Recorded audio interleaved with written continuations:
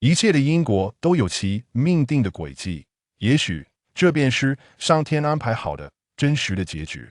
Grandma, I brought the new recruit to see you today. I'll let him in, you said loudly. A somewhat elderly female voice came from inside. Let him in. Finally, under Yu's watchful gaze, Aoki Teruaki pushed the door open and said, Grandma, sorry to disturb you. As he opened the door, he saw an older woman sitting on the tatami mat in the room with the shoji screen open. The old woman sat there with a straight back, quietly watching Hikitaro, her gaze deep and sharp as she assessed the new attendant who had arrived today, exuding an air of authority without being angry. Well, you seem acceptable. Let me first explain the rules here. First, work at your assigned task location and don't wander around. Wait for your shift change. Second, be respectful when you encounter the young master. Whatever he says goes. Third, be quick in your tasks and do your own job well. Fourth, you will receive a monthly salary of 101, and the household provides meals and accommodation. Fifth, we are looking for someone to serve the young master, and that will be your responsibility from now on. Starting tomorrow, you will go with you. By the way, you is the girl who came with you just now. Understand? The old woman quickly explained the rules and waved her hand to dismiss Aoki Teru. Aoki Teru gently closed the door. You haven't left yet?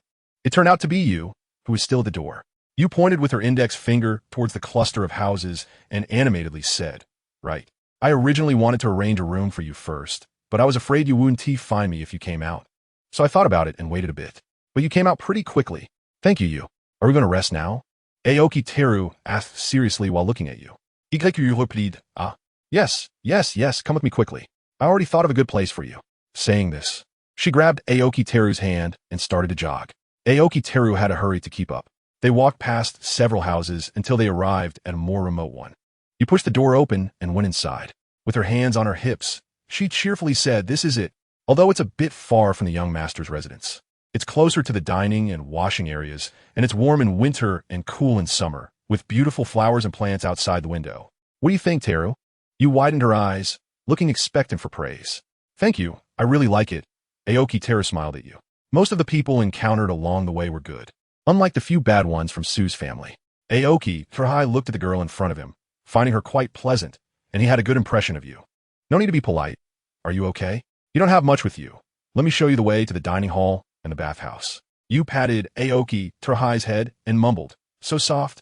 Haha. All right. Thank you, Sister Yu. Before long, you and Aoki Teruhai finished visiting the dining hall and the bathhouse, and casually had dinner at the dining hall.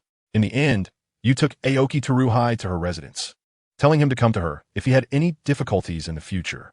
They parted ways at Yu's residence, agreeing to meet at the Rooster's Crow tomorrow morning, before the sun came up, to serve the young master as he got up and washed.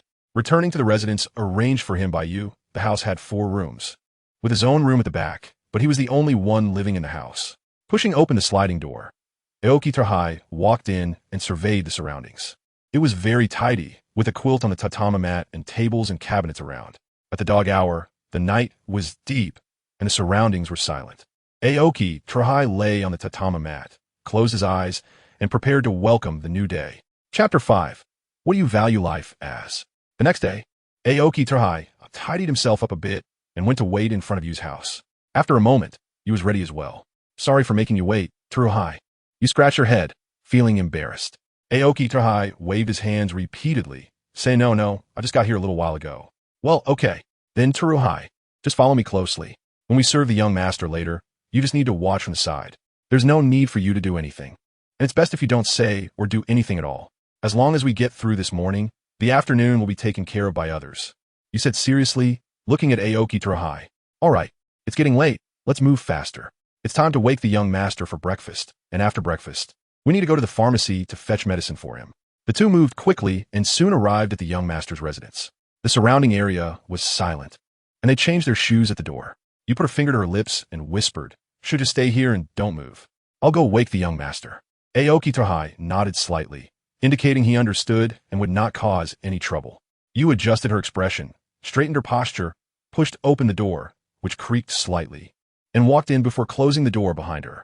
Before long, a faint sound came from inside the room, as if someone was coughing, followed by soft footsteps. Aoki Teruhai stood at the door, and from his observations yesterday, he found that the young master had a peculiar personality and was seriously ill. If the young master could get along with him well, he would be willing to help him with his minor ailments, which would not be too much trouble. In his previous life, the power in that world was largely based on the soul, meaning that even if the physical body was lost, he could still exert 60% of his strength. Although his physical body had been worn away in the flow of time and space, his soul had been strengthened, and he would regain his powers by the time he turned 18, allowing him to unleash 60% of his previous strength. The life force within his soul was constantly strengthening this body, which also made his physical condition far superior to his peers. Otherwise, how could he have such a strong body despite his family's poverty? The door creaked open, and Aoki Trahai looked over to see you helping the young master Tsukihiro out. You signaled to Aoki Trahai with her eyes, and he quickly bent down to bow respectfully, saying, "Good morning, young master." "Good? Huh, I can't take this. With this body? Cough cough, I might die today." Tsukihiro was furious, his face dark. It was unclear if he had taken the wrong medicine or if something had snapped inside him. "You, I remember you, Aoki Trahai. Get out of here, leave this place." You quickly knelt down, pulling Aoki Trahai down with her, anxiously saying, "Young master, I'm sorry. The new arrival has upset you.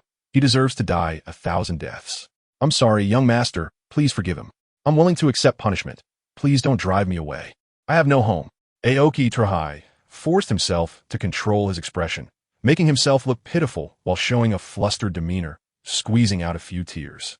To be kicked out after just one night? This young master's personality was truly hard to fathom. For now, he needed to find a way to stay, and the rest could be dealt with later. No home. What does that mean? An orphan? How pathetic, but I will not forgive your sins. Tsukihiro sneered. "I don't need anyone's greetings. What good are the greetings and blessings of mortals? You're not a deity. If any deity could look at me, would I still be in this state?" He felt as if he could die at any moment, and with such weakness, he didn't want to die. Tsukihiro's thoughts surged, and he coldly glanced at Aoki Trahai before speaking in an icy tone. "Punishment? Angering me deserves 1,000 deaths. Young master." Hearing this, Aoki Trahai was shocked. What did Tsukihiro value life as, to say such a thing? Was he going to kill him? Aoki Trahai felt anger for the first time. This person had no respect for others, and he disliked that. As the heir to the law of life, a disciple of the former god of life, and someone who would work in other dimensional worlds in the future, he was also a deity who governed the life force of all beings in the lower dimensional worlds. Meeting someone who treated life as worthless made it hard for him to remain calm. You beside him was also frightened into silence by Tsukihiro's words. As the young master of the birth house, everyone in the household had to obey his words. Deserving 1,000 deaths meant he could kill Aoki Trahai, or at the very least beat him up or punish him with a salary reduction. What do you value life as? How could you? Aoki Trahai glared angrily at the person before him, furious enough to stand up. He was about to die and still had to kneel before the one who would kill him. The sympathy he initially felt for Tsukihiro had turned completely into anger. "Huh? You cough cough, what are you? Cough cough." Tsukihiro was extremely angry. It had been a long time since anyone dared to step on his landmine. He had just been waiting for Aoki Trahai's subsequent pleas for mercy, having already thought of his next words, to be magnanimous and let him off the hook. Death could be avoided, but living sins could not. Punish him with a salary reduction for a few years or something, and this matter could be settled. Tsukihiro was originally in a bad mood today, thinking to casually punish someone for fun. Now, he found himself stuck. His father once said that mental torment was more frightening than physical pain. Life? Yes, what do I value it as? Of course, it's the most precious thing. Something I can only yearn for, but never reach. Who asked you? We were asking about others. Tsukihiro's mood was very complicated, and his eyes dimmed. Cough cough. From now on, cough cough, you are my personal attendant. I've decided not to kill you, but if you don't do well, don't expect to get a single penny for food. Tsukihiro said harshly. You are, young master Tsukihiro. After a moment of heated blood, Aoki Trahai calmed down, and hearing Tsukihiro's words, he let out a breath and replied through gritted teeth, kneeling down again. In this situation, it seems that this tone should be used, right? Yes, that's what the training manual says. When it comes to matters outside his field, Aoki Trahai appears particularly at a loss, precisely because of his low empathy skills. You, standing nearby, secretly breathed a sigh of relief. If he guessed correctly, the young master never intended to kill Trahai. It seems that the young master was just looking for some amusement today, especially since Trahai hadn't said much to upset him. In a moment of confusion, you didn't think of it right away, but was more afraid that the young master would actually execute Aoki Trahai. After all, Many had died for angering the young master. Tsuruhai, thankfully you're okay. However, being a personal attendant seems even more terrifying than death. Just thinking about Tsuruhai having to hustle around for 12 hours a day. Responding to the young master's every call sent a chill down Yu's spine. For this child who was 10 years younger than him, Yu felt a fondness the first time he saw him. He was as cute as his own younger brother, delicate yet stubborn. You can go back now. We don't need you here anymore. Didn't you always want to go home? I'm allowing it now, Tsukihiro said, raising his chin and generously dismissing Yu. He had grown tired of Yu's face, and although her service attitude was good, he just wanted to send her away. Then I shall take my leave. Between living at home with his parents and brother and serving the young master alongside Tsuruhai, she chose the former. I am sorry, Teruhi. I haven't seen them in a long time, and I don't want to only see them through letters anymore. Besides, the young master is too unpredictable. In these years, due to the provision of food and accommodation, Yu has saved up her money, and now that she is leaving, the money she has saved is enough to support a family for many carefree years. So I'm sorry. You passed by Aoki Hikaru and softly said sorry before leaving. Aoki Hikaru understood in his heart that even though he had only known Yu for less than a day, he felt nothing about her departure. Get up. Help me to the dining hall, Tsukihiro ordered, looking at Aoki Hikaru, who was kneeling. From today on, you are not allowed to go back and rest without my command. Yes. Accepting the situation, Aoki Hikaru quickly got into the groove. Facing the cold-faced Tsukihiro, Aoki Hikaru stepped forward to support him and walked towards the dining hall.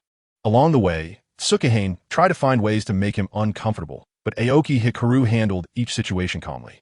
He knew that Tsukihiro had no intention of killing him at the moment, only wanting to find ways to torment him. Not now, but what about later?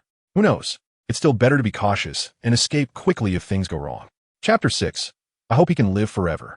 Time has never stopped for anyone. And in the blink of an eye, 10 years have passed. Sunlight filtered through the mottled leaves, casting shadows on the ground, and memories seemed to linger in those years. Aoki Hikaru had grown from a child into a teenager, tall and slender. His aquamarine eyes were deep and bright, clear as water. His moon-white long hair was tied in a high ponytail, cascading down his back like a waterfall, with strands of hair framing his face. He stood quietly, poised and graceful, yet full of vitality. Wearing a servant's outfit, he exuded the aura of a noble young master. Aoki Hikaru stood in the room, waiting for the commands of the young master he served.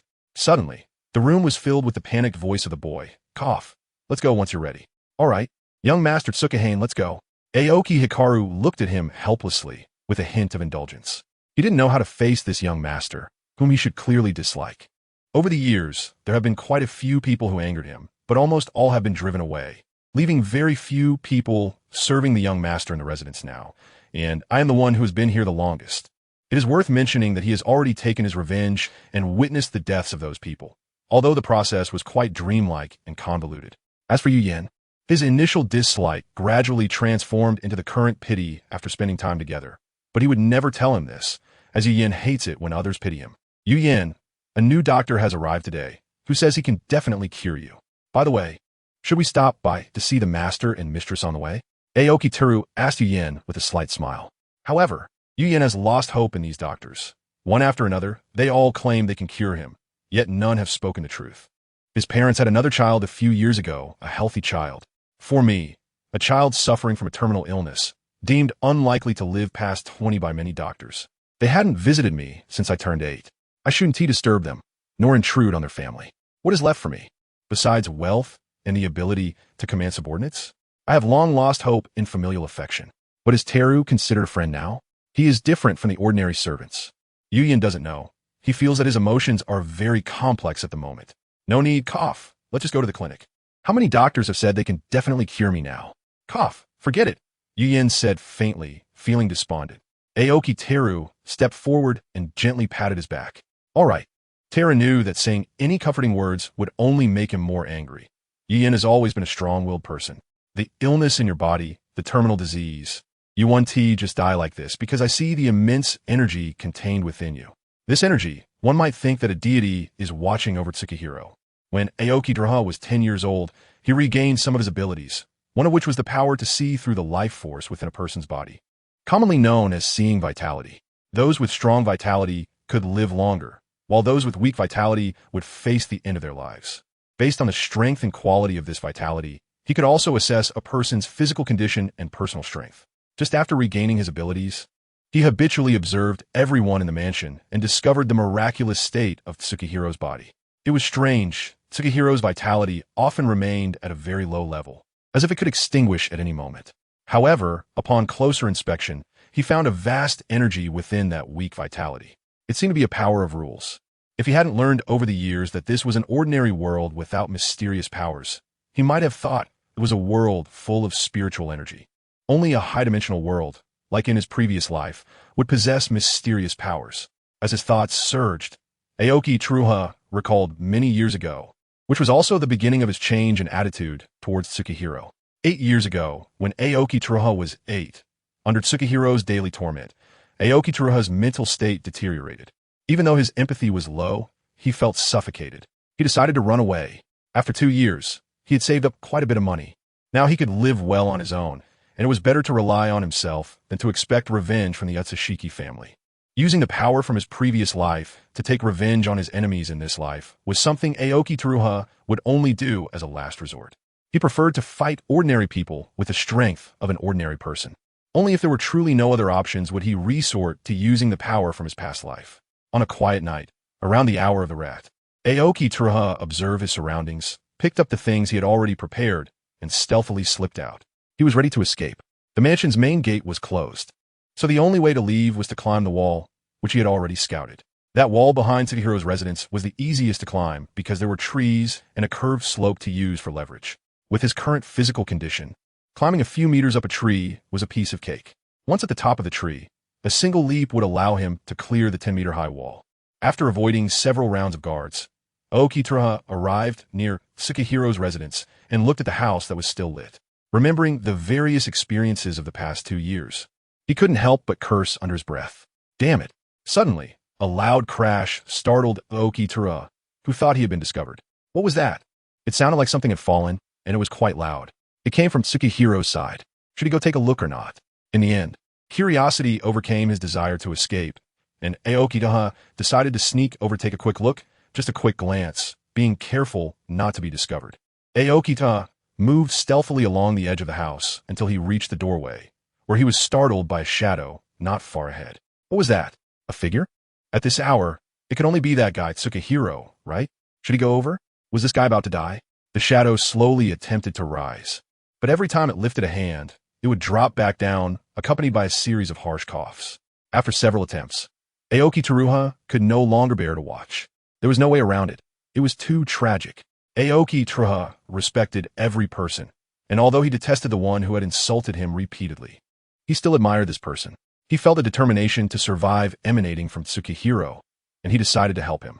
If Tsukihiro died or fainted today, the fleeing personal attendant will be the prime suspect. If he ignored him, the Utsushiki family might come after him tomorrow. Young master? Aoki Truha placed his pack in a corner and hurried over. The coughing sound from the figure on the ground grew weaker, sounding weak and powerless. He gently lifted the person up. Are you all right? You mustn't die. I don't want to be executed or hunted down. Aoki Truha expressed his concern, helping Tsukihiro toward the room. Tsukihiro didn't expect that the one saving him was the very person he had tormented for 2 years. His feelings were quite complicated now. Once back in the room, both remained silent, with only Tsukihiro's occasional cough breaking the stillness. The bitter taste of traditional Chinese medicine, which lingered year-round, highlighted its existence on this quiet night. What do you want? A quiet mumble broke the silence that had been maintained. Such a small voice would usually go unnoticed.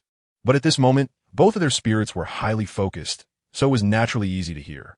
Seeing this, Tsukihiro's small face flushed, and he turned his head away. Cough.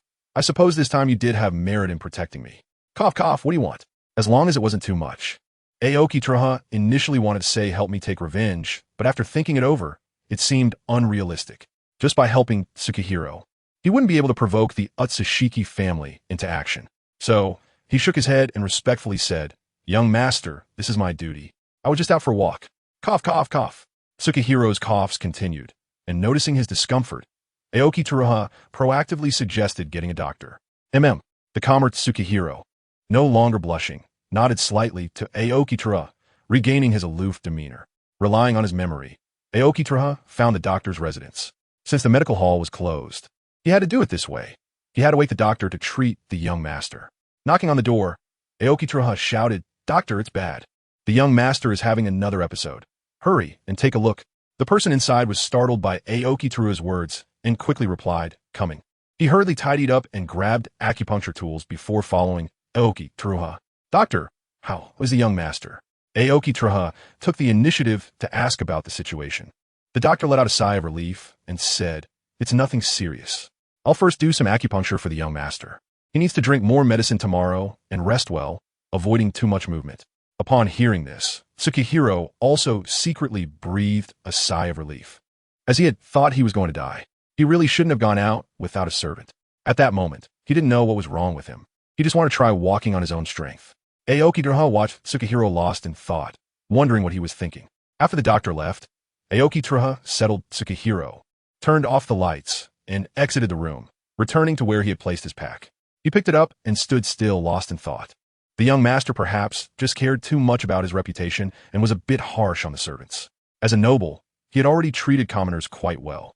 One must ask, which commoner would remain calm discussing the private matters that their master despised? That would be utterly disrespectful. Now, Aoki Teruhai wants to see how far Tsukihiko can go. When he sees Tsukihiko living for his sake, when he sees Tsukihiko taking traditional medicine day after day, he feels pity for Tsukihiko. Perhaps this is fate. Many servants are discussing how he won't live past 20. However, he hopes Tsukihiko can live on. Heaven treats everyone fairly, but it has been different with him. Without a healthy body, a happy childhood, or good friends and family. Aoki Truhai's gaze darkened as he walked towards his residence under the moonlight. Chapter 7.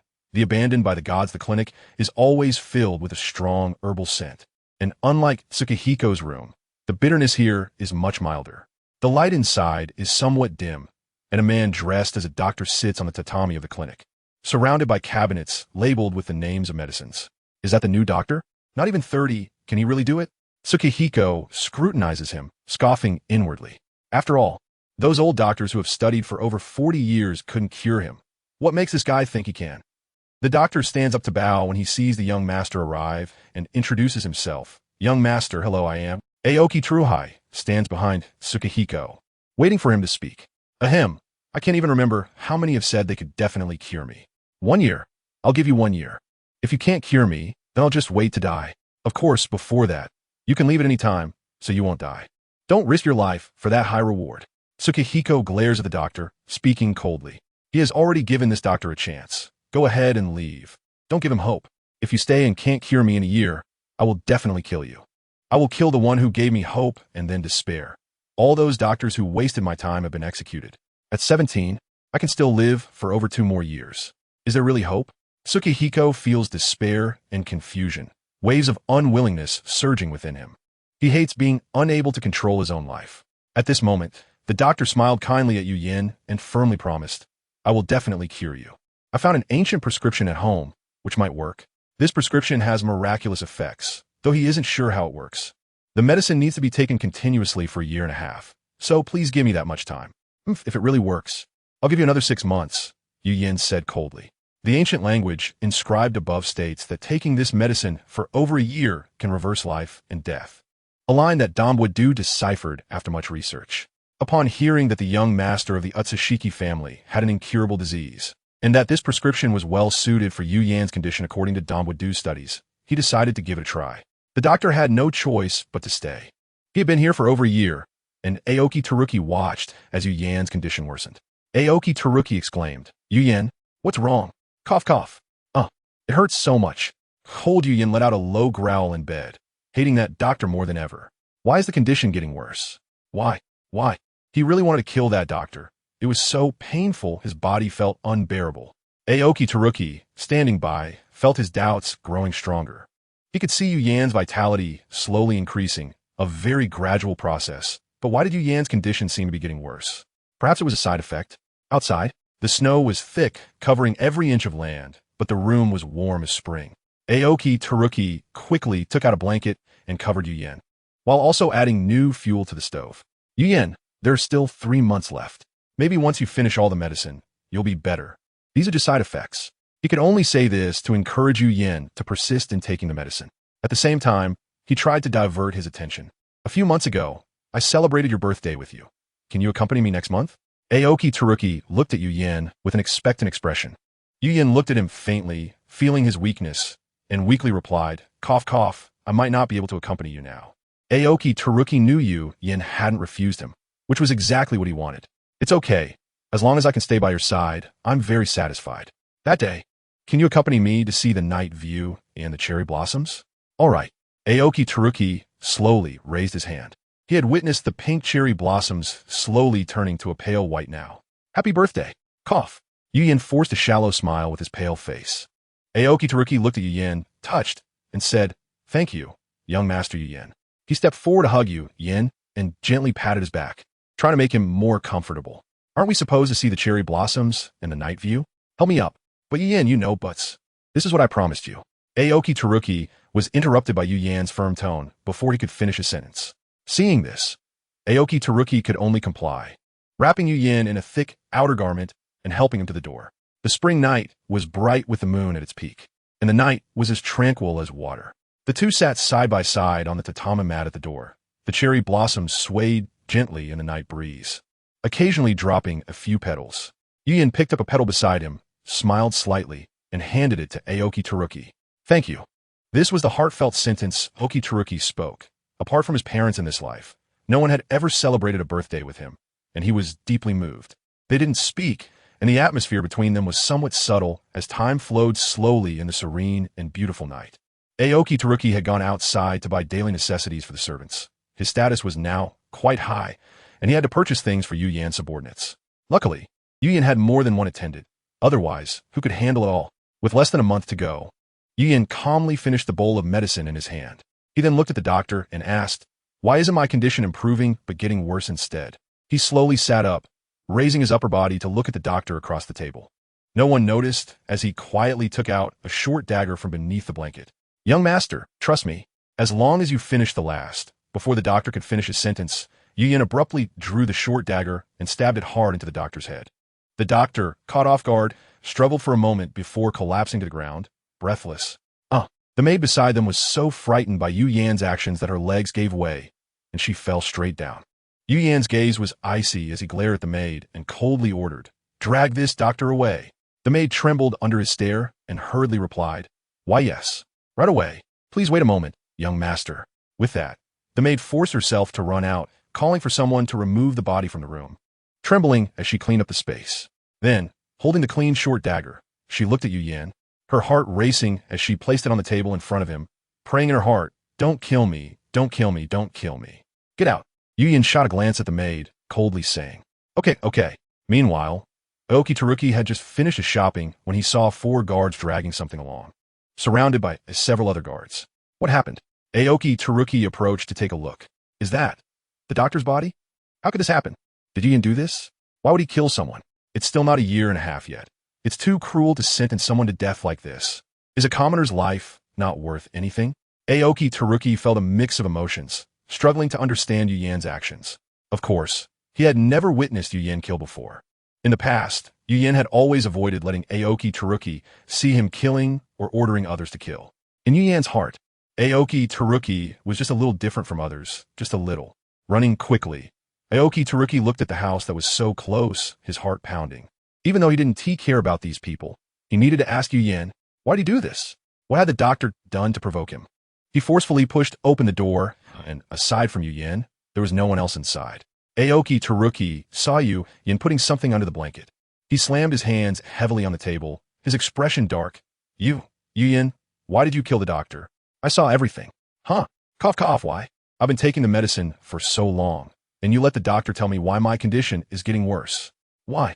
Yu Yan felt a bit unwell, believing he hadn't done anything wrong. Instead, it was Aoki Teruki who knew him that didn't understand this basic reasoning now. My life cough cough only has a few months left. Before I die cough cough, I want to see that quack die. Cough cough. Yu Yan gasped as he spoke, his body unable to stop trembling. A wave of weakness swept over him, and he collapsed. Yu Yan, are you okay? I'm sorry, I didn't know. You won't die. Believe me.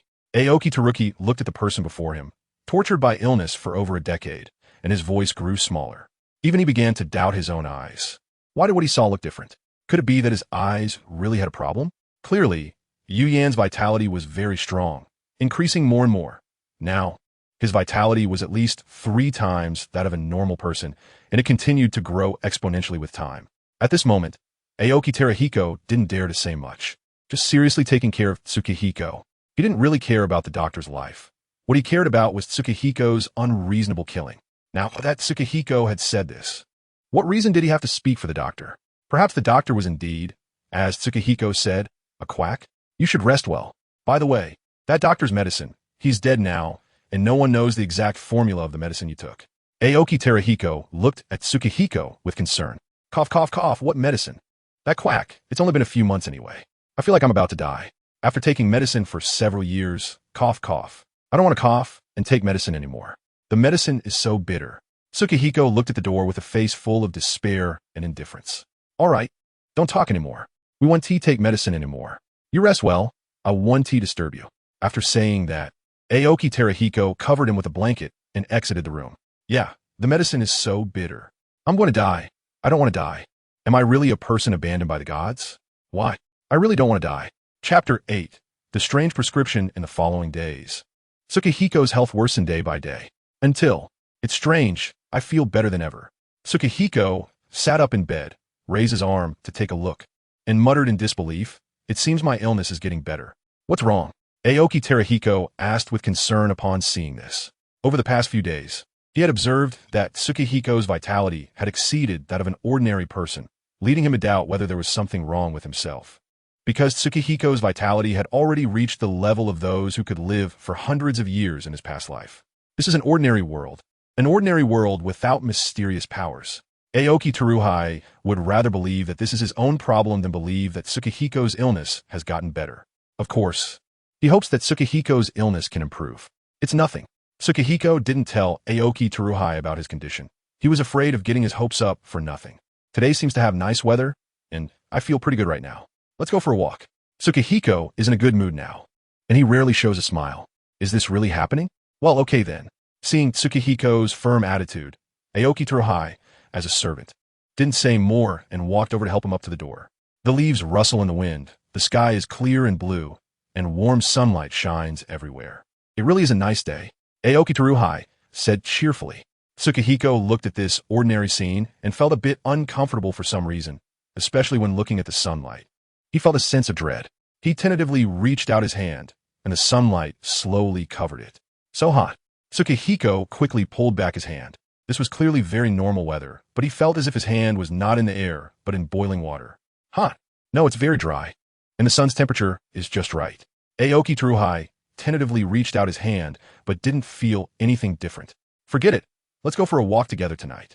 Tsukihiko seemed to have encountered some kind of nemesis and hurried back into the room, sitting on the tatami mat.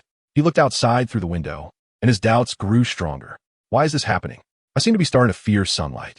While my body is getting stronger, I'm also experiencing many side effects. Moreover, I'm so hungry. Even though I eat every day, I feel very hungry and want to eat other things. Thinking of this, Tsukihiko's saliva couldn't help but secrete in his mouth, and his throat kept moving up and down. Hungry, what should I eat? What can fill my stomach? Aoki Teruhai, who arrived late, stood in the room and looked at Tsukihiko with concern. What's wrong? What's going on? Suddenly, Tsukihiko smelled a fragrant aroma. His nose twitched, sniffed, and locked onto the source of the smell. So fragrant, I really want to eat. No. Tsukihiko came back to his senses, startled awake. How could he have such thoughts? He actually wanted to eat him. No, to be precise, he had developed an interest in human flesh. I'm fine. Maybe I misunderstood the doctor. The medicine really works. The previous worsening of my illness and just now were side effects. Tsukihiko suppressed the desire rising in his heart, frowned, and gave Aoki Teruhai a faint smile. Aoki Teruhai squatted down in front of Tsukihiko, placing his hands on his shoulders. It's good that you're fine. He let go of his hands, but regretted that the doctor was no longer around. I told you we should at least wait until the doctor's treatment is complete before drawing conclusions. Just forget it. The doctor is dead. It won't help to say more. However, we can make good compensation to his family. All right, you can take care of this. Tsukihiko nodded. So are we going out tonight? He seemed not to want to go out, but Aoki Teruhai still needed to ask the young master's opinion. No, I suddenly feel a bit unwell. Tsukihiko hesitated for a moment and replied. As expected. Okay, then you should rest well. There are readings on the bookshelf. You can look at them if you're bored. I'll go ask about that doctor. After giving instructions, Aoki Teruhai opened the door, closed it, and instructed a servant to take care of Tsukihiro before heading towards the medical clinic. He didn't know much about this doctor. He needed to ask the person in charge at the clinic, where they usually have records of various doctor situations. After Aoki Teruhai left, Tsukihiro waited a long time before getting up. He needed to verify his thoughts. You come here. Tsukihiro commanded the servant outside the door. At the entrance, the servant heard and pushed the door open, bowing respectfully. Young master. Tsukihiro approached the servant, sniffed at his neck, and his rose-red pupils suddenly constricted. So fragrant, eat. Eat him. Hurry. He knew that Aoki Teruhai had gone far away and wouldn't be back for a while. So, he followed the thoughts in his heart. His fingernails slowly grew long and sharp, and the flesh-pink nails turned into a bluish-gray color.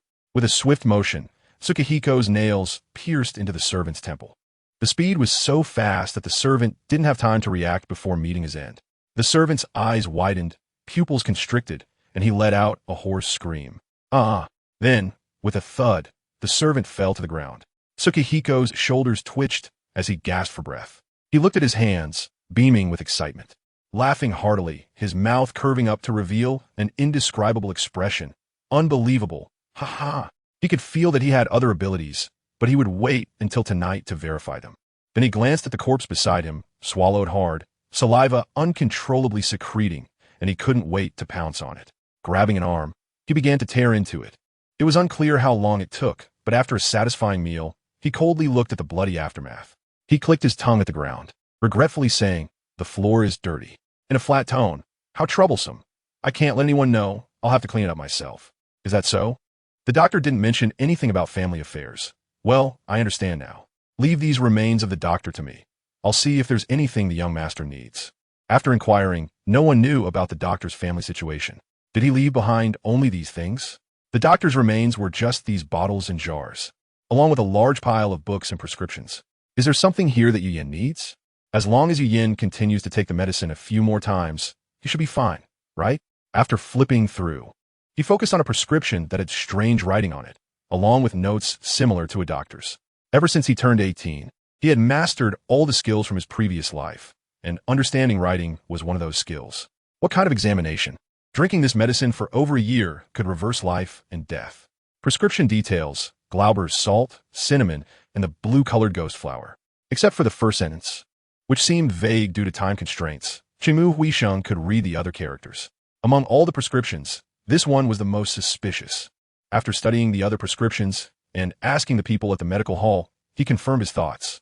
The other prescriptions were mostly for body conditioning, while the effect of this one was unclear. Qingmu Huisheng took the prescription and walked towards Yu-Yin, leaving the other things behind at the medical hall. This medicine might be what Tsukihiro needs. Tsukihiro. Aoki Teruhai knocked on the door and only entered after Tsukihiro permitted him. Tsukihiro looked at the visitor and smiled, asking if he was done. Aoki Teruhai shook his head and sighed, saying, "I couldn't find any information about the doctor here, but I discovered this." He then took out the prescription from his arms and handed it to Tsukihiro. "It's this one. I suspect that this is the medicine you've been taking for over a year. However, due to the treatment time not being reached, or because some ingredients were missing in what you were taking, it caused some side effects." "Thank you, Teruhai, I understand." The prescription was filled with many ancient characters that he couldn't read, but he had the doctor's notes beside him. He decided to personally visit the clinic that night, as he didn't trust even Aoki Teruhai to do it for him. First, he'd go to the clinic, and then go out to familiarize himself with his current body. Chapter 9. People's nightmare ghost. The sky had already lost its yellow hue, and stars dotted the night, with lights embellishing the city called Heian-kyo. After telling the attendants not to disturb his rest, Tsukihiro turned off the lights and headed to the clinic. "Is that so? These medicinal herbs are the same as what I drank before, only this blue-colored ghost flower. The medicine I drank did not include the blue ghost flower, the ultimate yang herb." After listening to the report from the medical staff, Yu-Yin fell into deep thought. It seems that the side effects I am experiencing now are due to not consuming the blue ghost flower. Does that mean that as long as I eat this blue ghost flower, I can achieve immortality? Yes, that's right, immortality. He already felt how incredibly powerful he was now. He felt that his life was endless. Only the sun could kill him. Yu-Yin raised the corners of his mouth, revealing a determined expression, and said, "Now, your top priority is to find me the blue ghost flower. He looked at the people in the medical hall and commanded. The medical staff replied in unison, "Yes, young master." "Hey, do you know what the blue ghost flower is?" "I've never heard of it." "But we can't ignore the young master's words. Let's issue a notice to inquire about it." "It'll have to be that way." A pair of doctors in the corner whispered to each other. The blue ghost flower, even many experienced doctors had never heard of or seen it, could only guess based on its name and function that it was a type of blue flower belonging to the category of highly potent herbs. Even though their voices were very quiet, Yu Yin could still hear them with his current hearing. Yu Yin sneered coldly in his heart, not taking it to heart. With the capabilities of the Chenyashiki family, there was no rare herb they couldn't find. It wouldn't be long before he was unafraid of anything. Leaving the Chenyashiki residence, people were walking in groups on the street. So fragrant. Yu Yin stared intently at this group of people, feeling like he was entering a hunting ground. He was the hunter, and the commoners were the prey. He felt that he was stronger now than he was in the afternoon, with no one able to threaten him. Yu Yin turned his head, forcibly shifting his gaze. He wasn't that foolish. It was better to look for someone alone. Arriving between the cracks of a house, Yu Yin cautiously controlled his nails, making them elongate like last time. Success. Ha ha ha. Oh no. Monster. Ghost. Don't come closer. Yao Guang, what's wrong? What do you feel uncomfortable? Tell your mother. Wait, what's that on your forehead? A faint candlelight flickered in the room. In this luxurious room, a young child and a beautifully dressed woman sat on the tatami. The young child had a black-purple pimple the size of a soybean on his forehead. The woman gently touched it, but saw nothing unusual. She felt very anxious inside, sensing that something bad was about to happen. Mother, I feel like I can't see things clearly. There's something wrong with my eyes, woo-woo. The young child rubbed his eyes, crying. The woman showed a worried expression and shouted loudly to the attendants. Quick, go call a doctor. Yes, let's shift scenes. In a hidden area, in an ancient yet luxurious courtyard, an old man with white hair suddenly spat out blood while meditating with his eyes closed. Then he trembled all over and collapsed, shouting something in pain. Divine scene, Head of the family, what is wrong with you? The attendants hurriedly ran over to support the old man. Go to Chenyashiki, quickly, find them. The elder, referred to as the head of the family, struggled to say with a trembling voice before fainting. Find who? Head of the family, what's wrong? Quickly, summon a doctor. Hurry, hurry, someone come. That night, many incidents occurred, marking the final curtain of the Heian era. In the early morning, the sky was a pale gray, and people slowly awoke. Have you heard? Last night, over at the head of the family, yes. There were indeed terrible screams. Many people died, too many to count on both hands, and none of them were intact. Those gossiping people were eagerly sharing their hearsay. Aoki Teruaki, on his way to Tsukihiko's residence, also heard quite a bit by the roadside. Last night, what happened? Ghosts? This is just an ordinary world. How could there be ghosts or supernatural beings? It's probably just people's grudges and vendettas. He's seen plenty of feuds and love killings. Yu Yin, how did you sleep last night? Aoki Teruaki looked at Yu Yin in disbelief. His vitality? Yesterday, it seemed to have quantity but no substance. Today, the energy within his vitality has become stronger. Yu Yin had already heard Aoki Teruaki's footsteps and now pretended to just wake up. Showing a mysterious smile, feeling good, he casually said, I slept quite well yesterday. That's good. Recently, Heian-kyo hasn't been very peaceful. We should avoid going out at night. I still need to talk to the subordinates at the mansion later. Aoki Teruaki still felt a bit uneasy. He always had a feeling the storm was brewing. Yu Yin nodded. All right. You too, don't go to the town tonight. Me? I'm fine. I have my means of self-protection. Aoki Teruaki joked, covering his mouth. Self-protection means... Can you tell me what they are? That's my secret. Sorry. Okay, but it's still best not to go out tonight. Haha, all right. Then I'll listen to Master Yu Yin. Over the next few days, Yu Yin went out every night. He discovered that not only had his body become stronger, but his cells could also regenerate quickly, and his control over himself had intensified. Weapons could not harm him. Of course, it still hurt. But compared to the daily pains he had endured before, this little pain was nothing. His blood had many uses. By sharing his blood with others, they would become just like him, and he could absolutely control them. However, their appearances were also bizarre, and some lost their consciousness, becoming mindless monsters that only knew how to eat humans. Nonetheless, even though they had lost their self-awareness, they would still obey Yu Yan's commands. From now on, you all go and find me blue spider lilies, Yu Yan would say to each transformed monster. Yu Yan felt he was the most perfect creature in the world.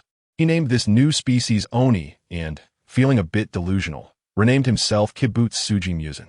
The nights in Heian-kyo had become taboo for both commoners and nobles, simply because of the recently spread rumors of monsters known as Oni. It had even been confirmed by many that this was not just a rumor. Numerous people had witnessed it. Those strange-looking creatures that lived by eating humans called themselves Oni. Yuyin, or rather, Kibutsuji Muzan, walked through the town, surrounded by houses of all sizes, with a pool of blood on the ground. A group of armored guards, dressed as samurai, came running, and one of them shouted at the figure with their back turned, "Hey, have you seen any man eating Oni?"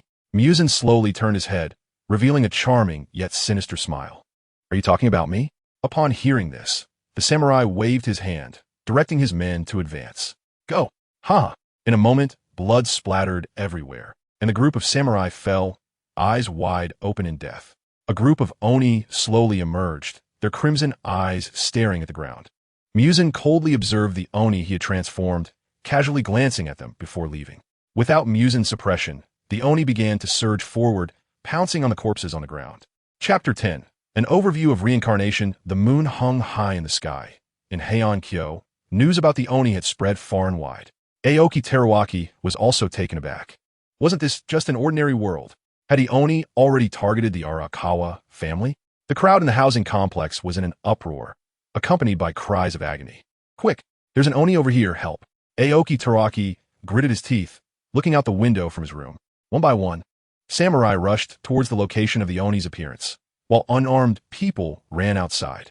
Some of those samurai returned stealthily after a short while. The samurai in front stared at the six-armed, three-eyed monster, their hands trembling uncontrollably with their swords. There were still people on the ground who had not yet died.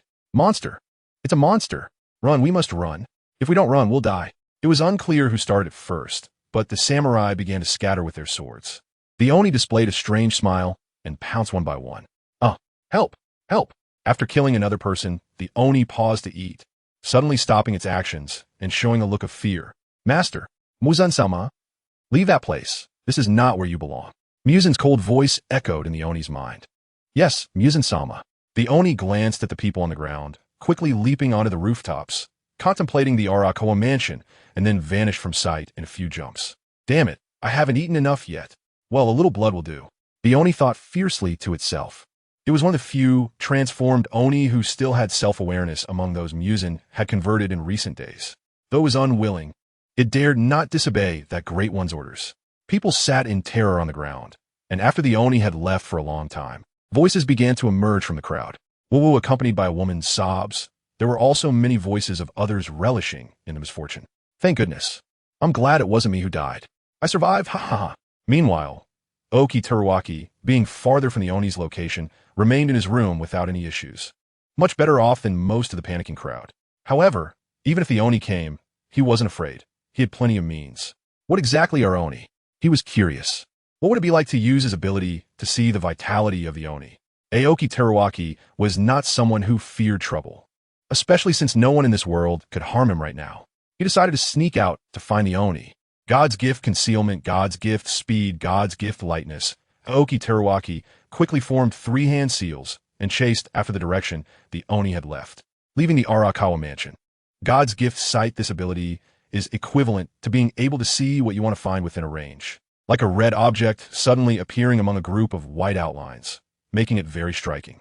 There is none here, nor is it over there. "Hey, found it over there." After living here for so long, I didn't expect this to be anything but an ordinary world. Let me see what you really are. Aoki Teruhiko lightly leaped onto the roof tiles and quickly headed in one direction. Is there a demon in this house? There is blood and dismembered limbs everywhere. Is this what demons are? Mani ating honli gusts. A small boy hid in the cupboard, tightly covering his mouth, tears swirling in his eyes as he peered through the narrow gap at the demon outside. "Brother, sister, father, mother, who will come and save me?" The demon fixed its gaze on the cupboard, revealing an evil smile. "Stop hiding. I can already smell you." Before the little boy could react, the demon lunged towards the cupboard. Ha ha ha! The scent of a child's flesh. The demon tightly grabbed the boy's neck, disregarding his desperate struggles, and leaned in to sniff. The door swung wide open, and Aoki Teruhiko walked in to see this scene. "Hey, another one coming to die." "No, wait, where are the people?" the demon exclaimed, tossing the boy it was holding aside and simultaneously taking an attacking stance. Is this a ghost? The vitality within it is similar to that of Yu Yin, but it has quantity without quality, while Yu Yin has both. What is the relationship between Yu Yin and a ghost? Aoki Teruaki thought in disbelief. The little boy fell heavily against the wall and slid down along it. Did the ghost find me through smell? Damn it. The Shinto concealment can only hide my form and reduce my presence, but it can't hide my scent. The smells that ordinary people can't detect can be sensed by ghosts. Should I save this little boy? If I do, will this world collapse? In the training books Aoki Teruaki read in his past life, it was written that using powers not belonging to this world in a small world and making the world's consciousness aware would lead to terrifying consequences. The severe consequence is the collapse of the world and continuous natural disasters, while the lighter consequence is being rejected by the world and restricted in the use of powers. Woo-woo, big brother, please save me. The little boy lay on the ground, his eyes looking towards where Aoki Teruaki was standing, revealing a pleading expression. Hearing this and watching this scene, Aoki Teruaki's long-dead memories came back to life. Yitzi? Why can he see me just like Yitzi? Is it also because of the smell? Is he the reincarnation of Yitzi? Some small worlds with more complete rules have this theory. In that case, it's not surprising. Aoki Teru decided to save the boy. He originally had the intention to save people, and upon thinking that the boy might be the reincarnation of Aoki, he couldn't disregard the boy's life. Power of rules life drain. Aoki Teru revealed his form when using this innate ability. This ability allows him to directly manipulate the life force within others. If he absorbs everything, this ghost will die, right? What? The ghost exclaimed in anger, realizing that the person had only extended a hand. Yet he felt weak and unable to move. In an instant, he lost consciousness, dying in a very suffocating and unclear manner. This vitality was condensed by Aoki Teruaki into a green transparent bead held in his hand. Are you okay? You asked, concerned. Aoki Teruaki took a few steps forward and suddenly spat out blood. Is it backlash?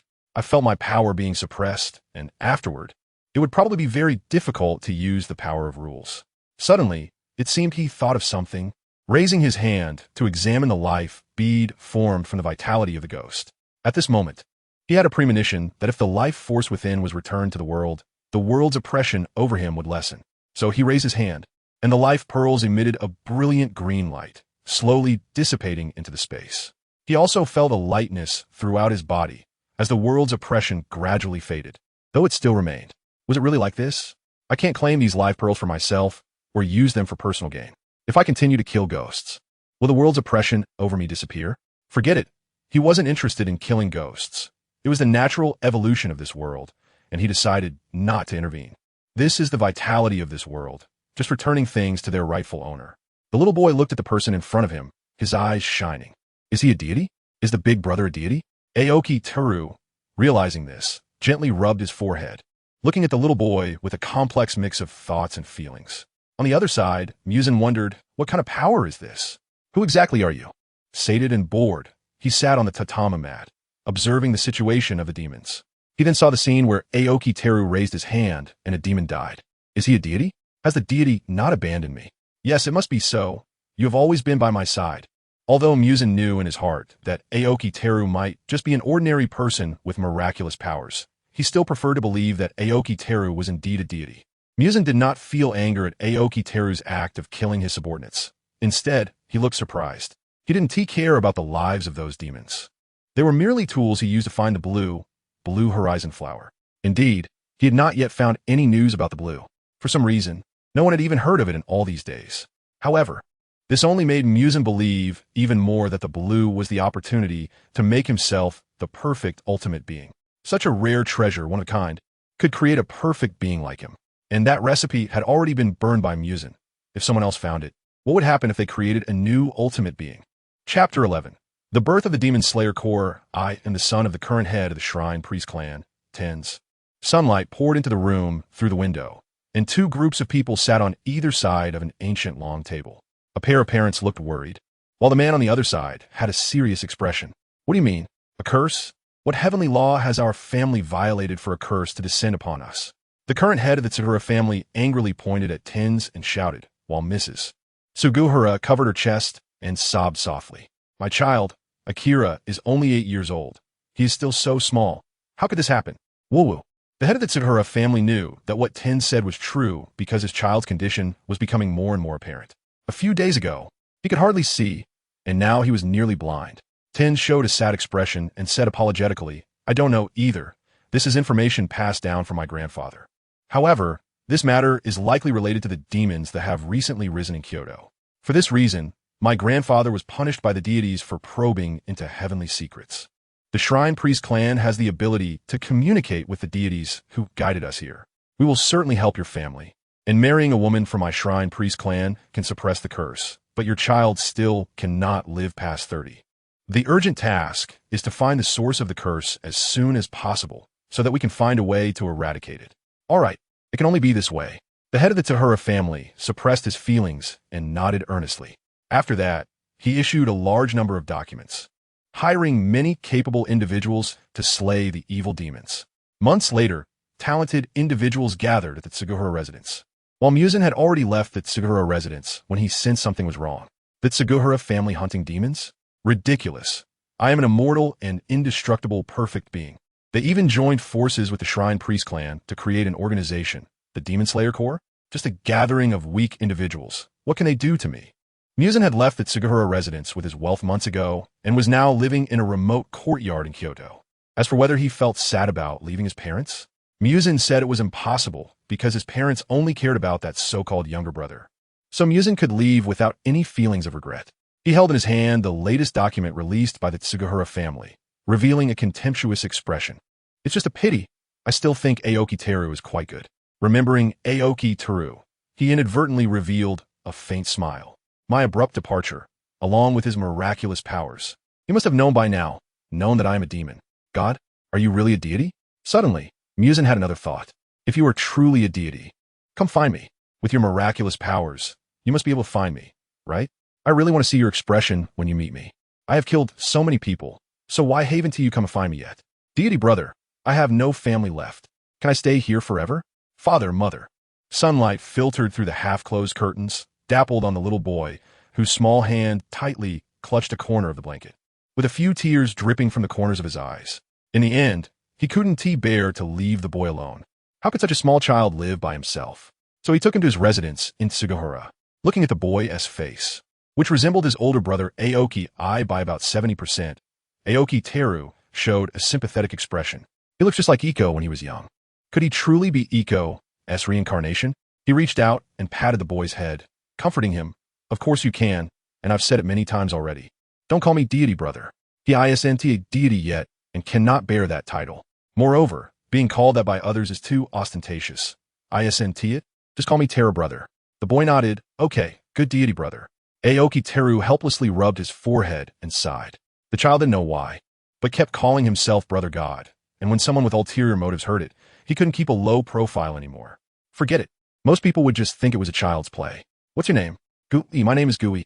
Although Gui was still very sad, he managed to cheer up in front of Aoki Hikaru and showed a smile. Gui, Isiki. All right, Gui, let me tell you. After settling Gui and reminding him of some matters, Aoki Hikaru headed towards the residence of Suki no Hikari in Muzan Kabutsuri. Suki no Hikari, do you know? Demons. Aoki Hikaru pushed open the door, and it was empty inside, but the candle was still burning, so he hurried to ask someone about the young master's whereabouts. Recently, the number of evil demons has been increasing, and he was very worried about him. After inquiring around, he learned from a servant that the young master had just gone out. Where could he go at this late hour? Aoki Hikaru decided to wait for him in his room. It was already the hour of the dog, and Suki no Hikari should be back soon. So, Aoki Hikaru waited and waited, watching as the lights of thousands of homes quietly went out. The candle burned out, but he still didn't wait for his young master to return. Although he was worried, Kyoto was so big that he couldn't find him in a short time. So he could only return to his residence, where there was still a child waiting for him. Months passed, and Suki no Hikari completely disappeared from everyone's sight. At first, many servants were panicked due to Suki no Hikari's disappearance. The head of the family, although he didn't care about this son at all, punished or executed many subordinates for the sake of the family's reputation, and for a time, everyone was in a state of panic. Aoki Hikaru, due to his strong business abilities, was retained by the Kanemori family after a few months of salary cuts. Just a few days ago, the Kanemori family established a specialized demon-slaying organization, the Demon Slayer Corps, under the guidance of talented individuals. Brother God, I want to join the Demon Slayer Corps. My father and mother were both killed by demons, and I want to kill demons to avenge them. Guppy clenched his small hands tightly and said angrily. Aoki Hikaru initially didn't want him to go. After all, demons could only be harmed by sunlight, and ordinary people would just be sending themselves to death. However, seeing Gu Yi's determined expression, he relented and said, if you want to go, then go, but you must take care. By the way, why were you able to see me last time? Was it because of the scent? Aoki Hikaru suddenly thought of this and curiously asked, huh, that time? I actually didn't see Brother God, but I smelled it. I smelled Brother's scent. Smell? So it really was because of the scent. A gifted ability. With such a keen sense of smell, you could also receive great training from the Demon Slayer Corps. All right, Brother understands. I'll take you to sign up for the Demon Slayer Corps, and when the time comes, you just say this to them. Really? Of course. You will definitely be able to get in smoothly and kill evil demons when you grow up. If you can grow up carefree, that might be even better. Guli nodded excitedly and bounced along behind Aoki Hikaru. On the high platform, the head of the Kaimori family was explaining something to the people present. Based on the descriptions from the demons we have slain before their deaths, their leader is a guy named Muzan Kibutsuji. After extensive investigation, we are certain that Muzan Kibutsuji is the source of countless tragedies and countless demons. We will aim to kill Muzan Kibutsuji and the demons under him, and establish this organization, the Demon Slayer Corps. Here, I am grateful for the support from various talented individuals. After the speech, the head of the Kaimori family walked into the room, looking at the scene with distress. Beside him were Lady Kaimori and their child, Kaimori Yoko. Currently, Kaimori Yoko's health was very poor. He lay quietly on the tatami, unable to move normally. Large purple lines grew from his forehead, and that area of skin was dry and unsightly. That said, Tsuki no Hikari, that sickly child, is very likely Muzan Kibutsuji.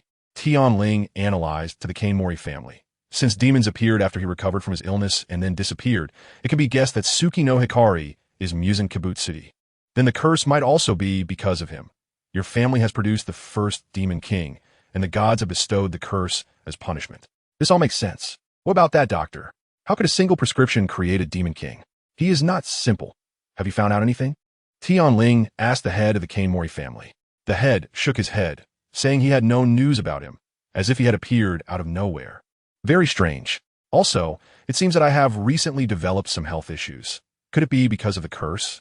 Tian Ling looked at him in shock and said, give me your hand. I will take your pulse. After taking the pulse, Tian Ling said solemnly, your pulse is chaotic, showing signs of being strong on the outside but weak on the inside. You will die within a year. Is it really so? Indeed. How could I escape the curse of the Kaimori family? The head of the family sighed lightly, understanding in his heart. Why should we bear the sins committed by that guy? Father? Cough, cough, no, don't die. Husband? Why? Woo-woo. The lady and the child beside him also appeared to be in great pain and sorrow. They couldn't accept such an outcome. All right, stop crying. The primary goal now is to kill that abomination, Muzan Kibutsuji. I will definitely kill Muzan Kibutsuji.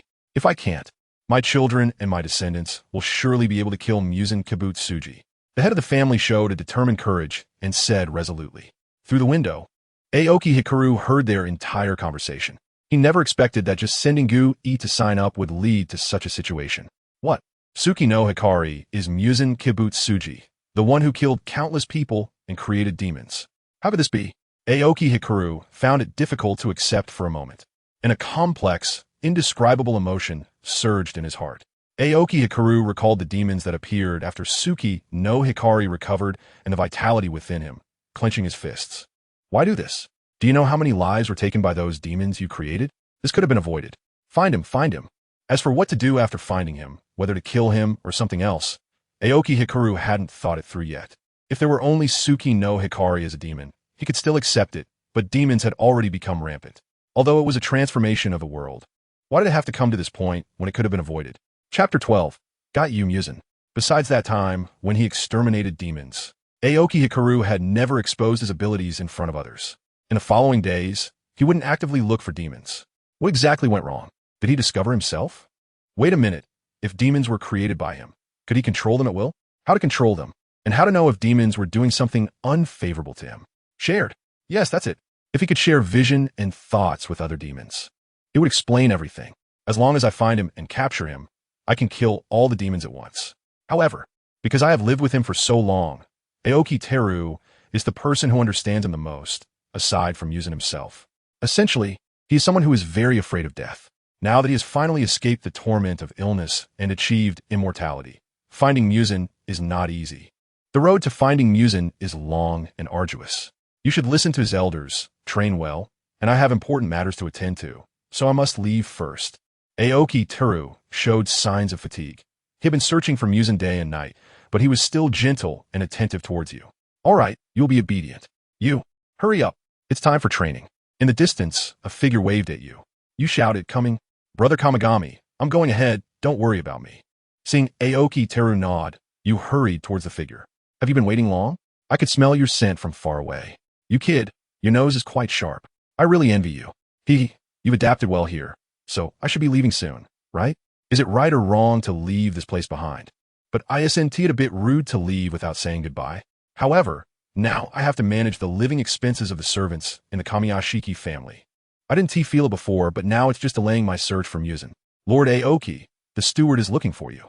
While walking, a servant spotted Aoki Teru, greeted him, and conveyed some messages. All right, you go ahead and take care of it. I'll come by later. Aoki Teru smiled faintly and nodded. See, he knows that everything must be handled by himself. There's always work to do every day. Anyway, the salary for the next few months is gone. If I stay here any longer, when will I find Muzan? He decided to leave. What will happen to the Kamiyashiki family without him? Aoki Teru believed that the large mansion could still manage without him. After packing his things in the room and leaving a letter for you on the table, he left without hesitation. He used his stealth technique to swagger out of the mansion. Where to go next? For what he could see, the demon's activity area was still concentrated in Heian-kyo. Therefore, Muzan must still be here. He planned to rent a place a bit further from the Kamiyashiki family, and later come back to slowly gather information. 100 mon per season? Sure, here's the money. Let us rent for 1 season. After negotiating the price with the landlord, Aoki Teru happily handed over the money. He was now a minor landowner, having saved at least several tens of ryo over the years, so he was not short of this little amount. Under the landlord's respectful gaze, Aoki Teru began to observe the house. It had a small courtyard, and the house was built with natural materials, with clear wood grain visible. All right, I'm very satisfied. Just take the money and leave quickly. Aoki Teru waved off the landlord. Yes, as long as you're satisfied. Finally, he managed to rent out this remote house, yay? The landlord clenched his fist with one hand under his chin, very happy, and left when he heard Aoki Teru's words. Entering the small courtyard, Aoki Teru first locked the gate before stepping into the house. He was very satisfied with this place. Although it was a bit far from the town and there were not many people around, the environment of the house was impeccable. After putting away his belongings, he went out. He gathered information at the taverns, tea houses, and shrines, but found no useful news at all. So, what to do now? How can I find him? Aoki Teru sat in his room, thinking for a long time, when suddenly an idea struck him. If I have any unique ability, the most useful one right now is my insightful that can see through life force, right? Got it. As long as I do this and that, I can create a new spell. Aoki Teru worked hard for half a day and was very satisfied with a new spell he created. From now on, you shall be called the Muzan Compass. Using this spell, an arrow that only he could see appeared before Aoki Teru, guiding him to the person with the strongest life force in this world. If we talk about who has the strongest life force in this world right now, it must be Kibutsuji Muzan, so this name is quite fitting. Stealth, speed, lightness I activate. Following the arrow, he crossed one alley after another, almost traversing half the city, until the arrow finally stopped in front of a secluded courtyard. It was daytime, and the weather was clear. Aoki Teru showed a determined smile and quietly climbed over the courtyard wall. You're here? Come in. I've already found you.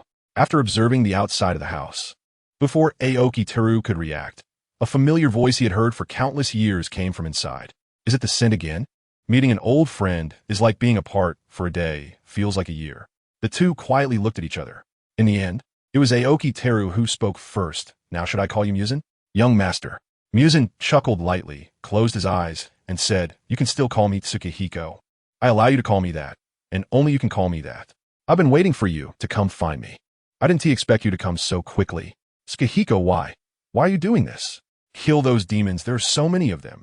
They have already become a disaster. Aoki Teru looked at Muzan angrily. He didn't want demons to become a natural disaster or for ordinary people to see demons as a calamity. Huh, after so long, you came to say this? Those lowly people being eaten by me is their honor. Muzan also got angry. He couldn't stand others saying such things about him, even if that person was Aoki Teru. As he spoke, he revealed the 9-bone whips behind him, taking an offensive stance. Aoki Teru was not afraid of him. It was daytime, and demons were most afraid of sunlight. So, Aoki Teru said to the approaching Muzan, "Are you sure you want to fight? You know I'm not an ordinary person, right? Not to mention whether you can win against me. It's daytime. You are naturally at a disadvantage." Hearing this, Muzan calmed down and retracted his bone whips. "If we fight now and accidentally break through the roof, sunlight will come in, and that will be the end." Aoki Teru stepped forward and pinned Muzan down, looking at his face fiercely. "Rule power hand of life, wither, and flourish." He raised one hand threateningly at Muzan. "Quickly use your ability to kill those demons outside." Before Muzan could react, he was pinned down by Aoki Teru. He instinctively struggled for a moment, and then a noticeable blush appeared on his pale, handsome face. It was embarrassment. No one had ever dared to be so rude to him. "Get off me quickly. Let your subordinates." Aoki Teru increased his strength, indicating that he wouldn't get off unless he agreed, applying more pressure. "Stop. I agree. Just get up quickly." Muzan's face turned red, feeling the life force within him slowly fading, gritting his teeth and agreeing to Aoki Teru's request. Agree? What a joke. He can at most command the demons to hide and not eat people. After Aoki Teruhiko got up, he quickly contacted the demons in Heian Kyo, telling them not to come out tonight. Why is he blushing? What happened? It's really strange. I am the Demon King, so I wouldn't stoop to lying. Even he felt a bit guilty saying that. Muzan slightly raised his head to look into his eyes, gesturing to indicate height, and realized that he was actually half a head shorter than this guy. He decided to study methods of changing his form later. Chapter 13. Establishing the power of the bound demons from now on. I will keep an eye on you. You better not have any bad thoughts. Seeing that Muzan was still looking at him, Aoki Teruhiko thought he was still planning to escape tonight. What are you thinking? Are those demons really created by you? What benefit does this bring you? Just thinking about the demons that harm humanity made him feel a deep aversion, and he had a complex emotion towards Muzan, hating the sin but also feeling conflicted. Muzan sneered contemptuously, pressed his lips together, and said, "Of course. They are merely tools for me to find the blue spider lily. It has been months without finding it. It must be due to a lack of manpower. Now that I have given my orders, they will definitely take their responsibilities seriously." "Did you really kill them all?" Aoki Teruhiko stared gloomily at Muzan, not knowing what he was thinking. Of course. Although he said so, his expression betrayed him. "Bastard!" Aoki Teruhiko shouted, not waiting for Muzan to finish, and used a hand seal to attack, reaching out with one hand to grab heavily in front of Muzan. Muzan's expression turned serious as he quickly retreated, his fingernails rapidly growing into sharp, ash-gray points, and bone whips appeared on his back, several of them attacking Aoki Teruhiko. Just now, he felt his cells rapidly dying. Is this really his ability? No wonder when he was pressing down on me earlier, there was such a strange sensation in my body. It was the feeling of life slipping away. What a magnificent power. How wonderful it would be if I could have such a strong power too. Aoki Teruhiko stared at the approaching bone whip, his hands glowing with a faint green light. He aimed, positioned, and reached out to grasp it from a distance. As the bone whip came within a foot of Aoki Teruhiko, it was struck as if by a giant hammer, and with a crisp sound, the whip gradually disintegrated into glass shards in the air, then transformed into twinkling starlight and vanished. Uffed. Seeing this, Muzan quickly retracted the bone whip and spat out blood, contemplating a retreat. Haha, you really are something. Are you a deity descended from heaven? Only a god could possess such power, right? Muzan found it hard to believe, but he had to face reality. Just from a few simple moves earlier, he had already lost more than half of his strength. This person is simply my nemesis, directly attacking my vitality, not playing by the rules. I'll consider myself a god for now. A reserved deity can also be considered a god, right? However, you don't need to know that, Kibutsuji Muzan. If you don't kill those demons, I will kill you. This is certainly just a moment of anger. As long as Muzan listens well and kills those demons, he won't do anything to him. Raising his hand, he charged up the curse of withering technique, withered parasitism. At this moment, Muzan was targeted by the Aoki Saisei technique, and he felt immense pressure, his crimson pupils constricting into a vertical line, while veins bulged on his face. Run? How can I run? It's broad daylight. Where can I go? Those who can't win will die. No, that's not right. Maybe I should just listen to him. He definitely won't kill me. Before Aoki Saisei launched his attack, Muzan had already agreed to his words. I'll do what you say and kill those demons, so stop. Don't attack. Muzan said through gritted teeth, unwillingly. What? Why didn't you say that earlier? He had already charged up. The technique was now out of his control. Fortunately, this technique didn't have the ability to automatically track. He just needed to dodge it. This is also a little trick he left behind, aimed at forcing Muzan to submit. Under the threat of death, Muzan quickly reacted. It seems like I can avoid this. As for getting rid of him, impossible. He can't do it. An ordinary person's lifespan is only a few decades. Just endure it, and when he dies, I can come out and cause trouble. If Muzan knew that Aoki Terahiko was a semi-immortal being, I wonder what he would think. It can be said that as long as he takes on the power of the rules of the small world, he is truly a god. Even if he can only control one type of power. Muzan pushed off with his feet, performing a mid-air flip to dodge the rapidly approaching dark green effect. That was close. He almost got hit. Hurry up. Otherwise, I'll hum. Seeing Muzan successfully dodge his charge, he secretly let out a sigh of relief. Then he pretended to charge up, with blue light radiating from his hands, threatening Muzan. Oof. After retracting his combat form, Muzan closed his eyes and killed all the demons outside through their blood. Muzan-sama, why do you want to kill me? Oh, many dark places that don't see the sunlight echoed with the screams of the demons. They've all been killed. Are you satisfied now? Muzan gritted his teeth and said, feeling frustrated. Very good. A familiar scene reappeared, and Aoki Terahiko spat out blood again. But this time it was 100 times worse than last time.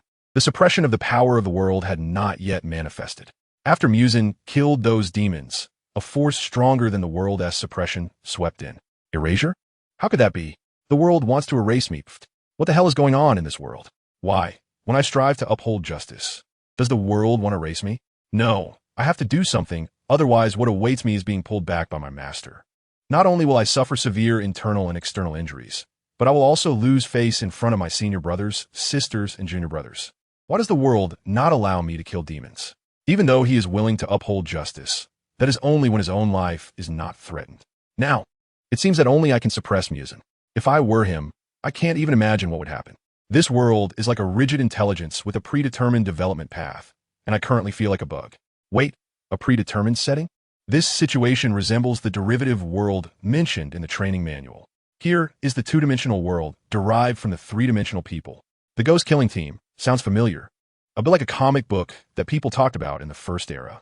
Aoki Terahiko hasn't read that comic, but it was so popular that many young people discussed it in school. The urgent task now is to change the settings back. As thoughts swirled, the erasure imposed by the laws on Aoki Terahiko became increasingly severe. Give me blood, don't ask why. Wait for me to come back tonight, don't leave. Aoki Terahiko gritted his teeth and said hurriedly, without waiting for Muzan to speak. He quickly took out an ordinary small knife from his storage space and slashed it towards Muzan's arm. What are you doing? Muzan was very angry at this scene, but due to Aoki Terahiko's terrifying power, he didn't dare to stop him. He had seen Aoki Terahiko spitting blood just now, but afterward, he acted as if nothing had happened, thinking it was just a side effect of the strange green light, so he didn't think much of it. Aoki Terahiko used his psychic power to control the blood, wrapping it into a floating mass. After taking the blood, Muzan could only nod in agreement. All right, it's best this way. Pushing open the door, a ray of sunlight shone in, and Muzan quickly retreated to a place without sunlight. Watching Aoki Terahiko rush out with his blood, he is indeed remarkable, able to make things float. Upon exiting, Aoki Terahiko controlled the internal world's power that was erasing him while running to the street, quickly injecting the blood into the bodies of the lucky ones. My apologies, but this is a last resort. I will definitely do good deeds to repay this later. He tried to distribute the blood to those poor souls who were orphaned and had experienced tragic lives, in hopes of compensating for their miserable past and giving them the strength to take revenge. Since each person received only a drop or half a drop of blood, the strength of those demons remained weak, and most warriors had the ability to deal with them. This is also a small scheme he left behind. Every time a ghost appears, the power of the laws within him diminishes a little. Finally, as the orange glow faded and night fell, Aoki Hikari could no longer feel the annihilation from the world inside him. He let out a gentle sigh, feeling the sorrow of this world, and he thought he should do something. He couldn't let the world's sorrow become the people's sorrow, nor could he allow the ghost to become a natural disaster. With his current strength, he could subtly change certain things without affecting the setting. Just now, the annihilation force wasn't too strong. At this time, It was probably because the so-called plot hadn't started yet. Once the plot begins, he wouldn't be able to withstand the annihilation at all. After all, he couldn't resist the power of the laws. The power of rules couldn't counter the power of laws, as they were not even part of the same system. He made a decision. He wanted to restrain those ghosts from eating people, while also controlling their numbers, keeping them within the limits that the world's consciousness could bear. Muzan, I've decided. I want to establish an organization. Aoki Hikari suddenly pushed open the door and saw Muzan still there, feeling relieved. Meanwhile, Muzan was puzzled about why so many ghosts had appeared, looking at Aoki Hikari with a strange smile. So many ghosts have appeared. You want me to kill them, and at the same time create more ghosts? What is the reason for this? The secrets of the world cannot be revealed. I have my reasons, and you will understand later. As the plot ends, the world's setting begins to disappear, and these words cannot be spoken. Otherwise, even if you can't hear them, I will be punished, and worse, face annihilation. So what kind of organization are you going to establish? I'll play along with you. Muzan raised an eyebrow, showing interest in the matter. Is it something only the gods can know? Unspoken, interesting. Aoki Hikari pondered for a moment, recalling his master and his own path. Let's call it suing.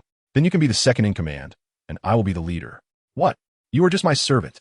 I'm the young master, you. Muzan pointed at Aoki Hikari in anger. Muzan had always been the one to give orders to others. But now he had become someone who was ordered around. It was simply turning the world upside down. I've long since quit that role, so it's not applicable anymore. Chapter 14. All matters settled. Storm's rising. Muzan had a bit of interest in Aoki Hikari's proposal, but under Aoki Hikari's coercion, he still silently agreed. Because Aoki Hikari promised him that if possible, he would sincerely help him find the blue horizon flower. This force, once established, can also help Muzan search for the blue. In fact, his obsession with the blue is no longer as intense as it was at the beginning, but he will still continue to look for it if conditions allow. His current curiosity mainly revolves around Aoki Teruharu. Who exactly is he? For now, let's find a place to set up base. I'll leave this matter to you, Muzan said naturally. Aoki Teruharu gently rubbed his forehead and replied helplessly, You really are a young master. Fine, I'll make the arrangements, but you have to give me the power to control the demons. I have my uses. Muzan waved his hand dismissively. Here you go. I just want to live well. Just don't bother me. After saying that, he condensed a drop of blood in his hand. This is my blood. Sense it. Immediately, Muzan copied his abilities and gave a copy to Aoki Teruharu. Good. Aoki Teruharu nodded, and, seeing the blood droplet about to merge into his body, quickly confined it and strung it into a ruby necklace using his own method. He was afraid Muzan would use this blood to cause trouble. The ruby-like blood droplet necklace hung around Aoki Teruharu's neck, making his skin appear even whiter. Seeing this scene, Muzan couldn't help but snort in his heart. I am the most perfect being. Aoki Teruharu quietly felt the power to control demons through the blood droplet. Then he looked outside the house. The moon hung high, and the stars dotted the black curtain of night, with only the sound of insects chirping, and of course, the remote courtyard was deserted. It's already quite late. I'll rest here for the night and arrange things tomorrow. Muzan's handsome face flushed, and he gritted his teeth in refusal. There's no place for sleeping here. Even when he was still Tsukihiro, they wouldn't stay under the same roof at night, no matter how close their master-servant relationship was. This is quite unrefined. Moreover, in a situation where one is lying on a tatami mat and covering with a blanket, he is not accustomed to sleeping with others. Resistance is futile. Aoki Teruharu expressionlessly fixed his peach blossom eyes on Muzan. The way Aoki Teruharu was looking at him was so different from the respectful demeanor he used to have, which left Muzan somewhat unable to accept it for a moment. I know what you're thinking. I'm not your servant now, and you're not the young master. Also, you'd better be quiet at night when you sleep. No sneak attacks. After saying this, Aoki Teruharu grabbed the blanket on Muzan and lifted it.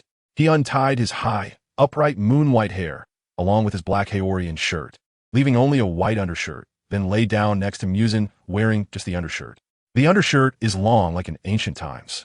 It's not just a pair of briefs. Afterwards, he calmly said to Muzan, Why aren't you taking off your clothes? You have to take off your clothes to sleep. Hurry up. This guy, he is not planning to sleep yet. Can't you see there's still books next to his tatami mat that he hasn't read? Moreover, ever since he turned into a demon, he no longer needs to rely on sleep to maintain his strength. He can go without sleeping. Of course, he can sleep if he wants. It all depends on Muzan's mood. However, due to Aoki Teruharu's strength, Muzan obediently took off his clothes. As for where the clothes that were torn by the bone whip went, Muzan said he is very wealthy now, so he certainly doesn't lack clothes. That torn piece was discarded long ago when Aoki Teruhai went out to shed blood. Now all done, take it off, let us sleep. You go put out the candle. I'm night blind at night. Is Aoki Teruhai night blind? He just doesn't want to go, being ordered around by Muzan in the Tsukihiro household. He now just wants to experience what it feels like to be the boss. Don't go too far. Muzan's rose-red pupils constricted, standing and looking down at Aoki Teruhai with a fierce expression. Aoki Teruhai raised his head from the blanket, quietly meeting Muzan's gaze. He didn't speak, just extended a hand to show Muzan his unique green effect. You're something else. The candle was extinguished, and the surroundings were pitch black. The darkness of the night was nothing to Muzan. He looked at the tatami mat that had been claimed by Aoki Teruhai, then glanced at the floor, and finally chose to squeeze in with Aoki Teruhai. After lying down, they faced away from each other. After an unknown amount of time, he watched Teruhai, who had already fallen asleep. Suddenly, Muzan turned over and tentatively said, Teruhai, are you really a god? There was no response. It seemed he was sound asleep. Muzan couldn't help but think about killing him, but just the thought of Aoki Teruhai being killed by him made his heart feel uneasy. Suddenly, Aoki Teruhai turned over, and Muzan began to observe him. I have to say, he looks quite good, with nice hair and a handsome face. At least half as good looking as me. Looking at Aoki Teruhai's face, Muzan muttered to himself. His gaze slowly swept down from the top of his head, finally resting on his lips, especially those full, pink lips. At this moment, Muzan couldn't help but recall the story he had read before. In comparison, the characters in the story are not as good-looking as him. No, I am the most perfect being in the world. How can I think like this? I must aim to become the ultimate perfect being. I am the most attractive. What is he even? At this point, Muzan does not feel attracted to the protagonist. He just thinks he is good-looking and feels unconvinced because Muzan believes he is the most attractive. In the end, after hypnotizing himself to sleep quickly, Muzan still couldn't help but let his thoughts wander. He is so mysterious. What if he has a way to replace the effects of the blue? If Aoki Teruhiko could help him find the blue, he would admit that Aoki Teruhiko is better looking than himself. Muzan currently doesn't even know what the blue looks like, nor does he know how long it will take to find this mysterious herb. Suddenly, while constantly thinking about Aoki Teruhiko, Muzan felt his ears turning red, with a hint of anger and embarrassment. What's wrong with me? Why can't I stop thinking about him? This is really strange. That night, Muzan thought for a long time, not knowing whether it was due to his introversion or something else. In any case, he couldn't fall asleep and didn't sleep well. On the floor, the light and shadows intertwined, and the first ray of morning sunlight slipped through the window. Aoki Hikari sat up, rubbed his face, and looked down at Muzan. Is he still sleeping? His sleeping posture is really poor. He quietly got up, put on his clothes, looked at the messy blanket, and covered Muzan properly before leaving. After Aoki Hikari left, Muzan suddenly opened his eyes, clear and bright. He looked at his blanket and felt it was strange no matter how he looked at it. What is wrong with me? I wasn't like this when he covered me with the blanket before. Although he was a bit afraid of Aoki Hikari after realizing he wouldn't kill him, he subconsciously placed himself back in the time when they were still master and servant. He cared for me so meticulously. Now he is just a bit fierce, but actually, he is quite gentle. At the Demon Slayer core base, seeing the long-lost god brother, Gu-I couldn't help but shed tears. God brother, where have you been these days? I saw the letter you left, and I thought you didn't want me anymore. Gu-I tightly hugged Aoki Hikari's legs, crying with tears and snot. Gu-I, please let go first. This is my fault, but the Demon Slayer core is your best home. I came to say goodbye this time. Aoki Hikari looked at the reincarnation of his brother with heartache. Although reluctant, he spoke softly. Wow, god brother, you really are going to abandon me. Gu-I let go and fell to the ground, looking at Aoki Hikari in disbelief. If possible, I still hope you can live well, get married, and have children. Listen to me. After calming Gu-I down, explaining the situation, and successfully saying goodbye, Aoki Hikari was also anxiously looking for the location of the Su-ing territory. It's not good here, and it's not great over there either. Finally, after searching one by one, they found a good base. After more than a month of wandering, Aoki Teru arrived at this place from Heian-kyo. It is surrounded by mountains on all sides, one mountain connecting to another, enclosing the open space in the middle and forming a valley shape. It is far from the city, unoccupied, and a good place. This will be the base for Su-ing. Aoki Teru looked at the place in front of him and nodded in satisfaction. After finding a good location, Aoki Teru also used the blood beads to locate a group of free laborers, quickly starting to build his stronghold. As for the materials, with so many trees around, isn't it all just wood? Aside from some fine items that need to be purchased in the city and brought back with storage space. The construction of houses and cabinets was all sourced on site. He randomly selected some intelligent demons and entrusted the construction work to them, promising them blood as a reward once it was completed. Thus, they were highly motivated to work on this task. Meanwhile, Aoki Teru ran back to Heian Kyo to bring Muzan over. I didn't expect you to be so well-behaved. I thought I'd have to look for you everywhere again. Aoki Teru raised an eyebrow at Muzan, who was sitting indoors reading. Muzan gritted his teeth, cursing Aoki Teru in his heart. Bastard, damn it, run. Where could I run to? You're not even human. The journey had taken quite a bit of time, resulting in the stronghold being well established by the time they returned. He kept his word and gave a few drops of Muzan's blood to the working demons. Damn it, you're using my blood again. After getting angry, Muzan looked at the valley and generously complimented Aoki Teru. I didn't expect you to do quite well. This place is nice, not many people around. No one will come looking for us. Satisfied, Muzan patted Aoki Teru on the shoulder, then remembered something, patted him again, and silently put his hand down. All right, I need to go into seclusion to study something. To prevent you from creating demons on a large scale, I must impose some restrictions on you. Binding sealing. Hey, I've been listening to you. What more do you want? Muzan's temples bulged as he angrily said. Before he could finish speaking, Muzan felt himself being restricted.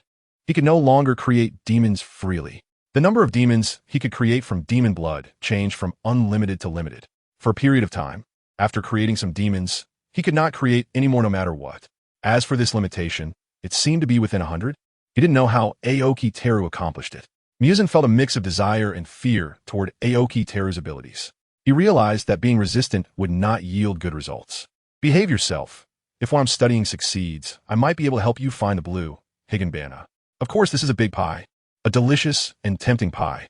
After saying this, Aoki Teruaki ignored Muzan and headed towards the cave deep inside the valley. This is a place he specifically created for retreating to study the world setting. As long as he closes the huge boulder outside the cave, he will be isolated from the outside world. This time, he intends to find a way to eliminate the world's plot. As long as the plot exists, he will not find peace. The blue other shore flower is the same, if he is not mistaken. This thing that allows demons to overcome their weaknesses only appears when the plot is about to end. He is unsure when the plot will begin, and to be safe, he should probably take several hundred or even 1,000 years to study it, but he doesn't know how long it will actually take. Once he enters seclusion, Aoki Teru loses his sense of time. He remembers that the last time he secluded himself, he spent over 300 years. After using telekinesis to push the boulder to close the cave entrance and setting up a barrier near the entrance, he performed a hand seal inside the cave to alert himself if the plot has already begun. With everything prepared, Aoki Teru began his seclusion. Brother Hada, I have made my decision. I want to leave here. If the God Brother wants me to live out my remaining years in peace, then I should leave the Demon Slayer Corps. This is the last wish of the Divine Brother, and I will definitely fulfill it. All right, since you've made up your mind, I won't say much more. The man named Tion sighed and waved his hand at Gu-I. Please help me apologize to the Lord over there. I have disturbed him for these past few years. Gu-I, who already had the ability to live independently, was also preparing to leave, leaving the Demon Slayer Corps base. Gu-I looked towards the prosperous Heian Kyo, revealing a determined expression. In the land of the priestly clan, the celestial phenomena changed, and a woman dressed in a priestly qipao slowly opened her eyes that connected heaven and earth, showing a hint of worry. Great shaman, what has happened? It's nothing, Shu. It cannot be spoken of. She still couldn't see the whole picture clearly, but she had a premonition that this world might change. She needed to write down this discovery and inform generations of shamans. This process may take years or even hundreds of years, but as a shaman of the priestly clan, it is my duty to record such history. As for whether the future will be good or bad, that cannot be predicted at this moment. On the other side, Muzan felt an indescribable sensation as he watched Aoki Terahiko truly leave. He walked in the direction Aoki Terahiko had departed, only to see him sealing the cave entrance with that massive boulder. This guy, forget it, no matter how powerful his abilities are, he is ultimately just a mortal. He can't stay in seclusion for too long, and he'll be out in a few days. For some reason, he felt a bit anxious. He shouldn't be in seclusion for too long, right? But if he stays in seclusion a little longer, could he? Although he can't create demons at will, His strength is by no means weak. Moreover, what he said about suing, he built a shell for himself, but didn't elaborate on anything else. If he doesn't come out for a long time, that might not be so bad. No one to constrain him. Isn't that good? Muzan looked at the moonlight on the horizon, pressing his hand against his chest, feeling a heaviness there. Epilogue. The end of the Su family. You. Come over here and feed me the medicine. Tsukihiro said coldly, lifting his chin at Aoki Terahiko. Don't think that just because you saved me last time. I would be grateful to you. What happened 3 years ago cannot be forgotten just like that. Bastard, you burned me. What is wrong with you? You've lost your monthly salary for this. Aoki Terahiko suppressed his anger, hastily kneeling down and respectfully saying, Young master, I am truly sorry. Please give me another chance. Is this young master looking for trouble? You clearly did that on purpose just now. Forget it. I should just apologize for now. I'm only 9 years old, and I can't do without the support of the Kiyomizu family for the time being. The food, drink, and living conditions here are great. If I were to be kicked out, I probably wouldn't have such a good life. Yuyin looked at Aoki Teraharu's submissive demeanor, and couldn't help but curl the corners of his mouth slightly, feeling a bit better. Get up, this is the last time. This time, I'll just deduct half of your salary. Yes, thank you, young master. Aoki Teraharu's anger surged within, but looking at Yuyan's subtle expression, for some reason, his anger slowly dissipated. If it weren't for the fact that this young master was living such a miserable life, he would have left long ago, clearly living in luxury. But Yuyan gave him a sense of deep unhappiness, as if the air was filled with a taste of sadness and melancholy. The melancholy was due to his illness. But what was the source of the sadness? Tonight, have there been any messages from my father and mother? Yuyan suddenly asked about the master and mistress, as if he remembered something. Replying to the young master, there's been no news. Aoki Toru also found it strange why they couldn't come to see their own flesh and blood more often. He heard the servants discussing that Yuyan's parents were planning to have another child. Recently, Aoki Teraharu had also heard quite a bit of gossip, one of which was that the lady of the production house was expecting a second child. Moreover, since the master and mistress rarely came to see Yuyan, everyone believed that the young master was not favored and had fallen out of favor. The current servants basically did not like this young master Yuyan, privately referring to him as that unfavored, sickly child, only holding back their disdain out of respect for the production house. The sadness in Yuyan's eyes was quickly suppressed. Even such a big event as having a younger brother, I didn't come to tell him? All right, I understand. Yuyan calmly nodded and waved at Aoki Teraharu. It's almost the hour of the snake. Take the bowl back and go. I need to rest. Yes, young master. Aoki Teraharu tidied up the medicine bowl, left Yuyan's residence, and left Yuyan alone to ponder something. Afterward, he took the medicine bowl to the pharmacy and walked towards his own residence. The night was deep, with only the surrounding houses and patrolling guards holding small lights, making the night not just a sea of darkness. As Aoki Teraharu was preparing to sleep, he thought of something and got up to put on his clothes, sneaking out. Although he was using stealth, he still carefully walked along a more secluded path. After passing through the small path, he arrived outside, the most luxurious courtyard of the mansion. Aoki Teraharu looked at the building in front of him and nodded. This was it, because the courtyard was really too large, and the layout of the houses was quite similar. With all the lights on, Aoki Teraharu could only observe them one by one. He was looking for the rooms of the master and mistress of the production house, preparing to play tricks and ask if they remembered they had another child. Suddenly, outside one of the rooms, he heard the voice of the master of the production house. So, Aoki Teraharu curiously stopped to listen to what they were saying. The conversation between the master and another person slowly reached Aoki Teraharu's ears. How could the emperor give such an order? Doesn't he usually not care about these matters? Watanabe, what do you think we should do about this? Master, I believe this is a great opportunity. After a long while, the discussion inside finally stopped. Aoki Teraharu listened for a while and gradually understood the situation. This might be his opportunity, the chance to witness the downfall of the Suwa family firsthand. Not long ago, the emperor issued an order to eliminate corrupt elements. Because of this directive, many prominent families were on edge, fearing that the emperor and others would find evidence against them. The Araki family, due to their large size and extensive business, had their share of troubles and stains.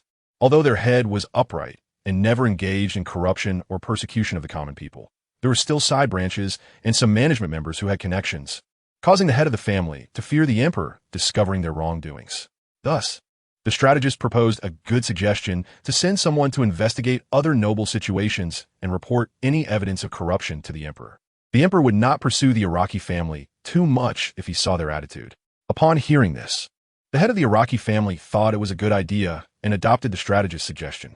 Aoki Trahai, having stayed here for so long, felt it was necessary to help the Araki family. Moreover, can revenge still be called revenge if one is not involved? He needed to have some sense of participation. Of course, Aoki Trahai did not forget the purpose of his visit. After some searching, he finally found the room of Lady Araki. Lady Araki was pregnant and needed rest, so she had already gone to sleep. The room was pitch dark, and Aoki Trahai took advantage of the moment when no one was around to slip inside. Lady Araki was extremely beautiful, and it was clear from Tsukihiko's appearance that her mother must be equally stunning. Before setting off, Aoki Trahai had already devised a strategy. He decided to use a dream-invoking technique on Lady Araki. This is an extremely simple basic spell that can only be used when a person is in deep sleep, and they will not remember the events of the dream upon waking the next day. Aoki Trahai used the spell on Lady Shitsuki and began his inquiry. In the dream, the world turned entirely white, and in the sky, a figure shrouded in hazy holy light looked down at the woman below. The woman was unsure how she had arrived there, but upon seeing the figure of the divine being that could not be gazed upon directly, she knelt down in reverence. Is this a deity? It cannot be looked at directly. It is very dangerous. Great deity, why have I come here? The woman knelt on the ground, nervously asking. I have sensed your sincerity and am willing to help you fulfill your wish. Speak your greatest wish at this moment. I hope my child in my womb can grow up safely. Oh, I see that you have another sick child. Why not wish for his recovery?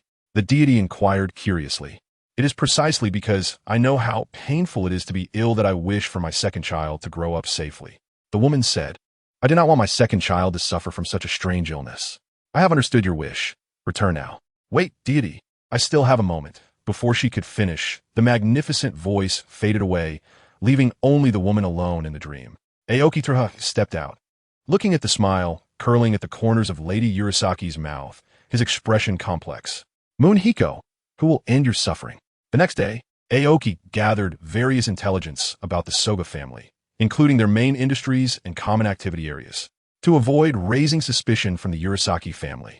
He also casually inquired about other families.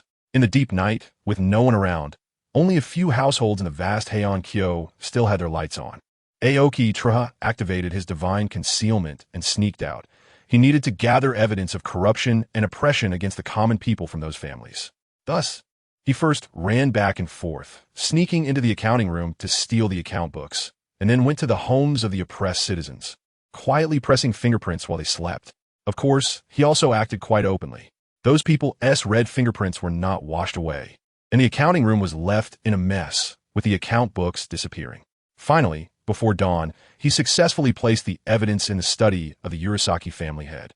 Were these evidence of the nobles' corruption and persecution of the common people? As expected, after doing many bad deeds, a powerful figure could no longer bear to watch. Just as I intended. The next day, the head of the Urasaki family came to the study to work, surprised to see these items. What happened to my hand?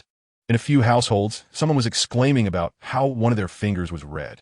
Meanwhile, Aoki Trahai was swaying in front of Moon Hiko with panda eyes, looking weak while working. Stop, don't do it anymore. Where did you go last night? Moon Hiko could no longer watch. Aoki Trahai looked quite disheveled. I went for revenge. Young master, I didn't rest well last night. I'm very sorry. All right, don't say anymore. Today, get someone else to take your place. You go back and rest. Moon Hiko adjusted his head and hurriedly stopped Aoki Trahai, waving his hand at him. Aoki Trahai's eyelids drooped, but he still looked at Moon Hiko gratefully. Thank you, young master. This young master is not that bad after all. While thinking about this, he planned to go back and catch up on some sleep. A few days later, some orders from the emperor spread to the common people. Aoki Trahai also learned from others that many families, including the Soga family, had been imprisoned by the imperial guards. They were to be executed from this day on, and the head of the Soga family and the steward were on the execution list. Aoki Trahai was very pleased and prepared to take the opportunity to watch his enemies die before his eyes. So, he found Tsukihiro and explained that he had urgent matters to attend to today and could not take care of him. Although Tsukihiro was very angry, he agreed. No more like this in the future. If you have urgent matters today, then it's fine. What kind of servant informs the master? That's simply disrespectful. But seeing Aoki Trahai's pleading expression, he didn't blame him. After bidding farewell to Tsukihiro, Aoki Trahai inquired along the way, and arrived at the execution platform. The area around the platform was crowded with onlookers, and, of course, there were also common people bullied by those families. Suddenly, Aoki Teruhai saw a familiar figure. The woman was very close to the man beside her, and she noticed Aoki Teruhai as well. The two looked at each other, momentarily stunned. The woman said something to the man, and then walked over to Aoki Teruhai. Teruhai, it's been such a long time. Is that man beside you your husband? The woman was the good person whom Aoki Teruhai met at the Arataki family. Even though later she didn't dare speak up for herself after offending Tsukihiro and left the Arataki family, he didn't blame her. After all, people live for themselves. We are engaged now. You hesitated for a moment and then said, are you doing well? Has the master made things difficult for you? Aoki Teruhai shook his head. No, we get along quite well. That's good. The two fell into silence, feeling a bit awkward. Finally, Aoki Teruhai broke the silence first. I don't blame you. Now that you can be happy, I'm glad for you. He was momentarily speechless and suddenly hugged Aoki Teruhai tightly, sobbing, thank you. As long as you can be well, I can rest assured. After exchanging heartfelt words, Aoki Teruhai suddenly asked, by the way, why are you here? Oh, I heard that the emperor is wise and eliminates harm for the people, so I came to watch these evildoers be executed. How about you? I'm here for the same reason. These evildoers are truly despicable. It's very satisfying to see them die. The two know. The three of them watched as the emperor's decree was read out, and the criminals were pinned down by several strong men on the guillotine, unable to move. With a clang, as the huge blade of the guillotine fell, it represented the elimination of the wicked who harmed humanity. People below shouted in unison, praising the emperor's wisdom. Chapter 15. Muzan didn't escape again with a rumble. A figure slowly emerged from the dark cave, squinting his eyes to adapt to the sudden bright light. The sun hung high in the sky, and golden rays poured down recklessly, enveloping him tightly. The man had long, moon-white hair cascading down his back, a tall and slender figure, and a delicate, handsome appearance. His emerald green eyes added a touch of softness to him. He didn't know how long he had been in seclusion, so he decided to go out and take a look. Indeed, the person was Aoki Teruhai, who had just emerged from the cave after a long period of seclusion. He wondered if he'd follow my arrangements well. If he went out and caused trouble again, what should I do with him? With this thought, Aoki Teruhai quickly ran toward the outside. Seeing the scene before him, Aoki Teruhai was filled with anger. He clenched his fists and punched a nearby tree, creating a hole with his tremendous strength. Where are the people? Muzan, what have you done in my house? At this moment, the place was already deserted, as if the buildings had been abandoned by time, standing there alone. Weeds overgrew the streets. Houses were damaged, roofs collapsed, and doors and windows were broken. Weeds grew wildly in the corners, as if trying to swallow this last memory. The once tidy base only remained in Aoki Teruhai's memory. If I don't erupt in silence, I'll perish in silence. Aoki Teruhai decided to take the initiative. Moreover, seeing the desolate appearance before him, he estimated that he had been in seclusion for quite a long time. He needed to go to the town outside to inquire about how long exactly. After tidying up a bit, Aoki Teruhai headed towards the populated areas. He thought he would have to walk for a long time to see people, but unexpectedly, as soon as he exited the valley, he saw signs of human activity. This is a trap set by hunters. Are there villages around? Aoki looked at the wild boar caught in the trap and murmured to himself, how long have I been in seclusion? In the past, it was a desolate wilderness where one couldn't see a soul for miles. Now, I've only walked a few steps and already see signs of human activity. After walking a few more miles, Aoki Teruhai's vision revealed a village in the distance. Approaching, although the village was quite run down and not as strong as the village from his childhood, it still gave a warm feeling. Some villagers noticed Aoki Teruhai, a stranger, and were observing him from the shadows. Aoki Teruhai wasn't afraid of their gazes. He just wanted to ask a question, not to do anything bad. Excuse me, elder. I travel here from afar and don't know how much time has passed. Can you tell me what year it is now? He approached a seemingly amiable elder and respectfully asked. The elder scanned Aoki Teruhai's attire from top to bottom, swallowed hard, and hesitantly replied, you just want to know the time? But young man, your outfit is quite strange. The elder looked at Aoki Teruhai's expensive fabric and confirmed that he didn't have any ill intentions, so he answered his question. It's the year 1467 of the Warring States period. Time flies so fast. Back then, the war raged on. Aoki Teruhai was stunned in place, not hearing a word of what the elder said after that. 1467. I've been in seclusion for nearly 500 years. No wonder that place was deserted. Muzan must have thought he was dead after not seeing him for hundreds of years and ran away. He wouldn't think I'm an ordinary person, would he? After all, he had previously asked me if I was a deity. Yet he didn't even come in to check. Aoki Teruhai completely forgot that the barrier he set at the cave entrance could not be opened from the outside. He needed to find him quickly. He didn't know if the binding spell he had placed on him still worked. Sensing that the blood bead on his neck no longer had the ability to control demons, Aoki Teruhai suppressed his anger.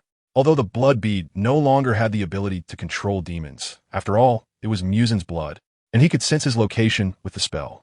After thanking the elder briefly, Aoki Teruhai followed the blood bead's guidance and left the village. He runs so fast. Does he think I'm dead and has stayed away from that place? Fortunately, his 500 years of seclusion were not in vain. In the past, whenever he used a stronger spell, the world would discover him. Now, as long as his energy isn't exhausted, he can use it freely. After all, he is from a high-dimensional world. How could he be suppressed by the consciousness of a low-dimensional world? After successfully researching a method to break the world suppression, he immediately applied it to himself. Then he began to study how to eliminate the plot, but unfortunately, the research yielded no results. However, he did achieve some accomplishments. As long as he didn't kill any important characters that appeared in the plot, he wouldn't be erased. So now, as long as he doesn't act recklessly, he won't have any problems and can even use his own power to change the plot. Regarding the future of Su-ing, Aoki Teruhiko saw a lot of potential, so he quickly emerged from seclusion. As a result, after researching only a little, 500 years had passed. Aoki Teruhiko casually used his spatial magic and flashed to the location sensed by the blood bead. It looks like an ordinary household here. How would he be here? It is worth mentioning that during his seclusion, he improved this useful ability a bit, allowing him to both conceal his presence and pass through walls. He achieved true invisibility. Aoki Teruhai thus sneaked into this room, and as soon as he entered, he heard Muzan's voice. So, have you made up your mind? You're dying. The only way to survive is to become a demon. Think of your children, your husband. They still need you. Muzan slowly coaxed the woman lying on the tatami mat. The woman initially showed some hesitation, but upon hearing the mention of her child, she finally made up her mind. All right, I want to become a demon. Aoki Teruhai watched as Muzan gave blood to the woman. He originally wanted to stop it, but this was her wish. It's better not to interfere too much. The woman drank the blood, and after a moment of pain, she felt an intense hunger. So hungry. Aren't you feeling very hungry? There's food outside. Aren't you going to eat something? Muzan stood there, watching the woman's expression of intense restraint, controlling his blood to suggest to her. He was pleased to see such things. How delightful it was to witness family members fighting each other. Finally, the woman could no longer remain calm, losing consciousness and rushing out of the room. She smelled food. So fragrant. Eat, eat, eat. Madam, your illness. Mom. The large and small pair saw the woman and were also happy, but they quickly sensed something was wrong. The man quickly held the child and dodged the woman's attack. Aoki Teruhiko felt the timing was right. He should take action. Otherwise, if she wakes up and finds she has eaten her own family, it would be painful for her, right? Soon, he revealed himself, controlling the woman's movements and knocking her out. Are you all right? Thanks. Before the man could finish his thanks, Aoki Teruhiko disappeared from the spot, leaving the man and the child looking at each other, then at the unconscious woman on the ground. Young master, long time no see, why are you running? Aoki Teruhiko blocked Muzan, who had already run outside, and said pitifully to him. Muzan was also very angry and shocked, his feet rooted to the spot, unable to move. Bastard, how are you still alive? How is he still alive? Could it be that he really is a god? You said you become a god. Why are you still fixated on me? Aoki Teruhiko said with a wry smile, didn't you say I was a god? How could God die? Looking at Muzan's terrified expression, he felt a strange urge to tease him. So, he slowly walked in front of him, placing one hand on his shoulder and leaning close to his ear. I'm still alive. Aren't you happy? Young master. The last word lingered. Muzan couldn't help but blush, his body trembling. You can't escape. You can't defeat me. But it had been 500 years. How had he grown taller? He was now half a head taller than me, making my threats feel a bit powerless. Muzan's veins bulged as he gritted his teeth and said, do you think I've lived these 500 years for nothing? Watch me. So many words. Doesn't he know that most villains in books die from talking too much? Before Muzan could finish, the hand Aoki Teruhiko had resting on his shoulder glowed with a dark green light, instantly absorbing most of Muzan's life force. Damn it, what do you want? Feeling his own powerlessness, Muzan once again compromised. This guy is not human at all. Why should I fight him? I can't die anyway, so it's better to just go along with him. Without Kibutsuji Muzan for 500 years, after breaking the restraints he placed on me, Muzan has become increasingly inflated. As a result, he has now forgotten this guy's extraordinary nature. However, after hearing Aoki Terahiko's words, my initial doubts about his identity vanished. He claims to be a god, so he definitely can't be one. Who would a god call themselves a god? Come back with me to Suing, and let's rebuild it. Where did you leave that place? 300 years ago. Chapter 16. Tamayo, Aoki Terahiko, who initially wanted to leave with Muzan, suddenly remembered the woman who had just been turned into a demon by Muzan. So, he took Muzan back to the house. When a woman woke up and saw her husband, she couldn't help but hug him and cry. "Wow, I'm so glad you're alive." "I didn't eat them." "Madam, please don't cry. There are others here." The man gently patted her back and introduced Aoki Terahiko to her. "This young man saved me yesterday." To avoid making the woman sad, his subsequent words were muffled. He intended to introduce his name, but ended up not asking. Aoki Terahiko stepped forward to help him out. "Hello, madam. My name is Aoki Terahiko. I'm Tamayo, and this is my husband, Kazuki. Hello. Thank you for what you did yesterday." Kazuki looked at Aoki Terahiko with heartfelt gratitude, then turned to Tamayo, revealing a complex emotion. Tamayo noticed the person behind Aoki Terahiko. It was the demon King Muzan Kibutsuji, who had lured her into eating her family yesterday, and couldn't help but criticize him in her heart. "How dare you scold me? Just wait." Muzan glared at her coldly, his icy voice echoing in her mind, and he noted her name in his little notebook. "If it weren't for Aoki Terahiko being here, I would definitely kill you." "No, I would first make you kill your family with your own hands, and then I would kill you." He knows what I'm thinking. Realizing this, Tamayo dared not think too much while Muzan was around. "By the way, the person behind you looks a bit familiar." "Who is it?" Kazuki, although he recognized him as the person from last night, still wanted to be polite. "He's my friend. You can call him Tsukihiro, right?" After saying that, he shot a threatening glance at Muzan. What could Muzan say? He could only force a smile and greet them. "Hello." Tamayo looked at the two with curiosity. Anyone who could make the Demon King speak like that must be extraordinary. "Mr. Kazuki, could you please step outside? We have something to discuss with Miss Tamayo." Aoki Terahiko smiled at Kazuki. Kazuki nodded, wearing an understanding expression, and left the room. "All right." Tamayo nervously watched them, glancing at Muzan before anxiously asking, "What do you want to do?" "Don't be nervous. He won't do anything to you while I'm here."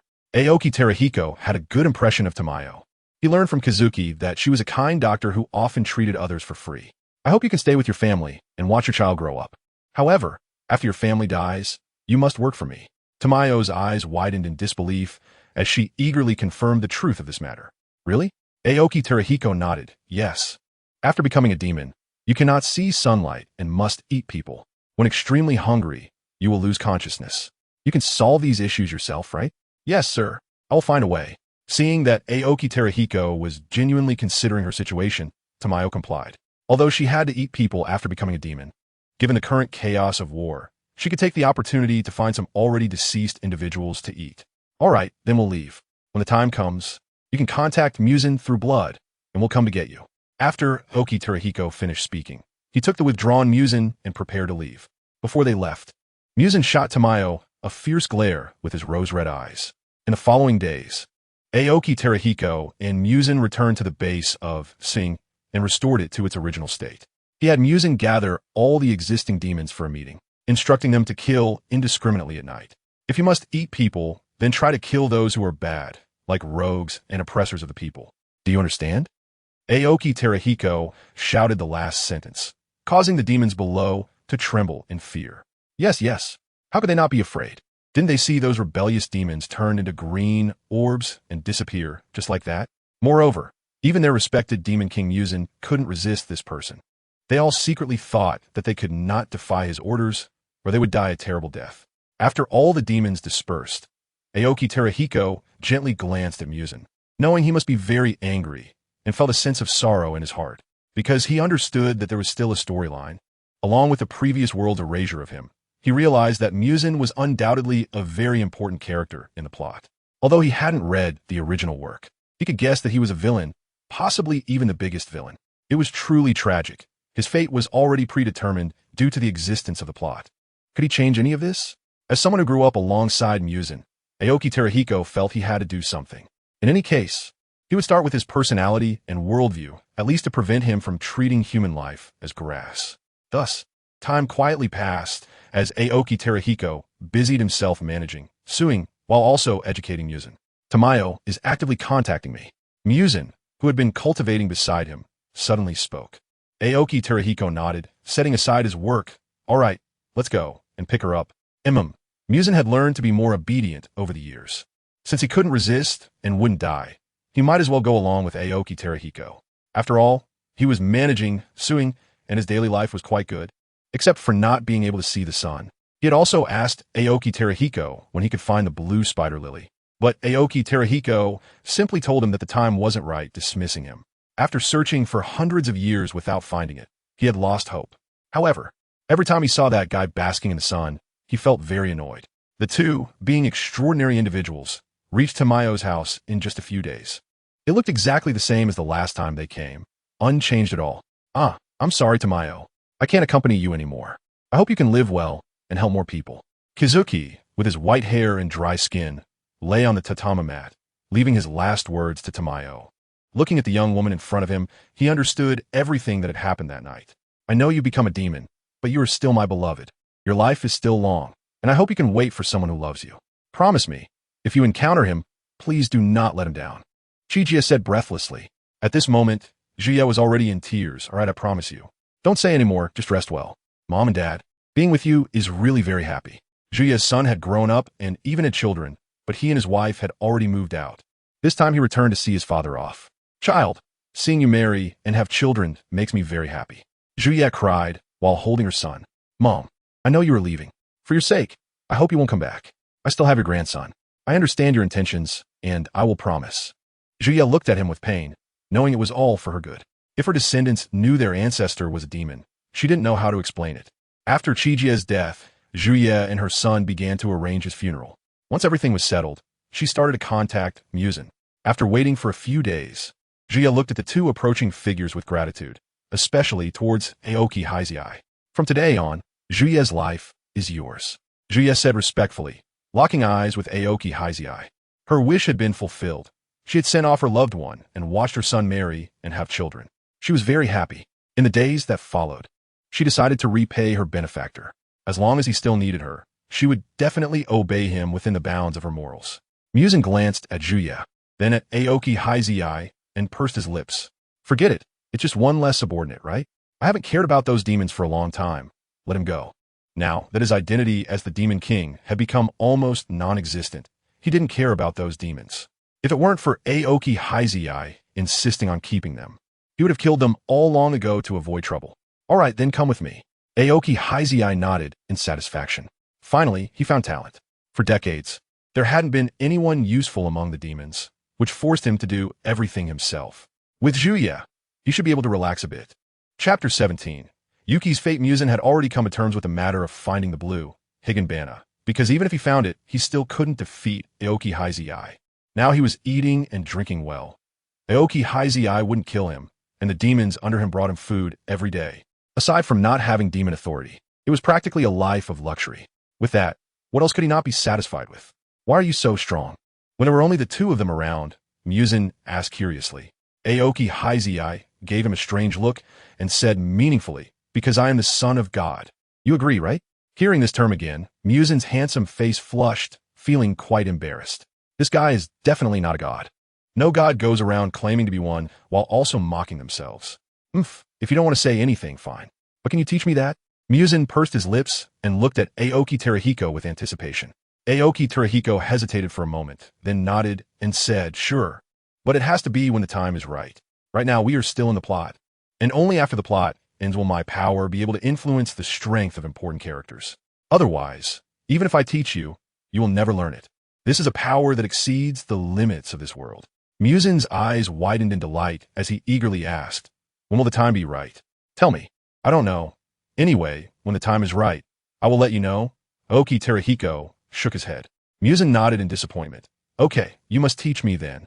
I want to become stronger.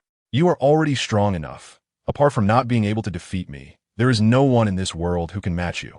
Aoki Terahiko said coldly. All right, I have to hand over the work to Tamayo now. You can go out more and do the things you enjoy.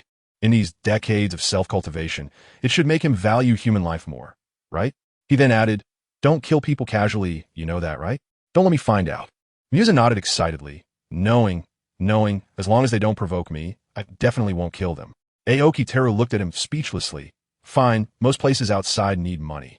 If there's no money, go to the accounts room to get it.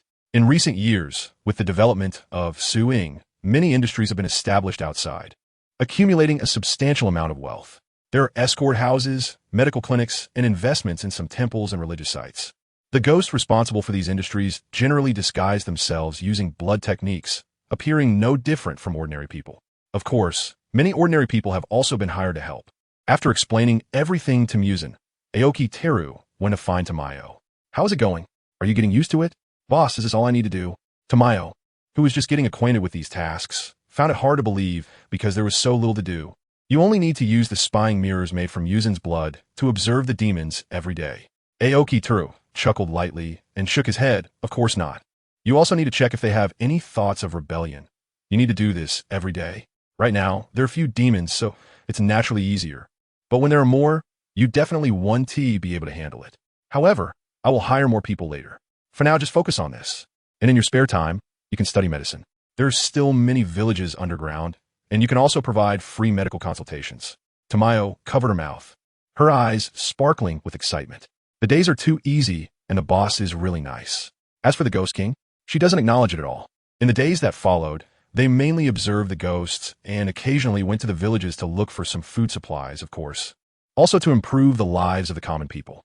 As a result, they earned quite a bit of admiration from the civilians. There were whispers among the people about a deity living among them. For them, anyone who could save them from suffering was a god.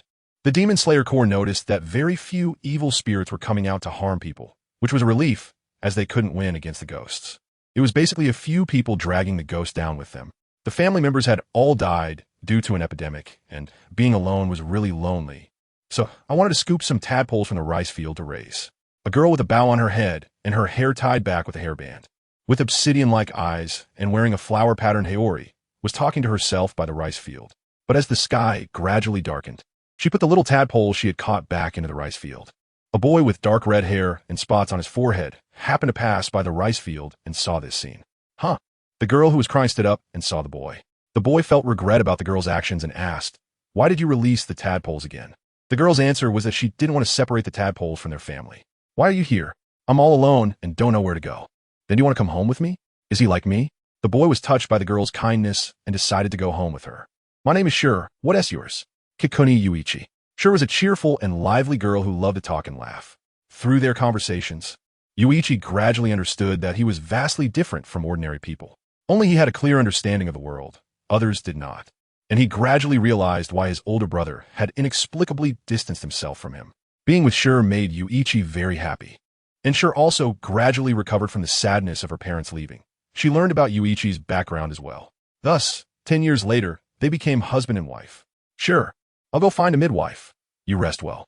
Yuichi looked at Sure with concern and gently said to the soon-to-give-birth woman, "Okay, be careful on your way." Sure nodded. On his way to the town to find the midwife, Yuichi encountered an old man. Seeing the old man clutching his chest tightly, he hurried over to ask if he needed help. I want to go to that battlefield over there. My son is seriously injured, and I want to see him one last time." The old man had a heart condition, but still insisted on going to the distant battlefield. "That battlefield? It's 3 mountains away from here." Yuichi felt he couldn't just leave the old man alone, so he offered to help him. "Thank you, young man. You're really a good person." The old man hurriedly knelt down to express his gratitude. "It's nothing." Yuichi looked at the sky and thought about finding the midwife. It would be okay to go tomorrow as well. After a bit of time, Yuichi finally brought the old man to the battlefield, and the old man got to see his son as he wished. Yuichi stood to the side, slightly smiling. "Since that's the case, I'll take my leave." After bidding farewell to the old man and his son, Yuichi hurried back. He was very worried and hoped nothing would happen. Meanwhile, Aoki Teru, basking in the sun at the Su-ing base, also sensed something, as if the plot was being corrected. At this moment, Tamayo hurriedly arrived with the viewing mirror, saying, "Boss, I found a demon staring at a household. The man from that household has already gone out, and it looks like he is about to harm the woman inside. I've warned him not to kill, but it seems like he didn't hear me. What should we do now? Should we kill him? Oh, is it the power of the plot? What key plot point is this?" My 500 years of seclusion were not in vain. This little bit of plot won't affect me, or I would be failing my master's guidance. Where is it? I need to go there personally. He might have broken free from Muzan's control, and our connection to him is very weak. Akiyoshi Hikari carefully looked at the viewing mirror and, after seriously sensing the blood connection, said at Mount Unkoku, knowing the location. Akiyoshi Hikari instructed Tamayo to observe the demon closely and report any information to him before hurrying over. Decades ago, Akiyoshi Hikari had asked Muzan for a lot of blood, through which he could connect to various demons, and he also made the viewing mirror. Over the years, his power had also recovered significantly, allowing him to teleport over large distances. Mount Unkoku is not too far from here, at least not as far as Tamayo's home. So, while listening to Tamayo's report, Akiyoshi Hikari quickly arrived near the small house she mentioned on Mount Unkoku. Where's the demon? To the southeast, hiding in the bushes. But it seems like he sensed you coming.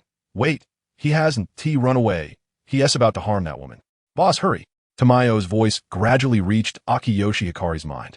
Upon hearing Tamayo's urgent voice, Akiyoshi Hikari swiftly headed towards the demon's direction. Hiss! Ow! Let go! Akiyoshi Hikari grabbed a demon with 3 arms and purple-blue skin, looking at the incoherent, screaming demon. Akiyoshi Hikari's hand glowed with a green effect, decisively releasing it back into nature.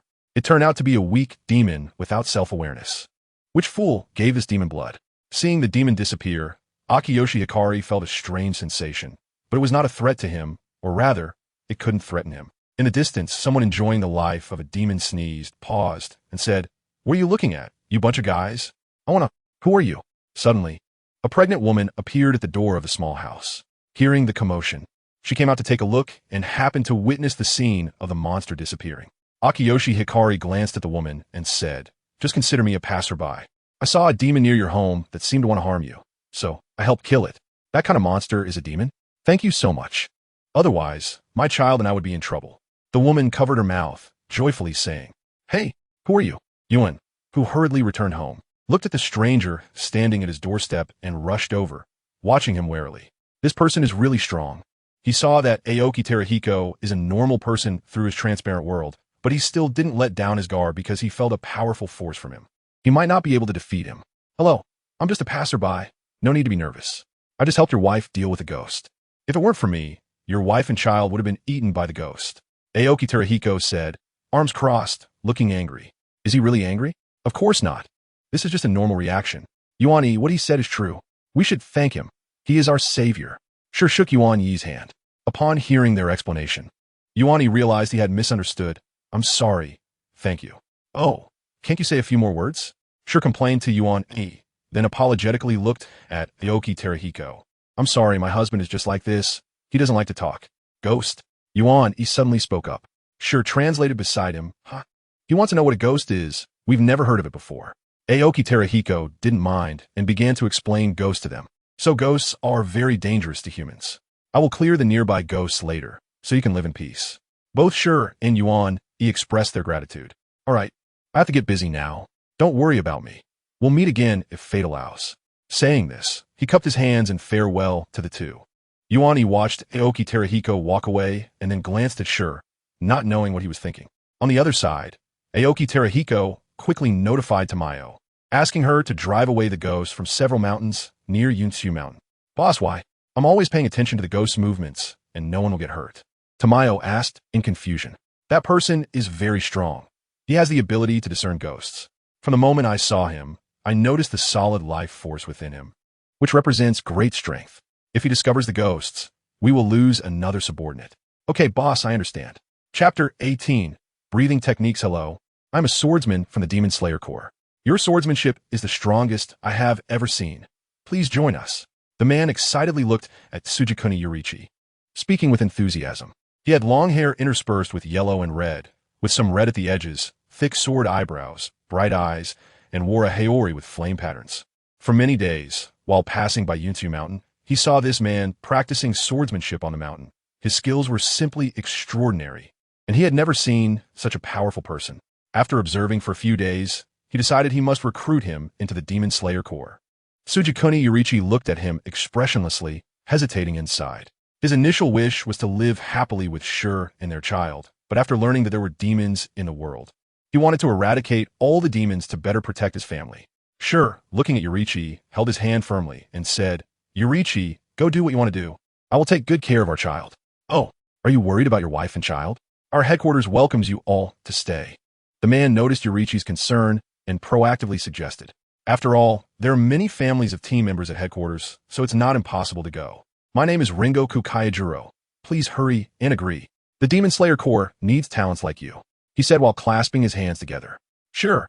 Hearing that they could go live together, smiled. Yurichi, we can go together, and the Demon Slayer Corps must be safer than Yunsu Mountain.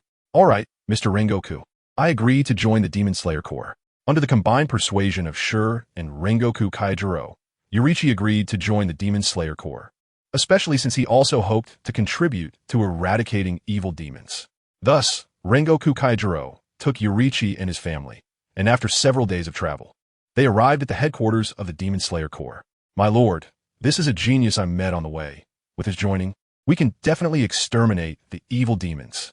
After settling Shure and the child, Kaijuro eagerly brought Yurichi to meet their lord. Child, the Demon Slayer Corps welcomes your joining. The person referred to as Lord by Rengoku Kaijuro looked gently at Yurichi and spoke softly.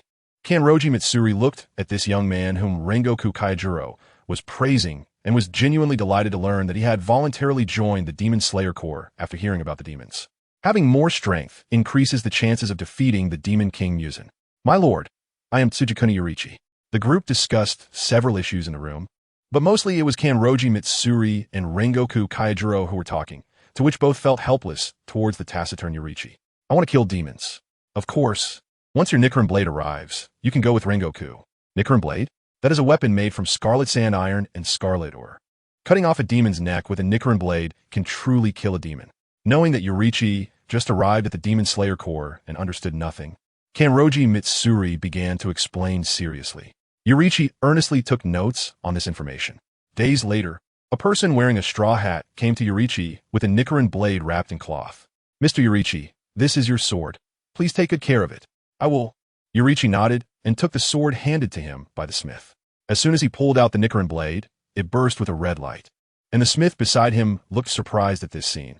He had never known that Nichiren Blade could glow. Wow, this is amazing. Mr. Yurichi, can you tell me how you did that? Yurichi was also confused. He didn't know why the Nichiren Blade in his hand was glowing. I don't know. Quick, give it to me. I want to see. The smith took the Nichiren Blade from Yurichi's hand, and the red light immediately disappeared. Here, you can hold it and take a look. You give it to me, and I'll give it back to you. The smith understood that the person in front of him could make the Nichiren Blade glow. This is incredible.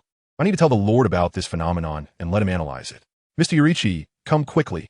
Saying this, the smith hastily ran to Kanroji Mitsuri's residence, leaving Yurichi with no choice but to sheath the Nichiren Blade and follow the smith. That's how it is. The smith gestured excitedly and vividly explained to Kanroji Mitsuri. Yurichi, you don't know why the Nichiren Blade turns red either? Kanroji Mitsuri asked Yurichi gently. Yes. Is that so? Do you have any other feelings when you hold the blade? Yurichi shook his head. Could you please demonstrate again? Yuani nodded slightly and pulled out the Sunwell blade again, and sure enough, a red glow appeared once more. Meanwhile, Kanasaki Hiroya was seriously observing every move of Yuan-e, and in the end, he seemed to have figured something out. All right, I felt your breathing when you held the blade. It's quite unique. Perhaps this is the reason why the Sunwell blade turns red. The blacksmith mentioned that the temperature of the blade after turning red is already close to the heat it had during forging. All of this must be due to your special breathing technique. Yuan-e? The analysis was spot on, and Yuan-e nodded in agreement. His breathing method was indeed a bit different from others. This is the breathing method he has realized through his understanding of the transparent world, which is most suitable for him and can better enhance the damage dealt to enemies when combined with sword skills. Although such a request may seem unreasonable, I, representing the Demon Slayer Corps, implore you to share this breathing method with us. Kaneo Tsiri has a premonition that this breathing method is extremely important, so he kneels before Yurichi without regard for his status. Please, we really need it. My lord, please get up. I promise to teach you my breathing method. Yurichi hurriedly supports Kaneo Tsiri, stopping him from kneeling.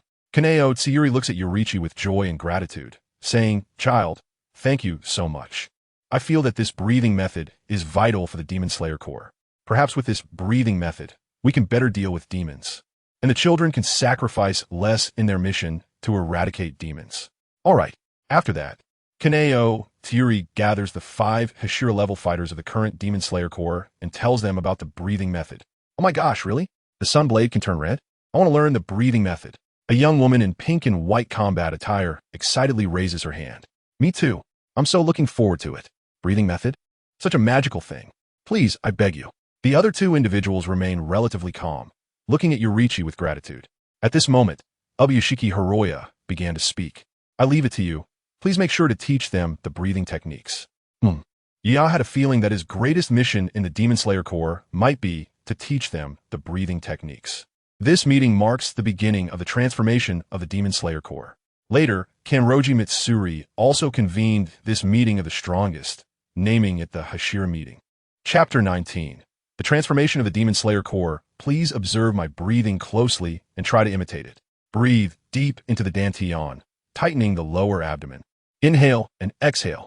The 5 Hashira gathered in an open space, sitting together in front of the young man, earnestly feeling his breathing rhythm. Ubuyashiki Kyuduru's face turned red as he gasped heavily, feeling like his lungs were about to explode. How could such breathing possibly be imitated? No, my lungs feel terrible. After just a few breaths, he couldn't continue. Wow, this is too difficult. Kaori, the Hashira who loved to wear pink and white uniforms, whimpered, pouting in discomfort. Looking at the Hashira of the Demon Slayer Corps below, Yurichi felt confused. He really thought that his breathing wasn't that hard to learn. Is it really this difficult? At this rate, when will they ever learn? I feel that this breathing method doesn't suit me.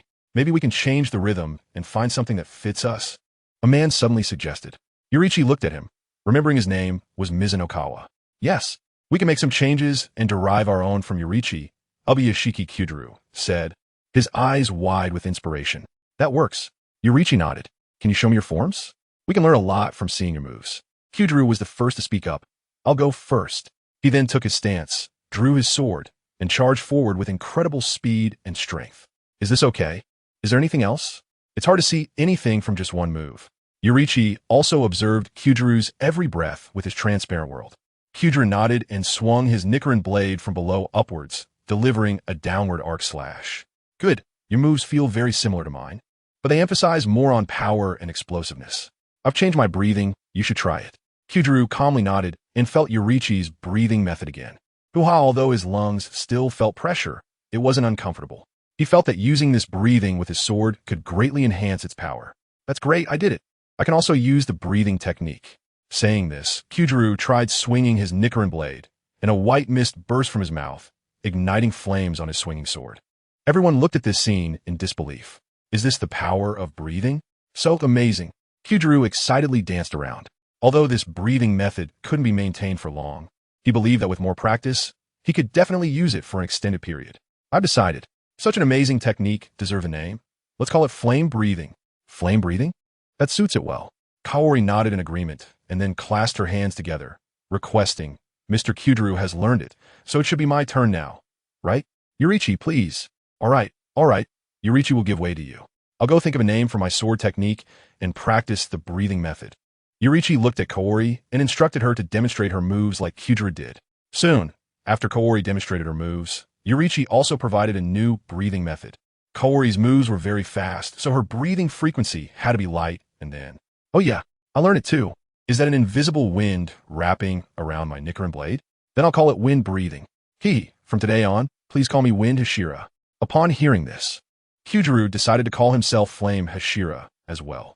The remaining 5 followed suit, and soon everyone had learned a breathing method that suited them. Mizunokawa, water breathing, water Hashira.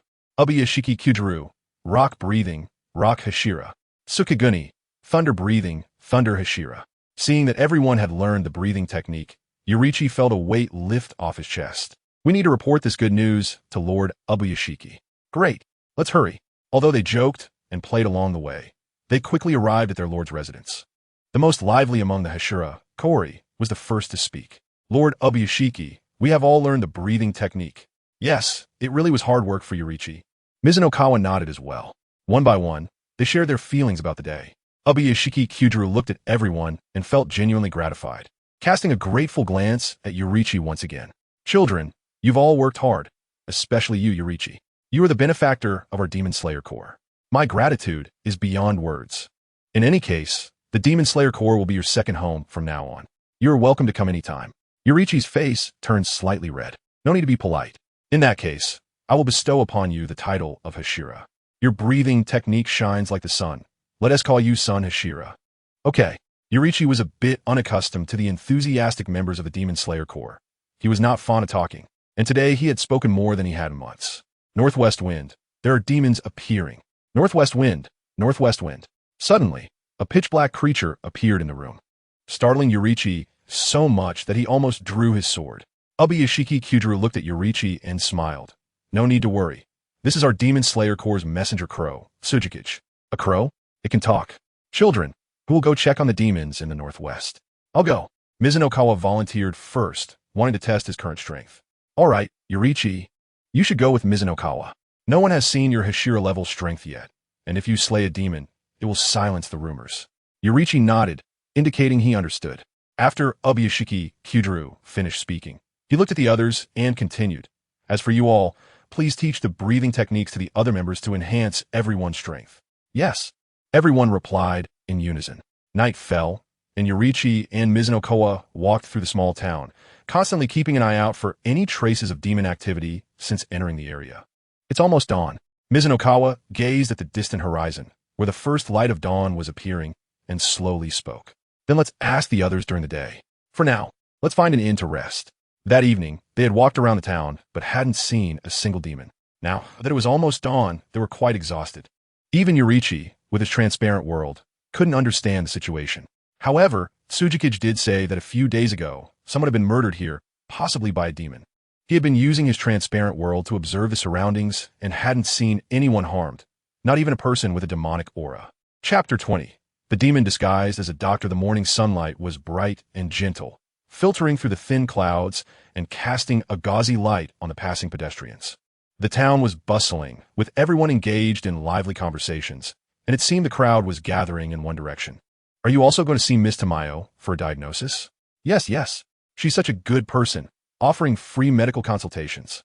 I heard that she came from that CO church. It's simply a blessing from the gods to us. Hurry up, or we'll have to wait in line again. After resting for a while, Yuan and Mizunokawa also came out to continue gathering information. Looking at the bustling street and listening to the conversations, it seemed everyone was discussing a certain place.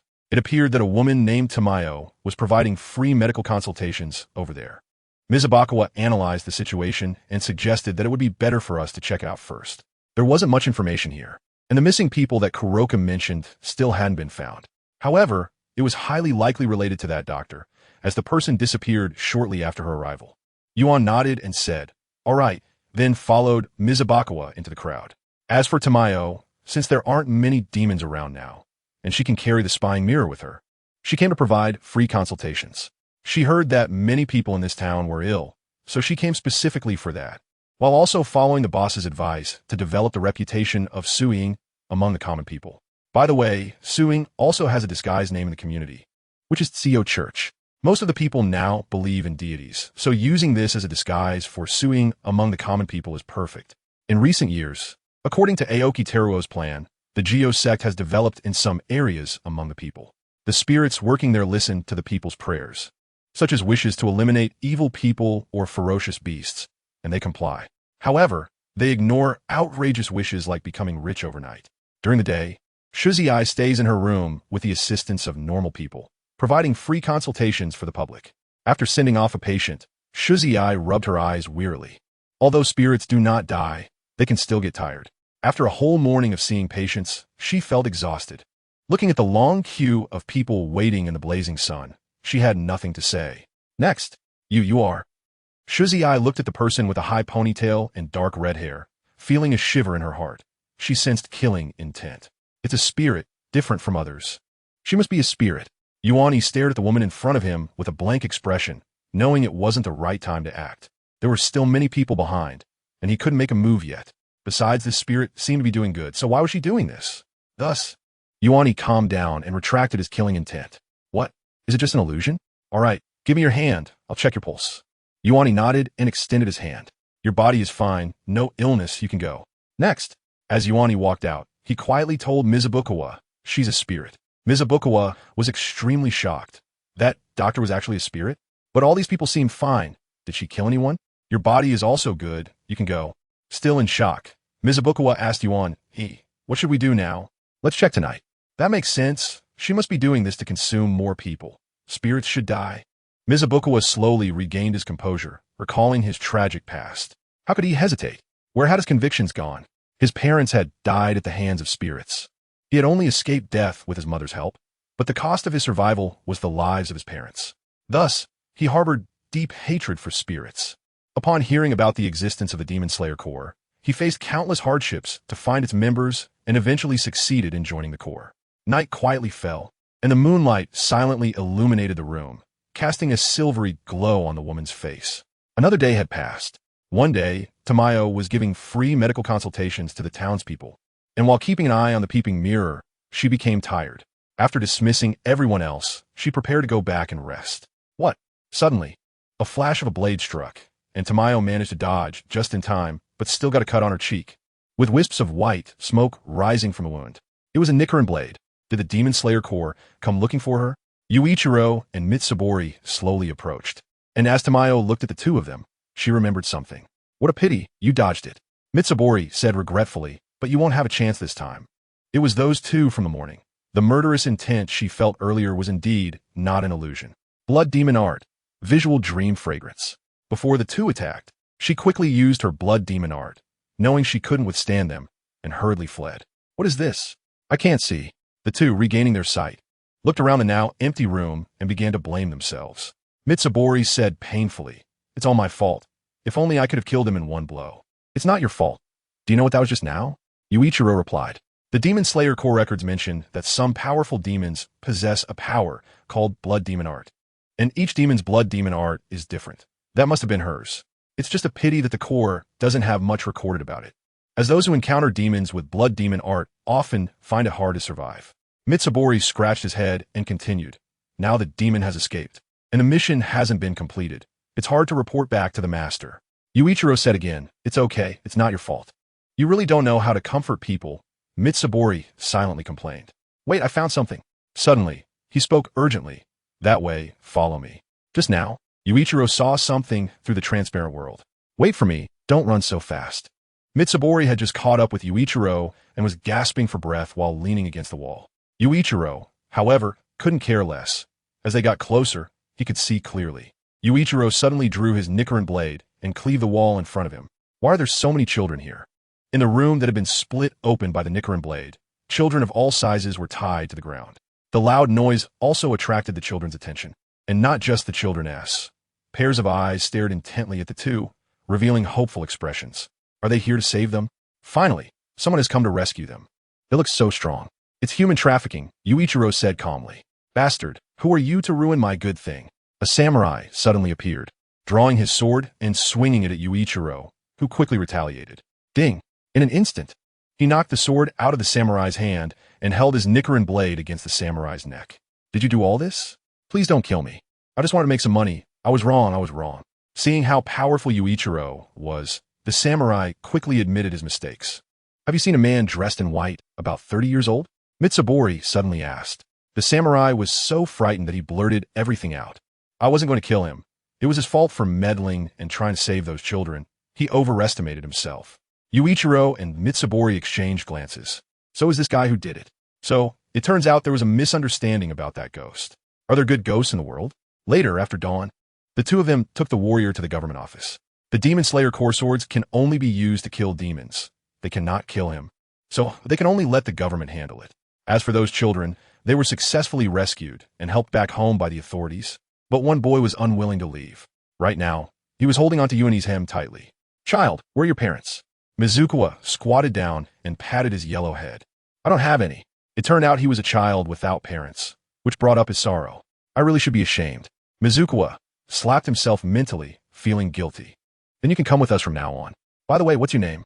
My name is Matsuri Anji. Thus, the three of them headed towards the headquarters of the Demon Slayer Corps.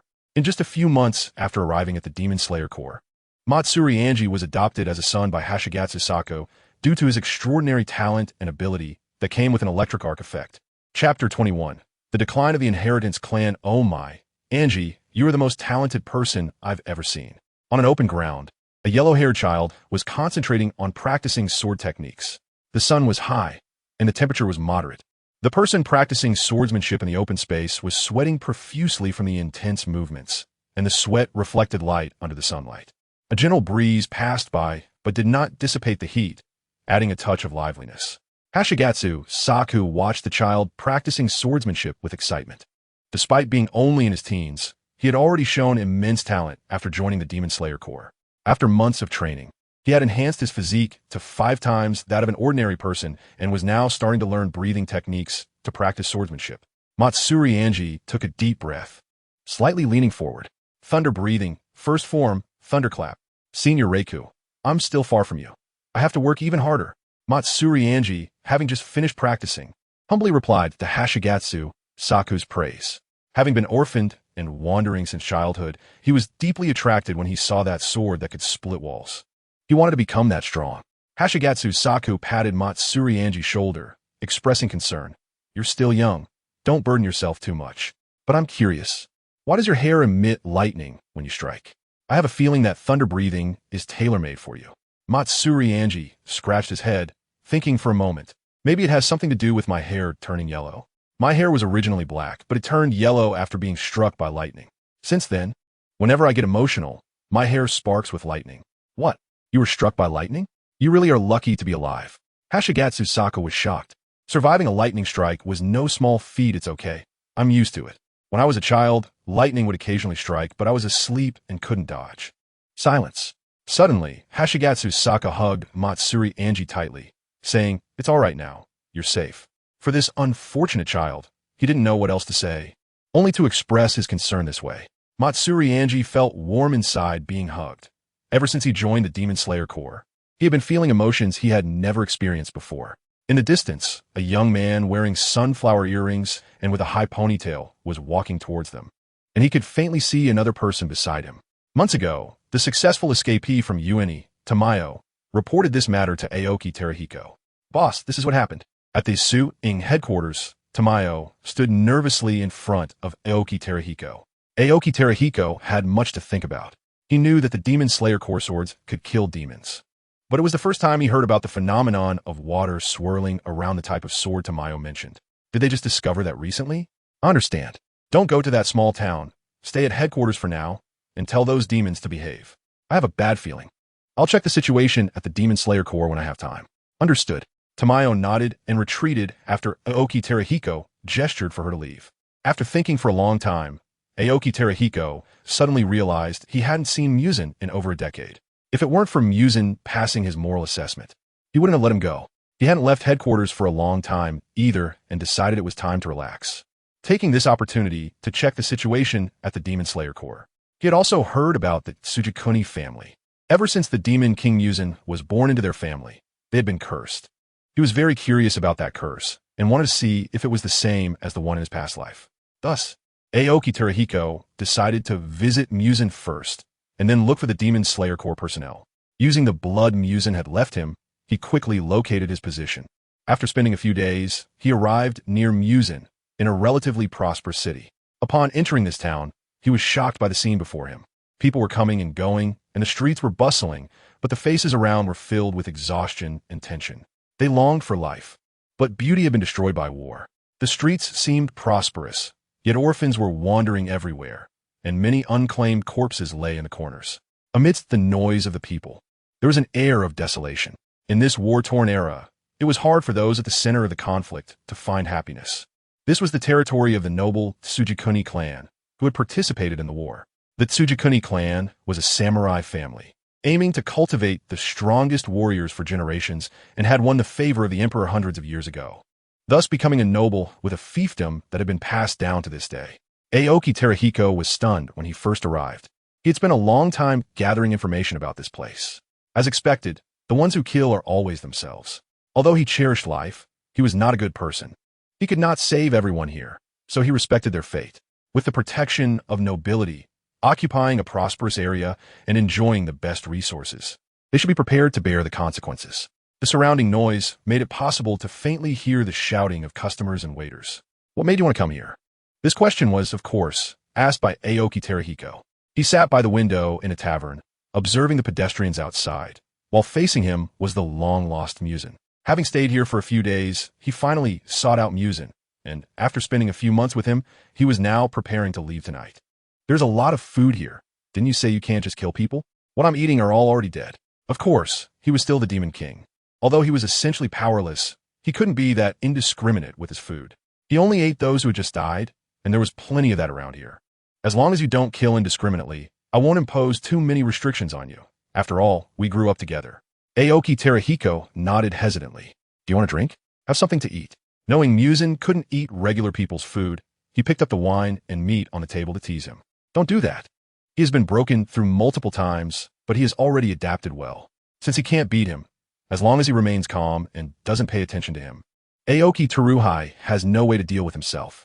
Muzan suspects that this guy still remembers the grudge he held against him at the Canoe family, which is too resentful. It has been hundreds of years, and he still hasn't forgotten. Of course, this is just a suspicion. He has no evidence. Get away, you bunch of worthless people, spit. Make way for me. Why do you have the right to enter my house? My things. There's nothing here, leave. Next house, hurry up. Suddenly, there was a commotion outside the window. A group of samurai were pushing through the crowd, barging into the homes of the common people, seemingly searching for something. In the Ikikuni family mansion, the samurai who looked like the leader knelt in the hall and trembled as he spoke. Haven't you found the head of the family yet? A young woman stood at the front, looking coldly at the samurai below. Madam, not yet. A bunch of useless people. The woman said angrily. Forget it. No need to search anymore. Call everyone back. After the samurai exited, the woman angrily smashed many things in the room. Damn it. Ikikuni Yinsheng, why did you abandon us? Even after so many years, even if there are no feelings, how could you leave without a word for the sake of our child? Thinking of the Ikikuni family's collateral relatives and various clan elders, she began to feel cold. She knew that if she stayed here, relying solely on her hand's pure bloodline of the Ikikuni family, she would definitely not have a good outcome, and her child would become a tool for a treacherous person to rise to power. For the sake of her child and herself, she began to pack her things, disguise herself, and hired a few samurai, preparing to leave the Ikikuni family. She wanted to get far away from here, preferably to find a small town to live in so that her child could grow up safely. Thinking of her only 5-year-old child, she revealed a determined smile. What's going on? Aoki Trahai watched the samurai walk back and forth outside, barging into other people's homes or shops, and soon left again. I don't know. Muzan shook his head, hearing a nearby table discussing this matter. He couldn't help but listen attentively. What's going on? Just a while ago, they were searching, and now they've come over here. I don't know either, just that they're looking for someone. You don't even know that? I live right across, let me tell you. A table of 4 was chatting heatedly, and Aoki Trahai was listening intently from a distance. So, they're looking for that Ikikuni head. Hearing them say that the Ikikuni head left with someone who looks exactly like him, and hasn't returned since. An exact look-alike? Twins. But that Ikikuni head, I remember, is named Ikikuni Yensheng. He is irresponsible towards his wife and children. Later, Aoki Trahai decided to stay a few more days, and when preparing to leave, he asked Muzan if he wanted to leave with him. This place is quite good. I'm not leaving. Helpless, Aoki Teruhai could only leave alone. Shortly after Aoki Teruhai left, another major incident occurred in the Ikikuni mansion. The Ikikuni lady and the Ikikuni young master went missing. Later, with the departure of these two, the Ikikuni family was filled with disputes and internal strife, and the large family, having lost its backbone, was soon trampled by the firepower of other nobles. Of course, Aoki Teruhai, who had already left, knew nothing of these subsequent events. Chapter 22. Ikikuni Yensheng Demon Slayer Corps Headquarters, August 1st. This is my elder brother, Ikikuni Yensheng. He heard about the Demon Slayer Corps and also wants to join. August 1st stared at Yuani for a moment, his face full of reproach. Next time, you should inform the Lord about this in advance. Don't bring just anyone over. This is all for the safety of the headquarters, but since he is your brother, I'll let it go this time. Sorry, it won't happen again. Yuani nodded, looking a bit wronged, but normal people couldn't tell. Only Sure could keenly sense his emotional changes. Meanwhile, Ikikuni Yensheng remained silent beside them. Let us go. I'll go with you to find the Lord. August first spoke slowly, and then thought of something, saying to my wife, Akazuki, you don't need to practice anymore. Come with me. Yes, sir. My wife, Akazuki, answered loudly. Lower your voice. Why didn't I know your voice was so loud before? Yes. This time my wife, Akazuki, spoke much more quietly. Soon, the Ikikuni brothers followed the two and left the open area. As to why they didn't go directly to find the Lord, it was because Une had just come and had killed many demons before becoming a Hashira. Many people were not convinced by him, so to avoid further trouble, they could only find someone to take them over. Since the demon, named Tamayo, ran away, the crows of the Demon Slayer Corps hadn't really discovered any traces of demons. All were false human intel. This resulted in many people in the Corps having to keep practicing their swords, with no real combat opportunities. Not long after joining the Demon Slayer Corps, they encountered August 1st and my wife, Akazuki.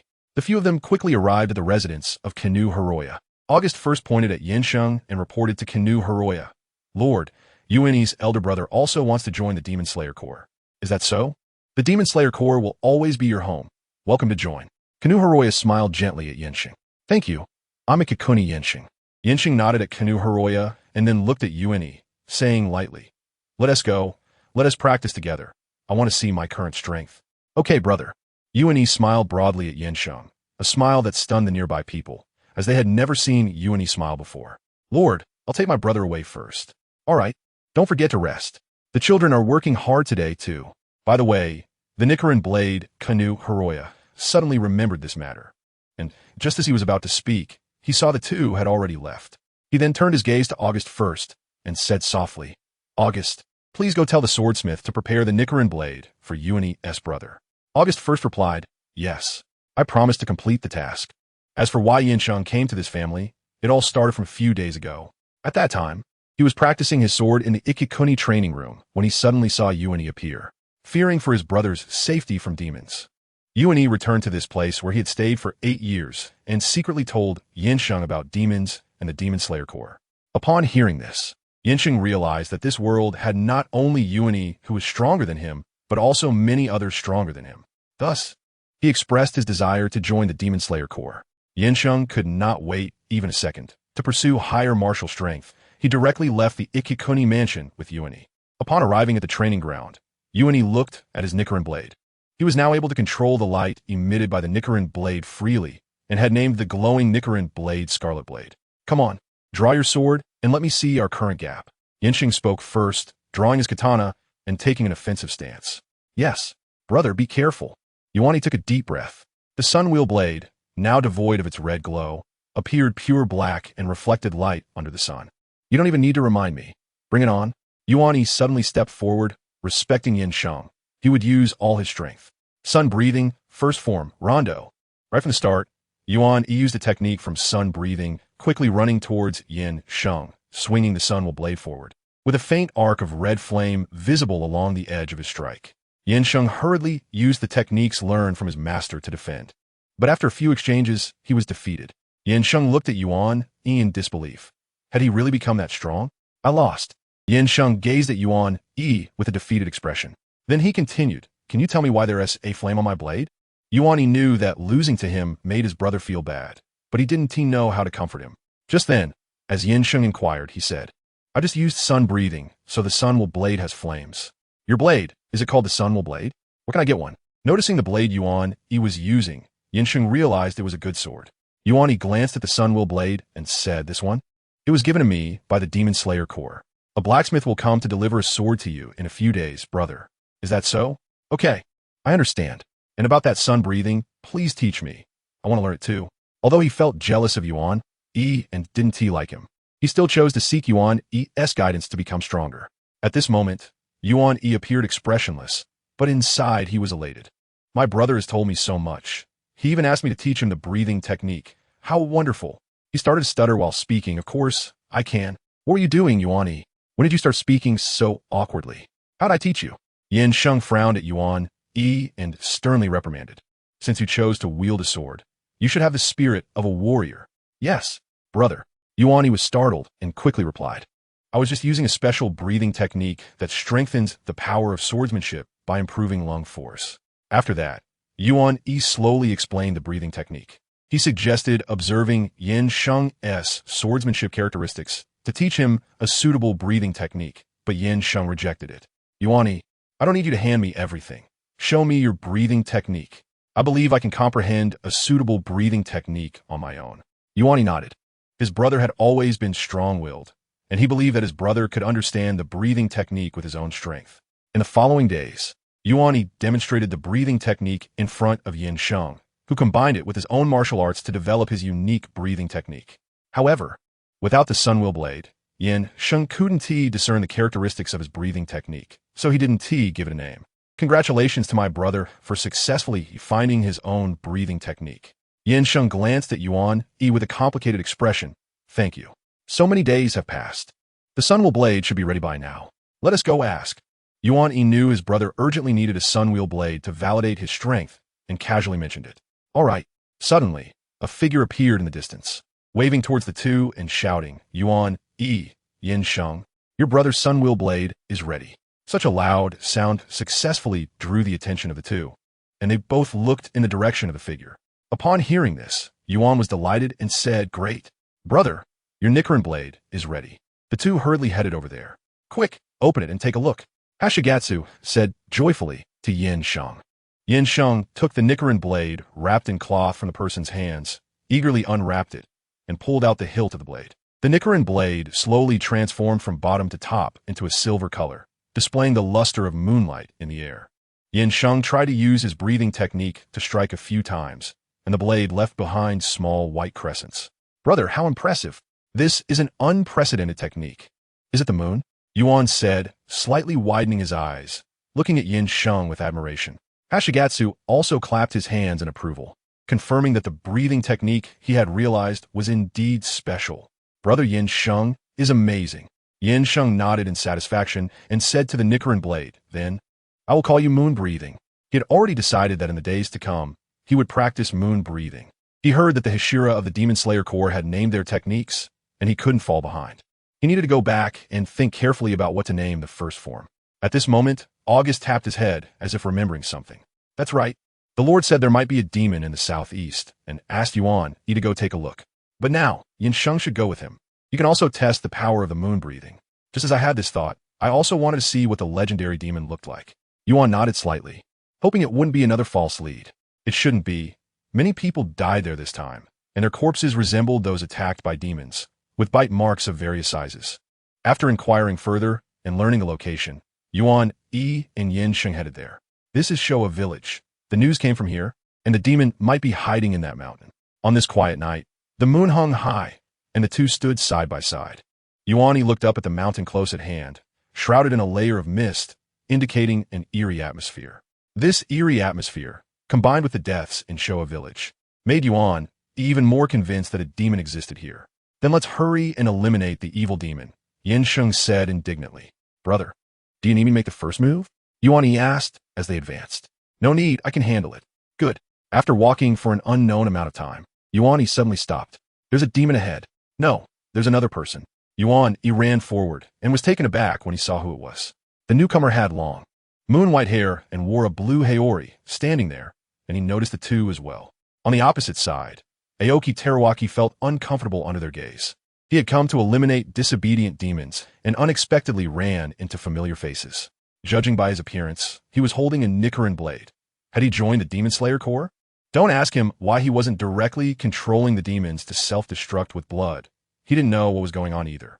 His connection to his side was weak, and even using the viewing mirror to observe his location was intermittent. To this, Aoki Teruaki attributed everything to the so-called plot. Ever since he saved that girl, the control over a few demons had weakened. Hello, long time no see, what brings you here? Aoki Teruaki took the initiative to speak. We're here to slay demons. We heard there are demons lurking here, and I can feel them just ahead. Yes, Yin Sheng beside Yuan nodded as well. Yuan, do you know him? Yes. Brother, he saved me when I encountered a demon before. Yin Sheng stared at Aoki Teruaki and questioned. Then why are you here, you mysterious guy? I'm also here to slay demons. Without a Nichiren Blade, that means you haven't joined the Demon Slayer Corps. What do you have to kill demons with? Well, I can't say. It's a unique secret of my family. In any case, you don't need to worry. I'm definitely on your side. Brother, he's a good person. Yuan gently tugged at Yin Sheng's sleeve. The demon is right ahead. I can handle it myself. No need for you to intervene. Yin Sheng scoffed. He had only seen one pervert, and that was his own brother. This person looked too thin and weak to be as powerful as Yuan. Aoki Teruaki also took a step back, Then, okay, I'll just watch from the side, alright? Fine. After their brief conversation, the three prepared to eliminate the evil demon hiding ahead. Chapter 23. Infiltrating the Demon Slayer core, surrounded by a sinister forest, the moonlight filtered through the intertwined branches, and the three moved swiftly through the woods. Suddenly, a creaking sound gradually emerged from not far ahead. The cold night wind rustled through the leaves, and a horrifying sound of chewing came from a small cabin in the woods, breaking the silence of the night. Yuan Yi's voice carried an undercurrent of anger. The demon is eating people. Then let's quicken our pace, Yin Sheng said calmly. The three crossed the forest, gazing at the cabin ahead. Dim light emanated from within. The door was open, and through the doorway, they could see a shadow with its back to them. It was a demon. Yin Sheng nodded to the others, signaling them to stay where they were, then gripped his Nichiren blade and charged forward. Evil demon, meet your end. Moon breathing. First form, dark moon, night palace.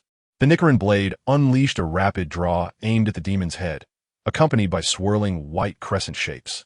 The demon, realizing someone was coming when it heard the footsteps, stopped its eating and jumped out, dodging Yin Sheng's attack by breaking through the wooden wall. You damn demon slayer. I finally escaped my restraints. And now you've come to find me. How infuriating. The demon, having evaded Yin Sheng's attack, roared outside the cabin, completely unaware of the other two. Sun breathing, fifth form. Fire train. Yuan Yi seized the moment and used sun breathing to sever one of the demon's arms. The cursed Nichiren blade.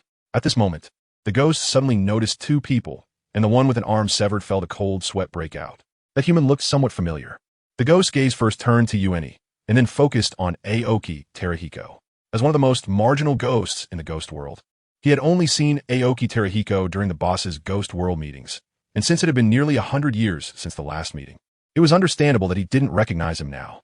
Not long ago, he had inexplicably found that the control over his blood had vanished, and at first, he was a bit timid, but after consuming a few humans, he grew bolder, completely disregarding the organization. Yin Sheng saw the ghost run out and hurriedly chased after it.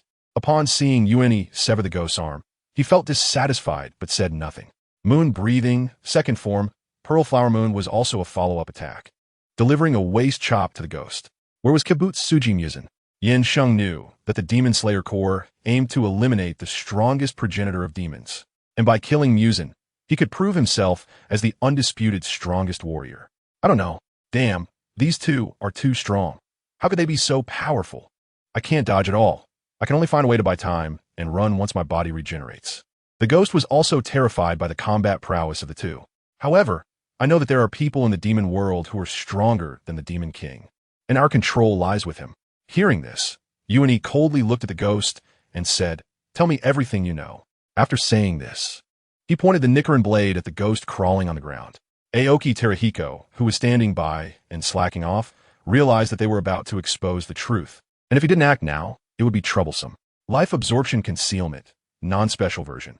So he secretly used an ability he hadn't employed in a long time, expending a bit more energy for a non-light version of absorption for convenience.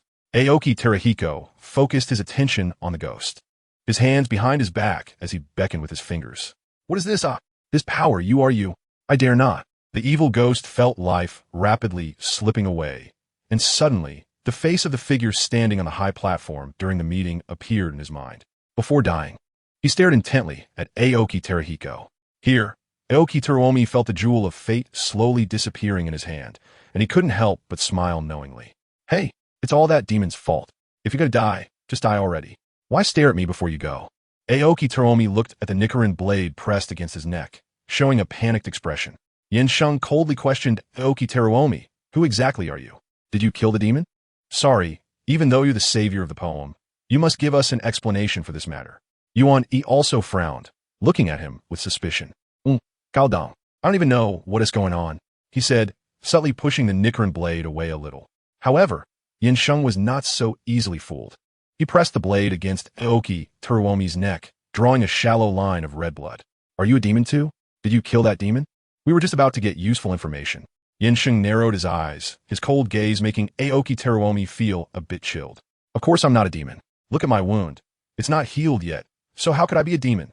What just happened must have triggered the curse in their blood." He continued, "Anyway, please put the knife down and let me explain slowly." After saying that, he even revealed a bitter smile to them. Yuani nodded at this moment. Brother, let us just hear him out. Yin Sheng snorted coldly, then put away the Nicaran blade, turning to give Yuan Yi a dissatisfied look. Yuan Yi, you're too soft-hearted. Brother's right. Now, tell us about your situation. What do you mean by curse? Aoki Teruomi organized his words and slowly explained. Every demon carries the curse of the demon king when they become a demon. They cannot speak of anything related to him, or they will die instantly. In the distance, Muzan, who was having a good time at the Tsukihiro residence, suddenly sneezed. Then why did he look at you? It's probably because I chased him before, but he escaped. Now, before he dies, he thinks this curse was caused by me. He also didn't know that becoming a demon came with a curse set by Muzan. Initially, he lied about not knowing where Muzan was.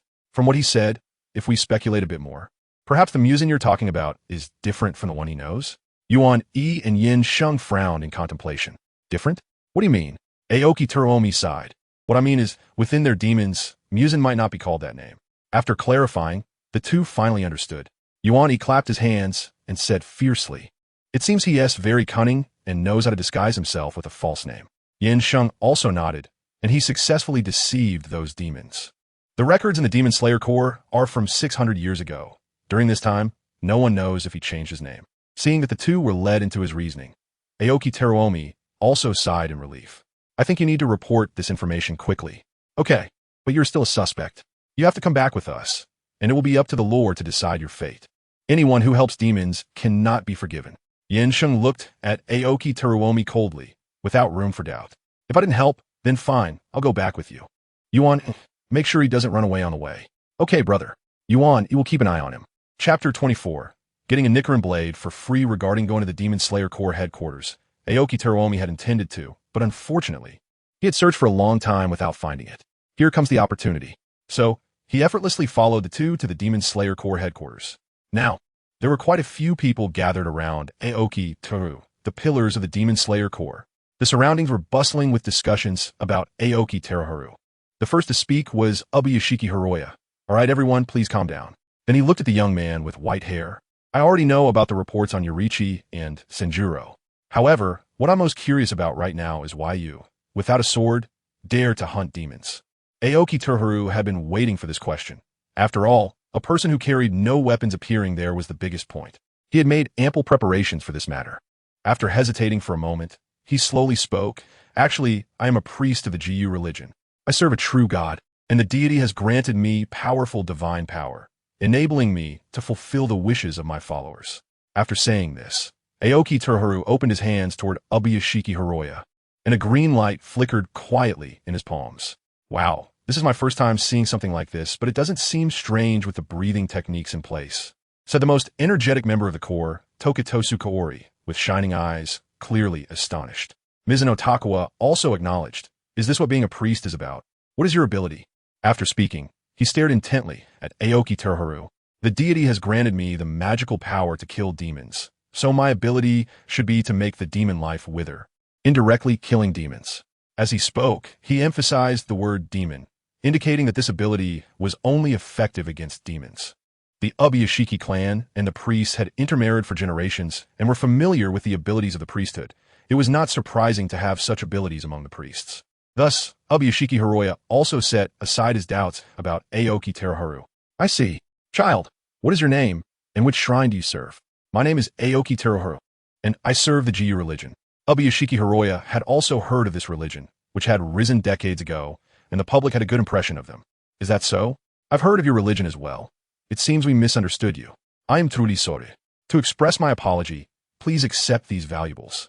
I hope they can help the development of your religion. Ubuyashiki Hiroya glanced at the attendant beside him, who left for a moment and soon returned with a tray of gold. Aoki Teruharu took a quick look and said discontentedly, our religion does not value wealth. I hope to exchange my personal compensation for something else. What do you want? I hope to enhance my combat power. I want to learn your breathing techniques. I promise not to spread it, please. Hachisuka glared at him angrily. Impossible. We will never teach our breathing techniques to outsiders. The other pillars echoed this sentiment. Sorry, that's not possible. Only by joining the Demon Slayer Corps can one learn breathing techniques. Ubuyashiki Hiroya shook his head firmly and said, let us exchange for something else. Gold and treasures are fine, but this really won't do. I see your swords can inflict irreparable wounds on demons. That should be acceptable, right? I just want to have a bit more self-defense capability. Aoki Tohuru gritted his teeth and said. Ubuyashiki Hiroya sighed. All right, but forging a sword takes time. I can give it to you in 3 days. For these days, you can stay in the Demon Slayer Corps. Thank you. Seeing his goal achieved, Aoki Tohuru no longer asked for anything else. He was not short of money. The main purpose of coming here was to learn the breathing techniques. And getting a Nichiren blade was also good. The Nichiren blade was also a fine sword forged using special methods. He was not greedy.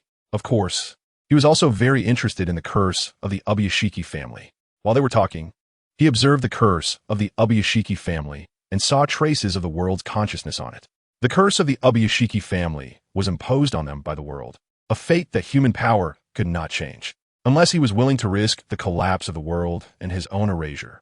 It was better to let nature take its course. According to the outcome of the righteous defeating the evil, their family would definitely be able to lift the curse. He just didn't know how long it would take. Aoki Tohuru sighed secretly, feeling sorrow for the fate of the Ubuyashiki family. In the next 3 days, Aoki Tohuru settled down comfortably in the Demon Slayer Corps, quietly waiting for his Nichiren blade to be delivered. Knock knock. One morning, a voice from outside called, Aoki-san. The Lord asked me to bring you your Nichiren blade. Click. Aoki Tohuru opened the door, nodded at Yurichi, and took the Nichiren blade. Thank you. Now that I've received my compensation, I should take my leave. Yurichi nodded. The Lord anticipated this and asked me to take you to see him. Is that so? Then let us go. After bidding farewell to Ubuyashiki Hiroya, Aoki Tohuru decided to take a walk. There happened to be a city nearby where their suing organization had developed its influence, and, as the big boss, he should care about his subordinates. On the way, Aoki Tohuru tried out the Nichiren blade. Without the breathing techniques, the moves he made with the Nichiren blade lacked special effects. At first, he considered whether to join the Demon Slayer Corps to learn a breathing technique, but after thinking it over, he decided against it. After all, he had already told Ubuyashiki Hiroya that he was a priest of the Jiyu religion. How would others see him if he joined another faction? He thought it would be better to wait a few hundred years before visiting the Demon Slayer Corps again and look for an opportunity to join them to learn the breathing techniques. It seemed that aside from the breathing techniques, there were no other mysterious powers in this world. Perhaps the priests counted as one, but there probably weren't many with real power. Aoki Tohuru murmured. As he walked, he successfully arrived at his destination before sunset. No, even though we have money, we can't waste it like this. Aoki Tohuru looked at the grand gate before him, his mouth twitching. Really, this is such a waste. The sun still hung reluctantly on the horizon as Aoki Tohuru stood quietly before the magnificent gate. The vermilion gate was inlaid with brilliant gold edges, and the lintel was intricately carved with bizarre patterns, harmonizing with the 4 characters of the Jiyu religion. Looking inward from the gate, he could see that the houses inside had already lit starry candles. At this moment, the Jiyu religion was no less than the Ubuyashiki residence of the Heian period. One was ostentatiously luxurious, while the other was low-key yet extravagant. Aoki Tohuru sensed the demon responsible for this place with his blood beads and commanded, I'm at the entrance of the religion. Come out and see me immediately. The demon, preaching in the luxurious palace, quickly stopped its work and came out to greet Aoki Tohuru. Chapter 25. The Strange Bloodseller Boss. What brings you here? The candlelight flickered in the church. The dome was resplendent, and the surrounding walls were adorned with reliefs of saintly figures. The massive stone pillars appeared solemn and majestic, supporting the entire church, with every detail exuding a sacred and luxurious aura. Oh, why can't I come? Aoki Tohuru sits in the seat of honor in the hall, expressionless as he plays with his fingers. No wonder the expenses have been high recently, so that's how it is. Of course, can I help you? Are you here to inspect the work? A ghost dressed in shrine maiden attire knelt on the ground and said weakly, I guess so, arrange a room for me. I will be staying in Shilin City for a while. After saying that, I looked around. This place is built quite well. No wonder the total amount in the accounts looks like it has increased. Old boss, this is the main hall of the Tsuyo god religion. It must be built grandly. Otherwise, how can we attract people from other shrines? No need to say more. From now on, the church's expenses will be cut in half. I have already informed the accounts. You keep taking money every day without doing anything serious. Why build such a nice house? The church does not win followers through financial means. No funding is needed from the headquarters here.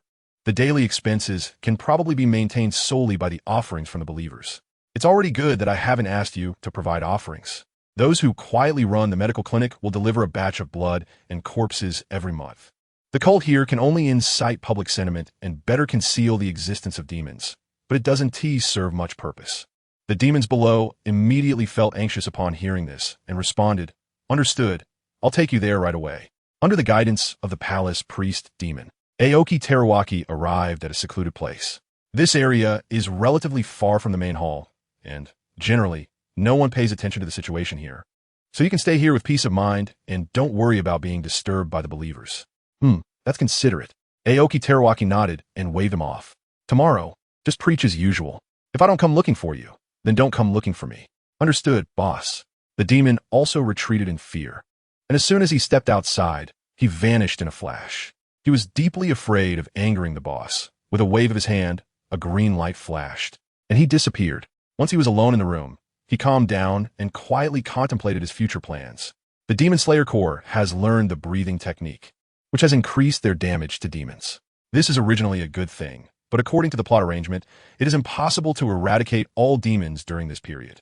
Perhaps later, some demons could be created in the wilderness to hold back the Demon Slayer Corps.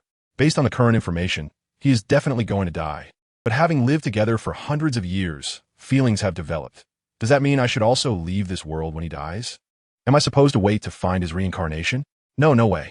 We've been here for 600 years. No, I've only been awake for a little over 100 years, so it's not so bad when I think about it. I don't know how much longer I will stay, so I'll just wait until your fate ends.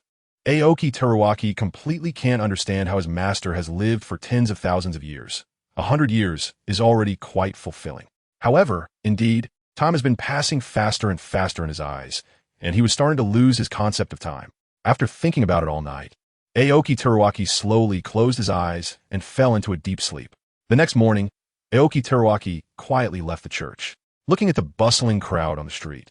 It seemed they were all busy with the market. He decided to first go inspect the work at the medical clinic. If he remembered correctly, Tamayo should also be here. She would go to their medical clinic to work as a doctor every so often. As he walked forward, Aoki Teruaki quickly arrived in front of a medical clinic. At the entrance, he saw Tamayo checking a patient's pulse. After waiting for a while until the patient left, she got up. Tamayo also noticed him and asked, "Boss, what brings you here?" "I came to check on the situation. By the way, I heard there are many corpses on the battlefield. Contact some demons to collect them." "Understood. Boss, here's the income situation from the clinic in recent years." Tamayo, of course, knew Aoki Teruaki's purpose for coming here, so she took out the clinic's account books. She was very clear about what kind of person this boss was. He was just a money grubber. He could spend a lot, but he couldn't earn less, even managing the food supplies for the demons. There were 2 account books, one normal version and one demonized version. "Mr." Aoki Teruaki flipped through the normal version and nodded secretly after finishing. When he opened the demonized version, it was filled with dense writing. Overall, it recorded that the income was XX liters of rare blood, XX dough of ordinary blood, and XX gene of food supplies. Since these items would be transported back to the headquarters every so often, the recorded income was not much. Additionally, they couldn't collect blood every day and had to find a reason after a while, so the items recorded were even fewer. There were many reasons, such as a new disease in XX town requiring blood for research on this illness, and so on. Although the clinic made a lot of money, it also spent a lot, as the money was all used to sell blood. Otherwise, who would be willing to bleed for free? Although it was the Warring States period, they couldn't allow the demons to act freely. For those who were not sick, the clinic would say they needed a large amount of blood for research and hoped that everyone wouldn't spread rumors, as this was secret research. Buying and selling blood also indirectly rescued some poor people. Thus, the clinic had a good reputation here. "Boss, someone has come in. I'll go take a look," Tamayo said to Aoki Teruaki, who was focused on the account book. After that, she walked up to the customer and asked, "What do you need?" "Never mind. Do you still accept blood here?" The man looked at Tamayo with a strange expression, as if remembering something. "Of course. We are willing to buy blood at a high price to research and eliminate the disease in the nearby northern town. Then I'll buy a liter. How much is it?" "1 liter is 50 mon." The man nodded and agreed. "Our bowl here is 1 liter, Tamayo explained. She led the man to the back of the clinic, took out a small knife to disinfect it, placed the bowl for collecting blood, and started drawing blood from the man's arm. After collecting 1 liter of blood, Tamayo bandaged the man's arm and handed him 50 mon. The man left with a strange look, making Tamayo feel a bit confused about the situation. Tamayo touched her cool back and had a bad premonition. The man who sold blood quickly exited the clinic and arrived at a nearby alley. "How is it? Did you find out everything?" 2 people were already waiting in the alley. "I figured it all out, but sir, about the 100 mon we agreed on." One of them coldly looked at the man and tossed him a cloth bag, stating the facts. Yes, yes, that clinic does accept blood. And the doctor has black hair and purple eyes. The man relayed everything he had observed and, under the warning of the two, left. The other young man slowly addressed the first one. Brother, what do you think? Of course, we go in and kill them. Chapter 26. Yinsheng was driven away by anger. It's daytime now, which is advantageous for us. What are you still hesitating about? Yuani stood still, his mind filled with images of the female demon treating and saving people. Brother, that demon has saved many people. Yinsheng couldn't stand Yuani's attitude, clearly. He had the ability to eradicate evil demons, so why hesitate? How could demons possibly be kind? Being a demon means they must eat people. Protecting the weak is the duty of strong. Why did heaven give such a talent to such a hesitant person, able to easily achieve what others cannot without any effort? Then you stay here. I'll go by myself. After saying that, Yinsheng angrily headed toward the clinic. Brother, wait for me. Yuani had no choice but to hurriedly follow. Tamayo saw the two with unfriendly expressions, especially when she saw Yuan-e, and was so scared that she quickly ran to the back of the house, where there was a tunnel to escape. At the same time, she didn't forget to inform Aoki Teruaki that the Demon Slayer Corps was coming. When the two rushed into the clinic, they saw Tamayo pulling back the curtain and heading toward the backyard. Not good. She's trying to escape. Hurry and chase her. What are you two doing here at the clinic? Aoki Teruaki, who received the message, quickly blocked the two. Mr. Aoki, what are you doing here? Yuani looked at Aoki Teruhiko with suspicion. Yinsheng lowered his voice and said to Yuan, Hey, you go kill that demon. I'll handle things here. I hope you won't let me down. He had a premonition that this person was connected to the demon. They had just left the Demon Slayer Corps yesterday and appeared here today. Yinsheng didn't believe that there was no suspicion. They were able to arrive so quickly thanks to Tsugumi's notification and had traveled all night to reach the city. After being stared at by Yinsheng for a few breaths, Yuani nodded. All right. He then quickly headed in the direction the demon had left, taking advantage of Aoki Teruhiko's moment of inattention. When Aoki Teruhiko realized what was happening, he hurriedly tried to stop Yuan-e, but was halted by Yinsheng, who had drawn his Nichiren blade. Thus, Yuani successfully left. Yinsheng glared at Aoki Teruhiko with anger and coldly said, What else do you have to say now? You accomplice of the demon? Aoki Teruhiko glanced at the place where Shunsei had left and began to pray for her in his heart. After a moment, he turned his attention back to Yinsheng. He was also going to be in trouble. What should he do this time? It seemed he could only fight. Draw your sword. Let's have a duel of warriors. Yinsheng gripped the hilt, pointing the tip of his sword at Aoki Teruhiko. Draw a sword? I'm not a warrior. Although he thought that, he still drew his Nichiren blade. I'll leave the clinic to you. Sorry for the trouble. Aoki Teruhiko said to the person in charge of the clinic hidden in a remote corner, then looked at Yinsheng. Let's fight outside in the open. Yinsheng surveyed the surroundings. Indeed, wasn't a good place for a battle. All right. As Yuan-e watched Zhu Shi disappear into the room, he guessed there was a secret passage. After searching for a moment, he heard a click and the passage opened. To prevent the demon from escaping too far, he hurried inside. He moved forward, and before long, the passage reached its end. He quickly pushed aside the obstructions and looked around. No one. Where did they go? It only took the distance of a passage to get from the city to the outskirts. Surrounding him were dense woods, and sunlight filtered through the shadows onto the ground. Therefore, Yuan-e activated his transparent world to carefully observe his surroundings, eventually directing his gaze towards the southeast. Is it ahead? On the other side, Zhu Shi, seeing no one behind her, relaxed as, even with the shade of the trees, the sunlight that broke through created several patches on her body. She then walked towards a cave ahead. The organization had anticipated that members of the Demon Slayer Corps might come looking for them, so they had arranged escape routes well in advance. Arriving at the cave, Zhu Shi walked towards a corner. She pressed down on a stone embedded in the ground, and with a buzzing sound, a crack opened in the wall across from her. A gap that could only accommodate a 3-year-old child. In the face of danger, Zhu Shi had no choice but to use this trick. Controlling her body to shrink, she quickly ran towards the crack, not forgetting to bring her clothes with her. Once Zhu Shi entered the dark passage, she grew back to her normal size. The passage was wide enough for 2 or 3 adults to walk side by side. She activated the internal mechanism to close the small crack and hurried down the dark passage. It sloped downward, winding around several turns, until she reached the bottom opening. The cave was filled with much of the blood and corpses they had collected from the surroundings. Lady Zhu Shi, what brings you here? There are several demons at the cave entrance. one of whom had the blood demon art that could control the soil, so these passages were created by him. There are members of the Demon Slayer Corps outside. Quickly use your blood demon art to take me away from here. Yes. The demon in the cave complied and quickly used his blood demon art to manipulate the surrounding soil, opening up a new passage. At this moment, a relatively short demon stepped out and said, "Lady Tamayo, should we bring these items?" Tamayo glanced at him and remembered that he was the demon responsible for food transportation. This ghost's blood demon technique has no combat ability, but it can store things in a space belonging to the spatial type of blood demon technique. Therefore, Aoki Trahai entrusted him with the transportation of food for the ghosts. Take it with you. Upon hearing this, the spatial ghost quickly packed the blood vials and fresh corpses from the cave into the space.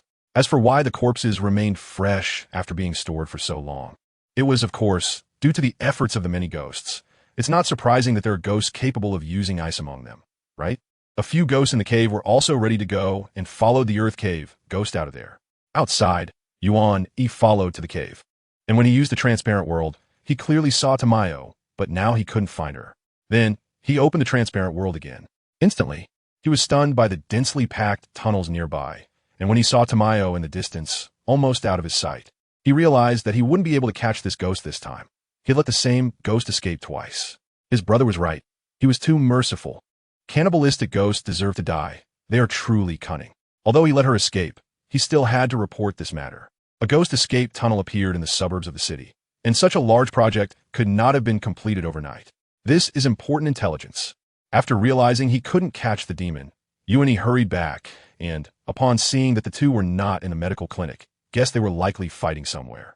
After searching the surroundings, he spotted the two and quickly ran towards Yenshing. Seeing Yuani rushing over, Yenshing hurriedly stopped his fight with Aoki Terahiko.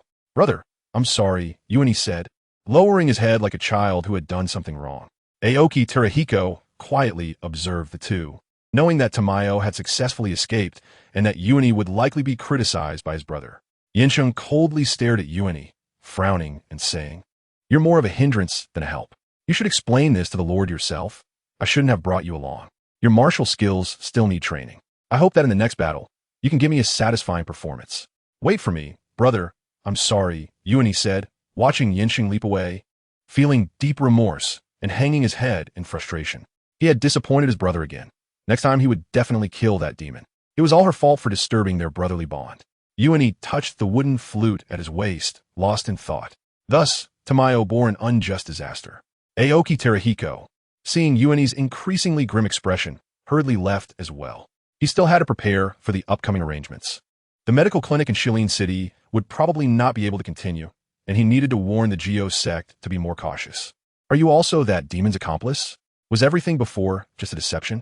Yuani murmured to himself as he looked at Aoki Terahiko's departing figure. "It's better this way. Perhaps next time we will be enemies." Recently, a riot occurred at the Kikuka base, disturbing Muzan's quiet and happy life, which made him furious enough to kill the instigator. "Monster! Monster, you are a demon. Spare me. Don't kill me. I'll give you anything you want as long as you don't kill me." The Kikuka family is now completely under my control. Muzan coldly watched the old man on the ground, who was spitting and pleading. "You've killed so many people. Killing me would be a service to the people."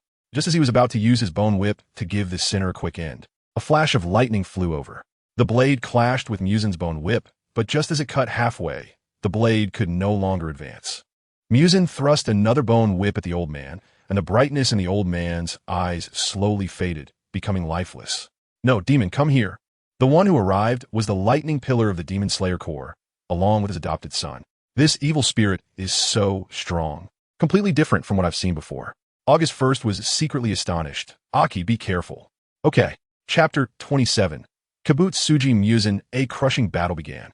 Muzan was taken aback when he saw the two, but recalling the slight injury that young man had inflicted on him, he quickly regained his confidence. Does he really think everyone outside is like Aoki? That little injury, I will heal it in no time. Thus, he disdainfully glanced at the two and said with pity, "Leave now, and I want to kill you." August 1st, and my wife Aoki looked at him with anger. "How dare you look at us like that?" Thunder breathing. Second form, rice spirit. Finally, August 1st couldn't contain his emotions anymore and charged forward with his blade. "Master, calm down." Aoki was also there to cover August 1st. Knowing he couldn't defeat the opponent, he had to protect himself so as not to distract his master. Muzan coldly snorted, and his bone whips lashed out wildly, aiming straight at the two. Clang! The sound of the Nichiren blade clashing with the bone whips rang out, and in the end, August 1st was knocked away. Seeing this, Aoki quickly distanced himself from Muzan. Master! His body was thrown against the wall with a huge impact, making a loud bang, and he helplessly slid to the ground. Cough! Cough! We can't win at all. This is not an ordinary demon. August 1st was helped up by Aoki and whispered, Run. But Master, no buts. Go. You have to live and report this important information to the Lord. Yes. Aoki wiped away the tears in his eyes, jumped onto the rooftop, took one last look at the severely injured August 1st, and quickly left. Muzan coldly watched Aoki's departing figure, unmoved. This kid is too weak. He is not worth my effort. I know I will definitely die today. Can you tell me your name? August 1st coughed, covering his wound, and looked firmly at the demon in front of him. With such weakness, why do you think I would tell you my name? Muzan looked at August 1st, who was already like a fish in a barrel, his eyes full of disdain. He initially wanted to kill him directly, but then thought of Aoki's warning and shivered. Forget it. Who knows if he has been monitoring me? So what to do with this person? After thinking for a while, Muzan had a flash of inspiration. He had never seen a demon that could use breathing techniques. How about turning him into a demon? Look at how ugly you are. You're really weak. Become a demon. As long as you become a demon, you'll become stronger. Impossible. Thunder breathing, first form, thunderclap. August 1st forced himself to stay calm, once again taking a fighting stance and slightly leaning forward as he charged at Muzan.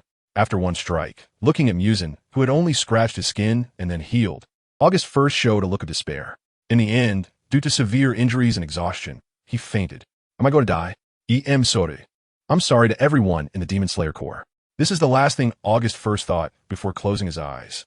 He could only faintly see the demon slowly approaching him, powerless to resist. TSK, not fun at all. He never intended to kill him. Seeing him faint was enough to make him put away the bone whip and leave. The residence of the Kiriyama family was in disarray, with corpses scattered everywhere. In the center of the battlefield, only one person survived. Someone still alive here. The rescuing samurai arrived late, and hurriedly began to rescue the person lying on the ground. Meanwhile, Ikazuki Anji, who had already left, finally returned to the Demon Slayer Corps after a night of rushing. He was still young, and after the exhaustion around him, he fainted as soon as he got back. Upon waking, he immediately explained the situation to his lord, including the possible fate of August 1st. He spoke while sobbing. That's how it is, sob, master. Keimori Hiroya gently patted his head. Child, you've worked hard. If I'm guessing correctly, based on your description, that demon is most likely Kibutsuji Muzan. Although I also want to avenge your master, unfortunately, we really can't do it right now. Before mastering the breathing technique, an ordinary demon can inflict damage on Hashira. Our primary goal now is to recover our strength and diligently improve ourselves. Ikazuki Anji rubbed his eyes and said firmly, I understand. I will go train. I want to kill more demons to avenge my master. After Muzan left, he began to wander aimlessly, paying special attention to areas with frequent battles. Is it the battlefield of the Tengai and Terra clans ahead? This is for you. The person being questioned hesitated, but still accepted the considerable sum of money. Walking along the road, Muzan muttered to himself, it seems he has a point. Perhaps not relying on killing can better achieve one's goals. Truly, a person who has lived for hundreds of years is much more insightful than I am. Soon, he arrived at a battlefield and found a freshly dead body in a secluded corner. Seeing that no one was around, his hand transformed into a large, unknown mass with sharp teeth. With a thought, he swallowed the corpse. He wondered if there was any fresh blood nearby. He hadn't had fresh blood in a long time. After satisfying his hunger and thirst, Muzan adjusted his attire. It was midnight, and he planned to find a place to rest until sunset the next day. Another demon? Muzan was startled by the voice while walking, but thinking of his own formidable strength, he felt no fear. Yin Sheng, who had separated from Yuani, was venting his frustration by joining a military force. After using his superb swordsmanship to help the Terra clan defeat the Tengai clan, he was treated as a guest of honor by the Terra clan. While wandering outside, he happened to encounter Muzan, who had just finished foraging. Demon Slayer Corps? Are you guys never done? Muzan didn't know how this guy recognized him, but it didn't stop him from beating the other party up. It seems he didn't kill you. So let me, the strongest samurai, end you. Moon breathing, second form, Pearl Blossom Moon.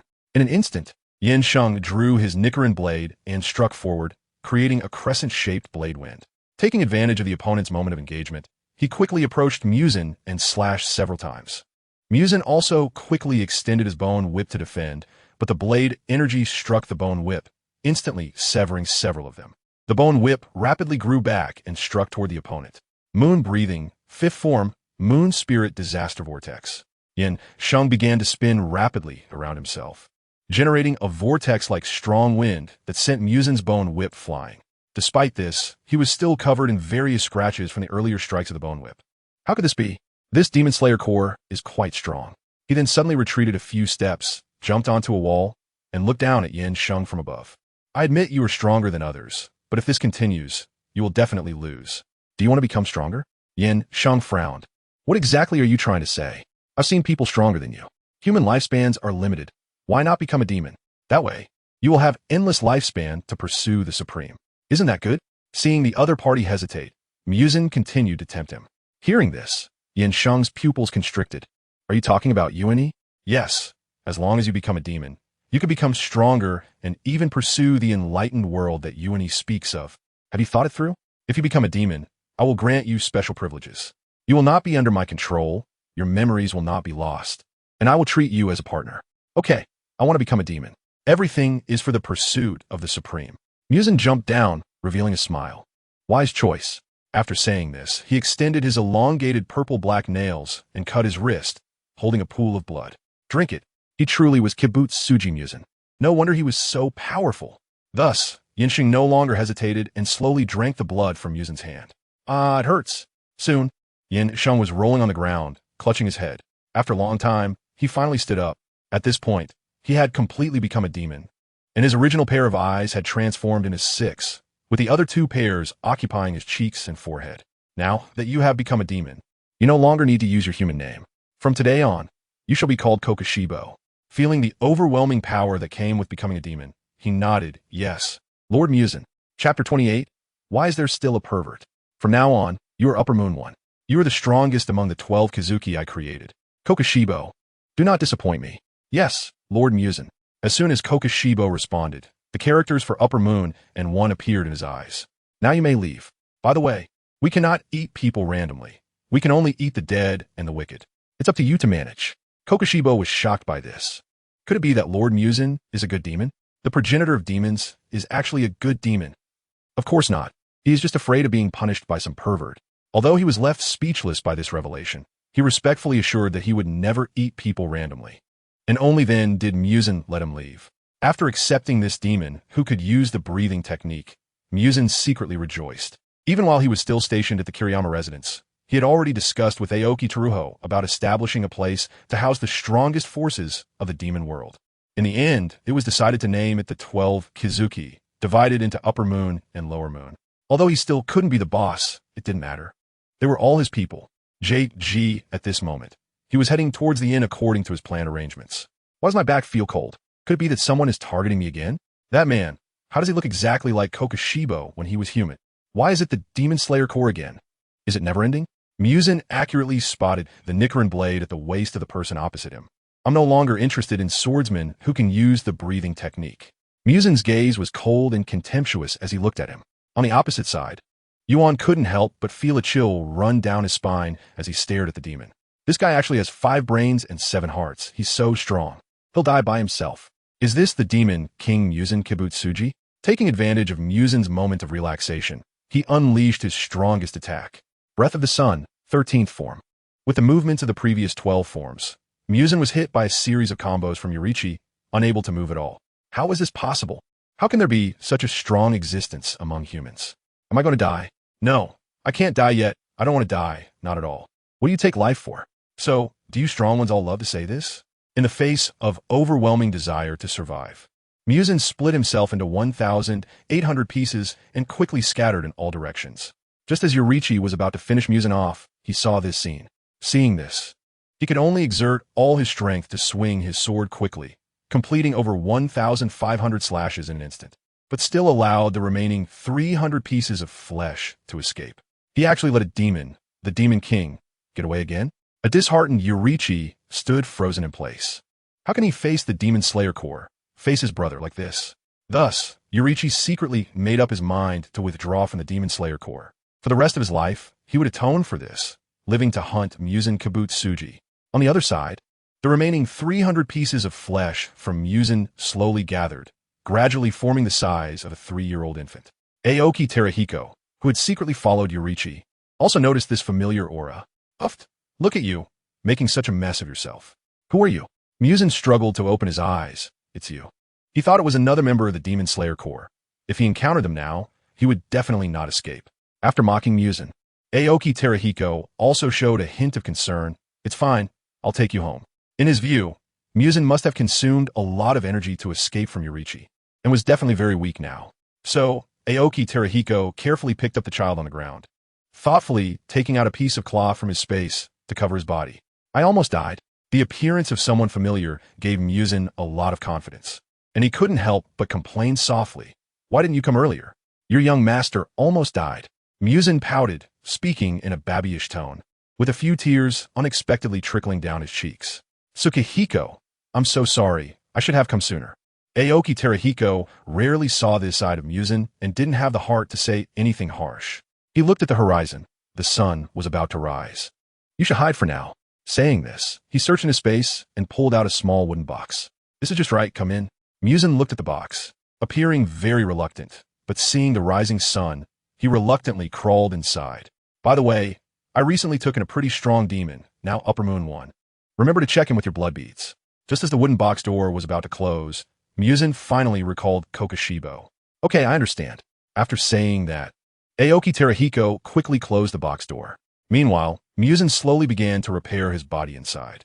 During Aoki Terahiko's journey, he also remembered to inform him to find something to eat. Reluctantly, Aoki Terahiko could only detour to the battlefield or more chaotic villages, killing a few wrongdoers. Finally, after a long time of walking and stopping, they returned to the Silent Shadow base. As soon as they arrived, Muzan couldn't help but restore his body to its original form. During this time, he had consumed quite a few people and was now able to produce more cells to enlarge his body, to prevent being seen by other demons. Muzan specifically asked Aoki Terahiko to quietly sneak in. Therefore, now only Aoki Terahiko witnessed Muzan returning to his original form. No one else knew that he had once been persecuted into becoming a child. But with Muzan's growth, other issues arose. The two unexpectedly shouted in unison. Aoki Terahiko pointed at Muzan and threw him a set of clothes, blushing as he said, "Hurry up and put this on. How can you be like this? Who are you to care? You're lucky." Although he said this, Muzan didn't intend to stay naked, so he quickly put on the clothes Aoki Terahiko handed him. Looking at the clothes on his body, Muzan's already blushing face turned even redder, all the way up to his ears. Is this piece of clothing his? I can't wear his clothes. No way. That wouldn't be proper. I'll change out of it soon. I thought like this. But Muzan ended up wearing this piece of clothing for days until it needed washing. Of course, that's a story for later. Akiyuki Hiroki, sitting nearby, looked at the blushing Muzan and felt nothing unusual, as his own face was also red. Why was it red? Out of embarrassment. To ease the awkwardness, Akiyuki Hiroki had no choice but to give his room to Muzan. I remember there's still some rare blood and meat chunks in the storeroom. I'll go get some for you. Don't ask him if he's okay with eating human flesh. He has lived for over 1,000 years combined across 3 lives. So he has seen all kinds of storms. No matter what happens, he can remain calm. In the room, Muzan tried to calm down his emotions. Sitting on the tatami mat, his thoughts swirling. When Akiyuki Hiroki handed him the items, after eating and drinking, he was still lost in thought. I wonder what he was thinking. After cleaning up, Akiyuki Hiroki looked inside the room at Muzan and muttered, "It's just a glance. Why are nobles so delicate?" So, Akiyuki Hiroki decided not to think too much about it. He recalled the matter of Upper Moon 1 and needed to talk to Tamayo about it. He first checked Tamayo's study. Great, she was inside and hadn't gone out. Because of work reasons, Tamayo's study was usually left open, so Akiyuki Hiroki walked right in. Tamayo, Muzan found an Upper Moon 1, the one I mentioned to you last time, the 12 Kazuki. After a brief conversation, they quickly used a spyglass to find the demon that Muzan mentioned. Boss, why do I feel like he looks a bit familiar? Tamayo looked at the 6-eyed demon wearing a deep purple kimono, pondering. I also feel a bit familiar. Let's call him over first. Okay, boss. Suddenly, a voice came from a distance to Kokoshibo. Hello, Upper Moon 1 we are. After a few sentences, Kokoshibo understood the current situation. It meant there was a specific organization among the demons called Suigetsu, and although it was fine for other demons, as an Upper Moon of the 12 Kazuki, He had to meet the leader in a certain place. Kokushibo was once again shocked. So, Muzan wasn't the greatest ruler among demons? Chapter 29. Tanjiro Kamado Yuichi. Are you really going to quit the Demon Slayer Corps? That incident really wasn't your fault. Please stay. Yeah. Can't you not leave? The morning light streamed through the thin clouds, casting sunlight over the tender green grass, which looked like a moist emerald, with dewdrops hanging on the tips. In this fresh and pleasant morning, Yuichi was surrounded by the members of the Demon Slayer Corps. A closer look revealed that Tsukihiro had recovered from the serious injuries inflicted by Muzan and had safely returned home. When the others saw Tsukihiro return safely, especially Nezuko, they all felt a sense of relief after a disaster. Although it pained him, he had let Muzan escape, and he no longer had the face to stay in the Demon Slayer Corps. I'm sorry, but Yuichi has made up his mind. Please let me and SHII leave here. If only he had swung his blade a little faster back then, perhaps everyone wouldn't have to worry about demons anymore. Yuichi reflected on this not just once. Of course, he still didn't know that his beloved elder brother had voluntarily turned into a demon. Otherwise, it would have been even harder to accept. Since Yuichi said so, everyone respected his choice. Hiroyuki, the leader of the Corps, said, "But Yuichi, the Demon Slayer Corps will always be your second home." Amidst the reluctant gazes, Yuichi took SHII and their child, packed their belongings, and left the Demon Slayer Corps. SHII held the child in one hand and gently grasped Yuichi's hand with the other. "Yuichi, you did nothing wrong. Don't carry too much burden." Yuichi looked at SHII, then at the child still sleeping, unable to help but embrace them, shedding tears. "All right. No more crying. Let's go home." Okay. After walking for a long time, they finally returned to their residence in the Kumatori Mountains. However, the two of them looked at each other, stunned. Creak. The sound of the door opening echoed as a woman walked out. "Who are you?" The woman looked puzzled at the three of them, and then a man came out from inside, holding a child in each arm.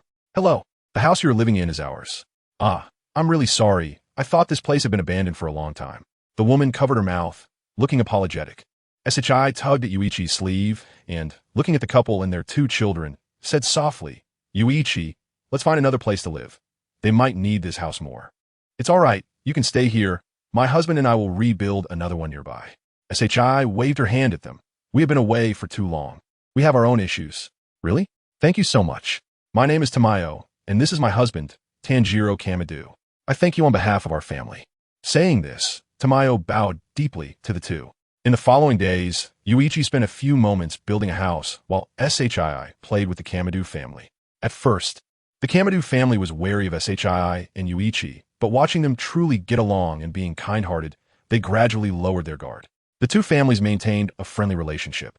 Moreover, Yuichi also taught Tanjiro the sun breathing in the form of a dance. This dance warmed the body, and he named it Kagura of the fire god. Tanjiro smiled brightly at Yuichi. "What do you think?" "Pretty good. Then let us call it Kagura of the fire god." Yuichi nodded in agreement. After hesitating for a moment, he took off his ear ornament and said, "Tanjiro, this is for you. I hope you can pass on the Kagura of the fire god and the sun ear ornament." Tanjiro was taken aback and asked, "Aren't you going to pass this ear ornament to your child?" "No, perhaps this is our fate."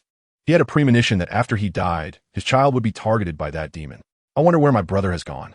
Everyone in the Demon Slayer Corps says they haven't seen him for a long time." "Brother, are you still angry with me?" On the other side, after walking for a long time, Kokushibo finally found the headquarters of Suigetsu. This place is even more secretive than the headquarters of the Demon Slayer Corps. No wonder the members of the Corps can never find the demons. Kokushibo gazed at the houses surrounded by mountains not far away, modest yet grand, and he couldn't help but feel a sense of admiration. "Welcome, Lord Kokushibo. Lady Tamayo is waiting for you in her study. I will take you there." A small demon, who had been waiting outside for a long time, hurriedly stepped forward to lead the way upon seeing that the Lord had arrived. Along the way, Kokushibo observed everything around him. No matter how he looked at it, this didn't seem like a demon's dwelling. From the outside, it appeared to be a tidy village. It was unbelievable that someone could manage such a peculiar demon. They must be a powerful individual. He could hardly wait to engage with that strong person. Up ahead is Lady Tamayo's study. I will take my leave now. The small demon pointed to the open doorway ahead before stepping back. Tamayo, who had been in the room, had already seen the Upper Moon One arrive through her spyglass, so she wasn't surprised when he entered the study. "Hello, Upper Moon One. My name is Tamayo. Why are you here?" Kokushibo's 3 eyes showed shock. The female demon who had escaped last time turned out to be a high-ranking member of the demons. Do you know me? Although she looked familiar, he wasn't sure where he had seen her. Could it be that he treated her when he was still human? My name is Kokoshibo. I saw you before when I was still human. I was hunting you down along with another person. It was a bit disconcerting for Kokoshibo that a demon he once hunted had now become his superior. I remember now. It was at the clinic in Asakusa. You and your brother. It was understandable that Tamayo didn't immediately connect these dots. The fact that a member of the Demon Slayer Corps had become a demon was too unbelievable. Moreover, she didn't see Kokoshibo's Nichiren blade. The weapon at his waist was clearly a blade formed by blood demon art. I don't have a brother like him. Let's not talk about that. Let's register some basic information. After a busy session with Tamayo, she added, by the way, you must remember the most powerful figure in the demon world is not Muzan, but Lord Aoki. However, Boss Aoki is very kind. If you're bullied by Muzan, you can tell him, and he will definitely help you deal with Muzan. Aoki Teru? Hey, you know our boss? Kokoshibo walked out of suing with a sense of having his worldview overturned. I knew that guy was in cahoots with the demons. As a human, he can live as long as demons do, and even has divine powers. Because he didn't believe in gods, he wasn't very familiar with shrines, but he knew that divine powers didn't possess the ability to grant immortality. Otherwise, everyone would be clamoring to serve at the shrines. I have never believed in gods, but I have to admit that gods do exist. I have witnessed it with my own eyes. In the Warring States period, perhaps thousands of years later, the existence of demons became legend, and historians discovered a diary suspected to be written by demons at an old site. Chapter 30. The Duel of Fate after leaving the basin. The Sing headquarters is in a basin terrain. Kokoshibo decided to continue pursuing his martial path. Although he was reluctant to admit it, the strength of the civilian warriors was still not as strong as that of the A-rank members of the Demon Slayer Corps. And now that he was a demon, it was no longer convenient for him to join the Corps. In the end, he decided to find a cave to hone his swordsmanship. After traveling an unknown distance across countless mountains, he finally found a place that satisfied him. This mountain was shaded with dense trees, and the middle of the mountain was suitable for digging. More importantly, the area was sparsely populated, perfect for his training. Moon breathing. Fifth form. Moon Spirit Destruction Vortex. Originally a defensive technique, it was now used by Kokoshibo to carve out a cave.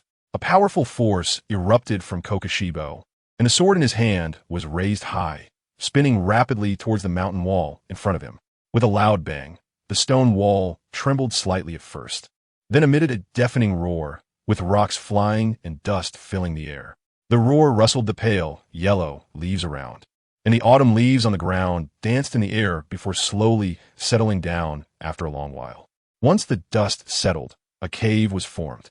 The edges of the cave were uneven, exposing rough rock textures.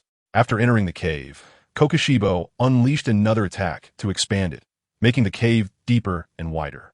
It was difficult for sunlight to come in, and there was a more spacious area to practice his moves. Thus, in the days that followed, he stayed here to hone his swordsmanship and casually named a few of his subsequent moves. Until one day, the cold winter wind howled, and only 2 houses stood on the mountain, their roofs covered with thick snow, with the weather rarely clearing up. On the summit of Yunshio Mountain, Tanji's family waved goodbye to Yuani, urging him to hurry back. Everyone's faces were flushed, but they still warmly sent Yuani off. In winter, many animals on the mountain went into hibernation, causing a shortage of food for both families. And now Yuani was planning to go out to hunt for animals. With a bamboo basket on his back, he prepared to set off, feeling the weapon hanging at his waist. Since he had already withdrawn from the Demon Slayer Corps, he returned the Nichiren blade to them. Upon closer inspection, he could see a small pouch hanging on the other side of his waist, and it was vaguely clear that it contained a long, rectangular object. Sunlight shone on the snow in the forest, and the cold wind rustled through the branches, making a faint sound. Yuani opened the transparent world and searched around, finally catching a rabbit that had come out to forage. Seeing that it was still early, he decided to look for something further away. He didn't know how long he had been walking when he arrived at another nearby mountain. The small animals on this mountain are more numerous than those on Yunshio Mountain. When he had enough prey and was preparing to return, he noticed a cave. It was a cave large enough to accommodate a black bear. Is it a bear's den? If he kills this bear, he won't have to go out this winter. Having made up his mind, he placed the bamboo basket at the entrance of the cave and slowly walked inside. Of course, he was still alert to the world around him. As he got a little closer, he saw a figure with a body structure completely different from an ordinary person. It was a demon. Without the Nichiren blade, he couldn't kill it, so he just needed to hit it until it couldn't recover and drag it outside. On the other side, Kokoshibo had already noticed the newcomer. He turned sharply and saw the greatest shadow of his life. Yeah, brother? The two stared at each other in confusion, not expecting to see one another here. Who knows if it was fate's trick? Perhaps they were destined for a fateful confrontation. A duel delayed for more than 20 years. Yao was at a loss, surprised to say, "Brother, how did you become a demon?" It was hard to believe. Why would his most beloved brother become a demon? You were forced, right? Yuya gritted his teeth, tears streaming from the corners of his eyes. Kokoshibo coldly looked at him. "No, I chose this. I couldn't stand you. I was jealous of you. So, I accepted the blood of the Demon King and became a demon. It proved to be a wise choice. I became stronger than before. I'm really curious. Who is stronger now, me or you?" His tone suddenly became serious. "Yeah, let's have a duel of warriors. I will prove that I am the strongest warrior." After saying this, he immediately drew the sword formed by blood demon art from his waist, pointing it at Yuya. "Draw your sword." Yuya knew this battle was unavoidable. Although he didn't want to draw his sword against his brother, he couldn't refuse. "I'm sorry." The clash of swords rang out, both refusing to yield. But ultimately, it was Kokoshibo who couldn't hold out first, quickly retreating backward. After a moment of calming himself, Kokoshibo spread his feet apart, lowered his center of gravity, held his sword at his side, and swiftly stepped forward, launching a series of slashing attacks. Moon breathing, third form, misguided moon, erosion. The sharp blade, aura, with a small crescent moon flew rapidly toward Yuya. Yuya quickly reacted, dodging to the side and leaping into the air. Sun breathing, 10th form. Bright radiance. From above, he unleashed a spiral slash downward. Although he didn't have a Nichiren blade anymore, the sword still carried a hint of warmth from Yuya's rapid attacks. "Brother, look at you now. How ugly and pitiful you are." The blade light rapidly approached Kokoshibo, who quickly raised his sword to defend. The two swords clashed, sparking a shower of sparks and ringing sounds. "You don't need to teach me. Why is it that even after becoming a demon, I still can't defeat him? Why?" Moon breathing, 7th form, evil mirror, reflected moon. The sword in his hand suddenly elongated and grew larger, releasing a blade aura toward Yuya, who had lost the chance for close combat and could only retreat helplessly. He still held back. If he had used his strongest attack from the beginning, Kokoshibo would have been powerless to resist. Even though demons have the ability to regenerate, he didn't want to see his brother behead him. "Are you pitying me? This is not your true strength. Use your full power." "Brother, I'm sorry, then as you wish." The first time this technique was used was when Yuichiro nearly defeated Muzan. Little did he expect that the second time he would use it against his own brother. Sun breathing, 13th form. Yuichiro adjusted his angle and unleashed all the attacks from the 1st to the 12th forms of sun breathing towards Kokoshibo. At first, Kokoshibo could still respond to Yuichiro's attacks, but as the frequency of his strikes increased, he gradually became passive. In the end, Yuichiro concluded the battle with flame dance. Bang! Kokoshibo looked at his body, now separated from his head, and finally closed his eyes in resignation. He could not surpass him in the end. It was truly detestable. Detestable to be so weak, detestable that he possessed such talent. However, he would not give up. He would have endless lives to pursue the ultimate power. And you, Yuichiro, with your awakened patterns, are destined not to live past 25. In the end, I won. Brother. Yuichiro said nothing in the end, only looked at him with a sad expression, tears still in his eyes. Before Kokoshibo's head regrew, he left the cave. His back appeared so dejected. After Kokoshibo's head regrew, he stared blankly at the chaos in the cave. Thus, with a heavy heart, Yuichiro took the prey he had caught that day and walked towards Mount Onpaku. "Brother, I have realized my wish, but why are you not happy? Is it all because of Yuichiro?" Yuichiro looked at the few children playing in front of the house, his eyes filled with despair, staring blankly at the opposite mountain peak. "So you have always hated me so much that you would become a demon for it?" Chapter 31, Air of Sun Breathing. After that day, Kokoshibo left the mountain, and Yuichiro never saw his brother again until his death. This became his only regret in life. "Father, please let me join the Demon Slayer Corps. I've learned all the breathing techniques you taught me. If you insist, then go ahead." As time passed, Yurichi and Shina's child grew up. After much pleading from Yurichi, he finally let him leave Mount Kumatori. After a long journey alone, Yurichi succeeded in reaching the headquarters of the Demon Slayer Corps. "Hello, I am Yurichi Tsukihiro." Yurichi Tsukihiro showed a bright smile to the members of the Demon Slayer Corps. "Even though more than a decade had passed, my wife, Kenroji Mitsuri, recognized this boy who resembled Yorichi at first glance. You must be Yorichi's child. Welcome to the Demon Slayer Corps. My name is Kanroji Mitsuri, and the seniors of the Demon Slayer Corps are eager to meet you. Since the demons that come here to surrender are relatively weak, the members of the Demon Slayer Corps did not develop their marks, and thus there is no notion of dying at 25. In the distance, a figure secretly observed the scene, watching Yorichi Tsujikuni enter the Demon Slayer Corps. A branch shook slightly, and the figure disappeared without a trace. Kokushibo originally planned to kill this heir of the sun breathing, but ultimately gave up. After all, he is his own nephew, and moreover, intelligent demons cannot easily kill. They would be killed by Muzan. Thus, the sun breathing was passed down through the fire god Kagura and its original name. He grew up and moved away from Mount Kumatori, settling down in the Demon Slayer Corps. During this time, he also returned to bid farewell to his parents and the Kamadu couple.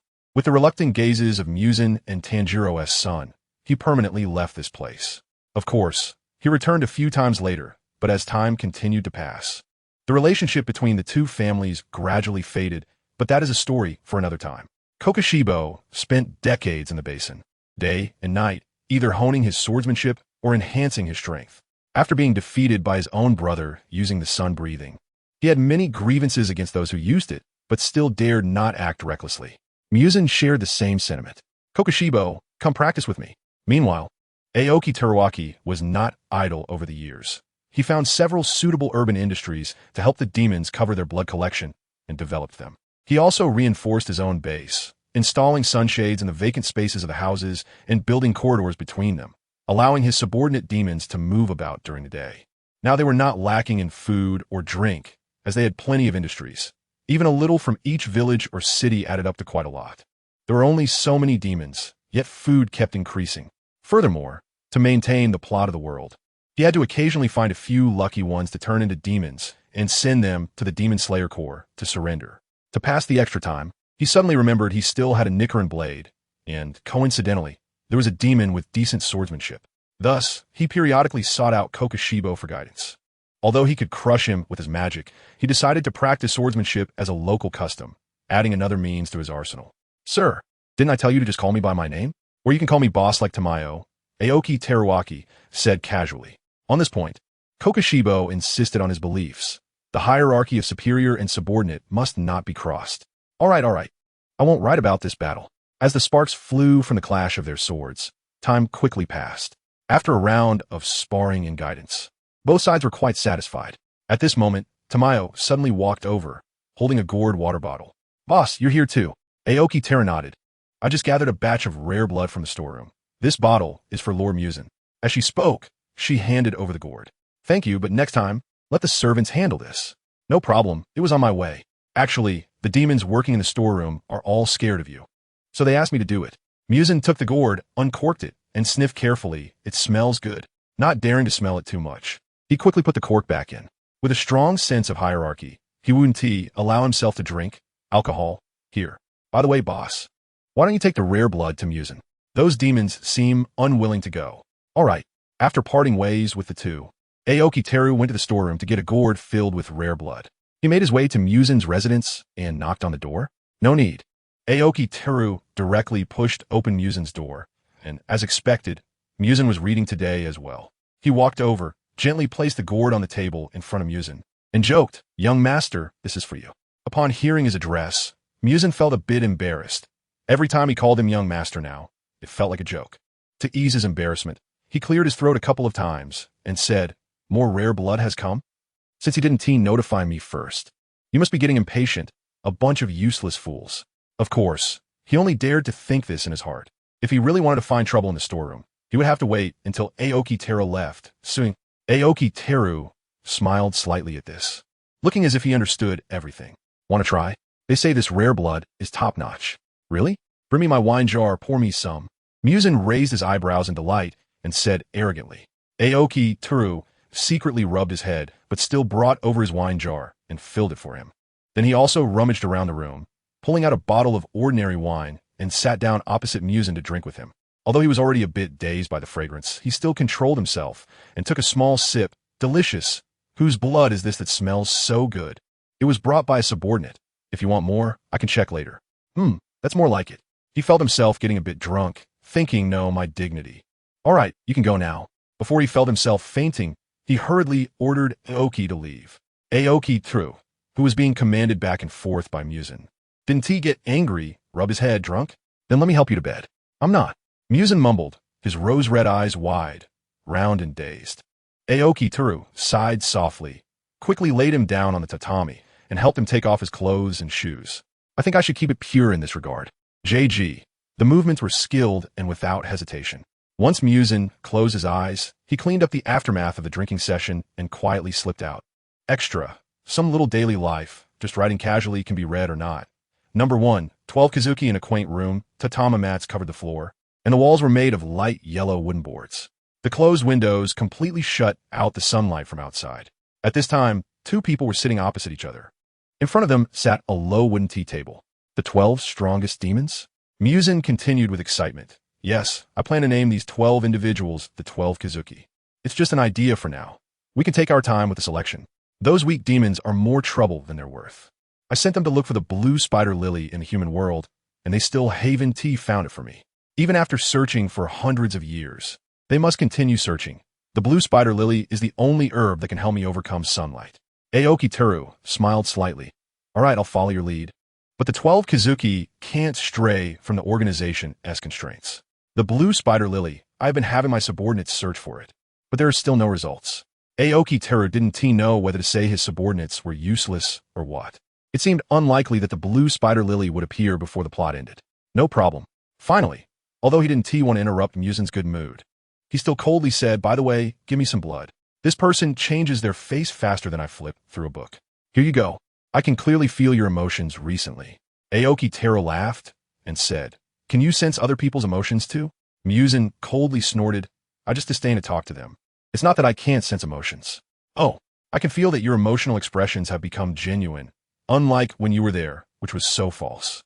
Am I false? You know it in your heart. I won't talk to you anymore. Pour me some blood to drink. So you noticed it from the very beginning. No. 2. Thin blood tastes good on a pitch-black night, with no one around. A sneaky figure slowly approached the huge house ahead. Familiar with the way, they opened the secret door to the basement, jumped in, and quickly closed the door behind them. With a whoosh, the room was illuminated by a flame made of blood. So much, Aoki Truce actually won't let me drink. And there's meat. Is it easy for him to sneak these things? Last time, he barely got in when no one was around, but it was pitch dark, even darker than outside, and he couldn't see at all. In the end, he was discovered before he could eat much. Although those demons couldn't do anything to him, he'd been shorted on thin blood by Aoki Truce for months. The pain of living under someone else's roof. If it were in the past, he would have killed anyone who disrespected him. But now it's clear that as long as he can't beat Aoki Truce, he has to endure it. Today he found an opportunity. This time, he was well prepared. Having developed a new blood demon technique, he wanted to drink back all the thin blood he had lost over the months. Thin blood. What lay before Muzan was a wall filled with gourds specifically for storing thin blood. Although thin blood is rare, the Su-Ing have developed their industry across many cities, establishing a safe underground transportation system. Having dozens of gourds of thin blood isn't surprising, of course. The large jars filled with ordinary blood are hundreds of times that of thin blood. Muzan quickly picked up a gourd and sniffed it. It smelled so good. Finally, unable to resist the aroma, he gulped it down. While drinking, he also picked up a piece of meat, eating and drinking at the same time. In the end, he fell to the ground, unconscious, leaving only the blood demon technique illuminating this small world. Suddenly, a shadow in the corner of the wall flickered, and Aoki Truce, who had deactivated his invisibility, sighed at this scene. He finally picked up Muzan in his arms, grabbed a few gourds, and left the basement. Moreover, he didn't forget to notify his subordinates to clean up the basement. Aoki Truce looked down at the sleeping Muzan and shook his head slightly. After living for hundreds of years, he was still the same as before, remembering when they were still at the production house. He also secretly drank at night and fell asleep, always paying attention to his condition out of fear he would get hurt. No. 3. Teaching by example. What's the simplest way to get someone to help you? Threaten them, saying that if they don't help, you'll kill them. Aoki Truce twitched his lips, pointed at the book, and took out a brush to start drawing and writing. Describe what I've drawn. Muzan looked at the crooked drawing, his eyes wide open, as if to say me. In the end, under the other person's unquestionable gaze, he could only stiffen his neck and say it. A person. asking another person about something, took out a bag, shook it in front of the other person, and then the other person revealed what they knew. And both parties clapped hands. Is that so? Can you see what this matter is about? You can use the bag to entice the other party, and then wait until they finish speaking to kill them. Aoki Teru's forehead twitched. He kept telling himself to endure. It's been decades. One more day won't make a difference. After being ravaged by Aoki Teru, Muzan finally became obedient. He also realized that money can do so many things. No. For descendants of the Tsukihiro, after escaping the Tsukihiro family, she changed her surname and took on a new identity in a small mountain village far from the war. Yukiko, are you going to gather herbs in the mountains today? You really work hard.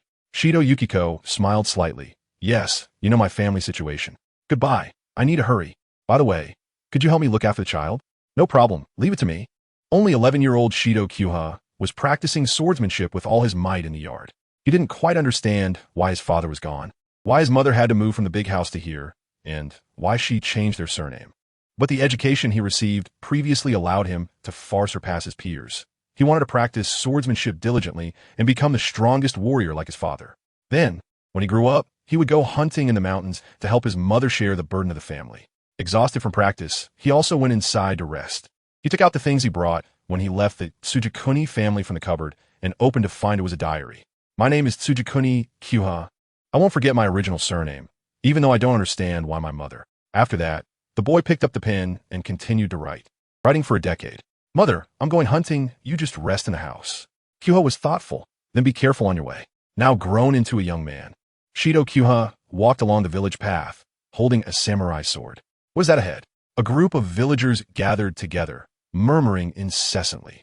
Out of curiosity, Shido Kyuha asked the people inside, Uncle, what happened? Oh, it's you, Kyuha. A performer has come here, and they sing very interestingly. Were they singing? It's about the reason for the fall of the Tsukihiro family. Shido Kyuha's eyes widened in disbelief. What? Then he eagerly asked what happened. The old man began to ramble. The head of the Tsukihiro family has been missing, and after a struggle, it was controlled by a collateral branch. Recently, they removed the direct line from the family, including the former head's wife and his children. As for why, it wasn't clearly stated, just that it was rumored among the people that the head of the Tsukihiro family had turned into a demon, which is why they were removed. Of course, all of this is just hearsay, and then it was annexed. Shido Kyuha absorbed none of this information. Turned into a demon? How could father? His tall belief in his father suddenly collapsed, and he didn't know how he walked out of there. Instead of hunting, he staggered back home and recounted this matter to his mother. Shido Yukiko held her son and patted his back, the two silently comforting each other. Chapter 32. Kamazuki time flew by, and a war ended with the Tokugawa family successfully establishing the Edo shogunate, marking the end of the Warring States era. Under the rule of the Edo shogunate, the Edo period, lasting more than 200 years, began. The camera slowly moved to a medical clinic, where a large sign hung above, reading Qing Sure Pharmaceutical. This is a famous pharmacy in this small town. No, it's well known throughout the entire Neon district. Koma, you're here to buy medicine for your father again. Huh? Yes, it's the same medicine as usual. Please give me a portion. This is a boy with black hair and pink eyelashes, his arm wrapped in white cloth as he takes the medicinal herbs. Looking at the white cloth, the old doctor secretly sighed. He watched the child leave the clinic, stroking his long white beard and gently lamenting. This child is also unfortunate. The apprentice who was helping the old doctor heard this and interjected, Master, you have already helped that child a lot. If it weren't for you introducing him to the black market, he would probably still be stealing. Only you're a truly good person. Well, any help is better than none.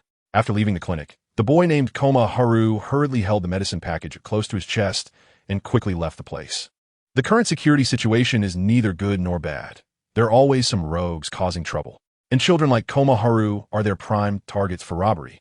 As he turned a corner, Komechi was stopped by a few ragged-looking thugs. How could this be? I was running as fast as I could. Damn it. Komechi widened his eyes, recalling scenes from the past. The bruises on his body throbbed painfully. Last night, the boy ran across the damp ground, splashing into a puddle with a loud sound as he sprinted. Behind him, a few people shouted loudly, Hurry up, take the shortcut, and surround him. We can't let him escape. Hearing the voices, the boy couldn't afford to hesitate any longer and quickened his pace with the medicine bag clutched tightly. Damn, it's them again. I can't let them catch up. My father's medicine and money must not be taken away again.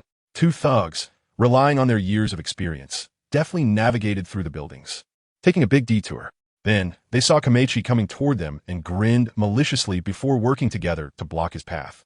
Hee hee, kid, hand it over and you'll suffer less. No way. As Komechi spoke, he searched for a chance to break free. Am I surrounded? No, I'll just charge straight out. Komechi was surrounded by 6 thugs. Beads of sweat forming on his forehead, yet his gaze remained firm and sharp. He keenly sensed a glimmer of hope on his right. There was a slightly open corner in the formation of the 6. At the right moment, he suddenly slid down and rolled through, protecting the medicine bag and money tightly against his chest with one hand. So close. Hurry, once I break through, I need to run. However, fate seemed to mock him at this moment. Just as he successfully got out, a strong hand grabbed his clothing like a vice. That guy is trying to escape. I got him. Come quick. The thug shouted with wide eyes. The immense force halted Komechi's escape. His expression twisted in an instant, anger, unwillingness, and resentment intermingling on his face. But he still refused to give up. His rough little hand fiercely gripped the thug's hand, and he opened his mouth wide, sinking his sharp teeth into the thug's hand. The thug's hand was bitten, creating a bloody hole, and he instinctively let go, shaking his hand. Damn it, that hurt. You little brat, stop right there. It hurts, it hurts. Looking at the blood on his hand, he couldn't help but roar at his companions behind him. What are you waiting for? Just hit him. The second in command has spoken. Hurry up. Yes, boss. The group wasted no time. 4 of them pinned Komechi to the ground, restraining his limbs, while the other 2 began to rummage through his clothes. My medicine. My money. Give it back. Give it back. Ah. Komechi struggled with all his might against the 4, his sudden burst of strength catching them off guard, and he temporarily tossed them aside. Hee hee. You think you could take it back? Maybe in your next life. Just like your deadbeat father. Both useless. Don't insult my father. Hit him. In the end, Komechi still couldn't protect his medicine and money, returning home with a bruised and battered face. As he left, he glared fiercely in the direction the 6 thugs had gone, thinking, I must become stronger. In this dilapidated and monotonous room, a bitter smell of medicine lingered, refusing to dissipate. Seeing Kobaji's expression, his mother Haruchi knew that it was that group of uneducated ruffians who had taken their things again. Kobaji, it's okay. You've done very well. We still have some money at home. You could buy another dose of medicine tomorrow during the day. Haruchi gently wiped her husband's body with a warm towel, her wrist showing faint scratches. Cough, cough. It's all my fault for burdening you. All right, Hayama, I won't allow you to say that. Don't talk. Just rest well, she replied. Mother, I'll take care of father. It's late. You should go rest first. Kobaji took the towel and hot water from Haruchi's hands, speaking firmly. All right, you've worked hard. Then I'll go rest first. Cough, cough. A whole night swayed by, and Kobaji shook hands with Hayama and Haruchi in turn. I'm going to the black market. Take care. Haruchi rubbed Kobaji's hair and said softly, Promise me, put your health first. Although the family was very grateful to the old doctor from the clinic for recommending the black market to them, allowing them to barely make a living by selling blood occasionally, he still hoped for the safety of his family. Selling blood, too, often wasn't good for the body. Okay, mother, I promise you. I know my body, don't worry. Kobaji stood at the door, waving his hand to the people inside, revealing a bright smile. He wore a tattered black-gray long robe and a black mask, cautiously making his way to a corner. Here is a secluded courtyard, and not far to the southwest, there's a cave. Komechi skillfully begins to explore inside the cave. With a crisp sound, the wall emits a booming noise, and a small path that can only accommodate one person slowly opens. Komechi enters with ease, handing over the guiding token to the gatekeeper inside. Go in. The gatekeeper steps aside, revealing a small door behind. It is very quiet here, quiet enough that you can only hear the sound of Koma's footsteps. After walking for a while, they finally reach the end. Here is a huge underground cave where people wear black robes and masks. It is a place for some underground illegal businesses. Chapter 33, Guidance. Above the cave, huge lanterns hang, illuminating the darkness below, and many merchants also bring candles to facilitate their transactions. The black market has all kinds of trades, hiring assassins, selling corpses, drug trafficking. There's nothing you can't think of that they can't provide. The managing spirit here doesn't care what humans do. His main responsibility is to collect human flesh and blood. If someone causes a disturbance, he won't hesitate to take action. The managing spirit sits bored in the shop, slowly shaking a wine barrel in his hands, claiming to the outside that he is drinking red wine, not human blood. Ah, it's that little ghost again. By the scent, the managing spirit knows that the teenager, who is only in his teens, has come again. Hello, I want to sell a small bottle of blood. In recent years, Su Ing has rapidly developed, establishing black markets underground in many towns to facilitate the collection of blood and food. At the same time, they have optimized blood-selling plans suitable for different demographics. To distinguish the volume of blood, the black market roughly categorizes it into large, 800 milliliters, 201, medium, 500 milliliters, 101, and small, 300 milliliters, 51 bottles. A large bottle can only be sold by strong adult males. Times are advancing, and material prices are rising. Someone as large as Koji can only afford to lose medium-sized blood. Anything more would be harmful to the body. A dose of medicine just happens to cost 51. Now, the ghost world promotes sustainable development, and these working ghosts must also determine the demographics before collecting blood. All right, please wait a moment. The managing ghost first took out a small bottle from the cabinet, then grabbed a small knife from the nearby table. After disinfecting it with candlelight, he began. Koji obediently extended one arm, slightly frowning as he endured the pain of his skin being cut. Before long, the small bottle was filled with blood. The managing ghost tightly sealed the bottle, bandaged Koji's wound with a white cloth, and handed him 51. Take this. Wait a moment. This is a personal gift for you, so it's better not to come too often. Seeing Koji like this reminded the managing ghost of his own tragic experiences when he was still human. Saying this, he took out some of his savings and gave Koji another 51. Koji was momentarily stunned before saying, "Thank you, uncle." After saying that, he deeply bowed to the managing ghost. Behind the mask that was unseen by humans, a few tears slid down his cheeks. There are still many good people in this world, just like the old doctor and the manager. With this thought in mind, Komechi quickly put the money into his inner pocket and left the place. It's all these guys who caused my father to have no medicine to drink. Once wasn't enough. They want to rob again. A bunch of scoundrels. Coming back to his senses, Komechi glared angrily at these people. The rogue from yesterday chuckled and said in a mocking tone, "What's wrong, not satisfied?" With a disdainful sneer, he added, "If you're not satisfied, just hold it in." Seeing this, Komechi couldn't help but show a look of despair. The money and medicine I just got, are they going to benefit from it again? What are you doing? Can I join in? Aoki Teruaki, feeling a bit bored at headquarters, came out to inspect his own business. After wandering around a few places, he arrived at this small town. On the way to his medical clinic, he saw several adults chasing a boy, and upon closer inspection, he realized that the boy was a key character in the plot. This is fate. So Aoki Teruhai decided to go with the flow and help the young boy. A few rogue samurai looked Aoki Teruhai up and down, and when they saw the katana in his hand, they backed off. No, I'll leave first. You play with them." One of the rogues waved his hand, signaling to his companions. The others echoed in unison, I have something to do, I'll leave first." Miju, I'm out." Once the surrounding rogues had left, Aoki Teruhai reached out his hand to the boy lying on the ground. "Are you okay?" He hadn't noticed before, but the boy's hands were bound with cloth. Could it be that he wanted to sell blood under my name? Komaharu opened his bright blue eyes, his pink eyelashes fluttering as if he saw a beam of light. "Thank you. You must be very strong since you have katana." After standing up, Komaharu said with a smile, "I want to become strong. Can you teach me?" Aoki Teruhai didn't want to teach. He and T finished inspecting his vast property, and he still had a young master at home who was stealing blood to drink every day. In the end, he couldn't bear to let this child continue to suffer under the rogue samurai's beatings and thefts. He was also a person who had gone through many hardships. "All right, but I'm only here for half a month. How much you can learn depends on your comprehension." Komaharu jumped up happily. "Great. My name is Komaharu. Please guide me. But, sir, I need to go home to take care of my father. Can you come find me tonight? I'll be waiting for you at the clinic." "Thank you, sir. I really appreciate it." After giving Aoki Teruhai one last look and bowing in thanks, he quickly ran home. By evening, Aoki Teruhai saw Komaharu peeking into the clinic. "Komaharu, over here." Aoki Teruhai waved as he walked to the clinic's entrance, and Komaharu immediately ran over. "Sir, do you still have ties with the clinic?" "Well, sort of. The old doctor at the clinic has taken good care of me, and I'm very grateful to him. I didn't expect that the one who saved me also has ties to the clinic." The two chatted as they walked, eventually stopping in a courtyard. "This is my home. From now on, come here every day when you have time, and I will teach you martial arts." Aoki Teruhai examined the young boy in front of him. He had decent bone structure, but his body was a bit weak. "You're too thin. Haven't you eaten well?" Komaharu scratched his head shyly. "My family is quite poor." "Does this affect martial arts practice? Without good strength and health, how can you practice martial arts? From today on, you can come to my house and eat with me." "That's too much trouble. No need." Komaharu quickly shook his head.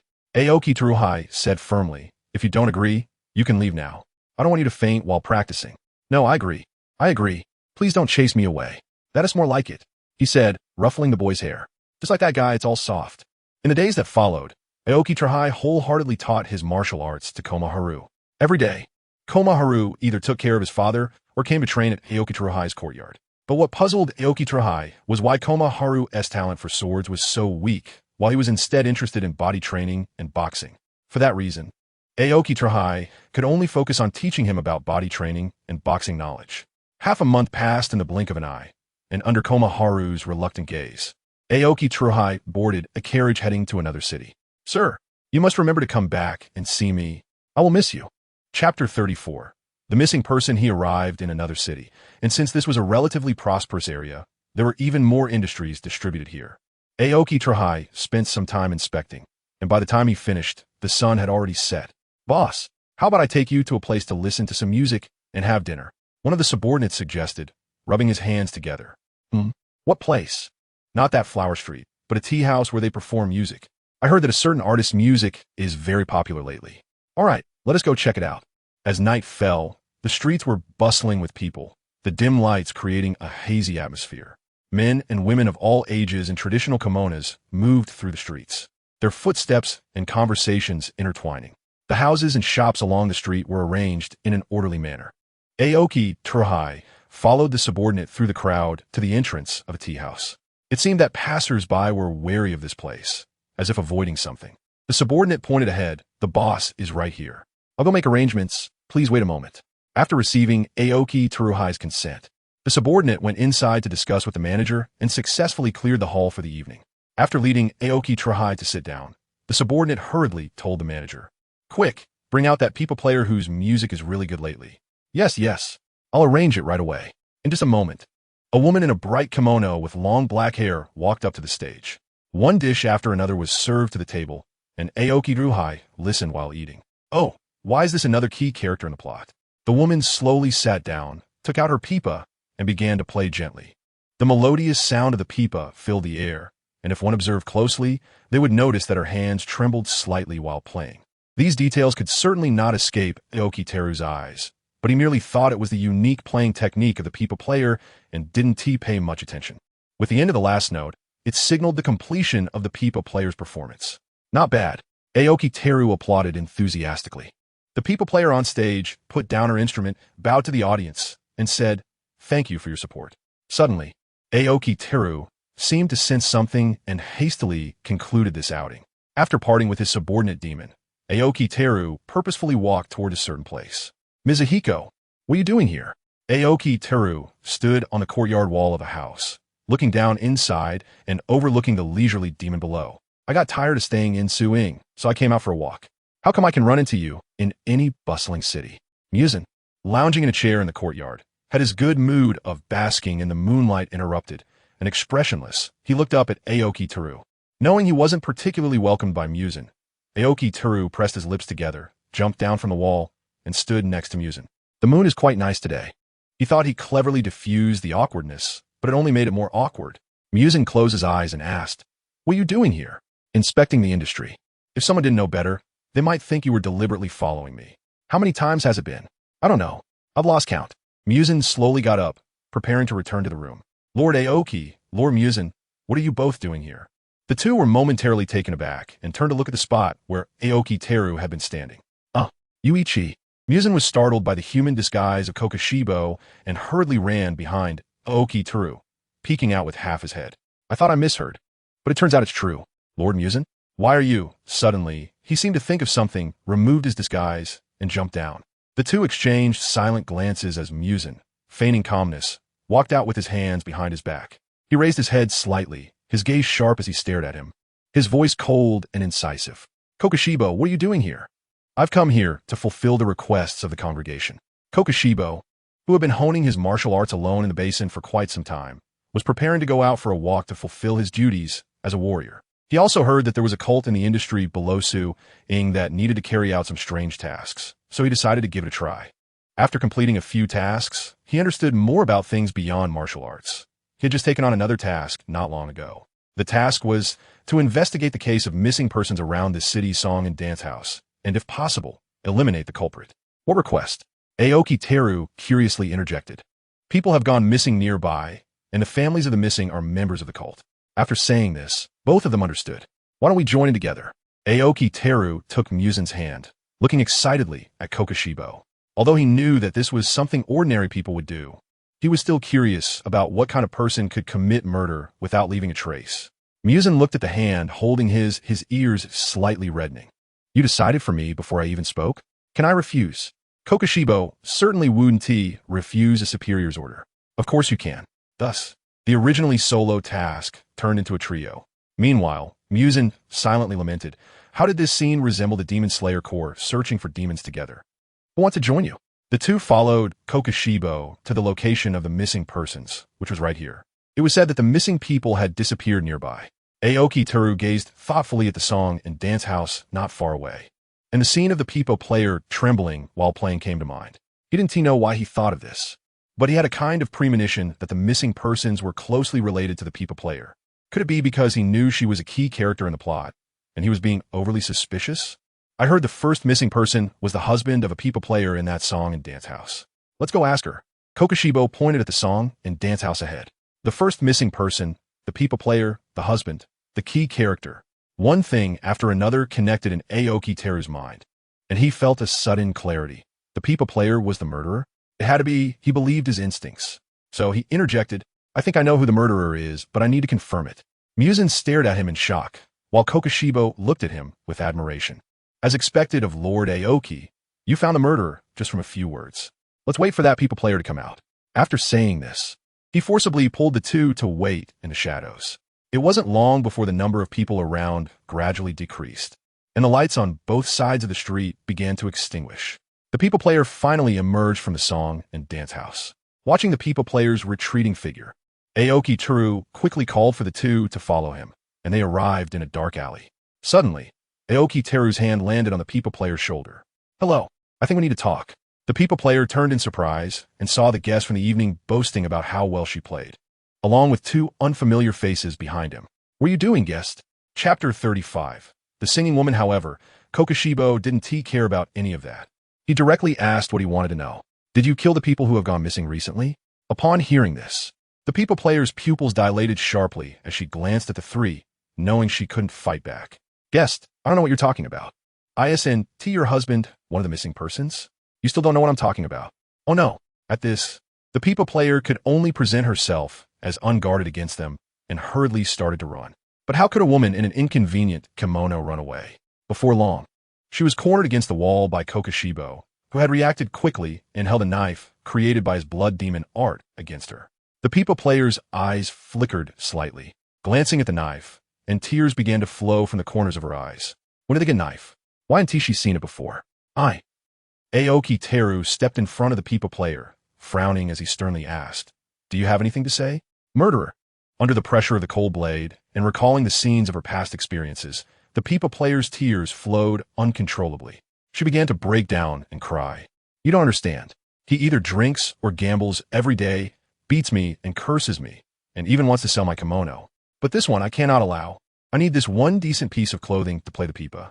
Upon hearing this, even Kokoshibo widened his eyes slightly, and the hand that was pressing against the woman's neck slowly loosened.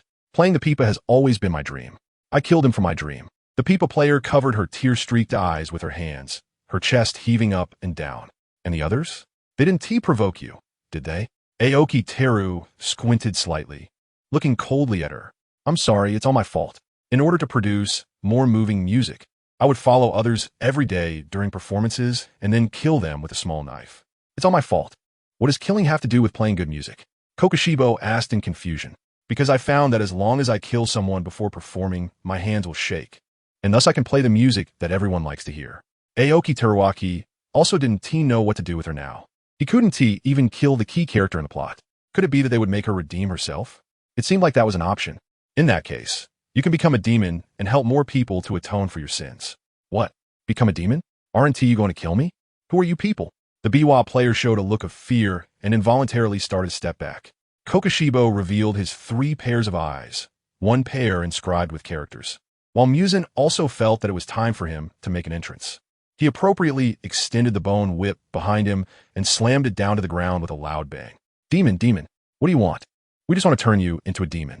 The biwa player seemed to regain her consciousness, recalling his previous cold but non-malicious words. All right, I agree to become a demon and atone for my sins from now on. At a glance from Aoki Teruaki, Muzan's bone whip suddenly shot out fiercely towards the biwa player. Kokoshibo saw this scene and recalled how Muzan had bestowed blood upon him, becoming even more convinced that he must be special. Ah, it hurts. After a scream, the biwa player opened her one eye. The three of them couldn't help but chuckle at the sight of that one eye. With 6 eyes in front and 1 eye behind, the appearance of a person after becoming a demon is also bizarre. But perhaps the single eye is related to how the biwa player only sees the biwa in her hands. In an instant, the biwa player understood the 3 people in front of her through blood memory. First, Lord Aoki is the most powerful, although Lord Muzan is the demon king. He has always been suppressed by Lord Aoki, and Lord Kokoshibo is upper rank 1, and she is just a little biwa player. Shivering JG, Muzan stared at her intently, not thinking that he hadn't heard what she was thinking, but there was still someone pressing down on him here. So he would settle the score later. From today onwards, you will be called Neikime. Yes, Aoki Teruaki, being someone who is bad at naming, was quite satisfied with the name Muzan gave to the biwa player. When it comes to aesthetics, it still has to be left to Muzan. What is your blood demon art? Aoki Teruaki asked curiously. Having endured so much blood from Muzan, she should have awakened her blood demon art, right? Upon hearing this, Neikaime's thoughts stirred, and suddenly a biwa appeared in one hand, while a plectrum appeared in the other. A cold sound emerged, and the surrounding space began to distort, with wooden boards flying up and slowly assembling into a room.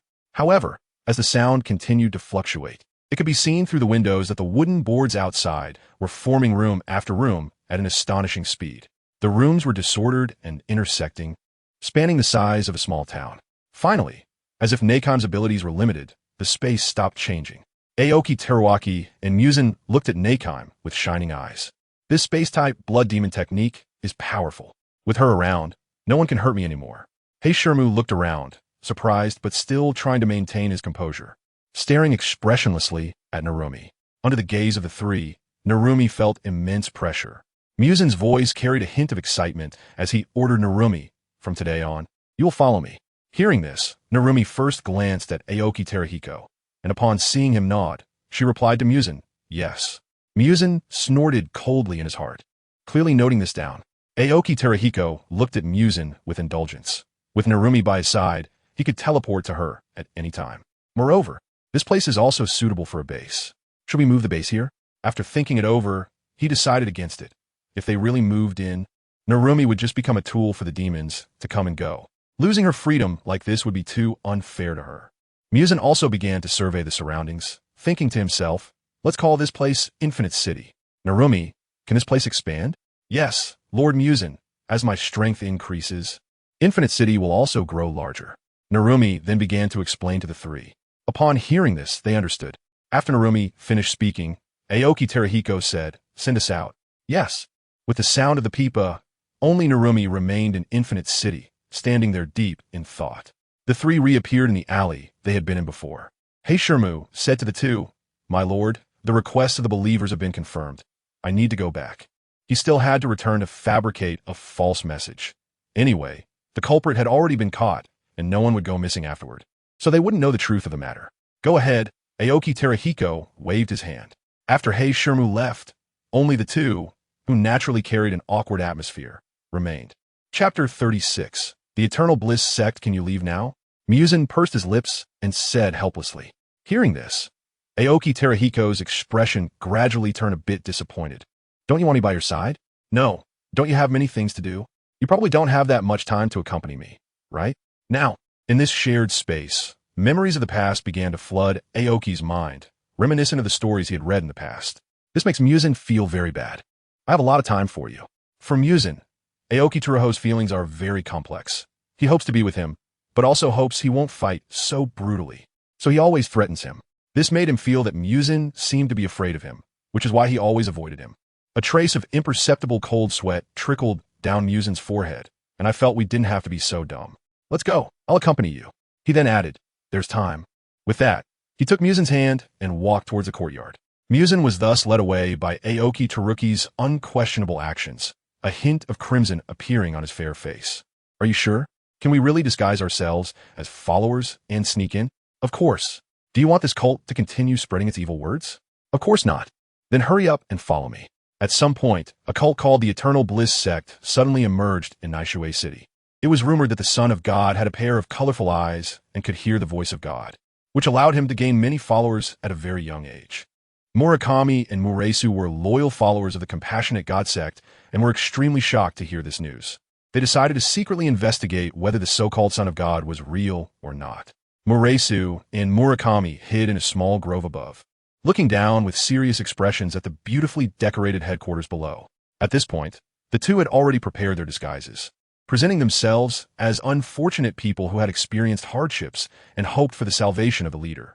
They exchanged glances and nodded in tacit agreement, ready to set off for the headquarters of the Eternal Bliss sect. When we reach the entrance, we must cry out in despair, and our desire for divine salvation must be strong. Of course, I am willing to give everything for the Compassionate God. The guard at the cult's gate stopped the two who were running over. What are you here for at the Eternal Bliss sect? It's like this. The two vividly described their experiences, and under their superb acting, they successfully deceived the guard. The Eternal Bliss sect welcomes everyone seeking their salvation. You too may enter. There will be followers to guide you, and the leader will surely alleviate your suffering. Thank you. After expressing their gratitude, they successfully infiltrated the Eternal Bliss sect. Once inside, they would have to wait until nightfall for the leader to gather the followers and listen to the suffering of each believer. It seemed that Muresu still had to wait several hours. Wait, brother, something seems off. Doesn't that look like the offerings we collect for the Compassionate God? Huh? Murakami was pointing at something a follower was holding, a square box that had offering box written on it. The follower was surrounded by several others, collecting donations from each passerby. Finally, it was Murakami and Muresu's turn. Hello, if you wish to join our sect, you must confirm your faith.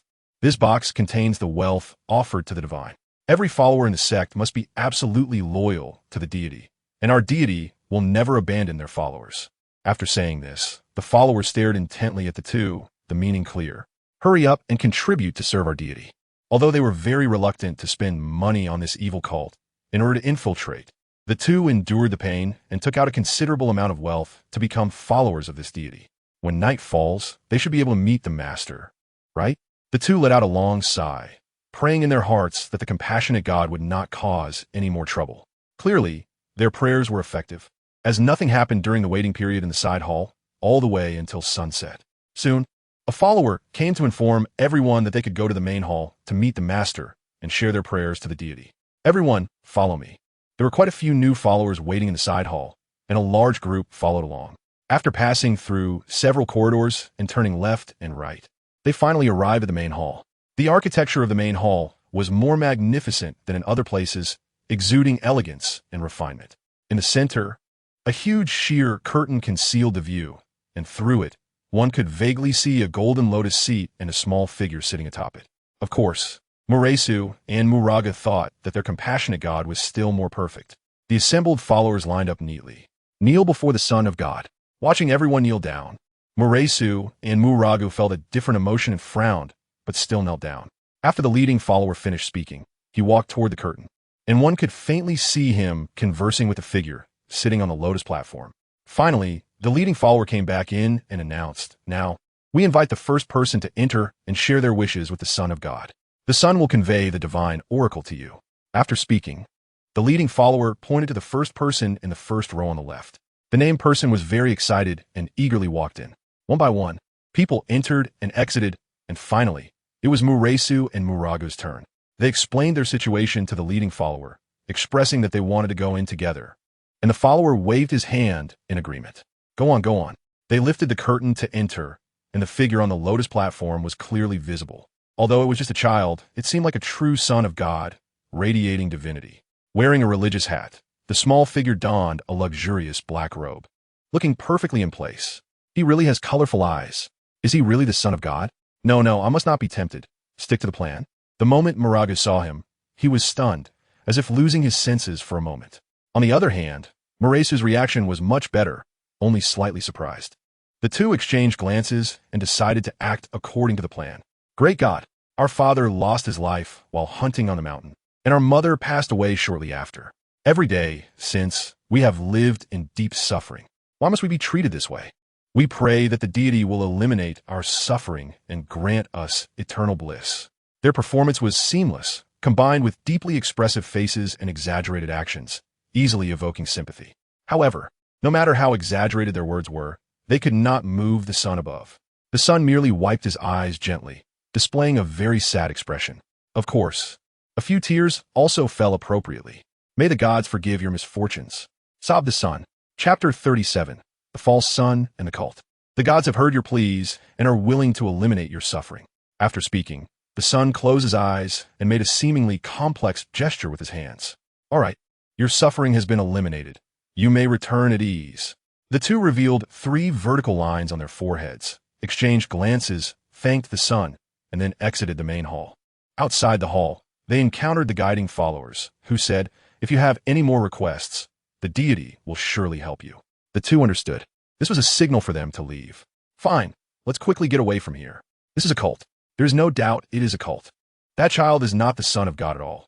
He is just an ordinary person who knows nothing. After exiting the Eternal Bliss cult, Muresu said fiercely, this must be reported to the Shrine Master. Exactly, this kind of cult must not exist. How many people could it harm? Muragu echoed.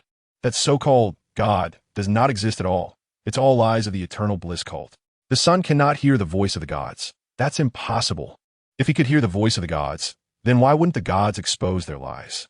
They are clearly disguised followers from other sects sent to gather intelligence. And their pleas are all fabricated. There aren't that many coincidences in the world. They firmly believe this must be a cult. Unlike our compassionate God, who can truly help others solve problems and does not accept vain followers seeking wealth and power, focusing instead on alleviating the suffering of the people. In the distance, Black Death and the horde of ghosts felt as if someone was muttering about them behind their backs. Thus, the two returned to the compassionate God cult and began writing a report, which they submitted to the Shrine Master during the day.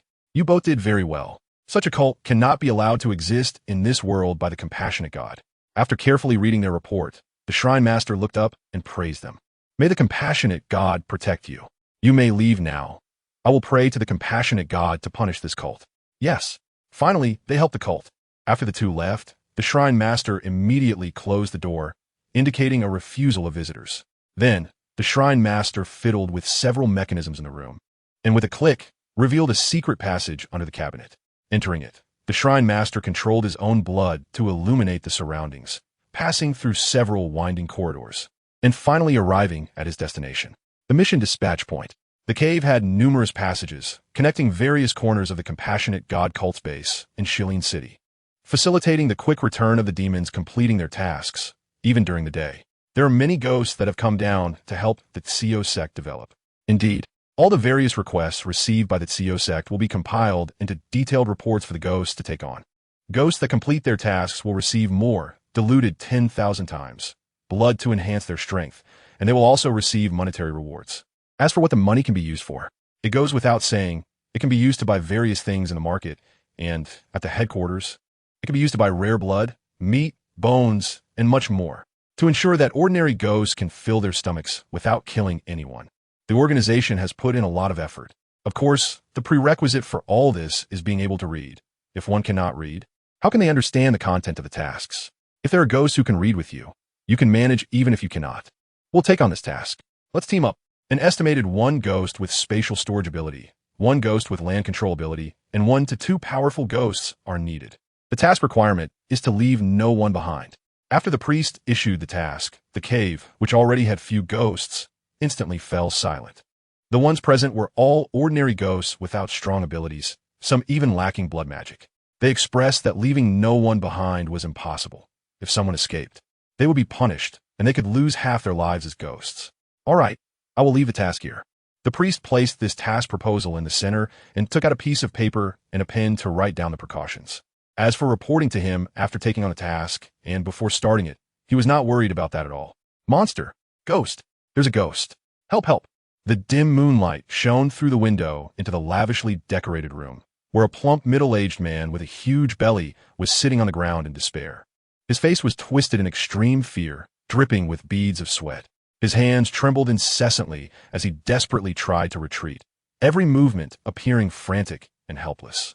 His eyes were wide open, looking ahead in terror, and in the moonlight, a terrifying ghostly figure was clearly visible. "Help, help!" The ghost, Muzan Kibutsuji, coldly watched this man, then swiftly struck him down with a merciless blow, silencing his cries for help. As for why he didn't torment him a little longer before he died, it was simply not the way of samurai. He calmly walked out of there without looking back. "Lord Muzan is left. Hurry up and clean up. Move quickly. Take everything we can." Indeed, there was no hesitation when it came to that scoundrel. Seeing Muzan leave, the logistics team that had been hiding in the shadows began to take action. They were Lord Muzan's dedicated logistics team, experienced and well-coordinated. Finally, they finished cleaning up the mess before dawn. Days passed, and the people in this area discovered that the noble who used to oppress them and plunder their wealth had vanished. Some even secretly went to his residence, only to find it completely ransacked, with the noble's bedroom spotless. Consequently, everyone could only speculate that the noble had angered someone he should not have provoked. Here, Kokushibo returned to the temple of Jio and, after reporting to the shrine priest, planned to take on another mission. "Lord Kokushibo, there is a task to eradicate a cult. What do you think?" At this moment, Gongzi suddenly spoke. Under the expressionless gaze of Kurazumikagaku, Gongzi recounted everything he knew in detail. After listening, Kurazumikagaku coldly said, "Deceiving the people and plundering wealth. How is this different from those corrupt nobles? I will take this task.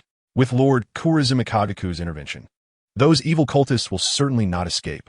Gongzi praised Kurazumikagaku and then went with him to the task distribution point to pick up the task.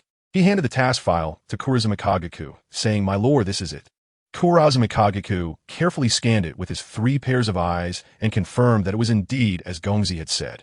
Other cultists had also gone to investigate and confirmed the authenticity of the situation.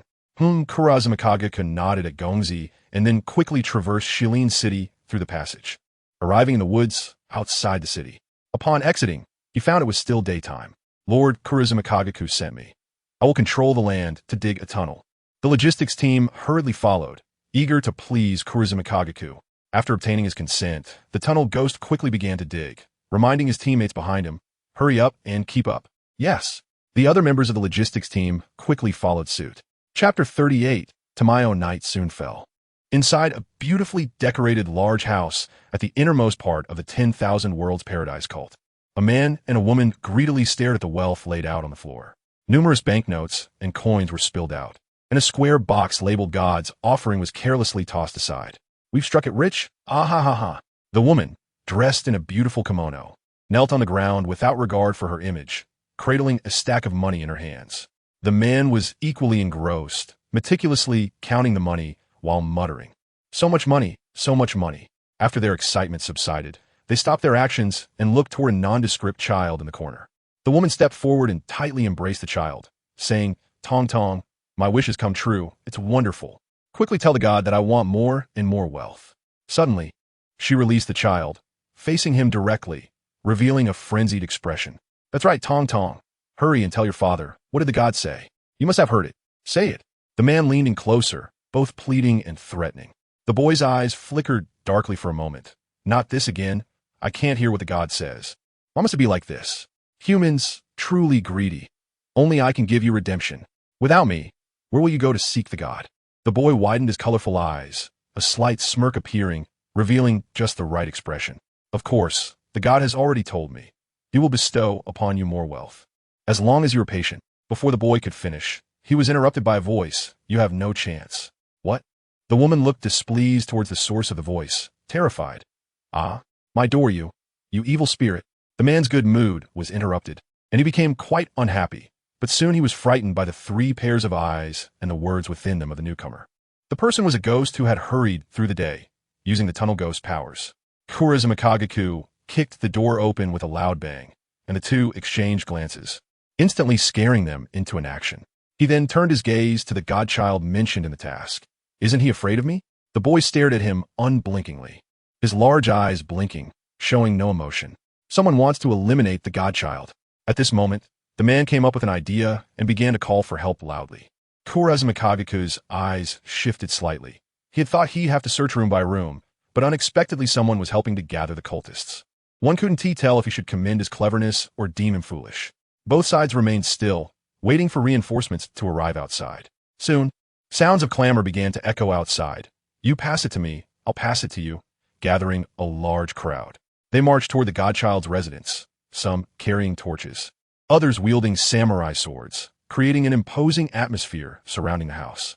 Kurazuma Kageko looked at this scene with an expressionless face. Is this your backup plan? Long before they arrived, he had sensed everything through the transparent world and understood that all the cultists had already come here. Indeed, during the subsequent time, he had also comprehended the ultimate transparent world of the martial way that his brother spoke of after enduring hardships. The man and woman slightly rallied, planning to find the right moment to let the group of cultists buy time while they sought a way to escape. As for defeating that ghost, don't joke around. They had heard of the ghost's terror before. They didn't know what this ghost was thinking, having waited so long without taking action. Perhaps there was still a chance to leave. It's over. A group of evil villains, Kurazuma Kageko said lightly, gripping the knife in his hand, unleashing a terrifying move towards the outside. Moon breathing. 10th form. Piercing moon slash. Leaf gap. To resolve this quickly, Kurazuma Kageko decisively unleashed a large-scale attack, ending their lives. You can't escape. It turned out that when the man and woman saw those cultists die in front of the ghost in a single move, they quickly tried to escape through the window. But as soon as they reached the window, Kurazuma Kageko spotted them. No, please don't kill me. No matter how they pleaded. In the end, they were still slain by Kurazuma Kageko's blade. After dealing with these, he turned to look at the boy with colorful eyes, pondering whether to kill him. After all, he was the leader of this evil cult. However, before he could act, the boy walked up to him. Are you going to kill me? What a pity. If I die, no one will be able to redeem those people. The boy said expressionlessly, uttering shocking words. Even Kurazuma Kageko couldn't help but click his tongue in amazement. This child is quite strange. Gazing into the boy's eyes, Kurazuma Kageko oddly replied with a no.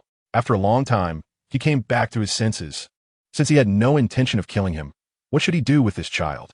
In the end, Kurazuma Kageko decided to hand him over to Lord Aoki. What is your name? Hello, Mr. Ghost. My name is Tamayo. You look very small. Yes, because I'm only 5 years old this year. And were those two to you? They're my parents. Saying this, Tamayo revealed a big fake smile, making Kurazuma Kageko unable to suppress a chuckle. Parents killed, yet he can joke with a ghost. Does this child feel no emotion? In the end, Kurazuma Kageko nodded slightly. In that case, come with me. Are you going to turn me into a ghost? To be honest, Tamayo really wanted to become a ghost. That way, he could redeem those people forever. I will take you to meet my lord. Tamayo's little head slowly formed a question mark, curious about what kind of ghost the lord in the ghost's words truly was. Mr. Ghost, why are there words in your eyes? Black Death Mu remained silent on the way, while the child kept asking strange questions, causing him to feel like killing him on the spot. Taking advantage of the still dark sky, Black Death Mu quickly carried Tong Mao to the next stronghold, hurrying along the way. Finally, a few days later, they arrived at a basin, which was the headquarters of Su Ying. Wow, this place is really special. Tong Mao looked around, observing every plant and tree, the strange structures, the corridors between houses, and the areas where sunlight could shine and were all blocked by wooden boards. No wonder it's a place for demons. Is this really their headquarters? Keep up. Black Death Mu glanced coldly at Tong Mao, who was looking around. All right, demon sir. Please don't be angry. So, Tong Mao followed along with a grin. After passing through several corridors and houses, they finally stopped at a door. Is Lord Aoki in? I have something to discuss. Black Death Moon knocked on the door, and after hearing a voice from inside, he took Tong Mao in. Chapter 39.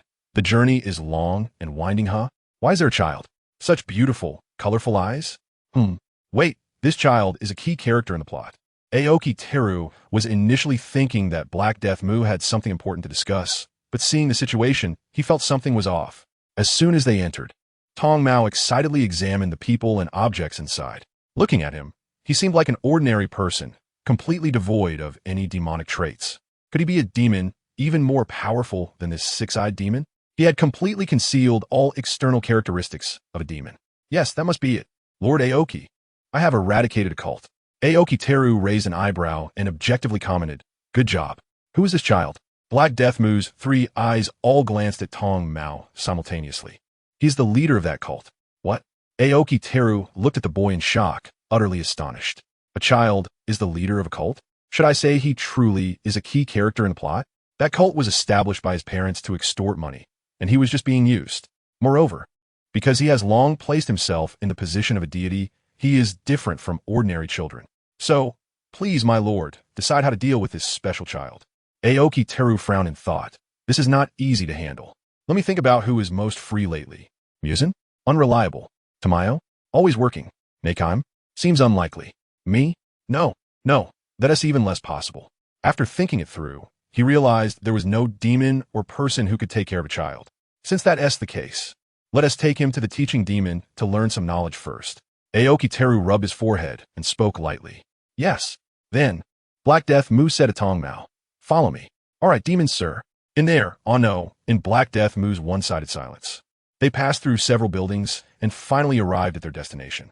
Black Death Mu directly led Tong Mao inside and immediately spotted the teaching demon, pointing at Tong Mao. Lord Aoki asked you to teach him. That is fine. What can I possibly teach such a small child? Well, let us take it step by step. The teaching demon wiped non-existent sweat from his forehead, feeling a bit uneasy looking at Tong Mao's eerie smile and colorful eyes. There shouldn't be any problems, right? No, I'm a demon. How could there be any issues? By the way, my lord asked you to teach him well, according to our basic education. Fortunately, Black Death Mu still had a bit of conscience and set a direction for the teaching demon. After saying this, he left without looking back, leaving Tong Mao alone there. Hello, demon sir, what will you teach me? Tong Mao looked around the place, resembling a folk school, and asked the teaching demon standing in front of him. The teaching demon, also a bit curious about this child, noticed that based on his performance, he didn't seem like an ordinary child at all. Could it be said that he was specifically sent by that lord? Even the child they found is so impressive. To not disappoint that lord's expectations, I must teach him well. The teaching demon silently motivated himself. It's just teaching a child, completely no difficulty. Have you learned to read and write? Thus, the teaching demon showed a smile that he thought was harmonious. No, I've only learned about redeeming cultists. All right, from now on, I'll teach you from scratch. Time flew by, and Tong Mao's learning ability was astonishing. He learned to read and write in just a month. Although his curiosity was a bit excessive, it didn't hinder the teaching demon from thinking he was excellent. Even the teaching demon praised him and reported this to Aoki Teru. Very good. Could it be that this child is a genius? A child learns so quickly. Clearly, Aoki Teru, who had lived for hundreds of years, felt it was incredible, yet also reasonable. After all, he was once confirmed to be a deity and an important character in the plot. In the days that followed, the teaching demon was mainly responsible for teaching Tong Mao folk laws and survival skills. Just when the teaching demon thought the teaching would continue smoothly, he was stumped while teaching about human relationships. He discovered that this child really did not understand anything about human relationships. No wonder the adults were so cold to him. It turned out he was disliked. Tong Mao blinked his big eyes, his gaze clear, and asked, "Is there something wrong with the way I speak? This is a way to make others like you. You wouldn't want to be disliked, would you?" The teaching demon rubbed his forehead, looking constipated. Disliked? Who dislikes me? Tong Mao was at a loss, looking puzzled. No one hates me here. Everyone is really nice to me. What is this ghost talking about? The teaching ghost quickly waved his hand. That's not what I meant. No one hates you now. There shouldn't be, right? Then I don't need to learn these things anymore. Tong Mao said as a matter of course. Learning this is meaningless. After finding no way to deal with Tong Mao, the teaching ghost immediately went to Aoki Teru to explain the situation. You need to make sure he doesn't show any signs of problems. As for how to do it, I believe you. This is a direct quote from Aoki Teru, who, in the end, patted the shoulder of the teaching ghost and urged him to cheer up. The teaching ghost responded with a bitter smile, agreeing to do his best. The road ahead is long and arduous. Teaching and nurturing children is a heavy responsibility. Even if he knows that this child has issues, the boss has said that no one should be able to see that he has problems, and how to handle it still relies on the child himself. With his years of experience in teaching and raising ghosts, this should be no challenge for him. Time flies, and after 5 years, the teaching ghost finally managed to educate Tomo in a way that showed no apparent issues. Those 5 years were exceedingly difficult for the teaching ghost. With each day feeling like a year, the hardships need not be said. A question was raised repeatedly, and Tomo was able to provide surprising answers each time. The teaching ghost suspected that the child was doing this on purpose, but he had no evidence. Today marks the day of Tomo's graduation from basic education. As long as he answers these comprehensive questions correctly, he will be able to leave here. As for where he will go after leaving, it depends on how Aoki Teruho arranges it, and the teaching ghost has no desire to know Tomo's whereabouts. This is the most talented child he has ever mentored, but also the most challenging and the one he least wants to mentor. Are you ready? It's the same house where Kokushibo first brought Doma to find the teacher demon. Both the teacher demon and Doma have serious expressions, eagerly waiting. After the teacher demon distributes the exam papers, it begins. As soon as the word start is said, Doma takes out a brush from the side and begins to write furiously. These questions, which the teaching ghost has taught him countless times over the past 5 years, he has already understood thoroughly. Even if he doesn't agree with the teaching ghost statements in his heart, he must go against his inner feelings and write down what he does not endorse in order to leave this place. As night approached, the candles in the room were lit, casting a warm orange-yellow glow. Tong Mao took a deep breath, slowly set down his brush. And now it was time for the teaching ghost to judge. After submitting the scroll, he sat quietly in place, anxiously waiting for the result. Congratulations, you have excelled, and you may leave now. Please return to your room. Tomorrow morning, I will take you to meet Lord Aoki. Okay, that's great. The author wants to change the book cover and has something to say. The image cannot be fully displayed, so I've put it in the comment section. Everyone, please help me see if this might be better. Chapter 40, Tong Mao's Path to Healing the World. The next morning, the teaching ghost took Tong Mao to the office of Aoki Teruho. My lord, after 5 years, he has passed the assessment. May I ask what comes next? The teaching ghost bowed respectfully and began to recount the achievements of the past 5 years to Aoki Teruho. After 5 years of study, Tong Mao's acting skills had improved further. He had now learned to do things without making a sound, and his little mind was working quickly. If only I could also become a demon. I wonder if this one would agree. Demons are truly the most perfect beings in this world, with eternal life, rapid recovery, and almost no weaknesses except for a fear of sunlight and wisteria. Isn't this what is called the closest existence to a god? I really want to become a ghost. Since that's the case, it's time. Time for what? Come on, say it, you're speaking so slowly. Anger JG at this moment. Tamamo really wants to hit someone, but he has no strength, so he endures. Aoki Teruho pondered for a long time, not knowing what to let this child do. How about sending him to Damayo? She has already laid down her duties as a supervising demon and is now dedicated to studying medicine, helping people in need. That's right, a few years ago, Aoki Teruho saw that Nagai was very free in the Infinite City every day, so he handed this task to her. And once freed, Tamayo quickly took some time to connect with Nagai and left with her medicine box. This child's learning ability is so strong, why not put it to good use? From now on, you should follow Miss Tamayo to study medicine.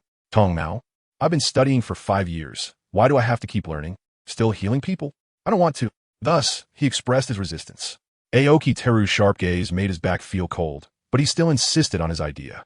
The nearby teacher ghost was also sweating profusely. This child is really bold. So what do you want to do? I want to return to the Eternal Paradise Church. Why? Because I am a divine child and cannot abandon my followers. Because I don't want to study medicine. The Eternal Paradise Church is better. After hearing this, Aoki Teru fell silent, glancing at the teacher ghost. The meaning was clear. Didn't we say we would teach him well? Why are there still problems? The teacher ghost's heart was about to leap out. Wasn't everything fine before? How could you stab me in the back? I treated you well. In that case, you'd better go study medicine. Tong Mao. Looking at Aoki Teru's unquestionable gaze, he suddenly felt something was wrong, and the words he was about to say got stuck back in his throat. You can only return to the Eternal Paradise Church after Miss Tamayo agrees to your departure. As for your Eternal Paradise Church, let's manage it for the next few years. After speaking, Aoki Teru dismissed the two, and with a thought, the door closed with a bang. Afterwards, he contacted the ghost in the Geo Divine Church and asked them to send some people to develop the Eternal Paradise Church. Establishing a branch church would be good, so he didn't directly agree to Tong Mao's request. He had to give him some motivation. Then, he immediately contacted Tamayo, asking her to come back to pick up the child. As for himself, he hadn't gone out for a while, and thought it had been some time since he last saw Muzan. He decided to go find Muzan. I wonder if he's been up to any mischief. He still needed to supervise him. With a thought, he called Nagako to teleport him next to Muzan. Suddenly, he found himself falling into Infinity City, swaying in the air before appearing in a room. Various outfits were displayed around, and there were even women's clothes. Aoki Teru was shocked as he walked over, until he saw Muzan, who was focused on using scissors and needle and thread, fiddling with the fabric in his hands, completely unaware of the visitor. Has he started to do tailoring in his free time? No wonder there are women's clothes. It turns out he made them. But who are they for? Nagako, what has he been up to lately?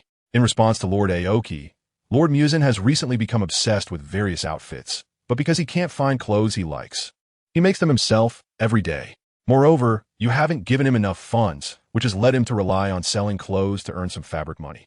Oh, last time I saw him spend too quickly, thinking he was wasting money again. It turns out he was buying fabric, and he didn't explain anything. What fabric costs so much money? Aoki Teru touched the clothes that had already been made, although he didn't understand these things. The smoothness of the fabric seemed to indicate it was very good material. After waiting in place for a long time, Muzan finally put down his work. Done. Muzan looked at his creation with satisfaction, and upon returning to his senses, he noticed an extra person in the room. What are you doing here? Muzan said with an unhappy tone. It's all because of him that I, the dignified king of demons, have to rely on selling clothes to buy fabric. Cough, cough. Aoki Teru awkwardly took out the pouch of money from his space and handed it to Muzan with embarrassment. Sorry, I didn't know. Muzan glanced at the pouch of money, snatched it away, and said, now you know. Aoki Teru curiously picked up a women's kimono, asking, why do you want to make women's clothes? I just think women's clothes look prettier. Is that so? I thought you wanted to wear them yourself. Aoki Teru covered his mouth and chuckled softly. Muzan looked at him in shock. How did he know? If you say that, will I dare to try in the future? I was originally planning to control my body to try becoming a woman, but now if he finds out, he could laugh at me for hundreds of years. No, I can't. Thus, starting today, Muzan decided to give up on thoughts of women's clothing and quietly be a handsome man. How could it be? These women's clothes were originally intended for selling. After all, women love to spend money on this. Muzan said calmly, without changing his expression. That's good. I was thinking too much. What are you doing here? Aoki Teru smiled and said, I came to see you. After a pause, your skills are excellent. Why not teach me too? Just in time, I've been a bit bored lately. Sure, Muzan exclaimed in shock. However, I'm very strict. No problem. Suddenly, I find Tsukihiro very cute. I want to touch him. Aoki Teru stared straight at Muzan's hair, making Muzan's scalp tingle. Muzan looked left and right. What's going on? I feel like I'm being stared at by a predator. Finally, realizing no one wanted to harm him, he shrugged it off, thinking it was just his illusion. Zhuyu received the order and hurried back to headquarters without stopping. Is this the child? So the boss's mention of colored eyes is true. It's my first time seeing it. Zhuyu stared at the boy sitting in a room reading a book, feeling a sense of emotion inside. Sister, are you here to pick me up? The boy put down the book in his hands and turned to look at the newcomer with joy. It's this ghost Annie who made me learn medicine. Once I become strong in the future. Yes, you will come with me now. I will teach you medical knowledge along the way. The boss said he's a problem child, but he seems quite normal now. Even Zhuyu couldn't help but show a satisfied expression towards Domo. If he really is a genius as the boss said, then my medical skills can be passed down. All right, sister. Just call me Miss Zhuyu from now on. MHM. Miss Zhuyu. Thus, Domo's journey of saving lives began, and many years later, his name as a divine doctor would resonate throughout the neon world. Domo stated that he still wanted to be a leader. Healing people and sending them to paradise are worlds apart. Chapter 41. Domo's book reading in progress. There's a strange smell here. Why do we come here? Domo walked down the street, unable to resist, waving away the unpleasant odor around him. This small town has an outbreak of influenza. We are here to help treat them. Even after witnessing countless similar scenes, Zhuyu still felt a bit sad. She imagined that everything comes at a price. Is the cost of becoming a demon merely the fear of sunlight and wisteria? She didn't believe so. Compared to eternal life, this seems like a small price to pay, and a greater cost will eventually come. So she wanted to work hard to heal more people to offset that ominous presence. God, please save my child. He is still so young. How can he just die like this? Oh, open the door, open the door. Medicine, give me medicine. Cries of despair came from around the corner of the street, and hearing such voices reminded Domo of scenes from when he was still in the cult. Unfortunately, he was not a god and could not save him. Zhuyu also heard the voice, put on her veil, and threw a piece to Domo, telling him to put it on and follow her. She then quickly ran towards the source of the sound with her medicine box on her back. Domo looked at the piece of cloth. Was it for covering his face? Just around the corner, he saw a crowd gathered around a medical clinic. Upon closer inspection, it was their own clinic. Was it closed because of these people? Hello, I'm a doctor and may be able to help you. Zhuyu's words immediately drew the attention of everyone. A group of people rushed forward, clamoring, Doctor, please save my child. Come to my house. My family has been infected with the flu. Doctor, doctor, please come to my house. The cries for help were endless, but with years of treatment experience. How could Juyu not be able to handle this minor trouble? Meanwhile, Domo, having put on his veil, stayed in the corner, revealing half his face to observe the scene. Now, which family has the most severe symptoms? Speak up. Everyone was stunned into silence by Juyu's serious and cold gaze. No one spoke. Juyu looked at these people and felt a bit reassured. Since there were no patients with major symptoms, you may all go back for now. Tomorrow, I will wait for everyone here at the Qingshu Medical Clinic, and I will provide free consultations then. Right now, I need to rest, otherwise, I won't have the energy to see patients tomorrow.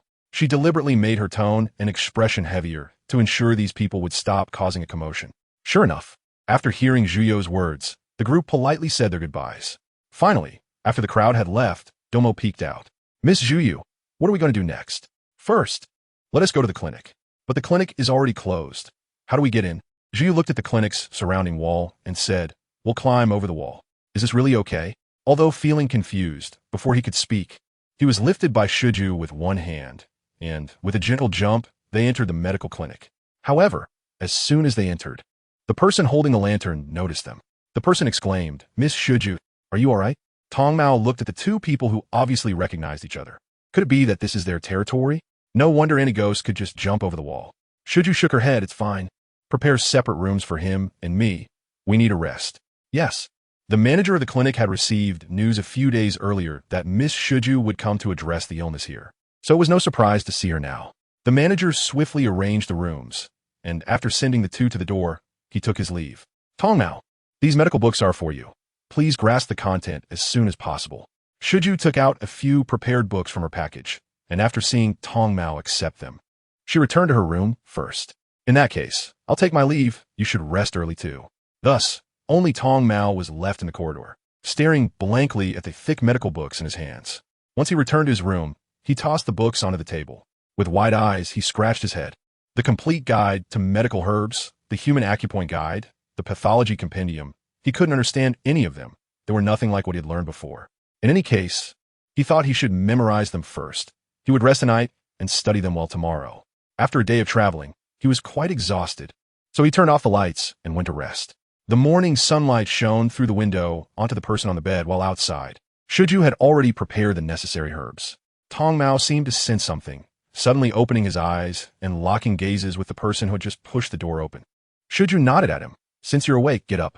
However, your primary task now is to learn the few books I gave you. You don't need to go to the front hall. Tong Mao rubbed his eyes, feeling groggy. Got it, memorize the books, not going out, okay. Thus, the following days turned into Tong Mao memorizing medical books in the backyard room, while Shuju provided free consultations in the front hall. After half a month, Shuju finally managed to control the flu outbreak, and then spent another half-month treating them. Although it was a free clinic, they still had to pay for the herbs, which also boosted the sale of herbs in the clinic. Now, the clinic's herbs were nearly depleted, so the manager was preparing to notify the higher-ups to dispatch more. For some reason, the word spread that Miss Shuju needed various herbs. Upon hearing this, some common people, wanting to repay Shuju's life-saving grace, brought out the herbs they had collected at home and sent them over. By now, they had received several wooden boxes of herbs, and Shuju could not refuse. So she accepted them. Looking at these herbs, Shuju slightly supported her forehead. How could those common people understand medicine? There might be some real herbs among them, but the quantity was very small, and she needed to distinguish them. This is quite a project. Suddenly, Shai thought of the studious Tong Mao and decided to assign this task to him to verify his recent learning success. When Tong Mao was called to the front hall, he looked at Shai with a confused expression. How is your recent study progress? I've memorized 2 books already. Don't say he's slow. Each book is quite thick, and memorizing 2 in a month is already genius level. Shai nodded in satisfaction. Very good. This box contains some medicinal herbs. You come and identify them. Yes. Tong Mao said nothing more. He quietly opened the small box and began to identify the plants. He placed the herbs he could recognize on the left and those he couldn't on the right, while anything he recognized as not being herbs was returned to the box. After a busy 1 or 2 hours, he finally finished. Miss Shai, I have identified them, but there are some plants here that I cannot recognize. After speaking, Tong Mao pointed to 3 or 4 small boxes on the right. Okay, let me take a look. Chapter 42. Unfamiliar medicinal herbs. Shai picked them up one by one to examine closely, while Tong Mao observed from the side. This is gold cherry. This is June snow. This is half maple lotus. They are all rare medicinal herbs. This is... Wait, what is this? Shai exclaimed. Having lived for nearly 200 years, there was still a plant she could not recognize. Shai looked incredulously at the red flower bead in the box. With petals that stretched like flames and a dark green root without leaves, something she had never seen before. Huh? Miss Shai, you also can't recognize what this is? Tong Mao looked at the flower bead and then at Shai, incredulously saying. Shai frowned. Yes, I can't recognize it either. After speaking, Shai carefully closed the box and placed it safely. This might be a new medicinal herb. Perhaps my knowledge is shallow. In any case, I need to show it to Lord Aoki first. He should be able to identify what this plant is. Next, Shai went to inquire at the home of the person who brought the flower, and that household was also unclear about the plant, thinking it was a rare medicinal herb simply because it looked beautiful. Shai held the woman's hand, eagerly asking, "Where did you find this?" The woman thought for a moment before replying. "I remember it was at the bottom of a cliff. I was out gathering wild vegetables in the mountains, and, in a daze, ended up at the bottom of a cliff. You might think I'm talking nonsense, but it's true. I fell into a hole, and luckily there was a pond inside, which allowed me to survive. When I came out of the cave, I found myself at the bottom of the cliff. And the most special thing about that cliff was this flower, and there was only this one, so I picked it. After picking it, I was looking for a way back up, but there really was no path. Fortunately, my husband found me in time and wove a long rope to pull me up." After hearing the woman's dreamlike account, Shai was also shocked. "Can you take me to that cliff?" "Sure, it would be my honor." For Shai's request, as long as it wasn't too outrageous, she would agree. It's all thanks to Miss Shai that my husband and child could get better. Led by the woman, Shai and Tong Mao arrived at the place she mentioned. "It's right here." The woman pointed to the bottom of the cliff. A thin mist covered the scene below, but it was vaguely perceptible that it was not very deep. Otherwise, the woman's husband would not have been able to pull her up so easily. Shai nodded, gratefully saying, "Thank you very much for your help. Please go back quickly. I want to explore this place myself." "All right, please be careful."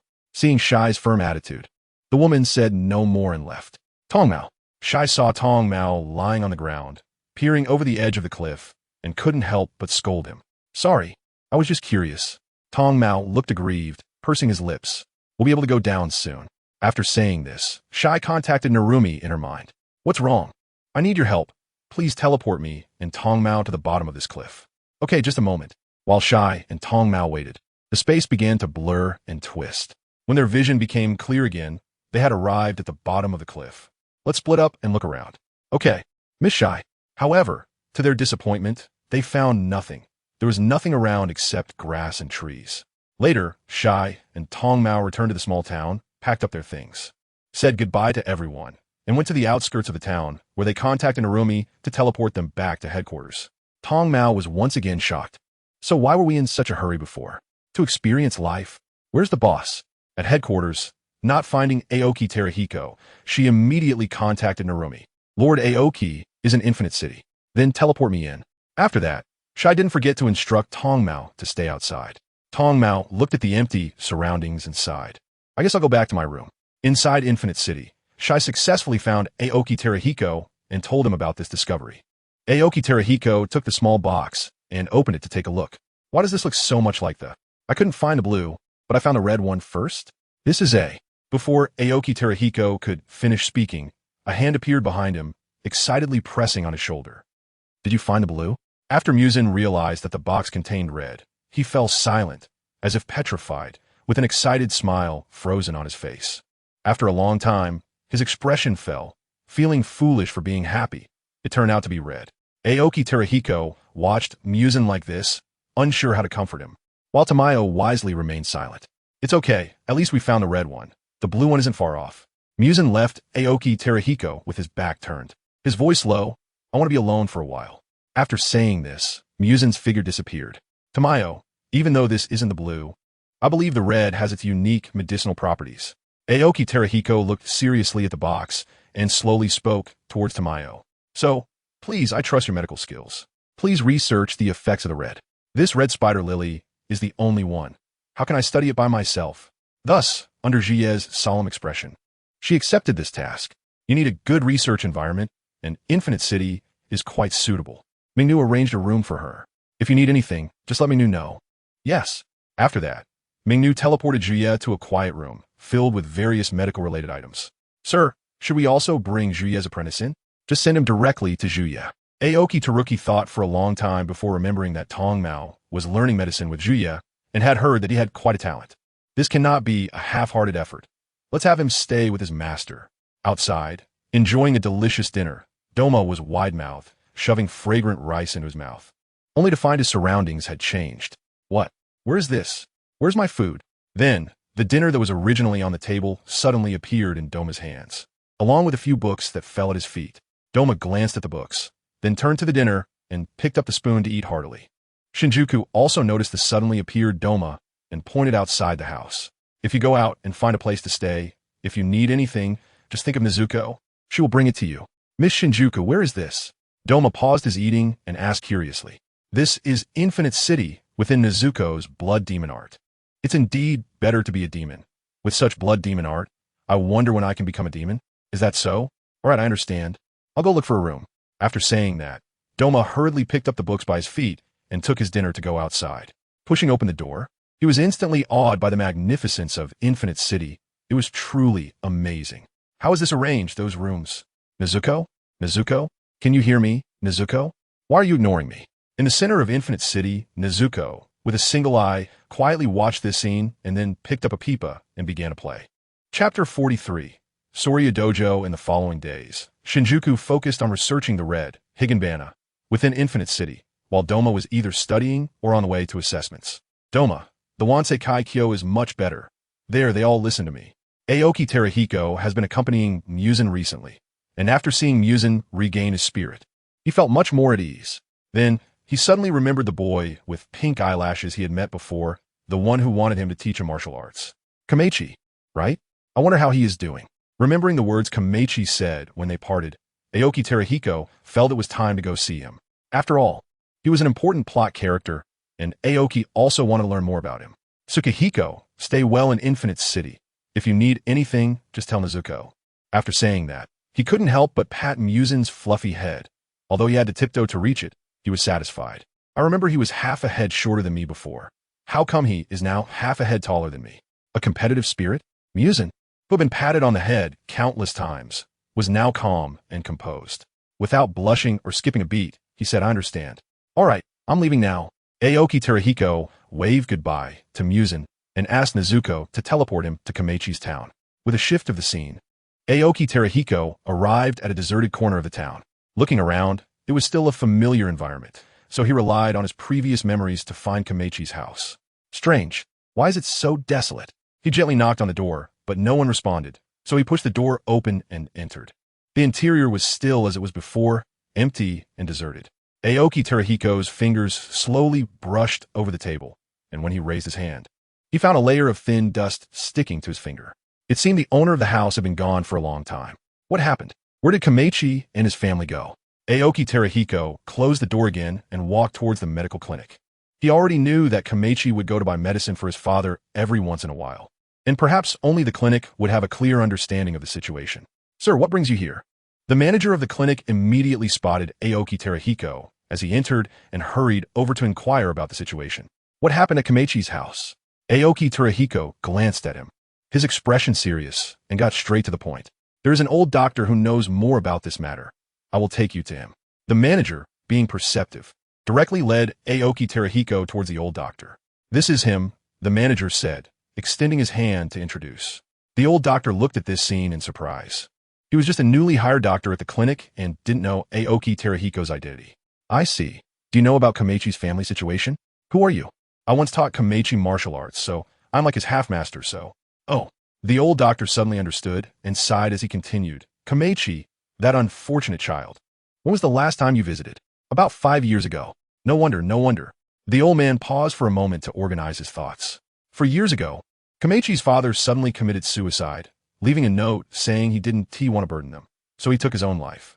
The two of them were heartbroken, but it seemed that fate didn't want them to live comfortably, and shortly after, Kamechi's mother also passed away from grief, leaving Kamechi all alone and helpless. But fortunately, Kamechi met someone, the master of a dojo in the neighboring town, who saw Kamechi fighting and believed he had a talent for martial arts.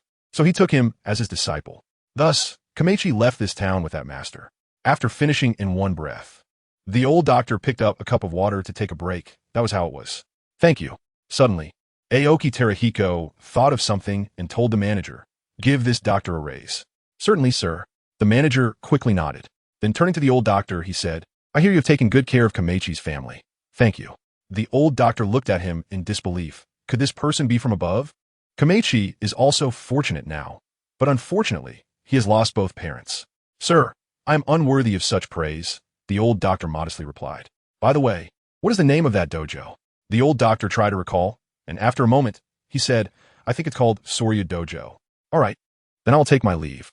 Aoki Terahiko nodded at everyone and left, heading towards the neighboring town.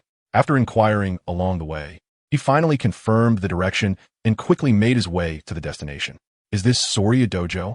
After traveling for an hour, Aoki Terahiko finally arrived at Soryu Dojo. He used a technique to observe the situation inside the dojo and found no one there, so he waited at the entrance of the dojo. 5 years have passed. I wonder if he still remembers me.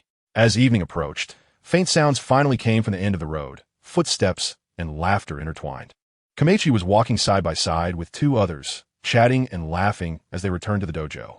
"Hey, Mr. Kameichi, there's someone there."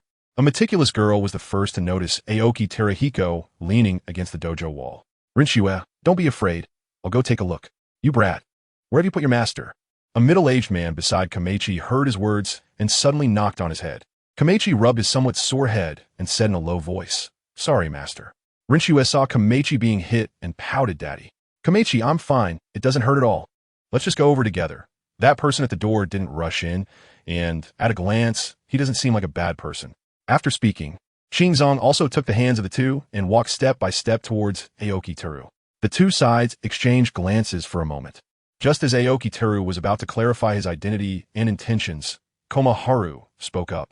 Komaharu, with wide eyes in disbelief, looked at the katana hanging at Aoki Teru's waist and his moon-white hair, becoming even more certain of his thoughts. He covered his mouth and exclaimed, "Senior, I thought I was mistaken. It really is you."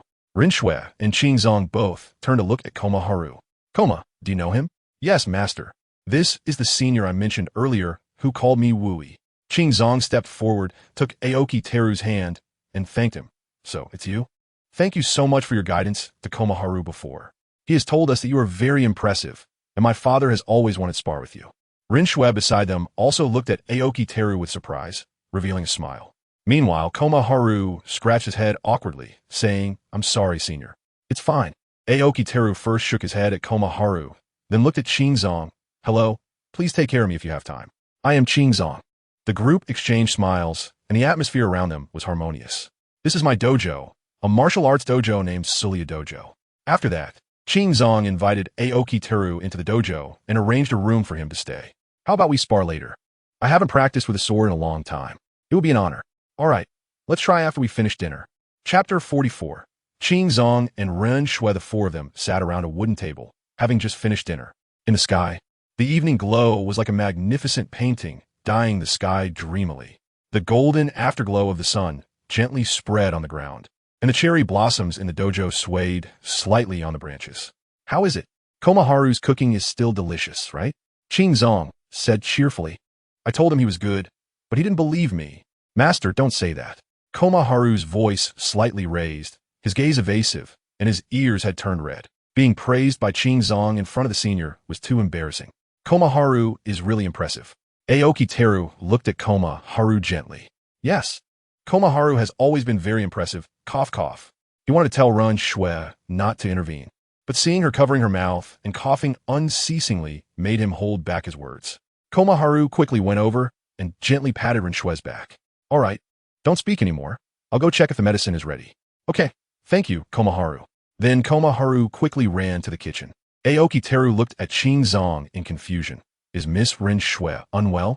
Wasn't she fine earlier?" Sai Shinzong began to explain. "Rinshue has been weak and sick since childhood. Her mother passed away during childbirth. Compared to when she was younger, she is already much better now. Occasionally, she can go out and move around normally, but she still needs to take medicine consistently. Then why not find a doctor to cure her completely? I want to..." But those doctors who have seen Rinshue's condition all say they can't do anything, only telling her to take medicine to maintain her current state. Aoki Teru quietly activated his ability to observe Rinshue. Her vitality was very weak, and given her current physical condition, it would be difficult for her to live past 30. After a moment of contemplation, he decided to help their family. So he contacted Neru, asking her to check if Tamayo was available to come out, as there was a patient that needed her attention. Sir, Miss Tamayo is currently diligently researching the medicinal properties of the red spider lily, so she asked Dong Mo to go out and check the condition. If it's really tricky, she will step in. All right, I'll call you then, and you can bring her out. Understood. Returning his gaze to Qing Zong and Ren Shui, Aoki Teru couldn't help but show a hint of melancholy. I know a highly skilled doctor who might be able to help take a look. Although they had already seen many doctors, Qing Zong still held hope for Ren Shui's condition. Perhaps those previous doctors weren't skilled enough? With a highly skilled doctor coming this time, could Ren Shui's illness be saved? That would be great. I'll send a message to her with a carrier pigeon tonight. She doesn't live far from here and might arrive by tomorrow evening. Okay, then thank you very much. Thank you, Mr. Aoki. Ren Shui beside them quickly expressed her gratitude, showing a grateful expression. At that moment, Komaharu also came over with a bowl of medicine, and seeing this scene, he was puzzled. What happened? Komaharu asked while feeding medicine to Ren Shui. Qing Zong explained the situation, and Komaharu also showed an expectant expression. That's great with that doctor. Ren Shui will definitely get better. After Ren Shui finished her medicine, Komaharu quickly tidied up the remnants of dinner and sat down to chat with him again. Mr. Aoki, weren't you going to spar with my father? I'm looking forward to it. Remembering their previous conversation, Ren Shui's eyes sparkled. Aoki Teru looked at Qing Zong, hesitating to speak. How about we do it tomorrow during the day instead? It's night now, and you use boxing techniques, which wouldn't be fair to you. Qing Zong laughed heartily. It's fine. I'm really looking forward to sparring with you now. After saying that, he stood up and walked to the courtyard. Come at me. Since that's the case, I won't hold back. Seeing this, Aoki Teru said no more, walking into the courtyard to draw his katana. Candles were lit around the courtyard. The light was not too dim, and they could clearly see each other. Qing Zong was dressed in a vigorous outfit, his gaze sharp, staring intently at his opponent. Aoki Teru stood tall, the blade in his hand reflecting a cold light under the candlelight. The two sides exchanged glances and, in tacit agreement, struck simultaneously. So do you feast? Qing Zong aimed for Aoki Teru's vital points, his body flashing, his fists like the wind, striking straight forward, each move filled with power. However, Aoki Teru merely shifted slightly to the side, easily dodging Qing Zhang's fierce attack. Aoki Teru's strength was above Qing Zhang's, but out of curiosity about the boxing technique, he did not use his full power. Qing Zong, undeterred, became even more ferocious, attacking with both fists, trying to break through Aoki Teru's defense. Seeing his opponent's calm demeanor, Qing Zong inwardly admired. This person is really strong. He skillfully wielded the katana in his hand, accurately blocking every attack from Kyozo. As time passed, Kyozo's stamina gradually diminished, and his boxing technique became somewhat disordered. Boxing and swordsmanship are completely different things, but now it's time to end this. Aoki Teruaki seized the opportunity, suddenly swinging his sword, the tip forcing Kyozo back from attempting to advance further. Kyozo stood slightly stunned in place, and, after a long while sighed, I lost. You are very strong. Aoki Teruaki nodded, acknowledging the compliment. Meanwhile, the two observers, seeing that the sparring session had concluded, rushed over. Master, are you okay? Although they didn't understand much. Their father had said that Mr. Aoki was very impressive. All right, everyone must be tired. Let us head back inside to rest. Aoki Teruaki felt a bit uneasy with everyone praising him, and noticing Kyozo's not-so-good complexion, he quickly changed the subject. Shopping during the day was a bit tiring. Renka, I'll escort you back. Renka swayed her body and, under the escort of KG, returned to the house. Before leaving, KG reminded the two seniors, Master, you should rest too. Aoki Teruaki replied loudly, Okay. Then, returning to a normal voice, he affirmed Kyozo's strength. From today's sparring, it's clear that you are quite strong. Despite being in an unfavorable environment, being able to fight me for several rounds is impressive. Kyozo sighed slightly. No need to say more. Your strength is already above mine. I accept my defeat wholeheartedly. I will also head back to rest now, and I hope to practice with you again in the future. Good. You're always welcome. Tima was overjoyed, dancing around the room. 2 months. Finally finished memorizing it. I'm free. After being tormented by medical books for a long time, Tima had successfully memorized those thick medical texts. Once calmed down, Tima remembered he still had to go to Tamayo for an assessment, so he hurriedly tidied his desk. The desk was scattered with pale yellow papers, covered in Tima's handwriting, but he couldn't remember what he had written. After organizing everything, Tima quickly made his way to Tamayo's side, waiting for her to finish her research. After a while, Tamayo gently set down the equipment in her hands and looked at Tima. She had already guessed his intention. Thus, she retrieved the prepared exercises from a distant cabinet and handed them to Tima, speaking in a calm tone. Same old rule. Write it. Okay, Miss Tamayo. Receiving the order, Tima hurriedly moved to the side, sat down, and spread the assessment scroll flat. Then it was time to answer questions. Chapter 45. Tima's grinding head. Tamayo watched Tima answering questions, feeling as if she had forgotten something. Time passed by second, and soon Tima gently set down the brush and handed the scroll filled with answers to Tamayo. I'm done. Please judge, Miss Tamayo. Tamayo nodded, placing the scroll on the table, then seriously reviewing Tima's answers. Occasionally, she picked up a brush dipped in red ink to correct Tima's mistakes. As she flipped through the pages of the scroll, Tamayo quickly finished grading. 90 points, just barely passing. Although she was not satisfied with Tima's score. After all the hard work he had put in, Tamayo still gave him a smile. Next time, I want to remind you, this is the last time. Congratulations. You won't have to take assessments anymore. Looking at Tima's shining eyes, Tamayo decisively announced, from now on, you will go to the headquarters pharmacy to provide free consultations and learn from those experienced doctors. Tima's expression visibly stiffened, and in the end he forced a smile. Okay, Miss Tamayo. Speaking of free consultations, Tamayo suddenly remembered what she had forgotten, so she quickly said to Tima, by the way, tomorrow the boss will teleport you out. There's a patient you should check on first. If it's too serious, come back to notify me. I need to study the red spider lily. You can leave now. Understood. Dazed, Tima swayed out of there, and after returning to his room, he lay on the bed with a stern face, his gaze unfocused on the ceiling, unsure of what he was thinking. After a long time, he seemed to come to a realization, refreshing himself. Tima, would absolutely not be beaten down. He would face challenges head-on. Since he couldn't avoid studying medicine, he would accept it. First, set a small goal, become the best doctor in the Edo shogunate. With a sense of tragic determination, Tima slowly drifted into sleep. No, don't stay away from me. However, it seemed this was not a pleasant dream. The next day, Tima woke up naturally. Because he didn't know the time in the infinite city, he could only wash up and patiently wait in his room for the teleportation. As the sun set, the pale blue sky was gradually taken over by orange and gold, revealing a touch of evening glow. The orange-golden halo illuminated the buildings of the Soryu dojo. Aoki pretended to look at the sky and said to Kyozo, who was still practicing boxing, it's getting late, I'll go outside to see if the doctor has arrived. Kyozo cupped his fist, thank you. Then Aoki went outside. Seeing no one around, quickly contacted Narumi to let Tima out. Good day, Lord Aoki. Why did you call me out? Tima, with a medicine box slung over one shoulder, was already prepared. Faced with someone who easily took advantage, Aoki kept a stern face. Afterward, Aoki and Tima exchanged words and returned to the Soryu dojo together. The two inside were surprised. Wasn't it said that a highly skilled doctor would come? Is this child really the one? The doctor friend had an urgent matter and couldn't come, so she sent her apprentice to take a look first. When she arrives later, it will be convenient for her to understand. After hearing Aoki words, the two finally breathed a sigh of relief. Kyozo stepped forward. Then let us go. Rinka is resting in the room. After returning from shopping yesterday, I don't know what happened. Her asthma acted up again. She has been like this since she was a child, easily falling ill. Sigh. I should have known better than to let her go out. Aoki hurriedly comforted. It's all right, it's not your fault. I believe Rinka wouldn't want you to blame yourself. Meanwhile, Tima followed behind them, looking back with every step, always curious about his surroundings. KG also looked back at him, thinking he didn't seem very reliable.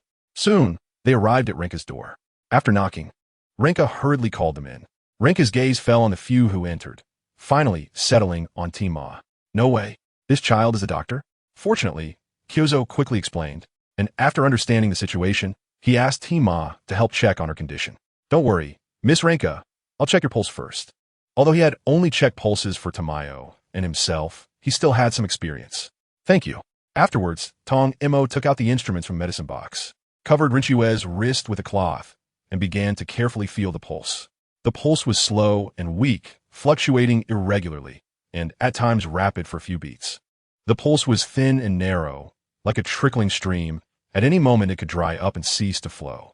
According to the medical books, this seems to be a case of congenital deficiency, something inherently untreatable. Thus, it is easy to suffer from various diseases, with asthma being one of them. No wonder the doctors only told Wrench to take her medicine properly. But his words were sharp. I just read that Miss Wrench is weak and sickly due to congenital deficiency, which cannot be cured.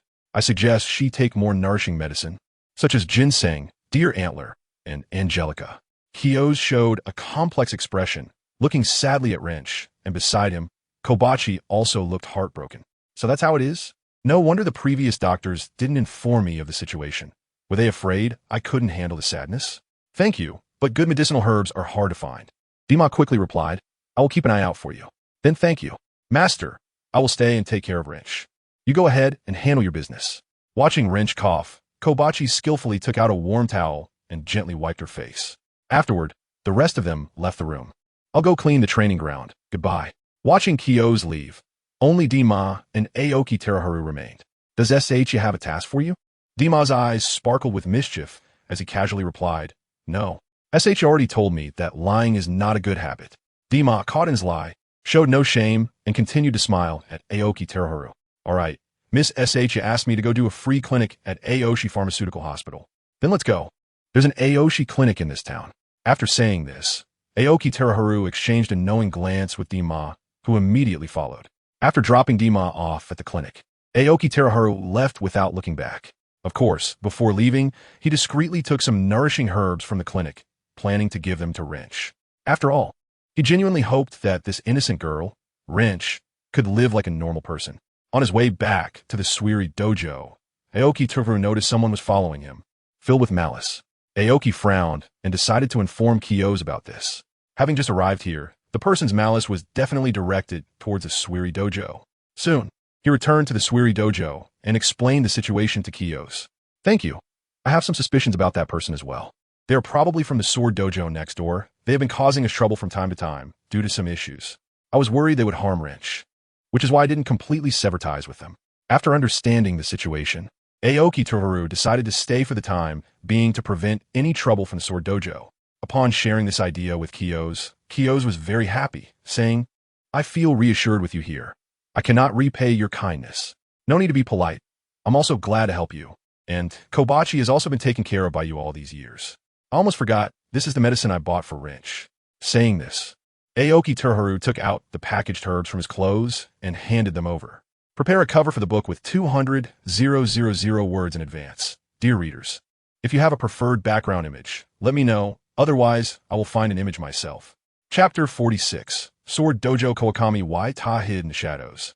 Angrily staring at Aoki Teruharu's back, waiting for him to enter before walking out from the darkness. Where did this guy come from? With a bang, his fist slammed against the wall, his expression distorting with anger. Wrench is mine. No one can take her from me. Not you or that Kyo's disciple. No one can stop me from getting her. After staring at the direction of the Suiri dojo for a long time, Kawakami Waita turned and left. Where have you been? Why did you take so long to come back? Kawakami Mine glared displeasedly at his son, who had just returned to the sword dojo. This guy is always messing around and constantly looking for trouble at the Sulu dojo. Even though I really want that piece of land, I can't just rely on threats and bribery to get it. You've completely tarnished the pride and dignity of us swordsmen. Father, I just went out for a stroll. Under the stern gaze of Kawakami Mine, Kawakami Yuda's momentum weakened. It's best this way. Don't go looking for trouble at the Sulu dojo again. Yes, Sulu dojo. Why does father also have to speak up for you? So out of sight, out of mind, Kawakami Mine frowned and left. Although there were countless grievances in his heart, Kawakami Yuda did not dare to express them. At the Kendo dojo, his father, Kawakami Mine, was the only one who could match Kyuzu from the neighboring Sulu dojo. Whether out of filial piety or strength, he dared not openly oppose his father. A group of apprentices from the Kendo dojo saw the dojo master leave and hurriedly peered out to observe Kawakami Yuda's expression. One person who usually had a good relationship with him approached. Yuda, are you okay? I'm fine, just hit another wall again. Does anyone want to join me in teaching them a lesson? Kawakami Yuda said with a gloomy face, lowering his voice menacingly. We'll listen to the young master. I've been annoyed by that guy with the pink eyelashes for a long time. I'm annoyed by him too. Count me in, count me in. Several apprentices responded to Kawakami Yuda's remarks, and it was decided that tomorrow morning, when Kyuzu leaves, they would go challenge the people from Sulu. Having lived in the town for many years, they already knew Kyuzu's daily routine. He wouldn't go out casually when Rinchiue was there, but ever since Koma had arrived, Kyuzu had been going out every morning to buy ingredients for the day. At that time, there were only Koma and the new guy in the Sulu dojo. Kawakami Yuta didn't believe that his side of 10 people couldn't win against them. All right. Thank you, everyone. It's getting late. Let's not practice swords anymore and go back to rest. No problem. Soon, the world fell silent, and the entire atmosphere was enveloped in tranquility, with only a few homes flickering with candlelight. As the first rays of dawn gently pierced through the thick clouds, the sunlight bathed the earth, marking the beginning of a new day. The people at the Kendo Dojo were already eagerly waiting. You go wait for Kyuzu to come out at the Sulu Dojo and then notify us. A group of people gathered in the alleyway of the street, and the apprentices called by Kawakami Yuta immediately ran to hide nearby to observe the Sulu Dojo. I'm going out, Kyuzu loudly announced to everyone, waved his hand, and walked out the door. When Kyuzu walked far away, the apprentices ran to inform Kawakami Yuta. Young master, they've gone far. Great, let us go. Thus, a group of people, led by Kawakami Yuta, stormed to the entrance of the Sulu Dojo with great momentum. People from Sulu Dojo, come out. Saying this, Kawakami Yuta gave a look, commanding everyone to attack the main door. They swung their fists and kicked fiercely, making a huge crashing sound as the door rattled. At first, Koma didn't plan to pay any attention to these people, but seeing the commotion they were causing, he couldn't help but feel anger rising within him. Rinchiue, stay in the room and don't go out. I'll be back soon. He first gently soothed Rinchiue's emotions before leaving the room. Enough. You all stop. Arriving in the courtyard, Koma shouted as he rushed towards the main door, then flung it open. With such a commotion, Aoki Turho heard it from inside the house and decided to see what was happening, following the noise. Upon seeing a hostile group approaching, Komaharu's momentum did not falter as he furiously shouted, I knew it was you. Taking advantage of Master S' absence to cause trouble, Kawakami Yuta snorted coldly, his face filled with disdain. We're here to teach you a lesson this time. Who told you not to give the dojo to us? Your father has come to buy it multiple times, and you don't know what's good for you. What is the point of your dojo with just you as a disciple? Komaharu was so furious he couldn't speak, gritting his teeth and saying, if you have the guts to stir up trouble, you must bear the consequences. Consequences? You have that skinny guy with you, just the two of you? Ha! Can you even win against us? Kawakami Yuta first glanced at Komaharu, then looked at Aoki Tsuruho, his provocative gaze completely unhidden. The other members of the Kendo Dojo also looked on with disdain. Hearing this provocation, Aoki Tsuruho suppressed his inner anger and stepped forward. He coldly looked at the group ahead and said, Do you want to fight? Bring on all at once. Damn it, I'll tear your face apart. Come at me.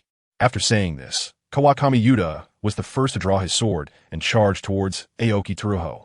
Aoki Tsuruho calmly spoke, and Komaharu understood. Yes, knowing that his senior wanted to personally teach these people a lesson, Komaharu immediately stepped aside to observe. The atmosphere was tense, with 10 people wielding swords, and the leader, Kawakami Yuta, fixed his gaze on Aoki Tsuruho, who casually drew his katana, his expression unfazed. The battle erupted, and despite Kawakami Yuta's fierce attacks, Aoki Tsuruho remained composed, effortlessly dodging the 10 people's assaults with years of swordsmanship skills. The other side was not faring well due to their numbers. They were inevitably injuring each other. Be careful, let us all go at once. Following the command, the group surrounded Aoki Tsuruho again and swung their long swords at him, aiming directly for his vitals. Aoki Tsuruho easily blocked their attacks, and with a powerful strike, he sent 3 or 4 swords flying with a series of clangs. Kawakami Yuta attacked again, but was kicked away, spitting a small mouthful of blood. When the others saw their young leader injured and realizing their own inadequacies, they began to retreat. Kawakami Yuta also understood that this guy was someone they could not compete with. He feared that even his father would not be able to defeat him. Thus, he hurriedly ordered everyone to withdraw. Consider yourselves lucky, get out of here quickly. After making a harsh remark, he quietly spoke to the others. Aoki Tsuruho stood still, coldly watching them leave. This is ultimately a matter for the Sulu Dao field, so it's better to leave it to Keizo to handle. On the other side, Kobachi was excitedly watching Aoki Tsuruho and said excitedly, Senior, you're amazing. You've scared them all away. Thinking of the people from the Sword Dojo, Kobachi couldn't help but feel angry. That group of guys was truly hateful. While Kobachi was complaining about the Sword Dojo, Aoki Tsuruho understood the grudge between the two dojos. Chapter 47. the evil in the pleasure district when Keizo returned. He found Kobachi and Aoki Teruho sitting there with serious and angry expressions. What happened? Master, you're back, Kobachi said with a furrowed brow, growling angrily. It's all because of the people from the Sword Dojo. Through Kobachi's detailed account, Keizo finally understood what had happened. He could only sigh softly.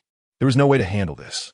The owner of the Sword Dojo had a decent character, but his son, well, I can't lay hands on a bunch of juniors. Thank you for today, Aoki. Aoki Teruho lowered his head, pondering slightly. Regardless of the reason behind this matter, it was not easy to resolve. Those people came to stir up trouble without the Sword Dojo owner's knowledge. If it were reported to the dojo owner, he would simply impose a minor punishment and put the matter to rest, leaving Keizo with no recourse. I have a solution. Since this matter is led by you, then you should accept the punishment. If this issue is resolved, I estimate no one from the Sword Dojo will come to stir trouble again. Aoki Teruho said with a gentle smile. So leave this matter to me. Really? Senior, please. Kobachi's face lit up with joy. He had long been fed up with the Sword Dojo people coming to cause trouble from time to time, but he had never found a way to completely resolve it. Please, Keizo said earnestly. By the way, Senior, how long do you plan to stay here? Until the opportunity ends. Then Aoki Teruho seemed to remember something and added, I'll step out for a bit. Kobachi looked puzzled. What does until the opportunity ends mean? Senior, you really are mysterious and enigmatic. Keizo was equally confused. All right, the sooner you go, the sooner you come back. The two said in unison as they saw Aoki Teruho preparing to leave. It really is dirty here, nauseating. How could the shogunate allow such a place to exist? Those samurai actually come to such places, showing no trace of samurai's dignity. When he was still in the country, he focused solely on martial arts, completely unconcerned with worldly affairs. So of course he didn't know that a place called the Entertainment District existed in the world. Kokoshibo stared blankly at this scene, a slight ripple forming in his heart. He quietly stood in the shadows of the room, intently watching the bustling yet decaying street outside through the window. On the street, heavily made-up women forced smiles, trying to attract passing customers. Most of them had eyes filled with helplessness and numbness. Elegantly dressed men flirted carelessly, behaving frivolously.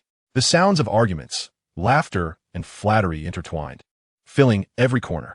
In the corners, homeless children curled up, trembling from hunger and cold, while thieves took advantage of the chaos to steal from others. Women dancing and performing in the tavern sweated on stage, and the audience below threw coins when pleased, but cursed at the manager and dancers when displeased. Is this the entertainment district? Everywhere is depravity, everywhere is ugliness, making one feel disgusted. It's better to finish the task and go back quickly. This time, Kokoshibo also came for the religious task. A high-ranking person died in the brothel and requested the deity to guide her to the true culprit. If it weren't for that woman giving a large sum of money to the cult, the head priest would never accept such a request that clearly stemmed from personal grievances. Moreover, the other demons were either intellectually challenged or unreliable. The head priest pleaded with Kokoshibo for a long time before he finally agreed to visit the brothel. Lord Kokoshibo, please, seeing how much I've sacrificed for the organization, I beg you to go just once. This matter is absolutely necessary for you. In the end, the head priest offered Kokoshibo his share of rare blood for the next 5 years and added 1,000 pieces of gold before he agreed to take action. Although Kokoshibo didn't care about these material possessions, completing a small task could make his life more comfortable, so why not agree? When he was bored, he would also check on the Demon Slayer Corps, but upon discovering how weak they were, he left in disappointment. The inn he was staying at was right across from the task location, a brothel called Kinmitsuya. The high-ranking person died here, and Kinmitsuya claimed it was a private feud between two parties, stating they couldn't interfere. They also insisted that for everyone's sake, they would not reveal the true culprit.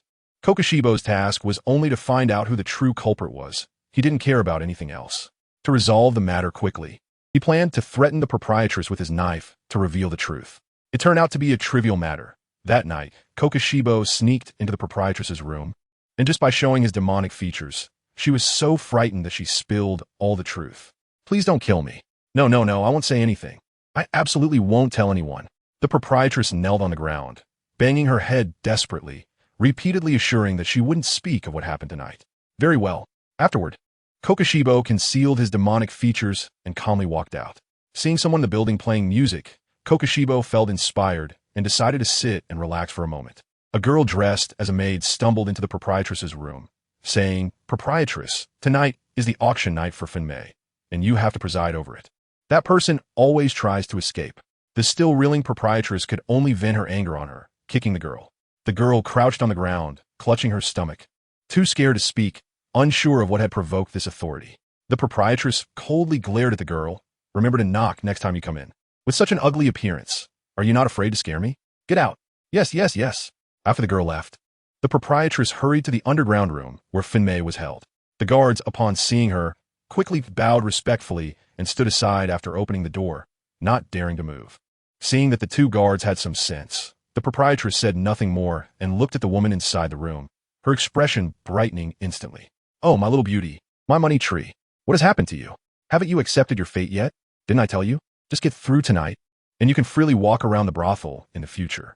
The woman, dressed in a grand red outfit that revealed her shoulders and legs, with thin clothing that made her fair skin almost transparent, looked stunning with her long black hair and courtesan's adornments. Her fox-like eyes were soft and alluring, making it hard for others to resist. If it weren't for your coercion, I wouldn't have compromised, you filthy bunch. Seeing the woman's defiance, the proprietress tightly grasped her neck and said fiercely, now that it has come to this, there's no point in saying more. Finmei, do you think you're still a noble lady? Just wait to be auctioned off tonight. After tonight, you will become dirty. The proprietress had a sinister smile as she emphasized the word dirty.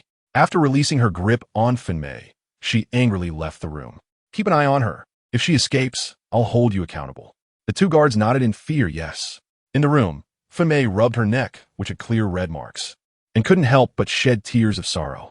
Is this really the only way? Is there no hope left? I hate it so much. She was originally a noble lady, but after being framed by others, her entire family was exterminated. She narrowly escaped when she went out, but was targeted by the proprietress who discovered her identity. Under threats and temptations, she was brought into the brothel, and after being caught trying to escape, she had not left this underground room for years. She was on the brink of collapse. Chapter 48. Rebirth inside Kimitsuya. The lights were bright and the atmosphere was lively. Kokoshibo sat in the corner, his expression cold, only revealing a faint smile when the music reached his ears. Suddenly, as the singer finished her performance, the music abruptly stopped, and everyone froze for a moment before seeming to understand something. Immediately, the dancers hurriedly withdrew, and a wave of noise surged from the audience. Is she here? That unparalleled beauty for the auction night. I've been waiting for this moment for so long. I really want to see this woman praised by the brothel. Many men in the audience were infatuated. At this moment, the brothel madam swayed her hips and walked onto the stage. Her face filled with smiles as she raised her hands to signal everyone to be quiet.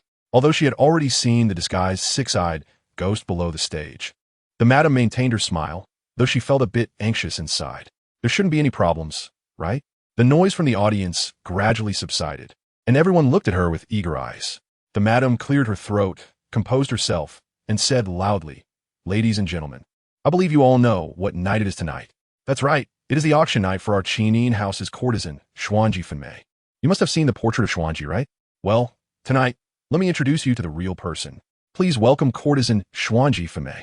As the madam's voice rang out, two maidservants slowly escorted a veiled woman onto the stage. When Finmei approached, the madam leaned close to her ear and whispered in a tone only they could hear, "Do you want to live or die? It's up to you." Finmei nodded in frustration. Of course, she wanted to live. She hadn't avenged her family yet, so how could she just die like this? Kabutsuji Muzan quietly listened to their conversation, sensing that there was more to this story. Just like that, Kabutsuji was about to leave, but sat back down again. Seeing the audience eagerly waiting, the madam slowly lifted Finmei's veil, revealing her stunning beauty. Even Kabutsuji, who had seen countless beauties, had to admit that this was indeed a rare, exquisite sight, although there were still women who could surpass her. The people in the brothel had seen many women shrouded in the smoke of the night, and seeing someone as pure yet alluring as Finmei was a unique experience. All right, let us begin. The highest bidder wins. I bid 10 taels of silver. If I bid 5 taels of gold, who dares to compete with me? The bidding voices continued, reaching Finmei's ears like a piercing sound. She silently held back her tears, sadly accepting her fate. Interesting. This woman has ambition but lacks the strength to compete. How pathetic. Let me help you a little. 100 taels of gold. As Kibutsuji's voice echoed, the noise in the hall came to an abrupt halt, and the atmosphere suddenly turned calm. The madam looked at him in disbelief. Can this ghost really afford to pay? If he doesn't give me this money for his own life, he shouldn't even think about asking for it. Do ghosts have feelings too? Is he interested in Finmei? Suddenly, the madam's eyes turned, as if she had thought of something. After waiting a moment, she announced the result, since no one else is bidding. Then Xuanji will belong to this gentleman tonight. Under the envious gazes of the crowd, Kabutsuji took Finmei to the guest room of the brothel. And Kabutsuji was not a man of his word. The moment he left the hall, he tossed a large bag of gold to the madam. The madam stared in shock at the money in her hands, her doubts growing. Isn't a ghost supposed to be evil, devouring people without a trace? Why is this happening? Seeing Kabutsuji so agreeable, the madam's previously formulated thoughts suddenly emerged. As Kabutsuji and Finmei walked away, she revealed a sinister smile. Finmei followed this seemingly powerful man into the room, feeling a deep sadness about her future, her expression forlorn. Is this the beginning of all sorrow tonight? Is it irretrievable? Forget it. At least this man is quite handsome. With that thought, Finmei felt a bit relieved. Stop, what are you doing? Finmei froze, halting her actions of untying her dress, looking at him in confusion. Don't you need my service, sir? No need. Kabutsuji frowned and said coldly. Do you want to become stronger? Huh? What? Seeing that Finmei completely did not understand his meaning, Kabutsuji had to patiently explain. I heard your conversation with the madam. You were threatened. So, do you want to become stronger? Then you can decide your own fate. Become stronger? Decide my own fate. Yes, I want to. No matter if what you say is true or not. Please help me. Finmei, seeing Kabutsuji so certain, and given that he looked extraordinary with a mysterious identity, thought he might really be able to help her. Before she could finish her sentence, Kabutsuji interrupted her. No need to be my disciple. I will teach you martial arts. This matter may have been a whim of his, or perhaps he was simply too bored. There are few people in this world who can match him. In any case, he suddenly wanted to see how far this woman, burdened with hatred, could go. After that, I will redeem you and teach you martial arts. I will leave in 3 years. Thank you very much. I really appreciate it. As she spoke, tears uncontrollably flowed from Finmei's eyes. Kokoshibo watched the woman like this, his heart showing no ripples. Afterward, Kokoshibo met with the brothel madam alone and expressed his intentions. If he escapes, my plan will be ruined. The madam seemed to have made a certain decision, and a sinister aura gradually revealed itself. Haishimuo also sensed that something was off, feeling an ominous premonition. And the source was right here with the brothel madam. How dare she attack me? Thus, in the astonished gaze of the madam, a cold gleam flashed by, and her expression was forever frozen at that moment. The madam never figured out how he knew she had ulterior motives against him. She originally planned to use a potent soft bone powder to knock this ghost out and then hand him over to someone for research, hoping to make a fortune from it. But how could she know that such human medicines are hard to affect ghosts, and that ghosts are not the type to be easily slaughtered? The blame lies in her not seeing beyond the ghost's kindness and harboring such thoughts. Haishimo nonchalantly dealt with the madam and jumped out of the window with Finmei, leaving the brothel. That night, complex sounds echoed in Qinming's room, and when acquaintances returned, they found that the brothel had a new madam, and the courtesan Xianshi was nowhere to be seen. On the other side, Haishimuo settled down in a distant city with Finmei. Why choose this place? Because Haishimuo had property here. In the days that followed, Finmei's privileged life was gone. Every day was spent practicing swordsmanship and exercising. Her originally fair skin gradually turned waxy yellow, and calluses formed on her hands. However, what followed was a sharper gaze, becoming more resilient and strong. After Haishimuo left, she continued to hone herself and eventually killed those who framed her entire clan through her own strength. In the end, she settled in the city where Haishimuo had last left, met her lover, and had 2 children, living happily together. Of course, that's a story for later, as Haishimuo and Finmei had just arrived in the town. Chapter 49. The taste of happiness. The senior Kirigakure is really weak. He doesn't even have blood demon techniques. Let's finish the mission and head back quickly. Sure thing. But in the last 100 years, the demons we've encountered have been getting fewer and fewer. I don't know why. The moon hung high in the sky, becoming a brilliant jewel in the pitch-black night, its light illuminating the demon's body, clearly revealing it turning to ashes. The demon's eyes were filled with confusion. He didn't know who he was and had forgotten his name. He only knew he had to come here and kill those with knives. Occasionally, fleeting images flashed in his mind. What were they? That enchanting face. Is it my lover? It seems not. In the end, his body completely disappeared, and the only proof of his existence was a blurred iron sword. Moments later, Several individuals adorned with wisteria flower insignias picked up the iron sword from the ground and cleaned up the surrounding area. In the sword dojo, Kawakami Peak angrily asked the many disciples where Yuta had gone. Did any of you see him?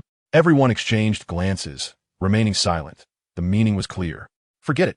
I never expected him to inherit the dojo anyway. Let him go wherever he wants. Kawakami Peak glanced at a few tall figures standing nearby, and his gaze softened involuntarily. These children are the foundation of my swordsmanship dojo. The wheels of time turn relentlessly, and 2 years have passed unknowingly. 2 years are enough for tender faces to gain some maturity, for naive hearts to become a bit more grown-up. The more than 700 days and nights spent with him flash through Linshue's mind, and every time she remembers, she feels an extra warmth. 2 years ago, she didn't know when it started, but no one had troubled them at the dojo anymore, and the young master was no longer seen in the town. Linshue's health has improved a lot over the years with the nourishment of various herbs. She can walk like a normal person, though she still gets sick more easily than others. In a few days, it will be Mr. Koma's birthday. What gift should she give him? Qingzong, who had long understood his daughter's thoughts, looked at Lianshue, who was blushing and pondering while sitting on the tatami mat. Unable to hold back a sigh, he decided to help his daughter. So, he approached Koma, who was cleaning the courtyard, and said, I have something to ask you. Could you come here for a moment? Sure, master. Lianshue looked at the two as they sat down, confusion filling her eyes, especially after glancing at Koma, her face turning red as she looked down, unable to meet his gaze. What is my father trying to do? Mr. Koma, Qingzong said with a smile, would you be willing to inherit my dojo? Koma's eyes widened in disbelief as he looked at him. Me? Really? Then Qingzong delivered another blow, and Lianshue said she likes you. You two are destined to be together. Huh? Koma turned to Lianshue, both of them sweating nervously, their faces already as red as persimmons. Okay, I'm willing. I'm willing to inherit the dojo. Koma suddenly made up his mind. Mr. Koma, would you like to go with me to see the fireworks tonight? Lianshue, who had been looking down with a flushed face, suddenly spoke up. Sure. Facing Lianshue, Koma's heart couldn't help but race, and he became flustered. After agreeing to Lianshue's request, Koma hurriedly distanced himself from the scene, making Lianshue giggle. Mr. Koma is so nice. Qingzong nodded in satisfaction. Not bad, finally enlightened. Witnessing all of this, Aoki Teruaki felt a sense of resonance. Is this love? How wonderful! The air filled with the scent of candy. However, the moment is approaching. What will your choice be? Soon, evening arrived, and the streets were particularly lively due to the annual fireworks festival. On the surrounding grass, there were no other people, just Koma and Lianshue. As they chatted, the atmosphere gradually thickened, and the air seemed to take on the shape of hearts. Lianshue slowly took Koma's hands, nervously asking, I just need Mr. Koma. Will you marry me? Okay, I'm willing. I will become stronger than anyone else and protect you for life. Koma looked at Lianshue with determination, his gaze gentle.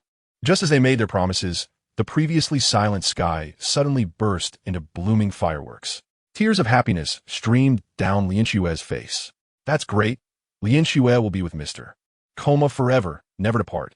Streams of bright light shot into the sky, and with a bang, colorful fireworks exploded in the air. The light illuminated their faces, and they saw the love in each other's hearts. At that moment, it seemed as if the fireworks were there to light up the two of them. Koma tilted his head slightly, his eyes filled with tenderness and deep affection, while she gently bit her lip, her cheeks flushed. Under the brilliant fireworks, their hearts quietly drew closer, their heads leaning in closer, and the air was filled with a sweet and beautiful ambience. After a long time, they finally separated. Mr. Koma, I love you. Me too. I will protect you for a lifetime and never let anyone hurt you. In the distance, Koma slowly waved his arm to say goodbye. He would return home to pay respects at the grave every year on his birthday, and this year was no exception. Aoki Teruaki saw Lianshue's reluctant expression, as if her eyes were covered with something. All right, Lianshue, wait until Koma comes back and give him the birthday gift. He will definitely be very surprised, Qingzong said excitedly. Yes. Mr. Aoki, father, can you accompany me to the blacksmith shop? It's been 2 or 3 days. It should be ready by now. Thinking about the birthday gift for Koma, Lianshue felt no sadness anymore. She could already envision Koma's surprised expression when he saw the gift. The two nodded in agreement and escorted Lianshue to the blacksmith shop. The blacksmith hurriedly took out the item he had prepared yesterday upon seeing them. After handing it over, he awkwardly said, I won't charge you this time. You've given me such a novel and unique weapon forging blueprint. It's us at the blacksmith's shop who benefit. Despite the blacksmith's repeated insistence, the three ultimately couldn't pay him. Since Lianxue couldn't carry heavy items, the object was taken by Qingzong, and the three returned to the dojo, chatting and laughing. Mr. Aoki, I really appreciate you. If it weren't for your suggestion, I might still be troubled about what to give, Lianxue said gratefully, looking at Aoki Hashio with excitement. And this weapon called the Tiger's Claw is perfect for our martial arts dojo. Moreover, you have made the production of the Tiger's Claw public. You are a benefactor to us martial artists. Mr. Qingzong and Miss Lianxue, please don't be so polite. If there's anything, just say it. Qingzong casually opened up, noticing Aoki Hashio's concerns. In the future, if I have matters to ask of Koma and Lianxue, I hope Mr. Qingzong can agree, and I also hope Lianxue can fulfill my request. Of course, Mr. Aoki has helped us too much, as long as it doesn't violate principles. Lianxue will definitely agree to your request. Qingzong also nodded in agreement. Yes. Chapter 50. Upper Moon 3 Akaza. A few days later, Koma returned to the Sulia dojo after finishing the grave sweeping. When Koma and Lianxue were alone, Lianxue personally gave him a gift. He looked at the gift in excitement and lifted Lianxue off the ground. Thank you, I'm really happy. The sudden intimate gesture made her feel a bit shy. Put me down first. Actually, this also involves my father and Mr. Aoki's help. After successfully breaking free from Koma's embrace, Lianxue slowly recounted everything that had happened before, including Aoki Hashio's request. Both were puzzled about what kind of request could make Aoki Hashio speak in such a tone. After Aoki Hashio met with the two that night, they finally understood everything, as if their worldview had been overturned. The night was dark, deeply enveloping the earth. Aoki Hashio stood behind the house, the cold hard walls casting mysterious shadows under the moonlight. The orange-yellow light from inside the house was visible, and Koma's Lianxue was brought here. Why choose such a remote location? It was because he couldn't let Qingzong find out. Through his interactions with Qingzong, Aoki Hashio understood that he would never turn into a demon no matter what.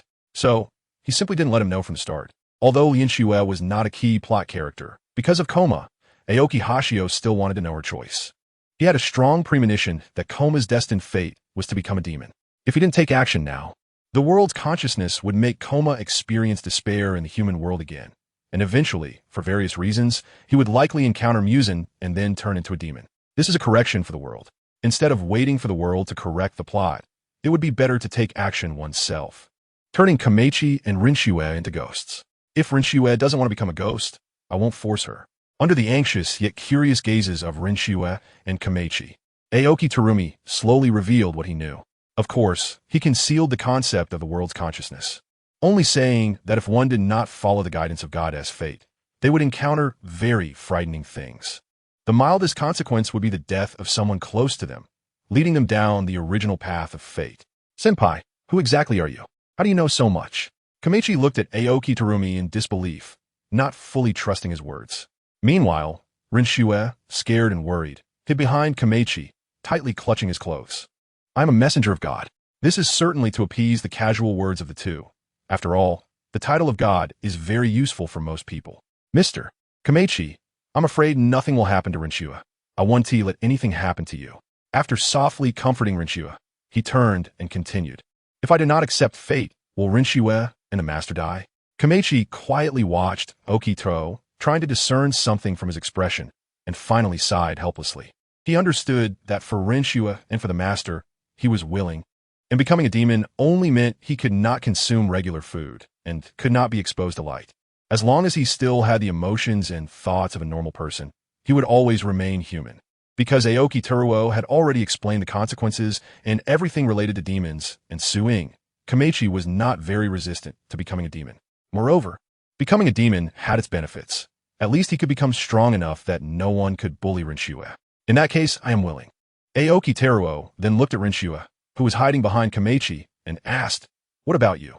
Do you not want to become a demon and stay with him? If you are unwilling, I will erase your memories of tonight. Rinxue lowered her head and pondered for a long time, then firmly said, I am willing. She then hugged Komachi, saying, I want to be with Mr. Komachi forever. Komachi, being hugged, also blushed, making Aoki Teruo feel a bit awkward to watch. He felt that his slightly hungry stomach suddenly became full. All right, then wait for me. Only the Demon King can provide you with a large amount of blood to satisfy your hunger after becoming demons. Aoki Teruo then contacted Muzan in his heart, urging him to hurry and come.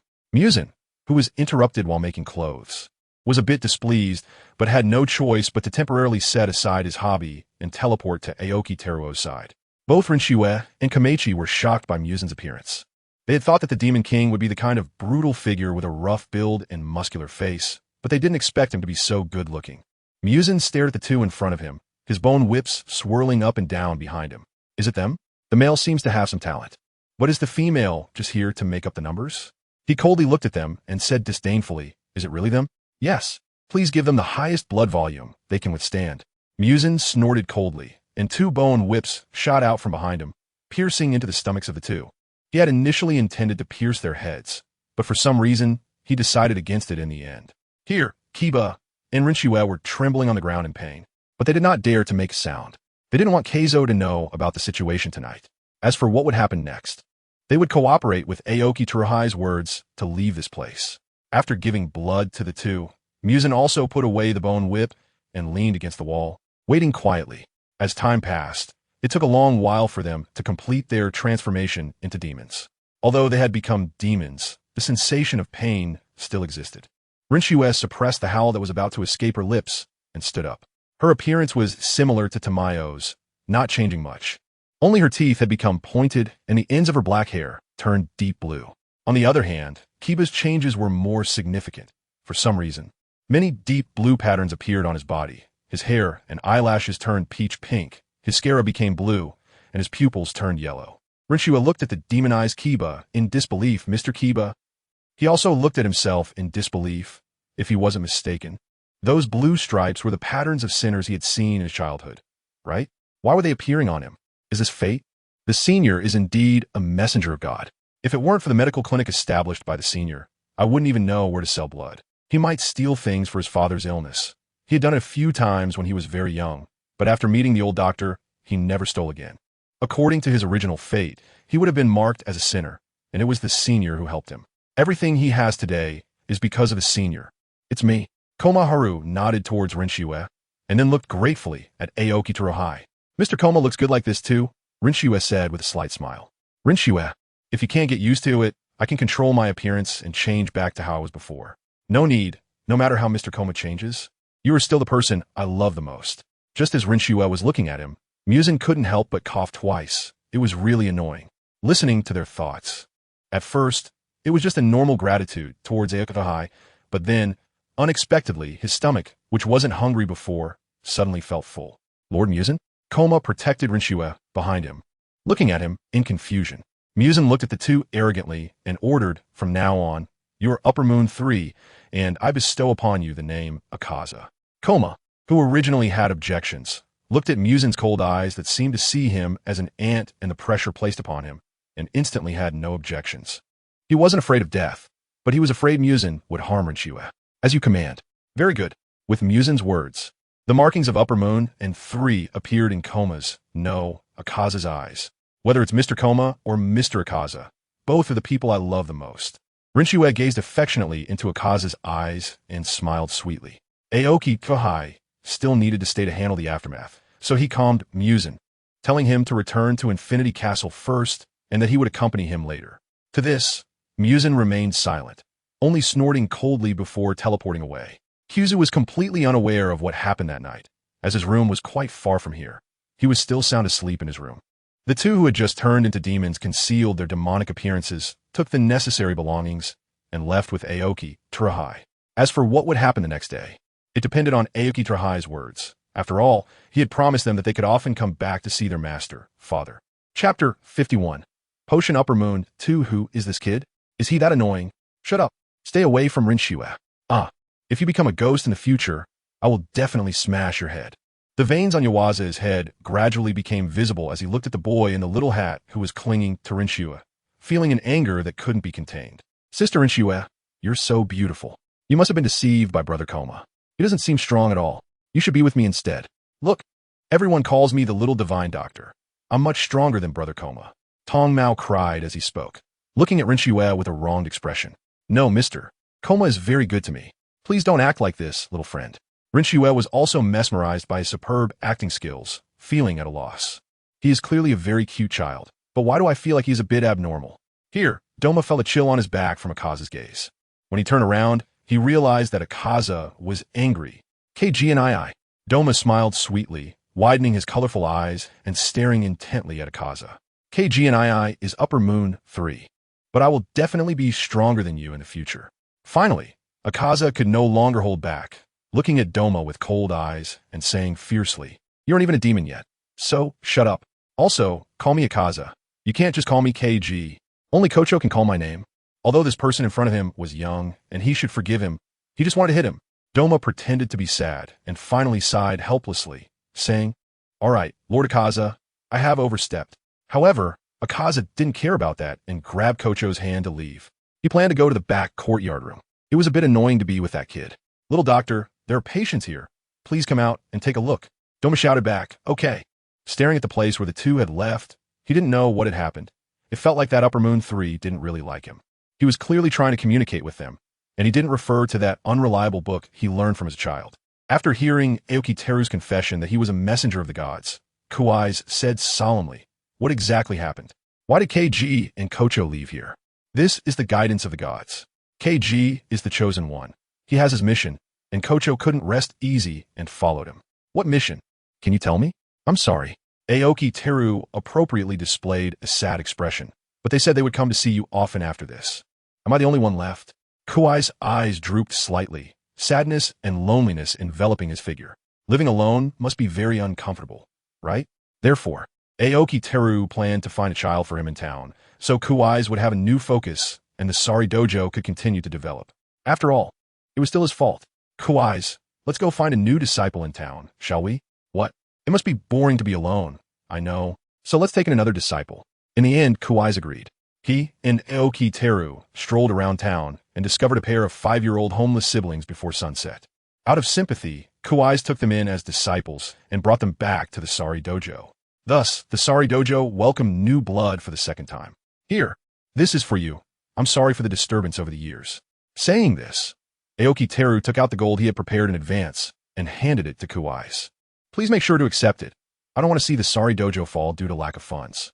Kuai's eyes became moist as he held the money bag given by Aoki Teru and waved goodbye to him, affirming, "We will meet again." Gradually distancing from the Sari Dojo, Aoki Teru also heard this sentence. "Yes, we will meet again." After that, Aoki Teru brought Akaza and Kocho into Infinity City, allowing them to settle there. The one most delighted by Akaza's arrival was Muzan, as he now had a worthy opponent to communicate with. Akaza was also very pleased. There were such strong individuals here, and he would certainly become stronger to defeat Muzan. As for Doma, the timing was not yet ripe. Therefore, Aoki Teru would think of him from time to time and would change his location for free consultations. He also took Akaza and Kocho to visit Kuai's. To avoid being discovered as demons, they only stayed for one night and hurriedly left in the dead of night. Meanwhile, Aoki Teru would occasionally patrol the properties and engage in some not-so-friendly exchanges with Muzan. Tamayo was also diligently researching the effects of the red spider lily and had made some initial progress. Time flowed endlessly, and in the blink of an eye, 8 years had passed. Tamayo proudly brought her results to report to Aoki Teru. "Boss, after years of research, I've created a potion using the red spider lily combined with other medicinal herbs. This potion is still sealed in ice, so its efficacy has not diminished." Aoki Teru frowned and said eagerly, "Just tell me the effects. What is it useful for?" The effects of the red spider lily are very complex, but one thing remains unchanged.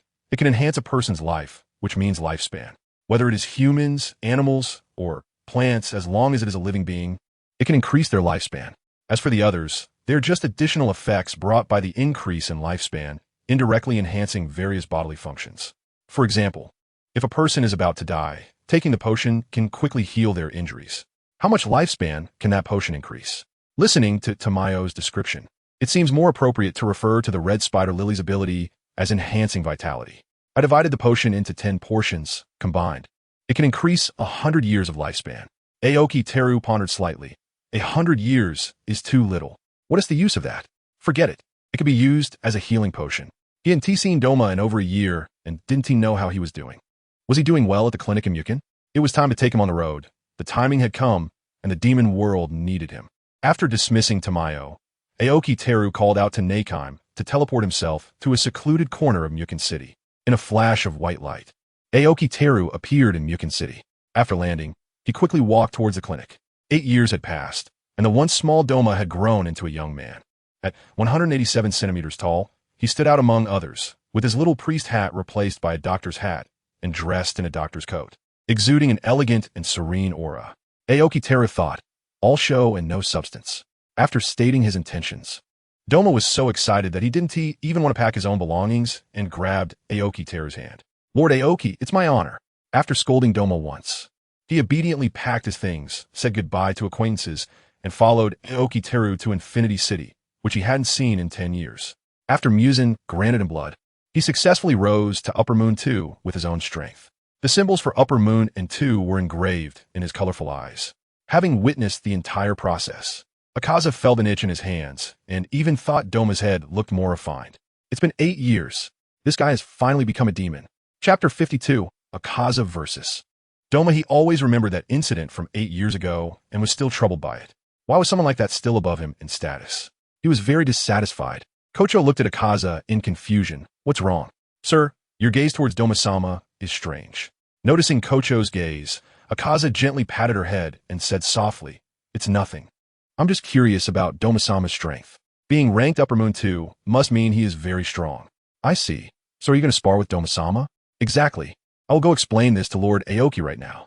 After receiving permission from Aoki Terahiko, he challenged Doma to make it convenient for Doma to understand his abilities. The duel was scheduled for 5 days later at the Infinity Castle lobby. Kokushibo was quite interested in this and acted as the referee. 5 days later, the Infinity Castle lobby was brightly lit, with Nakime kneeling on a high platform holding a pipa, while Aoki Terahiko and Muzan stood in front of her.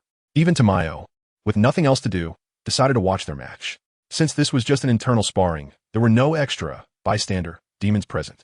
Kokushibo stood outside the duel arena, watching the two opposing figures from a distance. Come on, sir.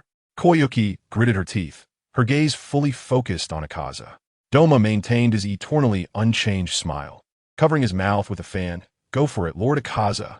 After all, on the Upper Moon, 2 facing me must put a lot of pressure on you, right? Although he said that, Doma did not underestimate his opponent. Behind him, large lotus flowers and vines slowly emerged, spreading towards the arena. Shut your mouth and come fight. Akaza readied his tiger claws, a giant snowflake pattern appearing beneath his feet as he struck a battle pose and said angrily. He was just waiting for Kokushibo to announce the start of the match, so he could immediately rush in and punch that guy. Seeing the two ready to go, Kokushibo wasted no time and loudly announced the start of the duel. Akaza's eyes were filled with endless rage, radiating a violent aura, while Doma still wore that extremely annoying false smile. Akaza was the first to launch an attack, his figure flashing as he charged at Doma like a fierce wind. Destruction kill, empty style. His right fist swung out with the force of thunder, striking fiercely at Doma's head. Doma, however, remained calm, lightly shifting his body to cleverly evade the powerful blow. Oh my, Lord Akaza is so strong. But it's my turn now. Blood Demon Art. Lotus Leaf Ice. Doma waved his fan, instantly creating numerous ice crystals resembling lotus leaves, which flew toward Akaza. Akaza rolled and dodged Doma's attack, seizing the opportunity to counterattack. Performing a handstand and kicking his left leg towards Doma's head, the wind from his leg whooshing through the air. Destruction kill, foot style, crown first slash. At the moment Akaza attacked, Doma quickly leaned back and dodged. Blood Demon Art, Crystal Child, Blood Demon Art, Mist Ice, Sleeping Lotus Bodhisattva. As Doma unleashed his Blood Demon Art, 3 ice blue miniature versions of Doma appeared on the field. Doma himself stood atop a giant Bodhisattva statue, looking down at the battle between the children and Akaza below. Go for it, Lord Akaza. Blood Demon Art, Winter Ice Pillar. Watching as Akaza smashed one of the children, Doma quickly conjured several diamond-shaped ice pillars above his head, launching them downward. Shut up. Akaza roared in anger. He used Destruction Kill to smash Doma's 3 children, and as he saw the ice pillars coming straight at him, he crouched and jumped to evade. He then launched an attack towards Doma, who was sitting on the Bodhisattva. Destruction Kill, Flying Star, 1,000 rounds. With immense strength, he kicked Doma's body away, shattering his head. Just as he was about to go down for another strike, the Sleeping Lotus Bodhisattva moved. The surrounding air suddenly dropped, and ice crystal vines extended to ensnare Akaza. Doma, having restored his head on the ground, let out a sneering voice. Lord Akaza, how could you be so foolish as to approach my ultimate move? That is not right. It's over. Blood demon art. Scattering lotus flower. Blood demon art. Twining lotus flower. Restricted in movement by the twining lotus flower. Akaza could only watch helplessly as countless petals sharper than blades surged toward him from all directions. Even if he raised his arms to defend, his body was pierced by the lotus petals. Akaza looked at Doma in disbelief. My lungs, it's hard to breathe. It's his blood demon art. The sleeping lotus bodhisattva also pressed down toward Akaza under Doma's control.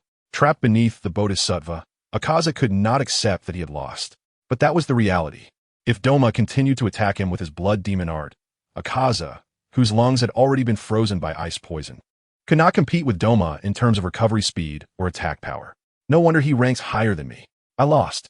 Hearing Akaza admit defeat, Kokushibo announced the result, declaring the duel over, with Upper Moon 2 Doma as the victor. The moment the duel result was announced, Doma released his blood demon art. Akaza, having regained his composure, slowly stood up and glared fiercely at Doma, dropping a harsh remark, "Bastard, I will definitely beat you next time." Akaza, how can you speak to the Upper Two like that? You must not overstep your rank.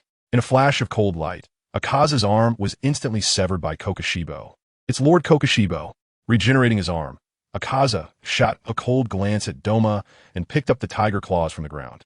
Even though he knew demons could regenerate, the pain in his body was still there.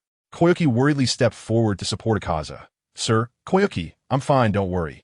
I will become very strong, and one T let anyone lay a finger on you." Akaza looked gently at Koyuki, taking her hand. Just as they were about to leave, Doma approached again. With a tender gaze at Koyuki, he said, "Koyuki, sister, I've told you I'm stronger than him. Why not come with me?" He was just one step away from asking Koyuki to be his wife. Such provocative words made Akaza's memories from 8 years ago clearer, and the already extremely displeased Akaza was instantly ignited, taking advantage of Doma's unpreparedness to punch and shatter his head. You guys shouldn't do this. Stop joking around." The commotion in the audience escalated, and Aoki Terahiko shot a glance to stop Kokushibo's actions. "You ask what Muzan is doing? He.S. not the boss, of course. He.S. up there watching the show and making things worse. Enough. I never expected a farce with 2 men and 1 woman would unfold in the Infinity Castle. This Doma, let's throw him back to the Eternal Paradise cult." Under the scolding of Aoki Terahiko, Akaza reluctantly stopped his movements. Aoki Terahiko stared at Doma and coldly said, "From now on, you will return to the Eternal Paradise cult. You are not allowed to run around without my orders." "Yes." Doma's face showed a radiant smile. This time, it was sincere, because he was going back to the Eternal Paradise cult to be their local emperor. The Doma who returned after his studies already had the ability to send followers to paradise. He had gained skills both in medicine and in combat. Now there are still vacancies in both Upper and Lower Moons. If anyone is interested, you can contact me, and after obtaining my permission, you can turn them into demons. "Yes." The people present responded hurriedly. Naruko sent him away. "Good, my lord." As the sound of the pipa began, Doma disappeared from the spot. The others can disperse now. Was this a gag episode? 00C warning. This is a gag episode in case the previous plot hasn't ended, not connected to the main text. Originally, the last chapter was supposed to transition here, but I still wanted to write a side story and share some sweetness. In this gag episode, there are no character settings. Please enjoy your meal. Naruko revealed a strange expression hidden behind her hair, the corners of her mouth curling up as she glanced at the two and then left. Aoki Terahiko completely failed to notice anything unusual about Naruko. As soon as the sound of the pipa rang, Naruko disappeared from spot. She appeared in her own room. The pipa disappeared from her hand. And after confirming that no one was nearby, Naruko cautiously took out her notebook. Pouring a cup of blood, she sat on the tatami and began to read. Naruko. It was only when she opened the book that she remembered she had a treasured book that seemed to have been taken by Muzan-sama, but now that she was still alive, it should be fine, right? Aoki Teru stared at Muzan for a few seconds before remembering that there was still one thing left unresolved. "Are you sure what you saw before was a sewing book?" Aoki Teru asked seriously. Remembering the fleeting glance he had caught in that book, Aoki Teru became distressed. Who was corrupting his young master? A thin bead of sweat slowly trickled down Muzan's forehead as he stammered nervously. Of course it was.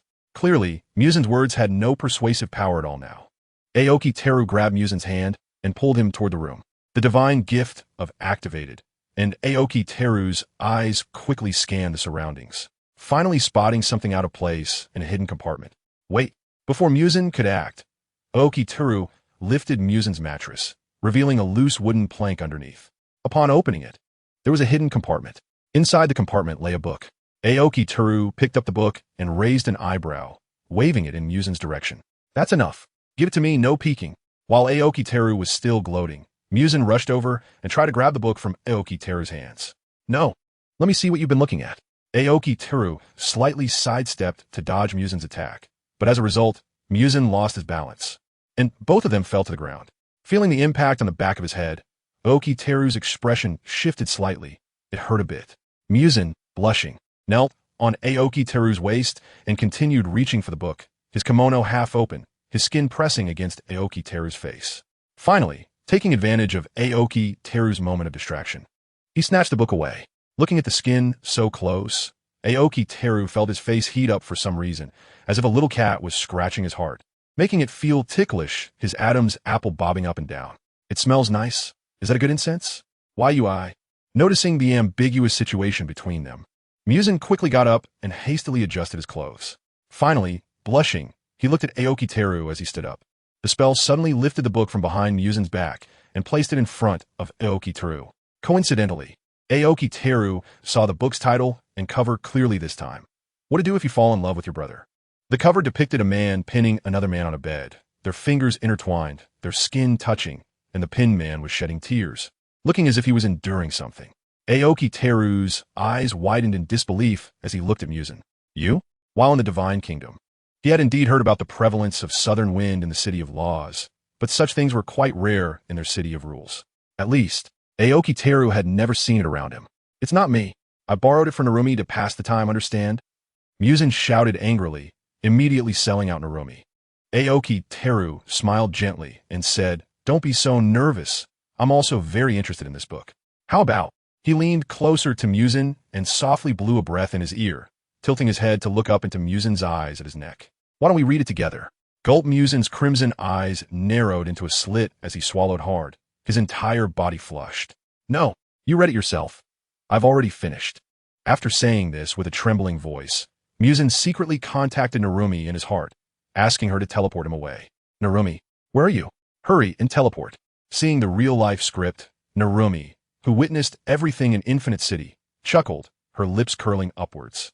She had no intention of taking out her pipa, so Muzan was not teleported away. Narumi.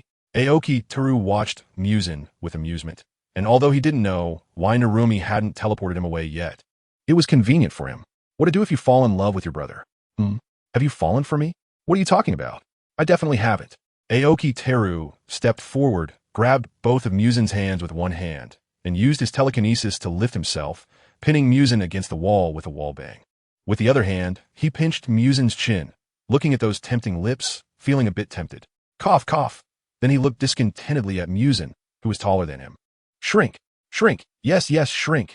Hearing this, Muzan had a flash of inspiration and controlled his body to transform into a child.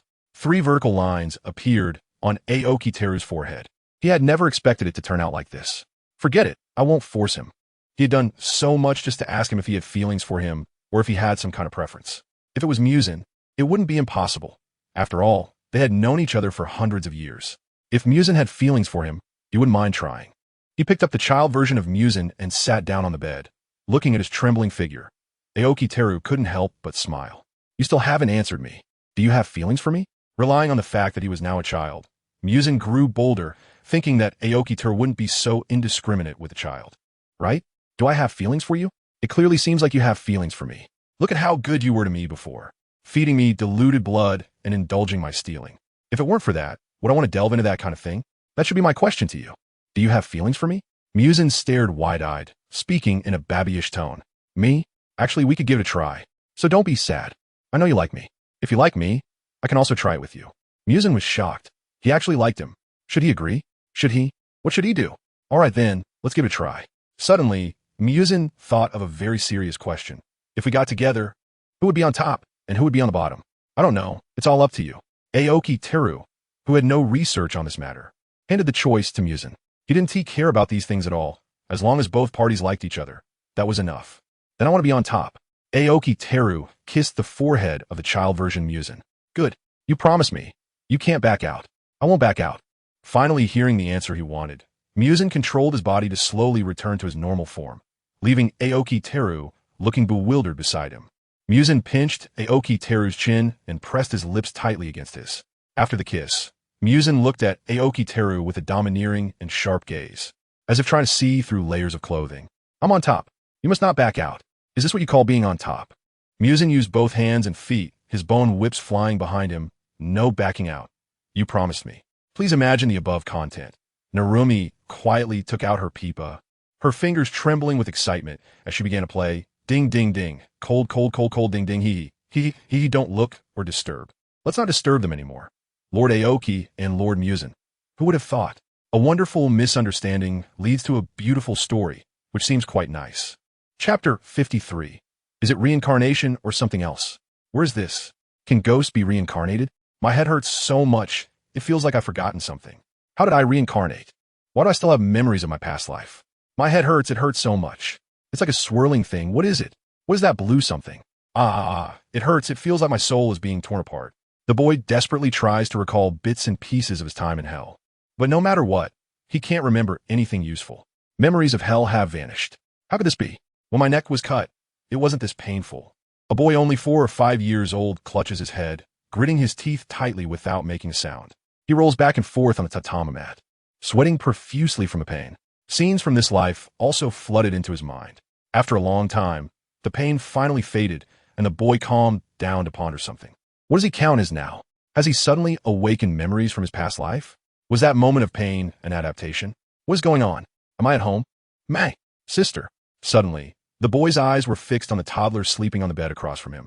He couldn't be mistaken. This girl looked exactly like his sister when she was little. She is his sister May. These are his family in this life, his sister in this life. A mirror? The boy glanced at the mirror placed on the cabinet, picked it up, and looked at his appearance. His short hair was still black and green, but the dark spots on his face were gone, and his body showed no signs of malnutrition. Looking around, it was a warm room, and from the surrounding decorations, it seemed to be a relatively wealthy family. Is this reincarnation? It's so nice to be with my sister. But does May have memories of her past life like I do? The gentle Jew, Tomioka, gazes at the child drifting off to sleep, sunlight streaming through the window onto his beaming face. Taro is awake. Mom will go make lunch now. Covered in sweat after finishing his training, Shinobu opens the door to see the lively Ju Tomioka. Ju Tomioka stares seriously at the woman in front of him. She looks just like her. No, she isn't her. They have identical appearances. But how could this spirited woman possibly be the courtesan from his past life who struggled to survive in the pleasure quarters? In an instant, scenes from his past life with his parents flash through Ju's mind. Also, there's the occasional figure from his memories, that master of his mother, who seems to be Lord Korizumi. What on earth is going on in this world? The completely immersed Kabutsuji Muzan did not notice the pale face of Hinata. This child is so rude today. Kabutsuji Taro, why aren't you answering your mother? That's very rude behavior. You can't do that. Fame stepped forward and pinched Kabutsuji Taro's cheek, making him wince in pain. I understand, Mom, I'm sorry. Although he still didn't grasp the situation, he decided to appease her for now. After all, she is his mother in this life. It's hard to say whether he could become a demon again, or if demons even exist in this world. Reflecting on the years before awakening his past life memories, he remembered how joyful they were, warming his despairing heart towards the world. Kabutsuji Taro gently gazed at May, who was still a 1-year-old baby, and then looked at Finmei, smiling happily. He had made up his mind. The sorrows of his past life should not be carried into this one. In this life, he wanted to live well with his sister and parents. All right, I'm going to cook now. You need to take good care of your sister. Finmei looked at her obedient son with satisfaction, patted his head, and then went to the kitchen to prepare lunch. Time passed as they enjoyed their cheerful daily life. And even Kabutsuji Taro planned to live a simple and beautiful life like this. Until that day, when May turned 6. Kabutsuji Taro returned to his room after practicing martial arts, ready to wake his sleepy sister. To his surprise, he found she had woken up by herself. Brother? Is that you, brother? We did it. May's eyes were no longer as innocent as before. They shone with the sharpness of her past life. May, you remembered. Kabutsuji Taro looked at May in surprise, while she was still immersed in her memories. But what do you mean we did it?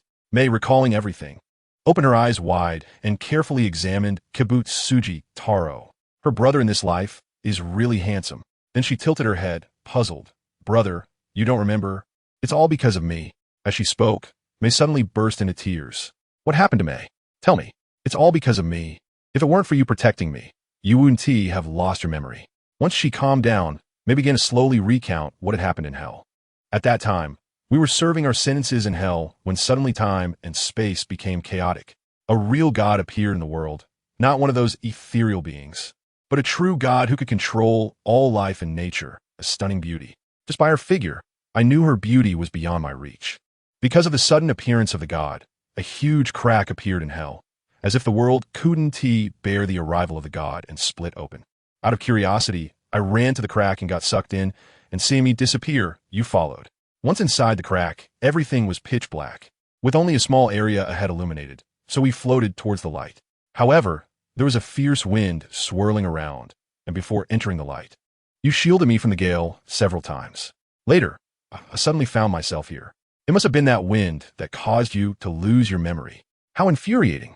Kibutsuji Taro stared in disbelief after hearing everything, memories of hell and the cracks slowly surfacing in his mind. In fact, May's description was very brief, but the reality was not so smooth. The various difficulties they encountered could not be explained in a few words.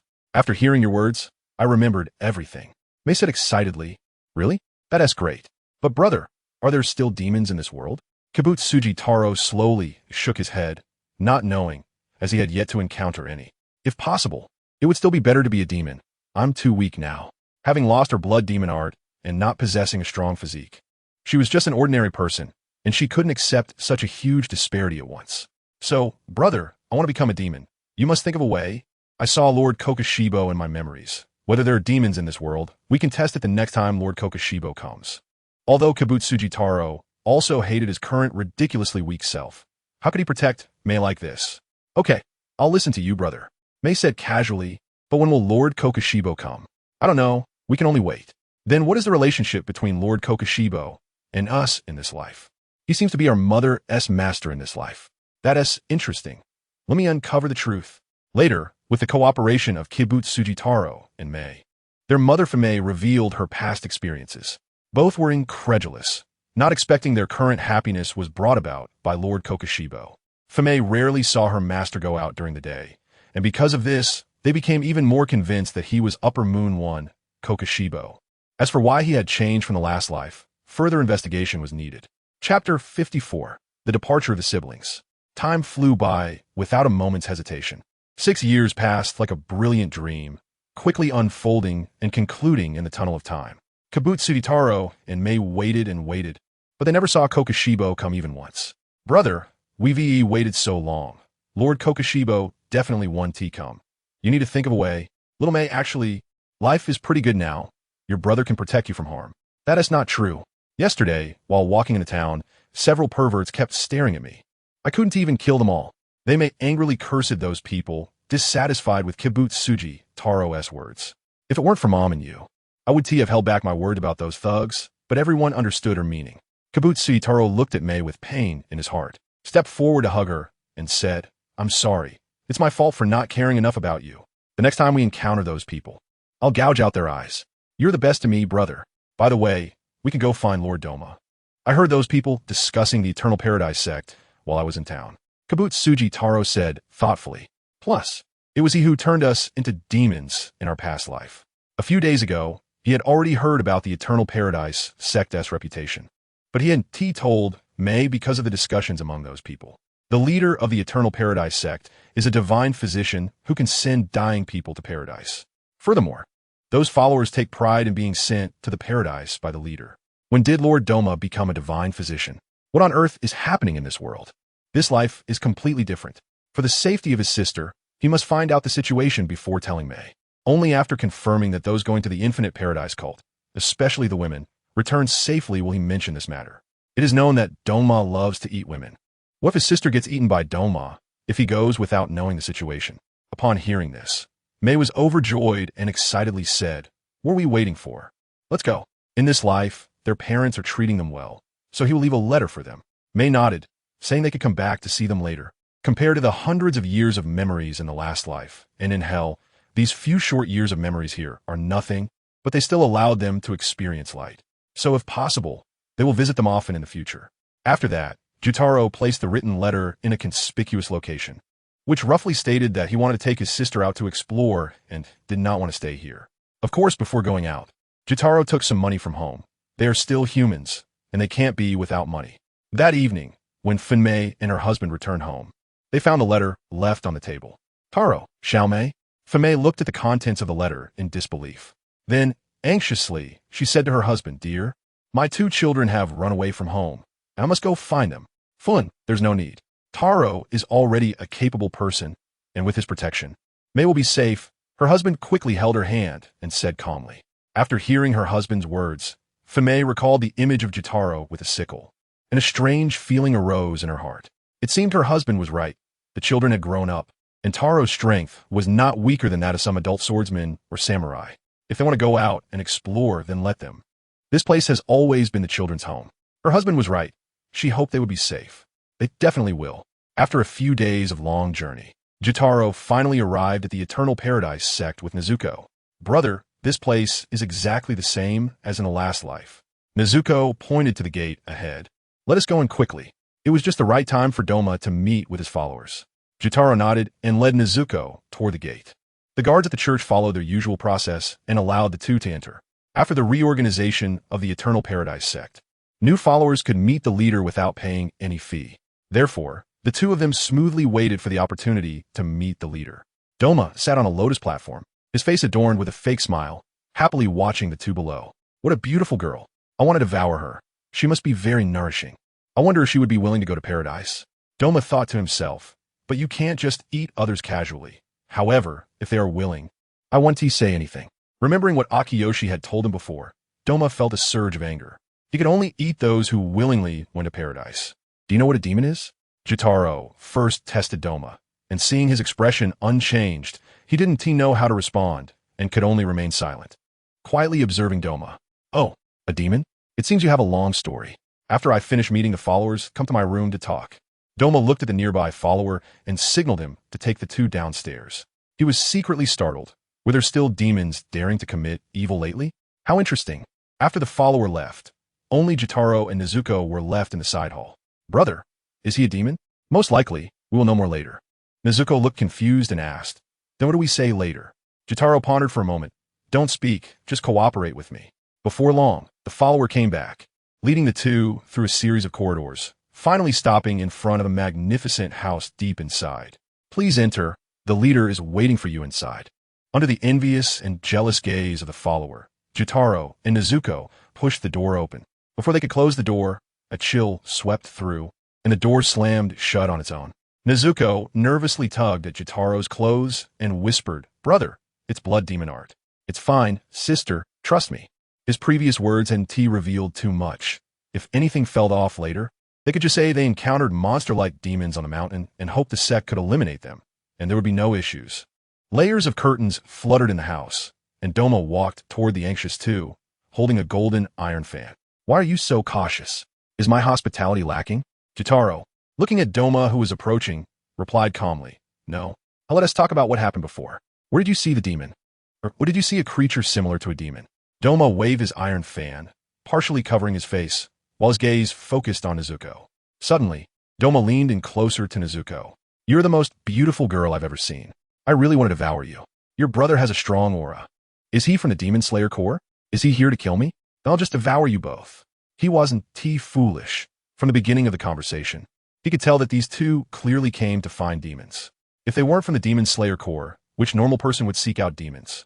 As for being victims, that was even less likely, especially with that great one around. A truly uncontrollable demon hadn't appeared yet. Sister, Jutaro thought Doma would attack Nezuko, but instead, Doma just complimented her and then stepped back away from her. Suddenly, Doma's mouth cracked open, tilting his head slightly, revealing a distinct arc, and his eyes glinted as he coldly said, You are from the Demon Slayer Corps, right? Are you here to kill me? Ha ha ha. So stupid. Chapter 55. Upper Moon's 6 siblings. Nezuko stepped past Jutaro, coldly gazing at Doma, stating firmly, No, we won't become demons. We know you are a demon. So please turn us into demons. My foolish sister, do you have to be so direct?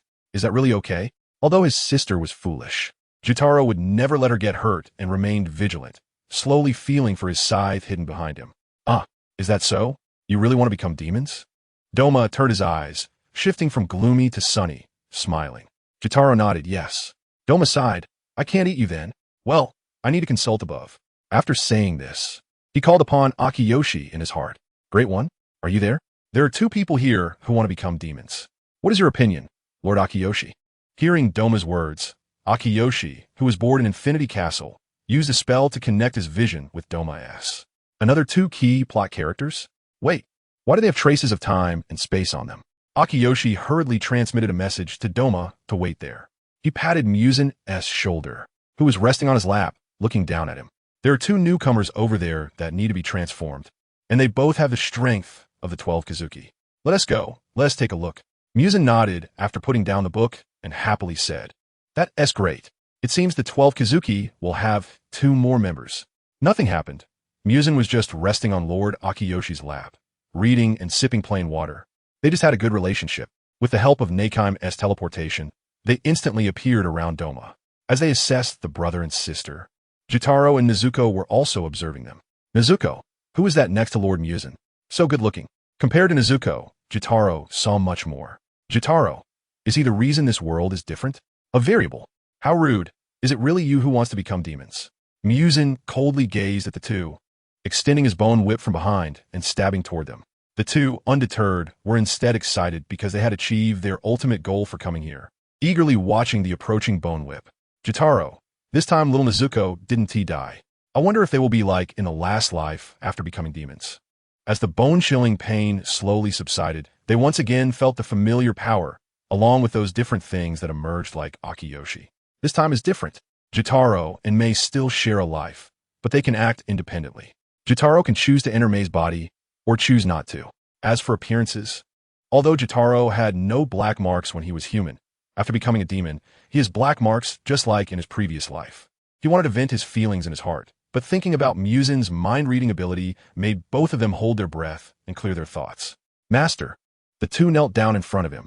Muzan's gaze swept over Jotaro and then focused on Mei, who looked quite good. He then commanded from now on, You will be called Daki. Yes. Daki responded respectfully. Muzan carefully sensed the 2 before him, who had received a large amount of his blood. One of them was already strong enough to be ranked among the upper moons. As for Daki, her strength was not strong enough to be anything more than a lower moon. However, strangely, he could only sense the life of one person. Aoki Terahiko suddenly looked at the 2 people, having previously focused only on the familiar power of time and space, not noticing their true selves. Their lives are intertwined. Muzan also turned his head to look at Aoki Terahiko, and it seemed he understood as well. These 2 demons are actually one. Since your lives are connected, then you will both hold the position of upper 6 together from now on. As he spoke, under Muzan's control, identical numbers of upper 6 appeared in the eyes of Jotaro and Daki. The 2 excitedly spoke in unison. Thank you, Lord Muzan. Neikaim, send them to Infinity Castle. I have something to ask them alone. After Aoki Terahiko finished speaking, Jotaro and Daki were teleported along with him to an empty room inside Infinity Castle. Muzan, Neikaim, it's you again. I haven't even entered yet. Although this sentence didn't reach Neikaim's mind, she seemed to sense it. The next moment, Muzan returned to the room he had left. In the vast one Shi Lu Jiao, only Doma remained. Doma, in Infinity Castle. Jotaro and Daki hesitantly looked at the person in front of them, and finally knelt down respectfully, saying, Lord Aoki, stand up. Then Aoki Terahiko glanced at the 2 across from him, signaling them to sit down, while he himself sat opposite them. After they sat down, the 2 anxiously waited for Aoki Terahiko to speak. What happened to you? The 2 exchanged glances, quickly looking away, and finally Jotaro tentatively asked, What do you mean, Lord Aoki? There are remnants of time and space power on you. You are not from this era, are you? Aoki Terahiko read everything from their subtle expressions, becoming more certain of his thoughts. So he gently reassured them. There's no need to be nervous. I won't do anything to you. Can you tell me what happened? Looking at the seemingly harmless Aoki Terahiko, Jotaro also felt a bit relieved. The adult looks weak no matter how you see it. And I don't understand why Muzan would let him stay. One can faintly sense that Muzan is constrained by him. Sister, let me speak, Jutaro interrupted Aoki, who was about to say something. Thus, Jutaro vividly recounted his story, his past life with his sister, and their experiences in hell. Jutaro didn't know why, but these things that shouldn't be easily told to others seemed to spill out of him effortlessly in front of Aoki Truho, as if he had some sort of magic. Daki was also shocked. How could her brother reveal everything? He wasn't someone who lacked discretion.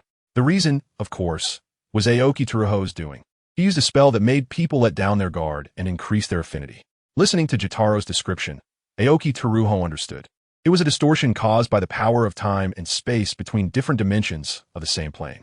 If he wasn't lying, the events happening in another dimension were orchestrated by his senior sister and his master. His senior sister had already graduated, and her power was certainly far beyond his. As for why she would come here, was it related to time? Would he contact her in the future?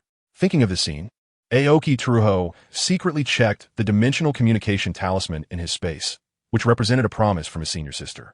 His master was his senior sister's partner, and there was something in this two-dimensional world that required his intervention.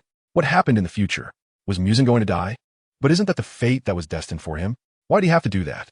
Countless thoughts surged in Aoki Truho's mind, chaotic and disordered. This is your fate.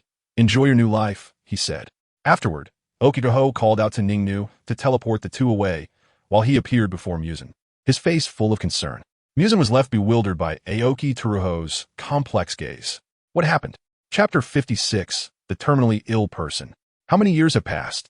As the last rays of sunlight slowly receded like the tide, the sky gradually changed from orange to pale purple, then to a deep indigo. The gentle breeze of dusk brushed past, bringing a hint of coolness, as if announcing the approach of night. Jie was walking quickly on the road to the nearby town. She had heard about a terminally ill boy during a free clinic in the neighboring town. As a doctor, she was eager to see what this incurable disease, spoken of by many doctors, truly looked like. The boy must be suffering greatly from his illness. Continuing forward, she passed by several houses and finally stopped in front of a small home. Hello, is anyone there? Jie knocked on the door for a long time, but no one answered. It was a neighbor who heard the noise and came out to inform Jie that a seriously ill boy lived here, and the person taking care of him had just left recently. The boy was not in a position to come out and open the door. May I ask who you are? The neighbor looked at the medical box Jie was carrying, hesitantly asking. I am a doctor. With this, the neighbor was certain of her identity. The neighbor sighed, took out a key from his hand, and said, I'll open the door for you. As for why he gave her the key, he was afraid that if he died, no one would come to collect his body. So he had given the neighbor a key to check on him daily. Jie nodded gratefully. Thank you. You can go right in. Yashiro is in the bedroom on the first floor. Please, treat him. He's a poor child. Thinking of this, the neighbor couldn't help but feel sentimental. If it weren't for the large inheritance left by his parents before their death, and the generally kind-hearted nature of the townspeople, whether Yashiro could have survived until now would be questionable. Under the neighbor's watchful eyes, Jie slowly stepped into the dimly lit house. She gently pushed open the door and walked toward the source of the light. Who are you? The boy was backlit, half-crouched on the tatami mat. Although his voice was weak, his gaze was sharp. Were you the one knocking outside? Yashiro stared at the approaching Jie, momentarily stunned, and his tone unconsciously softened. Yes. Nice to meet you. Yashiro, I am a doctor.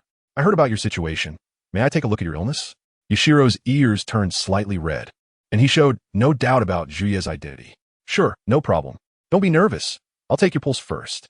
Jie set down the medical box she was carrying, lit the candle inside the room, and began to diagnose Yashiro.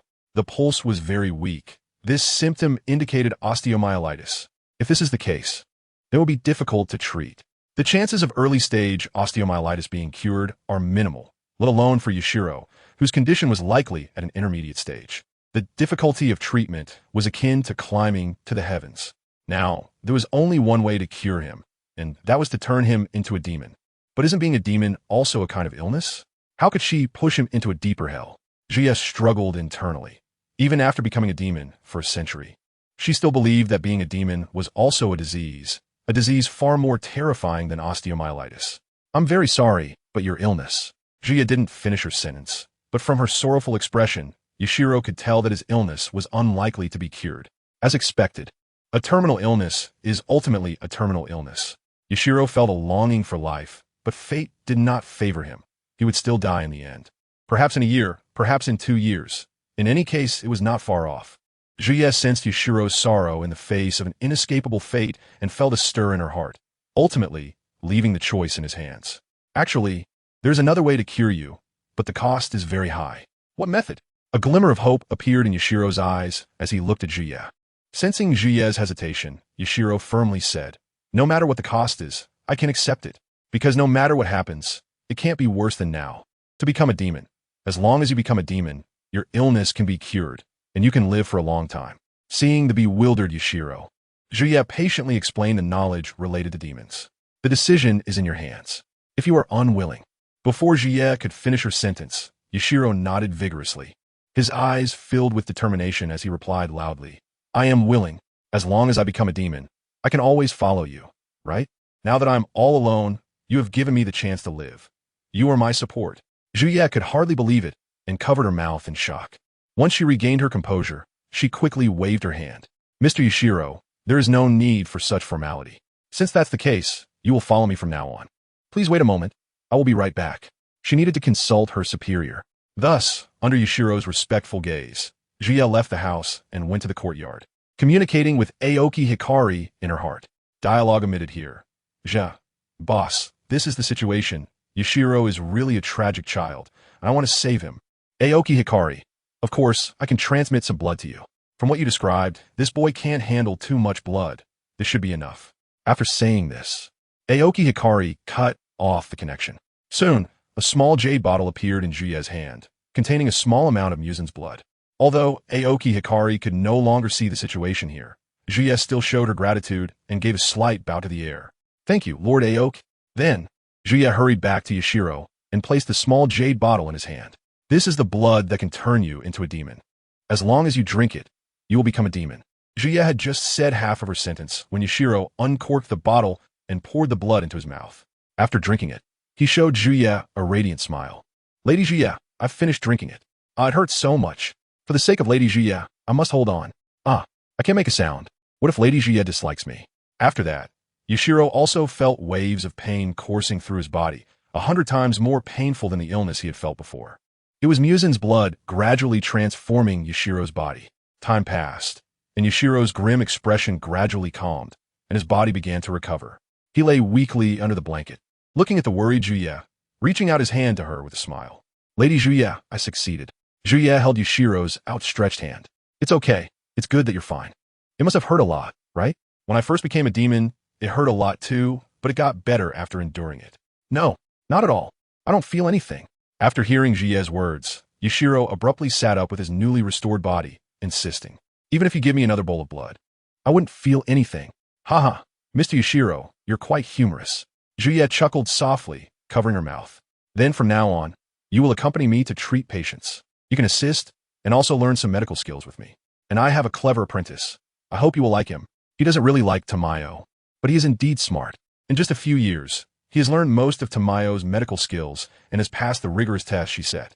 It's just a pity that his ambitions lie elsewhere, and he has no interest in healing others. What a shame." Yashiro felt as if he was petrified, with a mix of emotions in his heart. Am I too late? Since Lady Tamayo already has an irreplaceable bond with her disciple.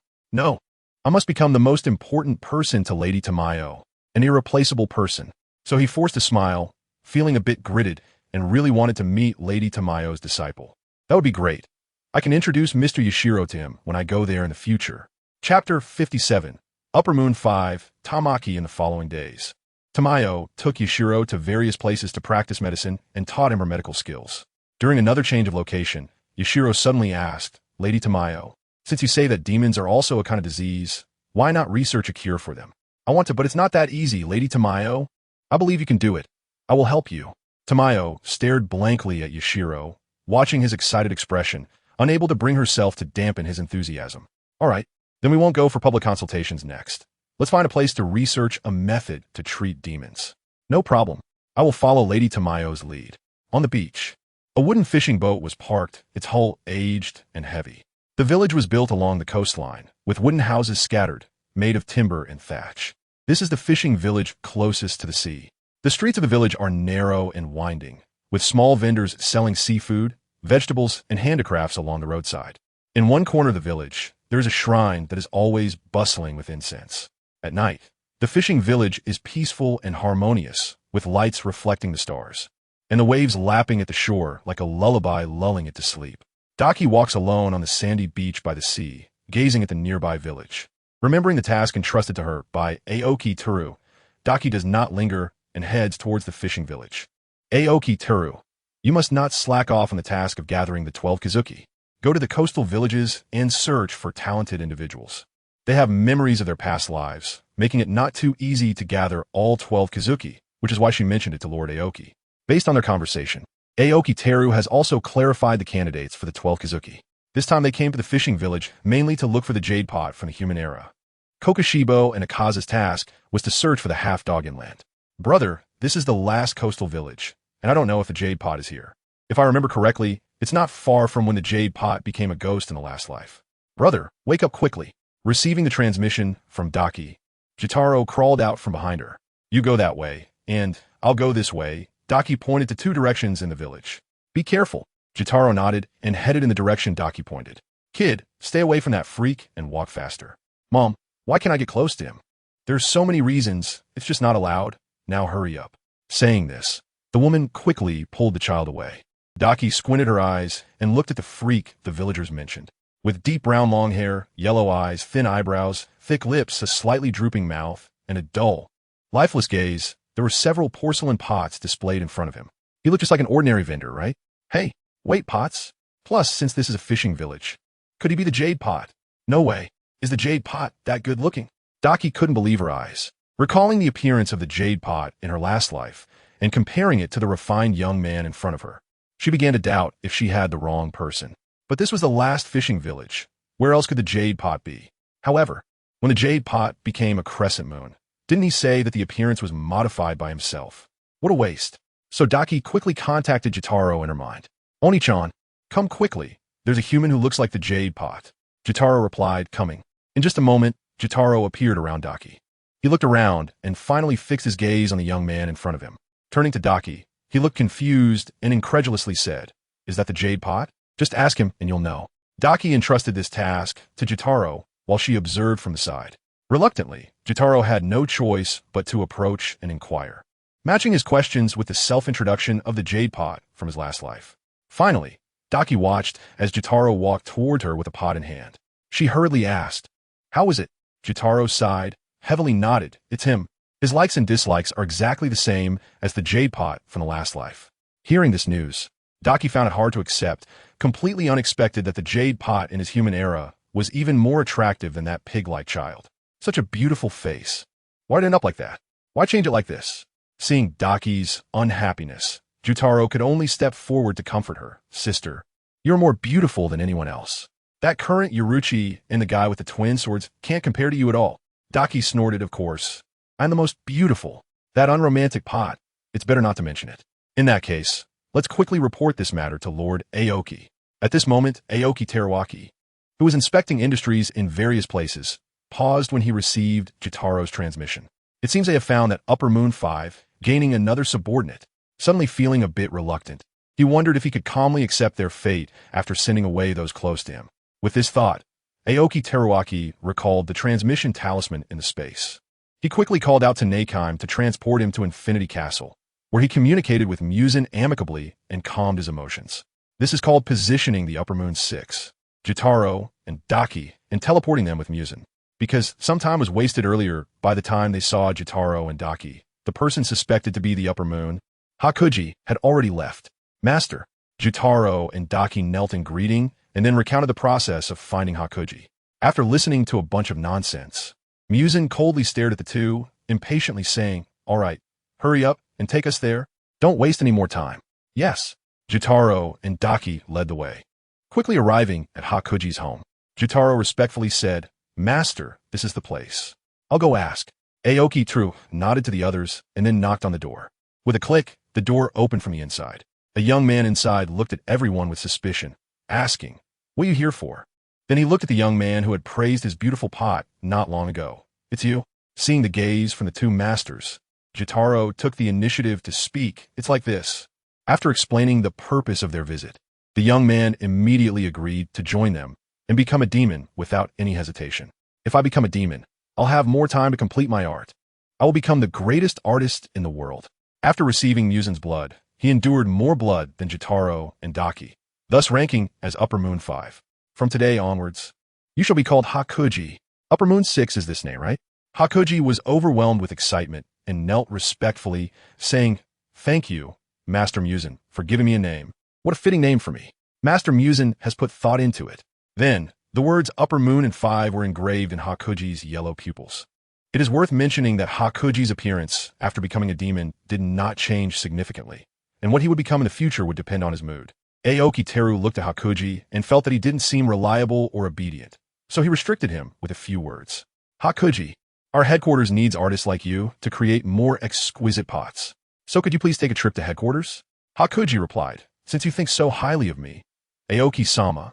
Thus, Hakuji excitedly said, "As you command, I will definitely create more exquisite pots and produce more artworks for the headquarters." After that, Hakuji was teleported to headquarters by Nakheim, and some demons were arranged to build him a house specifically for making pots. Chapter 58, Upper Moon Meeting, Additional Update. After the Upper Moon 6 siblings successfully found Upper Moon 5, Kokushibo and Akaza also began searching tirelessly. Is he really going to be the future Upper Moon 4? He is so timid, it's hard to understand why the god of fate arranged it this way. Ultimately, it was Akaza who found a person in a village that matched the description from the scroll, an old man. At the same time, he was also the future Upper Moon 4. "Hey, why are you running?" Before Akaza could finish speaking, the old man quickly left the spot, moving so fast that it was hard to tell he was already in his twilight years. On the other side, the old man hurried back home, occasionally glancing back to see if that strange person was following him. "This person is so strange, staring at me all night. He must be here to harm me." With no choice, Akaza could only temporarily hide and quietly follow the old man, mentally reporting the discovery of the target to the higher-ups. Aoki Teru said, "Kibutsuji, I believe in you. Just tell him that if he becomes a demon, he can live forever, and he will definitely agree." Akaza responded, "I want to let my predecessor down." The result was as expected. As soon as the not-yet demon Hantengo heard that he could live forever by becoming a demon, he immediately requested Akaza to turn him into a demon. In the end, Hantengo followed Akaza to Infinity Castle, and after receiving Muzan's blood and name, he successfully ranked as Upper Moon 4. Muzan remarked, "How can this old man look so frail? How can he withstand so much of my blood?" Once the words Upper Moon and 4 were engraved in Hantengo's eyes, the Upper Moons were fully assembled. Shortly after, Aoki Teru and Muzan discussed whether to gather the Upper Moons for a meeting to outline future development directions. Both sides agreed to the idea. Soon after, Nakheim informed the 7 Upper Moons about the meeting. As the behind-the-scenes boss and the progenitor of demons, they, of course, had to make their appearance last. "Yurichi, as the progenitor of demons, you need to perform well this time and establish authority in front of your subordinates." Muzan closed his eyes, coldly snorting. "No need for you to say that." After saying this, he snatched the plan from Aoki Teru's hands, trying hard to memorize the content with his 5 heads. In just a few breaths, Muzan returned the plan to Aoki Teru, a smile on his face, and with a sense of accomplishment said, "Leave the rest to me. All right, I'll watch you from the room, and one T go out to steal your thunder. You look very imposing in front of your subordinates. I like it. You are fearless." Aoki Teru smiled gently, his words causing Muzan's ears to slightly heat up. Muzan thought, is he praising me? After hundreds of years, can the blue flower of the other shore really be found? Do you think I can overcome the sunlight? Muzan recalled the tasks he was about to assign to the Upper Moons, feeling slightly disheartened. Aoki Teru slowly shook his head. "I'm not sure. But if you don't look for it, you might never find it. So let us have them give it a try. They might be able to find it." Although Muzan still harbored a bit of disbelief in his heart, after all the Upper Moons were gathered, he went out alone to assign tasks. Technique: Water Mirror. Meanwhile, Aoki Teru opened the water mirror, watching with interest the conversation between Muzan and the Upper Moons. "Hello, Akaza, it's been a while." Doma suddenly appeared behind Akaza, slowly placing a hand on his shoulder. Akaza, then, with a blank expression, Akaza said nothing and punched Doma, breaking half of his head, then moved away from the spot. As Doma slowly recovered, he touched his head and regretfully said, "Akaza, you're still so unapproachable, but I really like you." Daki remarked, "Brother, they're really lively." Jotaro warned, "Sister, be careful, don't meddle." At this moment, Daki and Jotaro also walked into the main hall and sat down in their respective places. Soon, Hantengu peeked in with half of his head showing from behind the door, and Gaiakwaki entered, holding his pot. Kokoshibo had been waiting in his seat for a while, quietly observing the other demons. It is worth mentioning that Gaiakwaki had not yet transformed into a bizarre shape. Muzan finally appeared on stage, looking down at the demons below. With a blank expression, he coldly said, "Now that the upper moons are gathered, I will assign you your tasks. The main task is still to find the blue spider lily and to recommend suitable lower moon demons for me. Daki and Jotaro were to go to the Pleasure District and tidy up there. I heard the Demon Slayer Corps has been quite quiet lately. It's been 100 years, and I don't know where they've moved to."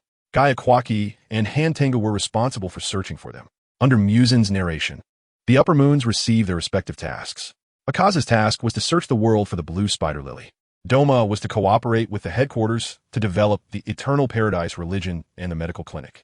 As for Kokoshibo, due to being a partner, Muzan did not have the authority to order him and therefore did not assign him a task. Nakheim sat on a high platform suspended in midair, with a viewing mirror in front of her, observing the movements of the other demons while maintaining the operation and transmission of the Infinity Castle. The upper moons, except for Kokoshibo, knelt down one after another and respectfully vowed, "We will ensure to complete Lord Muzan's tasks." Muzan, Nakheim. Upon receiving Muzan's command, Nakheim immediately teleported Muzan back to Aoki Hizeai's side and then began to teleport the other upper moon demons one by one. Before Doma left, he did not forget to show concern for Akaza, saying, "Akaza, I'm leaving first.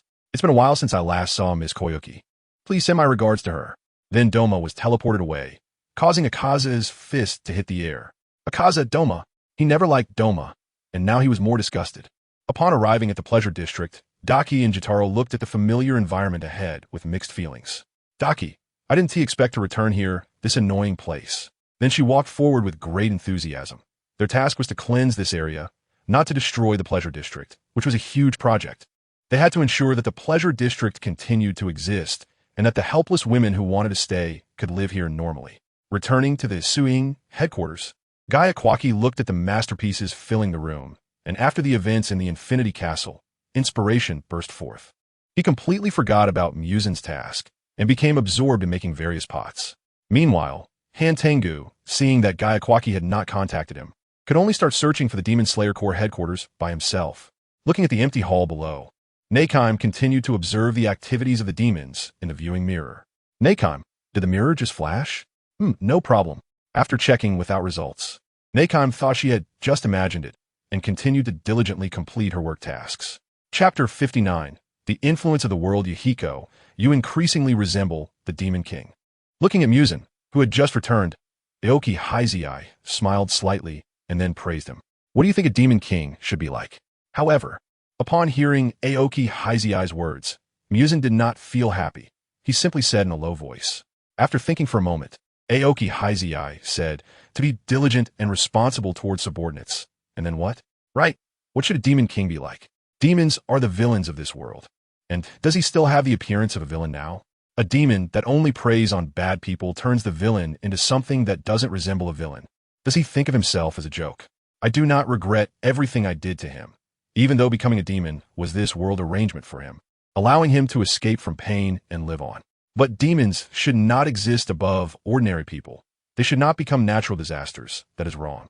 Everything he did was merely to survive, to live like a normal person. Did he think like this? No, one should say he wanted to live like me. Not afraid of sunlight, not afraid of wisteria, able to live forever and have the power to decide his own fate. It seems that this is what he wants. Looking at the silent Aoki Hizeai, Muzan chuckled self-deprecatingly. "I don't care about those demons. Since this is your game, I will cooperate with you. To me, the Demon King is just a title, nothing else. Just that."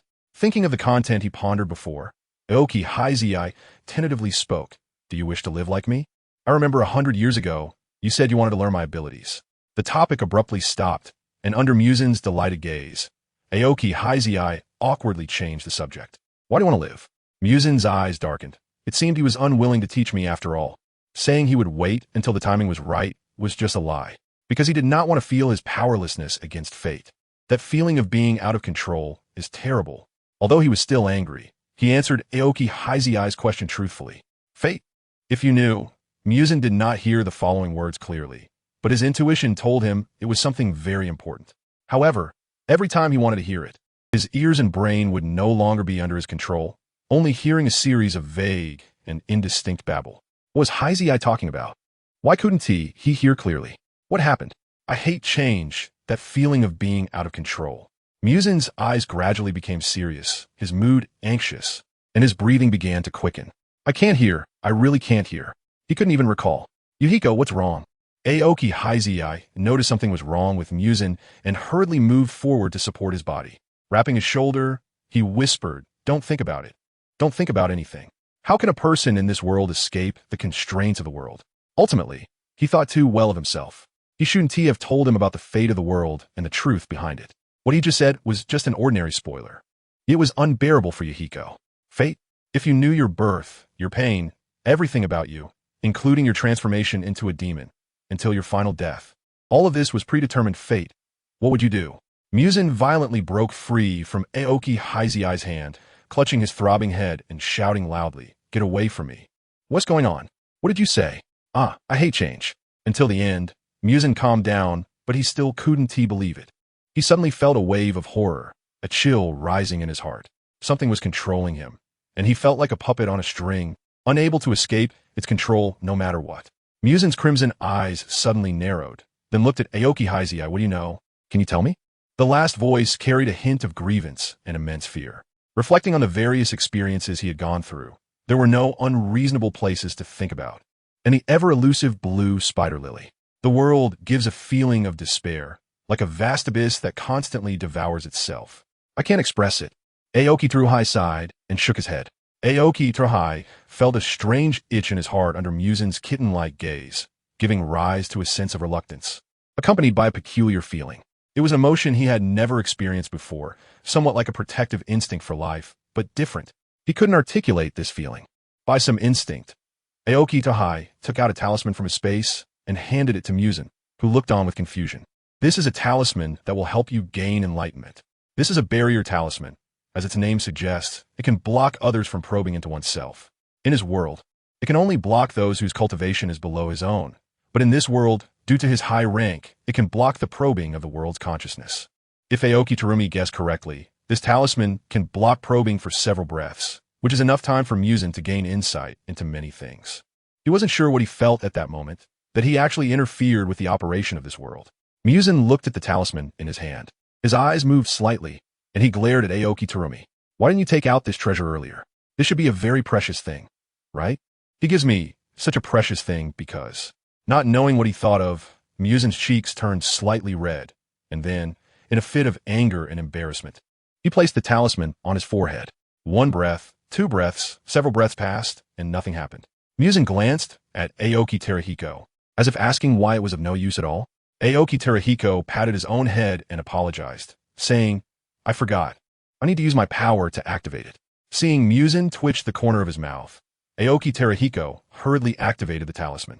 After a moment, many thoughts arose in Muzan's mind. Strange things he had not examined before now came to mind, and a sense of enlightenment rose within him. Watching Muzan come to this realization, Aoki Teruhiko spat out a mouthful of blood but quickly swallowed it down, then tightly covered his chest. Am I being punished again? But I'm not the person I was hundreds of years ago. This minor injury only requires decades of rest to slowly recover. As long as I wait another 100 years, I can regain all my strength and then break through the spatial barriers. And then go home? Looking at Muzan's exquisitely beautiful face, Aoki Teruhiko hesitated, feeling a mix of emotions. When he recalled the spoilers spoken by Upper Moon 6, Aoki Teruhiko felt like his head was about to explode. Shaking his head, he decided not to think too much about it anymore. After several breaths, the talisman slowly turned to ashes, and Muzan opened his eyes, revealing an expression that indicated his worldview had been overturned. All of this is because of him. I am just a fleeting cloud among all living beings. What does the Demon King count for? He is still subject to him, subject to the god. Muzan was unclear about the outcome, but he only knew that he would have one more natural enemy, an enemy he could not resist, the god who controls his fate. Who are you? Muzan looked through the wooden boards of Infinity City, across the dimensional space at the neon sky. Tsukihiro, it's okay, I will help you. Aoki Teruhiko stepped forward and embraced Muzan, gently comforting him. Really? Muzan's eyes darkened, and he felt a strange possessiveness towards Aoki Teruhiko. I do not believe in gods, But I believe in you. You are my God. Muzan wrapped his arms around Aoki Terahiko, as if holding the whole world, and the unease in his heart gradually faded away. Chapter 60. A special reunion of master and disciple. Aoki Terahiko gently patted Muzan's back, and after a long time, they finally separated, both blushing and awkwardly looking at each other. Suddenly, Aoki remembered something and cast a spell into the air. Narumi, what just happened? Why can't I sense the situation on the adult's side? Suddenly, Aoki Terahiko looked up and made eye contact with Narumi across the distance. Shoo! Aoki Terahiko placed his index finger on his lips, looking towards the ceiling of Infinity City. The scene startled Nezuko, who hurriedly cut off her perception of that place. She decided that in the future, she should not eavesdrop on the conversations of the two adults. Curiosity could kill the cat. What's wrong? Muzan looked at Aoki Terahiko's sudden movement with a confused expression. Aoki Terahiko shook his head and casually said, "It's nothing. What should we do next?" Today, I received too much information all at once, leaving Muzan unsure of what to do. Aoki Terahiko took Muzan's hands, his expression gentle, and said seriously, "Let's follow his thoughts for now. As for what happens next, I don't know either." He still didn't understand why he had used the promise that his senior sister had given him, but the cause and effect had already been established, and the threads of fate connected all those involved in the game. There must be an unknown outcome between him and Muzan. Muzan looked at the person whose hands were touching his, blushing slightly, his eyes moving. He seems really nice to me. How should I repay him? For some reason, a phrase suddenly popped into Muzan's mind from a story. A life-saving grace should be repaid with one's body. No, although he is very handsome, he's a man. Even if it's in the story, it doesn't matter. In any case, this is wrong. How could he desecrate his god? What is your request? Tamamo sat on the lotus platform, looking down at the man below. Hearing that the leader of the Everlasting Bliss Church is a divine doctor who has saved countless people seeking health, I request that you heal my son. Please. Ayamaki Shinro pleaded. Ayamaki Shinro had traveled a long way from Nizu to see the divine doctor of the Everlasting Bliss Church. Local and nearby doctors were helpless against the child's symptoms. Perhaps this leader could cure his child? His reputation as a divine doctor couldn't be just empty talk, could it? The yellow light shone on his face, and his colorful pupils sparkled with playful light. Tamamo quietly observed the person below, repeatedly calculating whether to fulfill the wish of this believer. If he went with him, the believers would lose his prayers for the next few days. If he didn't go, it would be a disservice to their hopes. What a dilemma. Ayamaki Shinro watched the leader fall into a dilemma, tears welling in his eyes. Is it really not possible? Indeed, the leader is busy with church affairs. How could he leave such a large sect to follow me back to Nizu? I'm also very interested in the child you mentioned. All right, I'll go with you to take a look. After all, you are a believer of my church. How could the leader ignore the requests of his believers? Tamamo smiled broadly, stepped down from the lotus platform, and reached out to Ayamaki Shinro. Get up. Our church would do our best to help everyone in need. Thank you very much, Lord Leader, Ayamaki Shinro said, trembling, looking at the man before him with admiration. Now, I will prepare the carriage. We will rest in the church for a day and set off tomorrow morning. Yes, thank you, Lord Leader. Early the next morning, before the sun had risen, Tamamo boarded the carriage with Ayamaki Shinro, heading towards Nizu. Tamamo brought 2 drivers, traveling day and night. After 3 days of exhausting travel, they finally arrived at Ayamaki Shinro's home on the night of the 3rd day. Lord Leader, this is my home up ahead. Thank you for your trouble. Ayamaki Shinro pointed to the independent courtyard ahead and led the way for Tamamo. Look, I brought the leader here. Ayamaki Shinro opened the door and saw Yashida Yoko at the entrance, excitedly picking her up. Husband, there's a doctor here for a free consultation. Should we invite the leader in now? Yashida Yoko looked at Tamamo, who was standing not far away, and whispered to Ayamaki Shinro. What do you think, Lord Leader? While they were talking, Tamamo listened clearly from the side. Of course, I'm fine with it. I really want to meet that kind doctor, Tamamo said, shaking his fan and smiling happily. Then I will ask that doctor. Please wait a moment. Hearing this, Yashida Yoko said, and then she walked into the house. After a moment, she returned. Lord Leader, that doctor is also very willing to meet you. Please come in. So Tamamo followed the two through the entrance and walked into the house. Ayamaki Shinro opened the door and looked at the woman inside, while Tamamo, who followed behind, naturally saw the scene inside clearly. What is this? Ghost Aunt. Although I've already graduated, every time I think back to the experiences of memorizing medical books, I can't help but feel unhappy. Waves of emotion rise in my heart. The sound of the door opening is so pronounced at night. And Tamayo also notices the 3 people outside. Looking at the familiar faces, she hesitates and asks, "Is that you, Tsukihiro?" Upon closer inspection, it really is her apprentice who graduated decades ago. "What brings you here?" Ayamaki Shinro and Edita Yoko, who clearly recognize the two, step aside. "This young lady knows the master?" Tamayo nods. "Yes. May I have a moment to look at the child's condition with him?"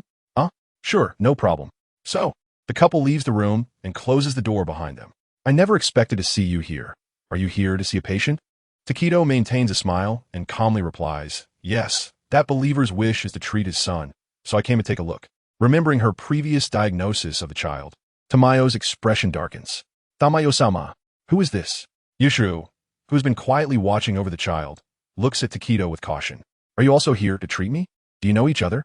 The weak boy lying in bed lifts his head to glance outside. "This is Yushiro, as I mentioned, my disciple." "What?" Seeing Tsukihiro, who is better built and more attractive than himself, Yushiro feels a bit disheartened. He has lost. However, noticing that the disciple clearly wants to distance himself from Tamayo, Yushiro feels he still has a chance. "Miss Tamayo, what is this young man's condition?" Tsukihiro squats down, looking at the boy who is too weak to walk. Tamayo sighs, "It's atrophy, a very rare disease." She refrains from saying more in front of the boy. But how could Tsukihiro, who has read medical books extensively, not understand this illness? This believer's wish is so hard to fulfill. "If we turn this boy into a demon, wouldn't that solve it?" "The doctor, I want to go out and play." "When can I go out and play?" The boy says pitifully, "I feel so uncomfortable." "It's okay. I will cure you, and you'll be able to go out and play soon," Tamayo reassures him. Why does such a small child have to suffer from this illness? Could it be that he really has to be turned into a demon? Perhaps this is the only way. Otherwise, his life will be forever frozen at the age of 13. Chapter 61. Ayaki Rue, after briefly comforting the boy. Toyohira and Tamayo walked to a corner under the astonished gaze of Yushiro. "Yushiro, Lady Tamayo." "No, stay away from Lady Tamayo. You know what kind of disease this is." Tamayo said sadly, "I will report this to the higher-ups." "That child must want to stand up again, right?" Toyohira maintained his expression, smiling as he said, "I also hope my followers can live without worries. But it's all up to Miss Tamayo." Tamayo hesitated at first about whether to tell the boy as parents. In the end, she decided against it and only asked the boy for his opinion. "If this can help me stand up, then I am willing." The boy's weak voice carried a hint of determination. "I don't want to make my mom and dad sad anymore." "Okay, but this is our secret. You cannot tell your parents." The boy took Tamayo's hand, saying, "I will keep my promise." After that, the 3 of them walked out of the room and saw the couple waiting anxiously in the living room. Ayaki Shinru stood up excitedly upon seeing them, asking, "My child, how is his condition? His illness can be treated, but it's our exclusive method. So I need you to step outside." After saying that, Tamayo pointed to Toyohira, saying he is my friend.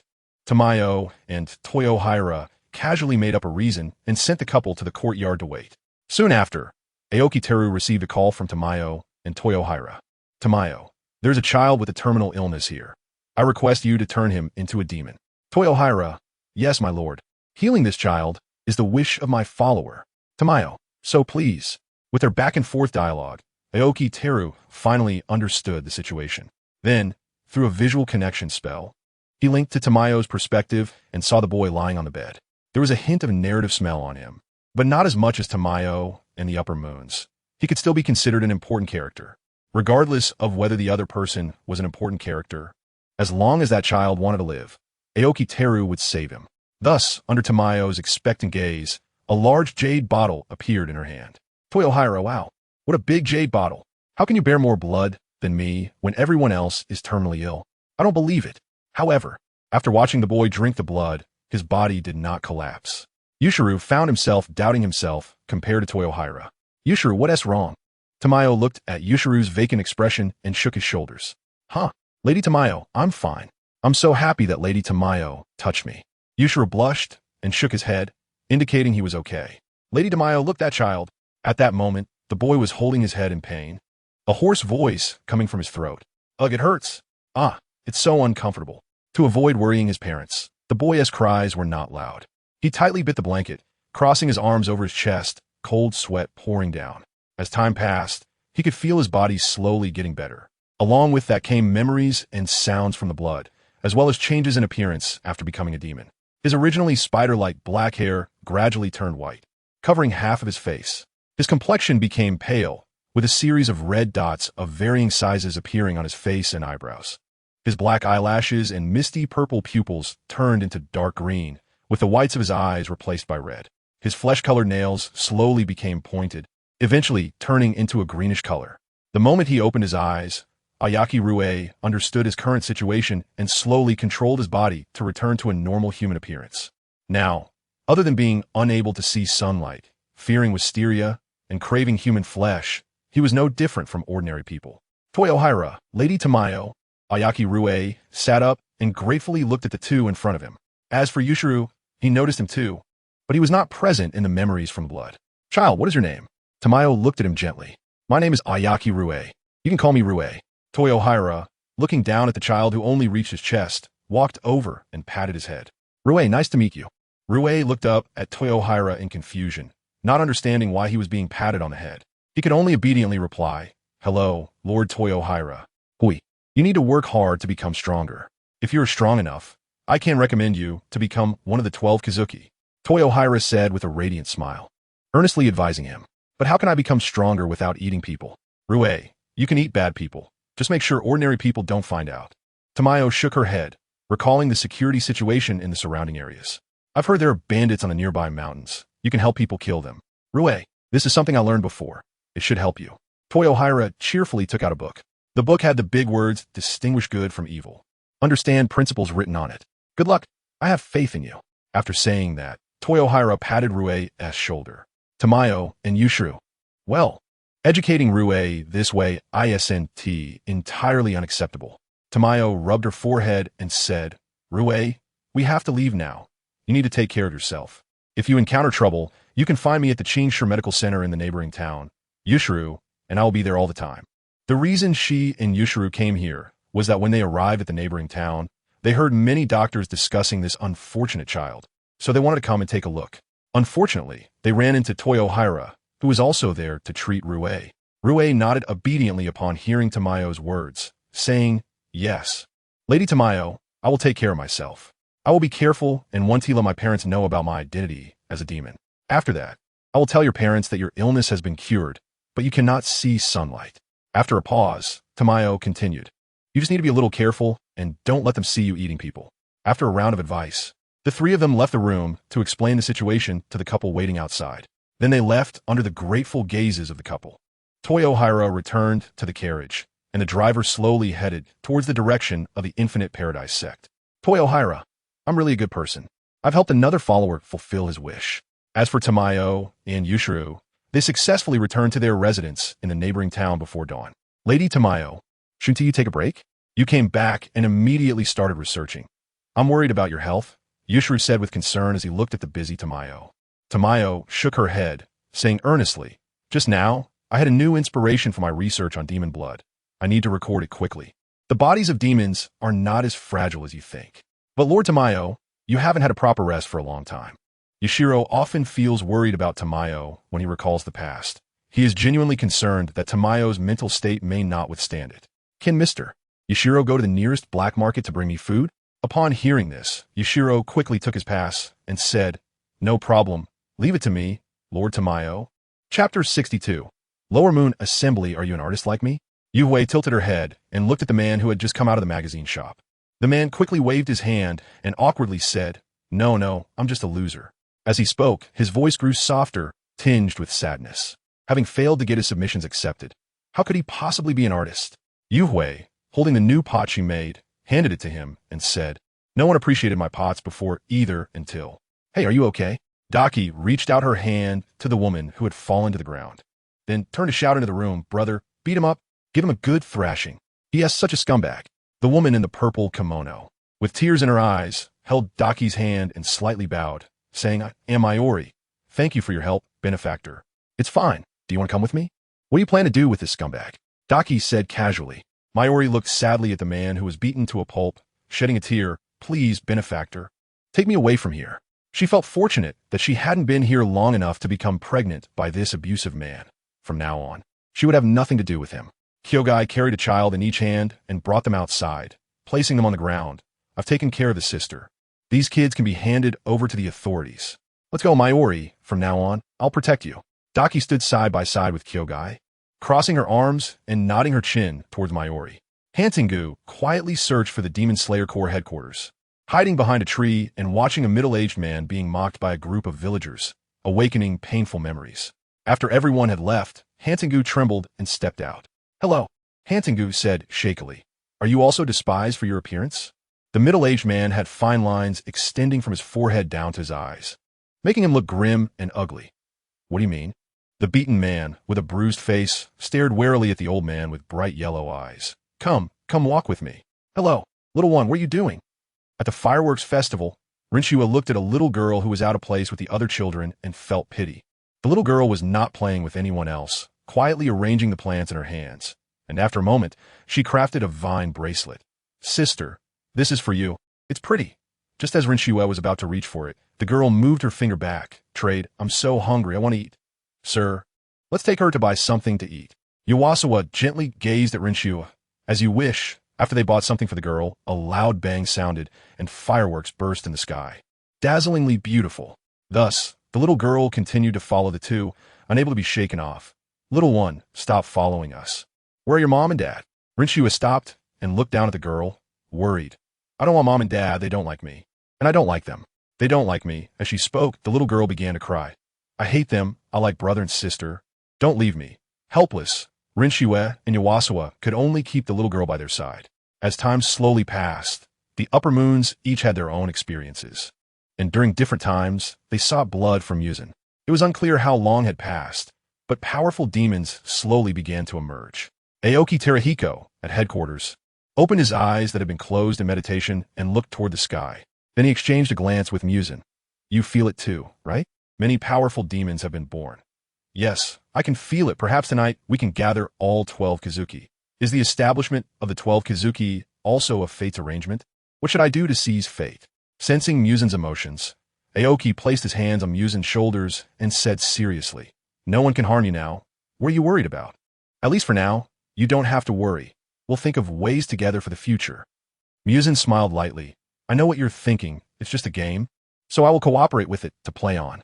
I will not succumb to fate unless that person from 100 years ago comes back to life. Otherwise, no one can harm me. Not even his descendants. Narumi, gather all the demons. I want to select the lower moons." "Yes, Lord Muzan." Aoki secretly sighed, thinking, "I shouldn't do everything personally. Tsukihiro has his own ideas. Let him handle it." Under Narumi's orders, one by one, demons who had learned blood demon arts appeared in the infinite castle hall. There stood 40 to 50 demons in the hall, whispering among those they knew about the selection of the lower moons. The lone demons quietly stood aside, carefully observing the people and things around them. Many of the upper moons, who stood at the top of the demon world, also gathered, oddly accompanied by many unfamiliar lower moons. Who are those? I've never seen them. That little girl is so cute. No wonder she is Lady Daki S. Even the demons around her are so beautiful. The moment the upper moons appeared, the chatter reached its peak. Until Kokoshibo appeared on the high platform, his 6 eyes coldly gazing down at the demons below. "Silence. You all are so noisy." Saying this, he drew his katana and lightly swung it toward the crowd below. Seeing this, Narumi silently used blood demon arts to repair the cracked ground. Even a casual swing from Kokoshibo frightened the demons into hiding. With Narumi's finger movements, the lights in Infinite Castle seemed to flicker, and Muzan instantly appeared behind Kokoshibo. Expressionless, he walked forward and announced to the demons below, "I believe everyone knows the purpose of gathering you here, to select suitable lower moons. Narumi." Upon being named by Muzan, Narumi began the following speech with great awareness. A calm voice echoed from the air. "This time, 54 demons will participate, and we will select 6 lower moons primarily through a tournament." With another sound of the pipa, the ground of the hall slowly rose, dividing the area below into 6 parts. As the sounds of the pipa rang out, the participating demons were evenly distributed across the 6 platforms based on their strength. Narumi continued, "Now, the tournament begins. The last one remaining on the platform will enter the ranking selection for the lower moons." Chapter 63. Lower Moon Selection, Part 1. Life and death are irrelevant. As Narumi's voice faded, the selection competition gradually entered a heated phase. The recent demons each had their own thoughts. And since most of the demons capable of influencing the battle were on Aoki's side, he also planned to eliminate a batch of bad demons. The demons on the 6 high platforms varied in strength, with basically one strongest among each platform. The 9 demons, under Narumi's confinement, were sizing up the others. As Narumi lifted the confinement on the demons, they all cautiously observed each other, testing attacks. Meanwhile, the upper moons had already found their angles in Infinite Castle. Watching the movements of the demons, Daki excitedly tugged at Jutaro's sleeve. "Brother, look at Mayo. Her blood demon art is so powerful. She will definitely win." The scene shifted to a high platform where a woman in a purple kimono, adorned with a red floral ornament, smiled at the other 8. She could sense that these demons were not as strong as her, so they would definitely unite to take her down first. She had to strike first. Blood demon art. Incense. A faint fragrance spread across the high platform, creating a surreal, dreamlike illusion. Just as Mayo had anticipated, being the strongest on the field, she became the target that the other demons decided to focus on first. Life and death are irrelevant. The last demon remaining on the platform can become a member of the 12 Kazuki? Haha. Then I will devour all of you. A demon with an ambiguous appearance, cold blue eyes, stared at Mayo with a puzzled expression. Why does it feel like the air in Infinite Castle has become much fresher? Whatever. The lower moon position is mine. Blood demon technique whisper of forced slumber, hypnosis. A mouth grew on the back of his hand, palm facing in the direction of Mirio, from which soft whispers could be heard. Sleep, sleep. Just as the whispers from the dream demon reached him, Mirio fell into a deep slumber at that moment. Just as the dream demon was about to approach and deal with him, other demons, seeing Mirio lose his combat ability, rushed towards the dream demon. With Mirio incapacitated and unable to think clearly for a while, the dream demon was the strongest demon on the field. The dream demon's gaze darkened, thinking, "A group of clueless fools, they are so weak." As the whispers echoed again, the other demons also fell into slumber. With the strength of those weak demons, the dream demon didn't even need to concentrate to use his blood demon technique to put them all to sleep. Sorry, but I've reserved the position of lower moon. The dream demon pressed his hands together on his face, revealing a blissful smile, then opened his mouth wide, devouring them one by one into his body. The expressions of the demons on stage varied. Some were filled with joy at victory, some were obsessed with the title of the 12 Kazuki, and others looked down on the defeated. In response, Mirio remained unfazed, calmly dismissing them. She was completely uninterested in devouring these demons. To her surprise, those demons were so weak that they didn't even realize they had fallen into an illusion. Daki laughed loudly at the other demons on stage with Mirio. After all, Mirio's blood demon technique was hard to guard against. It took her a long time to react at first, too. Jutaro praised Mirio in agreement. The battles on the other 5 high platforms were far more intense compared to Mirio's. The now much-grown Zero Yuko had lived with the Upper Moon 3 family for many years and had learned much about Akaza's character.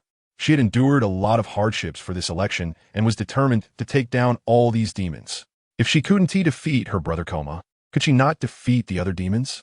Don't underestimate her. Recalling the nights and days when Akaza forcibly awakened her, Zero Yuko felt a surge of anger and charged at the demons on the field.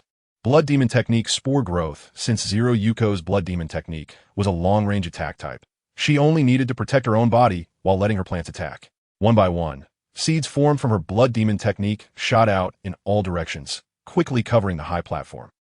What is this? Then, at an unnatural speed, they slowly grew into giant root-like plants 10 meters tall. These plants were incredibly strong and fast. A group of weaker demons screamed in agony, desperately using their own blood demon techniques to attack the plant roots. The blood demon techniques struck the plants, leaving only shallow marks, but were repaired by Zero Yuko in no time. Some stronger demons teamed up to attack the flowers beneath Zero Yuko's body. As long as we eat her, even if we share with others, our power will significantly increase. A dazzling array of blood demon techniques launched towards the flowers beneath Zero Yuko. Blood demon technique plant control flying petal Zero Yuko was lifted into the air by a giant flower, looking down at the demons attempting to attack her. Her heart grew wary. Sharp petals flew out from the flowers, controlled by Zero Yuko's mind, attacking the demons below.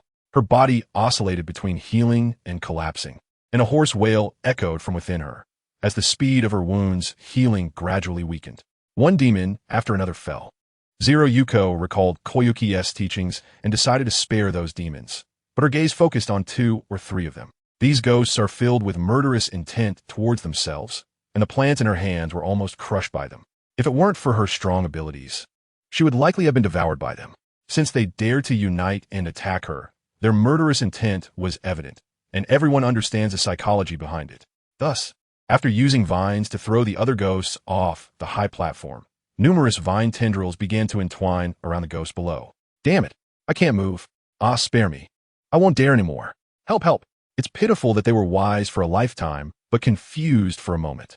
These ghosts are the main targets for Aoki Truhai to eliminate, and he has long explained this to everyone. As for the pleas for mercy from below, Ryo Yuko remains indifferent, and the enormous man-eating flower opens its massive mouth and mercilessly devours them. Ryo Yuko. I don't know who turned them into ghosts, but they are both weak and arrogant, and their minds aren't very healthy either. It's not surprising that the ones who turned them into demons did so long ago. Aoki, Truhai, and Muzan had ordered that they be allowed to distribute their own blood to create weaker demons. These demons cannot possess blood demon techniques. Their strength is weak, and they cannot harm humans. Many demons who have not lost their humanity inevitably help those poor souls. However, human hearts are difficult to gauge, and demon hearts are even harder to read. The initial conscience may have long been devoured by powerful forces. Otherwise, there wouldn't be so many demons with blood demon techniques. Even if there is a woman controlling the movements of the demons, there will still be those attempting to exploit loopholes. Some kill indiscriminately under the guise of punishing evil, while others ask humans to kill others and bring the corpses to them, and so on. As long as they don't act personally, it is difficult for the woman to notice their wrongdoings. Aoki Teruki did not pay much attention to these matters, believing he could still control them while observing their seemingly normal behavior. In reality, dark currents were already surging beneath the surface. Chapter 64, Lower Moon Selection, Part 2. Compared to Zero's efforts to control the plants, Rue had it much easier, presenting a crushing situation. Blood Demon Technique, Line Prison. Spider silk, harder than steel wire, suddenly appeared on the stage, twisting and turning to ensnare all the demons present. In the blink of an eye, the silk tightened violently, binding the other demons. It effortlessly cut those demons into pieces, and before they could recover, Rue controlled the silk to strangle them all. Spare me, I admit defeat. I won't fight anymore. The chaotic voices rang out, and seeing their recovery speed was nearly non-existent, Rue decided to stop playing with them and cease the attack. Rue relaxed and looked towards the other high platforms still engaged in battle, thinking to himself how weak the demons here were. What kind of blood demon technique is that? The platform is flipping over? As the only anomaly among the 6 high platforms, it was hard not to attract the attention of others. A demon wearing 6 wave-pattern chest drums clapped left and right, and with the rhythm of the drum beats, the platform began to flip. He was not affected by his own blood demon technique, but the other demons were not so lucky. Originally, his blood demon technique could only affect objects within a room. But one day, Yuhua was curious about his technique and asked why he couldn't control objects to spin up and down. Because of this, Xiangkai also wanted to know the limits of his blood demon technique and began to experiment. Unexpectedly, after months of research, he indeed discovered it, starting from controlling the rotation of small objects to later manipulating large ones. The high platform, being in the air, made it convenient for Xiangkai to act. If it were on the ground, his blood demon technique would truly be useless. Xiangkai, I must thank Lord Yuhua. Blood demon technique, rapid drumming. The rapid sounds echoed through the arena, and the platform began to spin quickly. At first, the other demons could hold on, trying to attack Xiangkai, who stood in the center. But soon, the platform's spinning speed increased, making them dizzy, and many demons were flung out, creating a huge joke. I bow to you. Seeing the demons who had already fainted, Xiangkai politely nodded. Then, with a loud bang, the platform flipped over, and Xiangkai mercilessly sent them down. That took quite a bit of effort. My head is spinning. Controlling the platform's rotation consumed a lot of Xiangkai's energy, and his hands were numb from drumming. Time passed quickly, and the demons on the 6 platforms had determined their winners and losers. Some demons paid with their lives for their greed, while others were grateful to be alive. The woman looked at the more than 20 demons still alive below and mourned for the fallen demons for a moment. How tragic. How did they run into the Lord's window for eliminating evil demons? The selection ended. The woman plucked her pipa, sending the 6 demons to Muzan's front. Please, Lord Muzan, grant them titles. After the woman raised her voice, the 6 demons in front of Muzan knelt down obediently. They looked at Muzan with admiration and excitement. Speaking in unison, Lord Muzan, today, the woman has been sensible. I won't hold the last incident against her. Satisfied with the high regard the woman had elevated him to, Muzan nodded in his heart. Accept my blood. 6 bone whips extended from behind Muzan, controlling the blood to be infused into them. This is the reward. They need to be promoted to the lower rank. And that person said that there should be clear rewards and punishments for doing things. This way, they can better squeeze them to get things done. Truly worthy of being a ghost for many years and standing out among many ghosts, the 6 lower moons. Enduring Muzan's blood, they maintained a kneeling posture without a word. Muzan's forehead slowly began to show veins. It's so noisy. In the end, he actively closed off the exploration of the external thoughts of the ghosts. Kokushibo stood on Muzan's left side, carefully observing the cold sweat on the foreheads of the 6, as well as their tightly clenched teeth. Kokushibo, after successfully absorbing Muzan's blood, the 6 demons were ranked by Muzan according to the amount of blood they absorbed. That's right, this is a ranking match, so simple and unadorned. But this method isn't without its merits. After all, the more blood absorbed, the stronger the power and the higher the potential. After receiving the blood, the 6 felt their strength becoming even more formidable. Michiru Lower Moon 1, Ruru Lower Moon 2, Baiwi Lower Moon 3, Zero Yuko Lower Moon 4, Rue Lower Moon 5, and Kyusuke Lower Moon 6. Thus, the lower moons successfully gathered, all 12 Kizuki present. Among the 6 lower moons, only Baiwi stood out from the bottom, while the other 5 had been heard of by Muzan to varying degrees from the upper moons. Muzan turned his gaze to Rue, having heard of this child from Tamayo. He was weak even as a human, and it was unexpected that he remained weaker than others even after becoming a demon. Therefore, even if his blood demon art had strong attack power, he could only rank as Lower Moon 5. After glancing over them, Muzan spoke lightly. I hope you could do more useful things for me in the future. The rankings of the upper and lower moons will be determined by the outcomes of the blood battles. As for finding the blue horizon flower, he didn't expect these pitifully weak lower moons to accomplish that. If the upper moons couldn't find it, how could the lower moons? Furthermore, knowing that he was being manipulated by fate and the unpredictable outcome, Muzan was now in a state of extreme apathy. He had no desires or demands unless Akiyoshi offered his techniques willingly. I observed the celestial phenomena. The opportunity will come in 100 years. Recalling what Akiyoshi had said, Muzan revealed an expression of as expected. Muzan, then I'll wait another 100 years. If he doesn't teach me after 100 years, I will no longer pay him any mind. Hearing this, all the demons agreed in unison. Then Muzan called Neikime to teleport him away, leaving behind a few demons who volunteered to stay and help clean up the aftermath.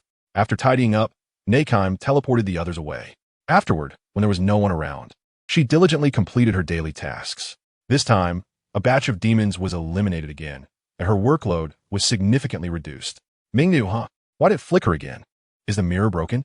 Watching the peeping mirror flicker once more, this time slower than before, Mingnu successfully noticed something unusual. She clapped her hands on the mirror, but nothing happened.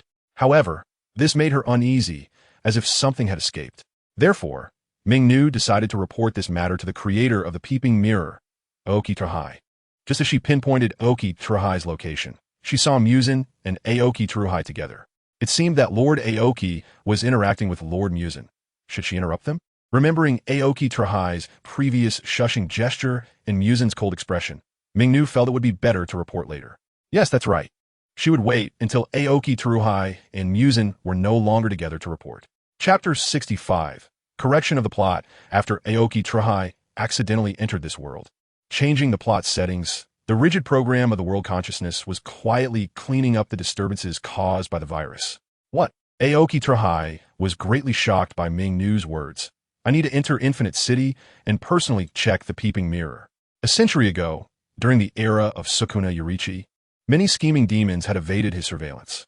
During that time, he and Muzan traveled extensively, exhausting themselves to eliminate them. As for whether there were any that escaped, he wasn't sure.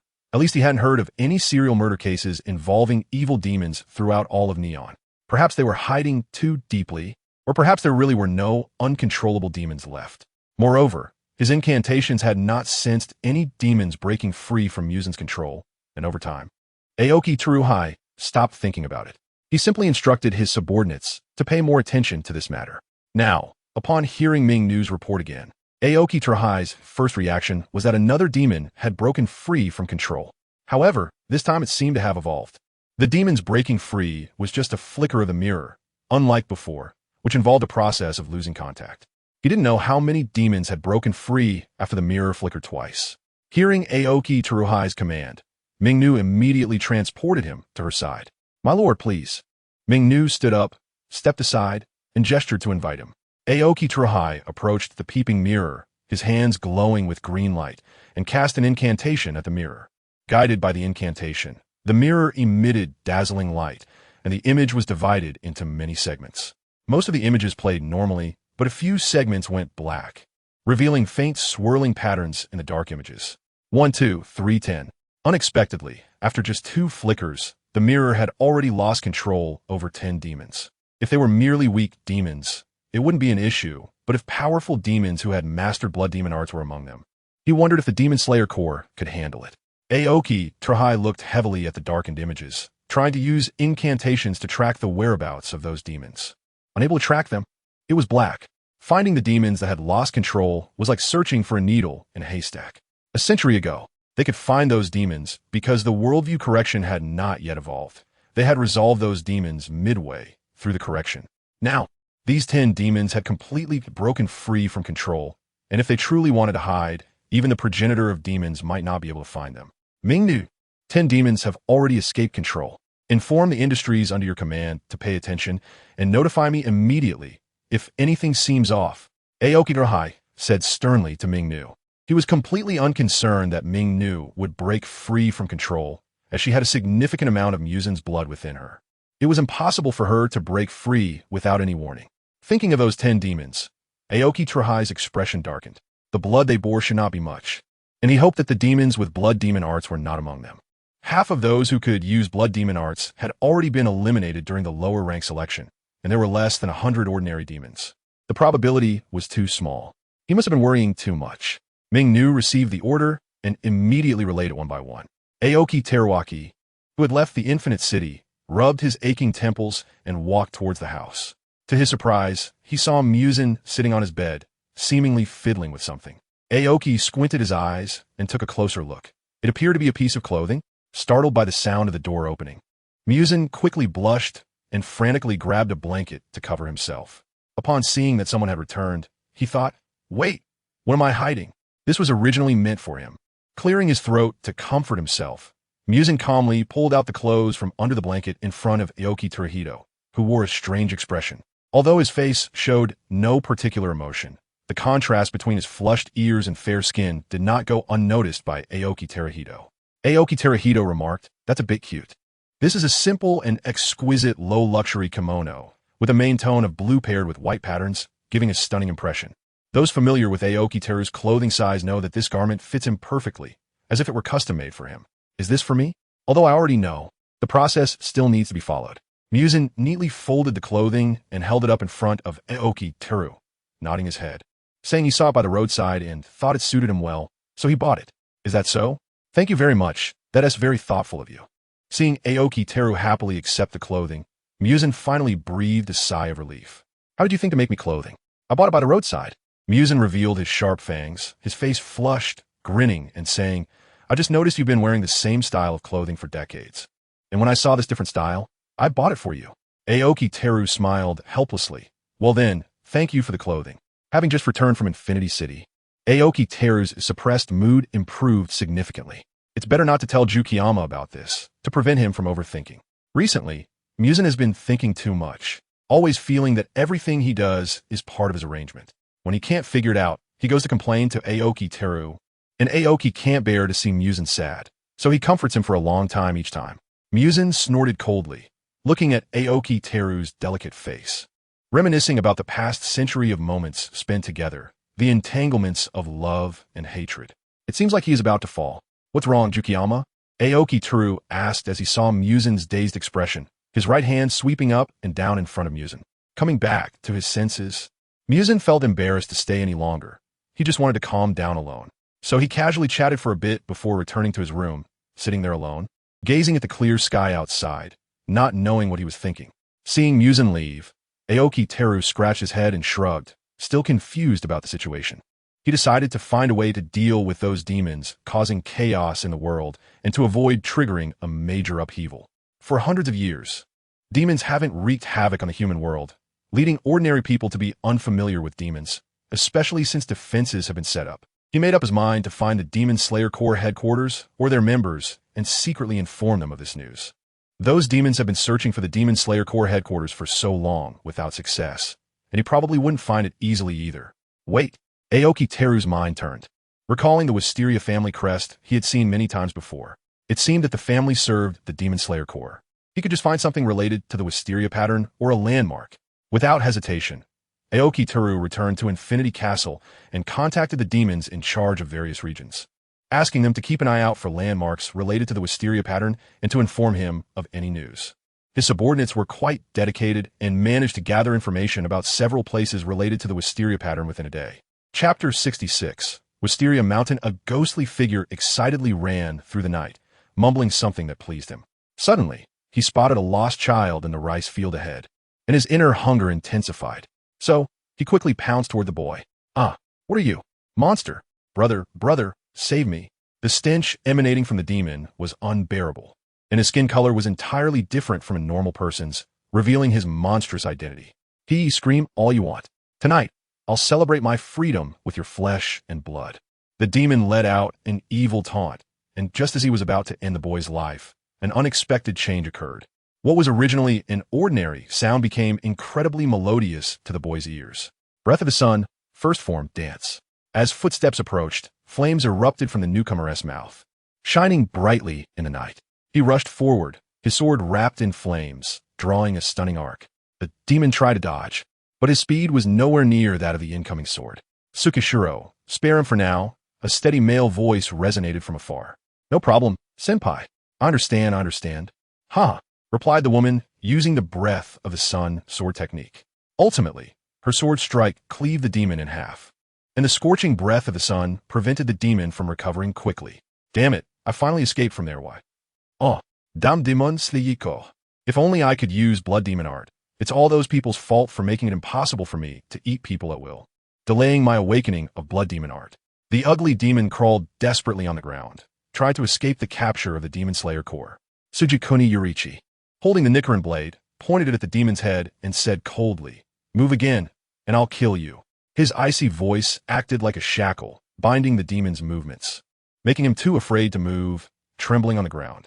The demon knew that if he fell into the hands of the Demon Slayer Corps, even if he didn't die, he wouldn't live comfortably. Seeing the two who saved him, the boy knew he was safe and slowly stood up from the ground. He distanced himself from the demon and, with a trembling voice, bowed and thanked the masked man and the woman in the red haori, saying, Thank you. Kanroji Mitsuri took out a bundle of coarse hemp rope and tied up the demon on the ground. Just as he stood up, he heard the boy's voice. "You should leave here quickly. It's safe now." Tsukihiro Yurichi also squatted down and gently patted the boy's head, saying, "Little one, you should go back now. There are no monsters nearby." The boy nodded in fear and quickly ran towards home, believing this would be the most memorable night of his life. "Mitsuri, are we taking this demon to Wisteria Mountain too?" "That's right. According to the unnamed person, it might not be peaceful among the demons recently." Kanroji Mitsuri nodded and continued. "Moreover, this weak demon is perfect for training the new generation." The demon exclaimed, "Who are you calling weak?" The demon's mouth was stuffed with a cloth, rendering him unable to speak, only able to twist his body in frustration, displaying a fierce expression of anger. A few days ago, a person in a black robe found the logistics department of the Demon Slayer Corps, the Wisteria family, and brought this news to them. With a better safe than sorry attitude, they increased their patrol personnel and dispatched many crows to monitor various areas at all times. It was only when the crows reported that there was a demon in the area that they were able to arrive in time to save the boy. "No, move again, and I'll kill you. Can't you understand human language?" Tsukihiro Yurichi, seeing the demon struggling fiercely, squatted down, tilted his head, and innocently spoke the most vicious words. Kanroji Mitsuri looked at both the person and the demon, lifted the demon with one hand, and said, "Let's go." "Okay." The two and the demon quickly sped towards their destination, and after a long journey, they finally arrived before dawn. Standing at the foot of Wisteria Mountain, there was nothing unusual. The higher they went, the denser the trees became. Gradually, Many wisteria trees appeared, and the entire mountainside was surrounded by wisteria flowers. Although the demon was bound and unable to speak or move, his eyes were not covered. Seeing so many wisteria flowers, he revealed deep disgust and fear. If I go in there, I will never get out again. This also made him start to struggle desperately, but it was destined to be in vain. Rintaku Sakanji ruthlessly threw the demon to the top of the mountain. Mr. Demon, enjoy your good time. I'm leaving now. Tsukihiro Yorichi looked at the demon with a playful expression, a smile on his lips. Without the interference and threat from the two, the demon quickly broke free from its restraints. It glared fiercely at the retreating figures of the two, memorizing the strange mask and the woman's black-red hair in its heart. It must survive and take revenge on them, devour their descendants. Tsukihiro Yorichi and Rintaku Sakanji returned to the halfway point of the mountain and reported the matter of sending the demon to the mountain to the person in charge of managing Fujisaki Mountain. Afterwards, they planned to patrol the territory they were responsible for to prevent any other demons from appearing. Although the person in black said there wouldn't be too many demons causing harm, they couldn't have a complacent mindset and still needed to observe the movements of demons to prevent ordinary citizens from being harmed. Lord Sun Pillar has sent a message, asking the young lady to return quickly. Hurry back. The two, who were on their way, heard the voice of a raven in the sky and stopped in their tracks. Tsukihiro Yorichi hesitated and glanced at Rintaku Sakanji, who understood and said, "It's enough for me to be here. Your father must have something urgent to discuss with you." Just as Tsukihiro Yorichi was about to say something else, the raven flew down and pecked at her hair with its beak. Hurry, hurry, it's urgent. Tsukihiro Yorichi irritably waved her hand above her head. Okay, I got it. Thus the two parted ways. Days passed, and Tsukihiro Yorichi hurried day and night, finally returning to the Demon Slayer core base. Dad, is this the urgent matter you mentioned? Tsukihiro Yorichi couldn't believe what she heard and shouted, "No, I'm not going on a blind date." Indeed, to hold a grandchild soon, Tsukihiro Yorichi's father, the current Sun Pillar, arranged a blind date for her. The so-called urgent matter was to get her married quickly. Ultimately, after her father's heartfelt persuasion, she finally agreed to marry. The person her father found was not from a prominent family, and his status in the Demon Slayer Corps was not high, but he had A-rank strength, no family disputes. Good character, and was hardworking. Moreover, he admired Tsukihiro Yorichi very much. If it weren't for this, how could he let his daughter marry someone who was not as good as she was? Extra, the research achievements of Tamayo, the author has something to say. It is recommended to read this, as it connects to the main text. In a dimly lit room, various experimental instruments were placed, and a woman was busy at the experiment table while a man assisted her nearby. Tamayo stood quietly at the experiment table, her eyes bloodshot, a sign of long hours of focus and fatigue. Sweat beads continuously seeped from her forehead, sliding down her cheeks and dripping onto the cold floor. Yet she paid no attention to it. The tightness of her pursed lips and the dark bags under her eyes revealed her deep exhaustion. She raised her hand and gently wiped the sweat from her forehead with her sleeve, taking a deep breath. Yashiro watched the hard-working Tamayo with a hint of worry in his eyes. Lady Tamayo doesn't take care of her body at all and always uses herself for experiments. I did it. I succeeded. Tamayo picked up the experimental result in her hand, a liquid injection containing a red substance. Just like the red spider lily, the liquid seemed to burn with flames, deep red waves undulating. Yashiro hurriedly stepped forward and volunteered. Lady Tamayo, let me do it. You've experimented on yourself many times before. This time I want to help you. Tamayo hesitated, looking at the syringe and then at Yashiro. Seeing the determination in his eyes, she ultimately handed the injection to him. All right, you have a kind heart. The worst outcome of this potion is that it simply doesn't work and won't cause any harm to their bodies. That's why Tamayo was able to hand over this potion to Yashiro so decisively. After receiving the syringe, Yashiro decisively injected the potion into his own skin. At first, Yashiro thought it had failed again, as several hours had passed and he felt nothing at all. However, as time went by, he once again felt the symptoms he had during his human days. Overall weakness, inability to concentrate, and a heavy head. There was no endless pain, only weakness and helplessness, which was very uncomfortable. Yashiro lay weakly on the bed, beads of cold sweat trickling down his face, feeling as if he were being consumed by endless exhaustion and frailty. A weak voice from Yashiro escaped his lips. Toosama Tamayo, who had already noticed Yashiro's symptoms, showed concern in her eyes as she wiped his forehead with a towel. She didn't know whether this experiment was a success or a failure. She could only wait to see after Yashiro's body recovered. Yeshuru slowly raised his hand towards Tamayo, who, feeling touched, held his hand. It's okay. You will definitely recover. Thank you for the sacrifice you made for me. Had she known that this potion would make him feel so miserable, she would have tried it herself. The previous experiments hadn't been like this at all. For you, Tamayo-sama, I'm willing, Yeshuru said with a smile, looking at her gently. Tamayo's cheeks flushed slightly, feeling warm inside. Thank you, Yeshuru. Despite her worries about Yeshuru's physical condition, she still extracted some of his blood as required for the original purpose. Gradually, Yeshuru's experimental symptoms began to fade over time. A few days later, Yeshuru regained his vitality. With renewed spirit, he said to Tamayo, Tamayo-sama, come and see my current condition. All right, based on the blood I drew earlier in your current condition, it can be seen Tamayo explained to Yeshuru while busying herself. From the looks of it, after adding the red spider lily to the potion, the experiment to cure demons has achieved preliminary results. At Tamayo's request, Yeshuru made many attempts. Currently, Yeshuru's resistance to sunlight and wisteria has increased, and he is now able to replenish his energy by eating human food. This means that the food for demons will no longer be limited to humans. This is undoubtedly great news for everyone. The past experimental successes were achieved by Shai using her own body. Countless experiments have only allowed her to no longer rely on human flesh. But she still needs blood to sustain her life. Moreover, she cannot eat normal human food. Lady Shai, our experiment is halfway successful. Would you like to inject this potion as well? Knowing Shai's feelings, Yeshuru had already guessed the outcome. Sure enough, after hearing this, Shai immediately began to produce batches of potions according to the previous formula. 100 red spider lilies can be made into 100 new potions. Just to be safe, Shai only used 20. One for herself, one for Yeshuru, and the remaining 18 potions would be handed over to the boss. The current results are also thanks to the boss's unconditional support.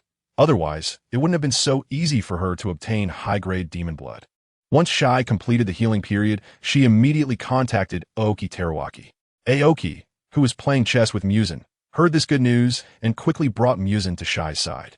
Muzan, I was finally about to win. However, Muzan also knew how important Shai's research results were for demons, so he didn't throw a tantrum. Boss, this is it. If possible, I can make the other 80 later. 100 potions are actually just enough for demons, and excluding some hidden evil demons, there are plenty to spare. Thanks to the management of Suing, the number of demons under his command has been controlled to around 100, and the number of people in the industry exceeds the number of demons. Sitting across the table, Shai placed a box containing the potions in front of Aoki and Muzan. The two curiously looked at the potions in the translucent box and carefully examined them. Muzan stared at it for a long time. This is the potion made with red spider lilies as the core. It looks quite nice. You've worked hard, Shai. Now take a good rest for a while. Aoki Teruaki carefully stored the potions and then left with Muzan. Because Shai and Yeshuru led by example, he wasn't worried about the potions having no effect on other demons. Thus, he specifically selected some demons to give them the potions. Koyuki and Akaza received the potions with surprise and expressed their gratitude. Is this for Zurayuko? Thank you, my lord. Thank you, my lord. Mia smiled and bowed in thanks. I want some too. I haven't eaten other food in a long time, and I want to come up with more recipes. The four demons were having a recreational exchange meeting, and Daki next to them was not willing to be outdone. Aoki Teruaki saw that he could only give out 4 at a time. As for the remaining potions, he first asked the other lower and upper ranks if they needed them.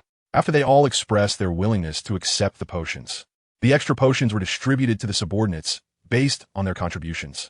Ahem, after hundreds of years, tasting human food again feels quite nice. Muzan sat down at the dining table, savoring the food slowly and expressing his approval of the beautifully plated and crafted dishes. As long as you like it, I'll make it for you again next time.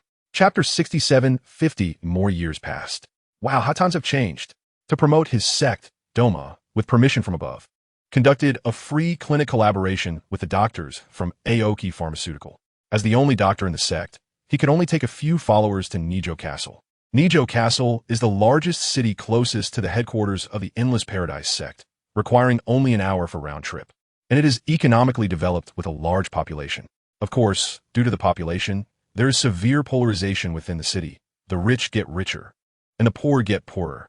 This has also led to many impoverished commoners in the city unable to afford medical treatment. And providing free medical care to the common people is also a way to increase the prestige of the sect. As for the Compassionate God sect, which hasn't made an appearance for a long time, It is quietly developing hundreds of miles away from the Eternal Bliss sect. Because they are far apart, there is no need for competition. From the lively and bustling Edo period to the reform and innovation of the Meiji era, the changes seem to have occurred in the blink of an eye. 50 years have rushed by like a fleeting horse, silently disappearing in the torrent of time.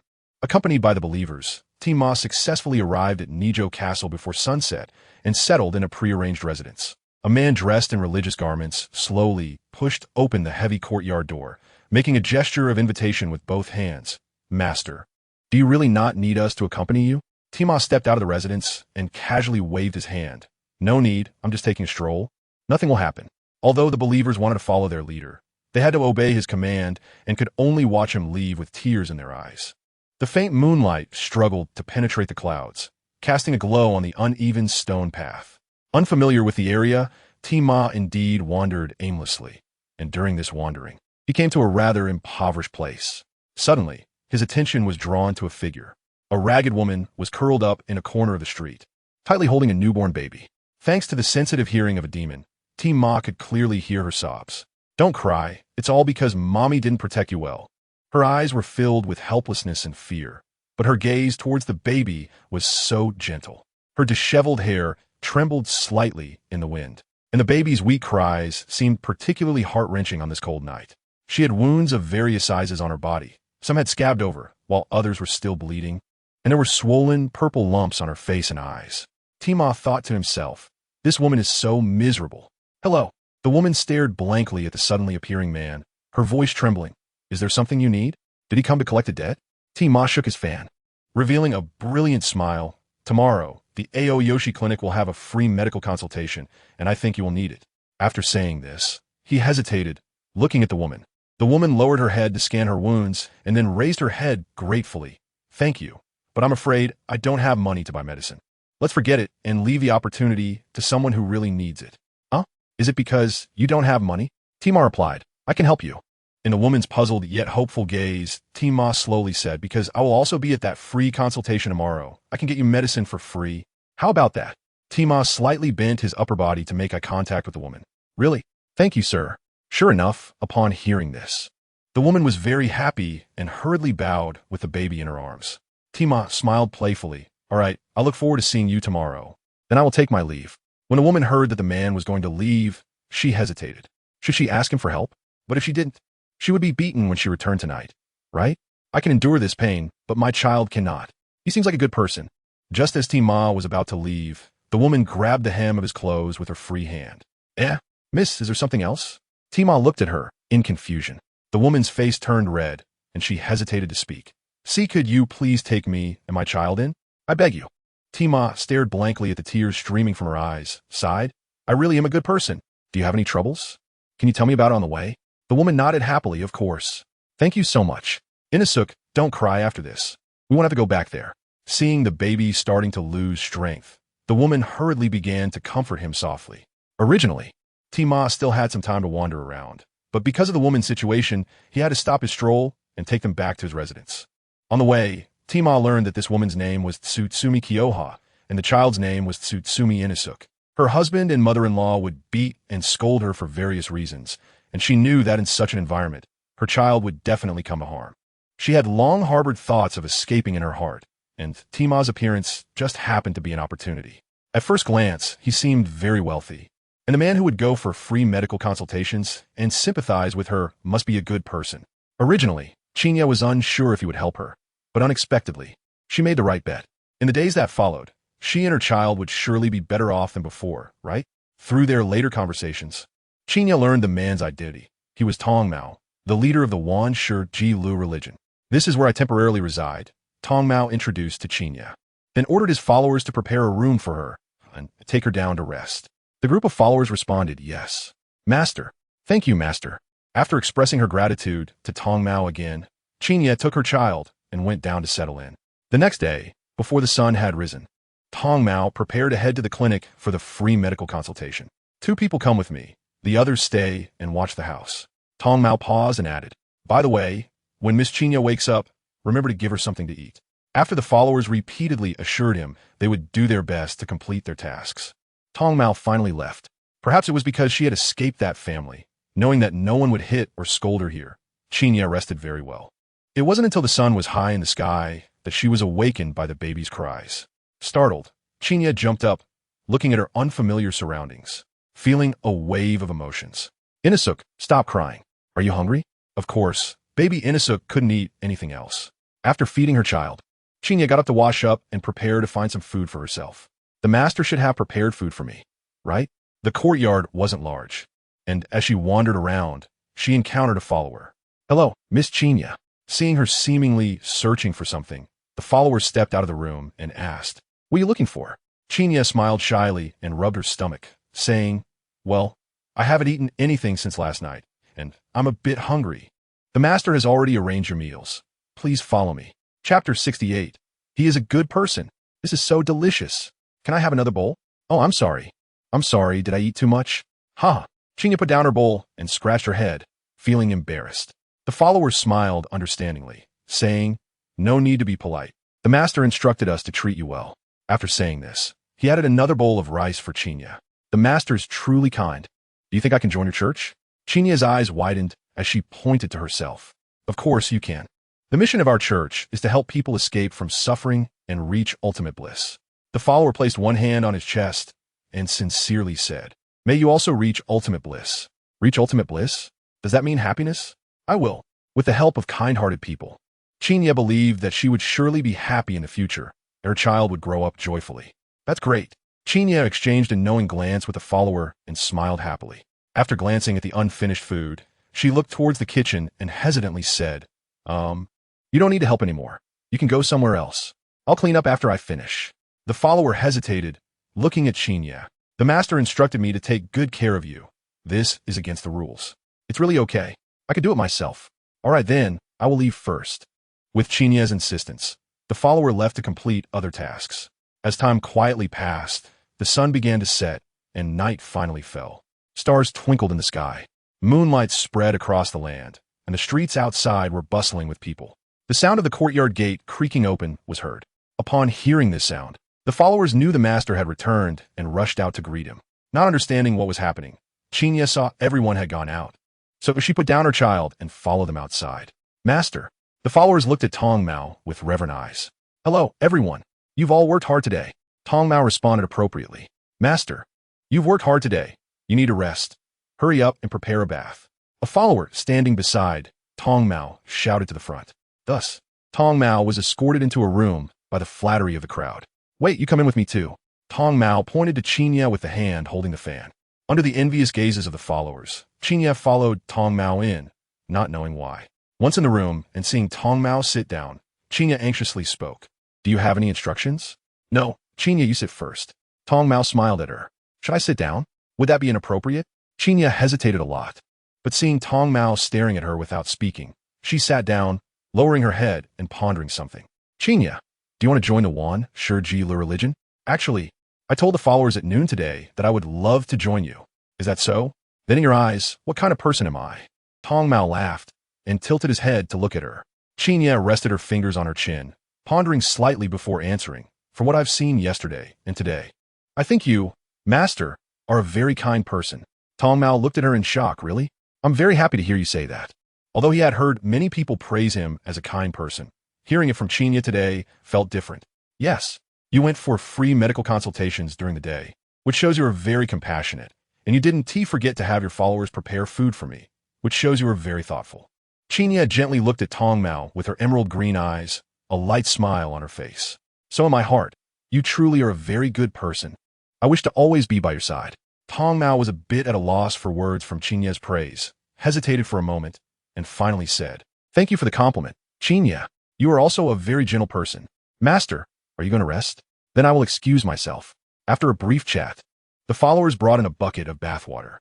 Knowing she was not suited to stay any longer, Chinya took the initiative to excuse herself. "All right then, I wish you a good dream. Miss Chinya." Tong Mao waved to bid farewell.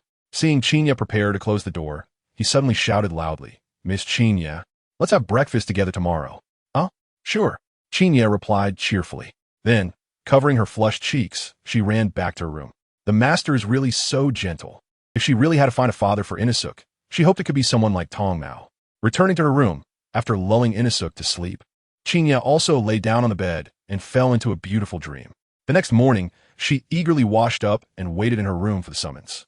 Miss Chinya, the master has called you for breakfast. Knowing that this Miss Chinya was the master's new favorite, the follower also lowered his stance and respectfully escorted Chinya to the dining area. When Tongmao saw Chinya, he smiled at her, saying, Miss Chinya, come eat. Wow, is this breakfast? So rich. Chinya's eyes sparkled as she marveled at the delicious food on the table. In the past, even having a decent meal at home was not easy for her, let alone seeing these delicacies. Then I won't hold back. After that, Chinya chatted with Dong Mo while eating. Seeing how much she enjoyed the food, Dong Mo felt a bit of appetite as well and started eating too. Master, isn't it delicious? Chinya said with a bright smile. Yes, it's very tasty, although he still preferred human flesh. Ever since unlocking a new recipe decades ago, he occasionally felt like trying some ordinary food. However, the good times didn't last long. Just as they finished a pleasant breakfast, a group of people disrupted the atmosphere. What's all the noise outside? Dong Mo looked at the nearby believers with a bit of anger and said coldly, The master is angry. The believers knelt on the ground anxiously. Master, I'll go check right away. Go ahead. Dong Mo waved his hand to dismiss them. Chinya looked puzzled at the sounds outside, feeling they were somewhat familiar, but since they were far away, she couldn't hear clearly. So, she could only wait anxiously with Dong Mo inside the room. Seeing this, the believer responsible for cooking hurriedly cleaned the table. Did the master offend someone, causing them to create a disturbance? After a while, someone came to report. Master, the ones causing trouble this time are here to find Miss Chinya. The believer hesitated to speak, but eventually revealed the truth. Chapter 69. Treatment. Oh, is that so? I see. You don't need to worry about this matter. Just go. Dong Mo's expression darkened as he nodded to the believer. Huh? Understood at your command. He thought the master would stand up for Chinya and was unsure what the master intended to do. Upon hearing the believer's words and recalling that familiar voice, Chinya's body trembled slightly. She knew he was here for her. The one who beat her husband, the wicked mother-in-law, and those relatives were all bad people. Master, it's fine. Leave this matter to me. I promise they won't disturb you again. Dong Mo rested his head on one hand, smiling cheerfully. Thank you so much. Chinya instantly felt warmed by Dong Mo's words. Let me take a look at your injury. Dong Mo walked over and touched the bruise on Chinya's face. Chinya gasped in pain as Dong Mo touched her wound. Ouch. That hurts. Sorry to trouble you, but don't you have a free clinic today? Chinya smiled shyly. No, our free clinic doctors also have shifts. Dong Mo casually replied, then remembered something and continued. Did your child have any injuries? No, I protected him well, but I hope Master can check on him as well. I'm very worried about his health. Chinya shook her head, then looked at Dong Mo with pleading eyes. From now on, you will be my believer, and as the master, I must take responsibility for my believers. Dong Mo stood up, waved his fan, and said, Let's go to your room. Then he turned to the nearby believer and instructed, Bring my medicine box to Chinya's room. While the believer went to fetch the medicine box, Chinya led Dong Mo to her room. Dong Mo first examined the child, who was still asleep. Miss Vigne, your child is fine. Growing up in such an environment, he not only has no issues, but is even a bit too healthy. To this, Dong Mo considered the child's constitution to be unusual. When the believer brought over the medicine box, he systematically began to check Chinya. Ugh, it hurts. Chinya endured the pain and gasped. Dong Mo was applying iodine to her wound, and then quickly ground some herbs to stop the bleeding and swelling, wrapping them around her injury. Miss Chinya, you'll have to bandage the internal wounds yourself. We only have you as a female here. After finishing bandaging the exposed skin, Dong Mo hesitated and glanced at Chinya. Her face turned slightly red. Okay, I could do it myself. Thank you. Once Dong Mo left, Chinya slowly loosened her clothing and clumsily began to clean and bandage her wound like Dong Mo. Some spots she couldn't reach, so she set them aside for later, planning to ask another woman at Wanshur Jilijio for help. After bandaging, Chinya opened her room door and saw Dong Mo sitting in the corridor, looking up at the sky. She approached him and said, I'm done. Do you need me to bring your medicine box to your room? Dong Mo came back to his senses and turned to her. No need. I'll ask other believers to clean up. Chinya recalled how Dong Mo looked at the sky earlier. It seemed he had never spent time in the sunlight. Every time he went outside during the day, he would avoid the sun, sometimes using an umbrella to shield himself, other times not walking in sunlit areas. I feel like I've never seen you in the sunlight. Why is that? Chinya asked curiously. Dong Mo was very sensitive to the topic of sunlight, maintaining his usual smile, but scanning Qin Yi seriously. Am I overthinking it? He looks like a fool. Qin Yi's innocent and clumsy demeanor successfully dispelled Dong Mo's doubts, and he relaxed to chat with her. Because I have a disease that makes me feel very uncomfortable in sunlight. Huh? Is that so? I'm sorry for bringing up your sad story. Qin Yi covered her chest with one hand and her mouth with the other, apologizing. It's fine. I've gotten used to it since I got this illness when I was very young. Aren't you a doctor? Is this disease hard to cure? Yeah. It's because of this illness that I became a doctor, and later I found out that this disease is really hard to treat. Dong Mo began to fabricate a story. He continued, but this illness just means I can't see the light. It doesn't affect my overall health. Master, please don't be sad. Can I sing you a song? Actually, I sing pretty well. Qin Yi didn't know how to comfort him. In the past, whenever Inisuk cried, singing would make him happy. So she thought this method would work for Dong Mo too. Sure enough, Dong Mo raised his eyebrows slightly. Great. I look forward to Miss Qin Yi's singing. After that, the two chatted about other topics before parting ways. The believer returned with the medicine box and set it down. Dong Mo suddenly asked, do you know where those people from last night live? Master, under the believer's narration, Dong Mo understood the situation and sent the believer away. It wasn't until nightfall that Qin Yi and Dong Mo saw each other again at the dining table. Dong Mo looked at the food in front of him, slightly surprised. This meal is different from before. Did you make it, Miss Qin Yi? Yes, I wanted to help you with something. The food I make tastes pretty good. Please try it. Qin Yi, dressed in cooking attire, placed a bowl of dishes on the table and served Dong Mo a bowl of rice. Dong Mo took the bowl and chopsticks. Thank you, Miss Qin Yi. Then I won't be polite. After the meal, under the expectant gaze of Konoha, Doma praised. The taste is quite good. Miss Konoha, please eat quickly. I'm glad the master likes it, Konoha replied, looking at the followers standing to the side, and kindly said, you all eat together too. The followers repeatedly waved their hands and stepped back, anxiously saying, no, it's fine. We wish you and the master a pleasant meal. Asking them to eat at the same table as the master would be like shortening their lives. Even if it was the master's order. Their faith in the master prevented them from communicating normally with Doma, making the atmosphere quite strange with Konoha's carefree demeanor. Konoha asked, why is that? Not understanding the situation, Konoha could only regretfully say, well, okay then. After the two finished their meal, Konoha was in charge of cleaning up the dishes. Miss Konoha, I have some matters to attend to, so I will step out first. Please rest well tonight, Doma said, watching Konoha busying herself with a smile. Okay, master, Konoha replied. They exchanged smiles, and after Doma ordered the other followers not to follow him, he quickly headed towards his destination. Chapter 70. The return on a moonlit night with a strong wind. The moon hung high above the dark curtain of sky, and the street market was bustling with life. Lights shining brightly and crowds flowing. A shadow flickered like a ghost, moving through the streets and alleys at an astonishing speed. His figure was like the wind, swiftly darting around corners, creating a slight breeze. Huh? Did something just fly by? A person standing in an alley looked up at the sky in confusion. What are you talking about? There was nothing. Another person next to him angrily nudged him. If something passed by, wouldn't there be a sound? Is that so? Maybe I saw it wrong. Huh? The first person scratched his head embarrassedly. Doma, who was far away, certainly didn't hear their conversation. Otherwise, he would have mocked them. He was a demon, and if every action was discovered by humans, how would the other demons see him? Doma quietly stood on the rooftop, waving a fan in front of his chest, his gaze fixed on a small house. Or rather, he was looking at the people living in the house. Surrounding it were low houses tightly packed together. Some had turned off their lights, while others still flickered with faint glimmers. Are these Konoha's family? So ugly. Doma thought as he jumped to the window and overheard the discussion inside, a playful smile appearing on his face. Hey, aren't you going to get that slave Konoha back? Do you want me to clean for you, Mom? An elderly man with a harsh appearance sat on a tatami mat indoors, proudly addressing the man across from him. The man bowed submissively, repeatedly comforting. It's not that I don't want to. You saw the situation this morning. She must have relied on some big shot and has gotten bold. Forget it. At least we've got some money now. When it runs out, I'll find her and think of a way to get more. Their conversation was clearly heard by Doma outside the window. Doma made a just as I thought expression, his eyes shifting as if he thought of something amusing. There is nothing more terrifying than the human heart.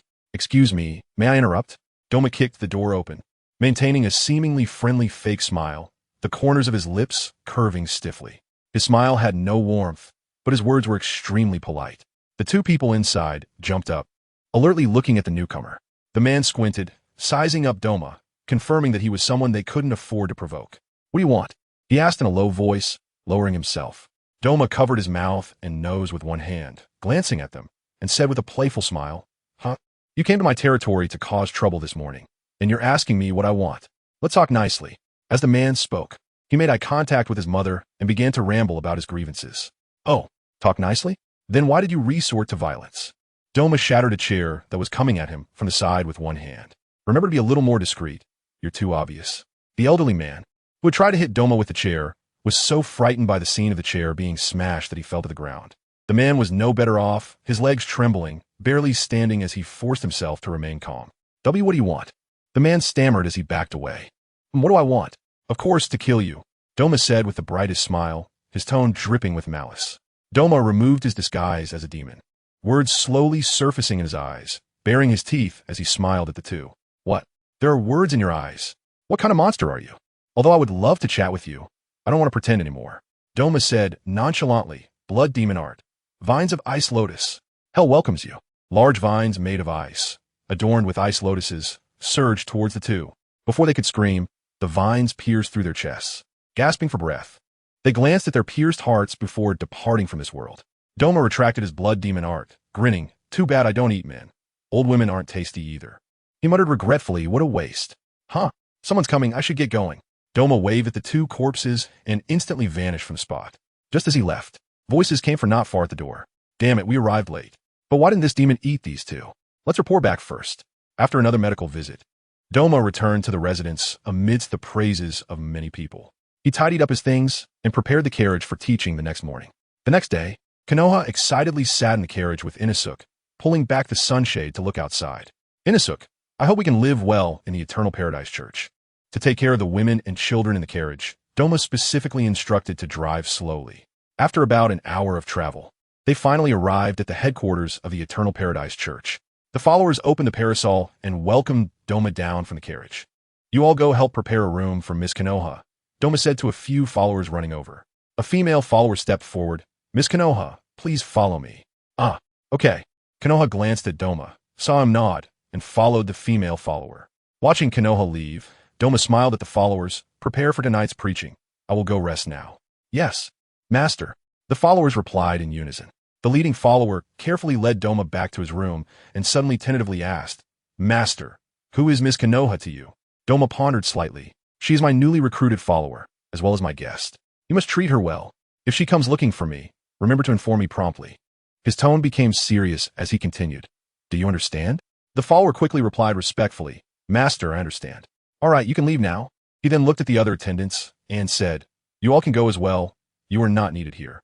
Once everyone in the room had exited, Tong Mo went to a hidden corner and opened the underground passage in the room. He hadn't eaten his favorite food for several days, and he wanted to take out his treasured items for a good meal. He also needed to notify the demon responsible for supplying goods to bring another batch over. After finishing the food, he took out a bottle of diluted blood and sat on the bed, savoring it carefully. Chapter 71. The writer, after browsing through many works in the neon world, Xiang Kai successfully transformed from a publishing novice to a literary ambassador. Thanks to his years of writing experience, the government had awarded him the honor of being a writer under the first-generation identity. Every 10 years or so, he would change his pen name or identity to continue writing and constantly improve himself. The study he opened in Tokyo gradually grew larger and stronger. Due to geographical reasons, the business in the shop was not booming, but there were still quite a few people coming to buy books every day. The study was located at the intersection of a civilian area and a poverty-stricken area in Tokyo. Before the government had planned a development route, Xiang Kai bought land here. However, it seemed that heaven did not favor him, as the government had no plans to develop this area. As time passed day by day, it evolved into this situation. Poor Xiang Kai was constantly racking his brain to write and browse the world, causing his savings to remain stable at a certain level. The land deed here was bought back when he had just turned into a ghost. The jade pot that turned him into a ghost encountered him looking so shabby and mocked him for losing the face of an artist. However, Xiang Kai himself didn't mind. As long as he could create good works, the environment wasn't a problem. If worst came to worst, he could borrow some money from familiar ghosts. The only issue was that once borrowed, it would be hard to repay. Coincidentally, he had gone out today to negotiate a printing and publishing deal, and had just returned to his study not long ago. The employee hired to watch the store saw his boss and hurriedly greeted him. "Hello, boss." After chatting for a while, they talked about how the book publishing was going. That businessman asked for an outrageous price, demanding 1 yuan for every 10,000 words. Sigh. It can't be helped. We can't let everyone's books go unpublished. Xiang Kai began to complain slowly, mentioning that the publishing house had a strong background and was a leader in the industry. If he didn't take the deal, other publishing houses wouldn't dare to take it either, fearing to offend him. This is no longer just a case of a publishing house getting scammed. It's a helpless move. Even a relatively well-known publishing house like his ISNT immune to such a fate. Xiang Kai even entertained the thought of stealthily killing the owner of that house to rid the world of a nuisance. But after considering it, he decided against it. The patrols of the Demon Slayer Corps were becoming more frequent, and if they found out about him, how could he continue to write in peace? The receptionist sighed slightly, saying the boss was too kind. But precisely because of that, many people come to submit their work here. It seems everyone really likes you. The receptionist smiled. I'll go rest upstairs. Keep an eye on the store, Xiang Kai instructed. Sure, no problem.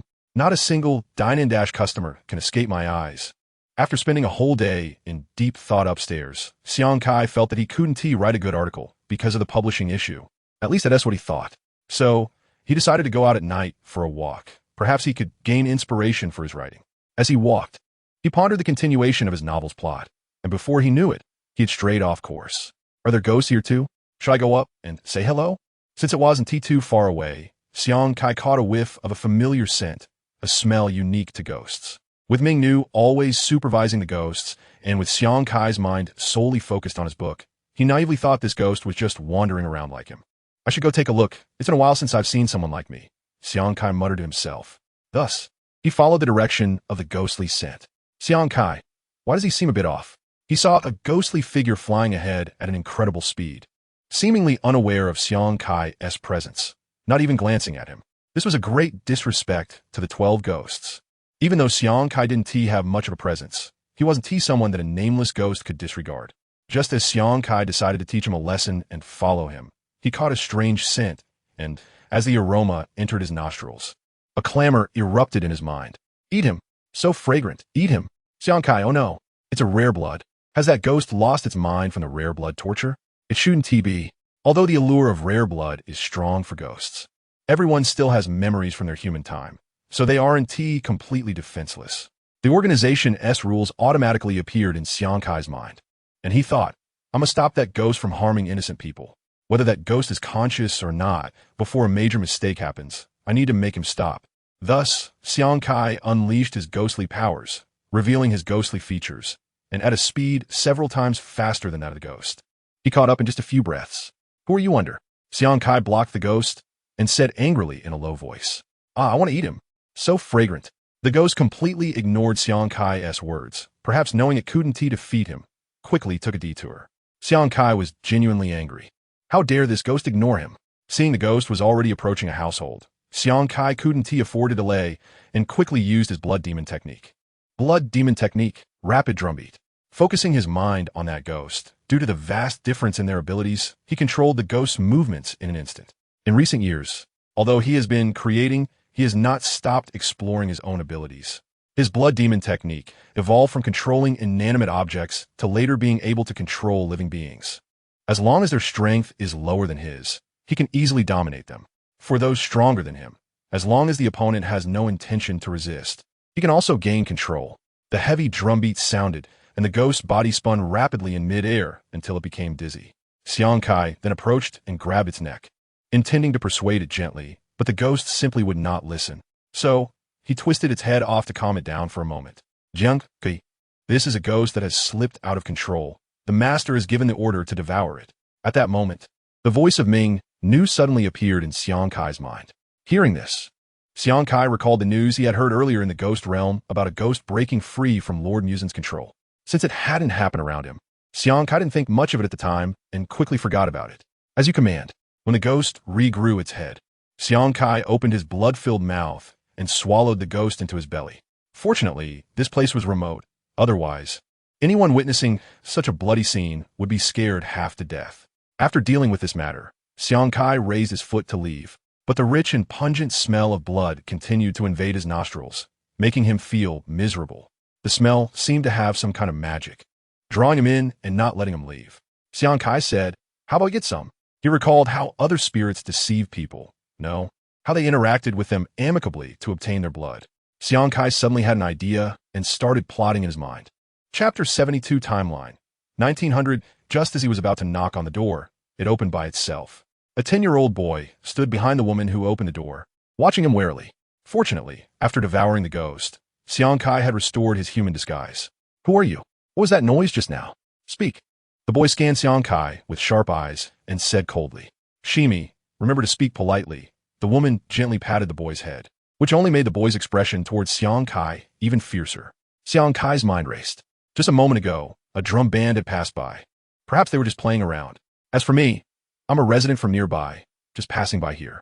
Saying this, Xiang Kai flashed a big smile to convey his harmlessness. The boy still watched him warily, his face full of disbelief. He thought this was something that could only fool a child. It was obviously a fabrication, and there was no way he could be deceived. His mother wouldn't believe your words either. Is that so? Sorry, we were just worried. The woman apologized. The boy looked at his mother in disbelief, as if to say, how could you believe his nonsense? Shimi, let's go back inside, the woman said, gently stroking the boy's head. Reluctantly, the boy could only nod and obediently follow his mother. Xiang Kai kept his gaze on the boy. The enticing scent of rare blood was emanating from him. He hesitated. Such a small child, losing some blood could lead to serious illness, right? Should he wait a few more years? He had heard that modern children were very fragile. In the end, he decided to leave, but he noted down the address, planning to come back when the child was older to persuade him, to ensure the child could grow up safely. Xiang Kai decided he would keep an eye on the place from now on. If another uncontrollable ghost targeted him, it wouldn't be good. After closing the gate, the boy asked in confusion, Mom, that person clearly said all those lies. Why did you believe him? Shimi, if that person really wanted to harm us, he would have explained so much.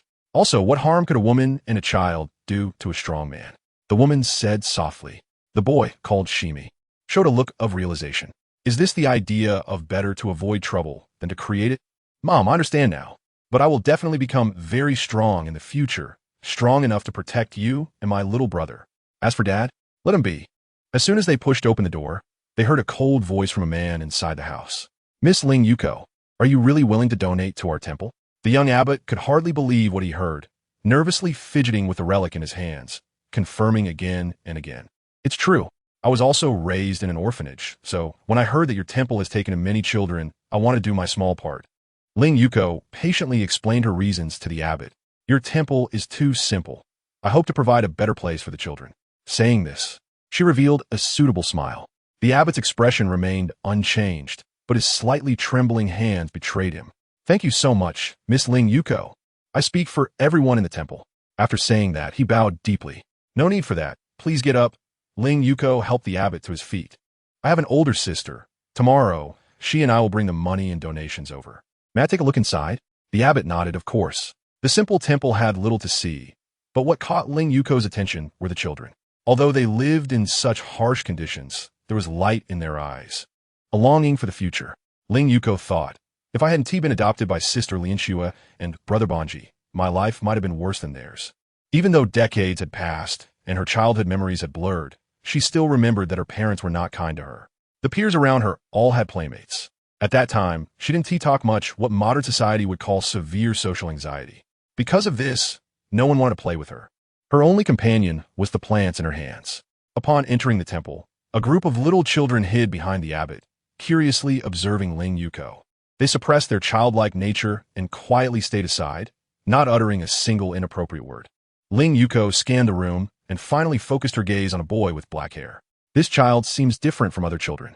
Specifically, it's hard to say how they are different. If she understood human hearts, she would realize that this child lives in darkness but does not turn towards the light. There is no light in his eyes. After visiting the temple, the abbot saw Zero Yuzi off all the way. Your Excellency, you are truly a kind-hearted person. Just like Sister Lianxue, Zero Yuzi remarked. Adopting so many children must also be a burden for you, right? This is understandable. The government does not take care of them. And if I don't, where would they go? The abbot said sadly. Miss Zero Yuzi, my name is Baiming Yuxingming. You could just call me Xingming. Finally, he expressed his gratitude for her generosity. Zero Yuzi exchanged a few polite words with Xingming at the temple entrance before leaving. Long before the change of the era, she had witnessed many children who had lost their parents. Every time she saw them, Zero Yuzi would empathize with them. due to her infinite lifespan as a ghost. She was not one to spend extravagantly, leading her to accumulate considerable wealth. After discussing with Lin Shue, they began to provide aid to orphans in the surrounding areas. Gradually, their efforts also reached the temple of Baiming Yuxingming. Currently, Zero Yuzi lives separately from Lin Shue and the others. She has grown up and feels it would be inappropriate to interfere in the couple's life. So she moved out of the Yuoza dojo early. But the two residences are not far apart. After moving away from Wuxin City a century ago, Yuoza returned to the Suliu dojo to inherit his family's business, of course. He climbed up step by step as a new disciple. Even though the martial arts dojo still attracts fewer people than the sword dojo, with Yuoza's unmatched martial arts, he has also gathered quite a few disciples. It is not as desolate as it was a century ago. Recently, the weather has been rainy, which means they can move about even during the day. Zero Yuzi quickly made her way to the Suliu dojo, and after walking an unknown number of kilometers, she finally arrived at her destination. The dojo's main gate was still open, and she entered directly. "Sister Zero Yuzi, you're here. Long time no see." As soon as she stepped inside, she was greeted by many disciples, and Zero Yuzi responded politely to each one. "All right, I have something to do now, so I'll go in first." She waved her hand apologetically. "Okay, you go ahead. You must be going to find a lady again. Your relationship is really good." Regarding the whispers of the crowd, Zero Yuzi sighed inwardly and chose to ignore them. Chapter 73. The Ninja Family. Sister Lin Shue, I miss you so much. As soon as she entered the room and saw Lin Shue alone, Zero Yuzi rushed into her arms. Lin Shue smiled gently, pushed her away, and tapped her forehead. "How old are you now? Why do you still act like a child?" It seems this time things went very smoothly. It has been many days since Zero Yuzi last visited her. During these days, Zero Yuzi mainly focused on finding worthy recipients for donations and gathering information. This back and forth took up some time. Now that she returned to find her, it must mean that everything was already arranged. And Lin Shue had also prepared some donated supplies. Having maintained their charitable work for many years, the two had long understood what those children needed. Initially, they didn't have many thoughts, but after seeing Yuoza often going out at night to suppress thugs, they also wanted to contribute to the world. Thus, the two hit it off and established an orphan aid group. Zero Yuzi was responsible for going out to find donation recipients, while Lin Shue was in charge of procuring and transporting supplies. Yes, it's already settled. It's people from a small temple. The abbot struggles to care for several children alone. Zero Yuzi nodded and slowly said, "Moreover, the abbot himself has little income and can still adopt those children. That's truly admirable. All right, let's not delay. I'll call someone to load the supplies, and then we'll take a carriage over together." When it came to serious matters, Lin Shue's expression became serious. The two then got busy, contacting the escort agency in town, taking some time to load the supplies, bringing along some money, and heading to the temple with the escort agency. Since the two ghosts did not travel on their own, they certainly couldn't move quickly. However, after a night of rushing, combined with high wages to motivate the escort agency, they arrived near the temple the next morning. "This is it. I'll go in and talk to them. Please wait outside," Zero Yuzi said as she and Lin Shue got off the carriage, looking at the rainy weather outside, nodding in her heart. After greeting the escort agency members, the two knocked on the temple's large door. Baiming Yuxingming had heard the noise from outside early on and felt both excited and anxious. Upon hearing the knocking, he hurriedly ran out to open the door. "Miss Zero Yuzi, and this young lady, hello?" Baiming Yuxingming nodded respectfully to both of them. "This is my sister Lin Shue. Everything outside is the supplies we're donating to the temple," Zero Yuzi said, pointing to the carts of goods outside. Baiming Yuxingming felt a mix of emotions, having never experienced the warmth that others brought before. "Thank you both. This great kindness I will never forget," he said, tears of gratitude welling up but quickly wiped away. "No need to be polite, Abbot." Lin Shue waved her hand to the outside. "Please have someone move the goods into the temple." Under Xingming's guidance, the escort agency members stacked the supplies in a corner of the temple, while he led the two towards the back of the temple. Inside a room in the temple, Zero Yuzi and Lin Shue took out a bundle of money wrapped in white cloth and placed it in Xingming's hands. "This is for you, and please also repair the temple. It's too simple here." Zero Yuzi looked around and joked. Xingming held the money in his hand. Although he had always been strong, he had never felt such a heavy weight. But when he picked up the money, he truly felt the substantial weight of the bundle. A few small children peeked from the doorway, looking inside. The abrupt sound entered the room, causing everyone to turn their heads in unison. And then the little ones shrank back in fright. Xingming couldn't help but furrow his brow, apologizing as these children were still young and naturally curious. "It's fine. Let your children come in," Lianxue said with a beaming smile. Xingming hesitated at first, but eventually stepped out to gather the children under the firm gazes of the two. A group of big and small children tumbled in cautiously, all curiously looking at the two new women.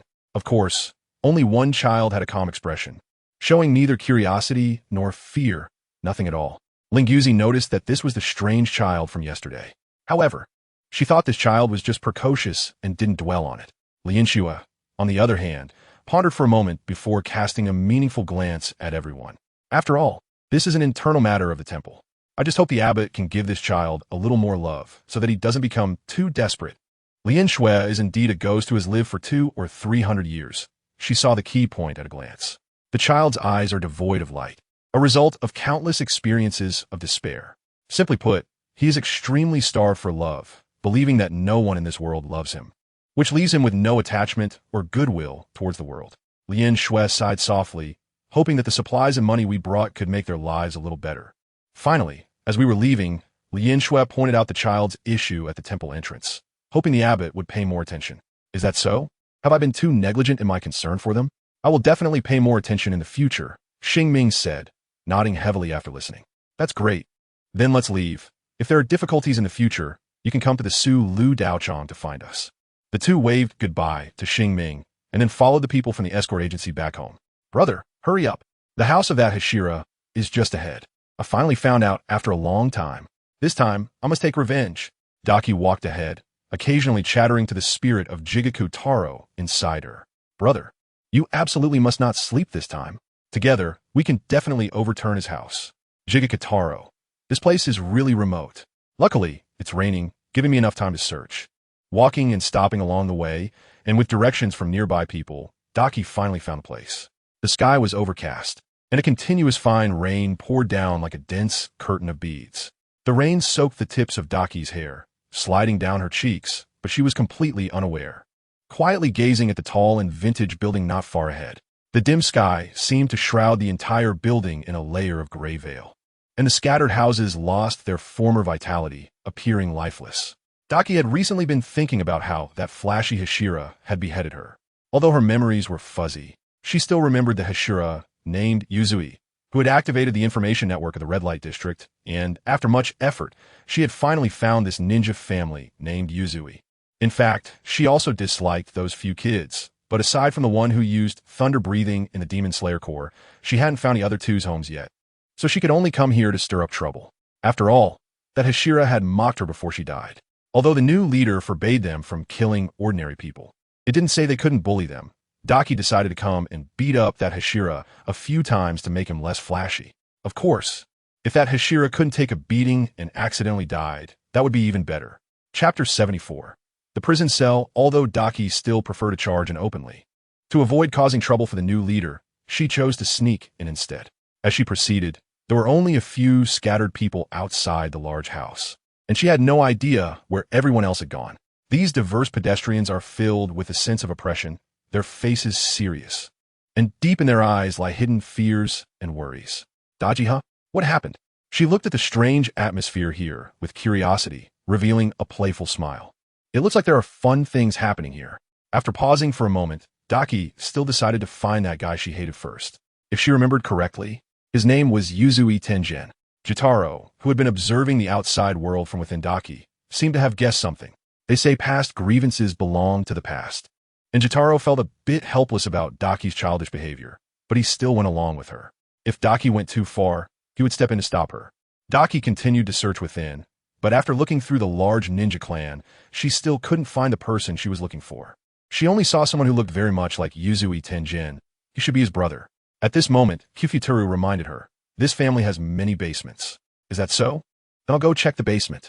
Daki clapped her hands, looking enlightened. How did she not think of this before? Her brother is so smart. After spending some time searching, Daki finally found a place that resembled a basement, with many guards stationed at the entrance. Why does it look so much like a prison? Could that pillar be executing prisoners inside? Daki shrank under an eave, calmly observing the movements ahead, contemplating whether to break through with force. Or should she wait for that pillar to come out? Suddenly, a voice that felt both unfamiliar and familiar rang out. "Who are you?" A cold voice from a woman came from behind Daki. Startled, Daki shivered, but then remembered her identity as a ghost and calmly turned around to take a closer look. She had a black single ponytail, purple eyes, and a teardrop mole. The woman gave Daki a familiar feeling, as if she had seen her somewhere before. It's the wife of that sound, Hashira, who had previously infiltrated your flower district. Jitaro's calm voice echoed in Daki's mind. Daki? Oh, it's that woman named Hinetsu. No wonder she looks so familiar. In the end, Daki decided to beat up his wife first. Blood Demon Art. 8-fold bandage slash. On the other side, Hinetsuru coldly stared at the suspiciously dressed woman who appeared during this sensitive time. Before she could say anything further, she suddenly saw 8 bandages appear on the person across from her, rushing towards her at high speed. Hinetsuru, oh no, what kind of ninjutsu is this? Although Hinetsuru, as a ninja, had some combat ability, she had never seen the ninjutsu of this woman, and with Daki's sudden attack, she was caught off guard and bound by Daki. Who are you? Someone come. Hinetsuru, I'm sorry, everyone. She had originally planned to incite a riot outside the prison to draw the guards' attention. Now that she was caught, she didn't know if it was good or bad, so she might as well do something in the end. If captured by her family, she would probably be doomed anyway. Thunder rumbled in the sky, and the light rain had turned into a torrential downpour. Ignoring the raindrops hitting her, Daki angrily shouted, "You, damn it, I need to leave quickly." She had already heard sounds coming from behind. If seen, she would have to go on a killing spree and then be punished by the new and old boss. Just you wait. Daki quickly jumped across the rooftops, glaring fiercely at Hinetsuru in the process. Hinetsuru huffed, looking at Daki with fearless eyes. While the guard's attention was drawn to Daki, the 2 people hiding nearby observed and quickly slipped inside, wiping away their tears. Duo G quickly shook off the pursuing guards and rushed into a dense forest. I'm exhausted. Without any pity, Duo G threw the tied-up woman onto the ground. Cough, cough. Hinetsu rolled on the ground, her clothes instantly mixed with wet, muddy dirt, making her look quite disheveled. Who are you? What do you want? Hinetsuru lay on the ground, glaring at Duo G with anger. Hell, what do I want? Guess. Duo G stepped forward and kicked Hinetsuru, feeling a bit more at ease and showing an evil smile. Seeing that Hinetsuru didn't respond, Duo G continued, Hey, you're Yuzua Hitingen's wife, right? Where is he? Duo G clapped her hands. Oh, you appeared there. Is he in that underground prison? He must be dealing with the prisoners locked up there. Upon hearing Yuzai Hitingen's name, Hinetsuru became flustered and angrily said, What do you want to do to Lord Tenjin? Gradually becoming vigilant, she asked, Are you one of the head family's people? Are you their secret weapon? It must be so. No wonder her ninjutsu is so amazing. It must have been developed by someone from the head family. Huh? Duo G tilted her head, looking confused. Squatting down, she showed her fists and impatiently said, I don't care what you're saying. Take me to Yuzui Tenjin. Otherwise, Hinetsuru analyzed Duo G's demeanor in her heart. Not knowing the current situation within the clan, she urgently wanted to find Lord Tenjin. She was good-looking. Could she be Lord Tenjin's lover? Thinking of this, Hinetsuru's expression gradually crumbled in disbelief. It must be so. It was probably because Lord Tenjin had been imprisoned and had not contacted her for a long time, and then she came looking for him. It seems this woman has an impressive background, along with that amazing ninjutsu. Coming from a ninja family, Hinetsuru had an open mind and didn't mind her husband having another wife. What is your relationship with Lord Tenjin? Although she wanted to ask directly, Hinetsuru still needed to probe a little. You have no right to know. Anyway, I am not one of those people from the head family, Duo G said proudly, which made Hinetsuru more certain of her suspicions. Are you a friend of Lord Tenjin? Although Hinetsuru wanted to be more straightforward, she decided to be subtle until she clarified the enemy and ally. If I say I'm his enemy, can you take me to him? Duo G could immediately guess that it was impossible, so she could only reply, of course. I am Tengen's best friend, so hurry and take me to see him. As she spoke, Duo G pretended to show an eager expression and even untied Hinetsuru's restraints to show her sincerity. Really? Really? Hinetsuru stood up, tears welling in her eyes, and the falling tears mixed with the rain, dripping onto the ground. If that's the case, then please, save Lord Tenjin. Hinetsuru clenched her fists and pleaded softly. No matter what your relationship with Lord Tenjin is, as long as you can save him, I can accept it. Duo G, of course, we are enemies. You definitely won't accept it. However, Duo G also sensed something was slightly off. This woman seemed to have misunderstood something. But Duo G couldn't figure it out and simply didn't want to think too much. She just wanted to see Yuzui Tenjin beat him up to relieve her hatred, and then leave immediately. As she thought about it, Duoji showed an excited expression. In Hinatsuru's confused gaze, she cleared her throat and returned to normal. First, tell me what exactly happened. Don't worry, I will definitely save him. Waiting for him to escape. Who knows how long it would take. Duoji was not patient enough for that. Since she was already here, she might as well accomplish her goal first. Chapter 75. Rescue through Hinatsuru's narration. Duoji finally figured out the situation with her not-so-smart little brain. It turned out that Yuzui Tenjin discovered the family's secret and told it to his only surviving brother, wanting to break free from the family's control together. However, his brother, under the cruel training of their father, had become indifferent and ruthless, basically a copy of their father. After discussing with their father, he imprisoned Yuzui Tenjin, hoping to make him change his mind. Yuzui Tenjin originally had the strength to leave, but he couldn't bring himself to hurt his brother and was thus captured. Although the father's goal was to raise the strongest person through raising Gu. Seeing the performance of these two and combining it with the current situation, the father thought it would be fine to keep the two children to serve the family. And the reason Hinatsuru appeared there was that she had made arrangements with her sisters, who were also Yuzui Tenjin's other two wives. She was responsible for attracting the guards' attention, while the other two brought weapons and food to rescue and persuade Yuzui Tenjin. At that time, with Yuzui Tenjin and their strength, they could easily break out of the prison and leave the family. After listening to Hinatsuru's words, Duoji's eyes widened, revealing an indescribable expression. It seemed to say, "Your circle is really chaotic. Well, since that's the case, let's go play cough cough, go rescue him." At the same time, Duoji also showed a playful smile. How could she miss such a fun thing? Approaching Yuzui Tenjin as a good Samaritan and then ruthlessly beating him in the name of sparring.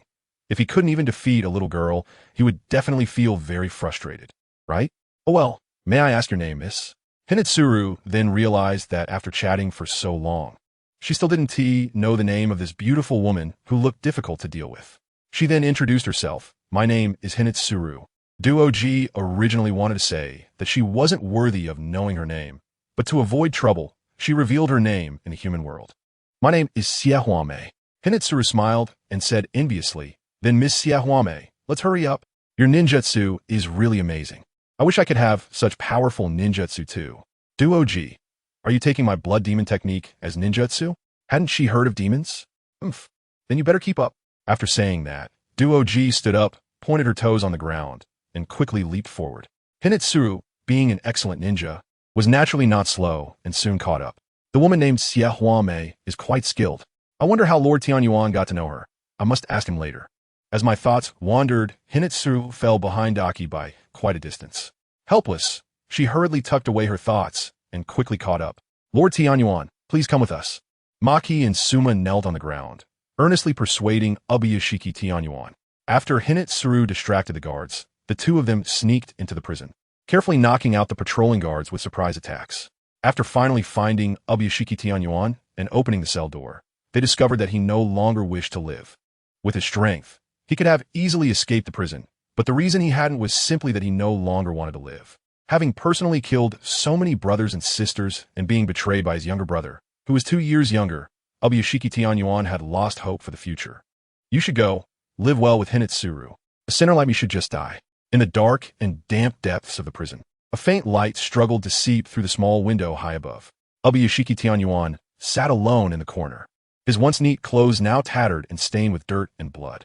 His hair was disheveled, and the gemstone accessories on him were covered in grime. Those once bright eyes were now filled with exhaustion and lifelessness. Maki cried softly, "Lord Tianyuan, please don't say that. If you don't leave now, wouldn't that mean you're disregarding Hinatsuru's sacrifice?" Hearing Maki mention her, Suma also began to cry. They had witnessed Hinatsuru being taken away by someone whose identity was unknown. Ubuyashiki Tianyuan stood up excitedly, approaching the iron door, his voice trembling. "What happened to Hinatsuru? Why did you say sacrifice?" Lord Tianyuan, the two people at your door were startled by a sudden face that appeared. Maki explained clearly. "That's right. If you don't go out, we want to be able to rescue Hinatsuru." "Exactly. Please, if you don't know for whom to live, then live for us." Maki and Suma said, tears streaming down their faces, their sobs growing louder. "Why you two, stop crying." Ubuyashiki Tianyuan's expression was serious, but he couldn't bear to leave his wives behind. It was not glamorous at all. "I'll leave with you, and after rescuing Hinatsuru, The four of us will leave the family together. Maki and Suma stood up excitedly. Great. Lord Tianyuan, you finally came to your senses. This is weapons and food. And also medicine. We've knocked out the guards inside the prison, and there is still some time. Please take a moment to adjust. Suma actively handed the items to Ubuyashiki Tianyuan.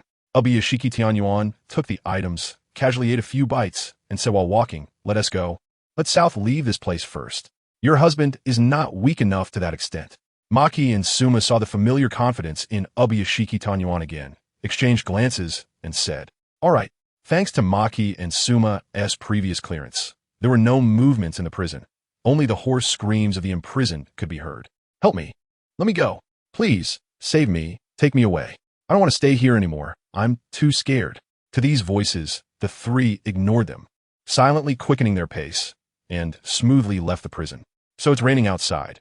No wonder you are not glamorous. Ubuyashiki Tianyuan scratched his head and confidently said, but this little rain can't stop the glamorous me. Maki and Suma's eyes lit up, excitedly saying, Lord Tianyuan is the strongest. Cough. All right, let us hurry up. Where did they take Hinetsuru? Ubuyashiki Tianyuan said in a deep voice, internally acknowledging that Hinetsuru had been taken away by someone sent by the family head. I saw her. She was bound by a woman with a belt and went in that direction. Maki quickly pointed in the direction Daki had left. Huh? Isn't going that way, leaving the family grounds? What's going on?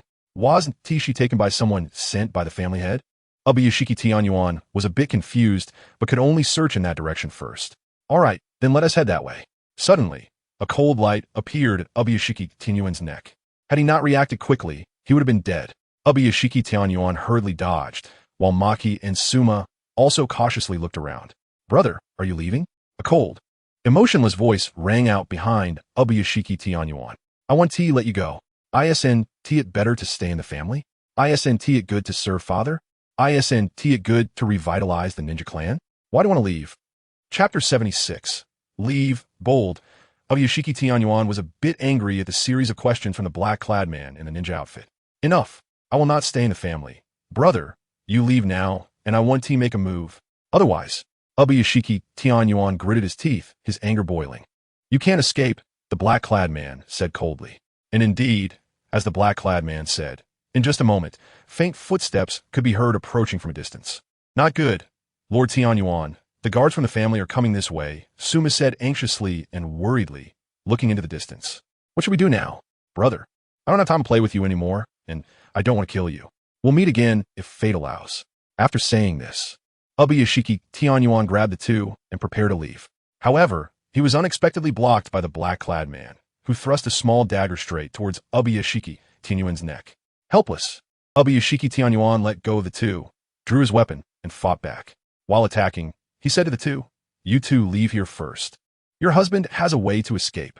Although the two were very unwilling to leave Ubuyashiki Tianyuan alone, to avoid distracting him, Maki and Suma turned and headed in the direction where Hinetsuru had been taken. They had two people, and only one person had taken Hinetsuru. They decided to search for Hinetsuru first, and if they couldn't fight, they could still escape. The two touched their faces, unsure if the liquid was rainwater or tears. Take care, Lord Tianyuan. They took a deep look at the two brothers who were in a duel and left without looking back. On the other side, Daki and Hinetsuru were also rushing towards the battlefield. It's just ahead. Hinetsuru excitedly pointed ahead. Daki showed an annoyed expression. I know without you saying. Sorry. I forgot where we left from. Hinetsuru apologized. Daki snorted, indicating that this matter was settled and would not happen again. The two groups rushed towards each other, and it wasn't long before they saw each other. Daki squinted her eyes and looked faintly at the two people rushing towards her. The two people ahead are my friends. At this moment, Hinetsuru suddenly spoke up, her expression turning excited. In the distance, Sumi and Maki also saw the newcomers, scanned the area, and focused their gaze on Hinetsuru. The two called out in unison, waving their arms from 100 meters away. Hinetsuru greeted them back. Within a few breaths, the two groups finally met. Maki, Sumi, and Hinetsuru embraced each other excitedly, not separating for a long time. Afterward, Maki and Sumi scrutinized Daki, watching her warily. Hinetsuru, do you know her? If they remembered correctly, it was this person who took Hinetsuru away. What did it mean that she was back now? Hinetsuru leaned in closer to the two and whispered softly, she might be an old acquaintance of Lord Tenjin. She's here, find him. Daki's face was filled with black lines. Don't think she didn't hear what you were saying. It's one thing to leave her out before. But now you're speaking ill of her? Who's old acquaintances with that guy? Isn't that term meant for friends? She and he are definitely not friends. This time, she came to beat him up. Daki puffed her cheeks, turning her head away, out of sight, out of mind. After exchanging information, and with the powerful ally Daki on their side, they decided to go help Tenjin Yuzui together. So, they brought this matter up to Daki. After hearing this, Daki couldn't wait. What are we waiting for? Let's go quickly. I'll beat them all to death, haha. As for Tenjin Yuzui, he can only die in my hands. He hasn't become a Hashira yet, hasn't learned the breathing techniques, doesn't have the Nikarin blades. I don't believe I can't beat him. She wanted to prove to herself that she really was Upper Moon 6.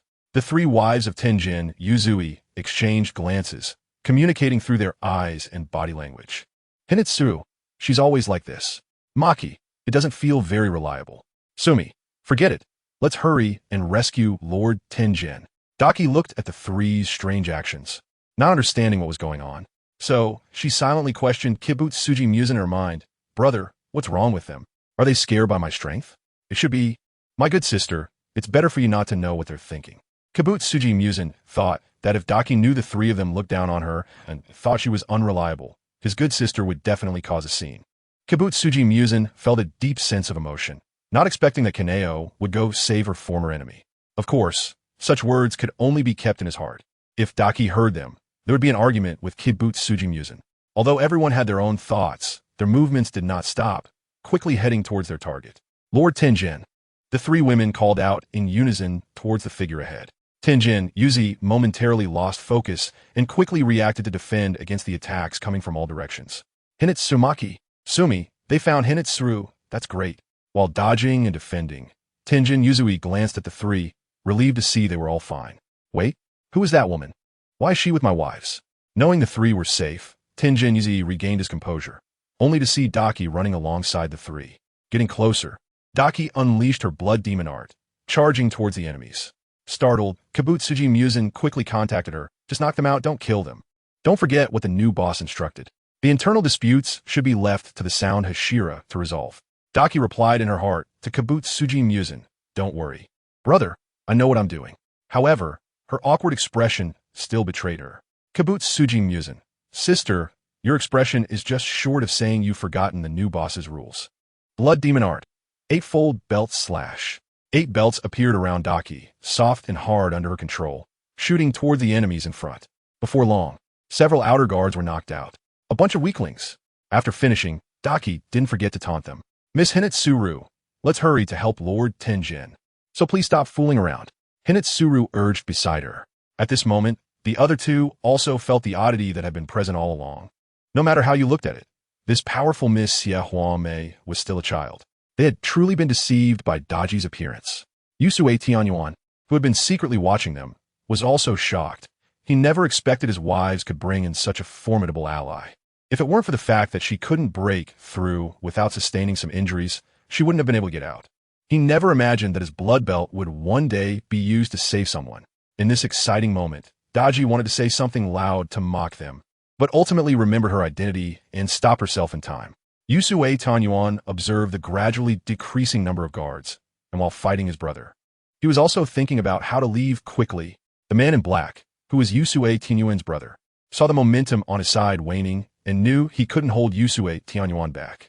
But for the sake of their father's orders, he still forced his weary body to carry out the plan. Fortunately, Yusue Tianyuan had not used excessive force. His injuries were not many or severe. Otherwise, he wouldn't have been able to hold on until now. Suddenly, the man in black felt something wrap around his waist, and when he looked down, it was that woman's belt. What kind of ninjutsu is this? After that, the man in black completely lost control and smashed into the wall with such force that he broke through the structure. He only opened his eyes for a moment before closing them again, remaining still for a long time. Yuzui Tenjin looked at his brother with concern. Hey, don't worry. He's fine, just fainted. After knocking out all the surrounding guards, Daki also put away her belt, clasped her hand behind her head, and pretended to walk in front of Yuzui Tenjin. Although Daki didn't know much about Yuzui Tenjin's past, it was clear from the current situation that it was probably not better than her and her brother's childhood. Unable to help but feel a bit of sympathy, she mourned for him for a second before her mind was filled with images of him being beaten up. The others, Maki, Suma, and Hinetsuru, who had been supporting from behind, quickly ran over and excitedly hugged Yuzui Tenjin. Lord Tenjin, I'm glad you're okay. Let's get out of here quickly. Oh yes, yes. The sisters are right, Lord Tenjin. Seeing his wife safe and sound, Yuzui Tenjin was also very happy and was about to speak when he caught sight of Daki's unfriendly gaze. Daki, hey, I'm still here. Realizing this, the four quickly separated. Then let's leave here quickly, Maki urged, fearing that the head of the family would send someone over. However, her worries seemed unnecessary, as there was Daki, a lower-ranked demon, who could easily eliminate these threats to ordinary people. In Daki's eyes, humans were divided into three types. Those who were Hashira of the Demon Slayer Corps, ordinary people, and the weak. Those who barely had some strength could certainly be considered ordinary people. Under the urging of a few, the group quickly left the ninja family's territory, heading towards an unknown direction without looking back. Although Yuzui Tianyuan had countless questions in his mind, he didn't ask more when he saw that others remained silent. He decided to find a safe place first and then have a good chat with them. Who on earth is this woman? That's definitely not a ninja technique. He has never seen any ninja technique that can control a belt and also change its softness and hardness.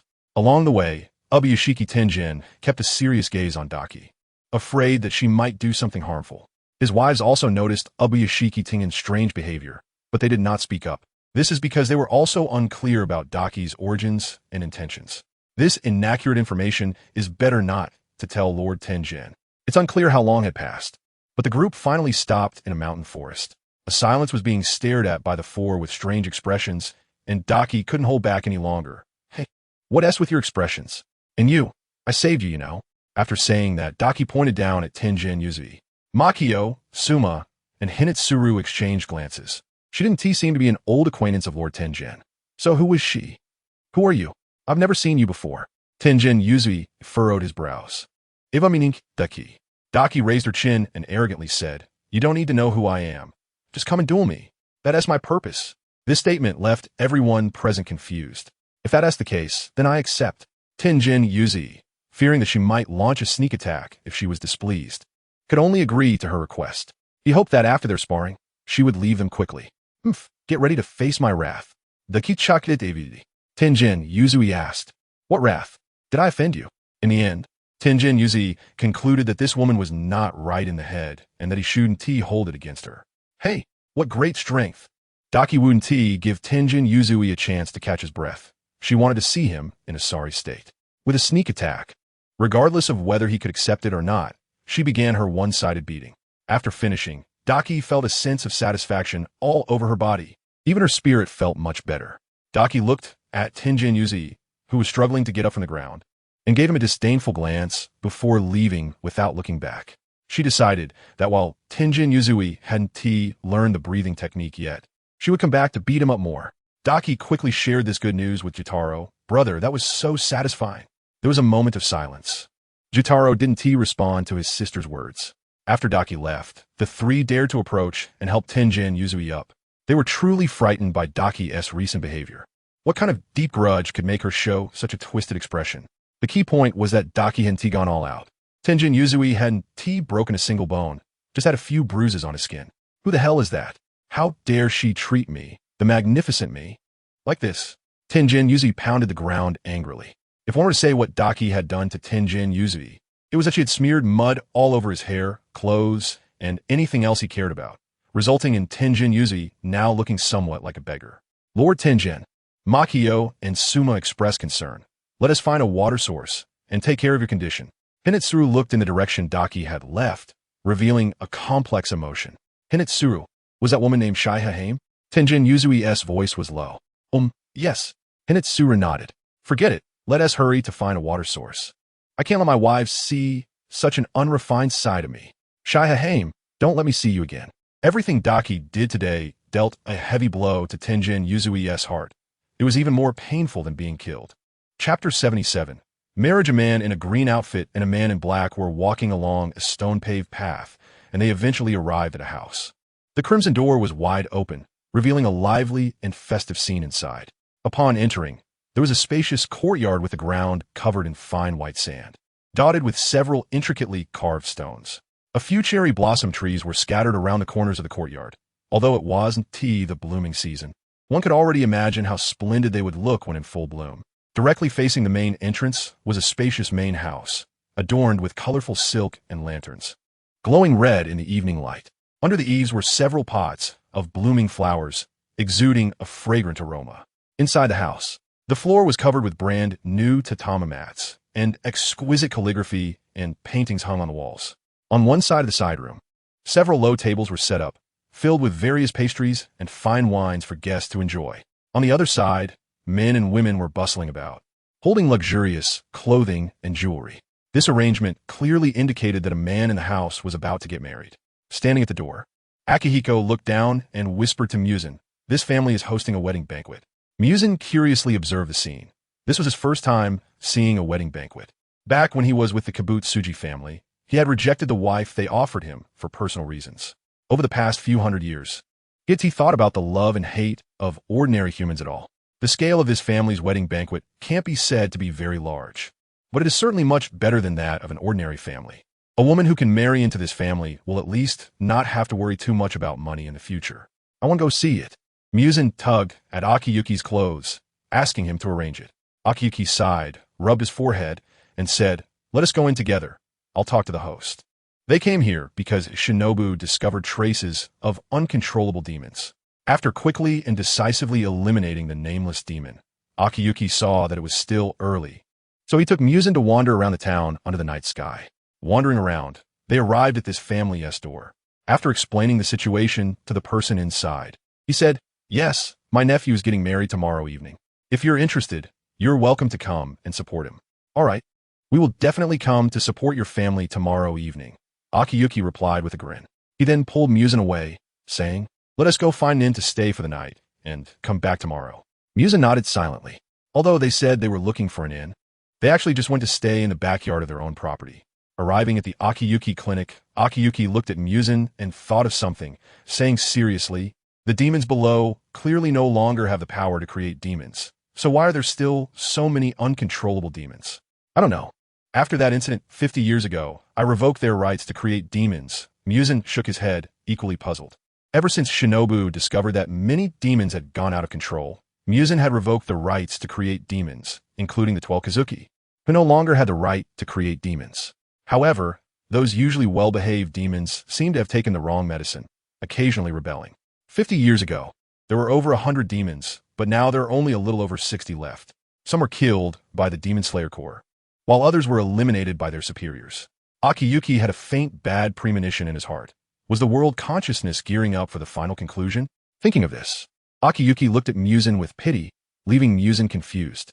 After 1,000 years, shouldn't he have no regrets? "So?" Akiyuki tentatively asked, "Have you had enough of living for 1,000 years?" Oh no. Akiyuki didn't even know how to organize his words. He just felt that this question was not very good. Muzan looked at Akiyuki in shock, feeling a mix of emotions. His expression gradually turned despondent.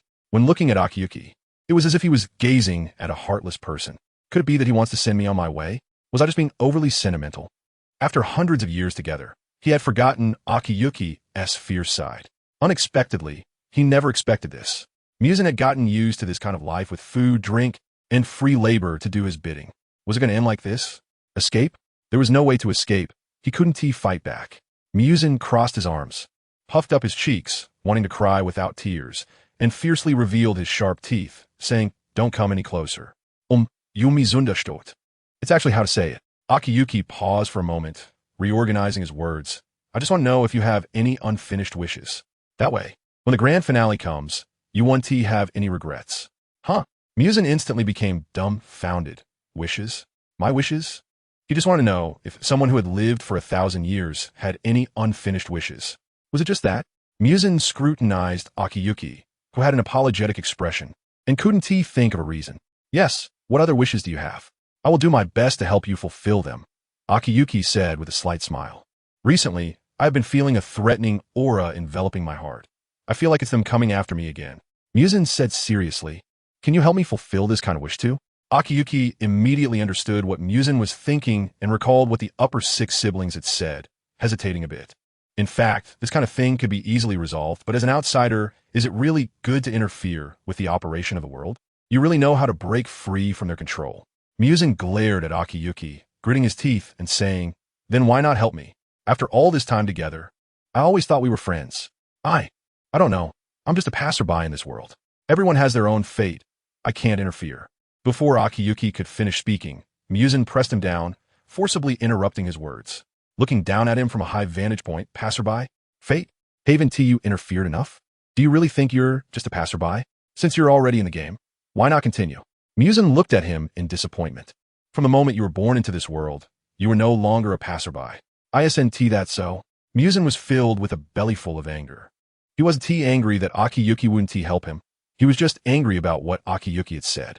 In this way, isn't it clear that he hasn't taken their hundreds of years of companionship seriously? Perhaps he doesn't care about him at all. After all, as he said, he is just a passerby in this world. For Aoki Terahiko, Muzan is just a passerby in his life as well. "Muzan, if you've always thought that way, then why are you so nice to me?" As he pondered, Muzan showed a hint of sadness for the first time, tears welling up in his eyes. Don't cry. I'm sorry." Aoki Terahiko didn't know how to comfort him at that moment, only able to keep apologizing to calm them both down. Aoki Terahiko raised his hand, looking up at Muzan, who was pressing down on him, and wiped the tears from his face. Chapter 78. "This chapter is quite awkward," suggested to skip.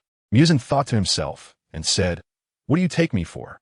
"We are friends," Aoki Terahiko affirmed, as he had always regarded Muzan as his friend. Although this friend always needed his care, being over 1,000 years old, his way of thinking was still stuck in the time he became a demon. In other words, his mental age was only 19. In Aoki Terahiko's first life, that would be just an adult, and in the second life in the Divine Kingdom, he was still just a child. Muzan softly responded with an lowering his head to stare at Aoki Terahiko, not knowing what he was contemplating. "You say you're just a passerby? Then have you never really looked at me?" Muzan's calm expression belied the tumultuous feelings inside him.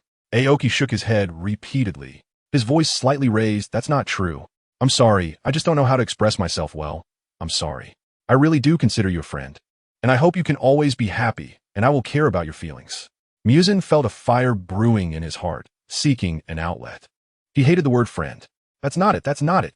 You're so mysterious. Although you've caused me harm, you've also brought me a lot of beauty. I hope we can have a relationship that's closer than just friends. Muzan slightly closed his eyes, a turbulent current flowing deep within. "Huh? What are you doing?" Before Aoki Terahiko could finish his sentence, Muzan's gaze gradually heated up, his breathing becoming slightly rapid. As soon as Aoki Terahiko finished a few words, Muzan reached out to touch his cheek, hesitating for a moment before leaning in to kiss him. His lips gently brushed against the boy's lips, first softly caressing as if testing the waters. Then he increased the intensity, pressing their lips tightly together.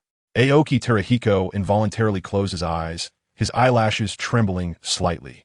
After a long time, Aoki Terahiko found a moment to turn his head away, having held his breath for too long, causing a few tears to escape from his eyes. His ears and cheeks flushed. "Ha, Tsukihiro, you quiet." With that, Muzan grabbed his chin, straightened his head, and leaned in again. "Muzan, forgive my sacrilege. I couldn't hold back." Aoki Terahiko didn't know what to think, allowing Muzan to manipulate him. He had never experienced this before, and before he knew it, his hands had climbed onto Muzan's back, starting to respond passionately. At that moment, the air in the room seemed to solidify, leaving only the heated merging of their lips and their increasingly rapid breaths. "Enough!" Aoki Terahiko gasped, pushing away Muzan's hands that were gripping his shoulders. Perhaps it was the countless nights spent together, or the warmth of their daily interactions. Feelings had slowly intensified, changing in nature without either of them realizing what had happened. Realizing what he had done, Muzan quickly got off Aoki Terahiko's waist, kneeling beside him. "Can you accept us changing our relationship?" Muzan's eyes narrowed, his voice trembling. He tightly gripped his clothing, like a child seeking forgiveness from a parent after doing something wrong. Aoki Terahiko's mind was still in a fog, feeling dazed as he waited for his reply. After a long time, Aoki Terahiko slowly came back to his senses, first touching his lips and then his chest.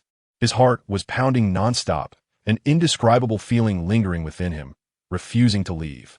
Trying to prop himself up with his hands, he realized he couldn't. His body was completely drained of strength. When did I become so weak? Muzan noticed Aoki Terahiko's thoughts and hurriedly helped him up, leaning him against his own chest. He didn't know what to say as soon as he opened his mouth. In this awkward moment, silence was the best remedy.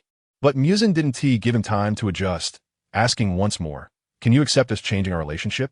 Seeing Aoki Terahiko's gaze evade, Muzan directly held his chin to make him look at him. Look me in the eye. I am willing. Finally saying it out loud. Aoki Terahiko felt a sense of relief. For a long time, he had felt something was off, but being emotionally dull, he hadn't realized what it was. It was under Muzan's emotional assault that he finally reacted. Deep down, he liked Muzan, otherwise he wouldn't have treated him so well. Really? Muzan's originally narrow pupils instantly expanded, becoming round and sparkling. Due to their position, Muzan excitedly embraced Aoki Terahiko, resting his chin on his shoulder. I'm so happy. I feel. What? I feel like you look like a big cat right now. Aoki Terahiko covered his mouth, jokingly saying, You. Taking advantage of Aoki Terahiko's unpreparedness, Muzan leaned in to peck him again. Don't make fun of me, or I'll kiss you to death. At this moment, Aoki Terahiko gradually regained control of his body and suddenly stood up, looking down at Muzan. He decided to return the favor for what Muzan did to him, lifting Muzan's chin. All right, I'll listen to you, my lady. The last word was emphasized heavily by Aoki Terahiko. My lady? Why can't it be you? Muzan pretended to pout, looking aggrieved, and forced out a few tears. He knew Aoki Terahiko couldn't resist this appearance, and as expected, Aoki Terahiko sighed deeply and rubbed his forehead. He spoke earnestly. Don't do this. My lady is just a title, and it's not important for us two men, right? Aoki Terahiko wasn't sure whether it was important or not, but he was just trying to comfort Muzan. He said whatever made him happy. Is it not important to you? Muzan continued to act. Yeah. So you. Before he could finish, Muzan excitedly interrupted. That's great. Will you be my lady? Aoki Terahiko was taken aback. Huh? You. Fine, whatever. It's just a title. I don't care. My lady. My lady. Enough, stop saying that. Aoki Terahiko's face turned red from Muzan's continuous inquiries. They had just established their relationship and were still in the awkward phase, and this made it even more awkward. All right, you come down. As he spoke, Muzan patted the space beside him. It's uncomfortable looking up at you like this. Reluctantly, Aoki Terahiko had to comply and knelt down beside Muzan. Suddenly, Muzan's words nearly made Aoki Terahiko spit out a mouthful of blood. He seriously said, My lady, can we have intimate relations? Chapter 79. This chapter is very boring. Enough. How can you say such a thing so seriously? Aoki Terahiko stared at Muzan, although his expression was blank. His fair skin had turned a rosy red. It was clear that he was also quite nervous inside. Of course, we can't do that. He couldn't possibly tell Muzan that he had no idea how to do it, could he? Where'd he hide his old face? Fine, there's plenty of time. Muzan looked at him meaningfully, and Aoki felt a chill run down his spine. Suddenly, Muzan tilted his head and innocently laughed. My lady doesn't understand that, does she? Shut up, of course I do. Then let's talk about it, Muzan said as he removed his haori and undergarments, revealing his strong and delicate muscle lines. He playfully beckoned to Aoki with a finger and smiled smugly. Aoki Terahiko's ears immediately drooped down. All right, I won't. You should put your clothes back on. Although he had seen each other in such a state many times before, it was different now that they had established a relationship. Seeing it now was embarrassing. Muzan suddenly hugged Aoki Terahiko and urgently confirmed, Do you like me? Of course I do. Although he didn't know what had gotten into Muzan, Aoki Terahiko still comforted him. That's not it. The books say that people who like each other are willing to have intimate relations. And if you don't want to, that means you don't like me. Muzan said, looking aggrieved. In recent decades, the storybook industry had flourished, which made Muzan understand a lot and gradually realize his feelings. He loved reading stories when bored. And in those stories, as long as the characters liked each other, they were willing to be intimate. This naturally planted in Muzan's mind the understanding that if one was unwilling, it meant they didn't like the other. I'm just not ready yet. Aren't we going to someone else's wedding banquet tomorrow night? Can I give you an answer after we come back? Aoki Terahiko cautiously asked. Muzan softly agreed and rearranged his clothes. Let's go to sleep. With that, he brought a low pressure to the bed, quietly burrowing into the innermost part and turning his back. Aoki Terahiko hesitated, looking at the bed. Why did he only ask the manager for one room? There was nothing he could do, so Aoki Terahiko tiptoed to the bedside and climbed up. However, he didn't know that Muzan suddenly turned around and hugged Aoki Terahiko, switching their positions. Aoki Terahiko was startled, his heart racing, not daring to make a sound, afraid that Muzan would suddenly do something to him. Perhaps sensing Aoki Terahiko's thoughts. Muzan chuckled. Let's sleep. Don't worry, I won't force you. I trust you. Yeah, right? He said, but Aoki Terahiko slowly moved to the very innermost part, tightly clutching the blanket and turning his back to Muzan. Muzan observed Aoki Terahiko's small movements with a slight smile. Looking at Aoki's back, Muzan raised both hands, pretending to grasp something with a fiery gaze. "Don't leave me." Both had their own thoughts, and the next day, Aoki Terahiko didn't care whether Muzan was truly asleep or pretending, walking out of the room with dark circles under his eyes. Outside the door, Aoki Terahiko glanced back inside, and then left, deciding to find a quiet place. After he used magic to restore his spirits, he ran to the street. After Aoki Terahiko left, Muzan suddenly opened his eyes, looked outside at the bright sky and the sun shining directly on the ground, and cursed inwardly. Finally, with no choice, he could only wait for Aoki Terahiko to come back on his own, or wait until the sun went down before he could go out. Aoki Terahiko spent the whole day deliberately avoiding Muzan and didn't return until after sunset. As soon as he pushed open the door, he saw Muzan running over with red eyes and tightly hugging him. Aoki Terahiko knew that what was meant to come would come, and he could only try to act a bit more normal. "Don't do that, it's too embarrassing." "All right." Muzan loosened his grip, taking a small step back, his eyelids drooping. "I'll go call the servants to bring up dinner. Let's eat and then go to the wedding banquet together." Aoki Terahiko coughed, slightly blushing, trying to change the subject. Muzan huffed, clearly dissatisfied, thinking that he never mentioned what happened last night, and now was trying to change the topic. "Could it be that what you said yesterday was just to fool me?" They had dinner in silence, truly living up to the saying that one should not speak while eating. Lech is getchagoi. Aoki Terahiko took the initiative to hold Muzan's hand, expressing his goodwill. Muzan's ears perked up instantly, excited. "All right." The streets at night were illuminated by countless lights, brightening up the dark night. Crowds of people walked back and forth on the streets, and the sounds of conversation were endless. Along the way, several passers-by looked at the two with strange expressions, occasionally whispering something. No matter how noisy it was around them, Aoki Terahiko and Muzan, not being ordinary people, naturally heard everything. "Why are these two big guys holding hands?" "Don't say that. Haven't you heard of the broken sleeve phenomenon? It's against nature. In this day and age, Sai." Aoki Terahiko's mouth twitched, and he hurriedly released his hand, but was firmly grasped by Muzan. "Now if it's good, he is transformed from the one who leads to the one who is led." Muzan's lips curled up, clearly in a good mood, and I think what they said was quite reasonable. "If you don't like what they said, I could just kill them all." The tone gradually became cold. "Do you like that? They have no grievances with us. There's no need." Aoki Terahiko said earnestly, "Yes, I like it." The two continued on their way, getting further and further away from the bustling city, and no one discussed them anymore. As they passed a corner, Muzan suddenly spoke. "Have you considered it?" "Huh, I'm still thinking about it." Aoki Terahiko was taken aback, suddenly realizing what he had said last night. "So, can you tell me the result when we go back tonight?" The tone gradually became serious. Aoki Terahiko wasn't sure if he could, but he thought he probably could. Muzan let out a long breath and said cheerfully, "That's good. Just don't lie to me." "I won't." Actually, Aoki Terahiko already had an answer in his heart, but he couldn't bring himself to say it because that matter was too shameful. He didn't even know how Muzan could say it. After that, Aoki Terahiko silently quickened his pace, because there were only the two of them at this corner, and he was afraid Muzan would suddenly do something to his body. So he eagerly wanted to get to a well-lit place. Seeing Aoki Terahiko's thoughts, Muzan remained silent behind him, gently watching him. "Muzan, it's okay. As long as you can keep looking at me, I will wait for you." Chapter 80. The first time, Aoki Terahiko slightly tried to struggle with his arm, but couldn't shake it off. The two were silent. After a moment, they arrived at the small courtyard where they had seen the wedding preparations yesterday. At this time, the courtyard, neither too big nor too small, had been completely decorated, with lanterns and festive decorations. The courtyard is meticulously decorated, with a vermilion torii gate standing at the entrance, as if guarding this sacred space. Colorful Emma plaques hang on both sides of the porch, filled with people's beautiful blessings for the newlyweds.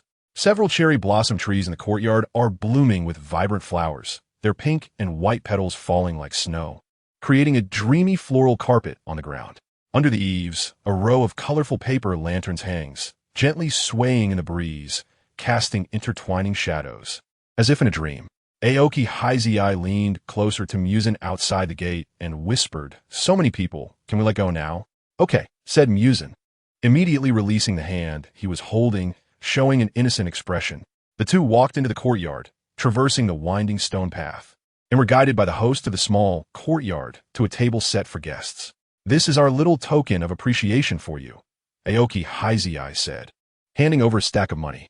The host politely accepted it, saying it was a gift from the guests, a blessing for the newlyweds, and there was no reason to refuse. Aoki Haizei also learned that the bride and groom had already completed their wedding ceremony earlier in the day, and now they were hosting the guests. It was no surprise he didn't know this, as customs vary greatly by region, making it hard to remember them all. Inside the courtyard, there were many tables of various sizes, and the staff were serving dish after dish of exquisite food. The family members, hand in hand with the bride in her wedding dress, stepped out and announced loudly, "Thank you all for taking time out of your busy schedules to attend my son's wedding." He took the woman's hand, introducing her as his son's wife, Miss Nako. Aoki Haizei and Muzan did not pay much attention to what was said afterward, each lost in their own thoughts. Suddenly, Muzan leaned into Aoki Haizei's ear and asked, "What did you mean by what you said yesterday?" Though he had guessed, he still wanted to hear Aoki Haizei say it, especially since their relationship had changed. Sorry," Aoki Haizei said, his gaze evasive, lowering his eyes, looking quite sad. Finally, as if he had thought of something, a certain determination emerged in his eyes. He assured, "Don't worry, I will help you. You won't be in any trouble." Those words completely eased Muzan's anxious heart, and he smiled slightly, saying, "All right, I understand. I trust you." Although Muzan needed Aoki Haizei's help with many things, he felt no embarrassment about it. As long as Aoki Haizei needed him, he would do his best to help. Just because he didn't need him now didn't mean he wouldn't in the future. Muzan had already guessed that one day he might die, which is why Aoki Haizei had suddenly said such things. However, since he had said he wouldn't be in trouble, Muzan was willing to believe him. Because he understood Aoki Haizei, he wouldn't easily promise things he couldn't fulfill. "Do you think there will be a day when we can also hold a wedding? If that day comes, it must be a grand one." Muzan rested his head on his hand, tilting it to look at Aoki Haizei, imagining with longing. Aoki Haizei looked at the large dining table, where Muzan stood out like a crane among chickens, reached out to shake his head, and whispered, "Don't do that. It's too conspicuous. Can we talk about it later? For now, let's enjoy the happiness of the wedding banquet, okay?" "All right," Muzan wanted to say more, but seeing Aoki Haizei's warning gaze, he opened his mouth but ultimately said nothing. As the wedding banquet was about to end, Muzan, who had been acting like a normal person for a long time, stubbornly said, "Can you tell me what happened last night?" Aoki Haizei looked at Muzan's shining eyes. They say things come in threes, and since Muzan had asked so many times, now that the banquet was ending, he could no longer find an excuse to evade. Blushing, he lowered his head and fiddled with his fingers, giving a soft emem. Although the voice was very quiet, Muzan certainly heard it and excitedly whispered, "That's great. I'm so happy, really happy." Afraid of being scolded by Aoki Haizei for drawing attention, Muzan deliberately lowered his voice so that only Aoki Haizei could hear him. After a while, the guests began to leave one by one, and Aoki Haizei and Muzan also departed. When they reached the gate of the courtyard, Aoki Haizei turned back to look at the couple, noticing that a little boy had appeared beside the bride, a very cute child. This inevitably reminded him of Muzan's childhood, when he was like a stubborn and lovable little kitten, although he still is now. "What's wrong?" Muzan looked at Aoki Terahiko with a puzzled expression. Aoki Terahiko turned his head. "It's nothing. Let's go back." As soon as he finished speaking, his expression froze because he remembered what he had just promised Muzan at the dining table. No matter how you look at it, it's really embarrassing. The words once spoken cannot be taken back, and upon returning to the room arranged for them at the clinic, Muzan impatiently said, "I'll go wash up first. Please hurry." Then he blew into Aoki Terahiko's ear, his voice filled with temptation. Madam, seeing Aoki Terahiko's naive reaction, Muzan left satisfied. Sure enough, the methods mentioned in the storybook are very effective. This guy, when did he become so skilled? Aoki Terahiko covered his flushed face, feeling embarrassed and with a hint of anticipation as he went to wash up. "Rest assured, leave it to me." Huff Muzan embraced the beauty who had just finished washing up, their skin touching, and he rubbed his chin on his shoulder. Aoki Terahiko was at a loss, only able to passively accept Muzan's invitation. The next day, Aoki Terahiko looked at Muzan, who was staring at him with an aggressive gaze at the bedside. His hand under the blanket rested on his waist, and he instantly felt a surge of anger. I told you to stop, and you're still here. How come I never noticed before that you have such good stamina?" As he spoke, he felt a strong sense of gritting his teeth. "I still have stamina now," Muzan said warmly. Bang! As soon as he finished speaking, he was kicked off the bed by Aoki Terahiko.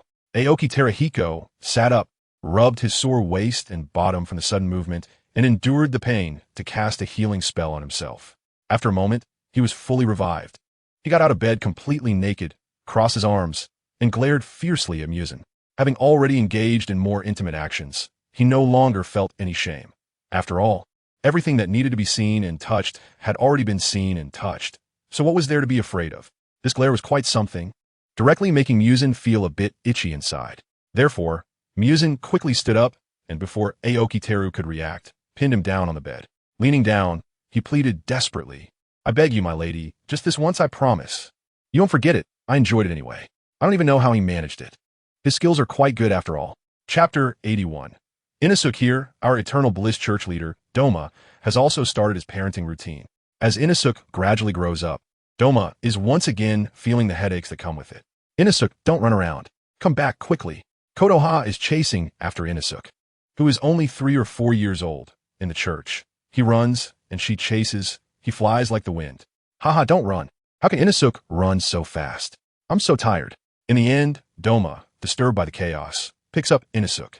Anyone with a mischievous, energetic, and loud child nearby would struggle to cope. Hey, let go of me, let go. I will not submit to you. I don't agree. Little Inosuke keeps wriggling his body, trying to escape from Doma's grasp, while showing a stubborn little expression, defiantly glaring at Doma. In recent years, Inosuke hasn't learned anything and has only picked up the habit of shouting Baba every day. To address this, Tamayo gathered around 200 people from the entire school, trying to find out who had led Inosuke astray. In the end, they couldn't identify the culprit, and the matter was left unresolved. Also, Inosuke grew up in an unusual way. Everyone else ate the same, but he seemed like an anomaly, with a physique that didn't resemble that of a child. Those who didn't know him might even think he was a demon. Of course, Inosuke does have his merits, one of which is that he is favored by women. Many of the female students in the school would do anything just to see Inosuke smile whenever they encountered him. This matter left Doma completely perplexed, unable to understand their strange behavior. It wasn't until he heard the female cultists say that Inosuke was so cute, so beautiful, and that they liked him so much that Doma finally understood everything. Doma lifted Inosuke to meet his gaze at eye level, smiling on the surface. But inwardly, he was already seething with anger. Inosuke had performed well today, so how should he be punished? As for what Inosuke said later, it wasn't the first time Doma had heard it, but he just didn't understand its meaning, so he simply ignored it. Inosuke's expression suddenly froze, glaring at Doma in anger. And then he struggled even harder, his little mouth coming closer to Doma's arm. Well, with this little trick, Doma couldn't possibly have not noticed. He simply stood there, using his height advantage, stretching out his arms so that Inosuke couldn't bite him. At this moment, the late-coming Kotoha looked gratefully at Doma. Then her little face turned red as she shyly said, "Master Doma, Inosuke has caused you trouble again. Please let me take care of him."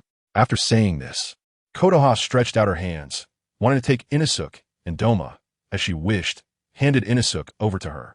"It's nothing, but Miss Kotoha should also teach Inosuke well," Doma said with a kind smile. Inosuke, scared, curled up in Kotoha's arms, turning away from Doma and making a face in the dark. Luckily, Doma couldn't see through. Otherwise, upon seeing Inosuke like this, he would surely have to give him special attention in the future. "All right, I'll go teach Inosuke right now." After saying that, Kotoha awkwardly ran away.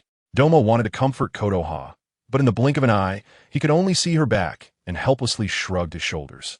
Kotoha, holding Inosuke, ran all the way back to her room. "Inosuke," she placed Inosuke on the ground and said with a serious face, "What on earth is wrong with you? Why do you always disturb Master Doma?" Inosuke puffed up his cheeks, disregarding Kotoha's lecture, and with a huff, turned his head to the side. "Mom, I don't want a dad. I only need Mom. That's enough." Kotoha's face turned red with anger at Inosuke's words, and she said earnestly, "What are you thinking? Do you really think Master Doma would become your father, which is why you always disturb him? How could you think that? Who told you?" She and Doma hadn't even started anything. Where did Inosuke hear about this? Inosuke covered his ears and shook his head wildly. I can't hear. Don't think he is too young to know anything. Inosuke has seen the pictures in his mom's diary. Even if he can't read, he can still understand the drawings, which clearly depicted that big bad guy Doma. The big bad guy who always won't let go of him. At this moment, Inosuke still didn't realize that Doma was simply annoyed by him. After angrily finishing his words, Inosuke ignored Kotoha and ran into the room to find his good buddy.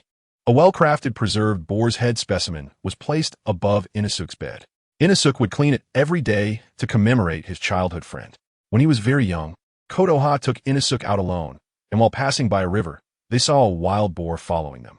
Kotoha was quite frightened by the wild boar and kept holding Inosuke to leave, but Inosuke seemed to have some kind of connection with the wild boar, babbling nonstop. All right, Inosuke, Mommy knows you want to eat pork. Tomorrow Mom will bring some helpers to catch this pig.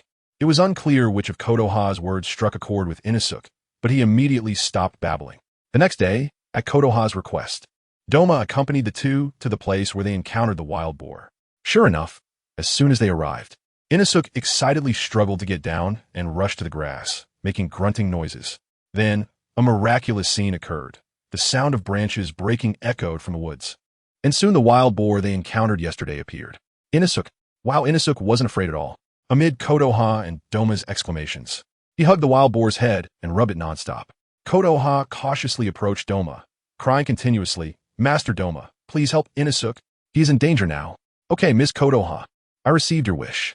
Doma said this on the surface, but inwardly he was unconvinced, because, from any perspective, it was obvious that Inosuke was getting along quite well with that wild boar.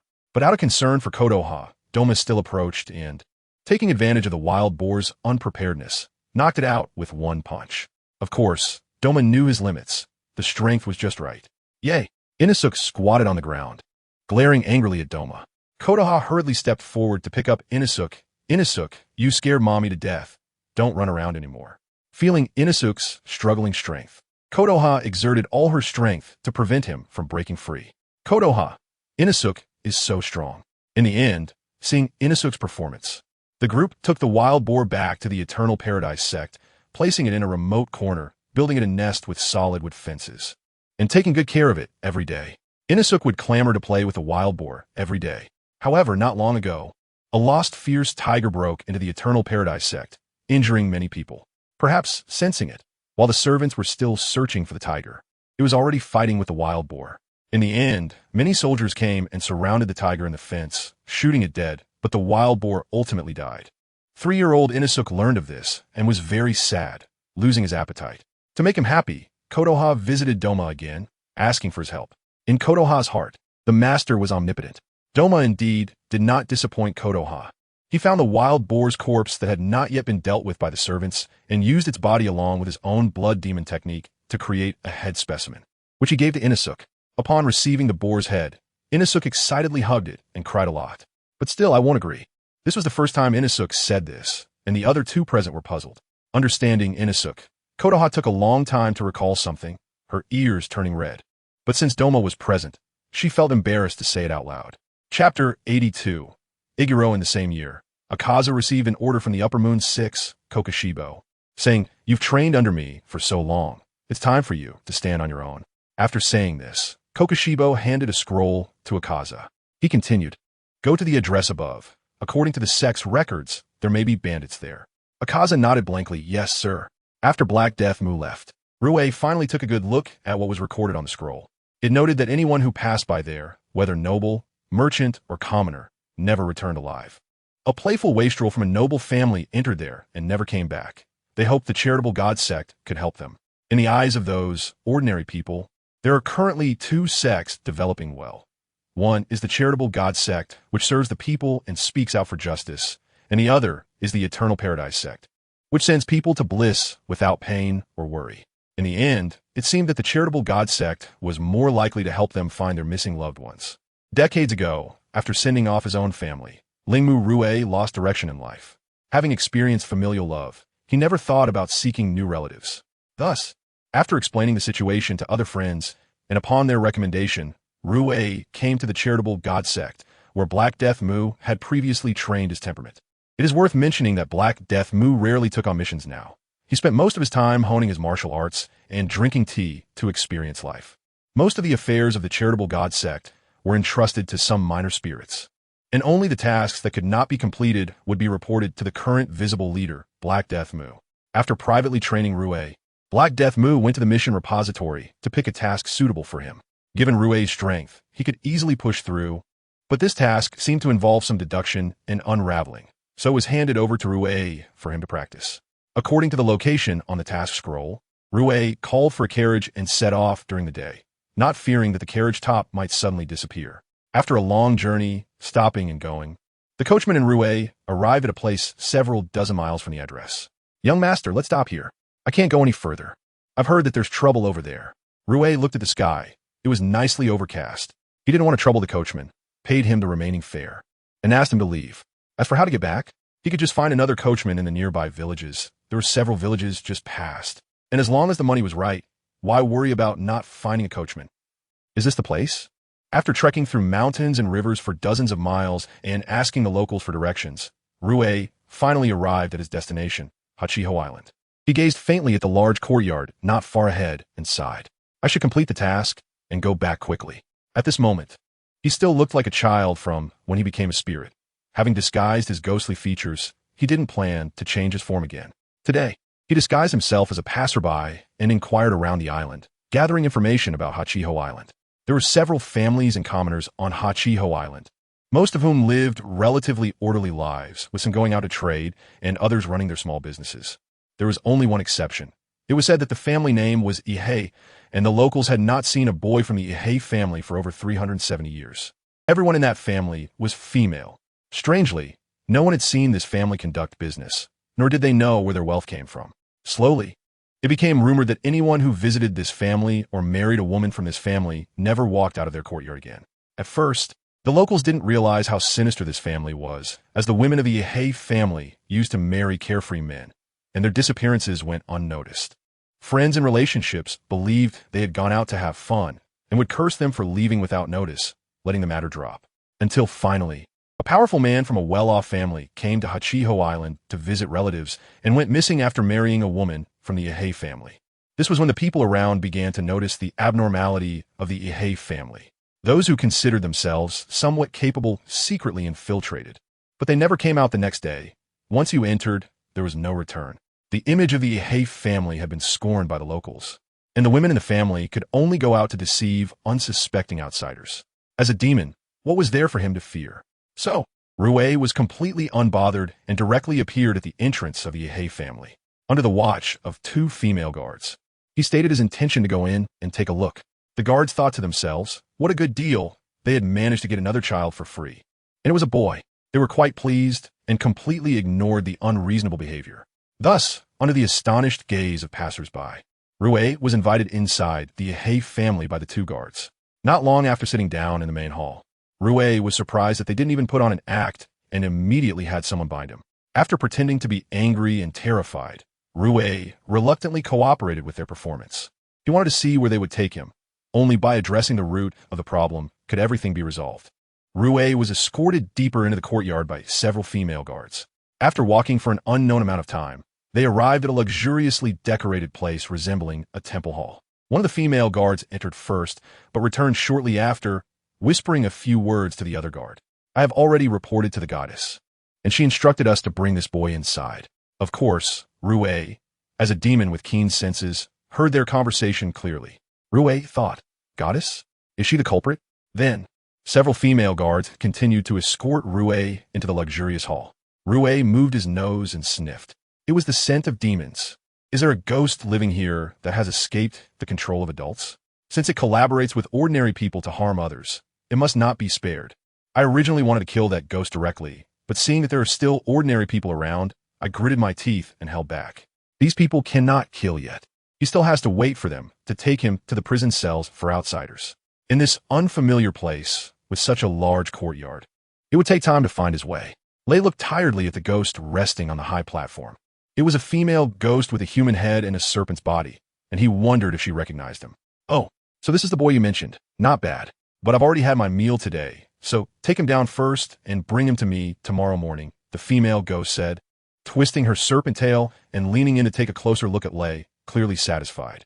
It was obvious she did not recognize Lei as one of the 12 ghosts of the month. Just like that, Lei was escorted by a group of people into the prison. As they passed by various cells, Lei saw many children, elderly people, and young men imprisoned. After the guards left, Lei climbed to the edge of the cell bars to observe his surroundings.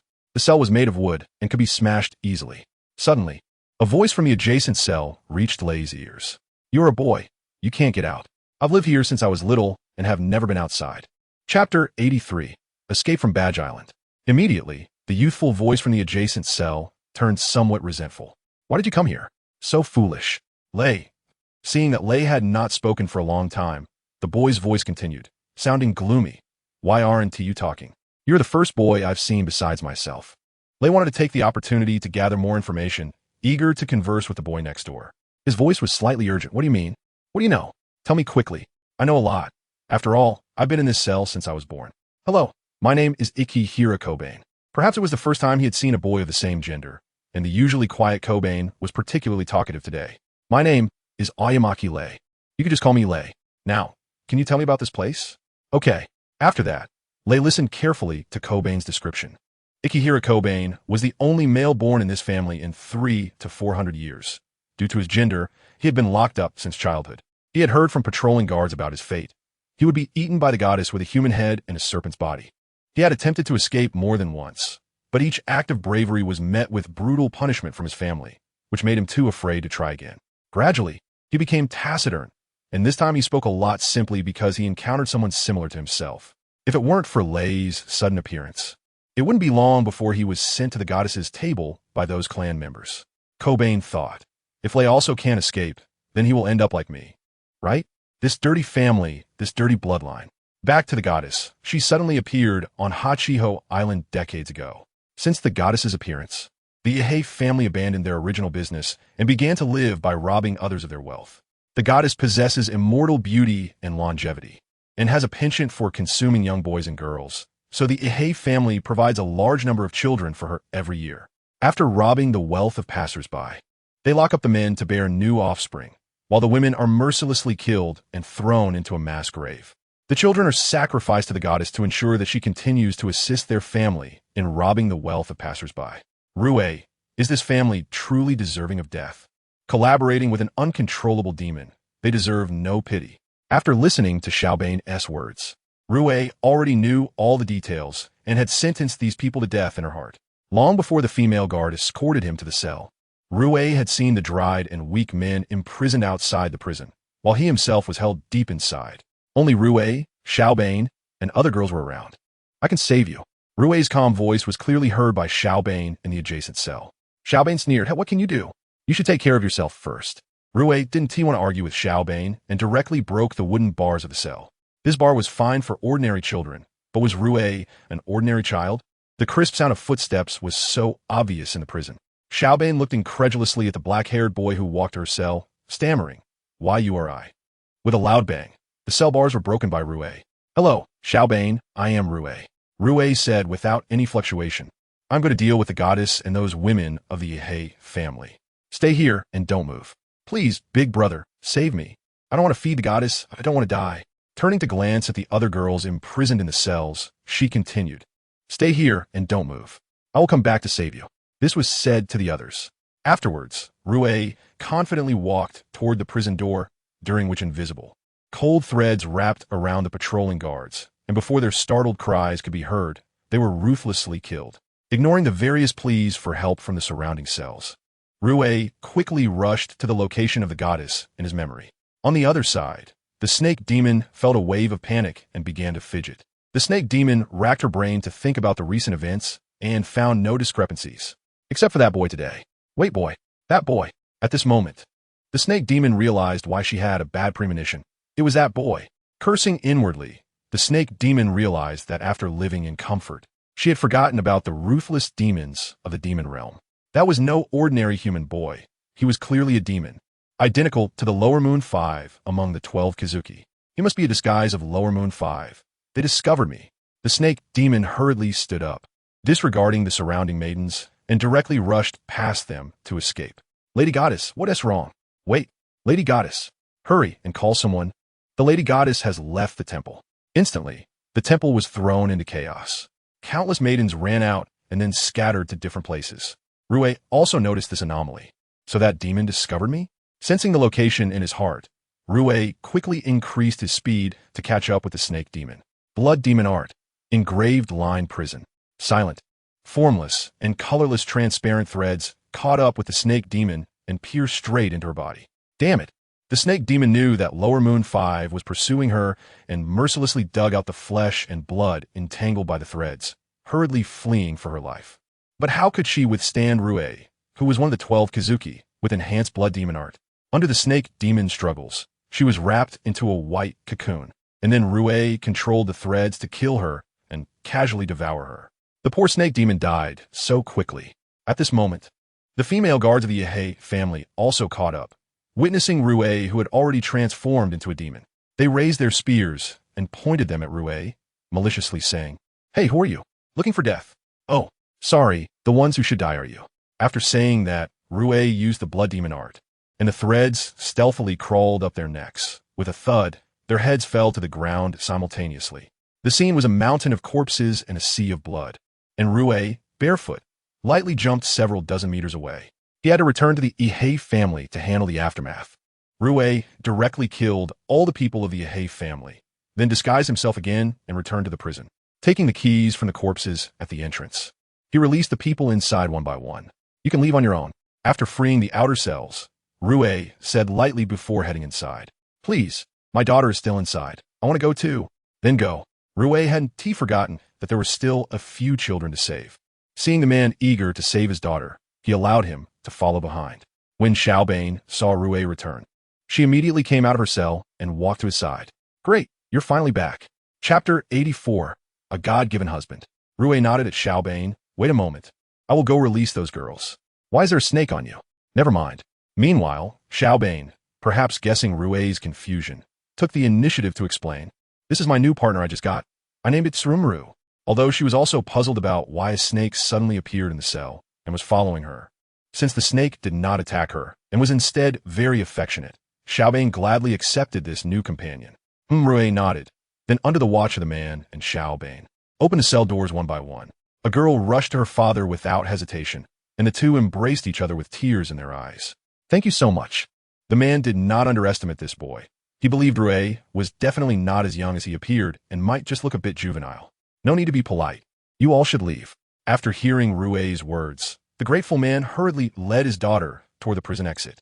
Rue helplessly looked at the other children, unsure of what to do. "In any case, you all come with me first. I'll see if there is anyone nearby who can adopt you." He didn't plan to adopt them. It was already good enough that he could save them. "What about your parents?" Several little girls spoke up, sharing their experiences. Some had parents who had died, while others, like Xiaobane, were born into the Yehei family. Bringing a few of them to the prison door, he saw that several adults hadn't left yet. "Why aren't you leaving?" Rue asked them curiously. My child and wife are dead. I have no family left. Living is meaningless." Before he could finish his sentence, Rue pushed the little girl behind him. "You have no child, and she has no father. So, can you adopt her? Start anew." "Okay." The man looked at the girl with tearful eyes, and for some reason, he agreed. After that, he responded one by one to the other men's words, successfully helping several girls find new families and resolving a major issue. "Besides that, what else do you want? Don't follow me." He walked step by step on the road, leaving Hachiho Island, with Yehei Kobane following behind him. Kobane stubbornly said, "No, you're amazing. I want to follow you. That way, I won't be hurt by bad people anymore." Perhaps he felt a bit reluctant to just abandon Kobane. Otherwise, with his speed, he could easily shake her off. However, he was already planning in his mind how to find a good family for Kobane. After all, he was a demon, and Kobane couldn't always follow him, right? Because he had delayed some time with the Yehei family, it was already evening. So, he took Kobane, who was following him, to a nearby village willing to drive them back. The two left together. "We can't go back directly now. We need to find him a good family first." With this thought, he instructed the coachman to stop at the nearest large town. It wasn't long before they arrived, and by the time they got off the carriage, it was already late at night. Thus, after handing the fare to the coachman, he took Kobane to find a nearby inn to stay. He booked 2 rooms and, for the first time, acted like a caregiver, seriously saying to her, "You should sleep quickly. I'm in the next room. I won't leave you." He added at the end, "You must not leave me." Under Kobane's scrutinizing gaze, he repeatedly assured her that he would never do so before successfully returning to his own room. He wouldn't leave her now, but who could say for sure later? After confirming that Kobane was sound asleep, he climbed out the window, ready to find a good family for her. After all the hustle and bustle, Kobane was exhausted, and after checking the door a few times to see if he was still there, she finally fell asleep peacefully, unaware that he was already on his way to find her a good family. This one won't do. They're too poor. This one won't work either. There are too many relatives. This one won't work. The family members have bad personalities. This one? Wait, this one is good. At this moment, in a spacious courtyard, a girl with 2 pink-green twisted pigtails and 2 black moles under her eyes is being held by her father. She declares, "I won't be unwanted. I will definitely find a husband." Lying in the grass like a thief, Lei eavesdrops on their conversation. Great, the family is wealthy. The parents have good personalities. There's only one girl, and she wants a husband. This completely fits the living environment for Xiaoba and EI in the future. So, Lei decides to take action and runs to the inn, carefully picking up the sleeping Ihei Xiaoba and EI. Shill. During this time, D1 even clicked his tongue at him, but was intimidated by a glare from Lei. Then, he arrives at that household and mercilessly drops him and the snake off before turning to leave. Of course, he is not completely heartless. He plans to observe for a few more days, and if Xiaoba and EI adapts well, he will leave without worries. Oh no! After the woman finishes tidying up, she's about to go back inside to sleep when she sees a little boy lying in her yard. A snake is wrapped around the boy's neck. How can that not be terrifying? What happened, dear? Mom? Hearing the exclamations, the big and small figures rush out to check, only to see Xiaoba and EI lying on the ground, slowly waking up. The noise was so loud that even the deepest sleeper would be awakened. Cobain propped himself up with one hand on the ground and supported his head with the other. The cold touch of the weeds brushing against his hand immediately jolted him awake. Looking at the scene before him, Cobain instantly understood everything. Didn't they say they wouldn't leave me? I hate you so much. On the other side, the 2 people watched the crying Cobain, feeling helpless. Only one person was different. Mitsuri Kanroji, unafraid, boldly walked toward Cobain and reached out her hand. "Hello, are you the husband granted to me by the gods?" She felt that way in her heart. Just after her father had said she might not find a husband when she grew up, a peer appeared right here. A husband sent by heaven. Huh? No. Why is this girl so forward? Cobain quickly waved his hand, his face flushed with embarrassment. Mitsuri, on the other hand, looked excitedly at her father, mother, and Cobain, exclaiming, "That's great. I have a husband. Mom and Dad, this is my husband." Saying this, Mitsuri pointed at Cobain. "I have a husband now, that's wonderful." Compared to Mitsuri's excitement, her parents felt awkward. "Mitsuri, you shouldn't say that." Her father was the first to reprimand her. Her mother nodded in agreement. No. The tactic of throwing a tantrum works on any parents who love their child, and out of concern for Mitsuri, the couple decided to take in this child. "Child, what is your name? Do you want to live with us?" He appeared here alone. His parents must be. So I don't know which kind-hearted person brought him here. It seems everyone has a good impression of our family. My name is Ihei Cobain. Chapter 85. The new generation of man walks side by side with 3 women, their footsteps leaving shallow marks on the winding path, eventually stopping in front of a small house. Surrounded by dense, impenetrable woods, sunlight filtered through layers of leaves, casting scattered light spots. The houses were arranged neatly in the clearing, with a few heads occasionally poking out to observe the sudden strangers. Ah, another newcomer has arrived. That's great. We have successors for the Demon Slayer Corps. Recently, there have been many newcomers. The young people who had been waving their swords in the clearing also stopped their movements, turned their heads, and whispered to each other. "Honey, is this going to be our new home?" The man slightly tilted his head, looking at the roof embraced by green leaves, his eyes filled with curiosity and anticipation. The 3 women softly conversed, breaking the momentary silence. "Yes, Lord Tenjin. This is the Demon Slayer Corps. By the way, you might not know what demons are. We just found out too." After that, the 3 of them began to express their views on demons. Tenjin Yuzui's face showed an expression of disbelief, his mouth slightly agape, as if he wanted to say something. Demons? Are there really such despicable things in this world? This kind of thing shouldn't exist in the world, just like that family. As long as we kill those demons, we can atone for the sins committed by the family, right? That's right, atonement. The reason Ubuyashiki Tenjin agreed to join the Demon Slayer Corps after his wives mentioned this matter is that he wanted to atone for the sins of the ninjas in his family who had killed ordinary people, and also to make amends for his father. Only by repaying the sins can he live peacefully with his wives. Lord Tenjin, ahead is the residence of Lord Ubuyashiki, and a member of the Demon Slayer Corps who recommended us is inside. Lord Ubuyashiki invited us over, so let's go in. Hinetsuru reminded everyone appropriately. "Why aren't you coming in? I've been waiting inside for a long time." A middle-aged man with red-yellow hair and sharp eyes, resembling an owl, pushed the door open and leaned against it, looking down at the 4 below. Huh, here we come, Flame Hashira. After saying that, Hinetsuru leaned close to Tengen's ear and whispered, "This is the person who recommended us. He's a Hashira of the Demon Slayer Corps and a very powerful person." Flame Hashira? What is a Hashira? The current Flame Hashira, Kaidro Rengoku, walked up to Ubuyashiki Tenjin and said loudly, "Let me tell you what a Hashira is. A Hashira is a pillar that stands tall, an honorary title given to the strongest swordsman in the Demon Slayer Corps." As he spoke, Rengoku patted Tenjin on the shoulder and encouraged him.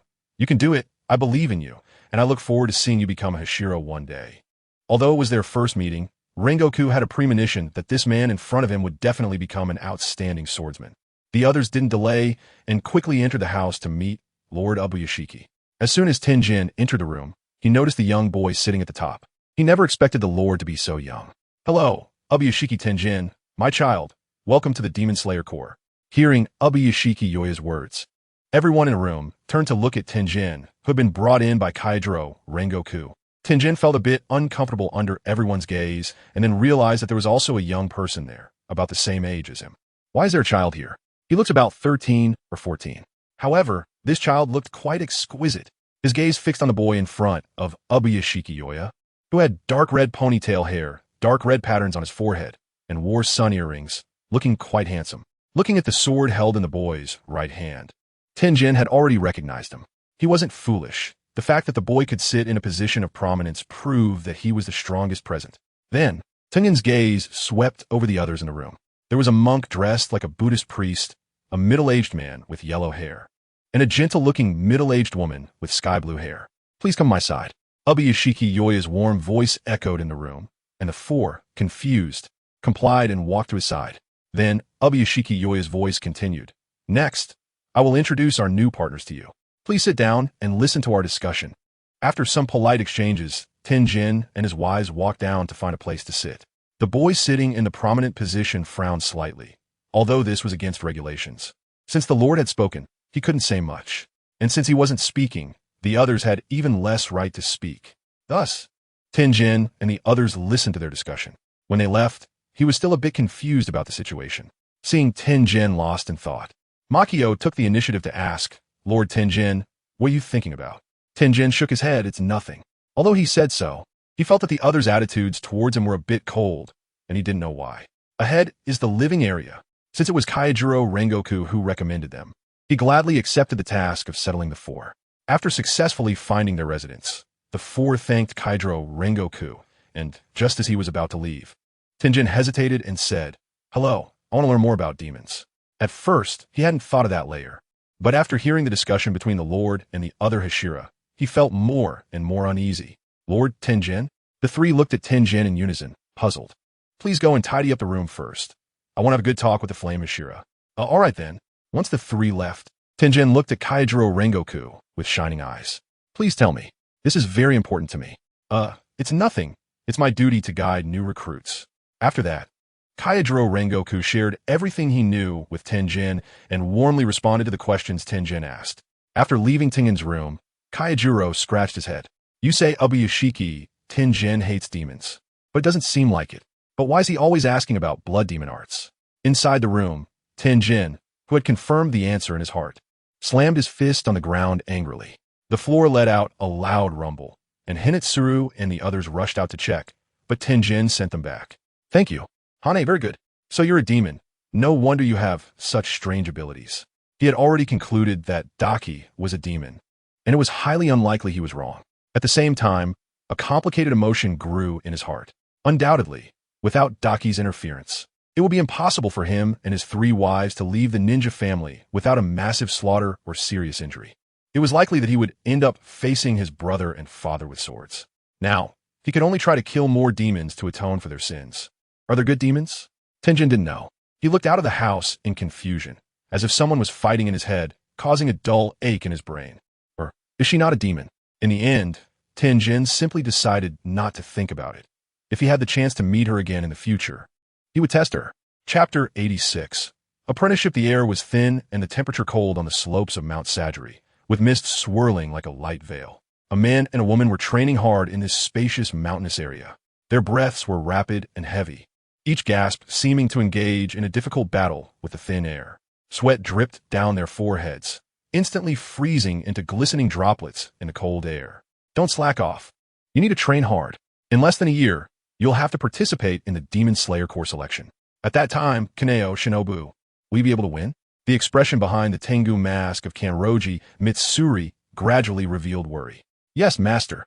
A boy with deep orange short hair and deep purple eyes, with a scar on his face, and a well-behaved black-haired girl responded in unison. Then, they trained even harder in their swordsmanship. Kaneo's muscles were tense, her gaze determined. Shinobu was equally unyielding, her posture light and resilient. Although she was weaker in physical strength as a girl, she still gritted her teeth and persevered. When Kanroji Mitsuri returned to the house, Shinobu said expressionlessly, "Master seems to have something on his mind." "Ha ha," Kaneo replied without blinking, swinging her sword as she spoke. "If Master doesn't tell us, there must be a reason for it. Now, we should continue practicing. This is how we can live up to our Master's expectations." With a magnificent slash, the wooden post in front of Zangtu was successfully split in half. After achieving the goal, Zangtu took a moment to rest, wiping the sweat from his forehead with one hand. It was unclear if he was talking to himself or speaking to Makoto. "I'm very grateful to my master. It was he who took in me, an orphan, and gave me the chance to become stronger. Therefore, whatever my master does has its reasoning, and all I need to do is keep swinging my sword." Upon hearing this, Makoto, who had been expressionless, revealed a faint smile. "Yes, it is because of my master that I have a home. I will keep moving forward and not disappoint my master's expectations." After this brief exchange, the two resumed their rigorous training. Their strong will and relentless effort were shining brightly under the sun. Time quickly passed, and night fell. Inside the room, a dim yellow oil lamp emitted a weak yet warm glow, illuminating the small space. They sat around a simple wooden table, their bodies slightly fatigued from a day of intense training, but their faces were filled with happy smiles. "Come and eat." Rinryu Sakanji placed the prepared dinner on the wooden table one by one. Perhaps they were extremely hungry, as the simple ingredients gave off an enticing aroma, steaming hot. Zangtu quickly brought his bowl closer and started eating ravenously, while Makoto, being a girl, took small bites to savor the dinner. "How was today's training?" "Master, everything is well." "All right, I will be going out tomorrow. You must not slack off." "Understood." Outside, it was silent, with only the occasional sound of the wind and rustling leaves. Inside, the three of them enjoyed their post-training rest time, eating and quietly conversing, occasionally sharing insights and understanding about swordsmanship and breathing techniques. The next day, I set off. "Don't worry, master. We will train hard." With Zangtu and Makoto waving goodbye, Rinryu Sakanji walked slowly down the mountain. This time, he went out mainly to collect some daily necessities from the mountain, as there wasn't much food left up there. It wasn't difficult to procure these items, and soon, Rinryu Zokunishi had bought everything and was preparing to head back with a large package on his back. On the way, he curiously looked at the crowded passage filled with people. As a trainer, he shouldn't interfere too much in ordinary people's affairs. But for some reason, he stopped in his tracks, turned to look inside, and could also hear the conversation between the two parties. "Please, let me join the swordsmanship dojo. I will work hard." A boy with short black hair stubbornly clutched the dojo master's clothing, his eyes filled with tears. Although the master tried hard to conceal his disdainful expression, he couldn't hide the emotions he was showing. "Child, let go first. Listen to me, this is not a game. Your sister will definitely not agree to this. Moreover, you really have no talent. Our swordsmanship dojo cannot afford someone like you." The master was nearly in tears. This child seemed to be out of his mind, insisting on learning swordsmanship. But his sister, who was his only family, disagreed. Finally, under the pressure of her brother's persistent pleas, the sister reluctantly agreed, saying that as long as there was a dojo willing to take him, she would allow him to learn swordsmanship. She probably also knew that with her brother's talent, no dojo would want him, so she felt safe letting him go out. Here, the nose of Kanroji Sakanasuk, hidden beneath the mask, sniffed forcefully, quickly capturing two completely opposite emotions. Kanroji Sakanasuk sensed the tenacious emotion emanating from the boy, which irresistibly tempted him to remain rooted in place. This spirit is very suitable for the Demon Slayer Corps, but he cannot involve ordinary people in their disputes with demons. "Well, why is no one willing to take me in? Am I really that bad?" The boy squatted helplessly on the ground, crying sadly. Suddenly, he caught a glimpse of the figure of Kanroji Mitsuri, who was wearing a knicker and blade. Is it a sword? Is he a swordsman? Since he encountered him at this moment, he couldn't give up. It must be fate for me to meet him, a master-disciple bond. The boy thought this and acted accordingly.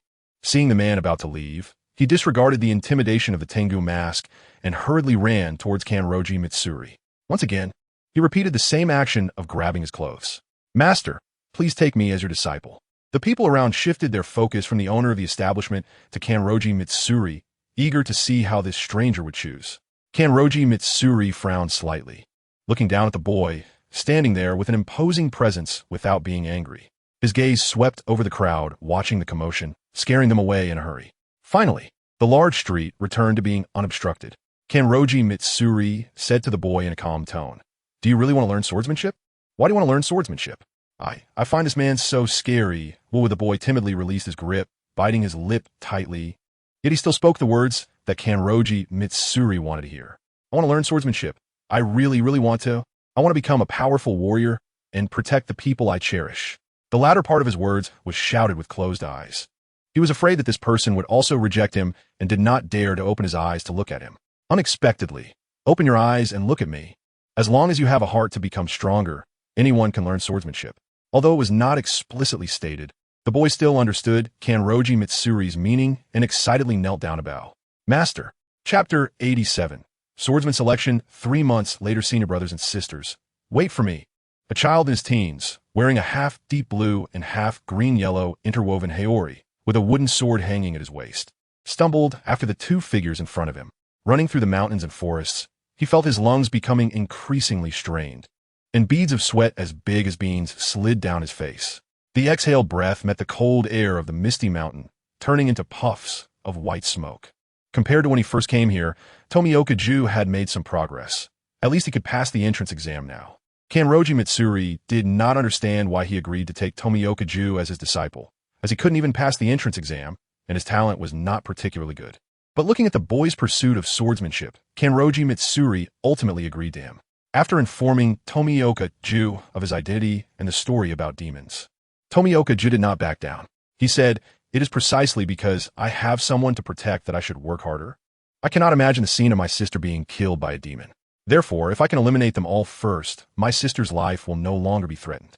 His posture was upright, his gaze firm as a torch, and his bright eyes sparkled with confidence. This bold declaration even moved Kanroji Mitsuri. Kanroji Mitsuri didn't know if he could stick with it, but still gave him a chance. As long as he could earn the recognition of Kaneo and Shinobu a year later, before the swordsman examination, then Kanroji Mitsuri was willing to continue teaching him. As for letting Tomioka Ju, who had only been training for a year, participate in the swordsman examination, what a joke. Kanroji Mitsuri planned to have Tomioka Ju participate in the next examination, of course, on the condition that he receive Kaneo and Shinobu's approval. If even those two didn't recognize the new junior, all of this would be meaningless. So, that day, Kanroji Mitsuri brought Tomioka Ju back to the Misty Mountains. "Kaneo, Shinobu, this is your junior brother." After that, Kanroji Mitsuri said to Tomioka Ju, "Tomioka Ju, only after receiving their approval will I agree to let you join the Demon Slayer Corps." "Huh, okay." Tomioka Ju politely bowed to the two, saying, "Hello, senior brother and senior sister. Please take care of me in the future." Kaneo and Shinobu smiled faintly and said, "Welcome, master. We'll take care of the training for the junior brother." After that, Tomioka Ju also understood that he could only go eliminate demons and join the Demon Slayer Corps after passing the assessments from his 2 senior brothers and sisters. Young and unaware of the hardships of training, Tomioka Ju was excited on the first day, but after just 1 day of exhaustion, he tearfully expressed his desire to go home. "If you can't even endure this much, you should just go back. You're not suited to be a demon slayer." Kaneo looked at him seriously, saying, "If you're still a man, get up and train." Saying this, Kaneo pointed his sword at Tomioka Ju. Beside them, Shinobu worriedly said, "Kaneo, isn't this a bit too harsh? Let's take it slow." Kaneo snorted coldly, sheathed his katana, turned around, and continued training, throwing a remark to Shinobu. "If you think so, then his training is up to you." "Senior brother, it's all because of me. I'm too useless. This training is simply impossible for a person to complete. I should just go home and accompany my sister." Tomioka Ju tearfully lamented, tears dropping one by one onto the ground. "Don't cry, since you've chosen this path. Please work hard and continue on it." Shinobu took out a handkerchief from somewhere, crouched down, and gently wiped the water stains off Tomioka Ju's face. "Let us talk. I heard from a master that you learned swordsmanship to protect your family." What? During their lengthy conversation, Shinobu somehow helped Tomioka Ju regain his confidence. Shinobu brushed off the dust, stood up, and looked into the distance, saying, "Actually, Kaneo is a really good person. He is doing this for your own good. If you keep wavering like this, how will you become a demon slayer in the future? If you really don't want to know, no, I want to become a demon slayer." Tomioka Ju gritted his teeth, showing a stubborn expression. He had a premonition that if he gave up here, he would definitely regret it later. A mysterious force was pushing him to keep moving forward. I'm so tired, I can't do it. I must persevere. Tomioka Ju stopped to catch his breath for a moment and continued to train with his senior brothers and sisters. Thus, the three figures quickly ran through the forest, dodging obstacles, with a slightly inexperienced figure following not far behind. The three maintained this delicate balance. Finally, after an unknown amount of time, the sun began to set, and they arrived at their lodging at dusk. If it weren't for waiting for Tomioka Ju, Kaneo, and Shinobu would have already descended the mountain. The delicate balance they maintained was also intentional, just to ensure Tomioka Ju wouldn't fall behind. "You did great, Ju. You persevered for another day." Shinobu smiled gently at Tomioka Ju. Kaneo also came up and patted Tomioka Ju on the shoulder, saying, "Now you look like a man." Not far away at the doorway, Kanroji Mitsuri watched the harmonious scene of the three and was very pleased. "You all come eat." The three turned around and shouted together at Kanroji Mitsuri. "Coming. Soon." Time flew by, and several months passed. In these past few months, Tomioka Ju has successfully gained the recognition of Kanroji Mitsuri and Shinobu Kocho through his hard work and has passed their tests. Tomioka Ju's once soft palms are now covered in thick calluses, the marks left from countless sword swings. His fair skin has also darkened due to prolonged exposure to the sun day after day. At this moment, they are sitting at the dining table, enjoying dinner while discussing the upcoming selection of swordsmen for the Demon Slayer Corps in a few days. "Master, can I really not go? I want to participate," Tomioka Ju said with a heavy expression, looking disappointedly at the others. Kaneo Sayuri shook his head. This is not a game. Moreover, there are still a few demons trapped there. They are some of the few demons that the Demon Slayer Corps has managed to capture in recent years. Originally, the selection of swordsmen did not require killing demons, but in recent years, the frequency of demon appearances has increased, and they have included demon extermination as part of the assessment. To that end, they have planted numerous wisteria trees on the slopes of Fujikase Mountain, trapping the captured demons at the mountain's peak. "No, Master, please let me go. I will be with my senior brothers and sisters. I won't be in any danger." Tomioka Ju, the evaluators are randomly distributed throughout the mountain. You might die before you even encounter Kanroji or Shinobu. "Master, I can do it. My water-breathing practice is excellent, and my swordsmanship has improved greatly." At this moment, the usually silent Kanroji Mitsuri spoke up. "Master, let him try. I will remember the direction he goes and find him as soon as possible. I won't let anything happen to him." Chapter 88, Selection Assessment Master. What Kanroji says makes sense. Ju has really worked hard. Even if he cannot kill demons, he is capable of protecting himself, Shinobu added. Kaneo Tsuyuri put down his chopsticks with a long sigh. After the three of them pleaded earnestly, he finally agreed to Tomioka Ju's request.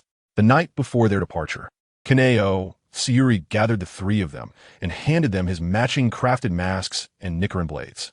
"This is an evil-repelling mask. I've cast a spell on it to protect you from calamity. Take it." The three accepted the masks, bowing their heads to examine them.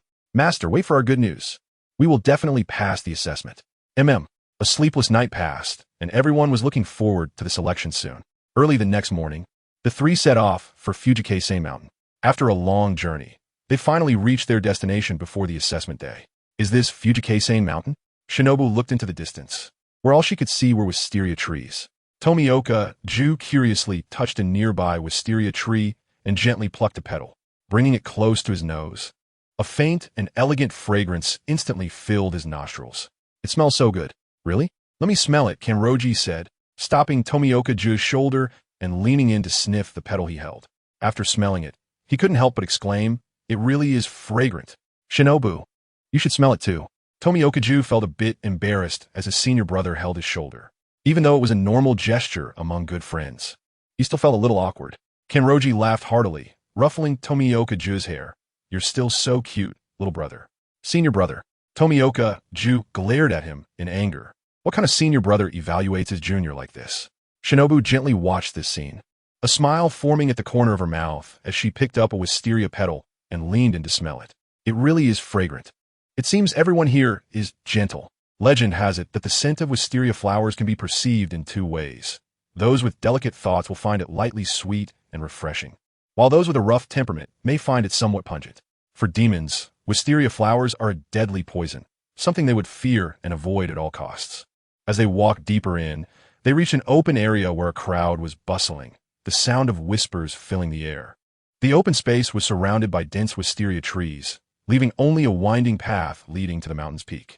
Suddenly, a young man with a condition in his right eye appeared at the only path, accompanied by a stunning beauty. He stood tall with a gentle face, exuding an aura of kindness.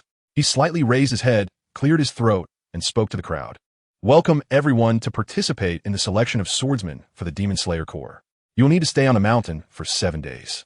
Those who return here in 7 days will be able to join the Demon Slayer Corps and become swordsmen. During this time, the path to the peak will be sealed. Demons above cannot come down, and people below cannot go up. His voice was not loud, yet it clearly reached everyone's ears. In an instant, the previously noisy crowd fell into a brief silence, before erupting into even more intense discussions. Senior brother, who is that?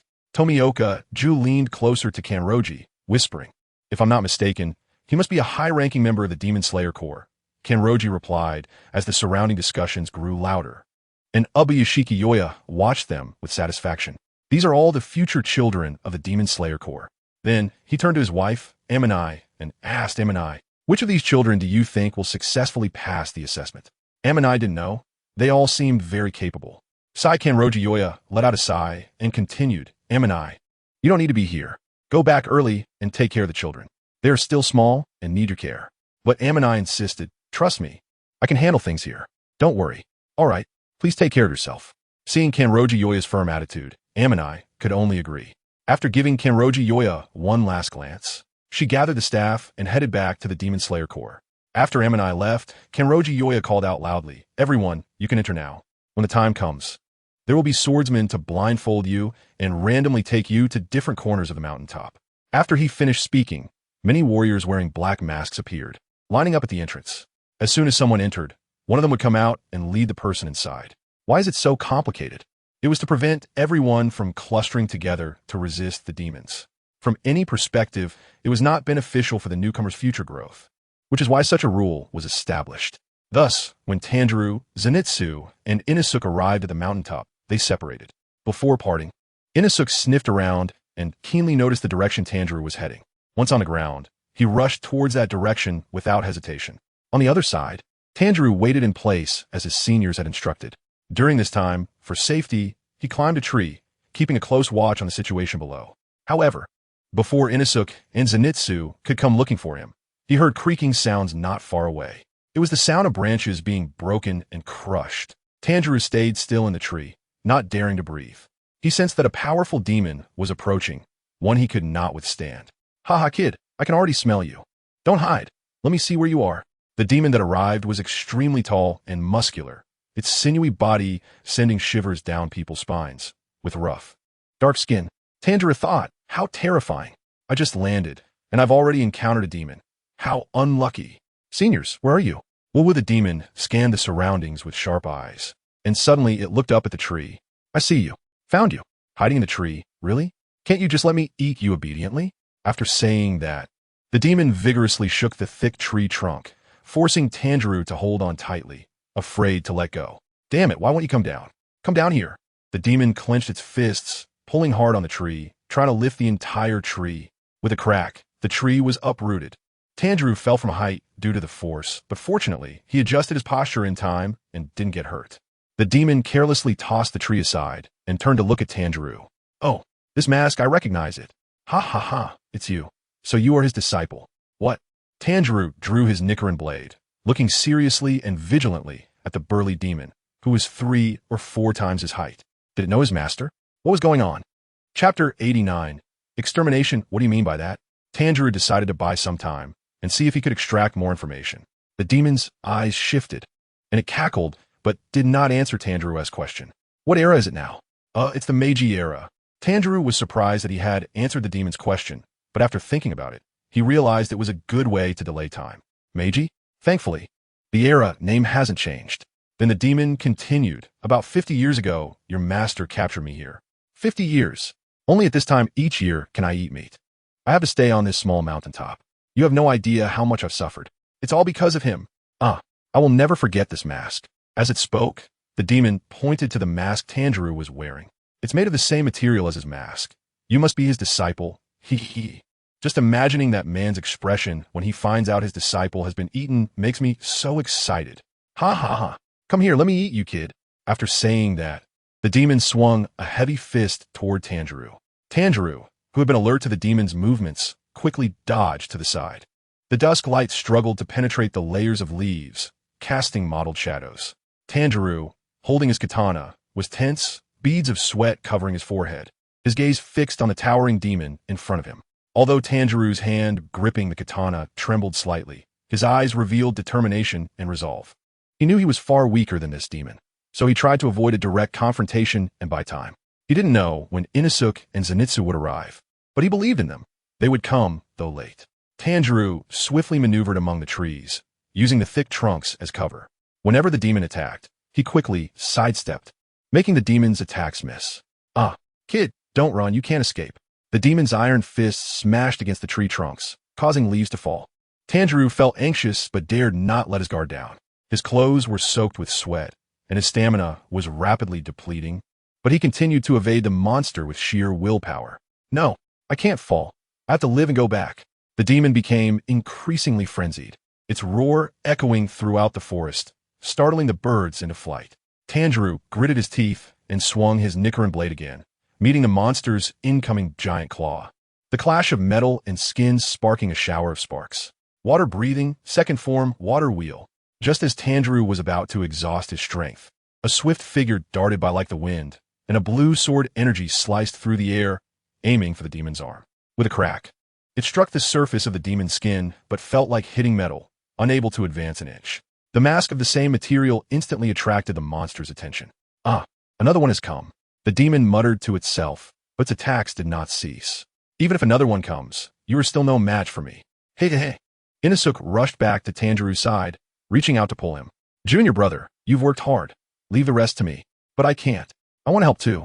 Seeing Tanjiro's firm attitude and determined gaze, Inosuke reluctantly said, All right, then assist me in the attack. Yes, I absolutely cannot hold back my senior brother. While the two were discussing, the evil spirit also stopped its self-talk and launched a heavy attack on the two.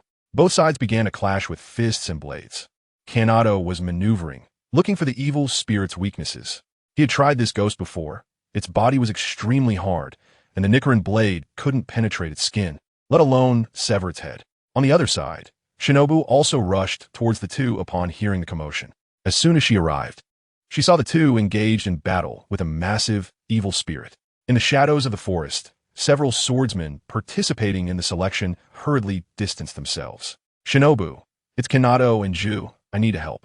So, Shinobu drew her Nickerin blade, used the attack technique she had learned, and joined the fight, aiming for an opportunity to attack the evil spirit. Another one is here. Hee, your blades won't be able to cut off my head. Give up, and let me eat you obediently. Kanado and Ju were overjoyed to see her arrival and quickly informed Shinobu of the situation. This demon has very hard skin. Be careful. Shinobu nodded, understanding. Seeing this, Ju took a deep breath and rejoined the battle, forming a pincer attack with Kanado and Shinobu.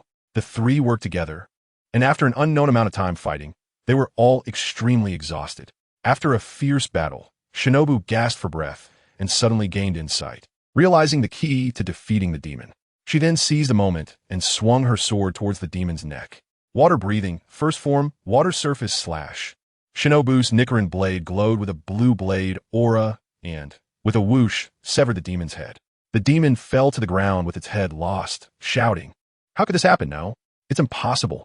No matter how powerful the demon's cries were, as time passed, its voice and body gradually turned to nothingness until it disappeared.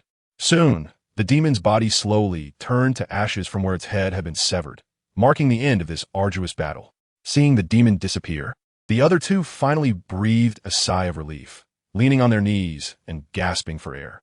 Afterward, Shinobu suggested going to help the other selection members, and the two agreed gladly.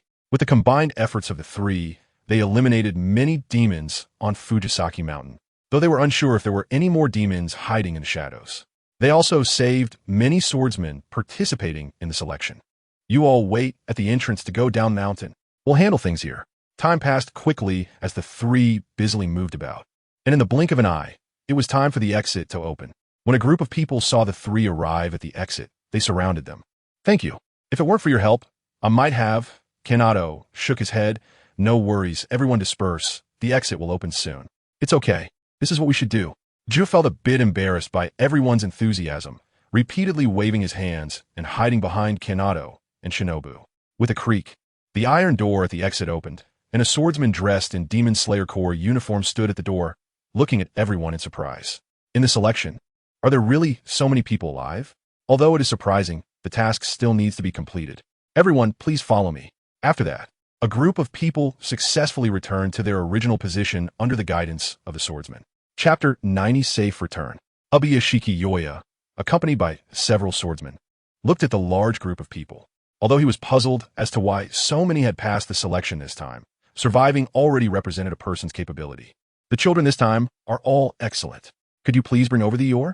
Kanroji Mitsuri gently looked at the swordsman beside him and said softly. The swordsman clenched his right fist and placed it on his left chest, extending his left hand forward, slightly bending it, and performed a one-handed bow. As you command. After that, Kanroji Mitsuri stood at the front, waiting for the swordsman to take out many pieces of the sun wheel, or, before saying, everyone. These are come from the mountain closest to the sun, known as the Crimson Gorilla, or, please have the selected swordsman come forward to choose the or, after which there will be specialized swordsmiths to forge sun wheel swords capable of slaying demons for you. At the same time, those who pass the selection will be able to have their own messenger crow. After he finished speaking, countless black crows suddenly flew into the sky, each purposefully finding their own master. Ju Tomioka looked at his messenger crow, curiously poked it, only to get pecked back. Don't lay a hand on Kaneshiro. Kaneshiro? Is that its name? So, Ju Tomioka adjusted his attitude, exuding goodwill. Hello, Kaneshiro. I am Ju Tomioka. Hello, Ju Tomioka. A group of people were curious about their messenger crows and engaged in various exchanges with them. Afterward, Ju Tomioka suddenly remembered something and leaned over to Tanjiro's ear, whispering, Brother, do we still need sunwheel swords? Of course, these swords are borrowed from the master and need to be returned afterward. As soon as Tanjiro finished speaking, Ju Tomioka's thoughts wandered, mumbling something under his breath. I wonder where the master got so many sunwheel swords. Suddenly, a voice interrupted, as a person stood in front of the three, turned around, and said somewhat shyly, thank you so much for saving me earlier. I just wanted to thank you all privately. Really, thank you very much. My name is Murata. Thank you for saving me. In this situation, it was not appropriate to bow to express gratitude, so Murata could only nod at the three people. He was originally quite timid and felt embarrassed to approach them, but seeing the three standing right behind him, his shy personality compelled him to gather some courage. It's nothing. This is what we should do. No problem. It's just a small effort. The three had a bit of an impression of Murata. The conversation among the few people here was also noticed by Arita Aoya in the front. His gaze gradually focused on Kanado and Mikomo. Because many people had been whispering about them earlier, this made Arita Aoya understand. The reason so many people passed the assessment this time is because of them. Ubiyashiki Yoya. The future of the Demon Slayer Corps will have 2 more Hashira, and as for that child, if he works hard, he also has a good chance. The person referred to is naturally Ju Tomioka. Ubiyashiki Yoya looked up at the azure blue sky, his eyes darkened. I don't know where the future of the Ubiyashiki family lies. For 1,000 years, we have not killed Muzan Kibutsuji. The vision seen in the prophecy is clearly not this kind of reflection. The celestial phenomena seen by the priestly clan have transformed from ambiguous to endless brilliance from the very beginning. What does this really signify? A row of people in front stepped forward to select the ores they were satisfied with, and before long, it was their turn. They attached a note with their address on the chosen ore and waited for the swordsmith to deliver the Nichiren blade to them. Afterwards, Kanroji Mitsuri said a few other things, mostly congratulating everyone and mentioning matters related to the Demon Slayer Corps. On the way back, the 3 of them were very happy because from today onwards, they officially became members of the Demon Slayer Corps. Although they were at the lowest rank, they would train hard, challenge higher ranks, and earn the title of Hashira. The master said that since the appearance of demons is not fixed, and cannot be judged solely by demon slaying. Only those at the A rank and below can gain promotion qualifications by challenging others. To be recognized as a Hashira, one must receive acknowledgement from at least 3 Hashira and at least tie with 1. Brother, do you think I have a chance to become a Hashira? At this, Tenjin Yuzui's eyes sparkled with light, imagining the moment he became a Hashira, a strong warrior. For some reason, he had a premonition that he would definitely become a Hashira. Yoshiyuki, if you want to become a Hashira, you must have the resolve to become one, but I believe you can do it. Kanroji Mitsuri gently patted Tenjin Yuzui's shoulder. Her expression warm. Yoshiyuki is very ambitious. Keep it up, the usually quiet Takeda Michiru encouraged from the side. Yes, I will work hard, but I think brother and sister will become Hashira faster than I will. If that's the case, the junior wants to take the shortcut that I and Michiru took. We won't agree to that, haha. Kanroji laughed, joking. I won't do that. I will prove myself with my strength. The 3 laughed and chatted as they returned to the Misty Mountain. The twilight glow was like a thin veil gently draping over the mountains. In front of the house, a figure stood quietly, his gaze eagerly directed towards the winding mountain path in the distance. It was Kanroji Mitsuri, who had timed it perfectly and was waiting outside the house. The mountain breeze brushed past, stirring his clothes, but it couldn't disperse the heaviness and hope in his brow. He hoped they could come back. Every sound brought by the mountain wind made his heart tremble, looking on with hope, only to be disappointed time and again. Yet he still stood there resolutely, letting the last ray of twilight disappear, just to wait for those 3 familiar figures to appear before him. Suddenly, a voice reached Kanroji Mitsuri's ears, sounding so pleasant. Master. Seeing the 3 return safely, Kanroji Mitsuri let out a sigh of relief and stroked Tenjin Yuzui's hair, who was hugging him. Even he didn't realize the tremor in his voice. It's good that you're back. That's all that matters. Joy washed away the frown on Kanroji Mitsuri's face as he looked at the 3, tears welling up in his eyes until they slipped down from behind his mask. Master? Michiru looked at Kanroji Mitsuri with confusion, feeling that something was off about him today. It's nothing, I'm just too excited. Once back in a small house, Kanroji Mitsuri recounted everything that had happened in the past. He realized that none of the disciples he had trained had returned alive. He thought this time would be the same. Is that so? Is it because of that demon? What demon? It's the demon you captured at Fujisawa Mountain 50 years ago. It uses the masks we brought to identify your disciples. The rest of the conversation was left unspoken, but with just a few words, Kanroji Mitsuri understood. He pounded the table in self-reproach. It's all my fault. I thought the talisman masks would bring you good luck, but it turned out. Kanroji Mitsuri comforted him, while also harboring hatred for the demons that had killed countless people. Master, this isn't your fault. It's all because of that demon. That's right. You gave us those talisman masks out of good intentions. Thank you. Kanroji Mitsuri's gaze behind the mask was complex as he looked at the 3. Chapter 91. Pailong under the neon night of the 19th century, a large 3-story restaurant stood on the street. At a table by the window on the 2nd floor sat 2 men with vastly different styles. One wore a thick military coat, a military cap on his head, his posture upright, and his gaze resolute, as if carrying the aura of a battlefield. The other was dressed in a tight suit, with an exquisite face, androgynous features, and an odd expression. The table before them was filled with lavish food and fine wine, yet the dishes remained untouched. Outside the window, people hurried by, their figures blurred in the dim light. The 2 men spoke in a calm and unhurried manner. What do you need me to do? The man under the military cap frowned slightly, his gaze deep and serious. The man in the suit remained calm, wearing a faint smile, though a fleeting glimmer of something elusive passed through his eyes. Help me find the scattered blood. Why don't you look for it yourself? He certainly knew what blood the other was referring to. It wasn't easy to find. I have more important matters to attend to. And don't forget that I was the one who shared the blood with you. The androgynous man leaned closer, whispering, "Don't forget you promised me." He then quickly stood up, brushed off non-existent dust from his body, and looking down, said, "If it weren't for you." The man sighed, "Enough, I'll agree." Although searching for the blood of the Demon King was exceedingly difficult, he had no choice. If he didn't agree, he would be of no use to him. "Yes, but you can't slack off." After saying this, the androgynous man left without mercy. The man in the military coat remained seated, gazing out at the night, lost in thought. A nearby waiter hid in the shadows, staring intently in the direction of Pailong. The waiter thought, this person has been sitting here for an hour since his companion left, and still hasn't settled the bill. Does he plan to skip out on it? Pailong's throat emitted a vague question as he glanced at the waiter. then in a flash, disappeared from spot. In the time it took for the waiter to blink, the seat was empty, with not a trace of the man left. Frightened, the waiter rushed downstairs, banging on the shopkeeper's door, shouting, "Not good. Someone skipped out. The person is gone." Meanwhile, Pei Long, who had walked far away, was in a very bad mood and happened to encounter the soldiers who had mocked his swordsmanship earlier. "Look, isn't that the swordsman who provoked us a few days ago? Ha! Who still uses a sword in this day and age? Hey, kid." Several soldiers, completely unaware that the air had grown cold, moved towards Pei Long with their own agenda. A one-sided massacre began. How could this be? The one who healed my wife is a demon? No, it can't be. In a corner of the bustling streets of Tokyo, there stood an old-fashioned medical clinic. The carved doors and windows exuded the fragrance of time, and the weathered walls told tales of the past. Inside, Rengoku Shinjiro looked complexly at the doctor treating his wife.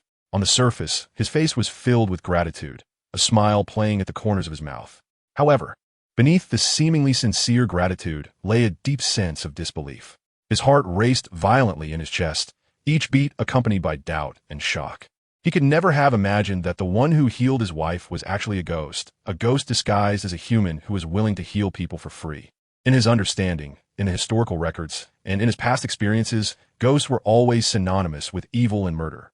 He had already accepted the outcome of his wife dying from her illness. But someone in the team told him that a divine doctor lived in a small alley in Tokyo. Her medical skills were exceptional, and there were few illnesses she couldn't cure. Thus, Rengoku Kaidoro left his 2 sons at the Demon Slayer Corps and, with his gravely ill wife, traveled a long way to Tokyo to find this doctor. To his surprise, this doctor turned out to be a ghost. Indeed, the moment he saw her, Rengoku Kaidoro knew that the person claiming to be Tamayo was actually a ghost, and even the man beside her was also a ghost. As for the cat raised by the 2 ghosts, he instinctively overlooked it. Although the cat was very spiritual, it was just an ordinary cat. He initially planned to slay the 2 ghosts right then, but there were other people inside the house, ordinary citizens, and he still had his wife to consider. To prevent the 2 ghosts from becoming desperate, Rengoku Kaijiro decided to wait patiently and look for an opportunity to slay the 2 ghosts later. This is quite a dilemma. Rengoku Shinjiro finds himself in a bind because Tamayo has managed to stabilize Rengoku's condition. On one hand is his duty, and on the other is his most beloved wife. No matter which side it is, Rengoku Shinjiro does not want to give up on either. Rengoku Shinjiro, why? Why is this happening to me? Why is fate treating me this way? He does not want his wife to die, nor does he want to allow these 2 demons to openly harm ordinary people. Sir, what is wrong with you? Tamayo approached Rengoku Shinjiro, waving her hand in front of his eyes and raising her voice. She had called Rengoku Shinjiro several times without getting a response. Sorry. I got too emotional and my mind wandered. Seeing Tamayo come closer, Rengoku Shinjiro instinctively placed his hand on his sword, but then suddenly remembered that his Nichiren blade was still in the car. I'm really sorry. Saying this, Rengoku Shinjiro deliberately showed a sad expression as he looked at Rengoku. Tamayo gently said, "It's okay, sir. Regarding what I mentioned earlier, I have already stabilized your wife's condition. For the next few weeks, I will be administering acupuncture and preparing medicine for her. In less than a month, she will be healed." Upon hearing this, Rengoku Shinjiro's expression became extremely complex, and he finally lowered his head, unable to look at Tamayo. "It's nothing. Thank you, doctor. All right, then I'll go check on the other patients." Before leaving, Tamayo turned back at the corner, glancing at Rengoku Shinjiro with a look of confusion. "Tamayo, this person is strange. He harbors both hostility and kindness towards me." Meanwhile, Rengoku Shinjiro was exuding a heavy aura, and Rengoku seemed to sense something, waking from her slumber. A weak voice sounded, "What is wrong? Rengoku, you're awake? How do you feel?" Rengoku Shinjiro excitedly stepped forward and gently held Rengoku's hand. Rengoku squeezed back with strength. "I feel much better now. But your condition doesn't seem good. What happened? By the way, where's that doctor?" After thinking for a moment, Rengoku Shinjiro decided to speak up. "Actually, that doctor is a demon." Finally, Rengoku Shinjiro solemnly announced this fact and began to recount his discoveries. Rengoku lay in bed, gently gazing at Rengoku Shinjiro, softly asking, "Is that so? Rengoku, did that demon harm any innocents?" Rengoku Shinjiro frowned, "No." Although it's hard to believe, from my observations this afternoon, neither Tamayo nor Yushiro have harmed anyone. In that case, why don't we observe them a bit longer? Although this could be a demon's trick, if they truly have humanity in their hearts, They might become allies for our Demon Slayer Corps. Chapter 92. Battle. Hearing this, Rengoku Shinjiro seemed to have come to a realization, his brows gradually relaxing and a smile appearing on his lips. I was overthinking it. You're always thinking too much. Rengoku raised her hand and gently pressed Rengoku Shinjiro's forehead. After teasing him, Rengoku Shinjiro went out to buy dinner for Rengoku and returned to feed her bite by bite. Then, he watched as Rengoku finished the medicine sent by Tamayo. Sleep well.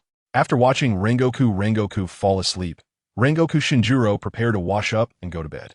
Although it wasn't ideal to stay at someone else's home, they had to temporarily reside at Tamayo's house since Rengoku's treatment required her help. Just after coming out of the bathroom, Rengoku Shinjiro sensed the ominous aura of demons approaching from not far away. With senses far beyond that of an ordinary person, he heard the sounds of people's screams and smelled the scent of blood. Rengoku Shinjiro's heart tightened, and he quickly ran to his car, grabbed his Nickerin blade, and rushed towards the source. Shortly afterward, Yashiro stepped outside and used his blood demon art to conceal the area. After finishing, Yashiro noticed that Rengoku Shinjiro's car was still running in the courtyard, so he quietly walked over to turn it off. Yashiro, so troublesome. As soon as Kaijiro Rengoku arrived on the battlefield, he saw a cruel-looking demon in military uniform slaughtering the surrounding civilians. Several soldiers' bodies lay on the ground, and large pools of blood seeped from the corpses, staining the earth beneath. Stop! Anger surged from Rengoku's chest, and white smoke curled at the corners of his mouth. Total concentration, flame breathing, first form, unknowing fire. Rengoku focused his power into his Nickerin blade, raised it, and charged forward at a speed almost undetectable to the naked eye. Flames surged from the blade, like a raging fire, as he struck with immense force towards the demon, Pei Lang, who was killing ordinary people. Huh? What is that? Pei Lang turned his head and finally noticed the newcomer. Is this the Demon Slayer Corps that Nightmare spoke of? Although Nightmare warned him to be cautious of the Demon Slayer Corps, Pei Lang was unconcerned. He was already a demon, a powerful demon. How could he possibly lose to mere mortals? Blood Demon Art, Shadow Wolf. Just before Rengoku Kaijiro's attack arrived, in an instant, the shadow beneath Pei Lang transformed into a wolf-shaped monster armed with firearms. Pei Lang commanded his shadow to attack Rengoku Kaijiro while he stepped aside to focus on controlling his shadow. What are the Demon Slayer Corps? My shadow is immune to slashing attacks. Rengoku Kaijiro also noticed a change in his opponent, but he did not alter his attack.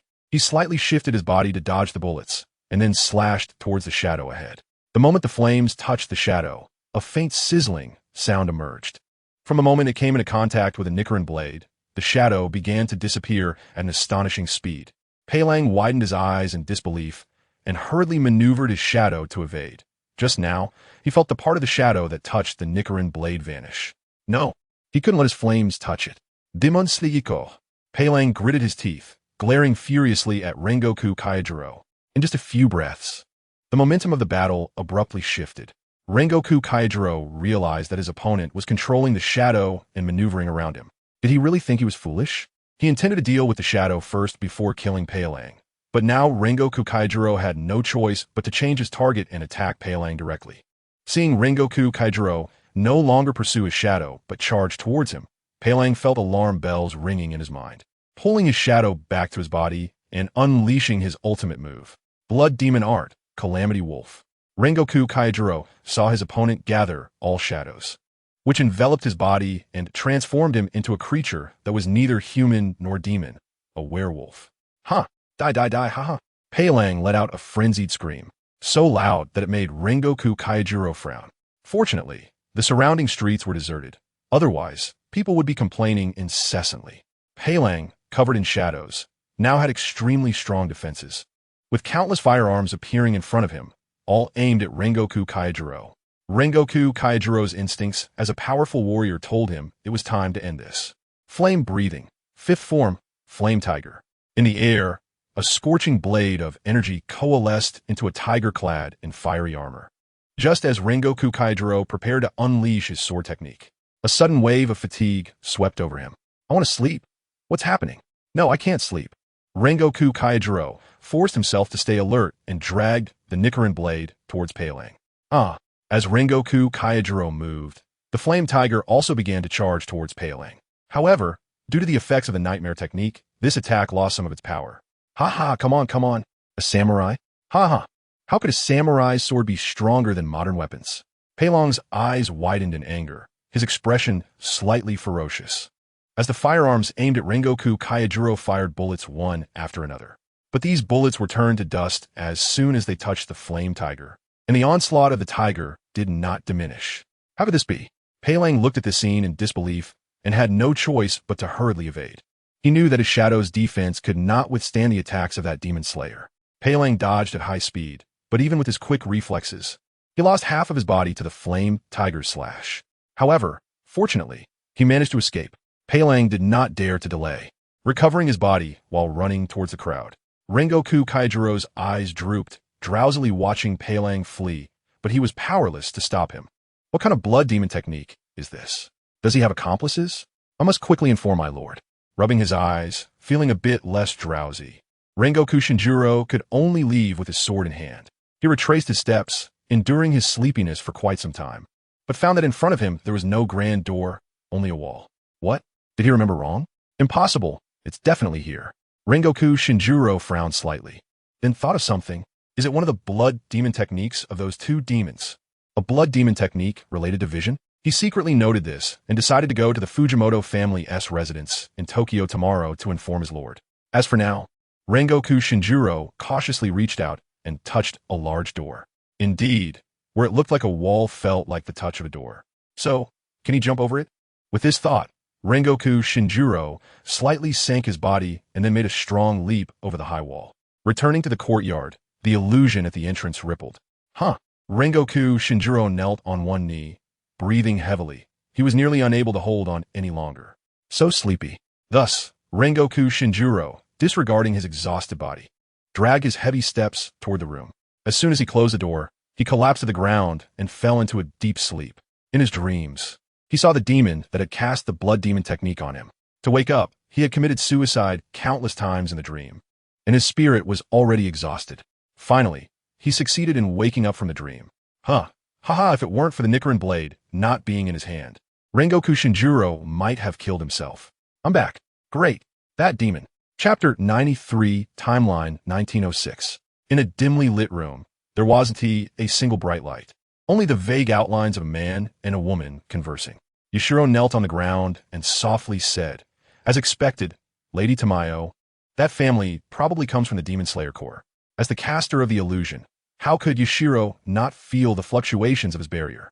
Long before Rengoku Shinjuro reached the door, Yashiro had already connected to the illusion barrier inside the room. He saw Rengoku Shinjuro, covered in blood and holding a Nichiren blade. Tamayo's face showed no change. She recalled the task given her long ago by Aoki Teruko, and this was undoubtedly an opportunity. So she slowly spoke. Yashiro, if he means no harm to us, then let us maintain the status quo. When we see them tomorrow, treat them normally. Lady Tamayo, are you thinking that? All right, I understand. Yashiro's eyes widened, covering his mouth, and he also thought of that matter. Tamayo slowly nodded. Yes, this is an opportunity. The two exchanged a few more words, and finally, Yashiro stood at the door and respectfully said, Then, good night, Lady Tamayo. Then, a faint sound of a door closing echoed in the night. The night, like thick ink, quietly enveloped the entire world. All was silent. Only the gentle breeze rustled the leaves, producing a faint whisper. The lights in every household gradually extinguished, and the streets were deserted. The weak moonlight and the street lights cast a blurry outline of the houses, and the whole world sank into the embrace of night, waiting for dawn to awaken them. You really are in a mess, daring to provoke the Hashira of the Demon Slayer Corps. Under the remote mountains away from the city, a figure slowly emerged from the darkness, the sound of footsteps particularly clear in the stillness of the night. Hearing a familiar voice, Pei Wolf suddenly turned around and looked at the newcomer. A voice without any fluctuation said, I didn't know he was so troublesome. As if thinking of something, Pei Wolf raised his voice. No. How did you know? You knew everything. Why didn't you come help me on site? As he spoke, Pei Wolf's voice grew increasingly agitated. Oh, didn't I help you? If it weren't for me, you would have been dead already. Yuanming's voice was casual and vague, as if he could fall asleep at any moment. But the coldness in his tone was unmistakable. It doesn't matter if you die. But if your blood is evaporated by that Hashira's flames, I would be very distressed. Pei Wolf snorted irritably, gritting his teeth. Why are you showing up now? What do you want? I found a demon, just like me, that has lost control. You need to bring me his blood. Yuan Ming's voice continued. The location is Tsukihiro River Village, Kitafushikawa District, Tokyo. That place has recently become his hunting ground. The blood in Pei Wolf's body was given to him by Yuan Ming. He didn't know if Yuan Ming had the ability to control the blood to kill him, so he could only agree to Yuan Ming's request. In fact, Yuan Ming himself did not have the ability to control the blood in Pei Wolf. He could only recover the blood by devouring Pei Wolf. After explaining the task to Pei Wolf, Yuan Ming left. He wanted to eat more people before those others realized what was happening, thus increasing his power. As for why he asked Pei Wolf to go instead of going himself, if he went and was eliminated by the Demon Slayer Corps, it would be a loss. He still did not have the ability to confront the Hashira of the Demon Slayer Corps. After all, the demons in Tsukihiro River Village acted without concealment, which is why Yuan Ming knew about the demons' whereabouts. Pei Wolf gazed blankly at the moon in the sky. Tsukihiro River Village, Kitafushikawa District, Tokyo. Where in Tokyo is that? After several twists and turns, following the road signs, Pei Wolf finally found this village in the northern part of Tokyo. Fortunately, demons can see clearly at night, or else it would have taken some effort to find a destination. Upon arriving at Tsukihiro River Village, Pei Wolf smelled a strong demonic aura. Based on the scent, Pei Wolf determined that this demon was not very powerful. At the very least, he was not stronger than himself. Pei Wolf, does this demon not conceal its actions at all? The demonic aura is everywhere. Or is he a demon without self-awareness? At this moment, shadows enveloped the entire Tsukihiro River Village, and a terrifying and eerie atmosphere permeated every corner of the village. This is also the reason why Pailon could know immediately that a ghost was here. Because he had consumed a lot of energy during the battle with Shuru from Rengoku Town, Pailon found a nearby house and fed on a few people. Now, there was still half the time until dawn. The moonlight spread over a courtyard in the village, clearly illuminating the many medicinal herbs arranged in the yard. It seemed to be the residence of a physician in the village. The sister and younger sister were sleeping together peacefully in the room, while their parents were also lost in dreams in the adjacent room. The night was as deep as ink with not a hint of wind. Suddenly, a huge, hideous demon climbed through the window into the parents' room, its sharp claws gleaming coldly in the moonlight as it opened its bloody maw to enjoy the feast before it. The parents, sensing something unusual, were instantly awakened, and a loud scream erupted, echoing through the sky. Their terrified eyes were filled with helplessness. They had never seen such a thing and were completely powerless to resist, only staring wide-eyed in shock. Oh no! At this moment, Shinobu Kocho and Kane Kocho were also awakened by their parents' terrified screams. Sister? The two exchanged glances, and even though their eyes were filled with fear, they still silently opened the door. As children, they could not ignore their parents. Even if the final outcome would be dying together with them, they would never back down. Trembling, they opened their parents' door, and the sight before them sent their adrenaline soaring, their legs shaking uncontrollably. The only reason they could still stand was sheer willpower. Don't be afraid, I'll protect you. Although she was very scared, Shinobu still softly comforted Kane, covering her sister's eyes with her hand. Mom and Dad are still alive. I have to help them. Shinobu pushed Kane aside and rushed into their parents' room. Shinobu, wait for me. Kane reached out, trying to grab her impulsive sister. However, at that critical moment, another demon wearing a military coat and cap appeared and began to fight the previous demon. Blood Demon Art. Pailon, just arriving, unleashed his Blood Demon Art that could allow this demon to devour humans to replenish its strength, charging right in. The clash of the two demons produced a dull sound, and their fierce struggle caused objects in the room to shatter and fall, although they didn't understand what was happening. The Butterfly Sisters' parents took advantage of the chaos to retreat to the doorway. With cover, their parents' legs gave way, and they collapsed to the ground. Chapter 94. Push forward because the small room could not accommodate their full strength. As they fought, Pailon and the other demon ended up in the street. The Butterfly Sisters held back their fear, supporting each other to muster their strength, and struggled to help their overly frightened, weak parents to their feet. Then, they quietly moved to a room on the second floor, hiding behind a window, wide-eyed and nervously observing the terrifying battle between the two monsters outside. For now, this was all they could do.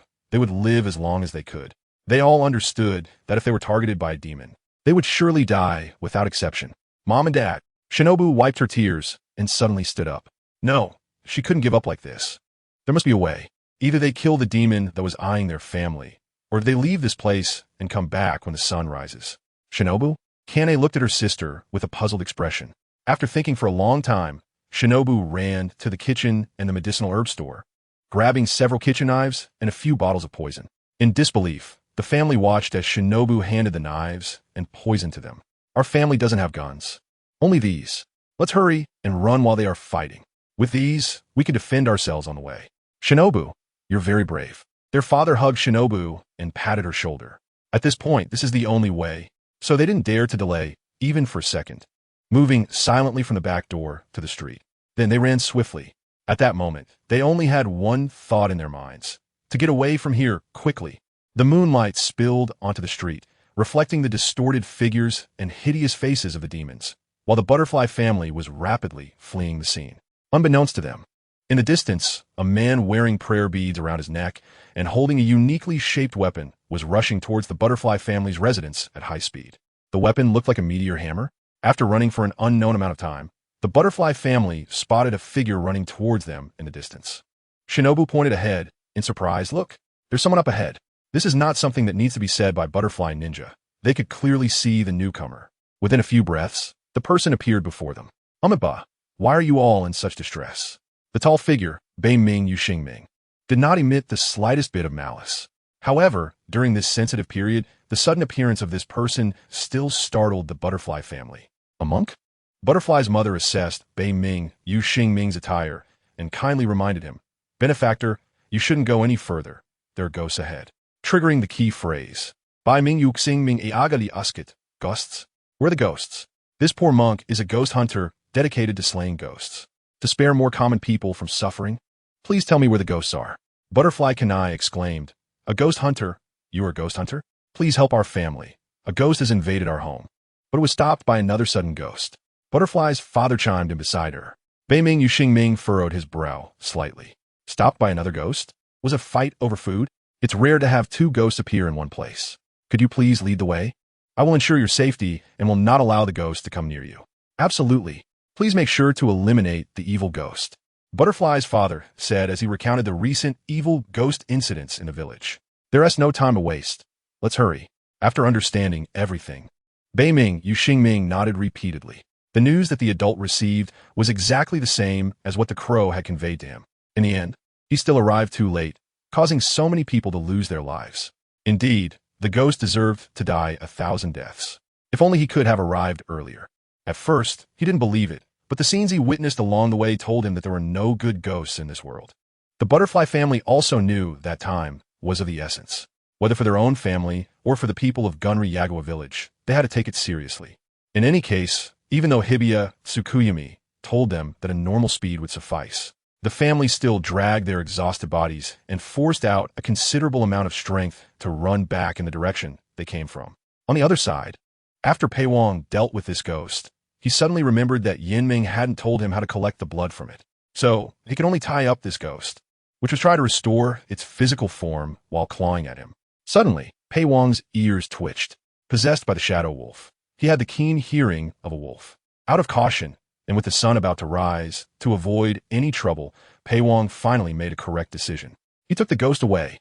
At this moment, Pei Wang was quickly distancing himself from Gunri Yagawa village, just passing by Hibiya Tsukuyami. If Pei Wang hesitated for another second, he would have run into Hibiya Tsukuyami, resulting in yet another battle or perhaps a one-sided slaughter. How could it be? The two ghosts had vanished. Butterfly Shinobu pointed to a large area of bloodstains, but strangely, there was no sign of the ghosts. Hibiya Tsukuyami closed his eyes and slowly exhaled. Amiba, this monk has come too late again. Beside him, Butterfly Shinobu was filled with anger. How despicable. Butterfly Kane rubbed her chin, deep in thought. Could it be that the two ghosts saved us? The other ghost had no intention of harming our family at all. Can humans and ghosts coexist peacefully? Coming back to her senses, Hibiya Tsukuyami addressed Butterfly's parents, saying, I apologize for my ineptitude. I let those two ghosts escape. To prevent them from returning here, I am willing to stay at your home for a few days to ensure your safety. What do you think? Butterfly's parents were overjoyed and quickly agreed. They would be more than happy for the ghost hunter to stay. After all, who could be sure that the ghost wouldn't come back? Well, this matter isn't your fault. Maybe those two ghosts knew you were coming, and thus, Butterfly Kane tried to comfort Hibiya Tsukuyami, but the more she spoke, the more guilty she felt. It was obvious that this possibility didn't exist at all. The most likely scenario was that they arrived too late, and the two ghosts had either finished their business or left peacefully. Sir Ghost Hunter, are you very powerful? Butterfly Shinobu asked, her eyes wide and gathering her courage. Hibiya Tsukihiro humbly shook his head. This monk's power is insignificant. This sentence, Butterfly Shinobu definitely doesn't believe it. It's not true. You can come here and not be afraid of the evil spirits. You must be very powerful. Please teach me. I want to learn how to kill demons from you. Sister, are you trying to say that Butterfly Kanai is hesitating to look at Butterfly Shinobu? Seeing her firm attitude, she no longer spoke. Thus, Butterfly Kanai also joined in. Please teach us. I don't want our parents to be hurt anymore. If we learn and come back, then those demons won't be able to harm our family. Right? At the same time, she also wondered if it was possible for humans and demons to coexist peacefully. Chapter 95. Mission Kanai Shinobu. The decision of their own children moved both parents deeply, and they couldn't bear to see them suffer. Fighting against such monsters must be very painful, right? Dad, Mom, we have already decided. The two sisters looked serious and spoke in unison. Although both of them were firm, Tanjiro Kamado still rejected their request. I hope you can continue to live a normal life, so I'm sorry, but I can't help you. The hot-tempered Butterfly Shinobu almost let out a violent outburst, but Butterfly Kanai quickly covered her mouth. She understood her sister's personality too well. She even knew what words she was about to say. They were asking for help, so they couldn't let Butterfly Shinobu offend him. There will be plenty of time in the future. Didn't the monk say he would stay at their house for a few days? Butterfly Kanai didn't believe that, after such a long time, they wouldn't be able to move him. In the end, Tanjiro Kamado still agreed to their request after some soft persuasion and introduced them to a trainer. But that was a later matter. The Butterfly sisters were still worried about how to get Tanjiro Kamado to teach them martial arts. 1 year later, on an open grassy field surrounded by towering trees, a gentle breeze rustled the leaves. A woman dressed in the Demon Slayer Corps uniform, holding a Nickerin blade and wearing a pink butterfly hairpin, stood with her hands gripping the sword, pointing the tip at a tall man opposite her. Butterfly Kanai's chest rose and fell violently due to excitement and nervousness. Her eyes were sharp and determined as she gazed at her opponent. At this crucial moment, failure meant death. Suddenly, her figure flashed, launching an attack as swiftly as a ghost, the Nickerin blade carving a brilliant arc through the air. Amidst the flashing lights of the sword, her moves were fierce and precise, each strike infused with endless power and determination. Her opponent was Kaijiro Rengoku, the newly appointed Flame Hashira. Yes, that's right. After learning that Tamayo could heal his wife, Kaijiro Rengoku officially stepped down and introduced his eldest son, Kaijiro Rengoku, to Yurichi Tsujikoni. After a rigorous assessment, Kaijiro Rengoku finally inherited his father's title of Flame Hashira. At this moment, Kaijiro Rengoku held his sword with both hands, defending against Butterfly Kanai's initial assault while looking for an opportunity to counterattack without harming her. In the distance, houses were faintly visible, and a few people nearby became witnesses to this critical duel. The woman's figure danced and spun in the open space, as the air filled with the fragrance of flowers, and petals appeared out of nowhere in the arena, obscuring people's vision. The flames burst from the man's sword from time to time, engulfing the flowers in the arena. The intertwining of flowers and fire clashed, ultimately concluding with the persistence of flowers. Time's up. Yurichi Tsujikoni announced the results of the match under the eager gazes of several onlookers. Glancing at the incense stand nearby, the 3 sticks of incense had all extinguished, signifying Butterfly Kanai's victory. Being able to last 3 sticks of incense against a Hashira-level swordsman proved her strength. Furthermore, since Butterfly Kanai had already gained the recognition of 3 Hashira half a month ago, she was now entitled to the honor of being a Hashira. Kaijiro Rengoku's eyes were sharp, and he cheerfully said, "Haha, I acknowledge your strength. You are very strong as a woman." After saying this, he gave Butterfly Kanai a thumbs up, looking forward to their next match. "Thank you." Butterfly Kanai slightly nodded, continuously adjusting her breathing using the breathing technique. The sunlight filtered through the leaves, illuminating her victorious figure, as if telling the world that her strength truly deserved the title of Hashira. Yurichi Tsujikoni stepped forward a few steps, coming in front of Butterfly Kanai, while Butterfly Shinobu quickly approached and hugged her sister. Excitedly, she said, "Great. You are amazing, sister." "Ahem, Shinobu. The master is still here. Mind your manners." Butterfly Kanai lightly coughed, and whispered.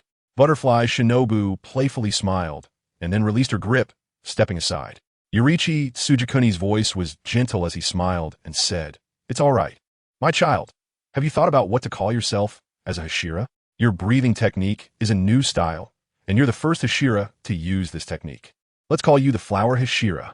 Butterfly Kanai pondered for a moment before saying this. Not bad. The name Flower Hashira is very good. Yurichi Tsujikuni nodded in satisfaction and continued. As the newly appointed Hashira, I entrust this task to you. Saying this, Yurichi Tsujikuni took out a scroll from his clothing and handed it to Butterfly Kanai. You can also take your sister along. Butterfly Shinobu leaned closer to Butterfly Kanai, curious, and asked, "What task is this, master?" "You'll find out when the time comes." Yurichi Tsujikuni smiled mysteriously, and now, let us go back first. Not far away, Kaijiro Rengoku looked at the scroll and, combining it with the news his father brought back, displayed a look of realization. However, Kaijiro Rengoku didn't say much. After all, as long as the Butterfly Sisters went back to read the scroll, they would understand everything. The Butterfly Sisters glanced around and also understood that this was not the time to discuss the matter. Upon hearing that they were going back, several attendants hurried to Yurichi Tsujikuni's side, and the Demon Slayer Corps members who had come to watch also left the scene one after another. Soon, the open space was empty. Back at their residence in the Demon Slayer Corps, Butterfly Shinobu eagerly urged Butterfly Kanai to open the scroll quickly. "Hey, sister, don't be anxious. Sister, hurry up, I'm curious about what is written inside." Butterfly Kanai helplessly rubbed her forehead and slowly unfurled the scroll. Then, the two leaned together and carefully read the contents of the scroll. The more they read, the more they understood why Yurichi Tsujikuni didn't announce this task in front of everyone. Because this was not an ordinary task. It concerned the future of the Demon Slayer Corps. The task content was simple: kill demons. It looked like the usual task content, but its nature was completely different. Because this time, the demons they needed to kill were evil demons, not those good demons. That's right, they finally realized that demons could be good or bad. Butterfly Kanai. Sure enough, demons can really coexist peacefully with humans. And Butterfly Shinobu's face was filled with disbelief. But the content of this scroll was affirmed by the master, so she had no choice but to believe it. "Shinobu, there's no time to waste. Let us hurry up and set off." Butterfly Shinobu and Butterfly Kanai exchanged glances and nodded. Okay. Chapter 96. The way forward this matter goes back to 6 months ago, when Rengoku Kyujiro discovered that Tamayo was a demon. The next day, Tamayo met with Rengoku Kyujiro alone and revealed his identity as a demon slayer. "What do you want? Knowing that I'm a demon slayer, you still dare to come out?" Rengoku Kyujiro said with a grim face. "Or do you want to use my wife to threaten me?" Despite Rengoku Kyujiro's rude words, Tamayo was not angry and gently smiled. "That's not it. Please be patient and listen to me." Rengoku Kyujiro raised an eyebrow, as if to say, "Go ahead. I'm just going to watch you quietly and see what you have to say. The situation is like this, you must have noticed, right?" Tamayo's voice slowly echoed in the room. "Haven't you encountered very few demons? In fact, you didn't find a single demon 100 years ago." Although Rengoku Kyujiro was very reluctant to admit it, it was indeed the case. "What do you want to say?" "Because the demons you encounter are those who have escaped the control of the master. They're different from us. The evil god in the heavens wants to disrupt the human world, but that master does not wish to see the world turn into a purgatory. So he restrained those demons with a demigod's body.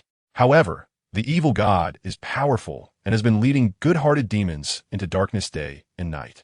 And ultimately they fell into the embrace of the evil god." "Huh." Rengoku Kyujiro sneered and retorted. If he really wanted to help humanity, why would there still be evil demons? Tamayo had anticipated this and continued. "Initially, those demons were kind-hearted. They either faced hardships or suffered from terminal illnesses, which is why the master transformed them into demons.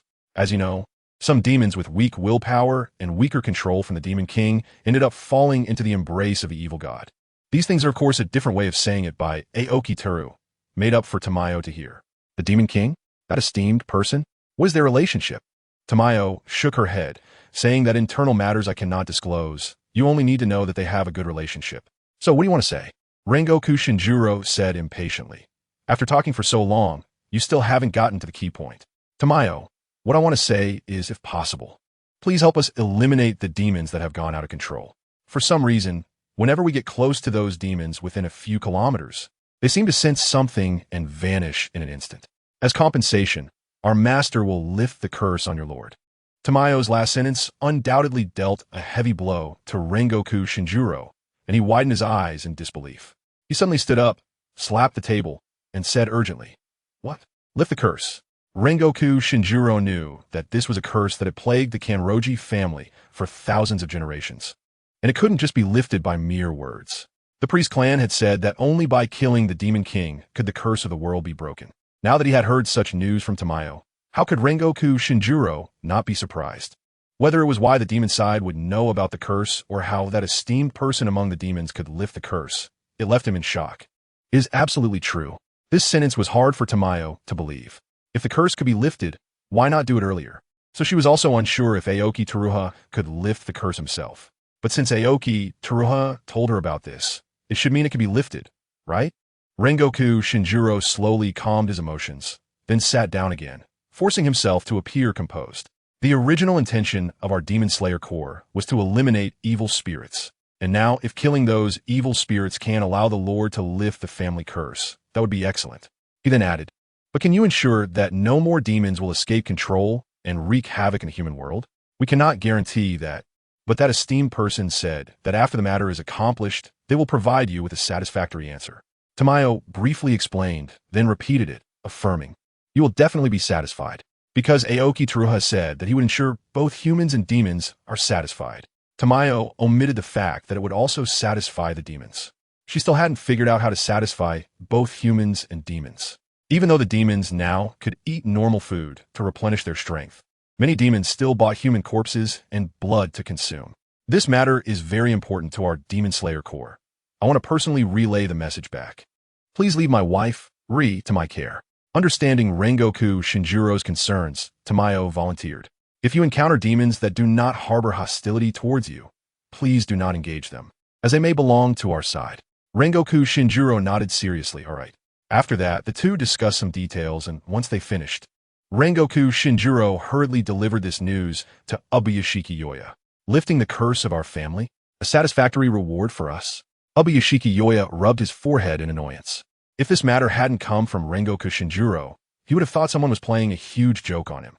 Now, even he could not discern the truth of this matter and could only seek help from Amanai.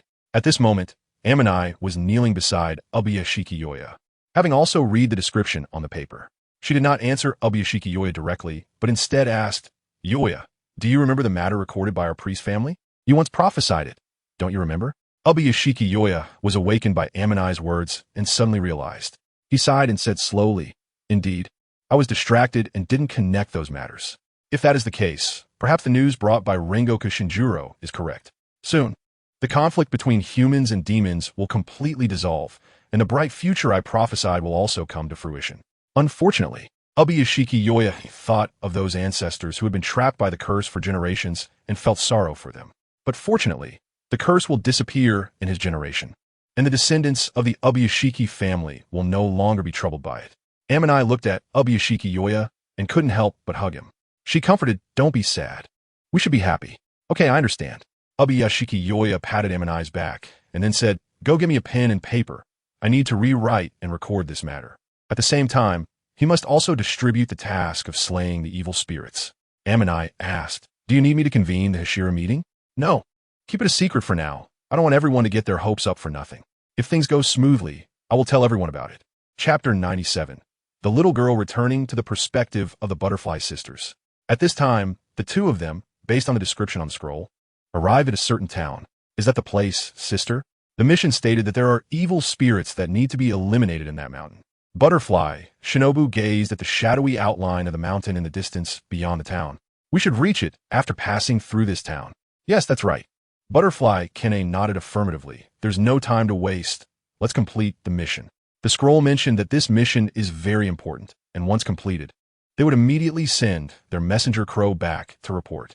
As for their messenger crow, it would hide near the mission area and only appear after they completed the mission. They proceeded forward, entering the bustling town. Butterfly Kane observed her surroundings. Deep down, she thought, the people here seem to be living poorly. Butterfly, Shinobu directly voiced, "Fortunately, I kept my voice down. Only you heard me, Kane." "Sister, the people here are so poor." Butterfly, Kane, shook her head and added, "To put it differently, It's the wealth gap here. The poor get poorer, and the rich get richer. I wonder when the government will take care of this. Butterfly Shinobu sighed, fully agreeing with Butterfly Kane's statement. Exactly. Then she casually said, but we can't do anything about this. Let's just go complete our mission. Each person's ability is limited. With such a huge tumor, it will be hard to change things here without the government's involvement. The two lost their focus, clearly still feeling pity for the people here. However, they didn't linger too long or observe the surrounding scenes any further, silently quickening their pace and heading forward. Before long, they had passed through the town and arrived beneath the tranquil mountain forest in the distance.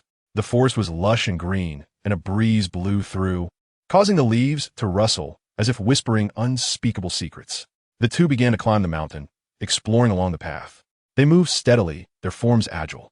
Sunlight filtered through the gaps in the leaves, casting mottled shadows on them. Sister, look, there are bloodstains here.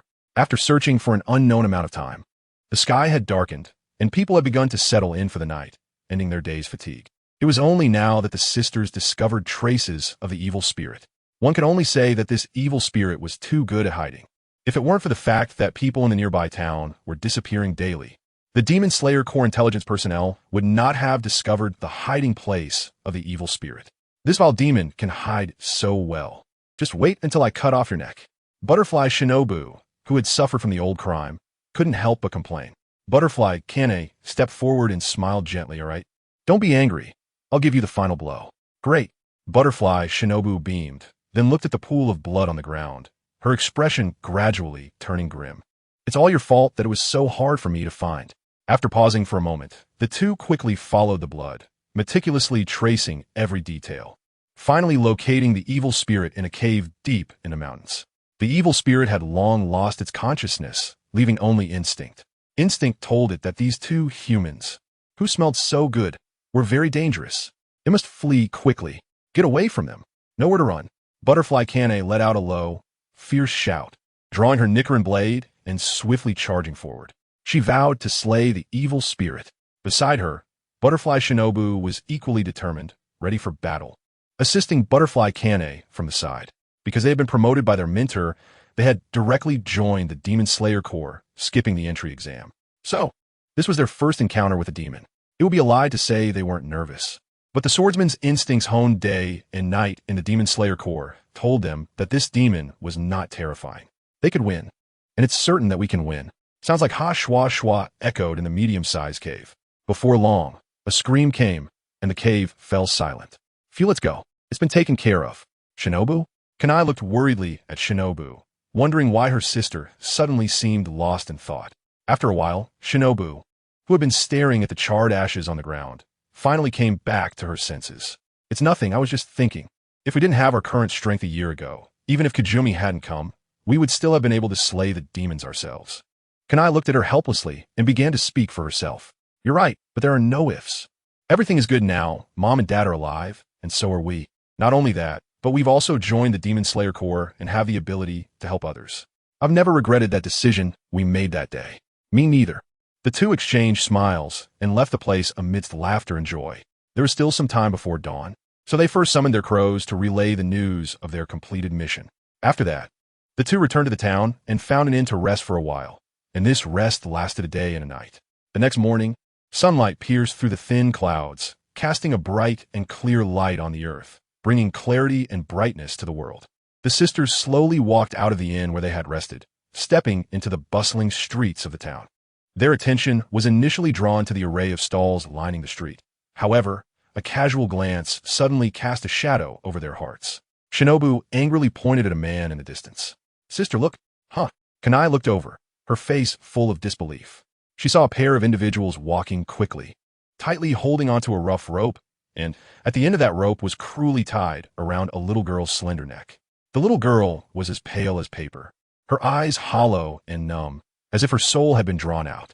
Her steps were limping, each one seeming incredibly difficult, yet she had no choice but to follow closely behind the man, like a lifeless puppet. The sisters' gazes were fixed on the little girl, and an endless sympathy surged in their eyes. Kanai's brows furrowed tightly, and her eyes flickered with a hint of compassion. Shinobu, on the other hand, gritted her teeth, her hands unconsciously clenching into fists as anger spread within her heart. This beastly guy, Is he a family member of that girl? How can he treat her like this? Let's follow him. Butterfly Kane leaned over to Butterfly Shinobu's ear and whispered. Butterfly Shinobu nodded. Okay. Behind the man, where he couldn't see, the sisters stared at him with fierce eyes. The morning breeze brushed by, but it couldn't disperse the discontent hidden in their hearts. Even though they already knew this town was beyond hope, do the poor not deserve to live? That little girl clearly has the right to live. How could she be treated like a commodity, bought and sold at will? They were right. They had guessed that this man probably wanted to sell the little girl. Just like selling goods. Chapter 98. Naming the sisters followed closely behind, and due to their exceptional skills, the man in front did not notice them. Boss, look at my little daughter. She is so beautiful. Just look. Arriving at the prearranged trading spot, the man pulled the little girl's arm, making her stand in front of the buyer. Just as the buyer was sizing up the little girl, the Butterfly sisters rushed out and forcibly pulled the girl away. Hey, you! The furious shout of the man behind them was deafening, drawing the attention of passers-by. Helpless, the Butterfly sisters could only quickly escape with the little girl. They didn't know if what they did was right. They just wanted to save this child. As for the consequences, human trafficking is illegal. If they dared to report it to the authorities, who would end up in jail was uncertain. As for private revenge, let them come. Anyway, they were going back to the Demon Slayer Corps. Ha ha ha. On the wooden bridge of that town, two agile women were running hard with a little girl. They wore lightweight samurai outfits, and the swords at their waists swayed slightly with their steps, making a clattering sound. The morning sunlight poured down like water, gently illuminating the little girl's dirty and messy face. The child's originally dull and lifeless eyes gradually sparkled with a bit of light under the warm sunlight. The little girl stumbled slightly in her steps, but with the guidance of two women, she still made an effort to run forward. The wind brushed through the hair of the two women, their expressions firm yet filled with love, as they ran and occasionally looked down at the little girl, their eyes full of concern and care. After running for an unknown amount of time, with no one else around, the Butterfly sisters finally stopped. Butterfly Kanai squatted down and touched the little girl's hair, revealing a kind smile. Hello, from now on you will live with us. What is your name? Butterfly Shinobu also crouched down, making eye contact with the little girl. The little girl looked left and right, and finally shook her head. The Butterfly sisters exchanged glances, having to accept the fact that this child probably wouldn't speak. Moreover, her family hadn't even given her a name. Whether it was due to unwillingness to speak because of life circumstances or being naturally mute, they would not give up on helping this little girl. You can't speak, can you? If so, nod your head. If not, shake your head. The two softly communicated with the little girl. Seeing her shake her head, they both breathed a sigh of relief. Thankfully, she wasn't mute. With that point ruled out, they couldn't help but feel more anger towards her original family, and also felt pity for the little girl's experiences. What kind of family environment and life made a child who could originally speak unwilling to say a word? It's okay. You're safe now. From now on, live with us. All right, since you don't have a name, how about I give you one? Butterfly Kanai said gently. The little girl's eyes widened slightly, and in the end, she nodded. Shinobu, what do you think we should name her? Butterfly Kanai decided to seek her sister's opinion. Wouldn't it be better if both of them named the little girl together? Butterfly Shinobu pondered for a moment, inspiration bursting forth. How about calling her Kanahu? It's just one character different from your name. What do you think? Okay, but calling her Butterfly Kanahu doesn't sound very nice, does it? Butterfly Kanai sighed slowly, and as she pondered, her peripheral vision caught a glimpse of the chestnut flowers falling from the tree. How about calling her Chestnut Blossom Kanahu instead? Do you like it too? Seeing the little girl's eyes widen again, with a slight sparkle in them, the two immediately decided that from now on, the little girl's name would be Chestnut Blossom Kanahu. From now on, if you do not abandon me, I will surely depend on you for life and death. Butterfly Kanai slowly hugged the little girl, soothing her emotions. Butterfly Shinobu, unwilling to be outdone, began to compete for position with her sister. Great, I have a sister now. Will you call me sister? Will you? Shinobu, don't disturb Kanahu. Let her think properly. All right. Butterfly Shinobu raised her hands above her head in a gesture of surrender. Then, Butterfly Kanai took out a butterfly hairpin she made and clipped it into Chestnut Blossom Kanahu's hair. Chestnut Blossom Kanahu lifted her head, feeling the foreign object on her head, and couldn't help but slightly curl the corners of her lips. Life seemed to change from now on. She didn't know whether the future would be good or bad, but it was certainly better than going back home. The nerves that had been numbed by the harshness of time slowly began to flow again, prompting her to speak. Sister. This was the first time she had spoken in all these years. The two people holding Kanna's hand on either side looked at her with joy in their eyes as they heard the two words she had just spoken. You could talk now? Then can you call me sister again? The butterfly sisters were unsure if they had heard wrong and quickly looked at Kanna, hoping to hear those two words from her lips once more. Kirikaru Kanna's face stiffened as she said seriously, Sister. After that, the butterfly sisters took Kirikaru Kanna to the Demon Slayer Corps, officially adopting her. In their future lives, the two noticed that Kanna seemed to have a hard time making decisions. So, Butterfly Kanna thought of a good idea and handed her a coin, saying seriously, if it's heads up, that means yes. If it's tails up, that means no. Take it, and you'll be able to make decisions easily. Kirikaru Kanna took the coin, nodded earnestly, and tucked it close to her. Suddenly, Butterfly Shinobu walked over to the two, saying, both of us are good at medicine. How about we establish a medical department in the Demon Slayer Corps? I even have a name in mind, Butterfly House. Butterfly Kanna puffed her cheeks and lightly tapped Shinobu. Exasperated. Do you see any need for a medical department in the Demon Slayer Corps? There are hardly any injured people. Let's not make things so complicated. Butterfly Shinobu pouted and argued. Everyone gets sick, right? Why can't I create Butterfly House? Sighing, Butterfly Kanna rubbed her forehead. If you really want to, then go ahead. Anyway, I will support you. Great. I knew you were the best, sister. Butterfly Shinobu stepped forward and hugged Butterfly Kanna tightly. Oh, I almost forgot the main thing. After the hug, Butterfly Shinobu finally remembered her main purpose for finding Butterfly Kanna. She had seen someone in the Corps was sick earlier, and all she could think about was whether to create Butterfly House. Now that she was back to her senses, she remembered the important matter. By the way, Mom and Dad sent a letter asking if we're doing well and whether we want to go home for a visit. Since we don't have any missions now, why don't we go home and see Mom and Dad? We can introduce Kanna to them too. Okay. Butterfly Kanna smiled at Butterfly Shinobu and then turned to Kirikaru Kanna, saying, we're going back to see Mom and Dad soon. They are our parents. Are you happy? Although Kanna had improved quite a bit, she still lacked some emotions. She nodded blankly and then remembered something, taking out the coin to flip it. Heads up. Okay. After getting the answer, Kanna agreed. You don't need to flip a coin for this kind of thing. Kanna took out the coin again, ready to flip it, but was stopped by the Butterfly sisters. Forget it. Let her flip it. Chapter 99. A messy chapter in the bustling streets. A crowd of people was weaving through. This street is located at the junction of the wealthy and poor districts. Once forgotten by the authorities, it now finally shows signs of development over the passage of time. Senior brothers and sisters, I'm so bored. The team hasn't assigned us any tasks. A young man and a woman are walking side by side, both dressed in casual gear, with swords hanging lightly at their waists.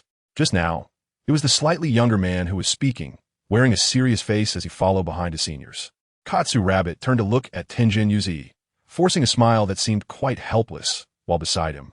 Kanroji Mitsuri maintained a neutral expression but had a hint of a smile at the corners of her mouth. Yuzi, this time we are ordering living supplies for the team, which we will hand over to the Wisteria family later. Mitsuri tilted her head and smiled lightly, and Katsu Rabbit nodded in agreement, saying, yes, this matter cannot be delayed. I understand. Tenjin Yuzi awkwardly smiled and then continued to speak to himself. I don't know what's going on this year. The Demon Slayer Corps suddenly announced that they will no longer recruit new members, and many seniors have begun to leave one after another. It can't be that humans and demons are at peace, right? Oh, how could that be? Tenjin Yuzi shrugged. I was just saying that casually. Don't take it seriously. All right, we won't take it seriously. It's impossible to think that way. Katsu Rabbit stepped forward, laughing as he patted Tenjin Yuzui's shoulder, and Mitsuri also giggled, clearly amused by Tenjin Yuzui's odd thoughts. Have you heard? That businessman is truly despicable. Yes, a social cancer. The authorities are still doing nothing. In the past, business was limited to the printing industry, but now they've extended it to daily necessities. Those authors and literati have it hard. They've been suppressed for so many years. Forget it. Who told them to have such a powerful background? We can't do anything about it. A little black market is just a little black market. Suddenly, the three heard discussions on the streets about an unscrupulous businessman with expressions full of indignation, defending the many bookstores in the area. What happened there? The three were puzzled. Their curiosity instantly piqued, and the previous topic abruptly halted. Let's go find out. I think I heard something about daily necessities. Isn't that one of the supplies we came to order today? Tenjinzi also wholeheartedly agreed with Mitsuri's decision, adding, sister, You think of everything. If the prices of daily necessities increase beyond the budget, that would be troublesome. Their worries stem from the fact that the Kanamori family hadn't told them which shop to order from. They only said to go to Tokyo and see if there were any merchants willing to do business with them at favorable prices. It seemed that the Kanamori family's finances were also tight, trying to save wherever they can. They probably procured supplies like this before as well, adapting to the times and buying from wherever it was cost-effective. So, the three approached a passerby to inquire about the situation. "Excuse me, do you know what's going on?" The questioned passerby, filled with indignation, replied, "That unscrupulous businessman is taking advantage of his power to maliciously lower book prices, suppressing these bookstores. It's simply outrageous. And for daily necessities like toilet paper, pens, and cotton fabric, that businessman is also deliberately raising prices, making many common people suffer. But we ordinary folk can't resist him." So the passerby sighed and then eagerly continued, glancing at the three. "It seems you guys aren't aware of the situation here, so let me explain it to you." After hearing the passerby's words, the three frowned. The justice-seeking Katsu Rabbit was the first to speak up, agreeing, "That's right, that businessman is too despicable. Does he want to provoke a business war? Is he trying to monopolize the market? Just because of his mayor father?" "Exactly. That businessman is so rampant all thanks to his father, who got into the cabinet and became the head of the Tokyo prefecture. Even the emperor can't say much about this. After all, his father brings more benefits to Japan, far beyond these minor skirmishes. Thank you for telling us this, big brother. It's nothing. The more people know, the more likely the emperor will step in to stop it." The passerby chuckled and waved his hand. After bidding farewell to the passerby, the three quickened their pace, preparing to visit several manufacturers to inquire about prices. They wandered around and found many factories, finally locating a small factory willing to offer them a slight discount. Of course, this was only for the current actual price, which was considerably higher than what the Demon Slayer Corps had previously procured.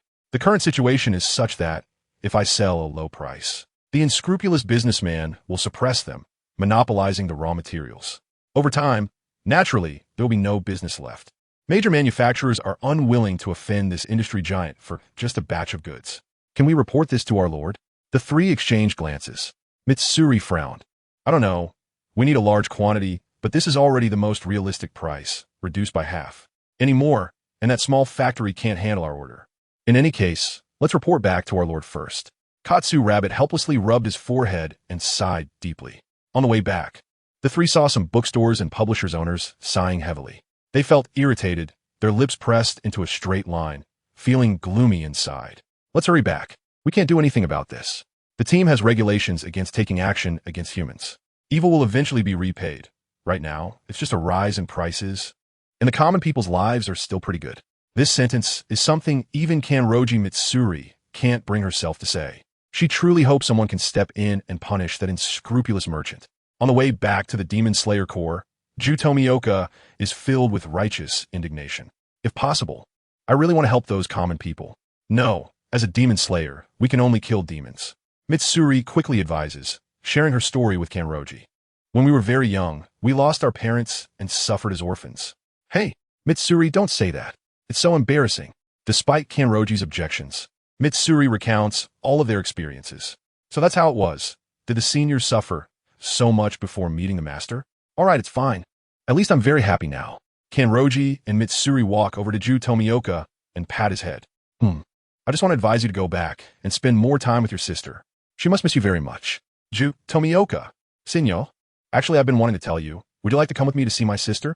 From now on, my sister will be your sister too, so you can have family." The orange light of dusk not only illuminates Ju Tomioka's smile, but also fills the void in the hearts of the two. Chapter 100. Counterattack. Night falls over the city, and the noise gradually settles into silence. In a somewhat old bookstore by the street, the dim light reflects the store clerk's furrowed brow and the owner's darkened gaze. The clerk's brow is tightly knit, his voice tinged with urgency and helplessness. "Boss, what should we do? That unscrupulous merchant has raised the printing prices again. We have no way to deal with it, whether it's purchasing stock or printing books. Say something." "Uncle, will my salary still be paid?" He stands with his hands on his hips, his eyes bright and bold, showing no sign of unease. It seems that if the boss says no, he can immediately throw off his uniform and leave. The boss, also known as Xiangkai, sits behind a desk, his eyes dark like a bottomless abyss. After a long while, he slowly speaks, his voice low yet firm. It's fine, we won't go under. After a pause, he adds, salaries will be paid as usual. His words, though brief, carry an undeniable strength. In this quiet night, he has already made a decision. He will not let that unscrupulous merchant go, even if it means killing him in the most extreme way. Having been a normal person for so long, Xiangkai has almost forgotten that he is a genuine demon. Initially, he and T planned to take action against the merchant, as the risks were too great. The merchant has a strong background, and attracting the Demon Slayer Corps would cause trouble. Would his bookstore still be able to operate then? However, a few days ago, two higher-ups held a meeting of the 12 Kazuki and told them to act freely. As long as they don't kill indiscriminately, the Demon Slayer Corps wouldn't interfere too much. Xiangkai is puzzled about when the boss made a deal with the Demon Slayer Corps. However, since it was a decision from above, he did not dare to ask too much. As an employee, being honest and not causing trouble is the greatest respect for the boss. Moreover, what surprised him even more was that the boss decided to dissolve businesses in the community, such as Qingshi Pharmaceutical and CEO Church. Any enterprises developed by suing back then would either be handed over to ordinary people or dissolved on the spot. Because of this matter, Xiangkai vaguely felt that something big would happen soon.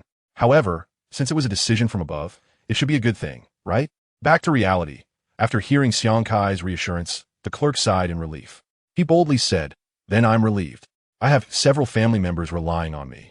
And without my salary, I can't continue working here. In fact, there is something you didn't say. If you hadn't said you could provide me with a salary, I wouldn't have come here." When he first met Xiangkai as a child, Nishikawa Shimi remembered Xiangkai's face and had a very poor first impression of him. Later, when Xiangkai introduced him to a blood donation organization and gave him a job, Nishikawa's impression of Xiangkai improved a little. As for the previous clerk, he was of course dismissed. Isn't Xiangkai allowed to dismiss employees as a boss? As a good boss, Xiangkai also gave the former clerk a little severance pay, which is already quite benevolent. Thinking of this, Nishikawa Shimi couldn't help but look down at his arm, where the needle had been inserted to draw blood. Rare blood type? Am I a rare blood type? The doctor who drew his blood also told him not to tell others about his rare blood type, or bad people might catch him to use him as a blood bank. At that time, Nishikawa was eager to get the reward after donating blood and didn't pay any attention to the doctor's words. Later, when he felt that someone was following him, he complained to Xiangkai about it, and Xiangkai told him not to worry. No one would follow him anymore and advised him to keep his rare blood type a secret. After that, no one really followed him anymore. Unbeknownst to Nishikawa, Xiangkai had directly attacked that person's home to protect the rare blood he had stored. Xiangkai, I wonder when he will go donate blood again? Should I raise the reward a bit more? After that, the two stayed in the bookstore for a while until closing time, and only then did Nishikawa Shimi leave. The bookstore was left with only Xiangkai, the light shining on his face, revealing his obscure and inscrutable eyes. After a moment, Xiangkai stood up, took out a sword capable of cutting through iron from the dark compartment of the bookstore, and quickly closed the bookstore's main door. He then walked into a small alley, took out a piece of black cloth, and covered his face. He didn't even know why he was doing this. Could it be that he had watched too many urban novels? As one of the first victims of the unscrupulous merchant, Xiangkai naturally knew his residence and easily made his way to his house. Looking at the heavily guarded villa, Xiangkai first scanned the surroundings, nimbly avoiding patrols, and headed straight for the unscrupulous merchant's bedroom. To prevent any capable samurai from delaying him and attracting more people, he planned to act swiftly and directly eliminate the unscrupulous merchant. Ding ding ding ding ding ya. Who are you? Help! The defense system outside the house was triggered, and the unscrupulous merchant instantly realized something was wrong, shouting loudly for the guards. The sounds inside were clearly heard by the guards outside, who quickly rushed toward the scene with firearms. Xiangkai cursed under his breath and slapped his head. He had underestimated these people's vigilance. Seeing the guards gathering quickly downstairs, Xiangkai could only raise his sword and rush in front of the unscrupulous merchant, swinging down at him. The unscrupulous merchant, perhaps having experienced a lot, remained relatively calm. He spoke calmly. "Are you here for money? I have a passbook on my nightstand with a lot of money in it." Xiangkai was not interested in that. Under the shocked gaze of the unscrupulous merchant, the cold blade sliced across his neck. The blood that gushed out made Xiangkai's eyes turn red. Thankfully, he had strong willpower to overcome the instincts of a demon. Bang! A bullet whizzed past and lodged into Xiangkai's chest. He turned his head to look, realizing that the guards had already arrived. Several guards, seeing the corpse on the ground, were furious. Sir, you killed the sir. Quick, shoot him. Shoot him dead. A wave of pain surged through his chest, but Xiang Kai quickly controlled his muscles to expel the bullet. Then, he dodged the incoming bullets and jumped out of the window amidst the terrified gazes of the guards. The guards shouted loudly, "There's a monster! That person's wound can heal so quickly. He can even expel bullets. Hurry, notify the master. Quickly, quickly." The noise inside the villa was incessant. The lights were still on, and many vehicles were coming in and out. On the other side, after leaving the villa, Xiang Kai slightly rubbed his brow. Before this, he had also heard the shouts of those people. This is what he was worried about, even without using vampire techniques. The ghost's incredibly strong, self-healing ability clearly indicated that this person was not simple. He had tried to control the wound from healing, but it was completely useless. His body instinctively operated and did its best to repair the wound. It was like how an ordinary person cannot control their cold from getting better. It is just impossible. Of course, it could also be that his control over his body was lacking. After all, Xiang Kai hadn't fought in decades, and usually just wrote articles and read books. Neglecting exercise. After cleaning up the blood on the roadside, Xiang Kai quietly returned to his residence, preparing to welcome the arrival of tomorrow. He now only hoped that after the unscrupulous merchant died, everyone could live a little better. "Xiang Kai, the Demon Slayer Corps shouldn't cause me any trouble, right? The boss said it shouldn't, right?"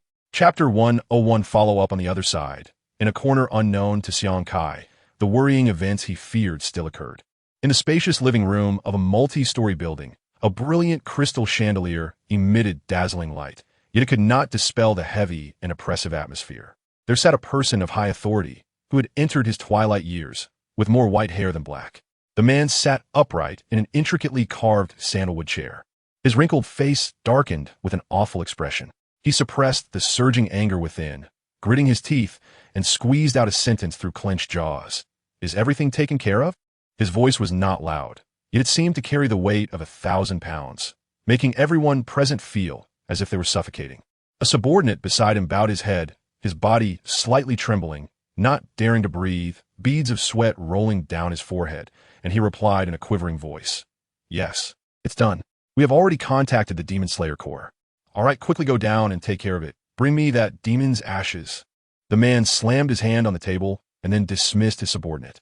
The man turned to look at his enormous mansion, a faint pain in his heart. The surrounding decorations were extravagantly luxurious, with exquisite murals, expensive antiques, and lavish carpets, all showcasing the owner's noble status. However, at this moment, all this splendor could not conceal the burning anger and endless sorrow in the heart of the powerful man. "My son, if I had known it would come to this, why did I let it happen in the first place?" The man clutched his chest. He had long known about the trouble his son had caused. But having indulged his son for so long, he had not stopped him. How could someone who climbed to such a position with such great power be purely good? He simply had not revealed it outwardly. In recent years, he has been covering for the troubles caused by his son, never expecting that the security system could protect against humans, but not against ghosts.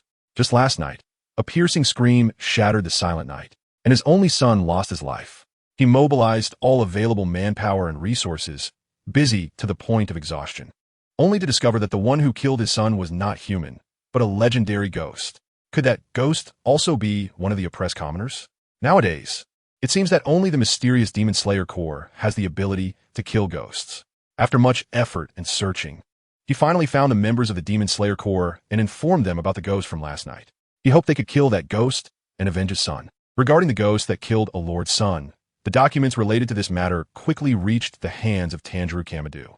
At that moment, Tanjiro sat in his study, looking at the documents with a serious expression. He was unsure if the ghost that killed the lord's son was the evil ghost mentioned by Tamayo. After pondering for a moment, he said to the person standing beside him, Kanata, I remember last time I sent 3 children to Tokyo to gather supplies. Could you ask them to go again? Tell them not to fight, just to gather information." Kanata, looking troubled and deep in thought, wondered if this was really okay. Tanjiro smiled slightly, grasped Kanata's hand, and assured him, "I know what you're thinking. There's no need to worry. They have grown up, and the evil ghost won't harm them. If it's really the good ghost Miss Tamayo mentioned, they won't get hurt either." With that, Kanata went to handle it. Before long, Zenitsu, Inosuke, and Ju received their mission from the Corps. Zenitsu had initially planned to go back home with Ju to see his sister in a few days, but now he could only postpone it. While resting after their journey, They sat under the shade of a large tree, chattering about the situation, with 3 crows perched on a branch above them. A ghost killed a lord? We just left, and the ghost showed up. What a coincidence. Zenitsu's eyes widened, struggling to accept it and feeling a bit regretful. If we had returned to the Demon Slayer Core day later, could we have had a chance to encounter a ghost? Maybe even kill one? Inosuke nodded in agreement. Yeah. It's a coincidence that we'll go to Tokyo today to kill a ghost. Brothers and sisters, we're not killing ghosts. Ju kindly reminded them. The mission was to gather information, and after that, the crows would take them back to the core, allowing them to leave. The mission didn't instruct them to kill ghosts. So why should they? Ju didn't understand. The two turned to look at Ju in unison. Zenitsu raised his hand, thought for a moment, then put it down. Ju's words were irrefutable, yet that didn't stop him from disagreeing. How could one encounter a ghost without killing it? Was his little junior brother being cowardly again? Finally, Zenitsu hesitated and said, Ju, just don't speak. I'm the elder brother, so listen to my orders. Seeing Ju's clear and innocent expression looking at them, Inosuke spoke up, don't overthink it, just listen to your brothers and sisters. All right then. Although he didn't understand, Ju decided to obey. If anything happened, his brothers and sisters would be there to protect him. The ghost would have to get past them first. After resting for a moment, the 3 of them along with the crows continued toward Tokyo, needing to arrive before sunset. After an unknown amount of time, the orange sunset began to color the sky, and the 3 finally reached their destination. They split up to quickly gather information. Inosuke sat in a bookstore, listening to the nearby discussions, his expression darkening. They really came? Are they going to fight? Inosuke anxiously rubbed his hands, took out a pen, and hid to practice the blood demon art he hadn't used in years. Observing Inosuke's strange behavior, the indifferent Kaneo shrugged while organizing books. Outside, the 3 quickly regrouped at their meeting point in a quiet corner to share their findings. The dead person was the unscrupulous merchant that passers-by mentioned yesterday. Zenitsu frowned, rubbing his chin, pondering if that's the case, then did the ghost actually help the people? Inosuke nodded. The lord, unscrupulous merchant, background assassination, it all adds up. So, did the ghost kill the unscrupulous merchant? Ju tilted his head, looking confused. Zenitsu sighed, feeling helpless. I thought finding the ghost would be enough, but now this matter involves personal grievances, and we haven't even gathered information on the ghost. Finally, Inosuke decisively said, let us report back. The 3 exchanged glances, taking turns speaking as Zenitsu wrote down their findings and then summoned his crow. The 3 crows flew over, staring intently at the 3. Is there something? Hurry with your task. Ju waved his hands, explaining, we are completing our task, gathering some information to report to Lord. Who will go? The crows argued among themselves, each wanting to take on the task, eventually ending up in a tussle, with feathers scattered on the ground. And Ju shrinking back in fear, Zenitsu and Inosuke had to work together to separate the 3 crows. Enough, stop arguing. Zenitsu shouted after pushing the crows apart. You all go together. The 3 crows looked at each other. No problem. Okay, I'm in too. In the end, the 3 crows argued over which one would carry the note. Out of necessity, Zenitsu divided the message into 3 parts, tying them to each crow's leg. Now go hurry. Lord must be waiting anxiously. The 3 crows flapped their wings and quickly flew toward the Demon Slayer core. Ju, who had been silent, finally breathed a sigh of relief upon seeing the crows, leaning towards Zenitsu and Inosuke. What should we do now? Let us rest at the Wisteria family nearby until we receive orders from Lord. The other 2 had no objections, so the 3 quickly made their way to the residence of the Wisteria family in Tokyo. After resting for a night, the 3 crows, chasing each other, finally delivered the orders. Lord has commanded, you don't need to interfere in this matter. There will be others taking over this task. Yes, yes. Could you leave some for me to say? The crow that hadn't had a chance to speak was dissatisfied and directly flapped a wing at the heads of the other 2. Then, as expected, things took an unexpected turn, and the 3 crows naturally got into a scuffle. You guys, don't be angry. 3 crows felt a chill as they were stared at by the rabbit demon, sensing that something was off. They quickly stood still, pretending that nothing was happening. Zenitsu furrowed his brow, realizing that this wouldn't do. Their crows always loved to compete. At that moment, Ju Tomioka peeked out, and as soon as he opened his mouth, was shouted back by the rabbit demon. Don't speak. Let me handle this. In the end, the 3 crows agreed on 3 rules. They would ensure to complete their tasks properly in the future and not cause any trouble, with the understanding that anyone who did would voluntarily retire. Once calm, the 3 of them looked at each other. Since the Lord had given orders, what should they do next? You go ahead, you say it, suggested one. Or I could take you to meet my sister, and we could also visit my master. The two were shocked by Ju Tomioka's suggestion, unsure of what to say, and could only nod in agreement. They were also looking forward to this, whether it was to meet Satako or visit Sakanji Yurikadaki. The sun hung high in the blue sky among white clouds as the three of them walked like carefree clouds towards Ju's home. Along the way, they encountered many interesting and heartwarming things. That's my ball. You big idiot, get back. It's the ball my dad bought for me. A girl with a light and graceful figure, her short black hair playfully resting on her shoulders, had tips of orange-red hair that looked like leaping flames, adding to her unique charm. Her orange-yellow eyes sparkled with urgency and annoyance as she stared at the boy ahead. The boy had a head full of energetic short hair, wearing a string of blue beads around his neck, and was holding a colorful ball. He was teasing the girl by holding her ball, a faint smile playing on his lips. You brat. The girl protested, angrily scolding the boy while bouncing and trying to retrieve her ball. This annoying guy. What does his father think, since they have business dealings with the annoying guy's family? That's right. They originally didn't know each other and might never have met in their lifetime, because the boy's family is very wealthy, even richer than the girl's family. A few years ago, due to pressure from above, his family's business was not doing well, so they added a few more business dealings. And even this small transaction from his father was not let go. After visiting each other's homes several times, the two became familiar with each other. Over the years, they became like old friends who never spoke to each other. The girl didn't understand why this guy, who clearly had a serious cleanliness obsession, seemed to lose it when he was with her. No way, you come chase me. The three witnesses were very shocked, and they thought this was what love was supposed to be. Rengoku Yukuru twitched his mouth. Weren't they about the same age? How did they get engaged? Sai, stop looking. Let's go. After saying this, Kenroji Mitsuri leaned close to Rengoku Yukuru's ear and teased. Could it be that you want to get engaged to? Who do you have your eye on? I'll help you, brother. Brother. I don't. Rengoku Yukuru's face turned red from embarrassment, and he angrily ran ahead, leaving the two behind. Shinobu helplessly watched the two bicker and finally suggested to Mitsuri not to tease Rengoku Yukuru anymore. Mitsuri waved her hands repeatedly. All right, I got it. After finishing their conversation, the two hurried to catch up with Rengoku Yukuru, and Mitsuri quickly apologized to him, promising not to say such things again. Fine. I forgive you. Thus, the three returned to their harmonious atmosphere and continued on their way to their destination. On the other side, in Tokyo, Rengoku Shinjiro, who was accompanying his wife, received a message from Ubuyashiki Kagaya.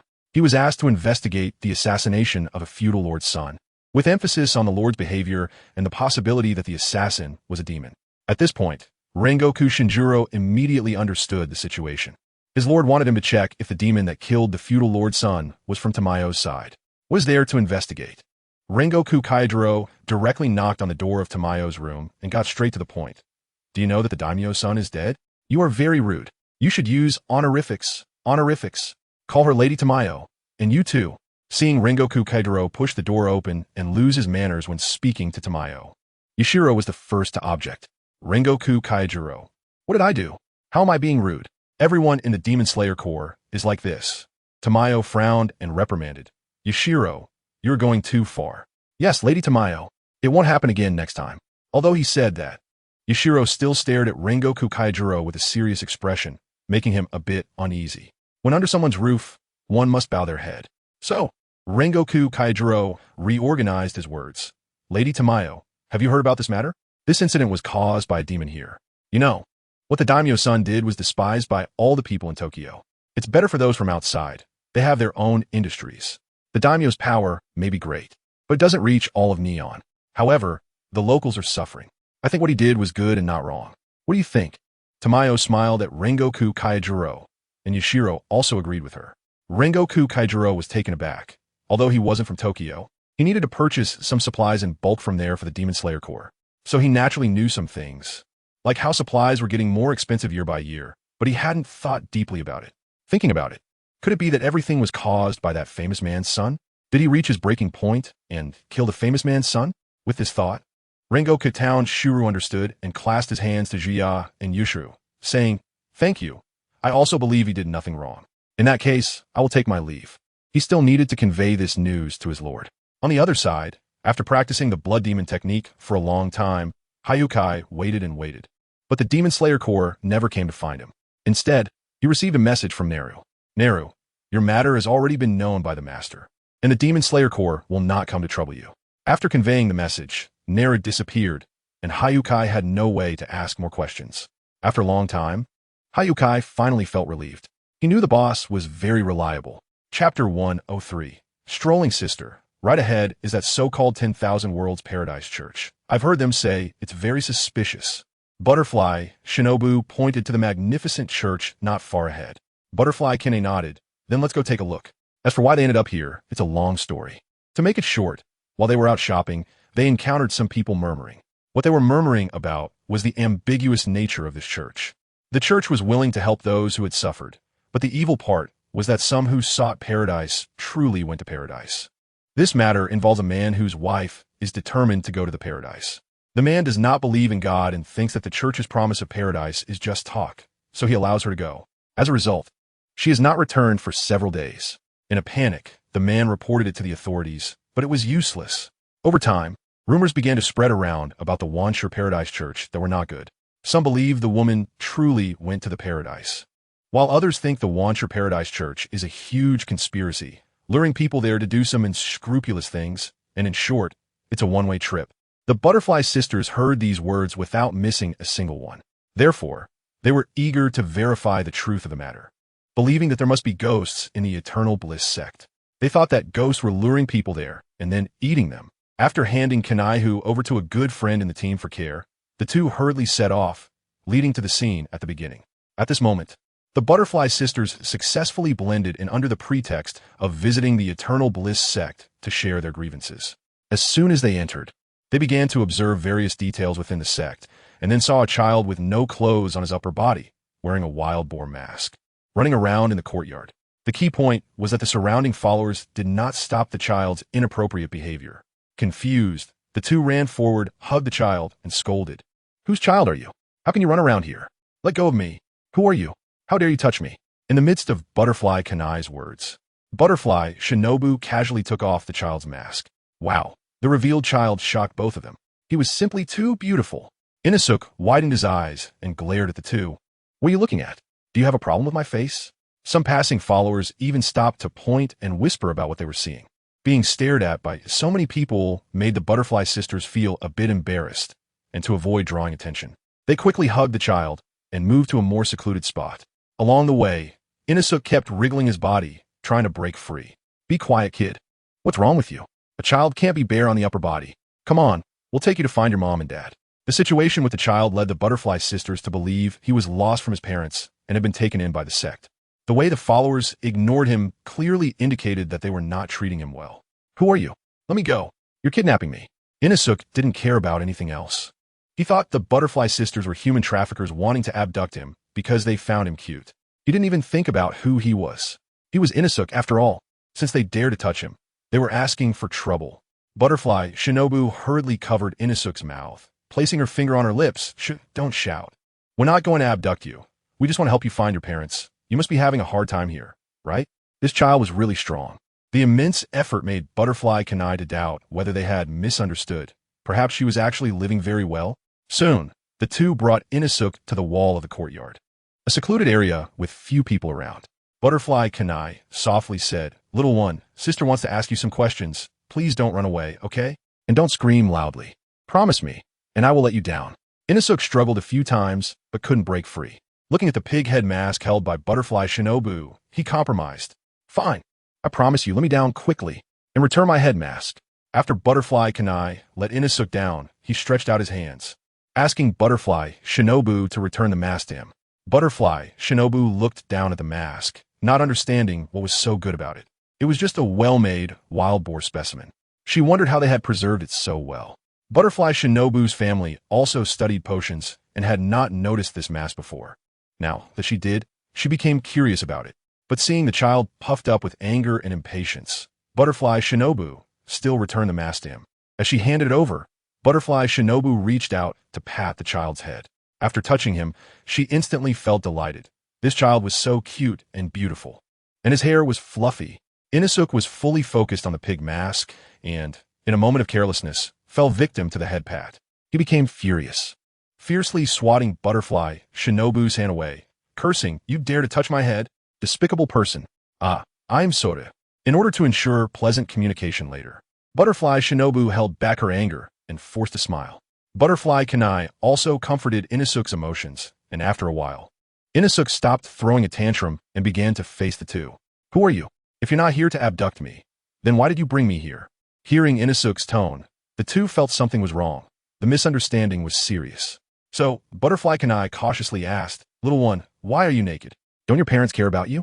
Inosuke perked up, proudly stating, My mom can't control me. Then where is your mom? We'll take you to find her. It's very dangerous for a child like you to be at the Eternal Bliss sect. What if someone captures you to sell you? This is exactly what the Butterfly sisters are worried about. The Everlasting Paradise Church is quite sinister, and there might even be ghosts. Inosuke crossed his arms and tilted his head in confusion. What are you talking about? What's dangerous about the Everlasting Paradise Church? I've grown up here, the Butterfly sisters said. Poor child, you really don't know the strange things that have happened at the Everlasting Paradise Church. Inosuke continued, besides, my mom is a member of the church and has a decent relationship with the leader.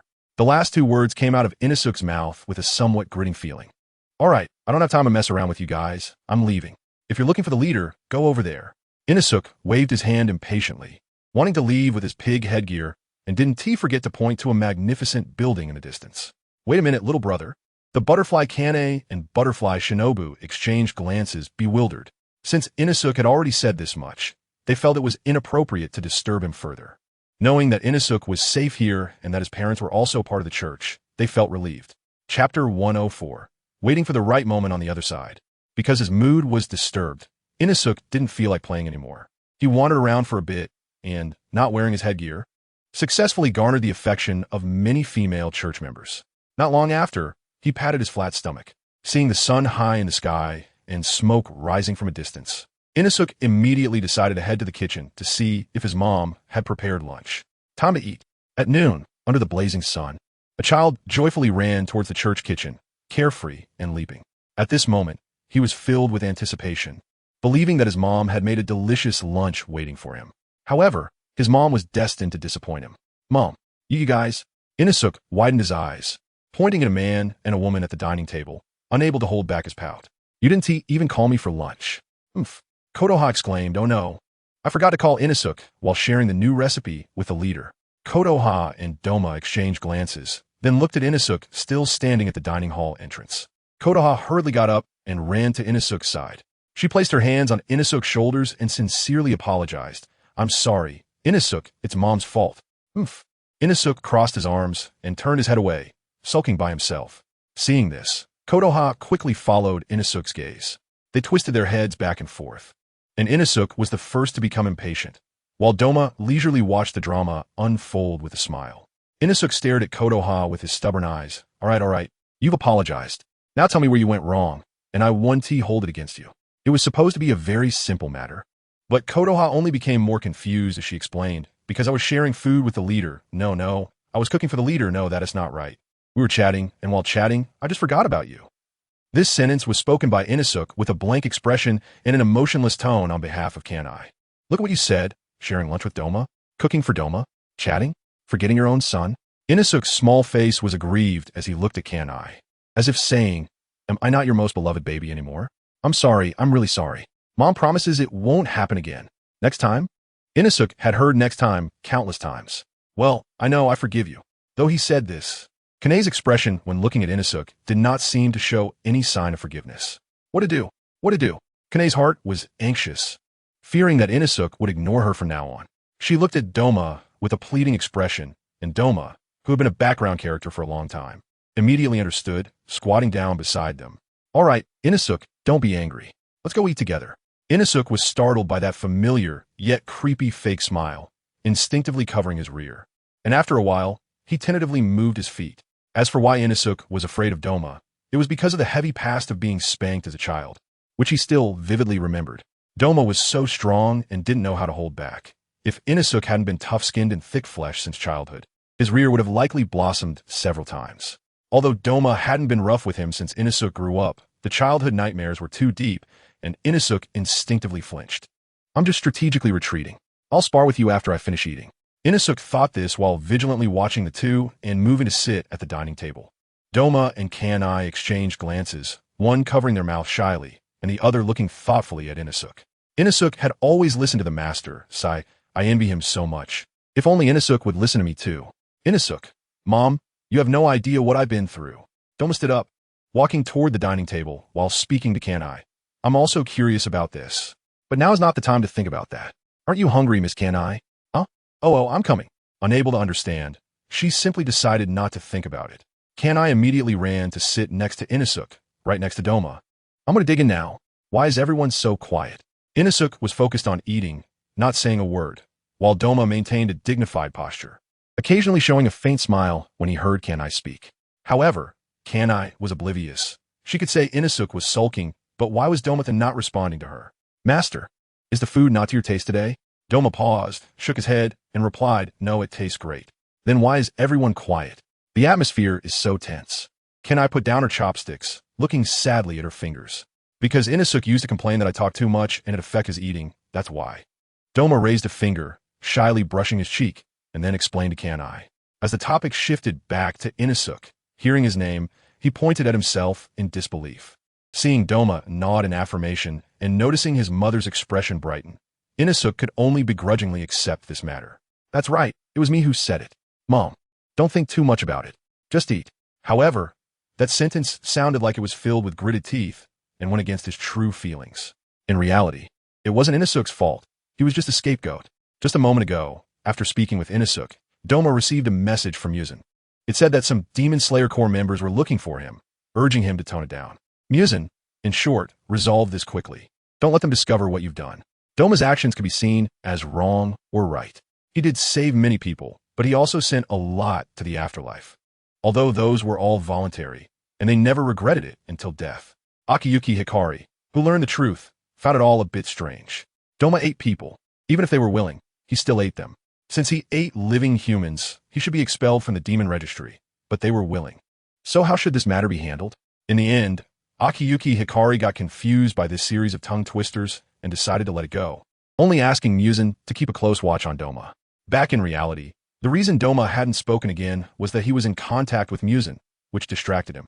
All right, since Inosuke doesn't mind, can I speak now? Saying this, Doma looked at Inosuke, who was focused on eating, with his sparkling, colorful eyes full of expectation. Inosuke was concentrating on eating and still hadn't calmed down from earlier, casually waved his hand. Do whatever you want, 5 ants this opening was quite something, directly revealing Inosuke's not-so-bad mood at the moment. Embarrassed, he added, Humph, what are you looking at? Don't say anything. Just eat your food. 5 ants. Mom's cooking is really delicious, although he acted tough. It didn't stop Inosuke from enjoying the food. The two looked at Inosuke helplessly, and Tsukihiro reminded him from the side. Eat slowly, don't choke. Inosuke is still so adorable. Ha ha ha. Following this, came the various voices of the others. This new dish is really good. Miss Takido's cooking is really nice. Her skills have improved a lot. Chapter 105. Meeting the Master. People are like iron and meals are like steel. On the other side, the Butterfly Sisters had also finished lunch in town and were now sitting at the dining table, discussing animatedly. This is a small restaurant that is very popular among the townspeople, with a large number of tables scattered throughout the spacious interior. The sounds of men and women whispering to each other rise and fall continuously, while the aroma of food and the chatter of people fill the air. In such a noisy environment, the Butterfly Sisters have chosen a corner that is not too conspicuous. They're focused, their lips moving in serious conversation from time to time. This morning, they failed to gather any useful information. Should we still go this afternoon? Butterfly Shinobu supports her chin with her hands, frowning in distraction. This afternoon, we'll visit the leader directly. The followers say the leader preaches in the hall every evening. Wait, can you tell humans from demons, sister? I remember an old senior in our team had that ability. Can you do it too? Butterfly Kine lowers her head in thought for a long time before uncertainly replying. I should be able to, right? After all, she is a certified Hashira-level swordswoman in the team and has killed demons before. So, she should be able to recognize them, right? Should be. Well, I'm not sure. I don't know. Under Butterfly Shinobu's doubtful and scrutinizing gaze, Butterfly Kane changed her tone. She suddenly realized that if their mission failed because of her personal oversight, it would be a sin. Sister, never mind. Let's stick to the original plan and visit the leader. After a pause, Butterfly Shinobu tilted her head and smiled, saying, the child we met today was quite interesting. Are you thinking of adopting a little brother? Sister, what are you thinking? I was just expressing my feelings. I have no such thoughts at all. Butterfly Shinobu straightened up instantly, glaring at Butterfly Kane with a puffed-up face. Butterfly Kane covered her mouth and teased. Okay. You don't think so? Don't you find that child interesting? He is so young, but has such a strong build. He looks tough and sturdy. If the Demon Slayer Corps were still recruiting, I would have wanted to recommend him. Huh. So your idea of interesting is in that regard? Butterfly Kane was momentarily stunned, unconsciously twitching her lips. Butterfly Shinobu thought for a while and added, it's not just that. His appearance is also interesting. He is clearly a boy but has a feminine face. All right, stop talking. Butterfly Kane couldn't bear to look and covered her eyes. Sister. Haha. After their little banter, the two sisters arrived at the Wan Shurji Lu sect a couple of hours early.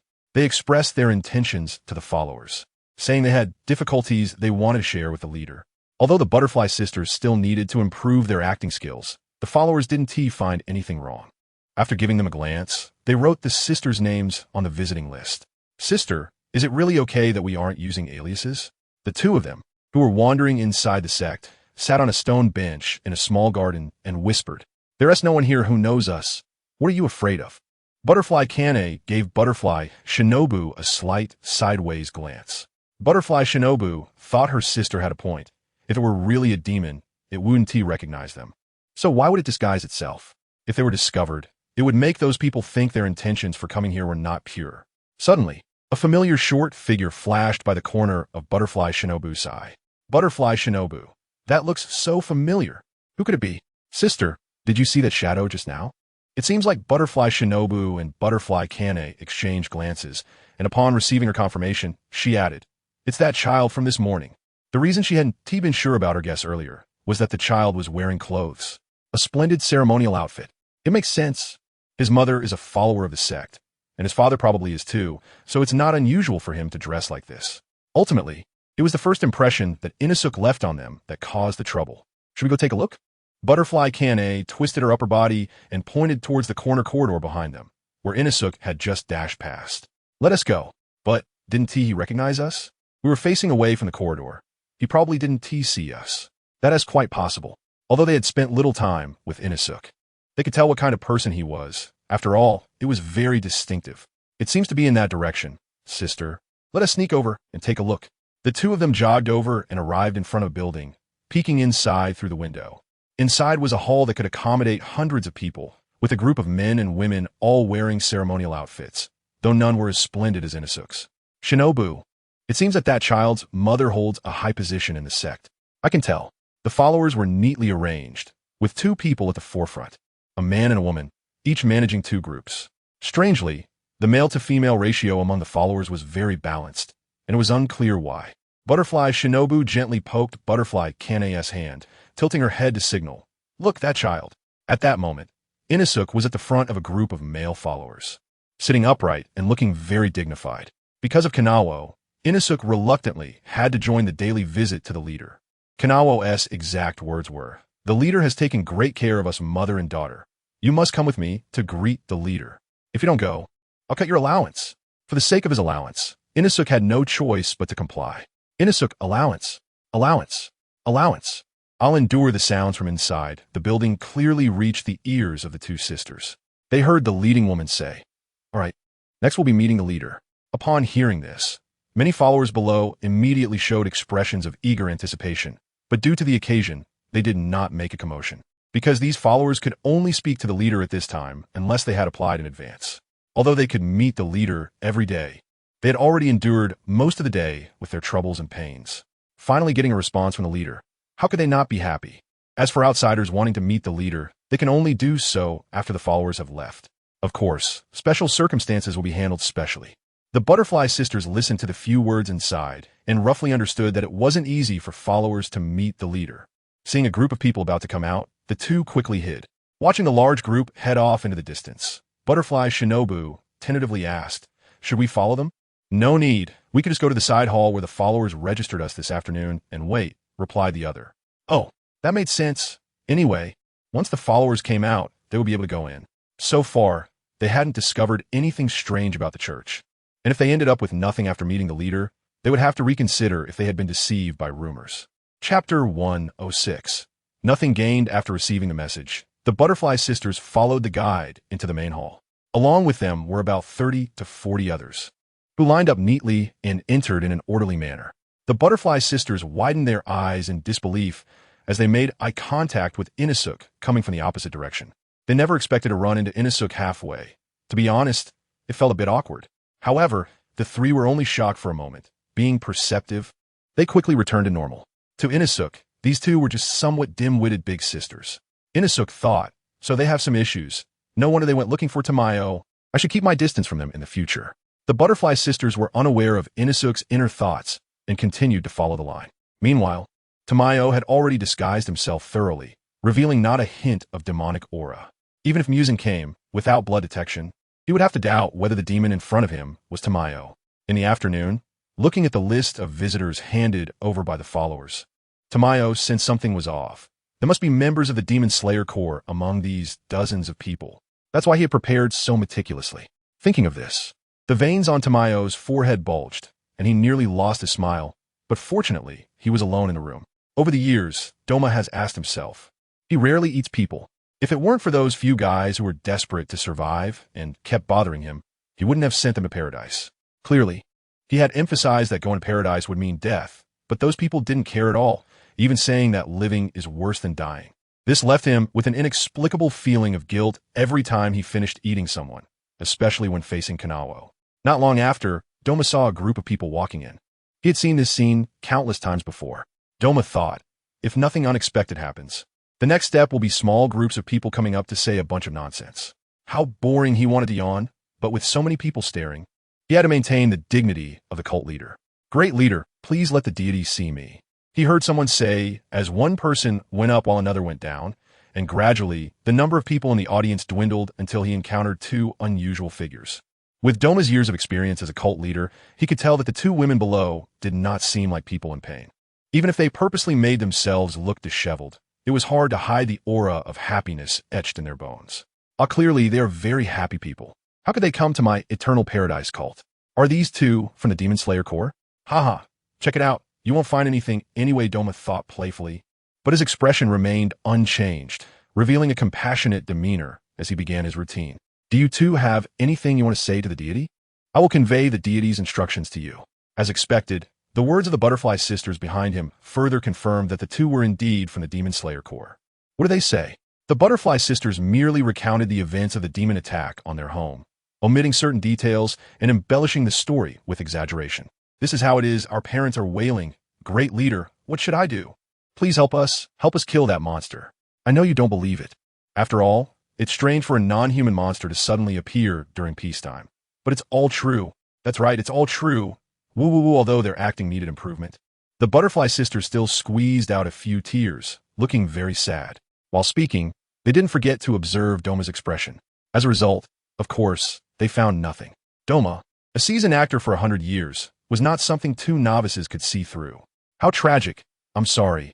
I'm sure the deity will help you, and your suffering will eventually pass.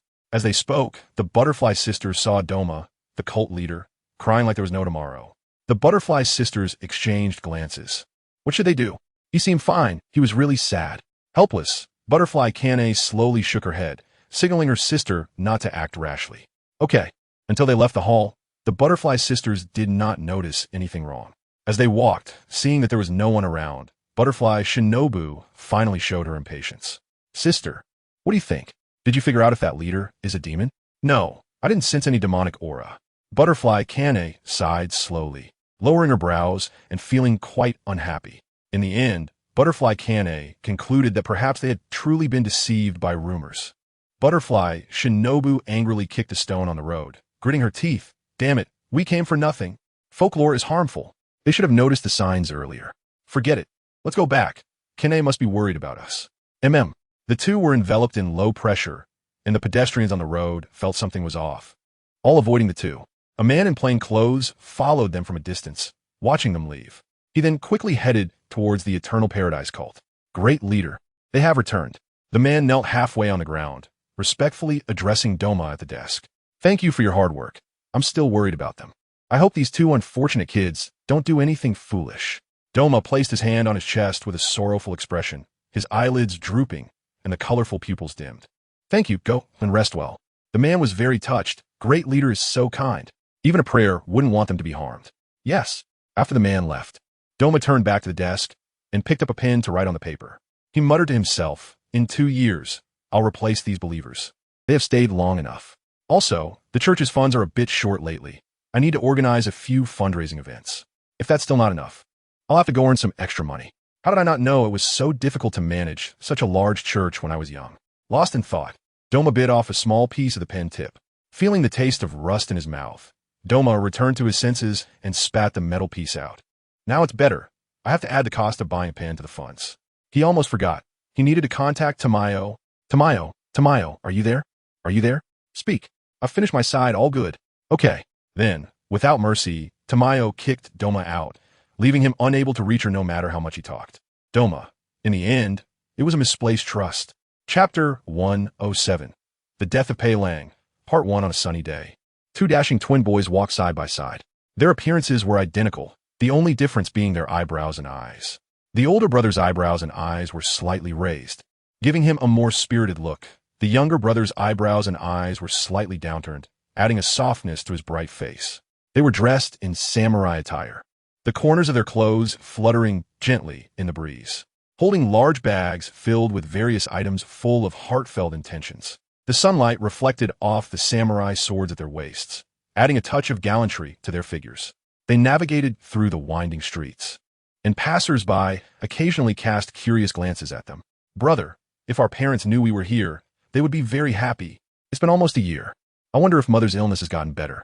Thinking of this, Rengoku Kyujiro gradually felt excited, hoping to see their parents soon.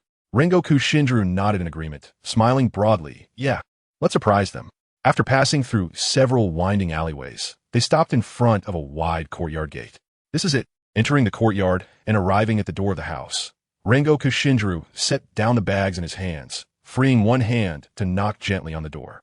After a moment, the door slowly opened, revealing a doctor in a white coat standing at the threshold, her eyes filled with surprise and confusion. Upon seeing the two boys' appearances, Tamayo immediately recognized that they were the descendants of Rengoku Tanjiro.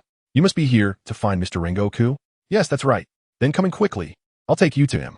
Tamayo stepped aside, and once the two entered, she led them to Rengoku's room. This is their room. Go in quickly. After nearly a year of treatment, Rengoku's illness is almost cured. A few days ago, Tamayo was still discussing with Rengoku Shinjiro about his wife being able to leave. And today, their child has arrived. It's good this way. Let them spend a few days together, and then they can leave together. So, under the watchful gaze of Tamayo, the two pushed open the door. With a click, what came into view was the scene of their mother sitting upright on the bed, smiling broadly with their father. Such a harmonious scene made the two feel a bit emotional. Seeing this, Tamayo didn't want to disturb them, so she said, I'll take my leave now. After nodding in acknowledgement, she left. Father, mother.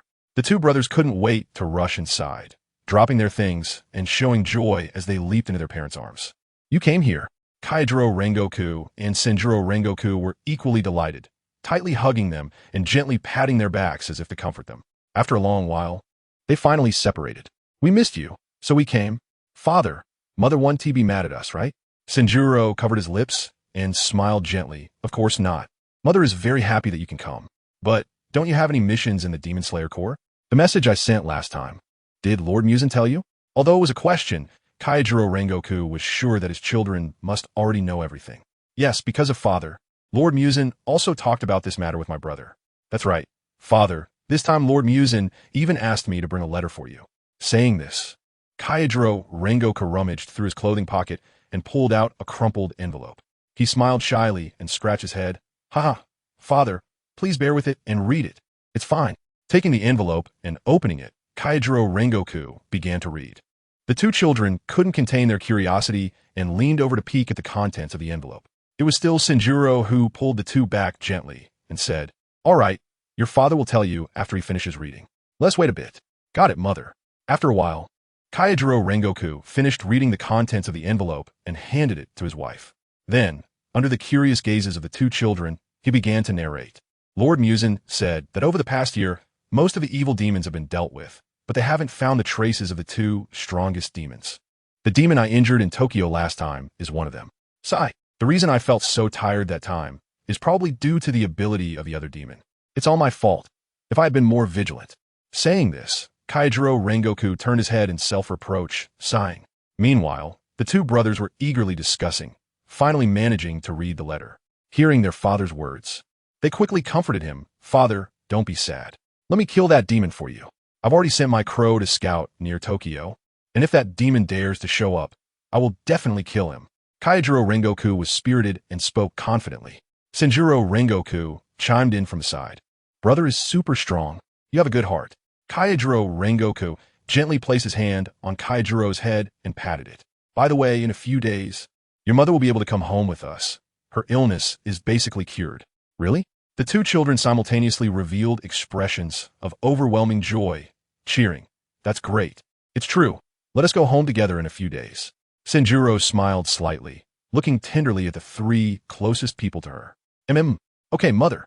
The three exchanged silent glances, and everything was understood without words. The Rengoku brothers stayed with Tamayo for a few days. 5 days later, their family planned to leave, having packed all the items they needed to take with them.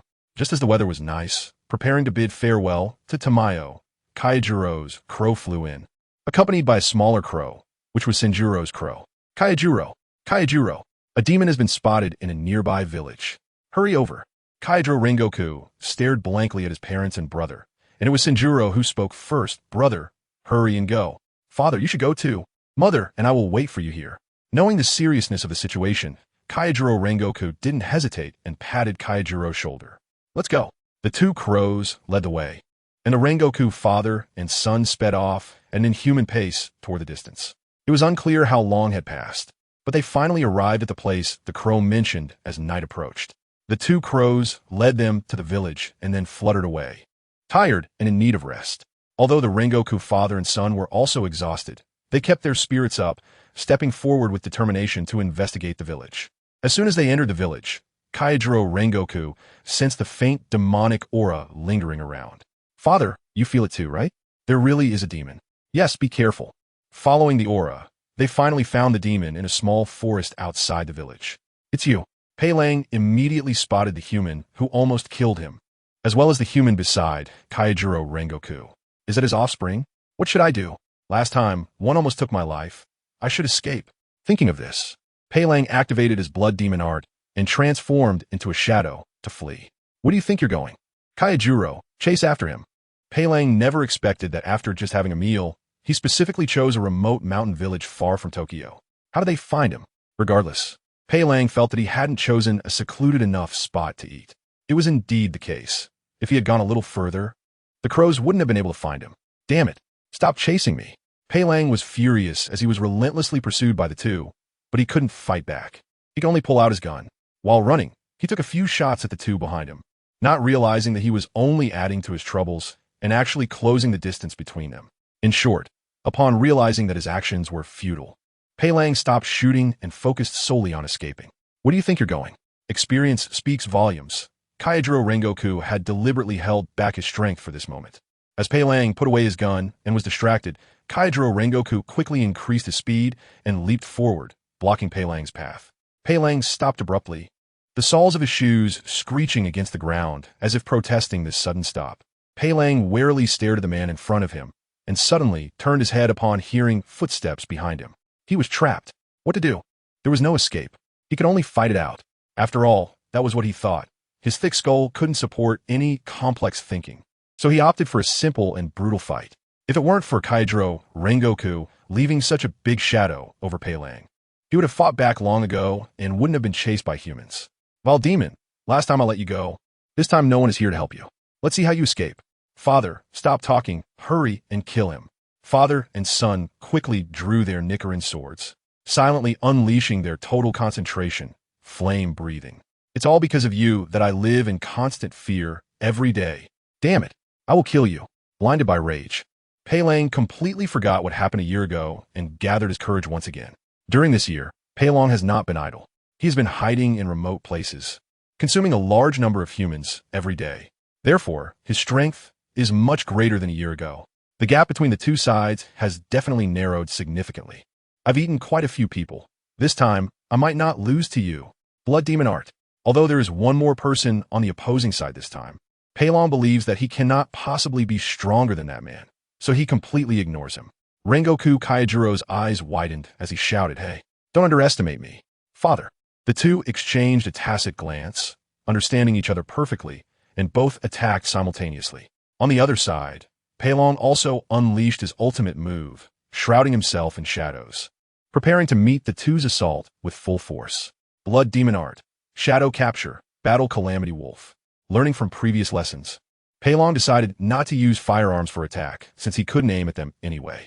He relied on his shadow enhancement to engage in close combat. Late at night, a fierce wind rose. The father and son showed no fear, swinging their swords to meet the attack. The blade glimmered as they engaged in a fierce clash. Their eyes were like torches, revealing determination and resolve, vowing to slay Peilong tonight. Flame Breathing. First form, Unknowing Fire. Flame Breathing. Second form, Rising Flame Heaven. The two launched a pincer attack, activating their breathing techniques, and the flames of their Nichiren swords illuminated the dark night. However, Peilong, having consumed many humans this year, directly used his shadow to grab and seize the incoming blade tip. Yet he still lost several layers of shadow to the flames, emitting thick black smoke, vaguely revealing his true form inside. The Rengoku father and son hurriedly pulled back their blades, panting for breath, and without pausing, they charged forward again. Each swing of their swords carried boundless power, and every block was filled with determination. Sweat soaked their clothes, but their hands still gripped the sword handles tightly. Peilong did not have time to consider his injuries. He could recover quickly after being cut. His attacks were exceptionally ferocious, while the father and son dodged left and right, looking for opportunities. "Kaijuro, I'm going to use that move. You support me from the side." Seeing things go awry, Rengoku Shinjiro shouted loudly to Rengoku Kaijuro during a brief pause in the attack. "Father, you." Rengoku Kaijuro's voice carried a hint of disbelief. Could it be that his father meant that move? "Shut up. Listen to me." Okay. Since this was his father's decision, Rengoku Kaijuro could only comply, secretly holding back tears. That move was the ultimate secret of flame breathing, and using it would cause severe damage to the body, an injury that wouldn't heal overnight. Peilong also heard their conversation, and his expression grew serious as he gathered all his strength and began to become vigilant. Rengoku Shinjiro suddenly charged forward, confronting Peilong directly. Peilong had no time to think. He was about to block his attack when he was interrupted by Rengoku Kaijuro. Rengoku Kaijuro shouted, "I won't let you disturb my father." Unknowing Fire. On the other side, Rengoku Shinjiro, who had reached Peilong, had his Nichiren sword blazing with intense flames, which coalesced into a strange shape in the air. With the force of thunder, it surged toward Peilong. Ultimate move. Ninth form. Purgatory. How could this be? Impossible. No way. Peilong widened his eyes in disbelief, wanting to escape the range of Rengoku's attack, but he was entangled in place by Rengoku Kaijuro, unable to move, and could only brace himself for the incoming move. The moment the technique approached, Peilong felt his body firmly surrounded by flames, unable to escape. The high-temperature flames burned like the sun, scorching him, and his body gradually turned to ash in the intense heat. Not until Peilong's entire body had turned to ash, dissipating into the void, did Rengoku Shinjiro kneel down, supported only by the Nichiren sword stuck in the ground. "Father, are you okay?" Rengoku Kaijuro asked with a worried expression. Although he was also in a sorry state and extremely fatigued, he knew that his father had suffered the most injuries in this battle. He quickly moved forward to support Rengoku Shinjiro, helping him stay upright. Rengoku Shinjiro's weak voice came through, "Find a place to rest. We'll go back tomorrow." Cough, cough. "Okay. I'll call the crows to go back and inform my brother and mother." After that, Rengoku Shinjiro could no longer hold on and fainted. "Father." After ensuring Rengoku Shinjiro was settled, Rengoku Kaijuro called out to the crows outside, asking them to return to Tokyo to inform his brother and mother. "Leave Kaijuro to us." Thank you." After resting for a moment, the crows began their journey again. Because they were far away, they only returned to Tokyo the next morning, delivering the news to the two still at the Tsuyoshi family. Rengoku Ruka sighed in relief, gently patting his chest. As long as their lives were not in danger, it was good. "Let's wait for them, Shinjiro. I never expected that brother and father would face such strong demons, but thankfully they are unharmed, as long as they rest well for a while." At this moment, they were unaware that Rengoku Tanjiro had used a forbidden technique behind their backs, and Rengoku Kaijuro, considering their feelings, did not inform Kasugai. They would not know about this matter, and thought the two had only sustained minor injuries. Chapter 109. Returning home, Rengoku and Rengoku Shinjiro anxiously awaited the return of the two at the Tsukihiro family, while on the other side, the two, having rested, were hastily making their way to Tokyo. At this time, Rengoku, whose condition had mostly healed, sat on a wooden chair in the courtyard, looking anxiously at the sky, while Rengoku Shinjiro accompanied his mother. "Hello, it seems your family has successfully slain another demon." Tsukihiko's sudden remark surprised both of them. Coming to his senses, Rengoku nodded slightly and tugged at Rengoku Shinjiro's sleeve beside him.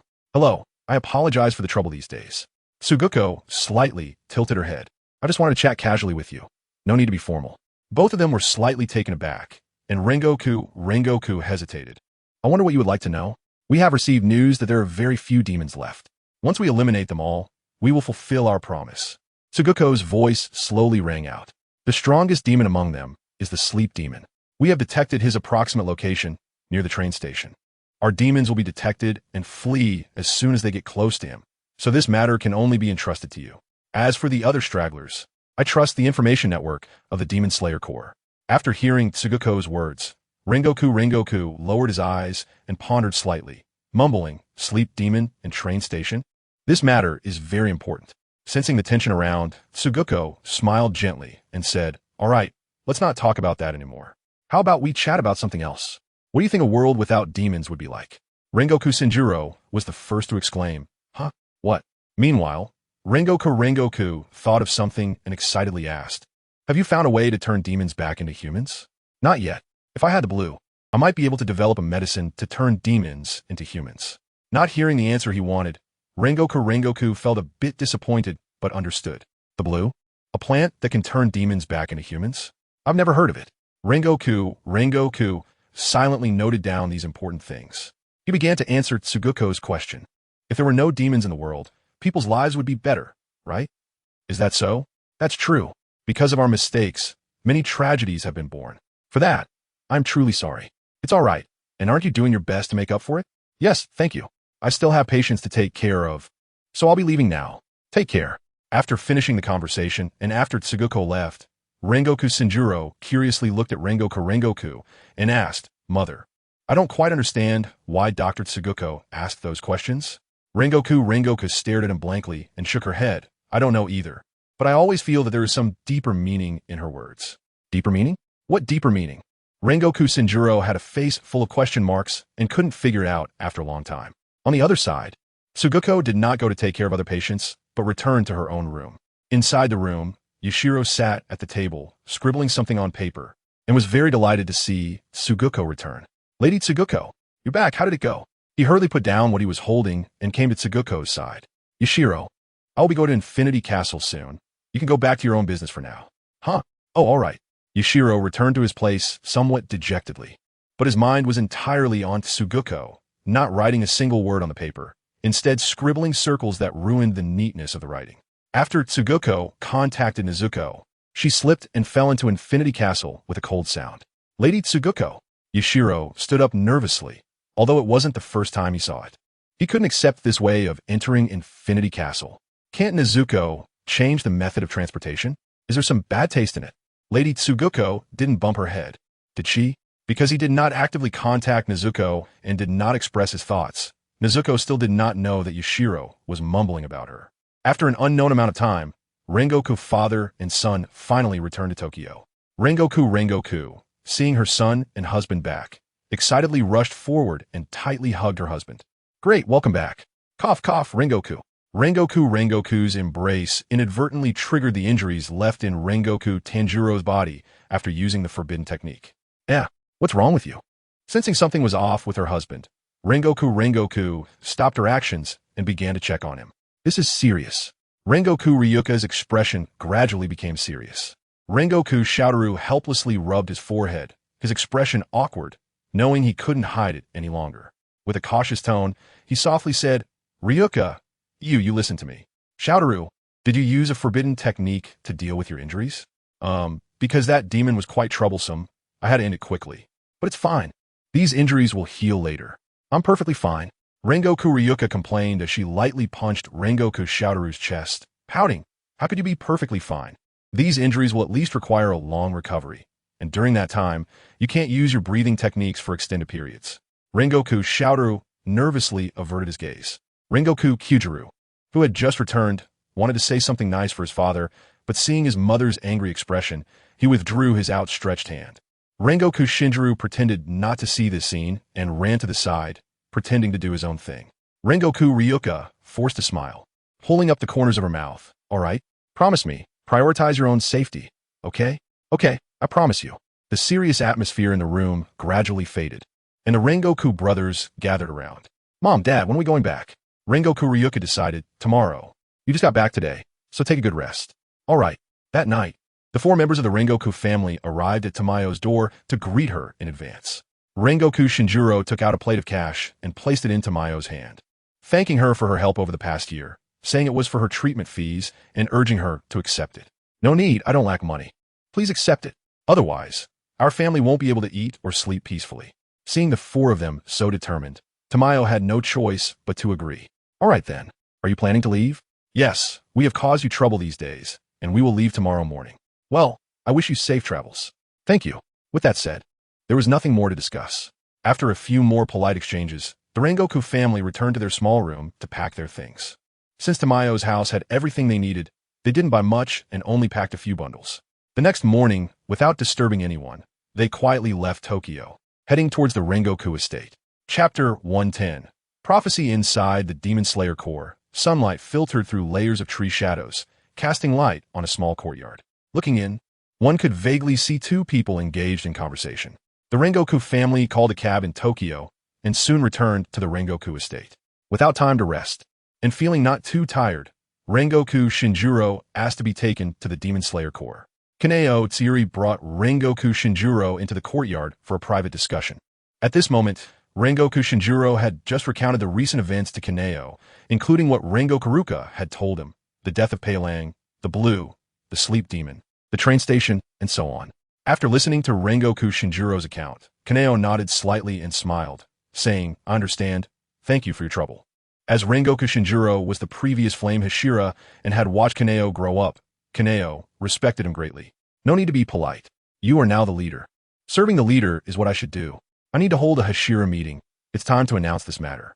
Rengoku Shinjiro was taken aback and hesitated, asking, You mean? Killing the sleep demon, lifting the curse, and the medicine to turn demons back into humans. Those matters.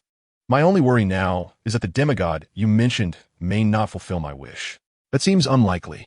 When I was talking to Tamayo, her expression was very serious, and she had admiration for that demigod. It didn't seem fake. I hope so. After finishing the conversation with Rengoku Shinjiro, Kaneo summoned his crow, instructing it to notify all current Hashira to attend the Hashira meeting at the Demon Slayer core. Then he turned to Rengoku Shinjiro and said, You should head back now. Let me think about this. All right, please take care, my lord, Rengoku said as he took his leave. After Rengoku Shinjiro had completely left, Kaneo slowly moved his body to the desk. Closing his eyes, he activated his family's ability to sense something. He was trying to see clearly the prophecy, why the future would be bright, what had happened in between. These predictions by the Kamadu family are unknown to Tsuchiya. Throughout the generations, family members who tried to forcibly understand the prophecies were backfired, turning their hair white overnight and leading to an early demise. Of course, Tsuchiya would not joke with his own life. Once he sensed something was wrong, he would stop the prophecy to minimize losses. Tsuchiya sat quietly, his eyes tightly closed, seemingly isolated from the outside world. His face was calm and focused, every line exuding determination and persistence. His hair gently swayed in the breeze, yet it did not disturb his current immersion. Time seemed to freeze, with only the sound of his breathing softly echoing in the air. His originally calm exterior suddenly turned ferocious as Tsuchiya gripped the edge of the table tightly, his nails nearly digging into the wood. His heartbeat gradually quickened, his brows furrowed, and his teeth bit down hard on his lower lip. It's coming, it's coming. I can see it. I can't give up, even if it costs my life. I must uncover the truth behind the prophecy that has been passed down for thousands of years in my family. After a long period, a flash of realization suddenly crossed his face. His tightly closed eyes slowly opened, and his gaze sparkled with brilliant light, as if he had glimpsed the secrets of a universe. For some reason, he did not deplete his lifespan like previous generations had. He only consumed a lot of mental energy and endured a bit of pain. I saw it, so that is how it is, cough. Just as Tsuchiya felt a sense of pride, a mouthful of fresh blood suddenly spurted out. Tsuchiya felt as if someone had lightly struck him from behind, but it wasn't too serious. It seemed more like a warning. Reflecting on the scene he saw in the prophecy, Tsuchiya couldn't help but shudder, feeling a sense of dread. It seemed he had discovered something significant. Everything that Shizuku said was true. Demigods and gods really do exist, in a world unseen by them. In the divine realm of the high-dimensional world, a luxurious giant palace stood halfway up a mountain. A beautiful figure nestled in her partner's embrace suddenly stretched out her hand and grasped the causal thread flying from afar. Is someone peering into us through causality? The tall silver-haired man's deep voice echoed. Although it was a question, it carried a tone of certainty. The beautiful figure giggled, her voice sweet and lazy, giving a sense of languor. It's just a little world that my junior is training in, just a little kid, no need to worry about him. However, a small punishment is still in order. Fortunately, he is peering into us. Others wouldn't be so forgiving. Accurately locating the target through the causal thread, she easily broke through the world's consciousness barrier and lightly tapped him, as a warning. Thus, the scene of Tsuchiya spitting blood occurred. The beautiful figure detached from her partner's embrace, stretched lazily, and turned to ask, "By the way, it seems my junior sent a message asking for help. I need to set off now. Do you want to go together?" "Of course. I can't let you go alone. That place is a low-dimensional world. This means that in a low-dimensional world, there's nothing that can harm her. If it were a high-dimensional world, she would still need to be cautious. After all, her cultivation isn't perfect, and a careless mistake could be fatal. But in a low-dimensional world, the majority of the fighting power is low, so there's no need to worry too much. Together. All right. There's no way to handle you. Let us go." The beautiful figure waved her hand lightly, and a wormhole appeared in front of her. Silently cleaning the blood from his body, Tsuchiya lay in bed, closed his eyes, and began to think. Just by the injury he sustained, he could prove that the prophecy was real, and what he saw was indeed true. What is the relationship between that demigod and those two people? A fog enveloped Tsuchiya's mind, preventing him from delving deeper into the thoughts. As time passed, Tsuchiya could feel his memories of the prophecy starting to fade. Frightened, he hurriedly got up, searched for paper and pen, and tried to record the content. But as soon as he thought of those things, it felt as if someone was squeezing his hand, making it difficult to write. What's going on? Why can't I write? And I can't even speak. Including the thought of wanting to voice this matter, he found himself unable to speak. An unknown and mysterious aura enveloped him, and Tsuchiya could only attribute this to the divine power. In fact, it was the world as consciousness resisting his departure from the plot, but it seemed to have no effect. After all, how could a mortal record the divine? It was a delusion on my part. Tsuchiya chuckled self-deprecatingly, then took a more moderate approach, writing on the paper. "Trust them, the curse will surely be broken." After writing this sentence, Tsuchiya finally breathed a sigh of relief. Without the blockade of his thoughts, he slowly began to forget what had happened earlier. Everything felt so natural that by night, he had completely forgotten about the prophecy. His mind kept emphasizing a single phrase, telling him to look at the note. Forgetting everything, Tsuchiya looked at the note, lost in deep thought. This is my handwriting, but why do I have no memory of it at all? Given his understanding of himself, unless absolutely necessary, he would definitely record everything in detail. But now, it only recorded this vague sentence. What exactly happened? Although he didn't know what had happened, Tsuchiya still chose to trust his judgment, believing they could cure his curse. Chapter 111. Gathering of the Hashira, Brother Tenjin. Are you leaving? In a small house on the Yunchi Mountain, a little girl with a low bun, wearing a pink bow and a pink kimono, sat beside Tenjin Yuzui. Just now, a crow flew in, and through the conversation between Tenjin Yuzui and the crow, the girl understood that her brother Tenjin was going to leave. "I really want to go play with the Demon Slayer Corps." The girl gently cradled her chin with both hands, her eyes sparkling with brilliance, her mouth slightly upturned, dreaming of everything her brother Tenjin described about the Demon Slayer Corps. Tenjin Yuzui pursed his lips, patted the girl's hair, and smiled helplessly. "All right, I'll take you to see them when I have the chance in the future. Now, brother has to leave. The master is calling me back." Okay." At this moment, a boy's voice that was just entering puberty suddenly interrupted. Peeking his head around the door, one could vaguely see a sunflower earring dangling from his earlobe. "Nezuko, is Brother Kaneo leaving?" "Yes, brother. There's something going on with the Demon Slayer Corps. so Brother Kaneo can't stay overnight. As she spoke, Mizuko revealed a look of regret. Are we leaving now? Mom has already cooked dinner. How about we leave tomorrow instead? The boy fully emerged, a small burn mark on his forehead, looking worriedly at Kaneo. Kaneo shook his head and declined. There's no need. I have to get back quickly. All right then. He then shouted loudly towards the door. You all come and see Brother Kaneo off. As soon as he finished speaking, a cacophony of voices erupted, and several children gathered around. Is Brother Kaneo leaving? Don't go. Well, let's eat. Kaneo's mouth twitched, but it was Tanjiro who came to the rescue. All right. Stop making noise and say goodbye to Brother Kaneo. Goodbye, Brother Kaneo. Goodbye. When he stepped out, he also encountered the Kamado couple. After bidding them farewell, Kaneo quickly headed towards the Demon Slayer Corps. The Kaneo family and the Kamado family had interacted a long time ago, but their friendship had gradually faded. It was only when Kaneo discovered the family tree in his childhood and learned about the past connection with the Kamado family that he decided to visit, which restored their relationship. On that huge peach mountain, a dazzling pink peach orchard resembled a dreamlike realm. A small cabin quietly sat among the mountains, where an elderly man with white hair watched over this peaceful place. Although the man's face bore a somewhat fierce appearance, his eyes were filled with warmth and kindness.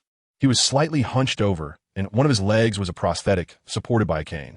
At this moment, a blonde-haired man stood beside the elderly man, and the two were engaged in a low conversation, the atmosphere harmonious. In the peach orchard, two children were playfully tussling. Whether their apparent harmony was genuine, only they knew. The blonde-haired child was the man's descendant, but his face was constantly adorned with an otherworldly, disheartened expression, devoid of desires.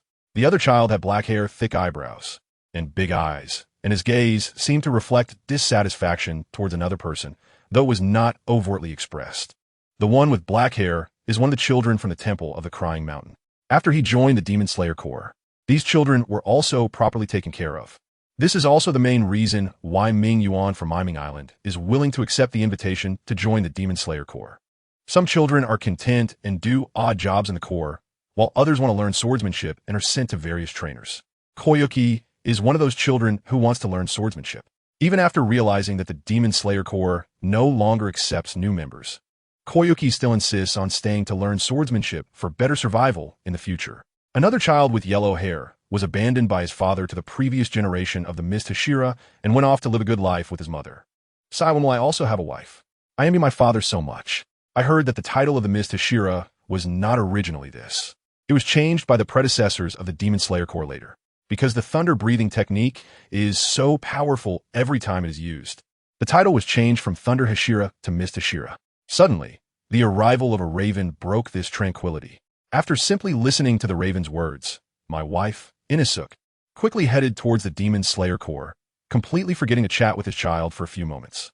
Inisuk, in disbelief, widened his eyes, reached out, and shouted at his father's back, "Father, wait for me. Take me with you. I don't want to stay here." Staying here means enduring the master's training day and night. While his father and mother are busy with their romance and neglecting him, he feels like an old man. Inisuk's eyes brimmed with tears. He is already a sword in generation. Can't he just not work hard? He doesn't want to work hard. With his conditions, can't he marry a wife without effort? Inisuk, a voice came from behind. It was Sanemi Shinazugawa. Inisuk awkwardly turned around and forced a smile. He, master. From a distance, Koyuki smirked secretly, thinking that his junior brother is still so foolish. If it weren't for him being a sword in generation, he should be the master's favorite disciple. Clearly, this junior brother has no skills at all, and his thunder-breathing techniques are not as many as his, yet he is favored by the master, which makes Koyuki unable to stand Inisuk's cowardly demeanor. The Butterfly sisters were strolling down the street, enjoying their shopping and listening to people's gossip. Have you heard? The Kanroji family held an engagement ceremony for their eldest daughter. They just need to wait for the two kids to reach adulthood to get married. I didn't expect that strong girl to have someone interested in her. TSK. They are childhood sweethearts. What do you know? Yeah. Different strokes for different folks. Actually, I think that girl is too scary. If it were me, I can't believe it. The fragmented discussions from the people around reached them, both good and bad, which Butterfly Kane barely understood. It seemed there was a very strong girl who was going to get engaged to her childhood sweetheart. However, the surrounding people's evaluations of that girl were not good. Both Butterfly Shinobu and Butterfly Kane were curious about what kind of girl it was and how strong she must be to be talked about so much. Meanwhile, Kaneo remained dazed. appearing indifferent to the situation. Just as the butterfly sisters were about to drag Kaneo to take a look, the raven flew over and landed on Butterfly Kane's head. The master has ordered, return quickly. Hashira meeting. Flower Hashira, return quickly. Due to the raven's presence, the surrounding people gasped, drawing many eyes. Butterfly Kane awkwardly covered the raven's mouth, saying she understood while pulling the other two away. Once they reached a secluded place, Butterfly Kane finally breathed a sigh of relief and couldn't help but complain, "Can't you be quieter? Seriously, return quickly, return quickly." Before the raven could continue, Butterfly Shinobu slapped it. "Sister already said she knows. What are you still shouting for? It's so noisy. All right, forget it. Let's hurry back." This scene also happens in various other places, but compared to others, some of the Crow messengers have it relatively easier. They can simply fly into the Demon Slayer core housing area and deliver the message directly. At this moment, the highest-ranking Hashira swordsmen of the Demon Slayer Corps are all rushing to the Corps headquarters to prepare for the Hashira meeting. Chapter 112, Plot in Progress. A few days later. I really didn't expect you to be the last one to arrive. Sorry, my relatives live a bit far from the headquarters. Haha, it's rare for everyone to gather like this. It's really lively. Lord Master, I admit you all look very splendid.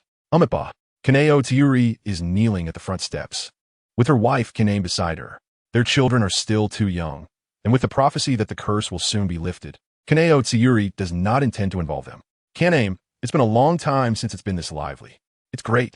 Well, everything is about to end, and you will also be free from the curse. The two quietly gaze at each other, their eyes soft like water, filled with warmth. Ahem. After a long while, Kaneo Tiuri lightly clears his throat symbolically, and the room instantly falls silent as everyone quickly returns to their seats. After scanning the room, Kaneo Tiuri finally speaks, slowly explaining the purpose of this Hashira meeting. Everyone, the purpose of this Hashira meeting dates back to a year ago. Here's what happened, and next, I need you to take action yourselves to quickly eliminate the evil demons scattered across the land, as well as the sleeping demon located near the train station. I ask for everyone's help. Immediately, various voices emerge from the audience. Of course, I will do my best. Eliminating evil demons is our duty. Huh? Do we have to work again? Well, okay then. The completely different words drew everyone's attention. Rengoku Kaijiro. So it's from my wife's family, then there's no problem. Although my wife's family and the Rengoku family, like the Tsukihiro family, have been demon-slaying families for 100 years, most of my wife's family does not focus on demon slaying. They seem to prefer talking about love instead. Only a very few individual members like to enhance their strength and take on the responsibility of demon slaying. However, when it comes to critical moments, they won't hold back. They just like to slack off verbally while still cooperating well with everyone in action. All right. Does anyone have any questions? Kanahashi, you also know I just became a Hashira not long ago. I'll listen to you. You can arrange it. Tenjin, I have no issues. Kaijiro, everything is up to your lord arrangements. Jiomi, Umitba, if there's a need for me, I will do my utmost. Yuzui Mitsuri, I'm so tired. Can we not go? I want to go home. Kaneo's mouth twitched slightly, choosing to ignore his words. Tsukihiro Kaname pondered for a moment. Currently, there are other breathing-style successors who have not yet matured enough to be classified as Hashira. With only the 6 of us Hashira, eliminating the evil demons might be a bit difficult. More importantly, we do not know how many evil demons are hiding among humans. We can dispatch some patrol teams composed of A-rank swordsmen to be responsible for checking the human world. Is there anything else? Tsukihiro Kaname continued. Also, how can you be sure that after killing those evil demons, more won't appear? A year ago, you prepared so much, refused others to join the Demon Slayer Corps, and closed off Fujisaki Mountain. Isn't this a bit too reckless? In fact, these matters had already been considered by Tsukihiro Kaname and were the result of careful thought. Thus, Kaname explained, I cannot be sure about these matters either, but we can only trust him. Actually, there is something I haven't told you. After that, Tsukihiro Kaname shared a series of strange occurrences, including the notes he wrote and the bloodstains found in the trash can. He concluded, I think I might have amnesia. The loss of memory, without anyone noticing, is something we cannot resist. Therefore, I choose to trust my judgment, and there's also an element of gamble involved. Do you all want to believe me? Everyone was startled. What? Amnesia? Impossible. Wow, that's too extravagant. Butterfly Kane pinched her chin, deep in thought. Currently known drugs cannot erase a person's memory, so this might be true. Half-god. Her murmurs were, of course, heard by others. Since what Butterfly Kane said was very accurate, This matter felt even more incredible to everyone. In the end, Tsukihiro Kaname slowly nodded, his gaze firm. All right, I am willing to believe you and gamble with you on the beautiful future you saw. With Tsukihiro Kaname leading, everyone began to echo, overall willing to trust Kaname's judgment. Thank you all for your trust. In that case, let's set off soon. Tsukihiro Kaname, you take the others to eliminate the sleep demon. The others were instructed to have A-rank swordsmen lead the search for the evil demon's traces. Also, if possible, please pay attention to a medicinal herb called blue. This herb might be able to turn demons back into humans. Blue? Although they hadn't heard of it, everyone agreed. In unison, they replied, yes. Inside Infinity Castle, in the intricately designed houses, in a hall at the very bottom, two people were gathered around a small go table, their match reaching a boiling point. After a long time, Aoki Terahiko smiled lightly. I lost. Your go skills are strong. No, I've been honing my skills day and night, barely managing to defeat you. And you, sir, are just an amateur player. Being this strong means I lost. Don't be modest. A loss is a loss. Kokoshibo stood up. I need to leave Infinity Castle for a while. I have no right to interfere with your matters. You don't have to tell me where you're going. Although he said that, Kokoshibo still insisted on reporting. Last time I went out, I found my descendants. I want to go see them. All right, if you want to go, then go. Aoki Terahiko stood up, nodded, and smiled. Farewell. And then Kokoshibo shouted into the air, Neru, teleport me out. A clear female voice echoed in the air. Okay, Lord Kokoshibo. With a cold sound, Kokoshibo instantly disappeared from his spot. In the vast Infinity Castle, only Aoki Terahiko remained. Suddenly, Muzan's voice came, his presence preceding his arrival. When will your sister come? Aoki Terahiko had only told Muzan about his plans. Even Tamayo only knew a little, let alone others. After all, the concept of a god is too far removed from them. Even if he said it, they wouldn't believe it. People are only willing to think about your imaginary deities. Once a god becomes real, people find it hard to believe. And demons were once humans. She has always been like this, fond of procrastinating. Fortunately, I anticipated this. Calculated the time to send her a message. Considering the time difference, she should be arriving soon. It must be said that Aoki Terahiko stumbled into this. If it were a normal time difference, she would indeed be arriving soon. However, he didn't account for the chaotic disorder of the temporal flow. Unexpected events often occur in inconspicuous places. The temporal flow is a space where the future, past, and present intertwine. The mainstream in mid-high dimensions is relatively normal. But no one told Aoki Terahiko how chaotic the low-dimensional divergences are. And Aoki Terahiko had already fainted before entering, so naturally, he was unaware of all this. Chapter 113. Ancient books. It really is embarrassing. I actually reached a point where I need help from my elders. This is quite serious. Aoki Teru's mind immediately conjured up various opinions from his fellow disciples about him, because of their close relationship and his status. His senior brothers and sisters treated him like a younger brother, always speaking their minds and making countless jokes. Although there was no mockery in what they said, Aoki Teru felt something was amiss and somewhat shameful. Upon hearing this, Muzan's mouth twitched. Aoki Teru had never elaborated on his identity. But based on years of reading novels and the belief in gods and neon, Muzan had already guessed it. That's right, his wife must be a deity incarnate for training. It must be said that Muzan was half right. What did Tamayo come to tell you before? Aoki Teru seemed to think of something and smiled playfully. Do you want to know? Seeing his expression, Muzan felt a bad premonition rising in his heart. All right, come here and I'll tell you. Saying this, Aoki Teru beckoned Muzan with his finger. Muzan hesitated for a moment, thinking it might be a trap, but ultimately still moved closer. The two were now very close.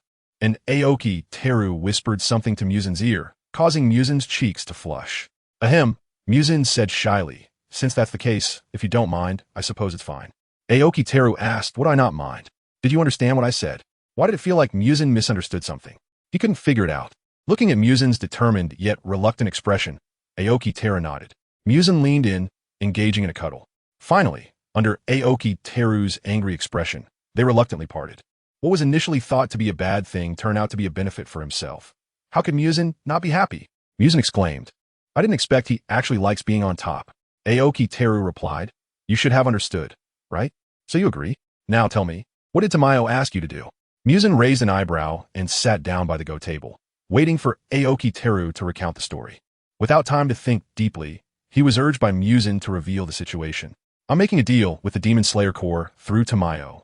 They help us eliminate uncontrollable demons, and I promise them a reward. Moreover, they might even help us find the blue. Muzan scolded. I've been searching for it for thousands of years. I don't believe they can find it in a year or two. You can't say it so definitively. What if?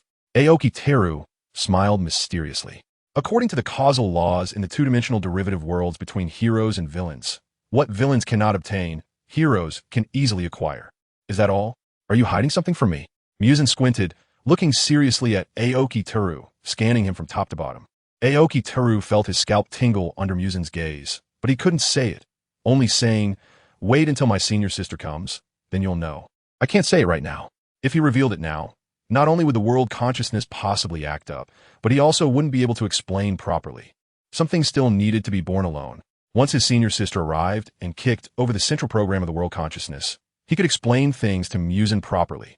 You might ask why he couldn't just kick over the world consciousness himself. He was still just a child who hadn't fully developed his cultivation skills. His senior sister had cultivated for over 10,000 years. How could he, who had truly cultivated for a few hundred years, compare? All right.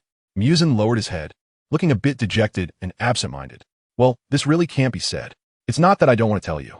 Aoki Teru walked over to Muzan, showing concern, and held Muzan's hand, continuing, I'll accompany you to study some foreign language. Aren't you the one who loves these things the most? Muzan replied, given the current situation, do you think it's appropriate to talk about this? Kiss a gentle touch, fleeting. Muzan was momentarily stunned, his neck flushed, and his hand slowly touched his still slightly damp cheek. In an instant, a feeling of happiness spread from the bottom of his heart, and Muzan's lips slowly curled up, looking much happier. Then how about this? Aoki Teru used a technique to randomly pull a book from Muzan's bookshelf. Let's pick this one in eagle language. Why? Is this one not good? Muzan's eyes filled with tears. He couldn't just say he couldn't understand it, right? No one taught him. There were no self-study books, and he had to rely on guessing to learn from it. If it weren't for its collectible value, Muzan wouldn't have even put it on the shelf. Then let's go with this one. I heard this book is a millennium-old text left from the early opening of Neon. The characters on it are even more complex than eagle language. However, now that Neon merchants were wandering overseas, Aoki Teru had never heard of anyone using this language. This book was a gift from a noble family to Aoki Teru and Muzan, who saved a member of the imperial family a long time ago. Although it is a rare ancient text, it is useless. The locals cannot interpret its contents, and since it deteriorates with each reading, that is why the noble offered it as a life-saving gift. The material of the ancient text is crafted from high-quality silk and brocade, and due to the noble's proper preservation, it remains undamaged. Aoki Teru reinforced it with a spell, allowing it to be read again without wearing down the material. However, it seems that Muzan is not interested in reading this book. He initially researched it for a few days out of curiosity before tossing it onto the bookshelf. If not for the spell's maintenance, it would have probably fallen apart by now. Aoki Teru stared blankly at the words in the book, feeling as if he had seen them somewhere before. Where exactly could that be? When he first saw the words in this book, they felt familiar, but due to his ability to understand low-dimensional writing, he couldn't remember where the characters came from. The book contained a secret technique, and if Aoki Teru didn't know that there was no cultivation in this world, he would have almost believed the contents of the book were real. How could something from a higher dimensional world appear here? Indeed, Aoki Teru always thought the book's content was fake, probably created by some imaginative predecessor who wrote a manual on cultivation. At this moment, Muzan suddenly asked, "What are you thinking?" Huh? I feel like the words in this book are somewhat familiar, but I can't recall where I've seen them before. Muzan looked down carefully, and it seemed a bit familiar to him as well, but the problem was he couldn't remember where he had seen it either. Confused, Muzan really wanted to stretch out his nails and stir his own head, but he refrained from doing so, fearing it would worry Aoki Teruhiko. The two maintained such expressions as they contemplated for a long time, and finally, Muzan suddenly realized. I remember now. Saying this, Muzan jumped up excitedly. This scene startled Aoki Teru. Why is he so excited? It's not a big deal. Chapter 114. The Mystery of Dimensions. Aoki Teru awkwardly coughed and said, "Why are you so excited?" After regaining his composure, Muzan sat back down, saying, I remembered where I've seen this font before. Where? It was on that doctor's prescription. The one for the medicine I drank. Hearing this, Aoki Teru widened his eyes in disbelief. As soon as Muzan said that, he recalled it. No wonder it looked familiar, but he couldn't remember. He had only seen that prescription once, so it was strange to think of it. The prescription? The one for the blue. Yes. I'm very interested in this book now. Come help me study it and guess the characters together. Muzan reached out to pull Aoki Teruho closer, but he resisted. In Muzan's puzzled gaze, Aoki Teruho was still recovering from the shock. Wait. Aoki Teruho. This is a big problem. No wonder Tsukihiro was so excited. He thought, if the prescription for the blue, the one that can turn people into demons, is real, then could this cultivation method also be real? Thinking of this, Aoki couldn't help but chuckle. He was also excited. Although cultivation methods are useless for them, there will always be someone who needs them, and if the level of the method is high enough, true financial freedom can be achieved. Achieving financial freedom in a two-dimensional world doesn't count as real achievement. Achieving financial freedom in the divine realm is the real deal. Okay, Muzan, you just told me not to get excited, and now cough cough. Okay, I'll help you study it. I'm curious about the content of this book too. Hurry up. Outside the world, Aoki Teruho's senior sister, also known as Guling, is currently traversing the time and space currents heading to the Demon Slayer world. A brilliant light streaked across the galaxy like a meteor. The surrounding air began to distort, and mysterious clock symbols floated in the sky, with distant stardust twinkling erratically. Huh, what a strange world. Where exactly did my junior brother go to train? Suddenly, Gu Ling exclaimed in surprise. The man beside her also steadied himself and looked outside.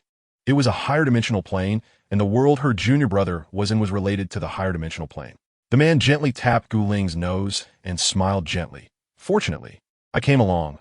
Otherwise, with your reckless personality, you might offend a powerful being from the higher dimensional plane. Gu Ling pouted, deciding to ignore the man. As for why they said that, it all started from the scene they had just seen. In the vast and boundless universe, there existed a great plane like a pearl, radiating endless majesty and mysterious aura. This great dimension seems to be the dominion of this world, with a majestic energy surging like tides, interweaving light and shadow, dreamlike and illusory.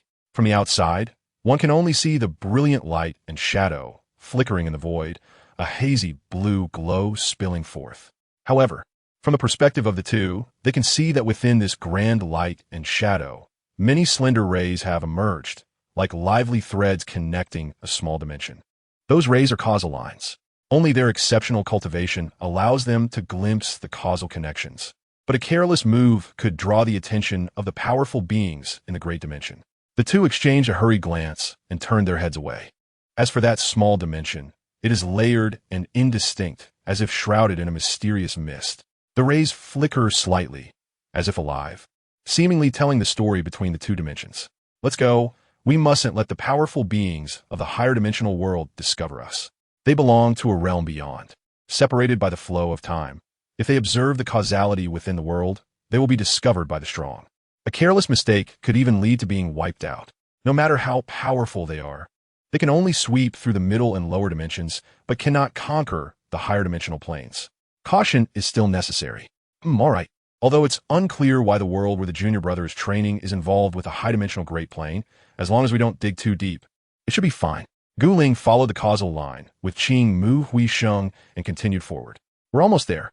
The power of the space-time flow here has weakened. So weak. Only the lower dimensional world is the space-time flow this week, which is why Gu Ling knows she is about to arrive. However, the causal line became tangled at the entrance, equivalent to a line entangled in thousands of dimensions and time spaces, making it difficult for Gu Ling to discern the way forward. Annoying. Finding someone in a two-dimensional derivative world is troublesome, with so many dimensions, all condensed from people's consciousness.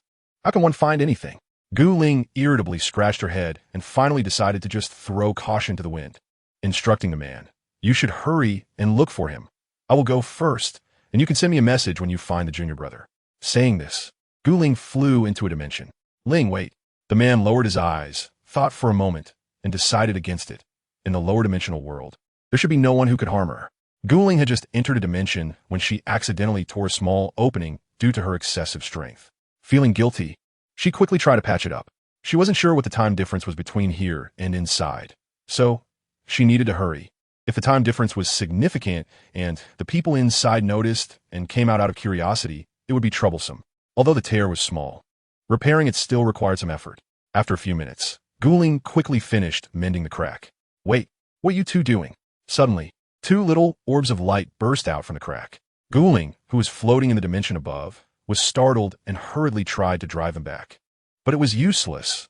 The little orbs of light were about to disappear, and right in front of them was another dimension. With no other choice, Guling had to secretly guide them toward the new dimension for reincarnation.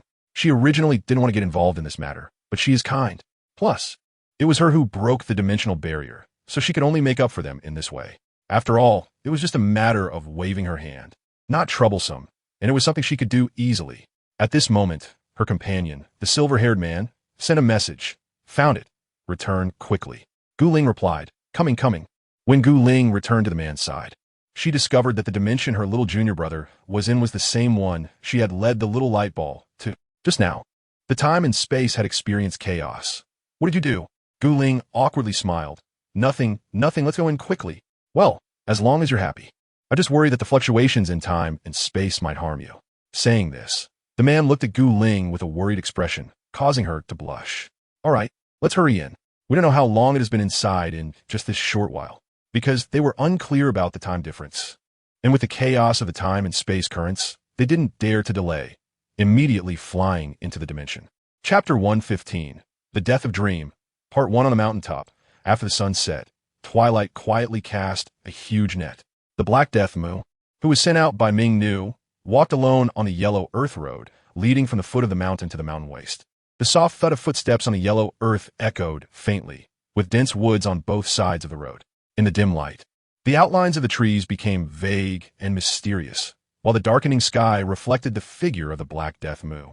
His gaze was fixed on the faintly visible mountain waste ahead, and with each step, his anticipation grew. Finally, the house on a mountain waste came into view, standing quietly there. Upon seeing the house, an inexplicable emotion enveloped the heart of the Black Death Mu. It's been a long time, my descendants. The Black Death Mu stood dazed in place, already disguised, but at this moment, he fell into memories of the past. Hello, may I ask who you are? Ah, this is my child. Isn't he adorable? Do you want to hug him? Nice to meet you. Goodbye, sir, and welcome to visit us next time. At this moment, they must have grown up, right? Thinking of those two children, the Black Death Mu's iron face, which had remained unchanged for ages, gradually softened, and the corners of his mouth slowly lifted.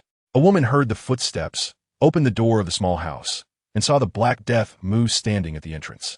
The woman looked at him in surprise, covering her mouth. Ah, sir, you? It's been a long time. Coming back to her senses, the Black Death Mu had already entered the house as a guest, and two children who looked similar curiously approached the man. The one who appeared more lively and spirited. Yichiru slightly frowned, pursing his lips, his small body tense, revealing a hint of vigilance. Protecting his younger brother, Muichiru, behind him, he spoke to the Black Death Mu without courtesy. Who are you? His mother scolded. Yichiru, be polite. Then added, hello. Hello, my name is Yin Sheng. The Black Death Mu reached out his hand, wanting to pat Yichiru's head, but he dodged. Instead, Muichiru actively leaned his head over for the Black Death Mu to pat. Hello, nice to meet you.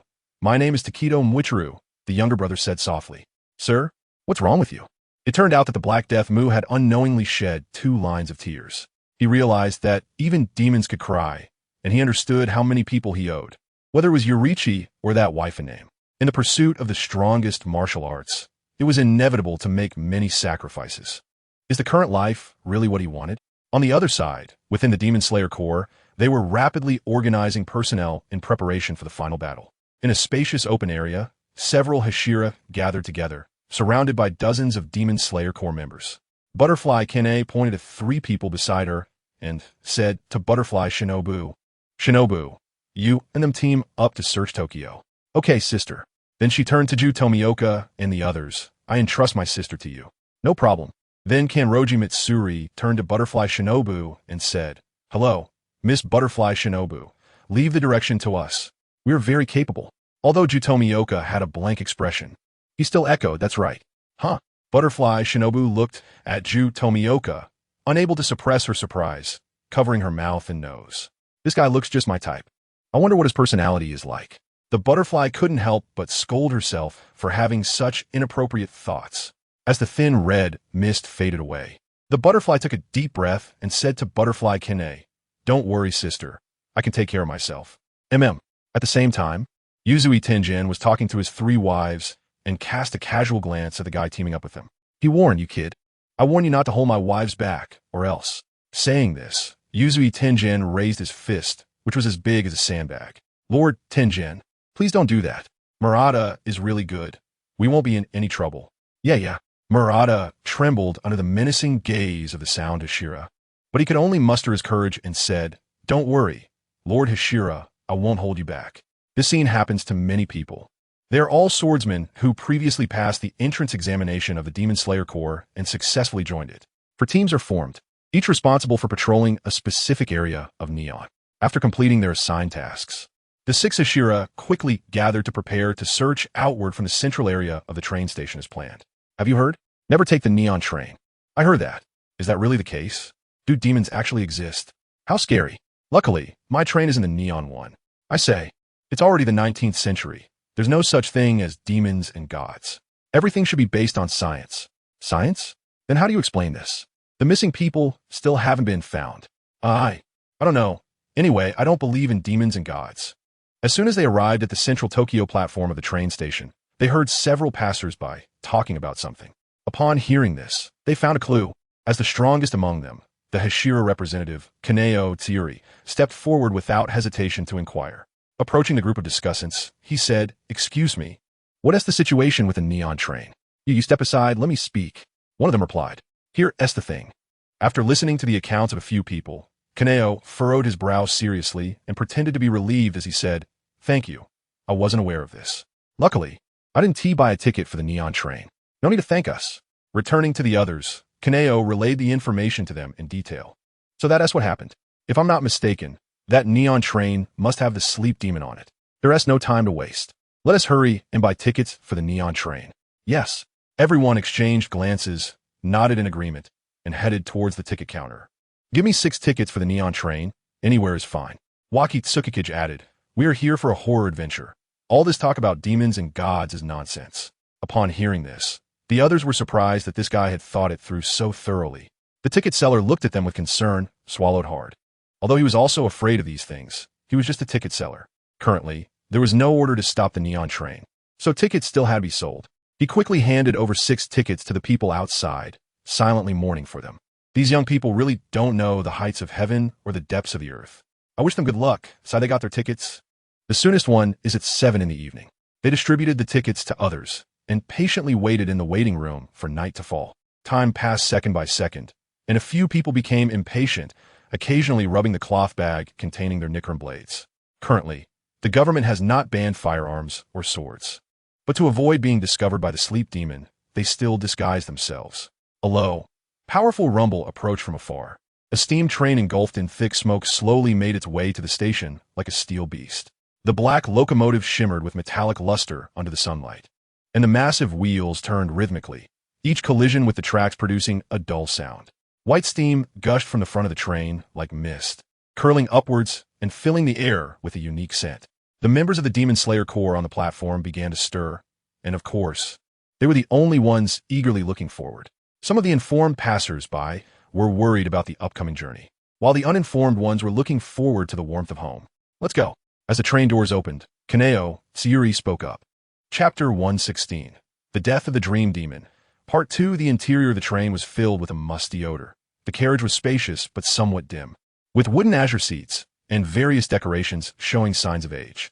A thin layer of dust covered the glass of the train windows, and the moonlight struggled to seep in. Several swaying oil lamps hung from the ceiling, casting dim yellow light that flickered unpredictably, perhaps due to the collective psychology of the crowd.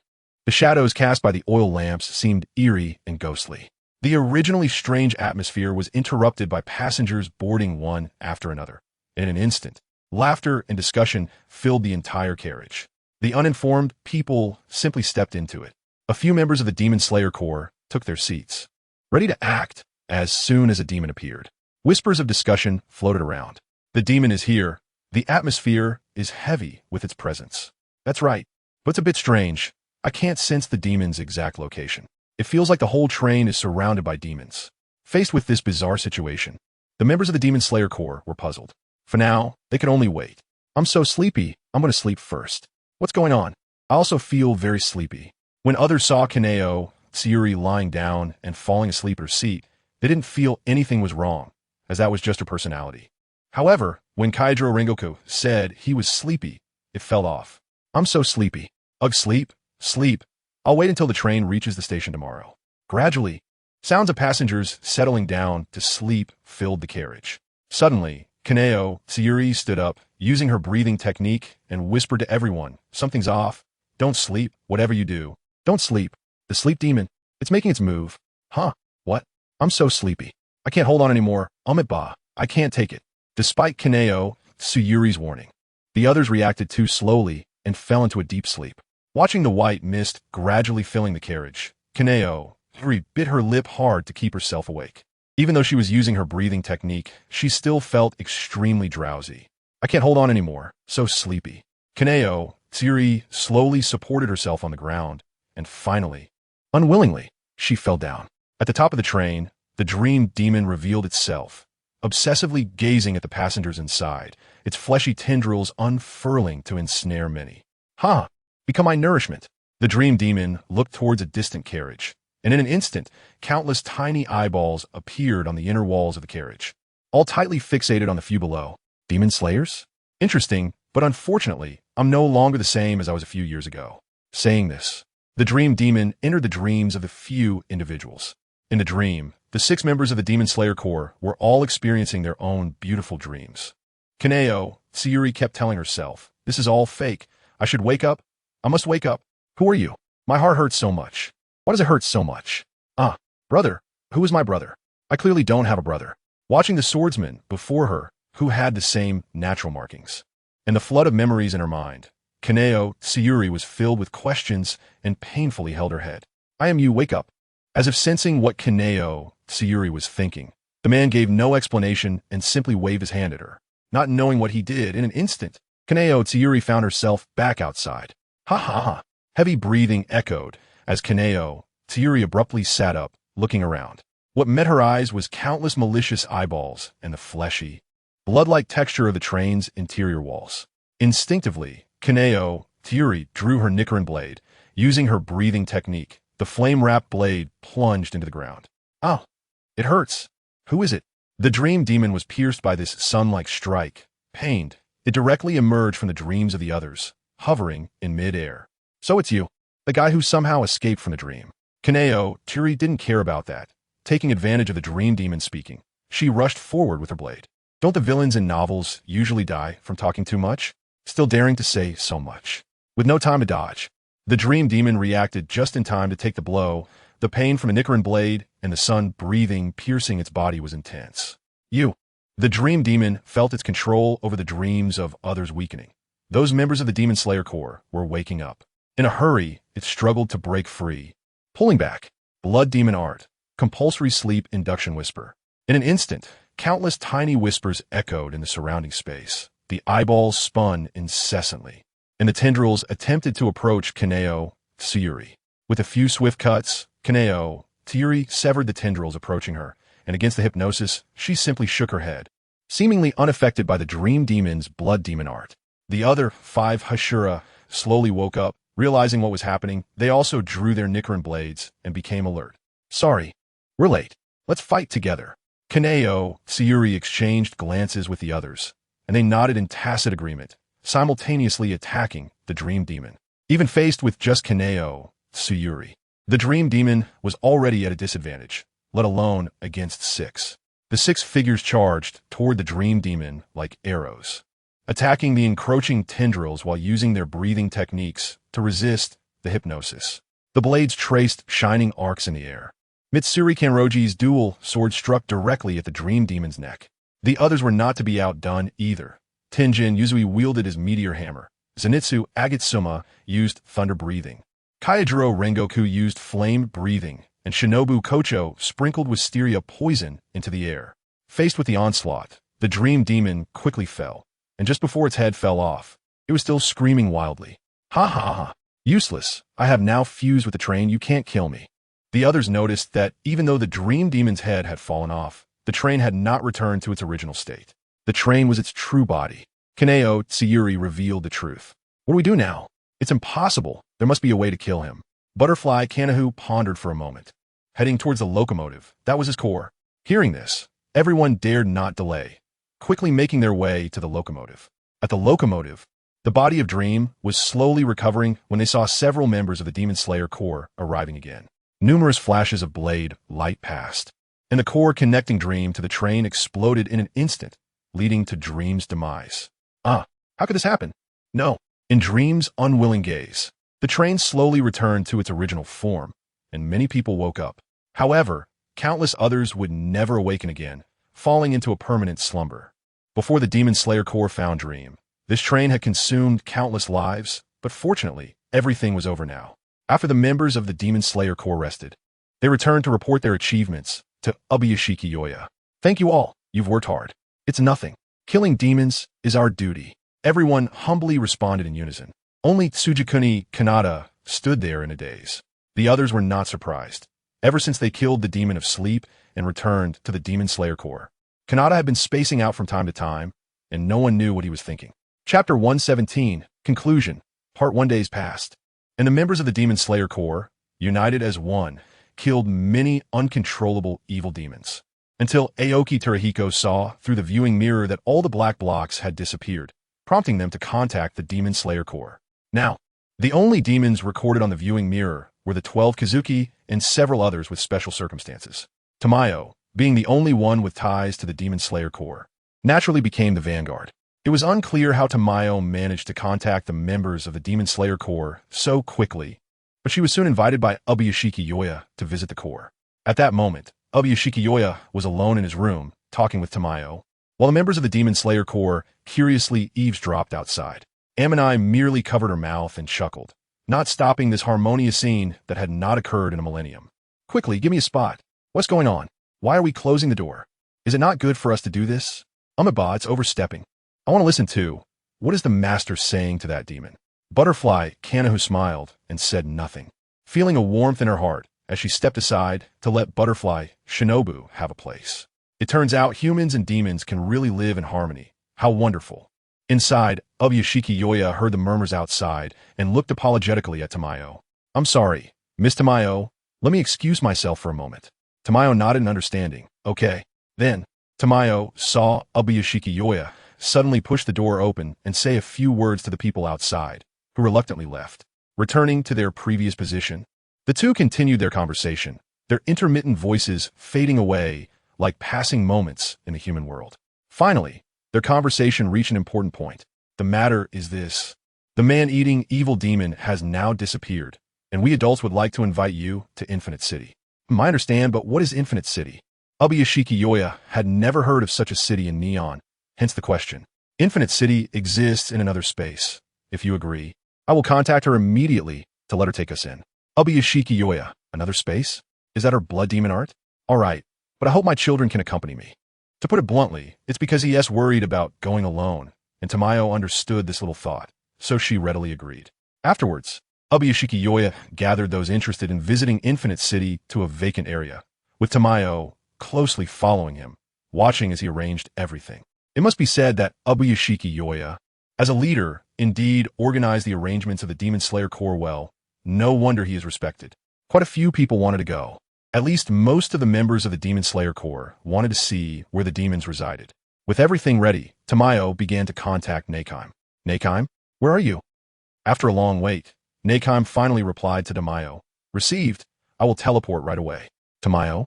Why does it feel like Nakheim's signal is not good? The voice is a bit shaky.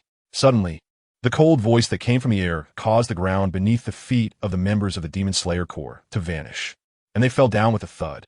Why didn't anyone tell them that the way to Infinite City was so unique, completely unexpected?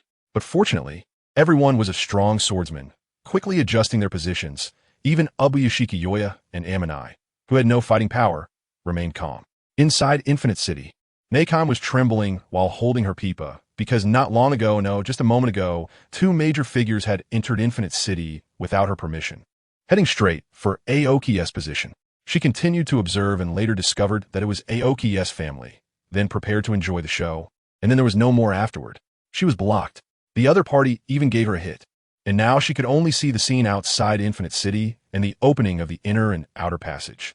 Therefore, when Tamayo just called her, her reaction was a beat slow.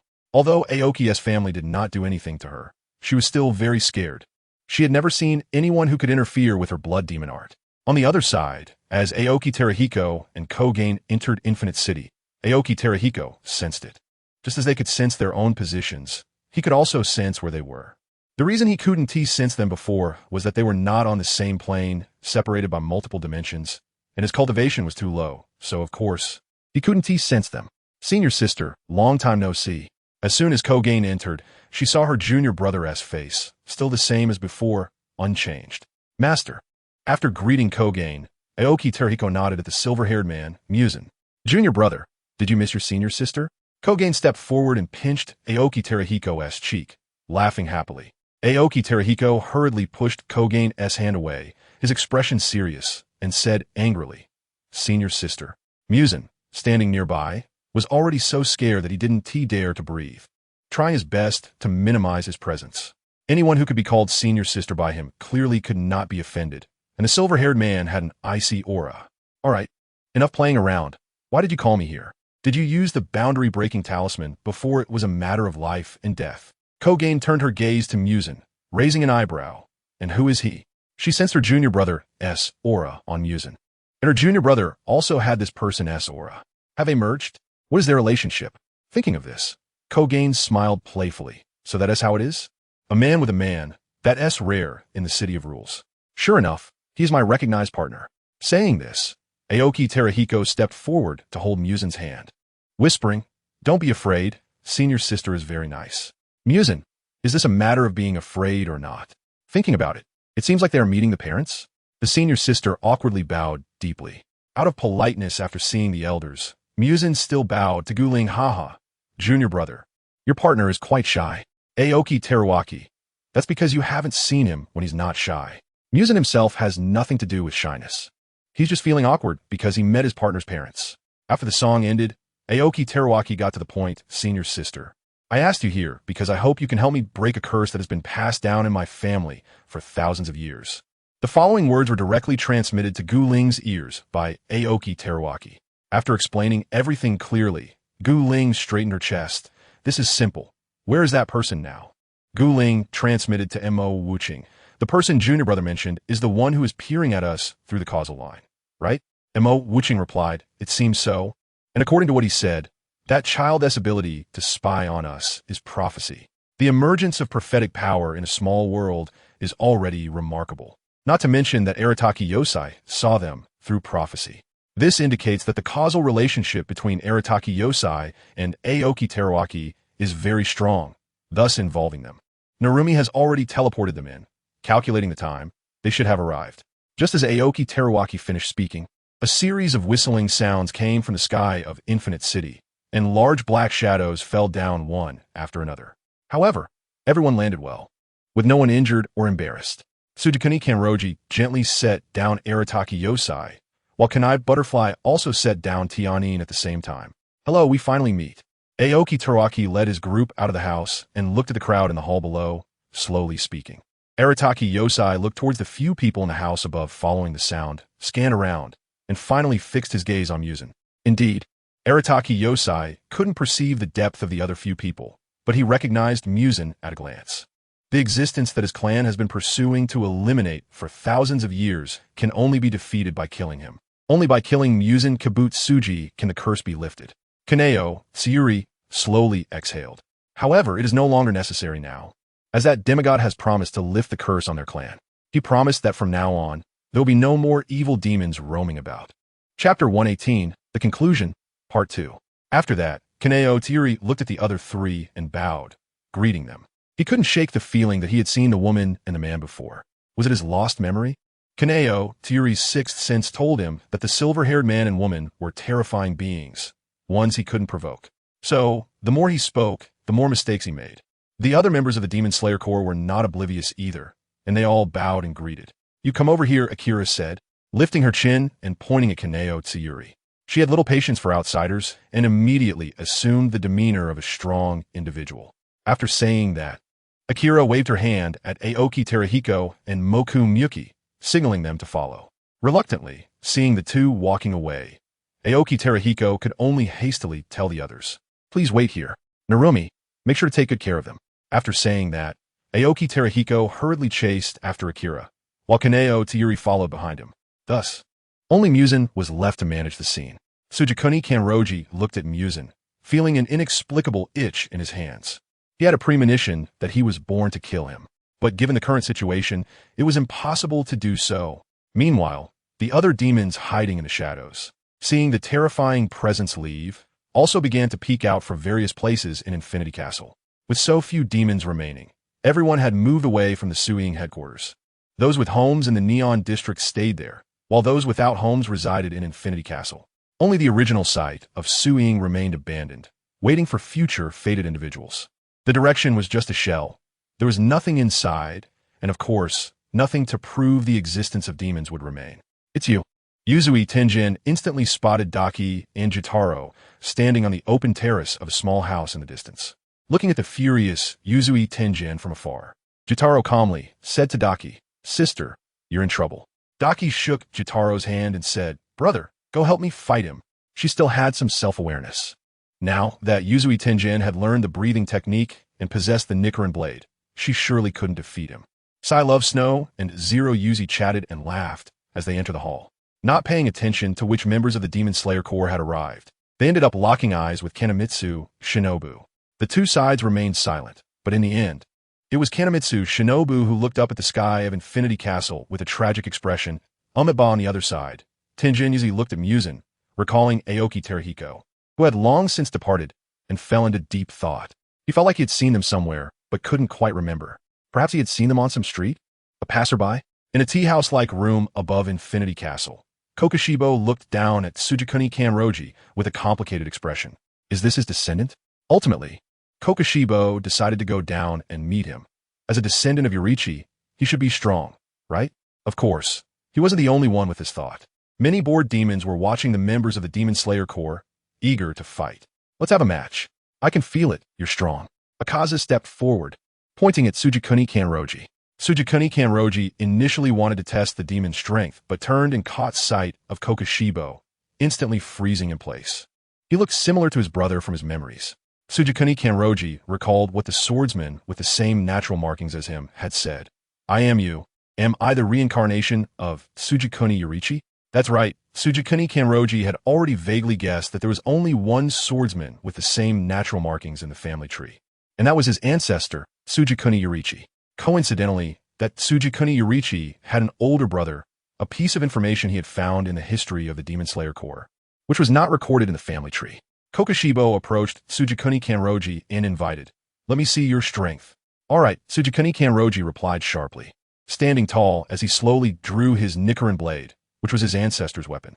Akaza, seeing this, wisely stepped aside to wait for Kokushibo to finish before asking. As for the other 12 Kazuki, they were still observing in the shadows. Tamayo, who had a good relationship with Doma, secretly transmitted to him, "Why didn't you come? It's so lively today. Did you really miss it?" Tamayo was secretly surprised. Did Doma take the wrong medicine today? Doma replied, I have something to take care of. Can't get away. You all have fun. Time passed minute by minute. And in the meantime, Kaneo Tiri followed a few people to a secluded house. He saw the other party radiating blue light all over, and his curse disappeared in astonishing speed, surprising even himself. All right, you have no business here. Narumi, send him away. Akira directly commanded her junior subordinate, and Narumi felt that her control over Infinity Castle had returned. She hurriedly played the pipa, and with a swoosh, Kaneo, Sayuri vanished from the spot. She had teleported him to the hall. Just after the teleportation, Narumi lost her control over Infinity Castle again.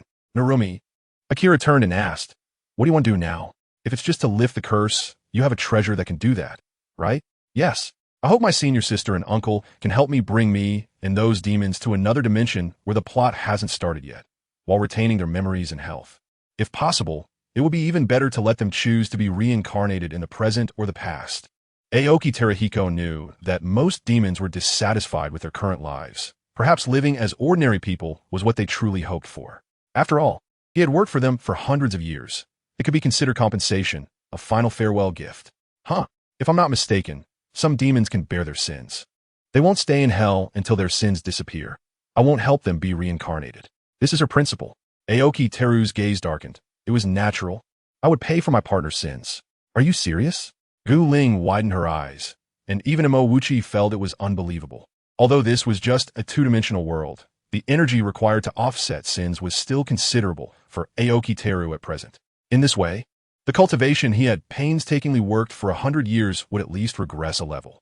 Seeing Aoki Teru's stern expression, Gu Ling still agreed. Don't regret it. Do as you wish.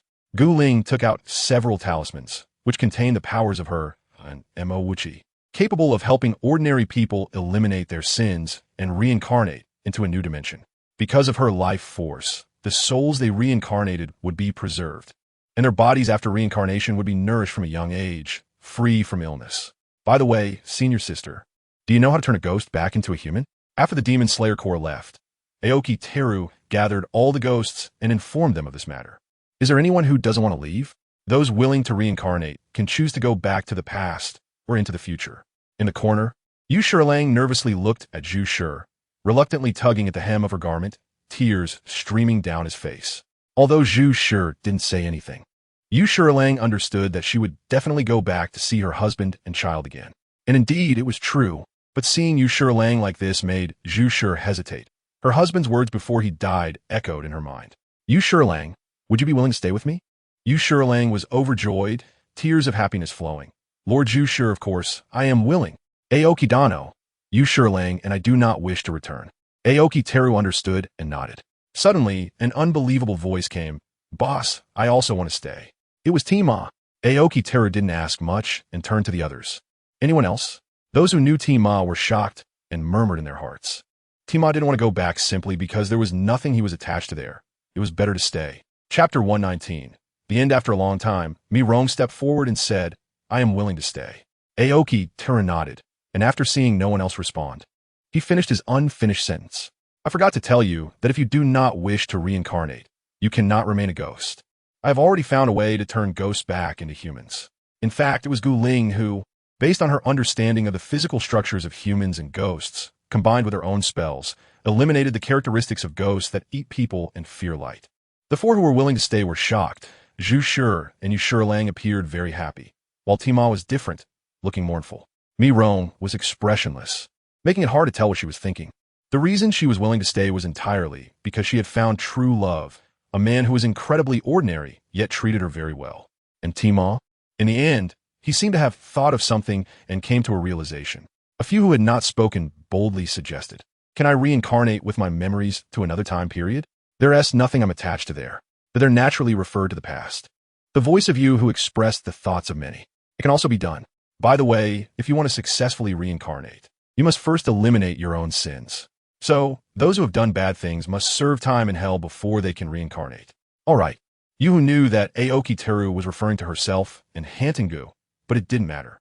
Aoki Teru distributed the talismans, and how to choose was entirely up to them. Then, he took out a small bottle of energy potion, which contained the substance that could turn ghosts back into humans. Drink it. I will watch you drink it. Tima stared blankly at the potion in his hand, thinking that if he became human, it wouldn't be bad. He could go shopping with Miss Kotoha during the day. Unconsciously, Tima's mouth slowly curved up, and with one breath, he drank the potion. Zhu Shi, Yu Shilang, and Mi Rong also drank the potion without hesitation. In an instant, a wave of pain hit them, but fortunately, they were all people who had experienced great storms, so they could endure this little pain. Before long, the pain subsided, followed by their fatigued and powerless bodies, which transformed into human bodies, just like before they became ghosts. At this moment, they became the most ordinary mortals. Zhu Shi smiled and nodded. Thank you. Please send us away, my lord. Naruko. As expected, Naruko once again regained her control over Infinity Castle, sending a few of them away before disappearing again. Aoki Teru clapped his hands and loudly declared, All right, time is of the essence. All remaining ghosts must leave this world in 1 month, because in a month, he and Muzan would be leaving, and without his restraint, he couldn't believe what other ghosts might do. Human hearts are hard to measure, and so are ghostly hearts. He didn't dare to gamble. All the ghosts were aware, all right. In the following time, all the ghosts went to the human world to say goodbye to familiar people. Hayuka's perspective. This shop will be left to you. I, the boss, am leaving. Inosuke, what? Where are you going? Hayuka's gaze dimmed, filled with sorrow. I'm leaving here, going overseas, and will never come back. Wait, are you serious? Inosuke felt a sharp pain in his heart upon seeing Hayuka's expression. He had a premonition that this time, this strange uncle really was leaving. They would never see each other again. Meanwhile, Hayako was still comforting him. People have joys and sorrows. Parting and reuniting is the norm in life. I will be fine overseas. You need not worry. Although Inosuke felt very sad inside, he didn't show it. Do as you wish. I got a bookstore for free, so it's a bargain for me. Are you really going to leave? Yes. Thank you. In the end, Inosuke still spoke his heartfelt words. He thanked Hayaka for giving him a job, allowing him to eat well and keep warm, and to provide a good life for his younger siblings. Ayamaki's perspective. Now, he is very happy because he can finally see his family again. Years have passed, and he constantly misses his parents. Now that he has a chance to start over, he just wants to spend time with them. However, sitting tiredly in his residence, he can't shake the feeling that he's forgotten something. Finally, he remembers that he abandoned a child a few years ago, and he decides to meet that child to say goodbye. He disguises himself, making himself appear taller and his face a bit more mature, and then sets off. As night falls, he quietly arrives at the Kanroji household and knocks on the gate. The door is opened by Ihei Cabin, and they silently stare at each other, both with cold expressions, unable to discern each other's thoughts. It's you. You dare to appear before me. I'm leaving the neon lights. Just as Ihei Cabin wants to say something, the moment Rengoku speaks, he stops. Where are you going? To a far, far away place where we will never meet again. So, you came to say goodbye to me? Yes. Thank you for saving me before. And by the way, I'm already engaged now, and I'm doing well. During these years of the Kanroji household, Ihei Cabin was gradually healed by the warm care of the family, deciding to live again. I wish you happiness. Take care. Kibutsuji Muzan's perspective. The last match in the Infinity Castle against Tsukihiro Kaname left a deep impression on him. He and Tsukihiro Kaname ended up in a stalemate. And he saw Yorichi's shadow and Kaname's sword techniques. Although the moves were identical, every person has their unique swordsmanship. It's almost impossible for them to be exactly the same. Because of this, Kibutsuji Muzan decided to visit the Tsukihiro household again. First, he said goodbye to his descendant, the Takedo family, then went to find Tsukihiro Kaname. You're here, brother. Hearing this voice again, Kibutsuji Muzan chuckled at his own thoughts. How is that possible? I must be hearing things. Tsukihiro Kaname also naturally blurted this out, only realizing afterward. Calmly, he asked, what brings you here? Nothing much. Do you want to have a match? Sure. Unsurprisingly, the two ended up in a stalemate again. Finally, Kibutsuji Muzan revealed his intention. I'm leaving.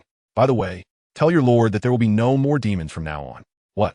Tsukihiro Kaname was taken aback, and when he came back to his senses, Kibutsuji Muzan's figure was already gone. What does his words mean?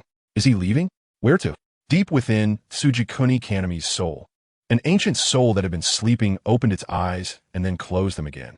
A month quickly passed, and Aoki Teru gathered everyone together. His master S-uncle, Moku Mujin, opened the time-space portal leading to the cycle of hell. The Hell Judge responsibly arranged a penance package for those who had caused harm, and in no time, it was over. Due to taking the back door, the demons were able to choose their preferred time-space reincarnation. Many demons even met old colleagues in hell, those who had been misled by the world's consciousness. They were also trying to atone for their sins. After Aoki Teru delivered enough abilities to offset Muzan's sins, he returned to the past with Muzan. Fortunately, with Aoki Teru watching over him for several hundred years, not much sin was caused. Otherwise, selling Aoki Teru wouldn't have been enough to repay it. Facing those once misled subordinates, Aoki Teru still lent them a little help, at least in the next life. They would reincarnate as humans. As for memories of their past lives, of course, there wouldn't be any. The Hell Judge was willing to give Aoki Teru this little favor, so he readily agreed. Now, the demons are lighthearted, free from sin, and can live a life filled with ordinary yet happy memories. As for future reincarnations, all beings are equal. The main text ends. Extra. Taisho Era 1. The storm gradually dissipated, and the once tumultuous events vanished from the world. The laughter of children echoed in the air. Their clear voices seemed to be the purest interpretation of happiness. Of course, some rejoiced while others worried. Inside the house, Tsukihiro Kaname sat by the window, staring at the scenery outside, lost in thought. It had been a year since the demons left, and during this year, Tsukihiro Kaname was constantly deep in contemplation. Ultimately, the memories of his past life were too profound, affecting him. Those memories played out like film clips, one after another, echoing in his mind. Tsukihiro Yorichi, please stop influencing me. Your era is over, and I want to embrace my own future. Tsukihiro Kaname lay on the table, murmuring to himself, feeling extremely frustrated. Tsukihiro Kaname now seriously suspected that his ancestor was a brother complex. Otherwise, why were there so many images of his brother in his memories, with his wife rarely appearing? And the next most frequent were his children. So I almost forgot. I promised to bring the children from the Kamadou family to the Demon Slayer Corps to play after everything is over. Currently, the Demon Slayer Corps has transitioned to bodyguard work and established a small company at their original headquarters. They have registered with the government and recently started operating, which has added a source of income for everyone. To prevent the breathing techniques from being lost, many successors are also working hard to find successors. At the same time, everyone is keeping up with the times, focusing on swordsmanship while also practicing gun techniques. As time went on, Tsukihiro Kaname began to visit relatives. After explaining his intention to the Kamadou family, the little ones were very happy. That's great. Kamadou Tanjiro asked curiously, Tsukihiro brother, I heard that you guys from the Demon Slayer Corps changed to bodyguards? This matter has caused quite a stir, as the government only now realizes that there is still a group of such formidable warriors in the world. In short, the Kanemitsu family has reached some kind of agreement with the government regarding the reformed Demon Slayer Corps, and the government has helped to promote it. Tsukihiro nodded yes. Why the sudden career change? Because there are no more demons in the world, and we no longer need to slay demons, so we should face tomorrow joyfully. With that, Tsukihiro patted Tanjiro's head and said to the Kamadou couple, We're leaving now. Are you sure you don't want to come with us? No. We trust you to take care of the kids. Tsukihiro smiled helplessly. Well then, Mom can enjoy life with Dad these days. Hee, we'll be on our way now. Shigeru, what are you saying? Kamadou Aoi blushed, and Shigeru, who had already dashed a few meters away from the house, turned around and made a playful face at the Kamadou couple. Tanjiro scolded, Shigeru, how can you talk to Mom and Dad like that? That's not right. Brother, I was just joking. Joking is not allowed. All right then. Kamadou Rokata pointed at Shigeru, laughing and holding his stomach. Shigeru got scolded again. Huh? Oof. Shigeru pouted in anger and rushed to the front. Hey, wait for us.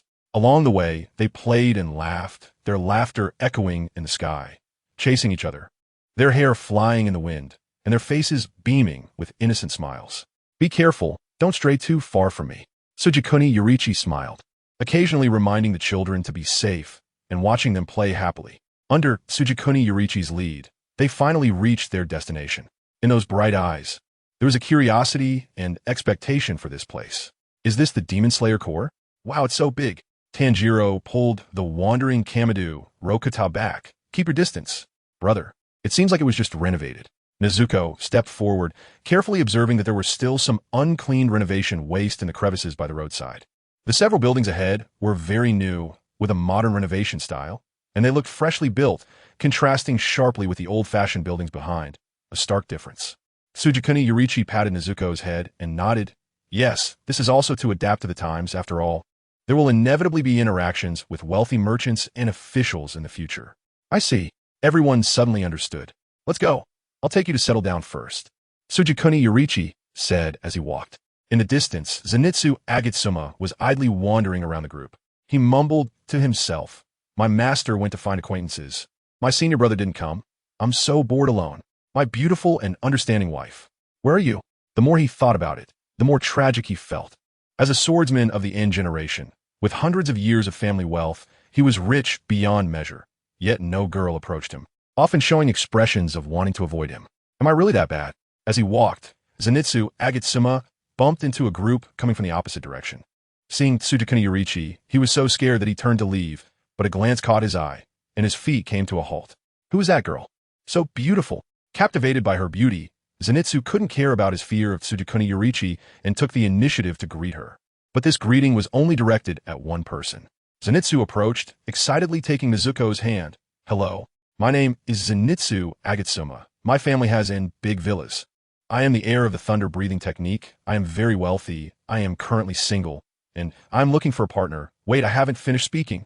Before he could finish, Tsukihiro grabbed the back of his collar from behind and covered his mouth and nose. Furious, he shouted, Zenitsu Agatsuma, this is my sister. You.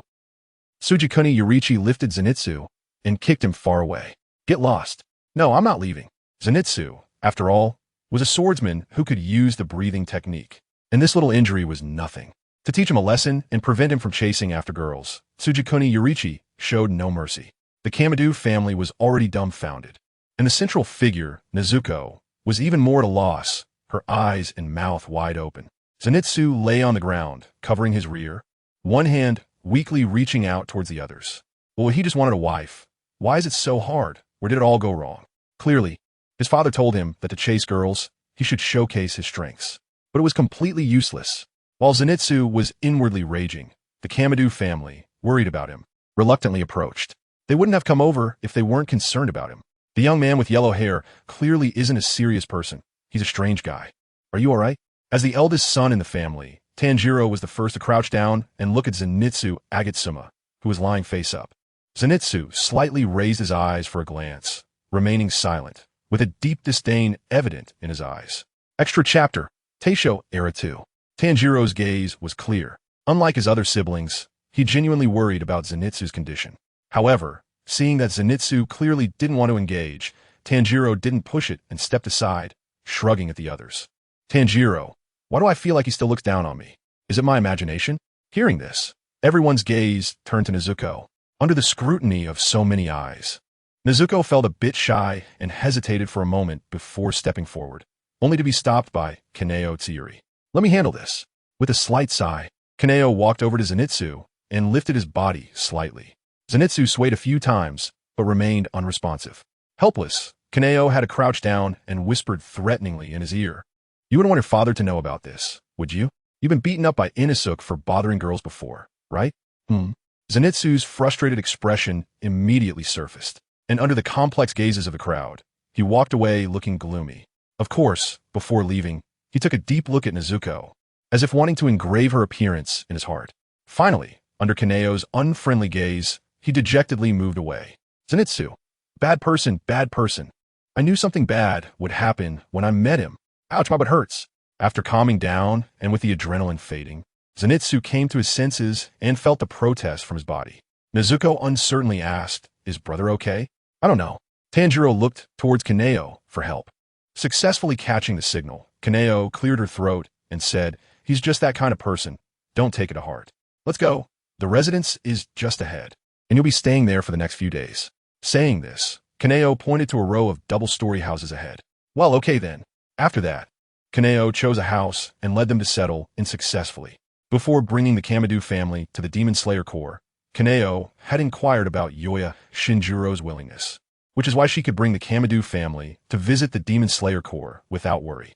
Just as Kaneo finished explaining some matters, a sparrow flew in. Kaneo extended her arm, allowing it to perch on her arm. Chirp, chirp, chirp, chirp. With each chirp, Kaneo nodded. Is that so? All right, I understand. This sparrow is called Jio Iyuan, and he is the current Hashira, specifically the father of my wife, Zenitsu's father, Waki Aigen's crow, sparrow. Jio Iyuan has come to convey a message from Waki Aigen, which roughly states, today, Zenitsu has troubled you again.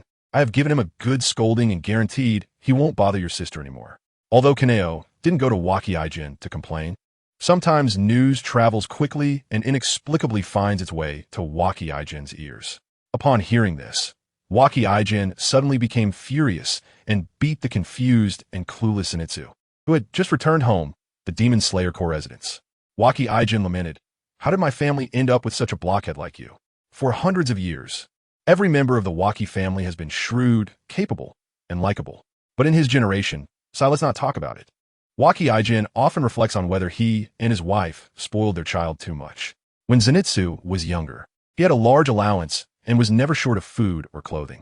It was only after he was tricked out of money by a girl that they halved his allowance.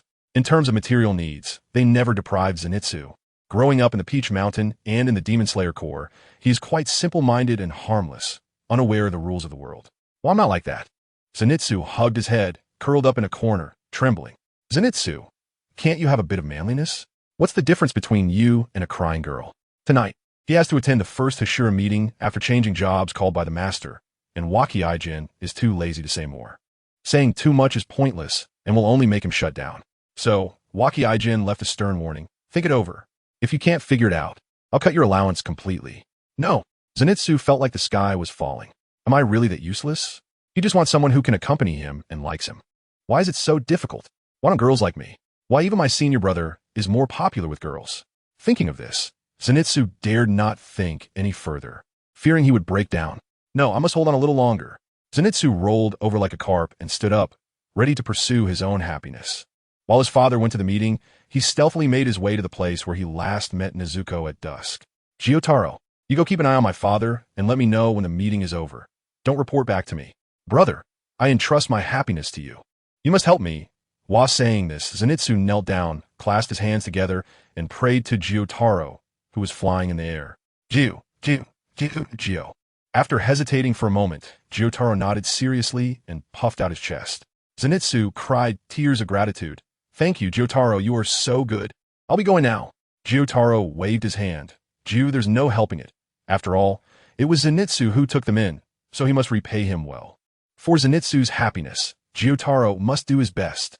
Even Joeyuin, his father, cannot block Zenitsu's happiness. Although Joeyuin was only conveying Waki-Ijin's words, Gyotaro still felt displeased. You see, their family fell ill during a thunderstorm, and it was the kind-hearted Zenitsu who treated them and gave them a new home. How could his father do this? Since he won't help Zenitsu, look at how miserable Zenitsu is now. Gyo on the other side, Zenitsu, relying on his familiarity with the Demon Slayer Corps, roughly guessed the address of Nezuko's family. Looking at the rows of houses ahead, Zenitsu couldn't help but chuckle, moving swiftly to start searching. My happiness, I'm coming. The Hashira meeting is in progress. What do you think about the newly established Hashira bodyguard company? Arata Ubuyashiki sat at the front, looking worried. I'm fine with it. After all, dealing with human troubles is better than dealing with demon troubles. Butterfly Kane thought for a moment and added, but, Lord Ubuyashiki, what do you think about my previous proposal? I can agree to it. Previously, Butterfly Kane suggested to Arata Ubuyashiki to create a department for pharmacological research, and today it can finally be implemented. Arata Ubuyashiki then asked, what do you want to name this department? Butterfly House. How about that? Not bad. Everyone laughed and felt happy for Butterfly Kane. The reason Arata Ubuyashiki agreed to Butterfly Kane's request was that he was preparing to develop the Ubuyashiki family. That's right.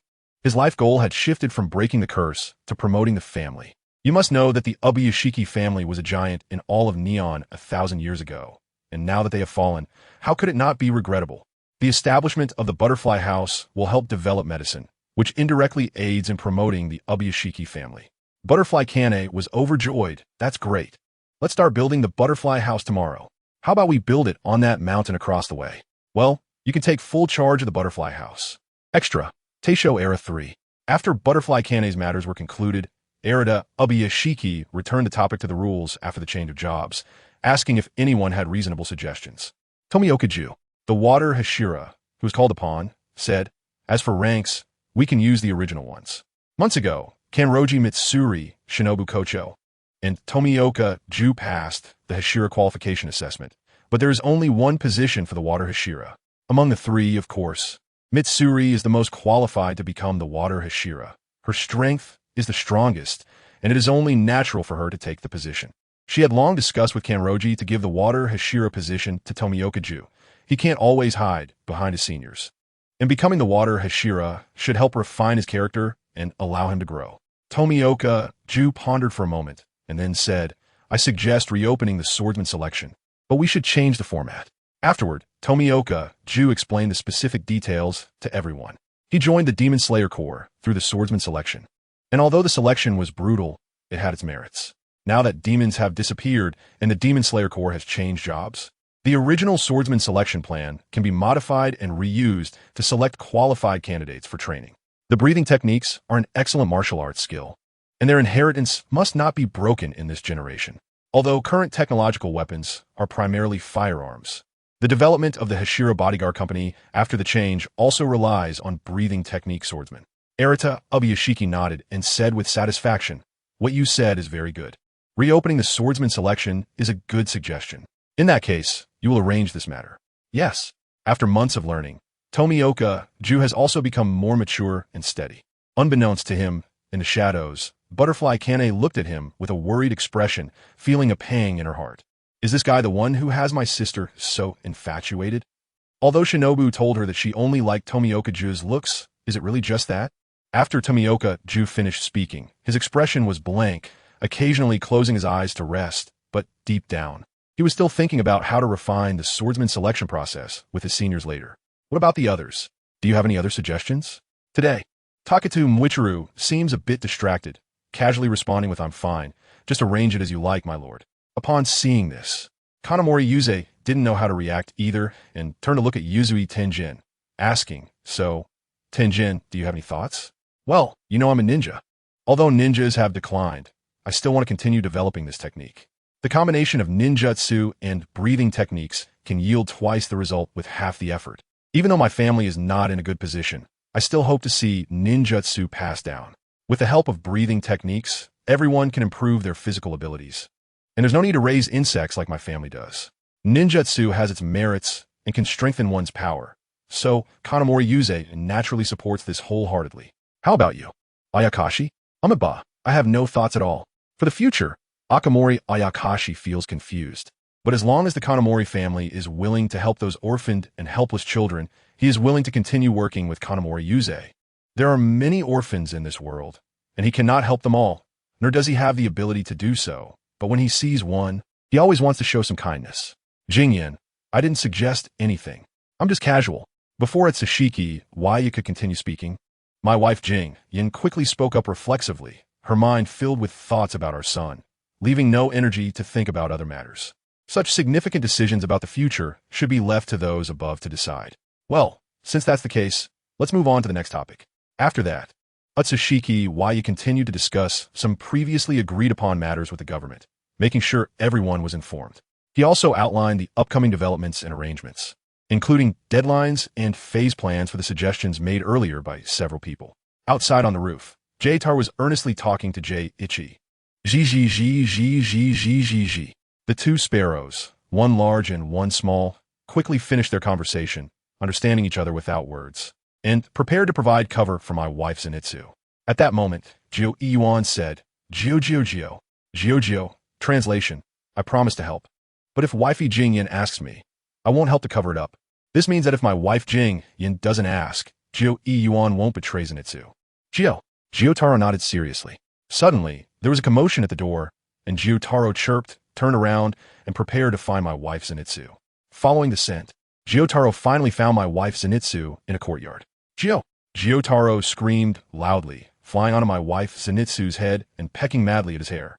My wife Zenitsu's originally smooth and beautiful yellow hair immediately became messy, and due to the pain, my wife Zenitsu cried out loud without caring about his image. The Kamadu family, standing next to my wife Zenitsu, felt heartbroken and couldn't bear to watch. Woo-woo, Gyotaro, what are you doing? It hurts, come down quickly. After punishing my wife Zenitsu, Gyotaro finally flew down and looked my wife Zenitsu in the eye. Gio. Huh? No, Gyotaro, you misunderstood.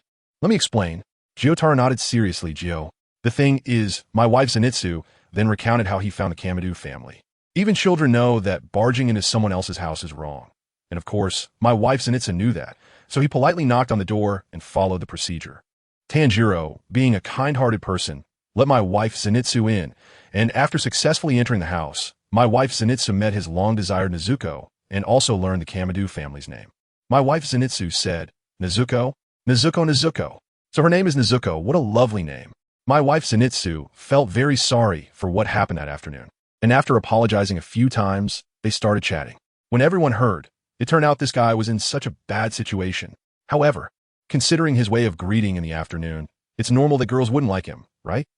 Nezuko kindly pointed out to my wife Zenitsu that he should change his way of interacting with girls in the future. The reason Gyotaro was so irritable was that he saw my wife Zenitsu happily chatting with Nezuko. He thought my wife Zenitsu had done something to Nezuko, like using my wife Jing Yan's name to pressure her or throwing money to have girls chat with him. Unless the sun rises from the west, no girl would smile at him. This scene is too strange. It scared Gyotaro. That's how it is. So Gyotaro, you really misunderstood. Looking at Gyutaru's obviously disbelieving expression, my wife Zenitsu pointed at Tanjiro and the others, saying, if you don't believe it, go ask them. Tanjiro, quickly testify for me. I really didn't do anything. Tanjiro first looked at Gyotaro, then at my wife Zenitsu, who looked wronged, and finally nodded, saying, yes, we had a great chat with Zenitsu. He didn't force us. Gyotaro exclaimed, oh, translation. So that's how it is. I'm sorry, Zenitsu. I misunderstood you. Never mind, as long as the explanation is clear. Suddenly, Tanjiro pointed at Gyotaro, confused, and said, Isn't the Demon Slayer Corps using the crow? Why is there also a sparrow? My wife Zenitsu tidied his hair and said, This? Are you talking about Jitaru? It's like this. Then, my wife Zenitsu recounted how he discovered Jitaru's family and how he helped them. Everyone suddenly realized, so that's how it is. So Jitaru's family stayed to repay a debt of gratitude. Zhu, that's right. Extra. Teisho period with a misunderstanding cleared up. Jitaru then remembered the purpose of coming here. Hurriedly flew up, grabbed one of my wife Zenitsu's hairs, and started to pull him away. Jitaru, my wife Zenitsu, was frightened and jumped up. Not having time to fix his hairstyle, he hurriedly bid farewell to everyone, and, amidst their confused looks, ran out. While running, my wife Zenitsu couldn't help but complain. Why did Jitaru only mention such an important matter now? Why did his father only mention such a big deal after the meeting? It's over, it's too late. I'm going to get scolded by my father again. Why is he so unfortunate? As expected, my wife returned home before my wife Zenitsu. Saw that my wife Zenitsu was not there, and after a moment of silence, went to the door, expressionless, staring intently at the door, quietly waiting for my wife Zenitsu to come home. It was the calm before the storm. The next day, my wife Zenitsu knocked on the door of Tanjiro's house, startling Tanjiro when he opened the door. Who are you? Zenitsu? Yes, it's me. My wife Zenitsu's voice was weak, full of exhaustion. His appearance was even worse. His hair was messy like a bird's nest, his eyes were red and swollen. His gaze was vacant, dark circles hung under his eyes, and his cheeks were swollen as if he had been hit. Tanjiro stepped aside to let my wife Zenitsu in, asking, Zenitsu, what happened to you? It's nothing. Saying too much will just make me cry once inside. The other members were also shocked by my wife Zenitsu's miserable appearance. What happened to you? Under everyone's persistent questioning, my wife Zenitsu finally revealed the truth, saying, It's like this, Sai, how could your dad do this? Even if you ran away to find a girl, he shouldn't have treated you like this. But Zenitsu, this is clearly a habitual offender. Isn't it understandable for your uncle to be so angry? Hearing this, my wife Zenitsu, who was already mentally fragile, couldn't take it anymore and started crying loudly, saying, Huh? How can you say that? Woo woo woo. A few kids were scared and sat there at a loss. But in the end, it was Tanjiro who asked Nezuko to calm my wife Zenitsu down. Suddenly, there was a faint knocking sound at the door. On the other side, the Butterfly Sisters began to prepare to establish the Butterfly Mansion, with the first step being to recruit staff. The two of them went their separate ways to ask if any idle boys or girls in the Demon Slayer Corps were available. In no time, they managed to recruit about 20 people. Gathering everyone in an open area, Butterfly Kanaho announced loudly, thanking everyone for joining the Butterfly Mansion. And now, she would explain the main responsibilities of the Butterfly Mansion. Following this, under the harmonious dialogue between Butterfly Kanaho and Butterfly Shinobu, those who joined the Butterfly Mansion understood the specific situation. All right, now disperse. We don't need them yet. Let's wait until the Butterfly Mansion is officially built before troubling them. I wonder how Kanaho is doing. I'll go check on her. Butterfly Kanaho nodded, saying, Yes, go ahead. I'm always worried leaving her alone in the house. Although Tsukihiro Kanaho has developed her own judgment ability and is no longer so dazed, the Butterfly Sisters still worry about her being alone. When Butterfly Shinobu returned to the residence, her sister-filtered eyes saw Kanaho chatting enthusiastically with a boy, laughing and talking. Butterfly Shinobu. This matter needs to be traced back to an hour or two ago. An hour ago, because her two sisters were busy with the butterfly house. Kanaho was alone in the house. Feeling a bit emotional and bored, she decided to go out for a walk. However, since she rarely went out, she accidentally got lost. Passers-by, seeing her indifferent expression, were not inclined to greet her, so Kanaho wandered around for a while, until she spotted a familiar yellow figure. Kanaho thought, it seems to be the boy who was previously sent away by her sister. After pondering for a while, seeing that Zenitsu was walking further away, she decided to follow. After all, he must know the way back. In fact, she had just flipped a coin, and since it landed on heads, she was determined to follow him. She trailed him until she saw Zenitsu enter the Tsumuji family's courtyard, but Kanaho still felt shy about knocking on the door, standing at the entrance unsure of what to do. After hesitating for a long time, feeling torn in the end with a ding, the coin spun in the air a few times before landing on the back of Kanaho's hand. Heads, knock on the door. However, the one who opened the door was not the blonde boy she expected, but a stranger. Tanjiro looked at Kanaho in confusion and asked, "Who are you?" Kanaho did not respond. Tanjiro saw the girl in front of him take out a coin and toss it, and the result seemed to be heads. Kanaho then said, "My name is Tsukihiro Kanaho." "Hello, Miss Kanaho. May I ask what brings you here? This girl is so strange. Why is she tossing a coin? Is she using the result of the coin to decide whether to answer the question? I have to say, Tanjiro guessed correctly. I'm looking for the blonde-haired one. Ah, you're here to find Zenitsu, right? Komin. Tanjiro brought Kanaho into the house, and Kanaho successfully spotted a familiar face among the strangers. My wife Zenitsu was shocked, pointing at Kanaho and trembling as he said, "Why you, Annie, what are you doing here? My goodness, how could those two fierce butterflies possibly let her out?" But even up close to Kanaho, he couldn't handle it. Now, in Zenitsu's eyes, there was only Nezuko. As for the person he once pursued, who had been thrown beside his father by her two sisters, he was completely uninterested now. I got lost. Take me to my sister. Tanjiro leaned close to Zenitsu's ear and quietly asked, "Do you know her? What's going on now?" Zenitsu cautiously observed his surroundings and finally whispered back, "I know her. She is, oh, I see." Tanjiro turned to Kanaho and said enthusiastically, "Miss, let me take you home." He had just familiarized himself with the Demon Slayer core map yesterday, and he didn't expect it to be useful today. It was great to be able to help someone. Kanaho didn't care who it was. As long as they could take her home, she nodded in agreement. "Then I'll take Miss Kanaho home first. Zenitsu, please take care of everyone here." A group of siblings waved their hands and replied in unison, "Okay, leave it to us." On the way, to ease the oppressive atmosphere, Tanjiro took the initiative to chat. But Kanaho felt like there were several flies buzzing around her ears, only stopping when she spoke a few words. So, when Shinobu returned home, she saw this scene. Just as Tanjiro was about to chat a bit before heading back after dropping Kanaho off at her doorstep. "What are you doing, you brat?" Having Zenitsu as a warning. Shinobu instinctively regarded Tanjiro as the same kind of person. Tanjiro turned around and saw a fist the size of a sandbag coming at him, quickly retreating and waving his hands. "It's not like that. Please let me explain. This is Kanaho's sister, one of the two butterfly ladies that Zenitsu mentioned, right? So fierce. So scary." Extra chapter. Teisho Ariso, I just came to take the lost Miss Kanaho back home. The blazing sun shone on Tanjiro's somewhat gloomy expression. Beads of sweat appeared on his face, and he bit his lip, looking somewhat pitiful. "Is that so? Sorry, I misunderstood you. I was just worried about Kanaho. It's fine. It's fine. As long as the misunderstanding is cleared up, I'll head back now." Tanjiro waved his hands repeatedly, his face flushed, awkwardly fleeing the scene. He never expected that just by kindly taking Kanaho home, such a misunderstanding would occur. Shinobu watched Tanjiro hurriedly leave, scratching his head in embarrassment while standing in place. Kanaho looked puzzled. "Sister? What's wrong?" "It's nothing, by the way. Where did you just go? How did you get lost?" Logically, they've been living in the Demon Slayer core for so long that even if the core was large, they shouldn't get lost.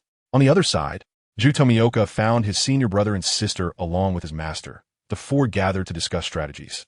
"Master, this is the selection plan I drafted for recruitment. Please take a look." Kanroji Mitsuri took the document handed over by Ju Tomioka. The sound of pages flipping echoed in the not-too-large room. Everyone held their breath, watching every move of Kanroji Mitsuri. Ju Tomioka had previously shown the plan to Kaneo and Zenitsu, and they agreed with his plan. Now, it was about gaining Kanroji Mitsuri's consent and support. For Ju Tomioka, his master's recognition was very important. After a long while, when the last page was turned, Kanroji Mitsuri finally spoke. "I've read it. This plan will be very helpful for our future development." "Ju, you did well." Ju Tomioka's lips curled up slightly, feeling quite pleased. "Thank you for your recognition, master. I'll arrange it now." "MHM, go ahead." Kanroji Mitsuri turned to Kaneo and Zenitsu, then said, "You two should help Ju." Okay. Even if Kanroji Mitsuri didn't say it, they would still help Ju Tomioka. Once outside, the three stood side by side. And Ju Tomioka began the first step of the plan according to the document. "First, we'll go to Fujisaki Mountain to arrange the venue. For those ordinary people, the first round only needs to select the most hardworking and persevering ones. We'll conduct the assessment on Fujisaki Mountain, with the assessment lasting a day. No items are allowed. As long as they can reach the bottom of the mountain within a day, they will pass the preliminary selection. They not only needed to find ways to replenish their stamina, but also to avoid obstacles and overcome the temptations of food and comfort along the way down mountain. There are many difficulties in this, and wanting to successfully descend the mountain in one day is not an easy task. The second step is to gather all the trainers currently available and have them train the newcomers who pass the preliminary selection. As long as they gain the trainer's approval, they can join them. All right, let's go. Eong has become very strong now. Last time I went home, Sister Naozi said there's been a big change in him. Well, it's all thanks to everyone. Thank you. All right, let's hurry.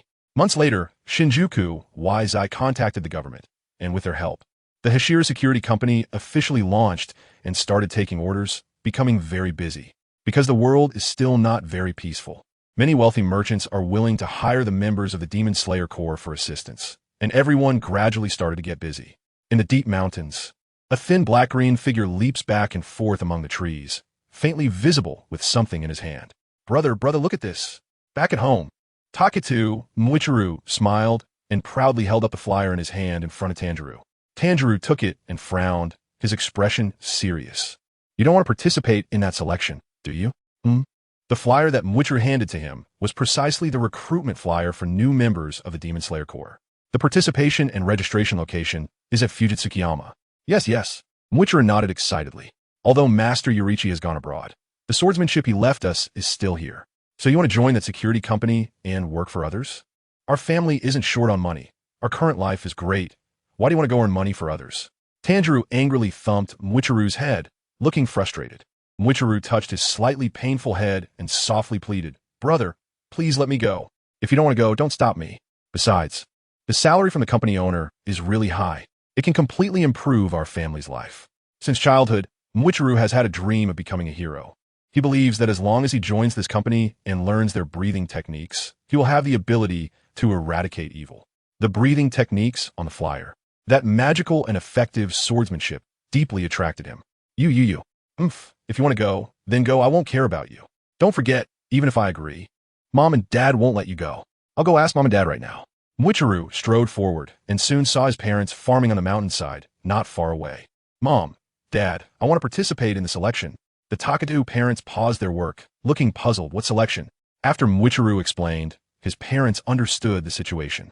At first, they strongly opposed it, but after Muichiro's persistent persuasion, they ultimately agreed. You really leave us no choice, but if you want to go, your brother must go too.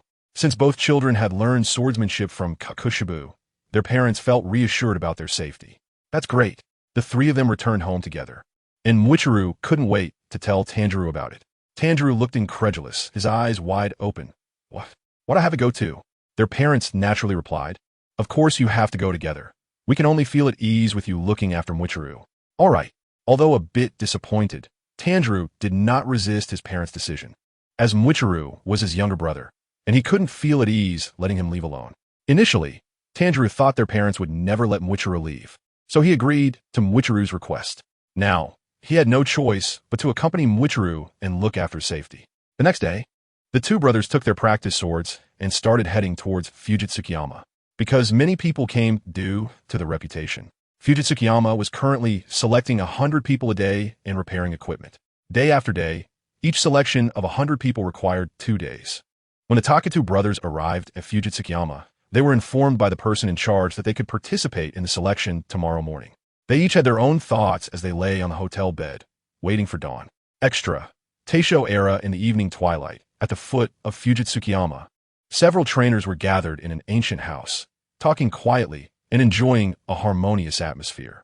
The last recruitment actually produced 2 excellent candidates. Not bad. It's rare.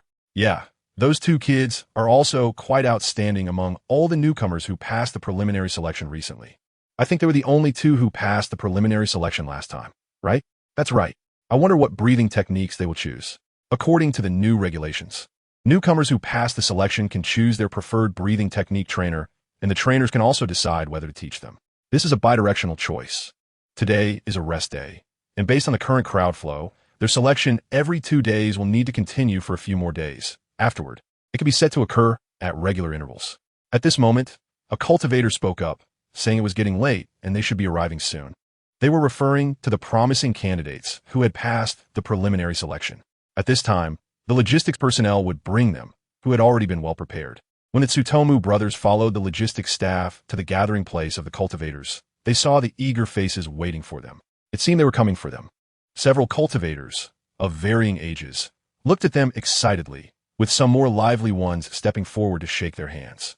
You must be the Tsutomu brothers, right? Good. Very nice. The Tsutomu brothers? What breathing technique do you 2 little brothers wish to learn? Upon seeing the 2 in person, based on years of educational experience, they could immediately see the brothers' exceptional talents. They were indeed 1 in 1,000. Michiro was overjoyed, not expecting to be this popular, and happily said, "Me?" Yurichi stood to the side, calmly observing the situation, with a serious expression and a hum of acknowledgement. Kaneo, wearing a mask, stepped forward and invited them, "Come learn the water-breathing technique. Water nourishes all things and does so quietly. The water-breathing faction already has many talented individuals." Another cultivator interjected, "Enough of that. My wind-breathing technique needs an heir even more." Everyone was taken aback. It was true. Since the previous wind Hashira had stepped down due to family reasons, they had not found a suitable heir for many years. The current wind-breathing cultivator was the former wind Hashira, Kanroji Mitsuri, an elderly woman. "All right, we agree, but you should also ask the thoughts of those two kids." Of course. Kanroji Mitsuri stepped forward, looked at them earnestly, and extended her hand. "Children, do you wish to become my adopted sons and heirs of the wind-breathing technique?" Michiro felt a bit shy at being so popular, but did not refuse, beaming, "Of course, it is my honor." He then pulled the nervous Yurichi closer and whispered, "Brother." Got it." The Tsutomu brothers exchanged silent glances and placed their hands on Kanroji Mitsuri's hand. "Then I will take these two little guys back to headquarters." Having obtained her desired sons, Kanroji Mitsuri saw no need to stay any longer and left amidst the jealous gazes of the other cultivators. Although some cultivators had already found many talents, their qualifications ultimately could not compare to the Tsutomu brothers, and whether they could pass the subsequent assessments remained uncertain. For the Tsutomu brothers, it was no exaggeration to say that their future achievements would at least make them A-rank fighters, and with a little effort, they could become Hashira. Kanroji Mitsuri brought the Tsutomu brothers to the Demon Slayer Corps headquarters, settled them in, and informed them, "By the way, if you don't study hard in the coming days, I will throw you out without hesitation." Yes, I will work hard." "Okay." Michiro's expression became serious as he nodded earnestly, while Yurichi appeared indifferent. Though their expressions were different, neither of them was willing to give up and quit halfway. Having already passed the preliminary selection, it would be unacceptable to be kicked out later. "What are your names?" "I am Tsutomu Michiro." "Tsutomu Yurichi." The two answered in turn. "I see you have iron swords. Have you practiced swordsmanship before?" Kanroji Mitsuri focused on the iron swords of the Tsutomu brothers' waists, hence the question. Michiro replied eagerly, "Yes." Kanroji Mitsuri did not ask further, nodded, and took out a prepared manual on the wind-breathing technique from her clothing, handing it to the two. "This is the manual for the wind-breathing technique. You must memorize it before dawn. I will teach you once." After the Tsutomu brothers finished reciting, she would take back the manual as it could not be leaked. Caution was necessary.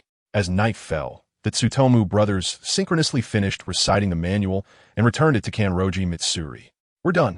Michiro excitedly grabbed Yurichi's hand, lifting it high above his head while Yurichi shot him a twitching glance. Kanroji Mitsuri nodded secretly, quite satisfied. Finishing such a large amount of content in half a day showed their excellent talent. "Now, let's formally become your disciples. I like you both very much, and I will teach you seriously later." Michiro looked excitedly at Yurichi. "That's great, brother." At this point, there was no need for pretense, and the two of them spoke in unison, "Master Mitsuri." Good children." Kanroji Mitsuri reached out her hands, affectionately patting their heads. Michiro, Yurichi. Time passed quickly, and the Kanroji family led the restructured Demon Slayer Corps, gradually getting on track and becoming the largest bodyguard company in Neon. The Kanroji family maintained a close relationship with the Priest clan, and it was through the Priest clan that they achieved cooperation with the government. Rumor has it that the people there are proficient in swordsmanship and marksmanship, completely unmatched by ordinary individuals, with strong individual combat capabilities. They operate independently from the government, yet have an inseparable cooperative relationship. Their business spans many industries and has become an indispensable part of Neon's economic development. Reminiscent of the prestige from 1,000 years ago. To become one of them, one must possess great willpower and exceptional talent. Many aspire to join them, but very few can pass the preliminary selection held once a year. Of course, that is a story for another time. Now let us shift the focus to Kanroji Kage. Not long ago, he discovered a remote and quiet basin through informal channels, where the architecture maintained the style of 100 years ago, ancient and simple, with a strange architectural style. Through research and investigation, Kanroji Kage speculated that this place was the original site of the demons. Now he was driving there, preparing for close observation to see if he could find anything useful. After a long time, Kanroji Kage finally arrived at his destination and began searching through the houses one by one. He learned about this matter suddenly and didn't want to tell anyone, so he didn't bring any helpers and could only search by himself. After several days and nights of searching, Jiguafeng still didn't find anything useful. It was either daily necessities or various bottles and jars. However, he was very patient, and finally, he found something useful in front of a uniquely decorated house. Jiguafeng walked in and looked around. The decoration here seemed similar to what he remembered from his ancestors. Was it his brother's room? The one belonging to the six-eyed ghost? Suddenly, Jiguafeng saw a book at the foot of the bed, positioned as if it had been accidentally left there by someone. He opened the book and saw the following written inside. I have a younger brother. He is very cute. Today, I secretly went to see him without my father's knowledge. But he seems to be quiet. Written by Yin Shanglu during the Warring States period. Yuan Yi, I hate you. What must I do to surpass you? Why can't I surpass you? Written by Yin Shanglu during the Warring States period. Yuan Yi, you should be dead by now, right? I succeeded. I will live longer than you, honing my martial arts over countless years until I surpass you. Written by Yin Shanglu during the Edo period, crossed out. I have never believed in gods, but I have to admit that they truly exist. I have witnessed it with my own eyes. Written by Yin Shanglu during the Meiji period, crossed out. Due to a shallow understanding of time, Kurizetsu always thought he was still in the Warring States period, causing him to make mistakes in the suffixes of his notes, which he then had to cross out. Jiguafeng stared blankly at this notebook, feeling a slight pain in his heart for some unknown reason. Suddenly, he fainted and didn't wake up until the next morning. After waking up, Jiguafeng touched his chest, feeling something leave his body. It seemed to be the memories of his ancestor Yuan Yi. Now there were no memories of Yuan Yi in his mind. In a place invisible to Jiguafeng, the forcibly separated personality of Jigua, Yuan Yi floated in mid-air, taking a deep look at the notebook before drifting away into the distance. He was supposed to forget his past life, but one day he woke up and, by chance, attached himself to Jiguafeng, who was still in his mother's womb. Looking at the soul that had already formed in front of him, Yuan Yi chose to become Jiguafeng's second personality. He silently observed this world through Jiguafeng, seeing Kurizetsu leave for reincarnation. He told himself that this was his brother's choice, and he shouldn't interfere too much. Now, seeing his brother's notes, Yuan Yi could no longer hold back. He wanted to reincarnate alongside his brother.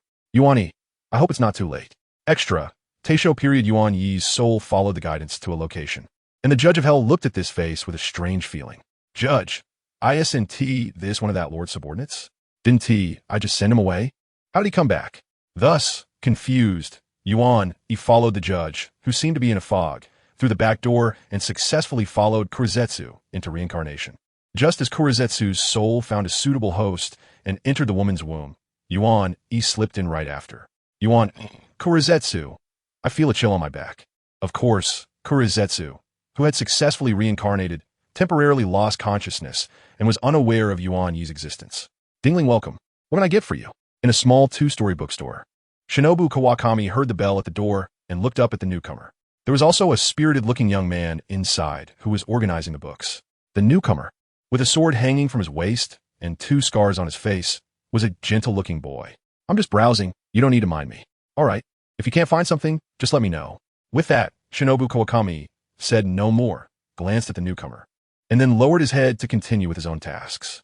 Kunitake Masaki had just completed a task, and since he had no schedule for the next month, he found a nearby bookstore to pass the time, planning to buy a book to read.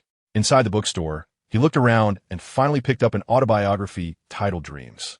This book, Dream by Kubo Masanari, is said to be the famous work of a well-known novelist and literati today, but the author has become reclusive and no longer writes. Thinking of this, Kubo Masanari secretly shook his head, feeling quite regretful. Picking up the book, Kubo Masanari went to the front desk at the entrance to check out. How much is this? After Nishikawa Sumiya stated the price, Kubo Masanari promptly paid and walked out with the book. Another book by the uncle? I didn't expect so many people to buy things written by that eccentric uncle.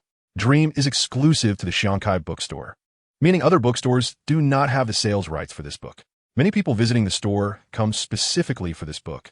Nishikawa Sumiya has also read it, but honestly didn't find any other thoughts about it. Just felt it was quite good, a novel with a unique theme. Brother, I'm going out to restock. Go ahead. Nishikawa Sumiya waved his hand, and seeing that no one was in the store, he leisurely lay back in his chair, counting the money in the cash box. He didn't know why Shiankai left the store to him. Although Nishikawa Sumiya acted tough, he was very grateful inside. Nishikawa Sumiya thought, without the uncle, I would probably still be struggling to support my younger siblings, right? The bookstore's business nowadays isn't great, but it's not bad either. At least after maintaining Nishikawa Sumiya's family. There's still a decent surplus, and the extra money has all been used by Nishikawa Sumiya to develop the bookstore. Now, the bookstore left by Shankai is well managed by him. Nishikawa Sumiya knows he doesn't have much business sense, so he tries to maintain the status quo without making risky investments.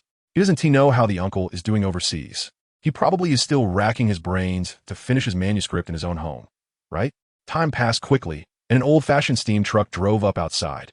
Nishikawa Jinya got out from the passenger seat and shouted into the house, "Brother, come help move the stuff." Coming. Sweat flowed between the two as they moved in many new books.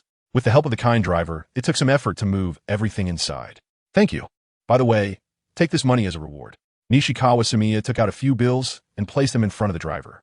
The driver was taken aback, but accepted it, smiling broadly. "Thank you."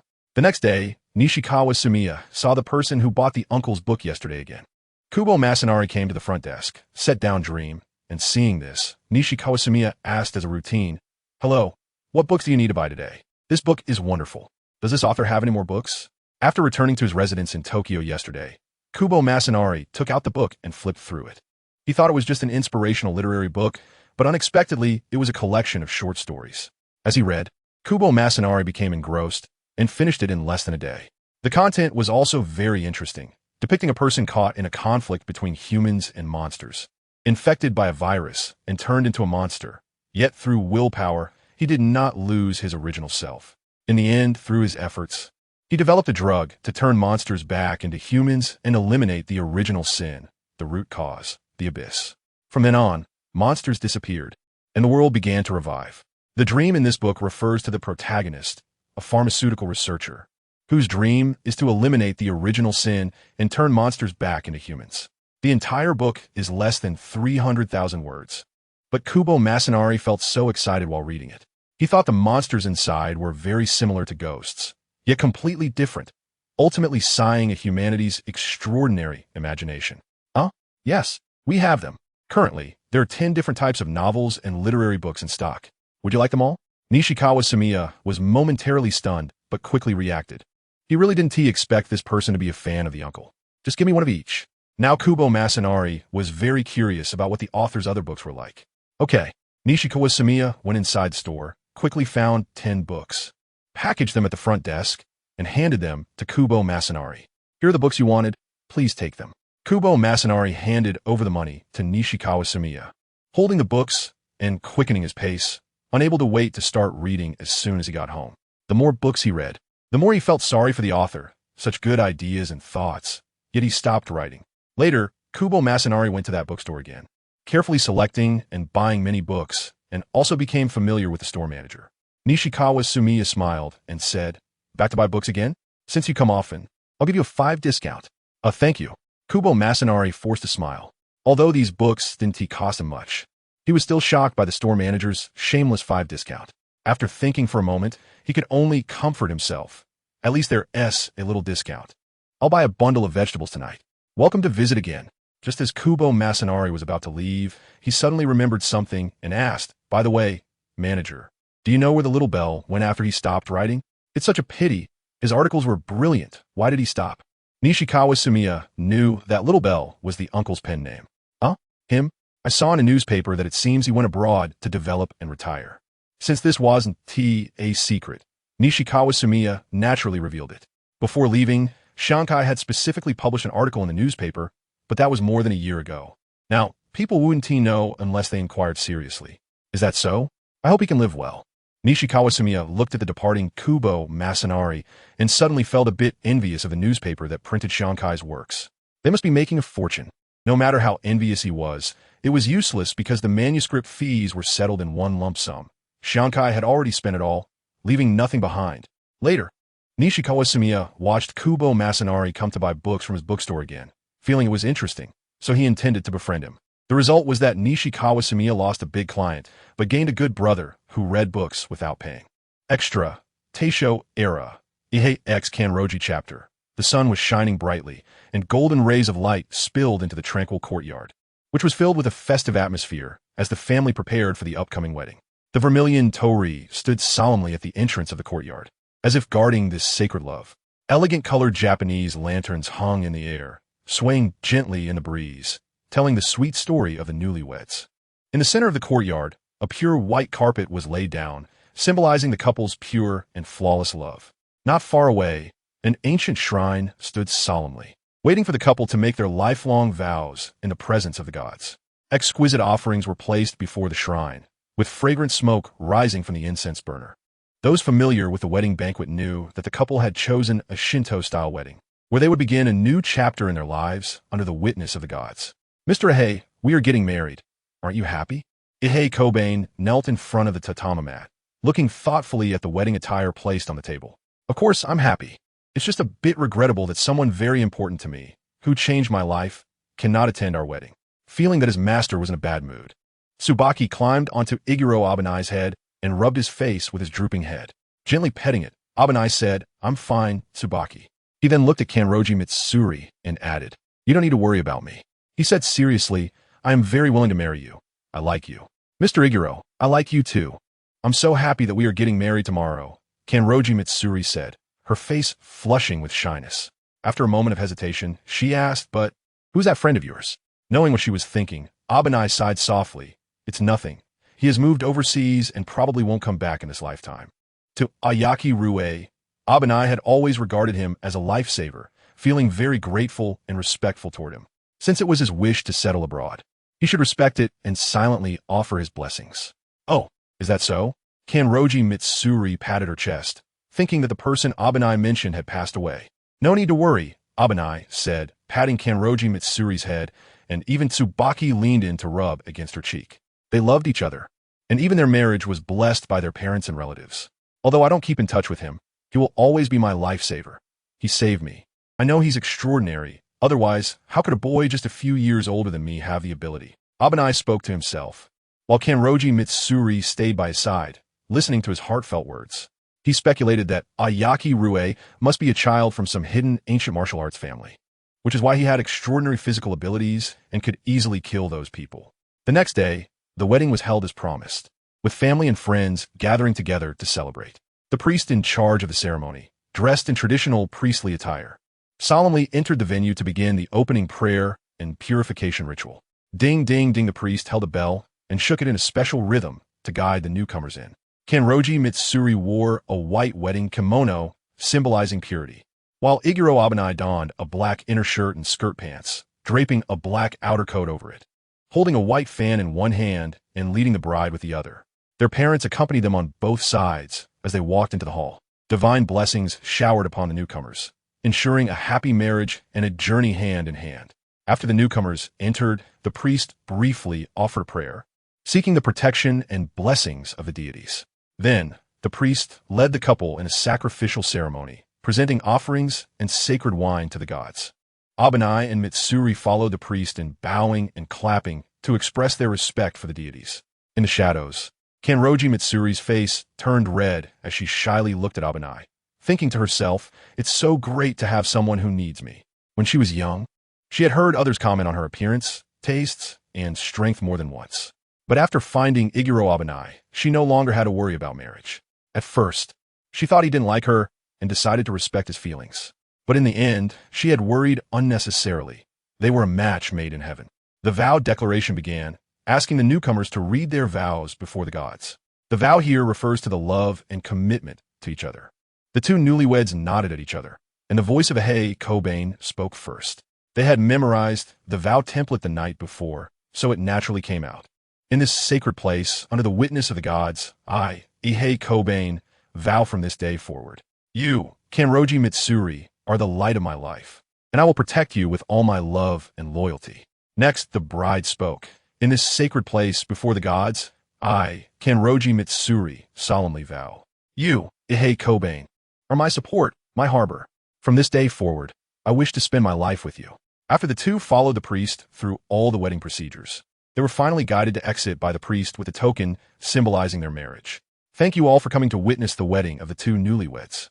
After this, the guests gradually exited and went to a restaurant reserved by Kanroji for the wedding banquet. Ihei Kobain and Kanroji Mitsuri returned indoors and took a car with their parents from the backyard of the restaurant, starting another round of wedding procedures. After a busy day, they would begin their first married life according to the schedule. Daimaru, I am now a married person, so you can only stay here from now on. Ihei Kobain placed Daimaru in the prepared nest in the yard, looking at him seriously. Daimaru responded with a pitiful expression, but eventually understood and crawled obediently into the nest. His translation, don't worry, I won't be a bother. Understanding Daimaru's words, Ihei Kobain nodded, thanking him. Back inside, both looked at each other shyly. In the dim candlelight, their figures unknowingly intertwined. Thank you, Mr. Ihei. As she spoke, Kanroji Mitsuri began to choke up. When I was young, others said I wouldn't be able to get married. But I never expected Mr. Ihei to not mind me at all. Wiping away Kanroji Mitsuri's falling tears, Ihei Kobain said, don't say that. I really like you. I like your personality, your hair, and even the way you eat is cute. How could I possibly mind you? Kanroji Mitsuri felt a bit embarrassed by Ihei Kobain's words and could only respond with a soft before looking up to kiss him. Extra. Teisho era, Tomioka, ex Kodoha. In the large courtyard of the church, the sun shone brightly. Stone tables and chairs stood quietly inside, where a man and a woman sat facing each other. The man had ivory-white hair, wore clerical robes, stood tall, and always wore a smile. The woman had a beautiful face, with sparkling green eyes, resting her head on one hand. The sunlight cast on them, their outlines clear. Looking closely, they seemed to be talking about something, both nodding and smiling from time to time. A gentle breeze blew, stirring a few strands of hair, adding a sense of liveliness to the scene. It's been a year. Are you really okay, master? Over a year ago, Tomioka suddenly told him that his light-sensitive illness had healed, and he could now bask in the sun and go out during the day. Tomioka smiled and touched his hair. Of course, I've turned human now, lost my demon powers, but fortunately, I still have money and influence, so I can live well if I manage it properly. His demonic appearance had completely disappeared, and his hair had truly turned ivory white. Even though he lost his demon powers, the martial arts, swordsmanship, and medical skills he learned remained. This past year, he mainly focused on changing his fighting habits, strength, and adapting his body. Kodoha blushed as she looked at the man across from her, shyly lowering her head. She didn't know whether she should take this step. Tomioka was her savior, and she had unexpectedly developed feelings for him, which felt so inappropriate. What is wrong? Why is your face so red? Are you sick? Tomioka quickly stood up, reaching out to check on Kodoha, scaring her into retreating repeatedly. And no, Mifine. Tomioka's face loomed large, looking at this familiar face, causing Kodoha's heart to race for a moment, then covering her face with her hands, starting to reflect on herself. How embarrassing. Are you really okay? Tomioka tilted his head, looking at her oddly. He felt something was off about Kodoha today, or rather, in recent months. What is going on? All right, then take care of yourself. I'll go handle church affairs first. Actually, Tomioka wanted to invite Kodoha to the summer festival starting tonight, but seeing her awkward expression, he hesitated and decided against it. Let her rest for now. I'm really fine, it's just a bit hot. You go ahead. With that, Kodoha lowered her head, lost in thought. In a corner where the two couldn't see, Inosuke peeked out from the rooftop ahead, watching Tomioka leave before jumping down to Kodoha's side in a flash. With an incredulous expression, he looked at her. Mom. Ugh. Then, feeling unwilling, he clenched his fists, pouted, and the words stuck in his throat, unable to say them. Huh? Inosuke, when did you get here? Looking up, Kodoha saw Inosuke standing in front of her, and she lightly patted her flushed cheeks, smiling at the child. Inosuke pointed at Kodoha and loudly scolded. Mom, why don't you confess to him if you like him? You're so timid. After a brief pause, his voice suddenly rose. Let me, your precious son, help you out. Kodoha felt embarrassed by his words and questioned. Huh? Inosuke, what are you going to do? Inosuke pounded his chest. Mom, leave it to me. With that, Inosuke ran off without looking back, heading in the direction where Tomioka had left. Inosuke, no. Despite Kodoha chasing after him and shouting, breathless, Inosuke did not stop, instead silently quickening his pace. Who? Hi, Inosuke. Mom, for your happiness, I'm going. Earlier, Inosuke was very resistant to the idea that his mother had feelings for Doma. However, as time went by, he secretly observed the interactions between Doma and Kodon every day, and gradually he began to feel that it wasn't so bad after all. His mother's expression looked very happy and joyful. Inosuke respected Kodon's choice. Her life shouldn't only revolve around him, and he hoped his mother could consider herself more. He ran towards the direction Doma had left, moving his animal-like sensitive nose, quickly catching the scent of his target. At that moment, Doma was in his study contemplating life. He didn't understand why he wanted to invite Kodon to the summer festival. He just felt comfortable around her, her smile was bright, and her singing was pleasant. He didn't want to leave this place. He cared about Kodon. When he made the choice, he hesitated for only a moment between experiencing life again and staying, ultimately choosing the latter. The reason he stayed was simply that he didn't want to give up the lifespan of a demon, but he knew that adults wouldn't be so kind, and the world was unpredictable. However, he soon came to terms with it. Regardless of losing the powers and lifespan of a demon, he would stay here. At least there were people he cared about. What a bother, what is this feeling? Doma furrowed his brows, covering his face with his hand, feeling uneasy. Hearing someone knock on the door, Doma instantly returned to normal and let them in. When he saw that it was Inosuk, who used to love causing trouble, his heart tightened. Did he cause trouble again? Now that he was no longer a demon, he couldn't afford to be worn out by him. Although he thought this, Doma still calmed down and asked softly, "What brings you here? Is there something you need?" Doma. Inosuk was not polite at all, directly calling his name. "I came to confess." As soon as he said it, Inosuk felt something was off. "Oh no, I said too little, it's this guy's fault. Now I have to be nervous and say the wrong thing."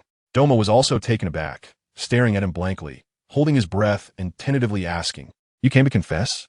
Inosuk became flustered, started to stammer, No, I came to confess."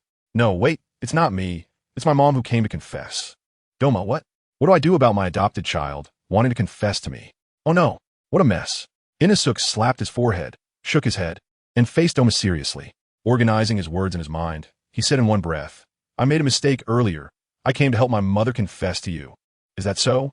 Doma let out a sigh of relief, thankful that Inosuk was a normal child and hadn't gone astray. But what he just said, at this moment, the relief Doma had just felt returned to uncertainty. Miss Kodon? A confession? He recognizes both of these characters. So why do they feel so unfamiliar when combined? Confession means liking someone. Tanya Mo, does Kodoha like me? Why would she like me? Is this feeling really called liking? He dazedly placed his hand slowly on his chest, and as soon as he thought of Kodoha, it began to stir violently. A strange feeling surged in his heart. This is an emotion he has never felt in hundreds of years. Is this feeling called liking? Back when Toma was very young, hearing the unreasonable demands of those people every day, his heart slowly became frozen and numb. What was frozen was not just his heart, but also his emotions. It wasn't until he was taken away by Aoki Teru that Toma experienced all kinds of emotions. Even so, Toma did not dare to unfreeze his heart. He would rather return to the eternal bliss sect than stay by someone else's side and experience the unfamiliar emotions that made him lose control. Toma was not inherently emotionless. His experiences simply made him afraid to feel. However, his past experiences had left a crack in his frozen heart. During his interactions with Kodoha, the crack slowly widened without him realizing it, until it was exposed when Inosuk called him out, trying to break through the ice. "Yes, my mom has always liked you. She couldn't eat or sleep because of you." Inosuk nodded firmly and then continued with a long string of heartfelt words, not knowing where he learned those phrases. "Is that so? All right, I understand. You can go back now."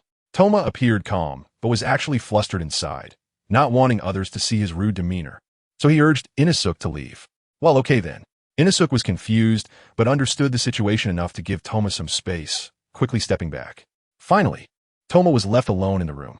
At this moment, two little figures were fighting in his heart. In Toma's mind, the two little figures were engaged in an intense battle. One little figure had a red face, angelic wings on its back, and a halo on its head, waving its arms and urgently shouting, "You clearly like her. Don't forget how happy you are when you're with her. So bravely pursue this love." The other little figure had a stern expression, devil wings on its back, red horns on its head, and with a determined gaze, it retorted harshly, "You used to be a demon. Don't you have any idea how many bad things you've done? If she finds out, it's over for you. Let's just pretend this never happened." That's not true. Toma has already become human. He should pursue his own happiness. Otherwise, do you want him to be lonely for the rest of his life? Bastard, don't listen to it. You've been single for hundreds of years. What's the difference? To avoid exposing what you've done, isn't it better to stay by her side as a friend? The two little figures were at a stalemate, wrestling in his inner world. The devil figure kicked the angel figure away, taking the dominant position in Toma's mind. The angel figure flew back, looking pitifully at Toma. Whether to accept her, you decide, humph. Then it vanished. The devil figure, victorious, spun around in the air, triumphantly. I told you. She always thought you were just an ordinary person who knows medicine and swordplay. If she knew you were skilled in martial arts, had been a demon, and did so many bad things over the centuries, how could she? Toma struck out with one hand, dispersing the devil figure. My life is my own to decide. Then, he furrowed his brow in discomfort, sinking into deep struggle. On one side was an uncertain emotional future, and on the other was a calm and stable life. How should he choose? He had never liked anyone, although he hoped to experience various emotions. He did not want to experience this kind of emotion that could bring him pain. Just as he was lost in thought, Kodoha knocked on the door with Inosuke. Come in. Inosuke followed Kodoha with his head down, occasionally glancing at Toma and his mother, observing the situation. Lord Master, I'm so sorry. Inosuke must have told you. Kodoha hesitated for a moment. Her eyes dimmed, and then said, If my feelings trouble you, I will willingly stay away from you. Toma hesitated, looking at her. Your feelings do not trouble me. Kodoha's eyes sparkled. You mean? Well, I think we can give it a try. Finally saying this, Toma felt less conflicted. I have never liked anyone since I was young. I don't know what love feels like, but being with you makes me feel comfortable and happy. Lord Master? Yeah. Kodoha's yeah was clearly a sign of her joy at Toma's acceptance of her. The two looked at each other tenderly, which should have been a warm scene, but unfortunately, there was a mischievous little boy. Inosuke suddenly interrupted, killing the mood. Mom, you should thank me. It's all because I helped. Inosuke, do you even know what you're doing? Why did you suddenly interrupt her and the master? The courage she finally mustered just went away. Huh? Why? Kodoha walked over to Inosuke and whispered, Hurry, hurry. Mom wants to deepen her feelings with your dad. Inosuke, Dad? Under his mother's serious expression. Inosuke had no choice but to leave the room and think about life in the courtyard. His mom was right. If she and Toma got together, he would have another dad. But he didn't want to call that guy Toma dad. It made him furious. On one side was his mother's happiness, and on the other was his own joy. Inosuke felt extremely troubled, picking up small stones to throw into the lotus pond. In the end, he chose his mother's happiness. Inside the room, the two faced each other in silence. After what had just happened, both felt a bit awkward. Finally, Toma thought of something and spoke up. So, is it because of this that you've been distracted lately, not daring to look at me and seeing me blush? Yes, Lord Master. Call me Toma-sensei. You don't need to use honorifics with me now. Toma-sensei, I have indeed been troubled by this matter. I'm a bit timid when it comes to feelings. Because of past domestic violence, Kodoha was afraid of emotions. She feared that she would fall in love with the wrong person again. Moreover, you've been so good to me over the years, but I'm no longer young. I don't deserve you. As she spoke, Kodoha shed a few tears. She had dedicated her best youth to Inosuke's father, to that family, and in the end, it was all in vain. If it weren't for Toma, she would have found it hard to escape that family, and Inosuke wouldn't have been able to grow up safely. Don't cry. Toma stepped forward, gently brushing away the tears on Kodoha's face, speaking softly. It's okay. I'm not young either, and I should be the one to thank you. Without you, it would be very difficult for me to experience the emotion called love in the future. Thank you. Kodoha covered her mouth in surprise, tears welling in her eyes. Really? Really? Kodoha excitedly stepped forward and hugged Toma. Thank you. Thank you for being willing to accept me. It's been 10 years. I've never felt so happy. Tong Mao looked at the person in front of him, hesitated for a moment, and then placed his hand gently on her back, patting softly in silent comfort. Tears had dampened a patch of his shirt, but Tong Mao didn't blame her. Instead, an indescribable emotion surged within him, his heart pounding violently, and before he knew it, Tong Mao smiled slightly. After a long while, Kodoha cried until she was exhausted, glancing at Tong Mao's shirt with a flushed face. I'm sorry, your shirt. It's fine. By the way, do you want to join me for the summer festival tonight? Since Kodoha's recent odd behavior wasn't due to any physical or mental discomfort, he thought she would be very happy to be invited to the summer festival.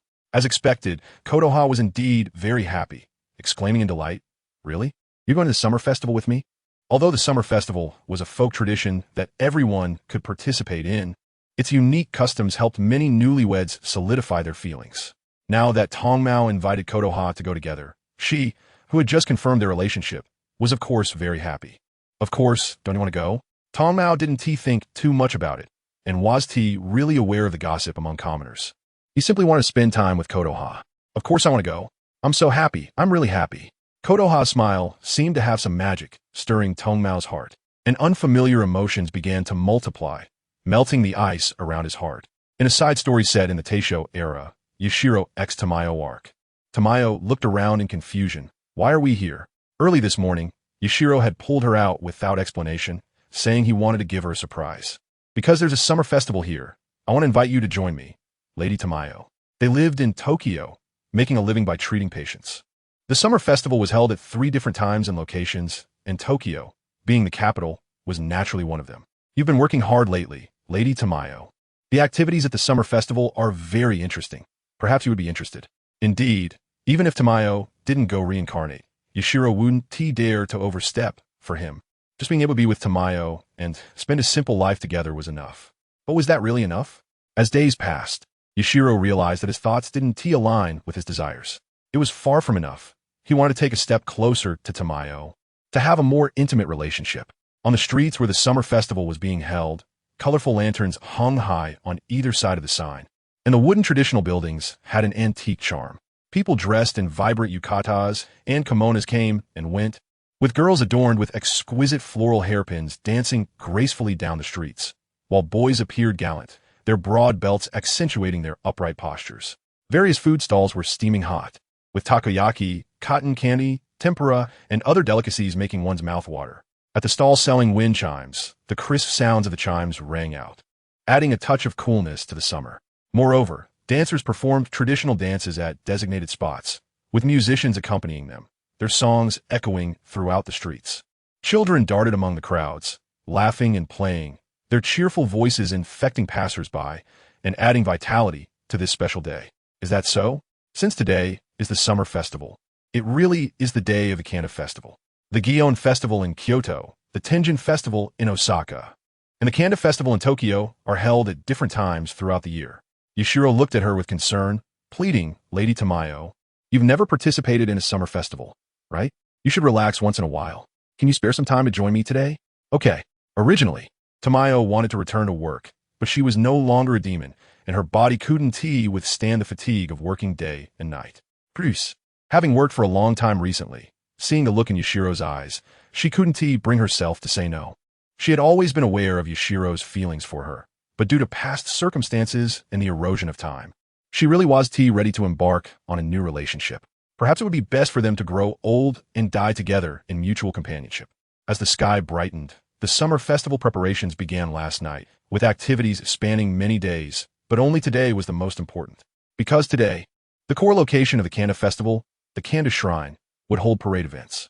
More than 300 people carried 100 portable shrines for various regions to Kanda Shrine, parading through the surrounding areas. After the Kanda Festival, the streets would become bustling with vendors, and everyone would come out to shop, eat, and enjoy the scenery. Tamayo and Yashiro arrived just in time. Not far ahead, a large palanquin was approaching, with someone shouting loudly, make way, quickly make way.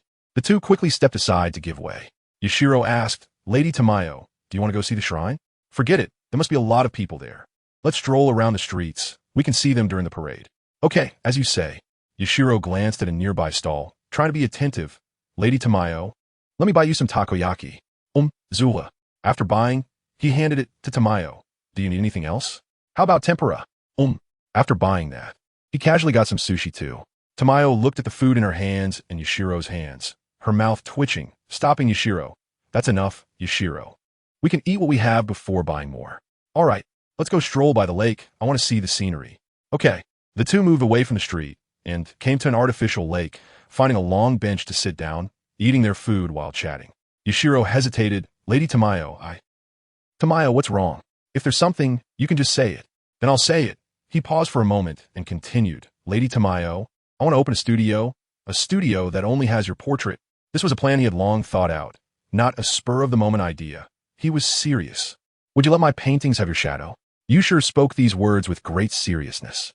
Jia stared in disbelief, her eyes wide open, one hand covering her mouth, and the other hand tightly clenched behind her back, her eyelashes trembling slightly, a faint blush creeping up to her ears. What does Yashiro mean by this? Is it a confession? As if he knew what Juya was thinking, Yashiro gently nodded. Yes. Huh. I am not ready yet. Juya was flustered and at a loss. I've always understood your feelings, but I really am not ready. I'm sorry. This is not your fault. I am willing to wait. To wait for you to accept me.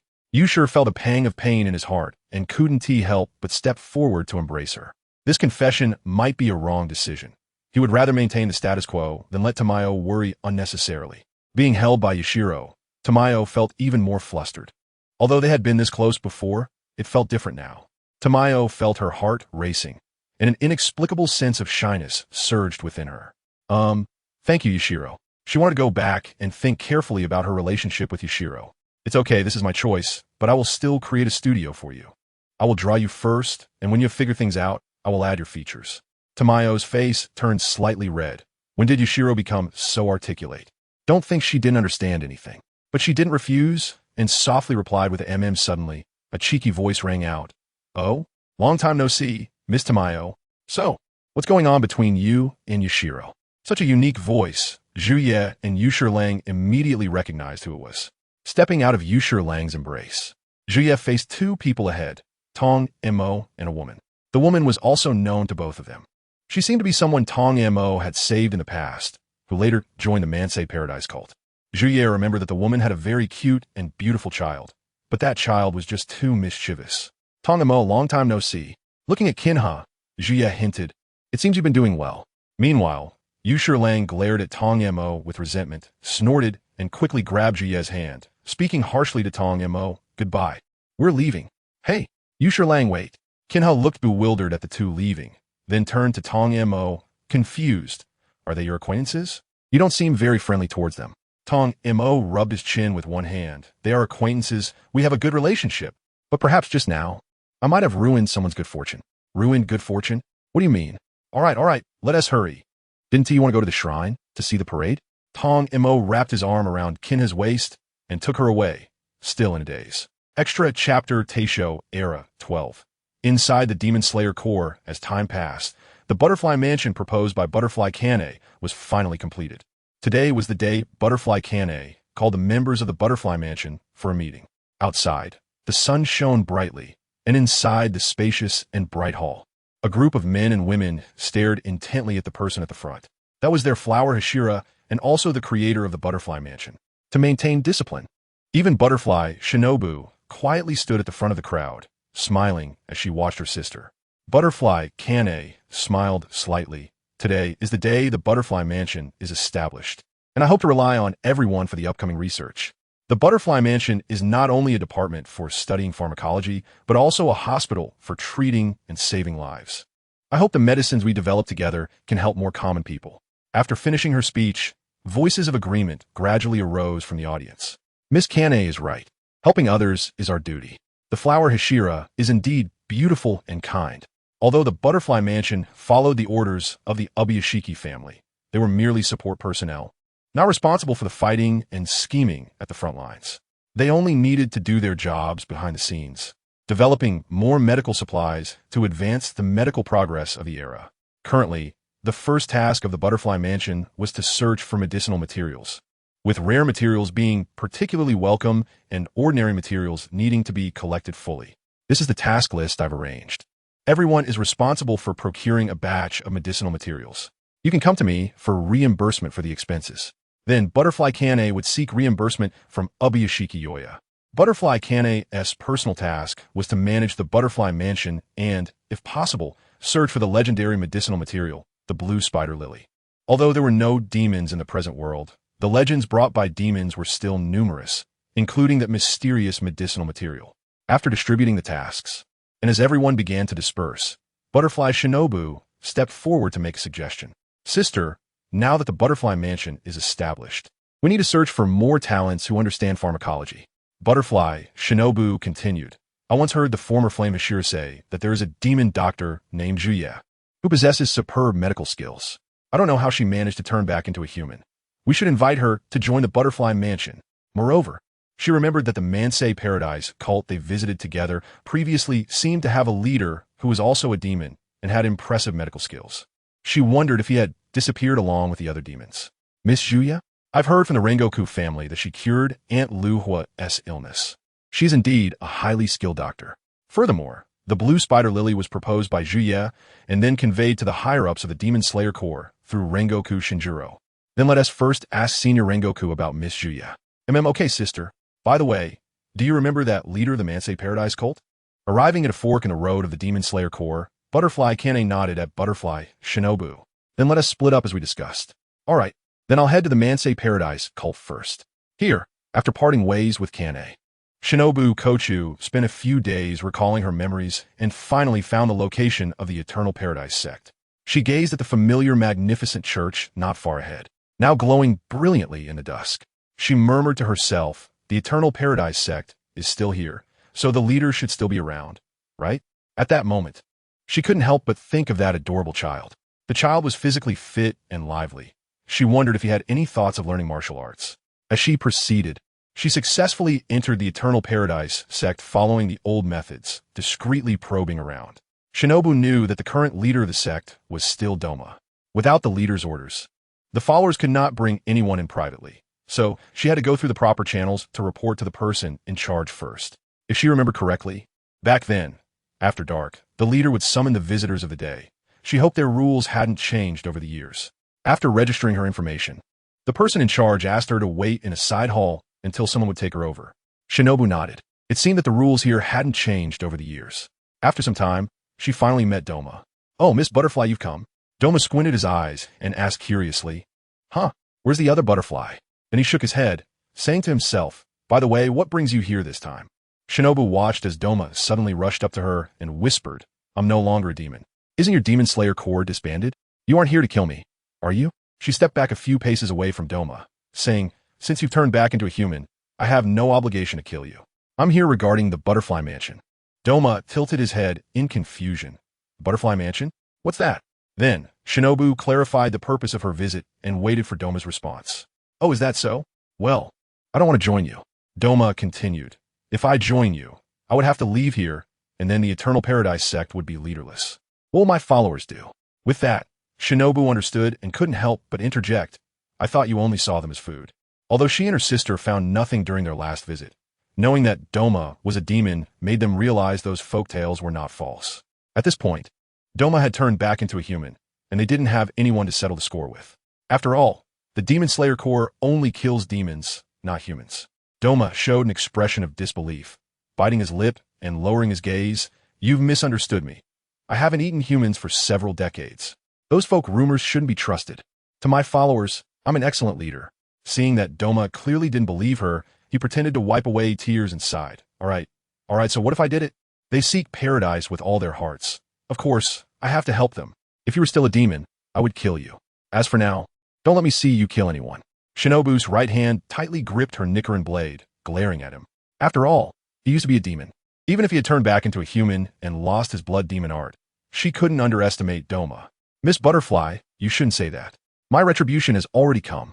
Shinobu frowned. What do you mean? After I die, I will atone for my sins in hell until I can be reincarnated. Isn't that enough retribution? It better be like that. Reincarnation?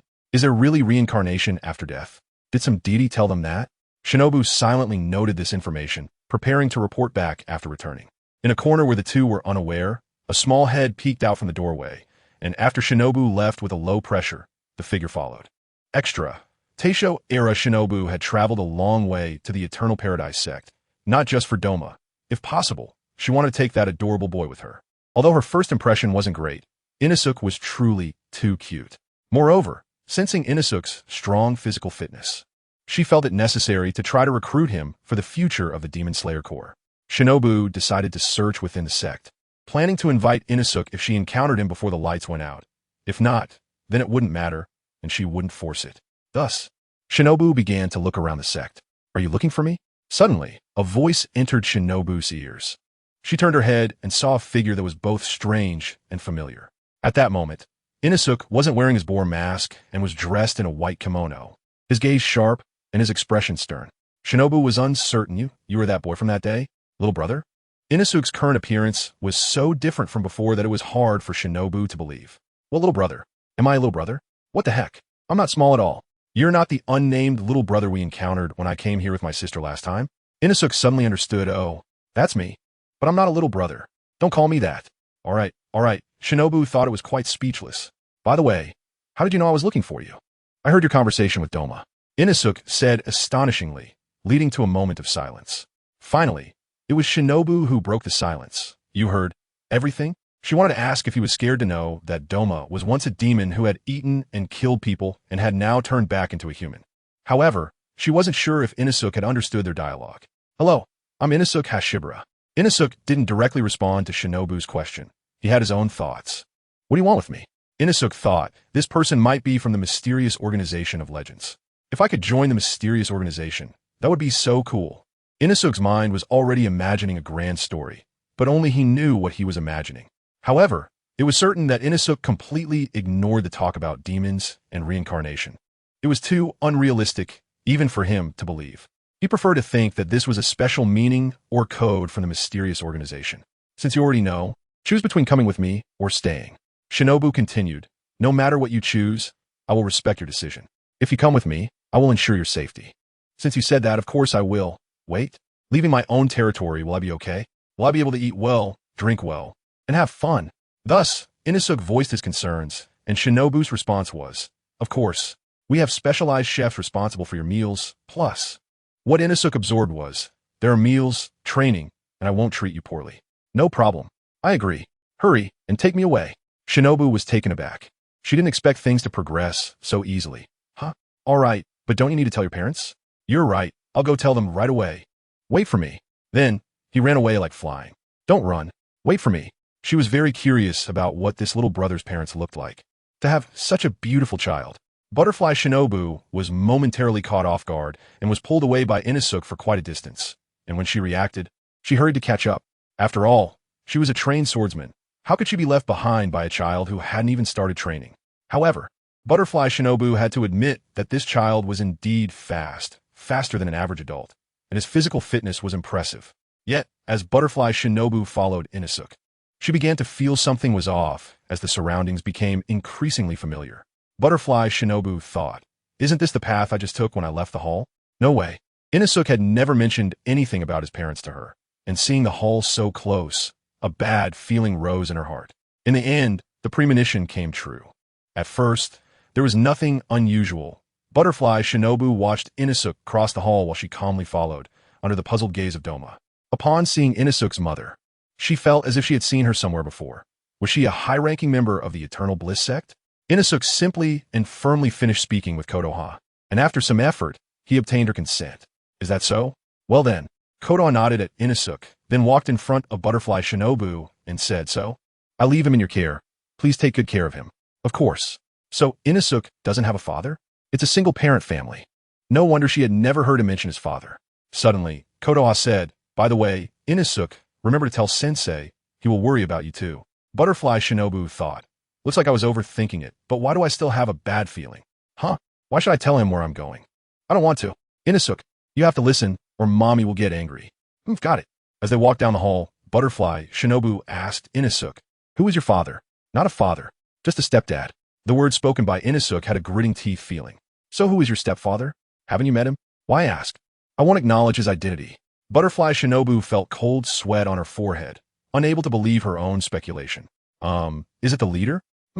After a brief silence, Butterfly Shinobu was shocked. What? Your father is actually Tong.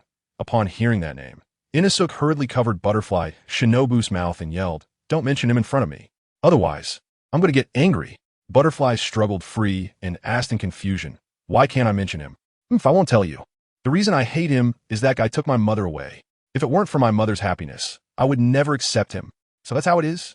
Huh? What did I just say that you figured out? Inosuke's pupils glowed red as he stared at her, threatening, you better not say a word.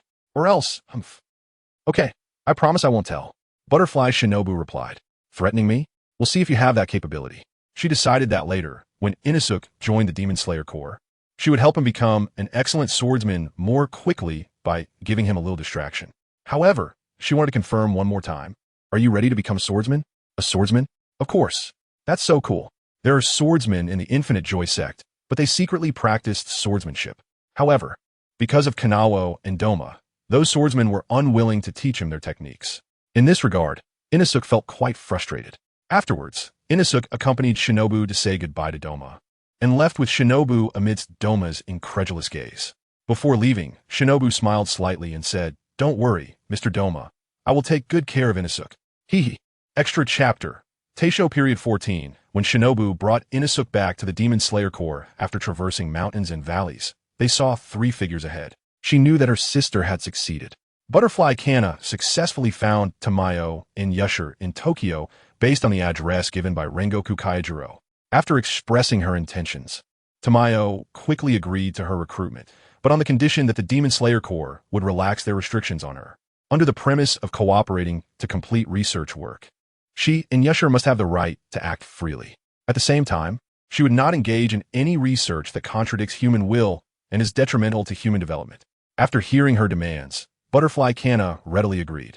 As the original intention of the Butterfly Mansion was to develop pharmacology, and such restrictions simply did not exist. Moreover, Butterfly Kana had previously stated that the Butterfly Mansion does not take orders from the Kanroji family, meaning that the Kanroji family is merely an investor. And all decisions within the department are made by group voting. Tamayo was just being overly worried.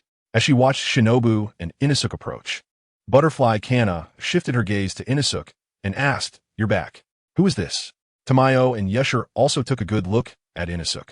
He wore a pig's head mask, had blackish blue hair, was dressed in a kimono and haori, was robustly built, had sharp eyes, and looked quite beautiful and aggressive, not someone to be trifled with. Of course, this not to be trifled with only applied to others. Inosuke was an old acquaintance of Tamayo and Yusher. Tamayo stepped forward to greet him. "Long time no see, Inosuke." Shinobu also explained the situation to Butterfly Kana. Inosuke pointed at Tamayo and asked, "Hey, you look familiar. Have we met somewhere?" Tamayo replied, "Looks like you don't remember at all. We met during the Infinite Happiness Cult, remember? You were just a kid back then." Oh, Inosuke scratched his head, still unable to recall. Yusher gave a disdainful glance and said, "You're still as dumb as ever. No wonder Doma raised you." What do you mean? I'm exceptionally smart." Inosuke glared at Yusher in anger. Tamayo sighed, and due to Yusher's sudden interjection, there was an awkward atmosphere. Butterfly Kana stepped in to ease the tension. All right. You must be Inosuke, right?" She walked up to Inosuke and said, "I've heard from Shinobu. Next, Shinobu will take you to the cultivator. You just follow Shinobu. She'll explain things to you." Shinobu took Inosuke's hand and wanted to lead him away. "Let's go." I won't hold against you. I'm off." He turned around and glared at Yusher as he left. "I'll tell you about the current situation of the Demon Slayer Corps," Butterfly Kana said to Tamayo and Yusher after the two left. "Now that the Butterfly Mansion has just been established, it's a time of great development, and many details and rules have yet to be drafted. I plan to..." Days passed. An unexpected guest came to the Demon Slayer Corps alongside some locals. Koyuki Masakan walked shoulder to shoulder with Shinazugawa Sanemi on the dirt road leading up the mountain, their conversation flowing intermittently. "Masakan, why is your home so remote?" Masakan wanted to say, "You have a nerve to say that? Isn't your home in a poor area of Tokyo? That's pretty remote too." But for the sake of brotherly friendship, he held back and simply replied, "We're almost there. Once you get in, don't wander around. Our neighborhood has many rules, and there are quite a few people who are hard to deal with." He lied to Shinazugawa Sanemi. If he had known it would be like this, he wouldn't have lied in the first place. One lie leads to countless others. Keeping his identity secret, he also concealed the situation of the Demon Slayer Corps. When Sanemi asked about his home situation, he told his already friendly companion a lie. "My family situation? I'm an orphan. A wealthy merchant from the Demon Slayer Corps adopted me, and I currently live in a neighborhood owned by that merchant, the Demon Slayer Corps. To repay my benefactor, I'm working for him now. Although it's a bit lonely by myself, life is quite comfortable." Just when Masakan thought Sanemi was just casually asking and that the matter had passed, one day, Sanemi suddenly said he wanted to take him to see his home. After visiting Sanemi's house, Masakan silently mourned, "Brother, you have it tough. If it weren't for that kind-hearted former shop owner." Later, Sanemi proposed to visit Masakan's home to meet his benefactor and see what his house was like, leaving him at a loss for words. Under Sanemi's scrutinizing gaze and pressure, Masakan eventually agreed, while also setting 3 rules. 1. Do not offend anyone. 2. Do not wander around carelessly. 3. If someone asks who you are, just say you're Masakan's friend, here to play for a bit, and then leave. Now that there are no demons, the Demon Slayer Corps no longer operates discreetly, so the headquarters has some business partners coming to discuss deals, leading to a mix of people. Masakan was genuinely worried that with Sanemi's temperament, he might cause trouble and offend someone. Only after Sanemi patted his chest and assured him did he take Sanemi back. After an unknown amount of time, having climbed a long way, the two finally caught sight of a corner of the Demon Slayer Corps headquarters. A modern building came into view, starkly contrasting with the mountainous road, giving a feeling of finding a hidden paradise. Sanemi cheerfully patted Masakan's shoulder and exaggeratedly said, "You're doing great. Your family is so rich. Haha, after all, it's a house owned by a wealthy merchant." Sanemi laughed. "Haha, true, let's go." Masakan added, "By the way, I have a fixed residence. Other houses belong to others, so don't go wandering in." Sanemi replied, "Do you think I'm stupid?" Masakan reassured him, "No, not stupid. Just straightforward." Sanemi responded, "Exactly." After a brief exchange, Masakan led Sanemi inside, and soon they found Masakan's room. Sanemi stared at the residence in front of him, rubbing his eyes in disbelief, mumbling, "I was wrong. This place isn't remote at all. It's too big." Having lived in a poor area since childhood, Sanemi had never seen such a large residence. He couldn't help but feel, "You're really lucky." With gains come losses. Lost family ties, but gained wealth. Masakan heard Sanemi's words, but said nothing and let him to settle in. After thinking for a moment, he explained, "Although this is my place, I also paid rent and worked hard to climb to the top." Sanemi asked, "Is that so? I thought Masakan's house was free." Suddenly, Masakan asked, "Do you want to work with me?" After saying that, he added, "The salary is quite good." Forget it, forget it. I still want to stick to my little piece of land, so I won't be running around. What will happen to the bookstore business if he goes out? He can't trust it to his younger siblings." Inosuke Hashibara, carefree and boisterous, suddenly patted the back of Kai Kin and joked, "You little rascal. Why don't you come and take care of my business more often?" Luckily, Kai Kin had a sturdy build. Otherwise, he would have suffered. He pretended to be nonchalant, coughed lightly, and said, all right. Let's settle in first, and later I'll introduce you to my friends." In a side story set in the Taisho era, the setting sun's afterglow, like a golden veil, gently spread over the earth. After a bit of tidying up, the sun had already tilted to the west, and the soft light of dusk bathed the world in warm hues. They slowly walked out of the house, their steps light and leisurely, feeling relaxed and comfortable. Even though it wasn't dark yet, the electronic streetlights along the road had already lit up, illuminating the area. Kai Kin smiled as he introduced his friend. "This area is all residential, and over there is where the wealthy merchants do business. There's industry secrecy, so don't ignore my advice and go there." Then he pointed out the cafeteria, the dining area, and across the street was a food street. Originally, a couple of households were willing to cook for the team's swordsmen for free, but after the Demon Slayer Corps expanded and recruited many people, it quickly turned into a paid food street within a year. Over there is a leisure and entertainment area, filled with many interesting things. Following the direction pointed by Kai Kin, Inosuke Hashibara saw several toy stalls and shops with signs saying sword and coffee. Suddenly, a graceful figure entered his line of sight, with long black hair adorned with 2 pink butterfly hairpins, her beauty striking. A glance and a smile revealed her charm. In an instant, Inosuke Hashibara developed a fondness for her, commonly known as love at first sight. "Kin, do you know who that beautiful lady is? You've changed your tune? Wait, let me see." Following Inosuke Hashibara's gaze, Kai Kin scanned the bustling crowd. "Where's the beautiful lady? There's clearly only Lady Kanroji in front." "Wait, Lady Kanroji." Kai Kin took a deep breath. "Are you talking about the one with the pink butterfly hairpins?" Inosuke Hashibara nodded, "Yeah." Then he said to himself, "You saw it too, right? She's the most beautiful woman I've ever seen." Kai Kin showed an awkward expression, thinking that his brother was likely to enter a one-sided love situation. "Hashibara, you still haven't told me who she is? Do you really know her?" "I know her, but..." "Stop stalling and just say it. You're making me anxious." Kai Kin thought it was a death sentence for him. "She is not someone you can aspire to. You just can't." Kanroji Mitsuri is known in the Corps as a talented woman, proficient in flower arrangement, tea ceremony, and guging, and she is also an exceptional swordsman. She comprehended the breath of flowers through the breath of water, and is the founder of the breath of flowers. Although he didn't want to discourage Inosuke Hashibara, it didn't stop Kai Kin from teasing him internally. "Such a perfect existence. How could she possibly like you?" Inosuke Hashibara got angry, lowering his voice. "How can you say that about me? How would you know it's impossible? It really is impossible." Kai Kin felt a chill down his back under Inosuke Hashibara's glare and reluctantly changed his tune. "All right, actually, you're not without a chance. Can you just say it directly? Stop beating around the bush. It's simple. You just need to become stronger than her." Inosuke Hashibara frowned. "What do you mean? What strength does a woman have?" He completely didn't understand what Kai Kin meant. Kai Kin sighed deeply, gently patted his shoulder in a comforting manner. "What I mean is, the person you like is a highly skilled swordsman. Now, do you still want to know her name?" Most people would back down at this point, but Inosuke Hashibara was not an ordinary person. Tell me, and I'll decide what to do next. All right. Her name is Kanroji Mitsuri. She has a gentle personality, but she also has a sister with a temper, just like yours. Thanks for that. The day quickly came to an end, and noticing Inosuke Hashibara's distracted demeanor, Kaigai Keikin felt he wasn't interested in wandering around anymore. After asking about his wishes, he took him back to rest. After a night passed, Inosuke Hashibara thought about it all night and finally made a decision. I've decided. I want to learn swordsmanship. I want to become stronger than her. Hearing this, Kaigai Keikin was quite surprised. After all, just yesterday Inosuke Hashibara said he only wanted to guard his piece of land.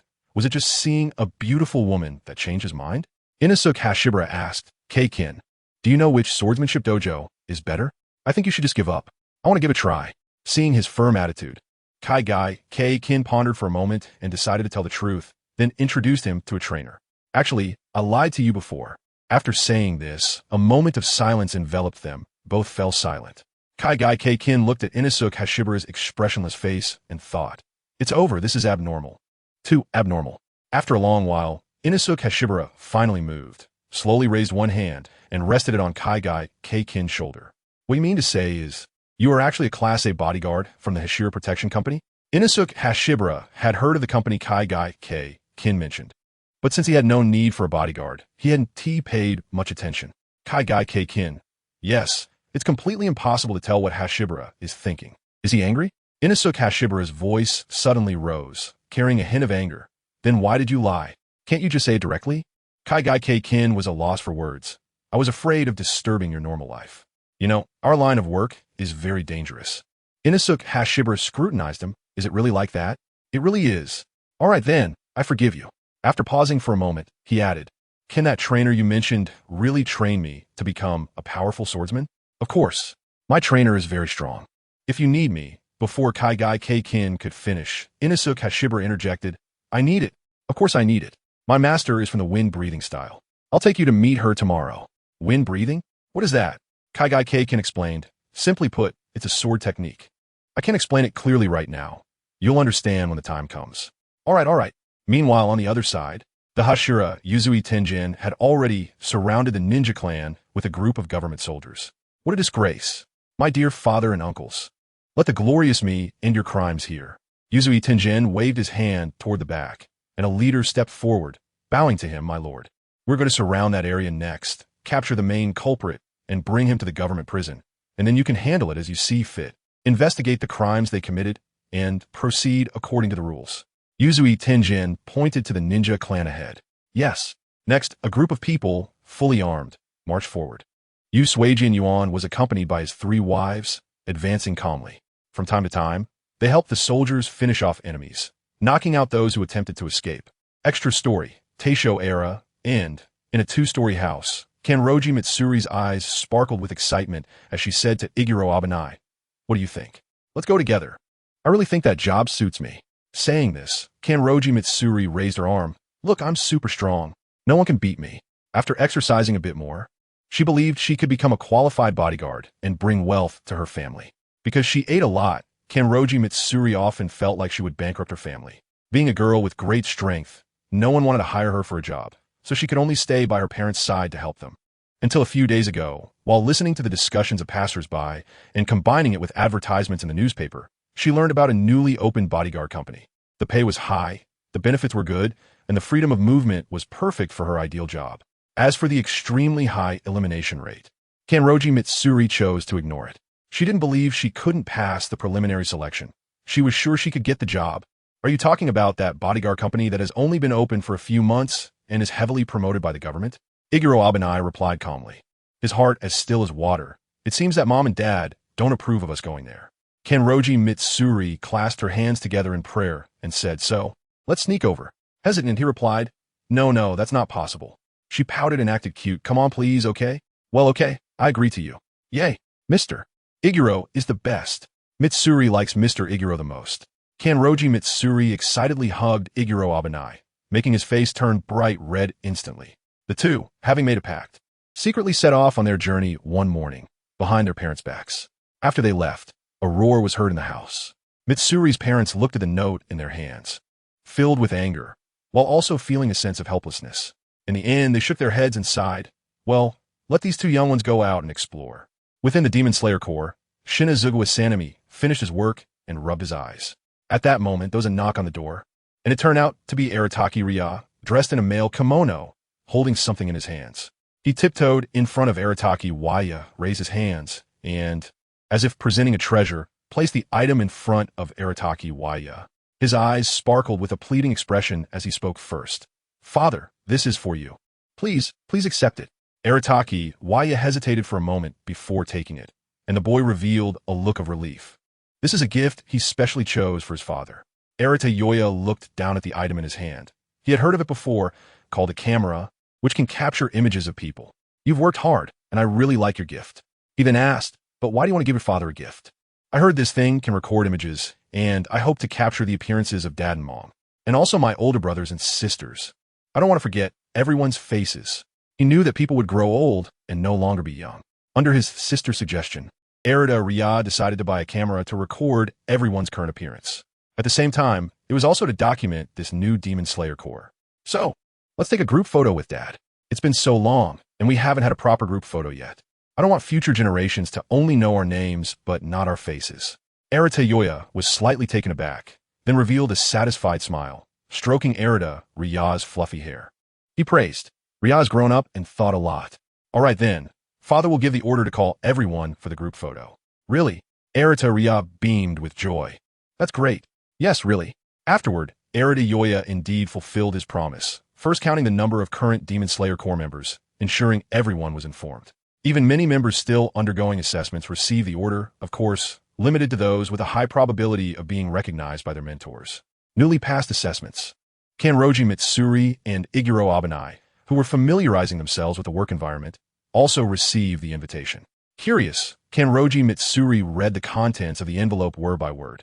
"My excellent children, since our company has been established for a long time without a proper group photo, I sincerely invite you all to gather at the Central Square tomorrow morning at 8 o'clock for a group photo. Please be sure to come." From Arata. After reading, Kanroji Mitsuri showed her excitement. "Mr. Iguro, Lord Arata, invited us to take a group photo. I didn't expect we would be included. I'm so happy." Even Tanjiro smiled happily, and Iguro had a smile at the corner of his mouth. Very good. The next morning, when Kanroji Mitsuri and Iguro Abanai arrived punctually at the Central Square, they found that many people had already arrived early, and many more were arriving behind them. At the edge of the square was a well-made camera, and many members who had never seen such an object were gathered around it. Meanwhile, Arata stood not far away with his family, smiling at everyone. Finally, the time had come. The staff counted the number of people and nodded slightly to Arata. "All right, the time is up, and everyone is here. Kids, please follow me." He then instructed everyone to line up in formation. There were about 50 to 60 people in the Demon Slayer Corps, and managing such a large group could be troublesome. However, the atmosphere was lively, and Arata didn't say much. Even the usually disciplined Tsukihiro Yurichi and Kanroji Mitsuri didn't scold anyone too much. After all, such an event was rare, and it would be inappropriate to dampen others' enthusiasm. Mitsuri Kanroji mingled in the crowd, occasionally saying something to Kaneo Tsuyuri.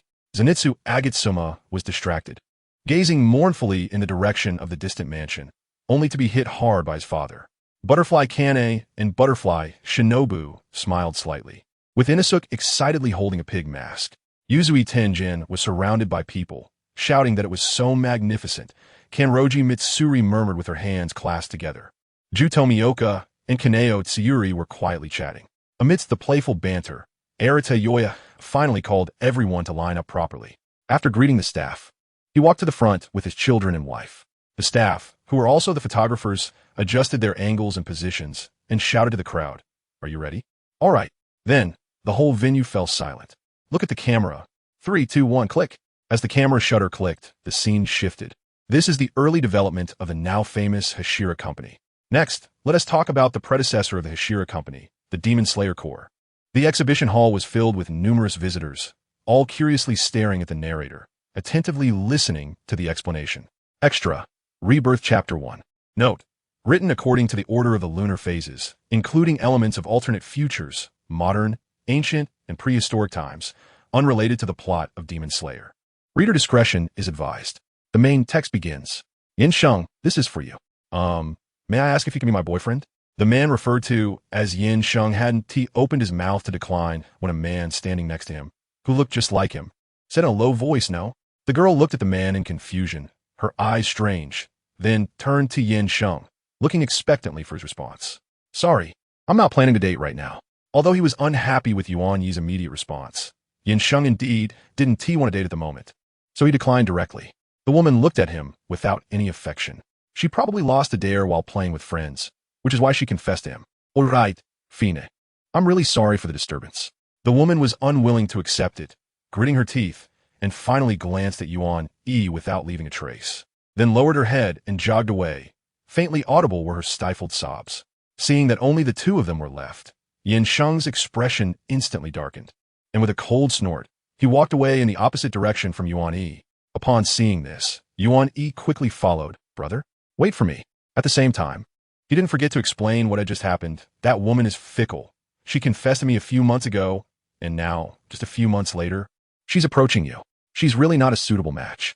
Yin Sheng felt bitter inside. His earlier guess about the dare was completely wrong. It turned out her target was Yuan Yi, and after being rejected by Yuan, she still wanted to make a breakthrough with him. Yuan Yi, feeling wronged, said, Brother, can you say something? Don't ignore me. Yin Sheng continued to remain silent. He had been annoyed by Yuan Yi for over 4 years now, and due to the grudges from their past life, it was hard for him to let go and treat Yuan Yi normally. Silence had become a part of their daily routine. Yuan Yi had also gotten used to it. After saying a few words, he stopped talking and just closely followed Yin Sheng. In recent years, Yin Sheng has been unable to understand how Yuan Yi, who had no backdoor to escape from, managed to find him. Could this be the son of God? Truly terrifying. While Yin Sheng was atoning in hell, he was also carefully selecting the world for his reincarnation, preparing to enjoy life to the fullest. He set his sights on a parallel dimension where martial arts flourished, but as he searched, he changed his mind and became interested in this high-tech parallel dimension filled with elites. With his swordsmanship unmatched, if he were to reincarnate in a martial arts world, wouldn't he be invincible right away? That would be too easy. So he chose this world, ready to start from scratch and learn a specialty, aiming to defeat all his peers. The Hell Judge was also quite considerate, selecting for him a wealthy and harmonious family, resolving his worries. However, the turning point came when he became conscious and successfully recalled his past life memories. He saw another person who looked exactly like him. The twin bore the markings of Yuan Yi, but Yin Sheng had tested him and confirmed he was not Yuan Yi.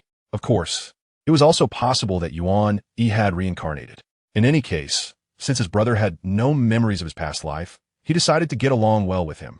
Thus, the two maintained a brotherly relationship for quite some time, only for Yin Sheng to later discover that his brother in this life was indeed Yuan Yi. One must say, Yuan Yi had hidden himself well. It wasn't until he turned 16 that Yin Sheng noticed something was off. After realizing his brother was Yuan Yi, he began to avoid him.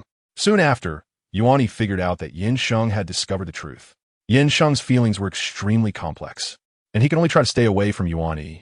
During the short 4 years from 16 to 20, they looked at each other without any disdain. Yin Sheng. In short, Yin Sheng didn't know how to face Yuan Yi, so he didn't want to spend much time with him, but Yuan Yi always approached him, hoping to receive his brother's affection. As they walked, Yin Sheng stopped in front of a standalone dormitory villa, which can be understood as a university dormitory with one room, one hall, one kitchen, and one bathroom for each person. Turned to face Yuan Yi and said, I'm going back to my dorm. Don't follow me. Yuan Yi didn't reply, but instead asked, is my brother still angry? Do you like that girl? But she's really not a good match, brother. Enough. Before he could finish, Yin Sheng harshly reprimanded, I told you to go back. Go to your own dorm. Understand? I don't like that girl. And don't bring it up again. Hearing Yin Sheng's response, a smile appeared on Yuan Yi's icy face as he obediently nodded. Okay, I'll go back to my dorm and do some research for the competition. Please rest well, brother. Seeing Yin Sheng nod, Yuan Yi felt relieved and left. However, what Yuan Yi didn't know was that upon hearing his words, Yin Sheng's expression darkened uncontrollably. After holding it in all the way back to his dorm, he finally let out his emotions and swung his fists fiercely at the sandbag by the floor-to-ceiling window. Yin Sheng's heart was ablaze with anger. Damn it, damn it, damn it. Yuan Yi, what do you mean? You tell me to rest well, but you start to work hard yourself. What do you think I am? Am I that weak to you? Yin Sheng was so angry, and it was directly related to Yuan Yi's words before they said goodbye. This sentence may stem from the concern of an older brother, but it would be different in another environment. Half a year ago, during the second semester of their sophomore year, Yin Sheng and Yuan Yi, unaware of each other's participation, followed their mentor's advice and signed up for the same competition. And by coincidence, the system randomly paired them together. The competition is divided into two tracks, the dual track and the random track. The first track has lower value because there are many older participants paired with newcomers. The second track has higher value, as the system randomly matches teammates based on the strength of their resumes. Usually, a strong participant is paired with a weak one, and occasionally, there may be an extra strong or weak participant, leading to strong versus strong or weak versus weak teams. However, Yin Sheng is unaware of this, and, after a month, discovers that his teammate is actually Yuan Yi, which makes him feel terrible. After subtly checking Yuan Yi's resume and comparing it to his own, he realizes that he is actually inferior to him. Isn't it obvious that they're the weaker side?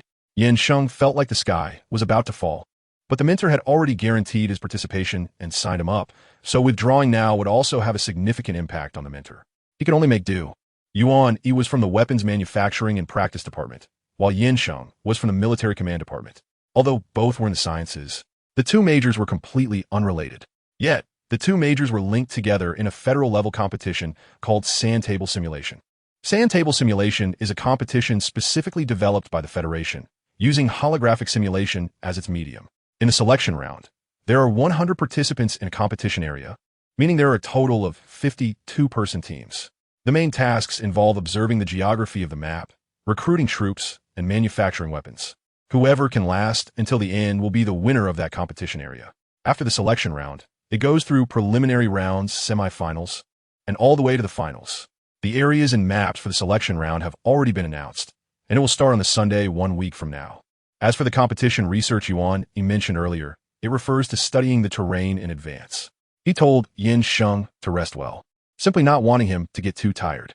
However, Yuan Yi's communication skills still needed improvement. Otherwise, he often led to misunderstandings. After hearing this, Yin Sheng, reflecting on his previous self-assessment, started to think more.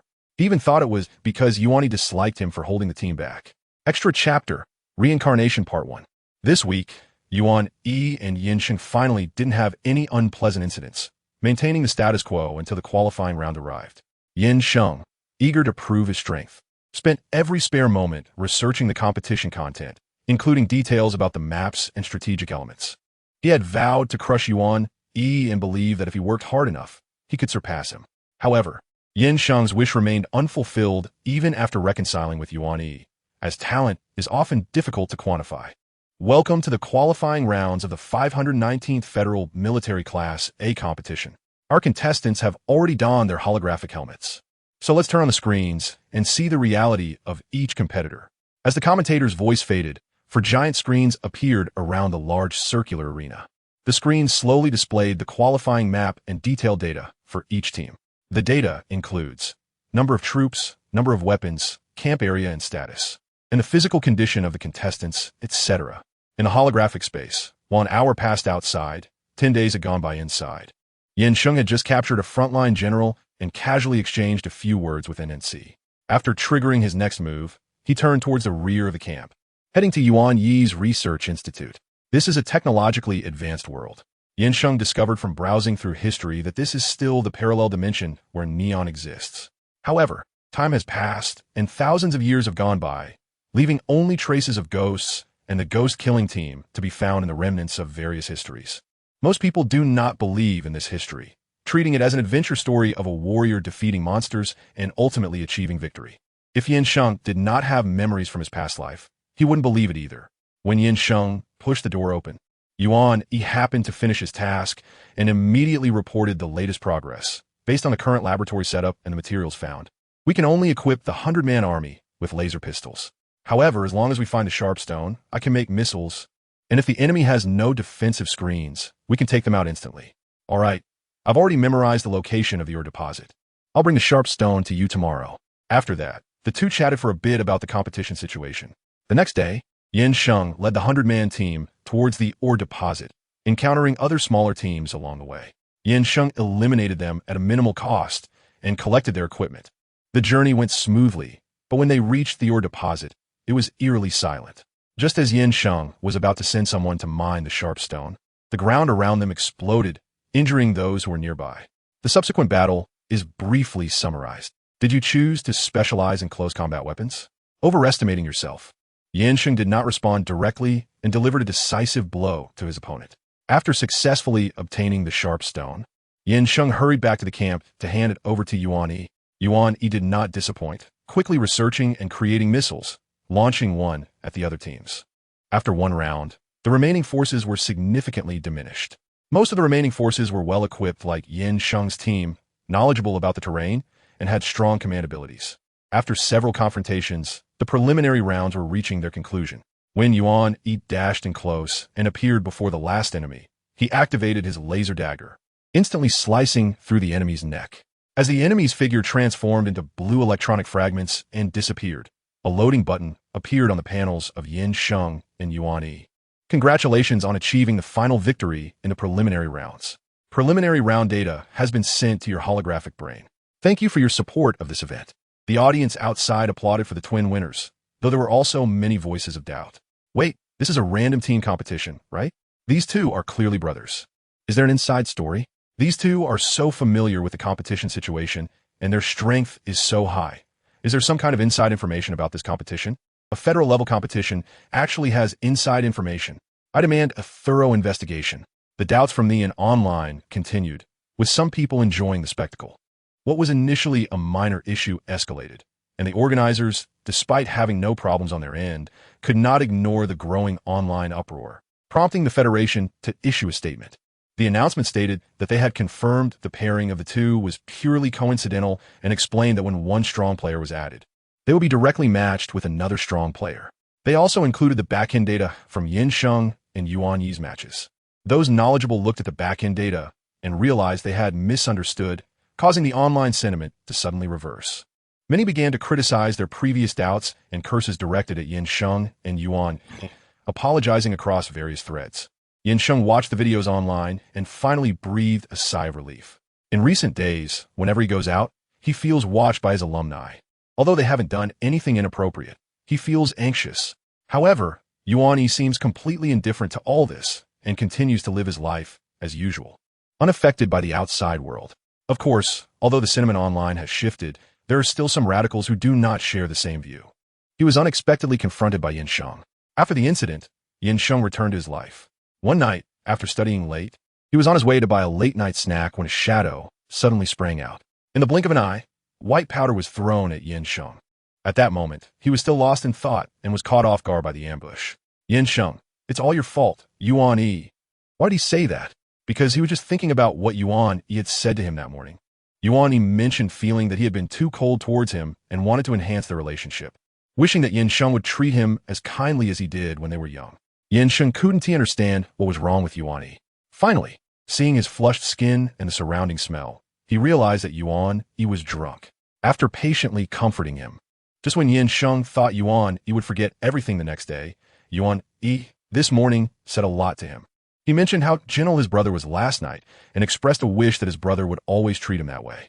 To this, Yin Sheng felt a wave of nausea. In modern terms, it was like a severe case of male chauvinism, and he felt a sense of constipation rise in his heart. Returning to the present, Yin Sheng, affected by the powder, felt increasingly weak and eventually collapsed. Just as the assailant pulled out a dagger, nearby passers-by let out piercing screams, drawing the assailant's attention as he slowly approached them. At that critical moment, Yuan Yi, who had been secretly observing his brother from behind, noticed something was wrong and rushed out from the shadows. He quickly ran towards the assailant among the crowd and swiftly took him down. The assailant, clutching his stomach in pain before losing consciousness, thought, "Is this guy even human? How is he so strong?"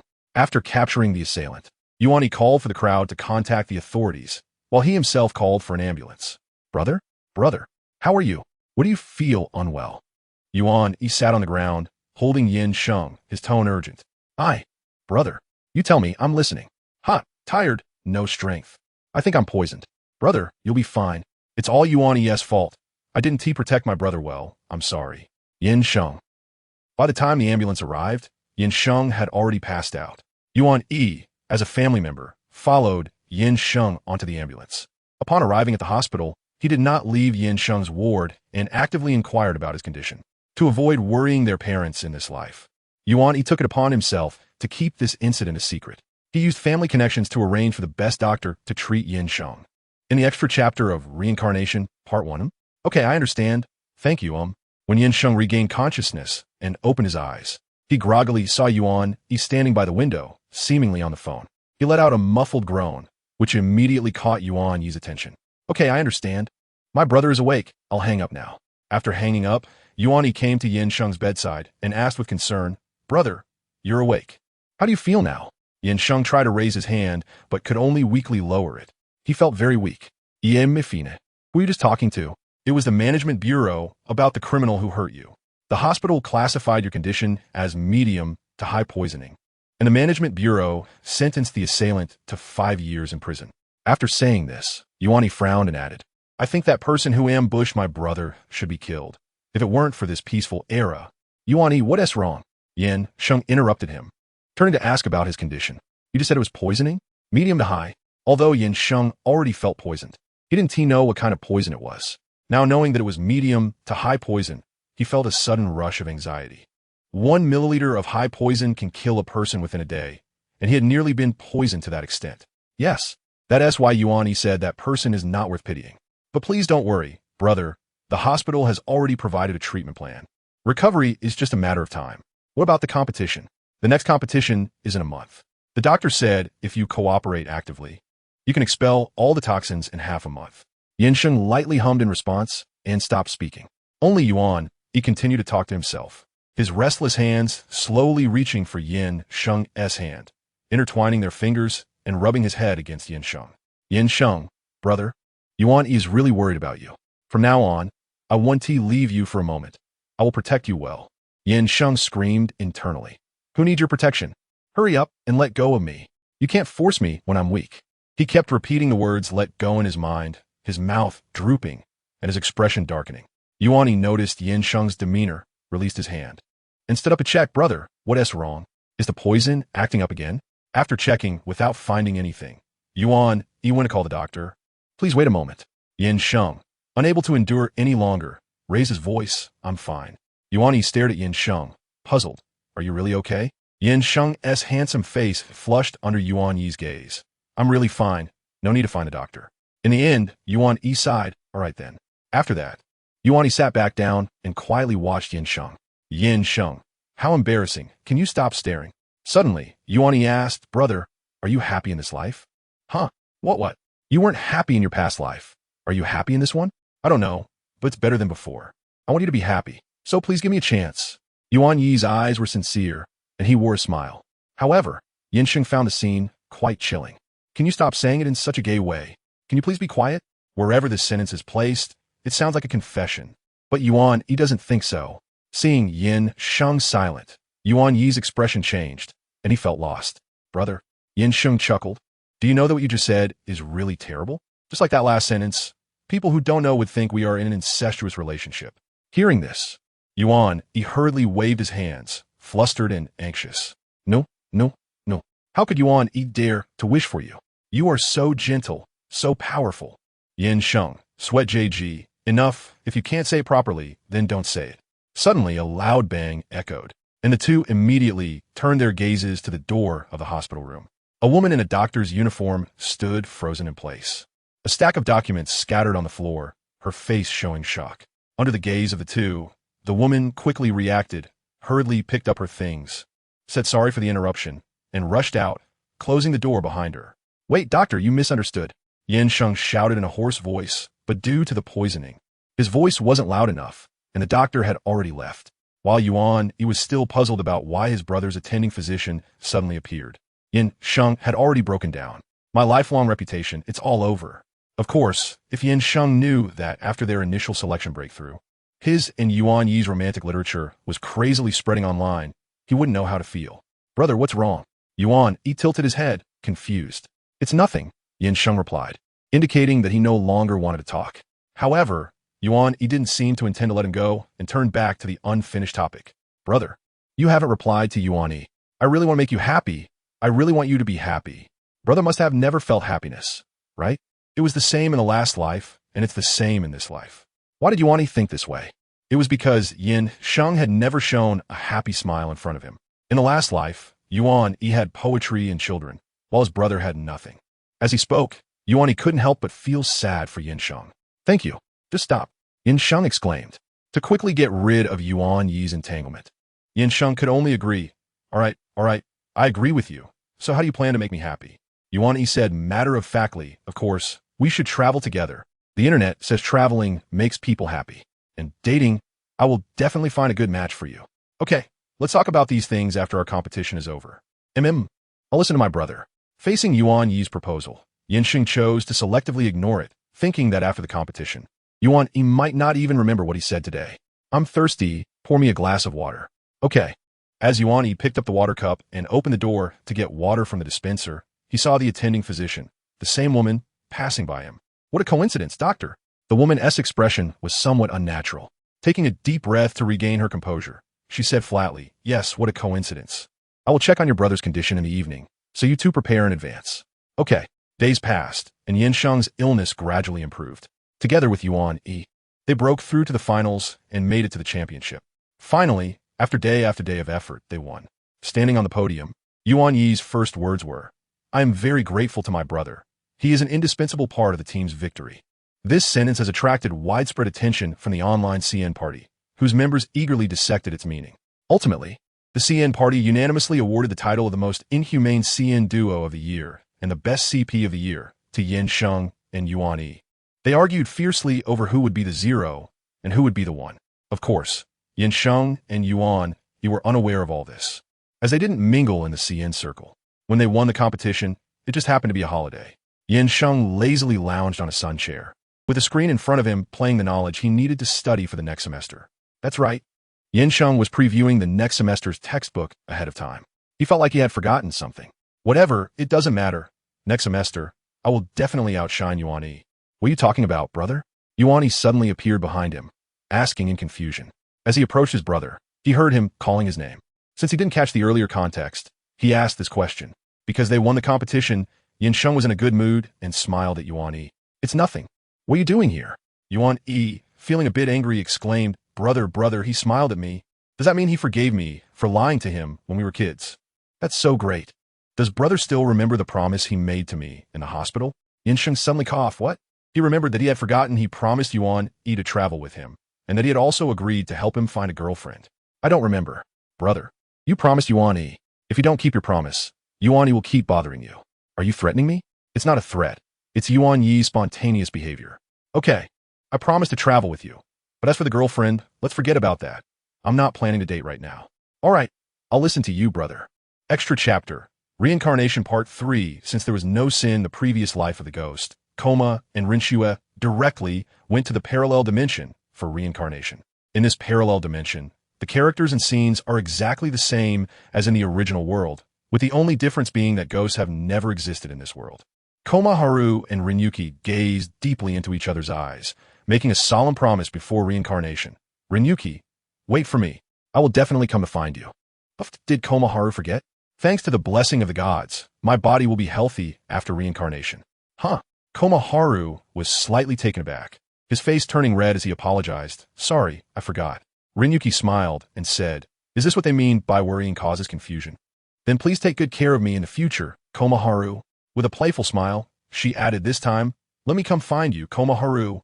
Rinyuki looked at Komaharu, who was stunned, and nodded emphatically. In this life, he will not repeat the mistakes of the past. His father and mother will not die, and Rinshue will not fall ill. He, too, possesses the strength to defeat the bad guys. Although his body has changed, his soul remains the same. Komachi plans to start learning the martial arts of his previous life from a young age. This time, he must make up for his regrets. He will protect his father and mother, as well as Rinshue. Indeed, even after hundreds of years, Komachi and Rinshue remain as loving as ever. When Komachi passes through the silent infant and toddler stages, at just 3 years old, he begins to train his body. He transitions from walking to running, from fitness exercises to physical training. In just a few years, his physical fitness far surpasses that of his peers. However, due to his naturally sharp teeth, he cannot escape ridicule and bullying from those around him. Yet Komachi is not truly a child. facing the faces from his past life that have faded from memory. He can maintain a calm heart, although he is working hard to support his family, hoping his parents can eat better and gain more resistance. Fate plays a cruel joke. His father contracts tuberculosis when he is just 5 years old. Komechi looks up at the blue sky with sadness and helplessness. The sun? It really is warm. Even if he gets a second chance at life, he cannot change the fact that his father has contracted tuberculosis. He hasn't felt this powerless in a long, long time. In hundreds of years, with the medical advancements of that time, tuberculosis could be completely cured. But now, if he takes his medicine properly, he might barely survive. To cure it would be even more difficult. Moreover, the divine Dr. Shuyue is no longer here, and he doesn't have much savings. Where would he find a divine doctor to treat his father? And he doesn't even know how Rinshue is doing. Komechi recalls how he had confidently said he would cross towns to find her, feeling embarrassed now. Given the situation at home, he simply cannot spare the time. After all, he is still just a half-grown child. When Rinshue opens her eyes, she sees a woman holding her, while her father joyfully approaches. Rinshue thinks, mother is such a distant word. In her previous life, her mother died during her difficult birth, but for some reason, in this life, there were no complications when her mother gave birth to her. Nevertheless, it is ultimately a joyful event for the whole family. After the stage of babbling, Rinshue begins to think of ways to guide her parents to Komechi's town. She remembers Komechi's parents clearly. Rinshue gazes wistfully at the blue sky. As if synchronized with the divine, I wonder how Brother Komechi is doing. Thanks to the blessing of the gods, she is healthy in this life, and both her father and mother are alive. In recent years, she has started to hint at wanting to travel by showing her parents a map of various tourist destinations. Moreover, she is very clever and knows to find some famous towns and attractions, which just happen to be towns along the way to KG. Her father, wanting to indulge her desire to travel, thought, why not fulfill her wish? Then he whispered in his ear, Rinshue has been mentioning it for a long time, and our family doesn't lack this little bit of money, so let's go. Okay, I didn't say I wouldn't agree, as long as Rinshue is happy. In their previous life, the reason they were short on money was due to the suppression from the swordsmanship dojo, which made it difficult for them to attract students. Yet, Kuwai's was completely unaware of this.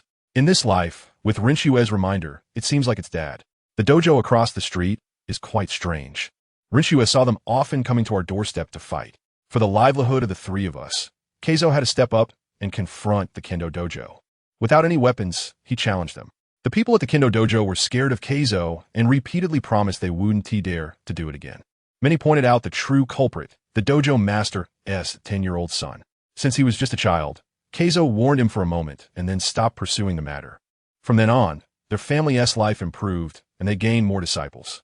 Everyone heard about the dojo master single-handedly challenging the Kendo dojo and winning. So they all came to learn. Now, after 2 or 3 years, Keizo's top disciple has learned quite a bit of skill. Because he promised to take Rinshue on a trip, Keizo entrusted the dojo to that disciple. Thus, the three of them set out on their journey. Rinshue stuck her head out of the carriage window, joyfully gazing at the familiar scenery outside. As it was getting late, Rinshue said, Father, Mother, let us rest here for a bit. The horse must be tired too.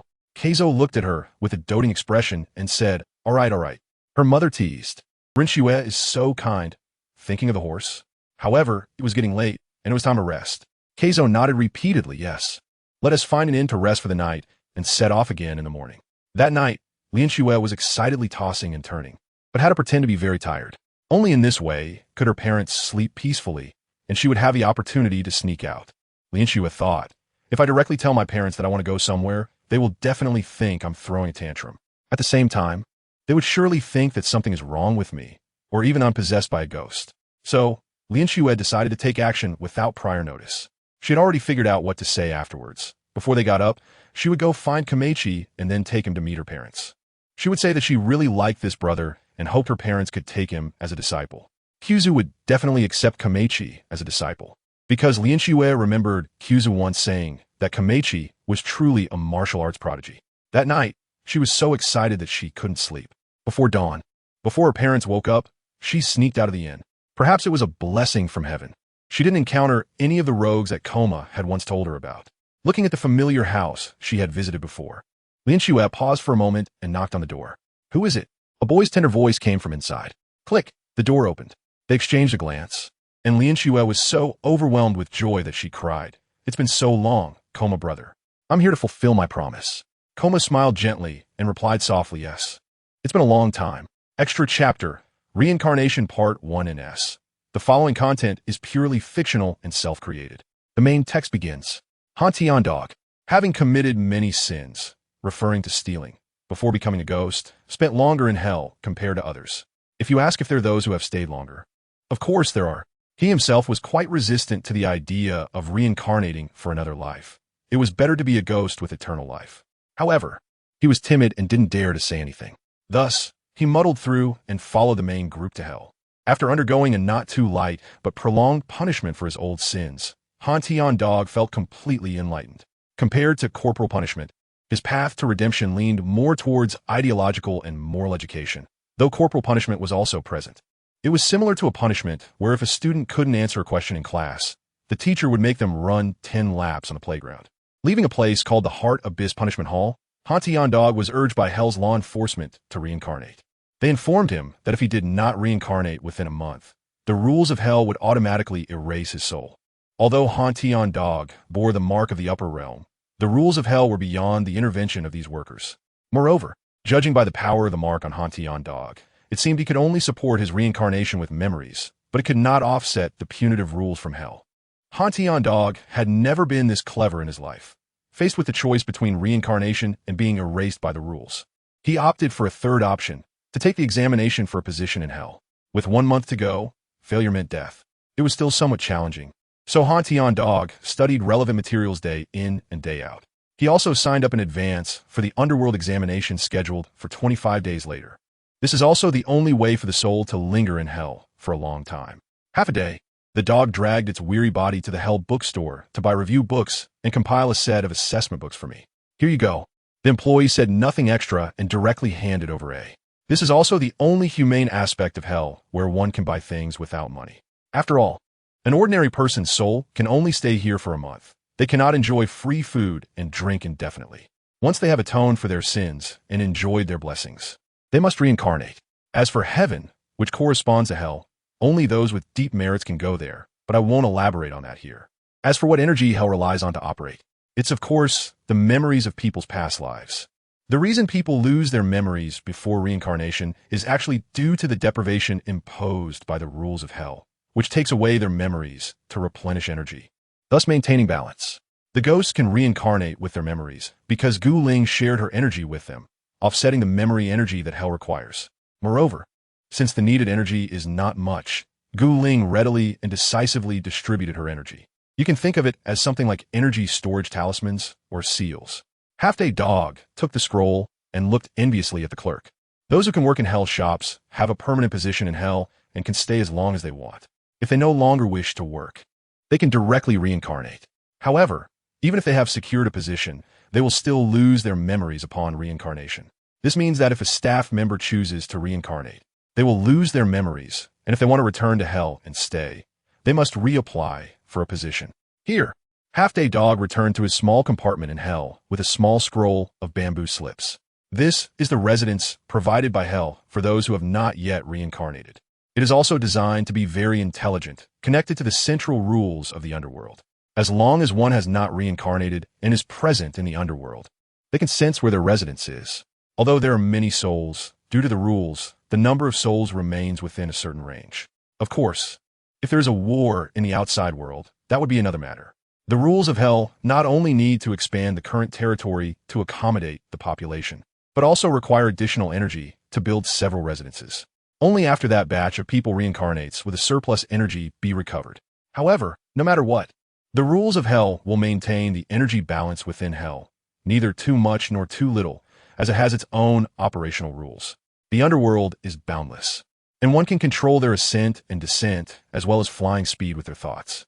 Half a day passed, and it took the Half-Day Dog less than a minute to go from the bookstore to his residence.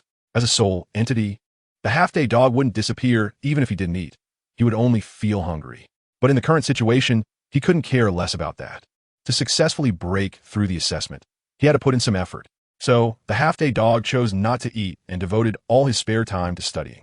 For the Half-Day Dog, who was used to hardships before turning into a ghost, this little suffering was nothing. 25 days passed quickly, and the Half-Day Dog confidently entered the examination room. Time ticked away second by second, the ticking of the hell clock disturbing people's minds in the exam hall. Finally, the papers were submitted. After that, he only needed to wait a day to know the results. After leaving the examination room, the half-day dog strolled through the hell district, ready to take a good rest. He had already thought it through. If he failed, he would reincarnate. The mark left on him by Gu Ling was still there, and he could still reincarnate with memories. He couldn't just wait here to be erased by the rules of hell, could he? If he could live a life, he would live it. Flying along the way, he passed through one soul after another. What was that place? The half-day dog curiously gazed at the distant, eerie 10,000 great mountains, his expression a mix of curiosity and fear. The fear was because he didn't dare to follow his curiosity to go and take a look. After hesitating for a while, the half-day dog ultimately decided to proceed to the district as planned. A hell law enforcement officer passed by, looking at the familiar soul and thought, "Isn't this the person of that lord? Why hasn't he reincarnated yet?" The 1-month deadline is approaching.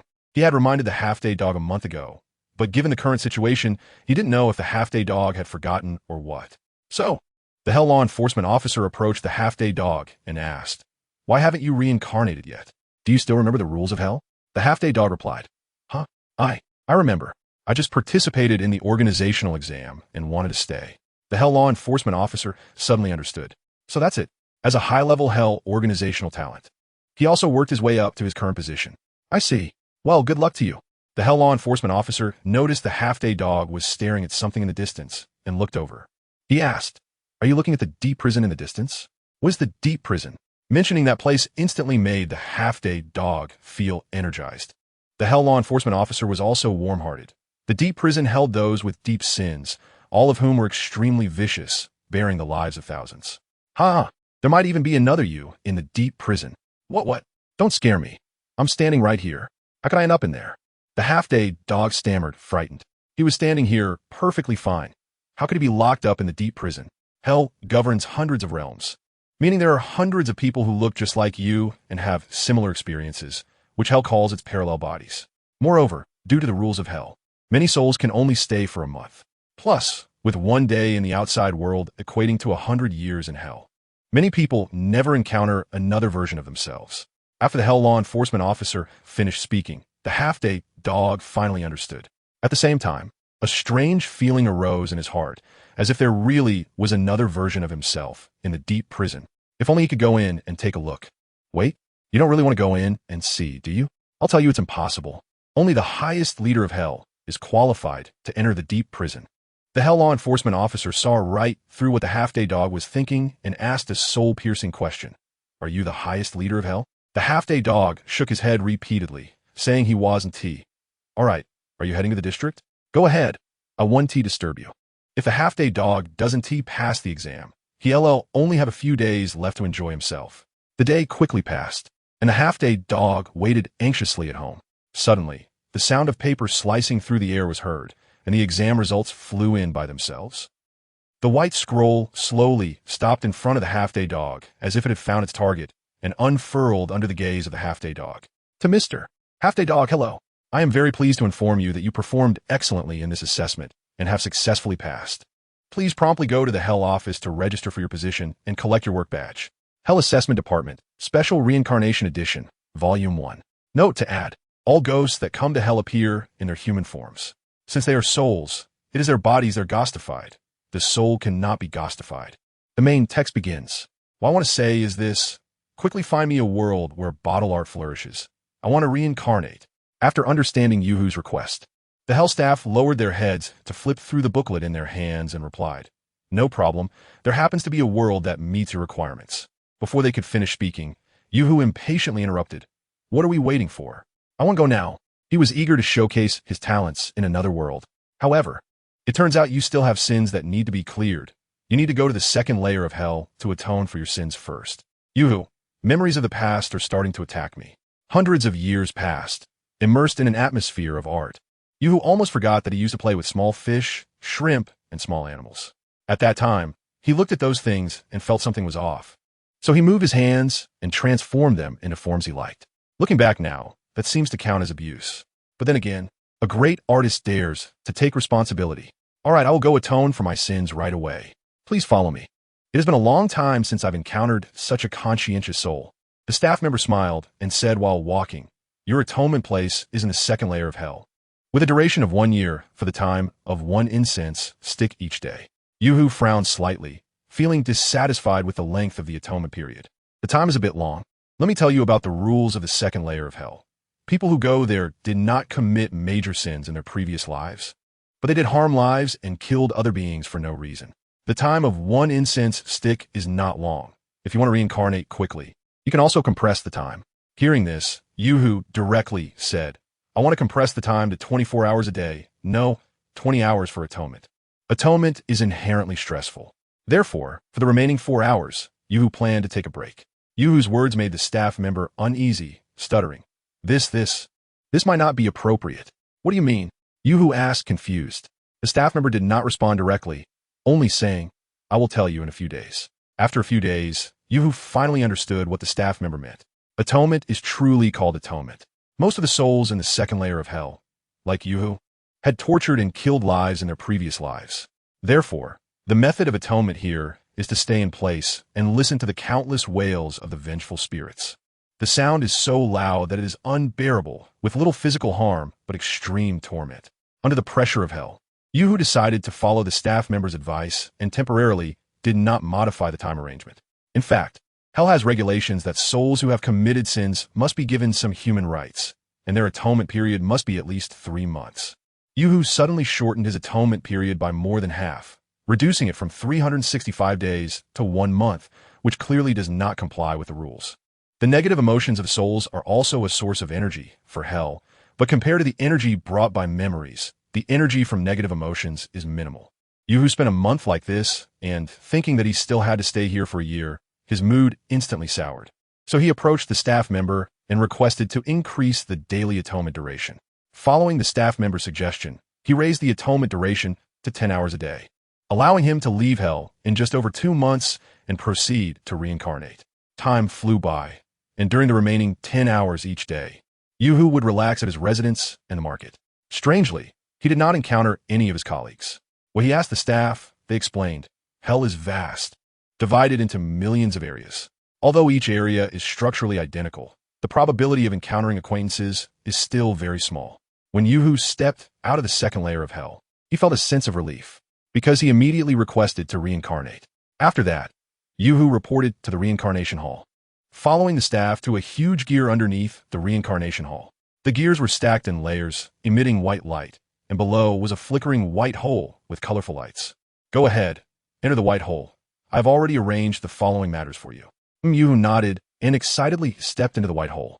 As the white light flashed, the soul of Yuhu arrived in the human world, drawn by the power of reincarnation into the belly of a woman. Yuhu scanned the surrounding environment and nodded in satisfaction. 1 month later, Yuhu stumbled and crawled to a purple clay pot, which was as big as he was, adorned with precious flowers, and hugged it tightly. The next day, the Yufu announced the name of the newly born young master, Yuhu. 5 months passed, and news came from the Yufu that the 6-month-old direct descendant had learned to walk. In this era, normal babies usually learn to walk between 1 to 2 years old, while Yuhu learned to walk at 6 months. Nearly 5 years passed. This year, Yuhu has turned 5 years old. He has already figured out the time and environment he is currently in. The hell workers did not deceive him. This is indeed a world suitable for him. In this place, pottery and bottle making are flourishing, and the common people are keen on farming and gardening. Although agriculture is valued over commerce and industry, the peace in the world for 1,000 years has meant that there has been no war, and the people live without conflict, so this development has no significant drawbacks. Of course, if war were to suddenly arise, it would be a different story. As for the level of technology, it is similar to that of the Meiji period when Yuhu was alive. Moreover, due to the prosperity of agriculture and commerce, the common people do not starve, and deaths from ordinary diseases are rare. This is all because while developing agriculture, the world accidentally discovered a strange being called the spirit of flora 1,000 years ago. They have no physical form, display emotions, and can be seen but not touched. They possess magical powers to heal diseases, defend against enemies, and bless the land, as long as people treat them well and regard them as friends and family. The innocent spirits of flora will repay them. The prosperity of pottery and bottle making is also due to these spirits. They make their homes in beautiful bottles and jars. As for their aesthetic preferences, after 1,000 years of observation, people still have not discovered any patterns. Perhaps there's no pattern at all. Each spirit is unique, and their personalities and preferences do not necessarily align, even if they belong to the same species. Gathering his thoughts, Yuhu prepares to head to the hall to choose his future profession. Should he become a master of the spirit of flora or a craftsman of pottery and bottles? So, I hope you can choose to be a master like your father. Don't listen to your dad. Isn't it better to choose to be a craftsman like your mother? When Yuhu arrives at the hall, his parents start arguing in front of him. Stop, stop, stop. Let's test the child's talent first. No matter how much they talk, they still need to measure his affinity with spirits and his manual skills. Hearing this, Yuhu's mother finally releases her grip on his father's ear. With a huff, she smiles at Yuhu. Go ahead, son. Even if both talents are not good, we still have several acres of land. We can always go farming. Yuhu thinks to himself, farming? That's impossible in this lifetime. He only has a few decades to live, so he must pursue art. Come on, in this life, I will definitely become a great artist admired by thousands. Filled with self-confidence, Yuhu looks at the clay in front of him and begins to manipulate it. Before long, a finished product is placed in front of his parents. They are both greatly shocked. Logically, for a child making a handmade item for the first time, just shaping something would be impressive. But Yuhu has actually crafted a complete piece. The shape and design are exquisite. What does this indicate? It shows that Yuhu has a high talent for creation. Given time, he will surely become a renowned master craftsman across the continent. However, while his pot has been made, it does look a bit strange. Yufu and Yumu twitch their lips, comforting themselves. We can't have too high expectations. He is still just a child, and having such a unique style is not bad. Don't be fooled by the fact that he is only 5 years old. Yuhu's actual age is several hundred years. Having lived for hundreds of years, he certainly has some discernment. Yuhu looked at his parents in this life and secretly despised them. Just two people who cannot appreciate my art. Yufu said with a grin, son, how about we test your spiritual affinity? No. Yuhu replied firmly without hesitation. I knew it. My son will definitely choose to become a craftsman like his mother. Epilogue. Yuhu's artistic style is appreciated by only a few, while most people do not value it. Surprisingly, the spirits of flowers and plants have a special fondness for Yuhu's works. It seems that normal people cannot appreciate Yuhu's creations. Only a specific group of people with taste can truly appreciate Yuhu's work. Here's a joke. This story should be called Rebirth of Yuhu's Rise or After Reincarnation. I became a great artist. Extra Reincarnation Chapter. The return to the old place. The brother and sister, Mei and Ji Futai Lang, returned to their old haunts, anxiously awaiting the judge's decision. They thought, the sins of the last life shouldn't carry over to this one, right? Suddenly, the judge of hell exclaimed in surprise. Huh? Why are you two how? Several judges whispered to each other above. It seems this is indeed the case. If so, it can explain the situation. However, these two are now under the care of the higher-ups, so what should be done? It's difficult. According to the rules, if something goes wrong, the higher-ups might blame us. If we don't follow the rules, they will be punished by the hell system. How about we each give them some reduction privileges? Well, it seems we have no choice. Then, Mei and Ji Fu Tai Lang were taken by the judge's assistant to a familiar place. Brother, why does this place look so much like where we used to be? Mei exclaimed in disbelief, her eyes wide open. Yi Fu Tai Lang used Sighet Ligtli. Feeling, we are back again. He knew that the sins of the last life had not been redeemed, and reincarnation in this life would not be so easy. Hey, what's going on now? Mei tried to grab the assistant's hand, but missed. The judge's assistant sidestepped and slightly bowed, saying, Please calm down, Mississippi. Then he explained, because the sins of both of you have not been eliminated. The honorable judge has ordered me to take you to the deep prison to atone for your sins. He looked meaningfully at the two, saying that they should know their own situation, so he wouldn't beat around the bush. You only need to stay in the deep prison for 1,000 years before you can reincarnate. 1,000 years later, I will come back to take you. Then, he left without further ado. As soon as he finished speaking, Mei and Ji Fu Tai Lang saw a flash of white light, and in the blink of an eye, the assistant was gone. Mei, brother, Yi Fu Tai Lang. The siblings looked at each other in silence. In fact, the judge was still overly cautious. Although Mei and Ji Fu Tai Lang had not caused much sin in this life, the sins from the last life, combined with the crime of escaping from the deep prison, directly added more sin. After calculating the sins from the last life, according to the rules, they should still be imprisoned for another 100,000 years and suffer the endless tortures of the 18 layers of hell before they can reincarnate. Now, several senior judges used their reduction privileges to eliminate the tortures and several tens of thousands of years of imprisonment. They truly did their best and put in a lot of effort. Who told them to get involved in such a mess? Unable to offend either side. Leaving them to suffer. May muttered, back here again, but this time is so short. Only 1,000 years. You know, in the last life, they followed that worthless boss and were imprisoned for hundreds of thousands of years. Now only needing 1,000 years compared to that. It's like a small witch meeting a big witch. Ji Futai Lang had a complex expression as he looked toward the deep prison. He didn't know if they would encounter familiar faces from the past during this return to their old place. According to the 1 day to 100 years time difference between the human world and hell, they had spent over 200 years in the outside world, while 7,300,000 years had passed in hell. After such a long time, most acquaintances should have reincarnated except for, thinking of that cold gaze. Kibutsuji Muzan felt a chill, and a surge of hatred rose in his heart. It's all because of him. If it weren't for his harsh orders, how could I and my sister have died? This time, Muzan is much better, allowing them to roam free without having to do anything. Of course, if they could defeat Aoki Terahiko and Muzan, they would have run away long ago. The torment of countless years in hell has still worn down their ferocity. Brother, why do innocent people come to hell in their previous lives? Remembering the ghosts he saw on the road who went directly to reincarnation, Nezuko pondered. Kibutsuji Muzan shook his head. I don't know, but who in this world can be without sin? Nezuko, who can be without sin? Then she nodded excitedly. I understand, brother. As long as people are alive, they are constantly creating sins. Sins from nature, sins from plants and animals, and sins from people killing each other. Spending some time in hell can cleanse the sins that do not belong to them.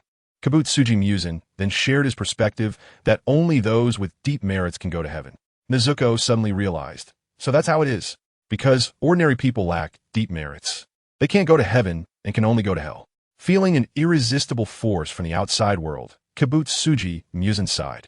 It was this familiar feeling that had forced him and his sister to endure the pain of hell for hundreds of thousands of years. It was so long that if he couldn't sense the passage of time in hell, he might have lost himself in time. Let's go. The sins we've caused should be paid back. Okay, brother. 1,000 years later, I want to see the future Neon. All right. Kibutsuji Muzan smiled indulgently. The two stepped forward, facing 1,000 years of desolation. But fortunately, after reincarnation, they could live worry-free for a lifetime. 1,000 years later, the two were reborn into a wealthy merchant's family in 22nd century Neon.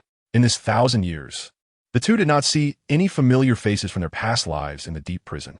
As for the deeper level of the Avicii hell, it was not a place they could step into. Due to the many minor roles, I'll just write about Lei Lei and Xiang Kai here. Dad, Mom. 3-year-old Ling Mu Lei ran down the street, occasionally looking back with excitement. There his parents were, on the towering streets. Ling Dad and Ling Mom were holding each other, gazing at Ling Mu Lei with love in their eyes. Ling Dad was carrying several bags filled with the love Ling Mom had for Ling Mu Lei. Lei, slow down. When he went to hell for reincarnation, he made a request to live happily with his parents again. He thought the judge would send him to a parallel dimension of his previous life, but unexpectedly, the judge said, we found through your karmic chart that your parents' souls have reincarnated into another world, and coincidentally, they are currently preparing for pregnancy. Ling Mu Lei was overjoyed and nodded repeatedly, thinking, what are we waiting for? This is it. Ling Mu Lei smiled at his parents. Although Mom and Dad no longer had memories of their past life, it was enough that he remembered. Ling Mu Lei said, I will always keep our memories until the next reincarnation washes them away. The history here is very similar to what Ayaki Rue experienced in her previous life in Neon, with the only difference being that this world has no ghosts and people are steadily developing technology. The current year is 2045, which is the result Ayaki Rue derived after comparing it to her previous life. Ayaki Rue confidently walks about 10 meters away from her parents, completely unaware that danger is approaching. Rue, with a startled shout from her parents, a person dressed in black and masked rushes out and grabs Ayaki Rue. Then, taking advantage of the momentum, they step into the vehicle that has come to pick them up, getting in, closing the door, all in one smooth motion. As she is taken away by the kidnapper, a news segment she saw that morning flashes through Ayaki Rue's mind. Recently, the Shintai area has experienced a series of child abductions. The criminals are still at large. They are armed with sophisticated weapons and are a professional crime gang. Parents are advised to keep a close eye on their children. If this had happened before, she would have thought that someone was out of their mind to act this way towards her. But now she is just a powerless 3-year-old child. Ayaki Rue, why am I so unlucky? It's not entirely Ayaki Rue's fault, as it involves luck. How can you remain so calm? Aren't you scared?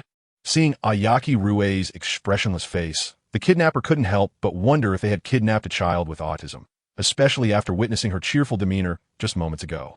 This cargo has been watched by them for a long time, and the buyer has already been found. Nothing must go wrong. Ling Mulei looked at the several robbers in the car with a calm expression, not smiling. At the same time, he carefully observed his surroundings. When he looked out the window, his heart, which had been hanging in suspense, dropped. The windows were covered with black paper, and the glass separating the driver from the back seat was also covered with black paper. Only tiny gaps allowed a bit of light to seep through. The only reason he could see anything inside the car was because of the light provided by the ceiling lamp. Hey, little brat, why are you suddenly silent after just talking so happily? A robber grabbed Ling Mu-Lei's chin, forcing him to look directly at him. Ling Mu-Lei did not struggle and continued to pretend to be dazed. He was thinking about one thing. If he died now and went to hell, would those judges have to give him an explanation? They had promised that he would live a happy life in this reincarnation. Is this considered a major dereliction of duty on their part? Or is there still a chance for things to turn around? Ayamori comforted herself in her heart. Calm down. Calm down. For now, the only plan is to wait and see. The robber looked at Ayamori with boredom, made a sound of disdain, and took out the rope he had prepared in advance. After tying her up, he sat on a stool and stared at Ayamori without blinking. Finally, after a long time, Ayamori spoke her first sentence so far. Were you taking me? To the buyer's house? Or to the abandoned factory to ask my parents for ransom? Out of caution, Ayamori did not say this sentence out loud. Moreover, she did not intend to know the answer, because the robbers would not answer her. Kid, you're not mute. The robber exclaimed in surprise, and then stopped talking. Those in his line of work say too much and make mistakes. As soon as useful information is revealed, who knows if it might allow someone to escape? He was a professional kidnapper and would not make such a low-level mistake. In fact, Ayamori was not mistaken. They were driving to the next handover point, then switching cars repeatedly until they reached the buyer's home. Then, they would exchange the final payment for the goods, and everything would be settled. After that, whether Ayamori escaped, died, or lived was none of their concern. Thus, Ayamori was taken in and out of cars multiple times, traveling through various regions, while also being subjected to considerable torment. To be continued in the side story of Reincarnation, Part 5. In hell, the staff responsible for Ayamori's reincarnation looked at the reincarnation chart and wondered. Something seems off? Did I forget something? After a while, he exclaimed, Oh no, I forgot to tell that friend that the world Ayamori is being reincarnated into is filled with powerful figures. Oh well, even so, he should be fine, after all. It's just, how are the police doing now? Ayamori's mother held her father's hand, crying uncontrollably, her face haggard. Ayamori's father also wore a gloomy expression. He had put aside his work and had been running back and forth between the police station and home, utterly exhausted. The police shook their heads and regretfully said, Although we quickly redirected our forces to track the robbers, they were too fast and we lost the surveillance. You shouldn't keep running around. Go back and wait for news. Maybe your child will come back in a few days. Though this was said, everyone knew that the hope of finding the child was slim. Woo, why are we so unlucky? If only we had followed Ayamori back then. Woo, at this point. Ayamori's mother felt immense guilt. Let's go back first. On the other side, the robbers exchanged money for goods and directly dumped Ayamori in a desolate area. It would be more accurate to say it was a private hill rather than a desolate area. Looking up from the foot of the hill, there were many houses and villas of varying sizes on the mountain. Ayamori was at the foot of the hill, thrown down by the robbers. As they left, the robbers meaningfully remarked, Little friend, we will meet again. The robbers were not worried that a 3-year-old child could escape from that household. Children as young as Ayamori have poor memories. Within a few months, they would forget everything, and in a few years, they could even forget their biological parents. This is also why they specifically target children. Moreover, is he really a robber? He chuckled inwardly at the man hidden behind the robber's mask. After that, several people dressed as bodyguards escorted Ling Mu-Lei up the mountain. Ling Mu-Lei turned back, locked eyes with the robber, and his lips moved slightly. The robber, seeing Ling Mu-Lei's icy expression, suddenly felt a chill run down his spine. He then shook his head and forced a smile. No matter how powerful he becomes in the future, he is just a child now. He understood Ling Mu-Lei's lip movements. I remember you. Ling Mu-Lei was taken to a luxurious villa at the top, remaining silent and observing the situation discreetly along the way. What did this family buy him for? Experiments? Organs? Cultivating a Deadpool? Or to be their own child? If it's the latter two situations, then it's fine. His life is safe. But if it's the former two, then he is done for. If only blood-sucking techniques could be brought along. Upon arrival, the bodyguards placed Ling Mu Lei on a leather sofa. Then, in unison, they shouted loudly towards the door behind the sofa. "Madam, the person has been brought." Ling Mu Lei keenly noticed their choice of words. They refer to themselves as people rather than goods. So can he understand that they do not harbor malicious intent towards him? Before Ling Mu Lei could think further, he heard the sound of a door creaking open behind him, followed by the click of high heels on the ground. An elegant female voice entered his ears. "Let me see what this child is really like." The woman did not finish her sentence, but Ling Mu Lei could guess what she was preparing for. Ling Mu Lei thought, are they referring to the group of kidnappers? Has he been targeted for a long time? Why are they fixated on him? He is not a rare blood type, and he doesn't look exceptional. He is just a bit smarter than his peers at most. But he hides it well. Even his parents Haven T noticed his differences. How could others possibly know? Huh? The woman looked at him curiously and then said to the others in the room, "You can leave now." "Yes." After everyone in the room left, the woman approached Ling Mu Lei and scrutinized him closely. "Hello, little friend. Forgive me for bringing you here in this way." Ling Mu Lei cautiously glanced at the woman and remained silent. He began to analyze the current situation. The woman's tone was not harsh, and the kidnapper's behavior on the way here was very strange. Given the current circumstances, it seemed he was safe. Once he confirmed his safety, Ling Mu Lei's next step was to find a way to go home. "Are you thinking about home?" "Don't worry, I will send you back later." The woman stared at Ling Mu Lei quietly, her gaze deep, as if she could see through a person's heart. A child your age can have such meticulous thoughts. It's truly rare, no wonder. The woman's voice got stuck on the word wonder, abruptly stopping. "Sister, will you really send me home? I'm so scared." Wu Ling Mu Lei controlled his tone to match his current age. "Little friend, don't pretend anymore. Let us be straightforward and talk openly, okay?" The woman walked over to a nearby sofa and sat down. Just when Ling Mu Lei felt something was off, the woman's next word struck at his very soul. "I can hear your inner thoughts." Ling Mu Lei's heart raced heavily. What does she mean? Mind reading? Can she really hear him? Or is she just trying to scare him? This sentence was deliberately thought by Aoki Rue to test the woman. With a smile on her face, she said, "Sister, I don't understand what you mean. Please stop testing me. I can clearly tell you that yes, I can read minds. It's the kind of mind reading you're thinking about. This is my special ability, Sequence 038 mind reading." Since the woman said so, Aoki Rue stopped pretending and asked, "When can I go home? Why did you capture me? What is this special ability?" Regarding the special ability mentioned by the woman, Aoki Rue guessed it should be similar to things in novel stories.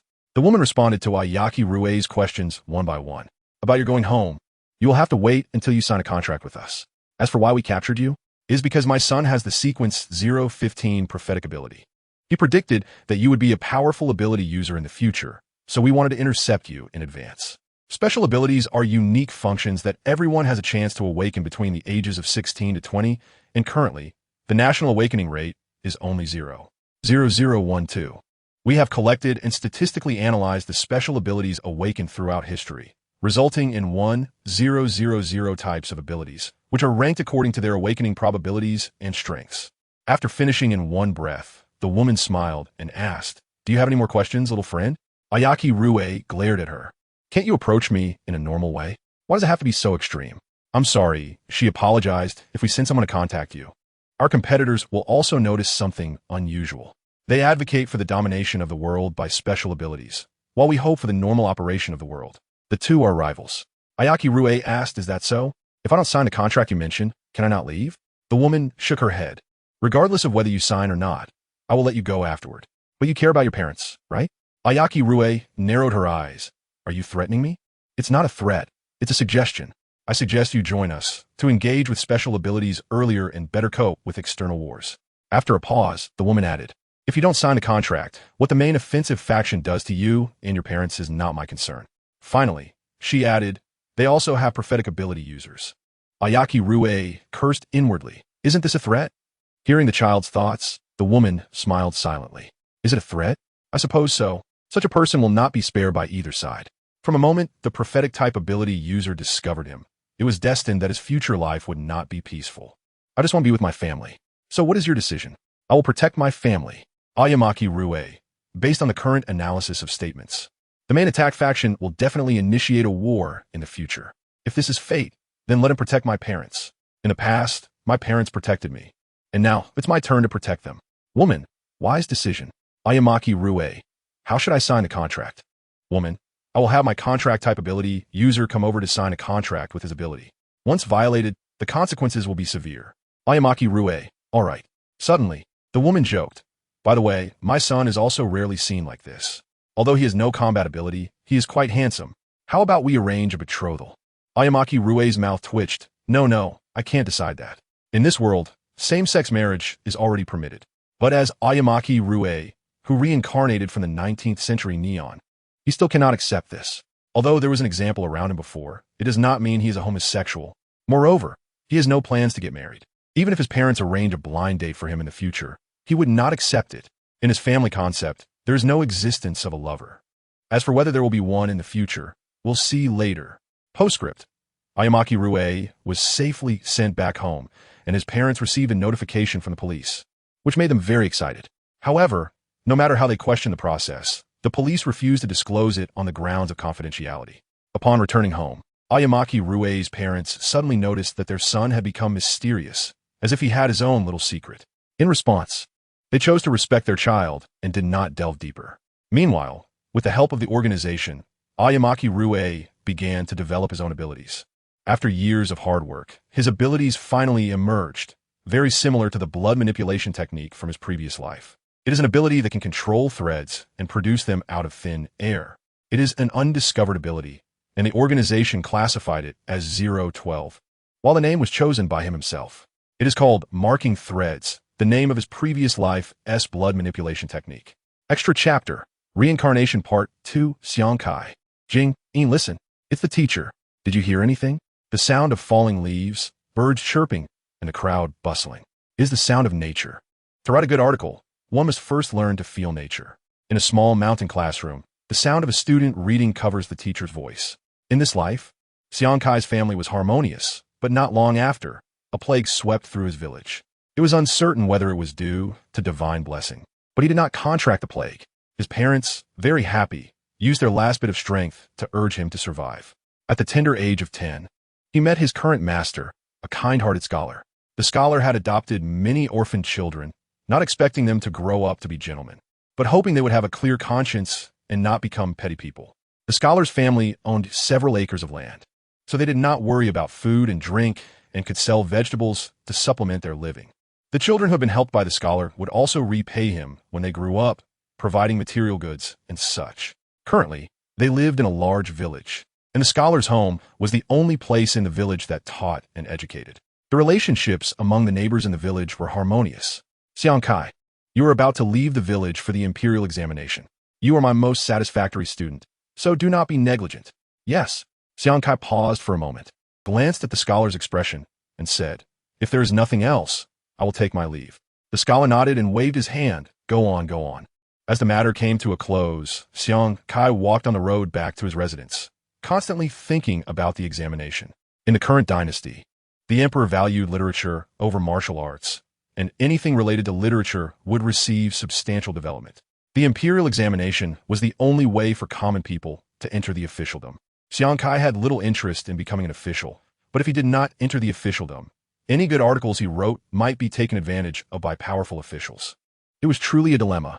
Reluctantly, Xiangkai could only try his luck in a field he was not skilled in. What the scholar had just discussed with him was indeed about the examination. He imparted his lifelong research insights on the examination to Xiangkai, hoping that Xiangkai could pass it. Upon returning to his room, Xiangkai began to browse through the books of insights that the scholar had given him. The sound of flipping through books echoed as the night sky grew darker and a bright lamp was lit in the room at some point. Thus, day after day, the sun rose and set repeatedly. Time quickly came for Xiangkai to head for the examination. He gathered his supplies and bid farewell to the family in the village where he had lived for several years. This year, Xiangkai turns 18. The examination location is in the capital city, and perhaps because the exams are approaching, the streets are very bustling. On a long street, people come and go, bustling with activity. Most people are dressed in neat clothing, which makes Xiangkai's patched-up ragged clothes stand out sharply in comparison. Xiangkai. After so many years in the mountain village, he suddenly arrived in the big city, feeling like Lu Lao Lao entering the Grand View Garden. Along the way, many scholars were heading to the inn in groups. The scholars wore long robes, chatting passionately about poetry and literature, their faces filled with aspirations and confidence for the future. Some strolled alone, deeply focused, reciting texts from the classics. The inn was bustling with students who had come from various places to take the imperial examination. Xiang didn't bring much money this time, so he could only choose a few simple inns to stay in. The modest room was extremely basic, with just a pair of tables and chairs, a bed, and not even a quilt. Fortunately, it was not yet winter, and the nights were not too cold. At this time, there was still one night left before the examination. Xiang was still studying late in his rented room. He was reviewing strategies for governing the country, land distribution and management, and how to manage an outbreak in a region. Just like that, Xiang dozed off at the table, feeling drowsy. After a sleepless night, as the hour of Chun arrived, the sound of a bell rang, signaling the start of the examination. After receiving the exam paper, Xiang read through it completely. The examination lasted for 4 periods, which is 8 hours. There were a total of 4 questions, 3 detailed questions, and 1 essay question. Xiang felt confident about it. These questions have all been specifically summarized by the Confucian scholar. Although it's called a summary, it isn't exactly that. The scholar has categorized all the issues related to the imperial examination, which are numerous and chaotic. Fortunately, Xiang has the experience from his previous life, is diligent and eager to learn, and has developed his own system to organize knowledge systematically in his mind. While Xiang was mentally formulating his answers, he picked up his pen to write how to develop the territory and improve the quality of life for the people. This is simple, with knowledge far surpassing modern understanding. Xiang immediately identified the key issues. He wrote the 2 characters for scientific research.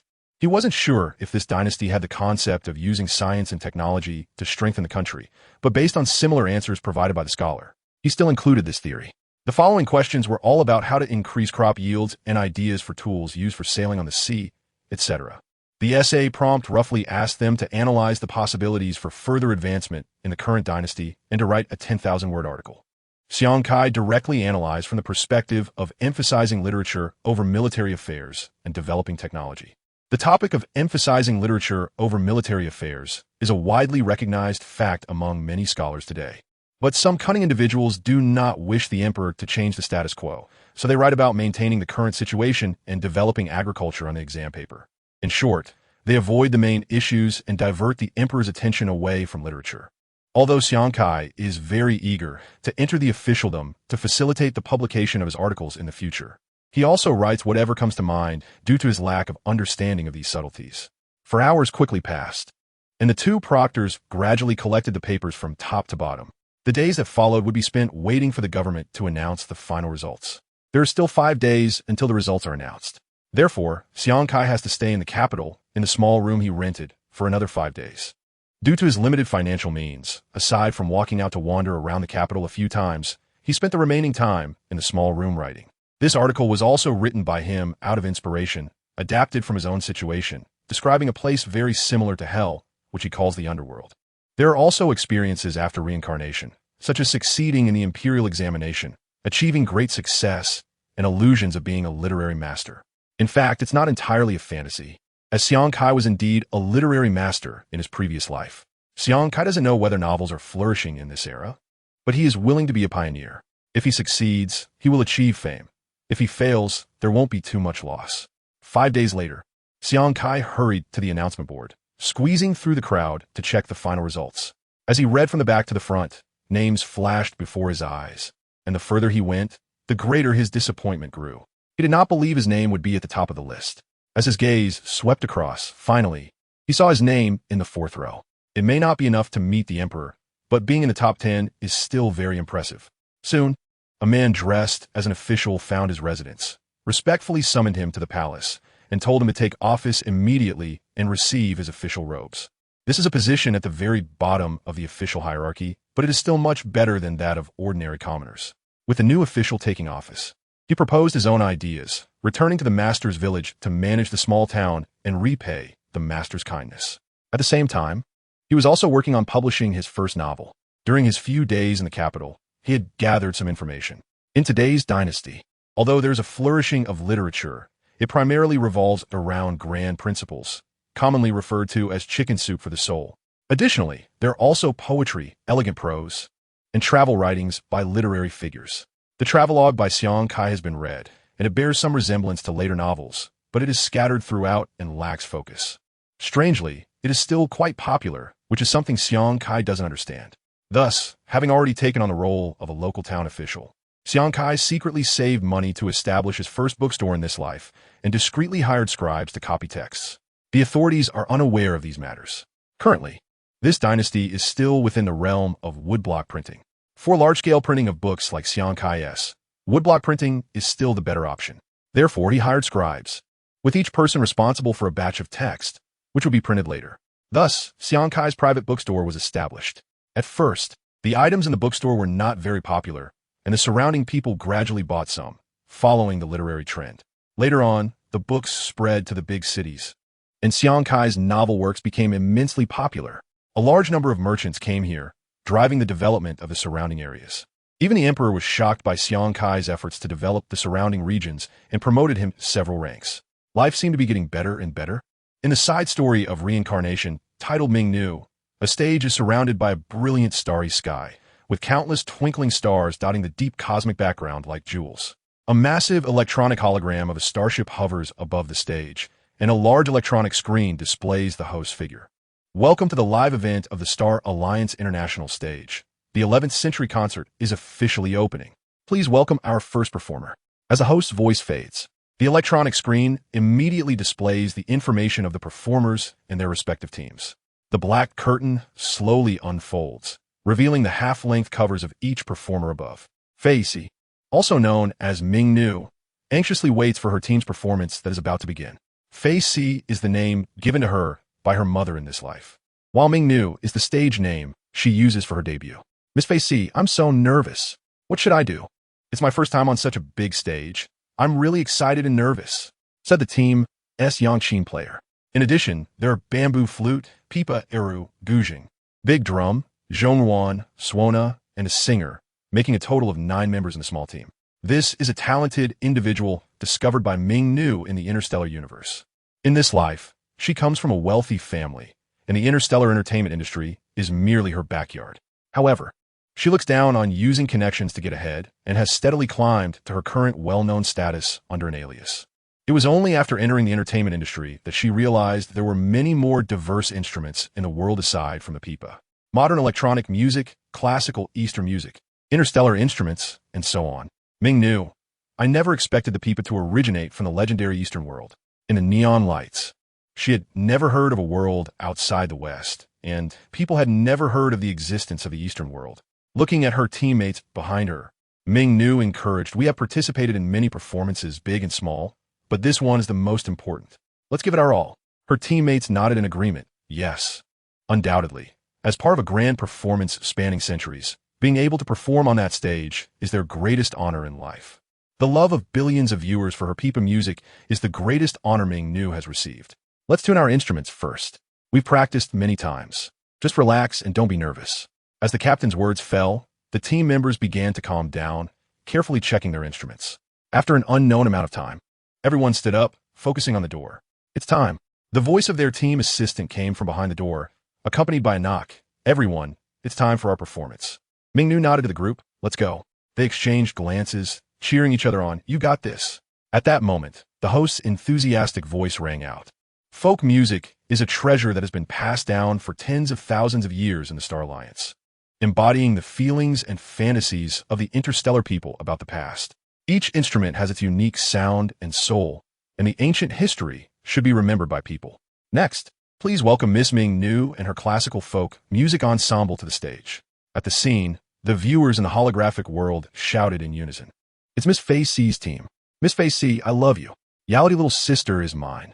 Handsome guy. Kusu is so handsome. I want to have your babies. Shalina, my goddess. Miss Fei Si is the most beautiful, rich, and pretty. Hee upstairs. Fei Si Mingnan, get lost, you pervert. Come at me if you can. Downstairs. I'm so mad.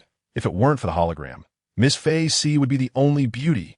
The cheers were not only for Ming Nu, but also for other members of the group. Arriving at the performance stage and taking their positions, Ming Nu looked at the dark crowd in front of her, occasionally flickering with support lights, her mind racing. She still remembers the time when she first reincarnated into this world, feeling scared of everything, which led her parents to believe that she had developed autism at such a young age. Years later, the misunderstanding was cleared, and Ming Nu, holding her pipa, wanted to venture into the entertainment industry. In her understanding, the entertainment industry was akin to the music halls of her past life. During her time as a ghost, she stayed inside Infinite City, rarely going out, let alone hearing an audience. All she saw was the pipa, and her dream was to let everyone hear her pipa music.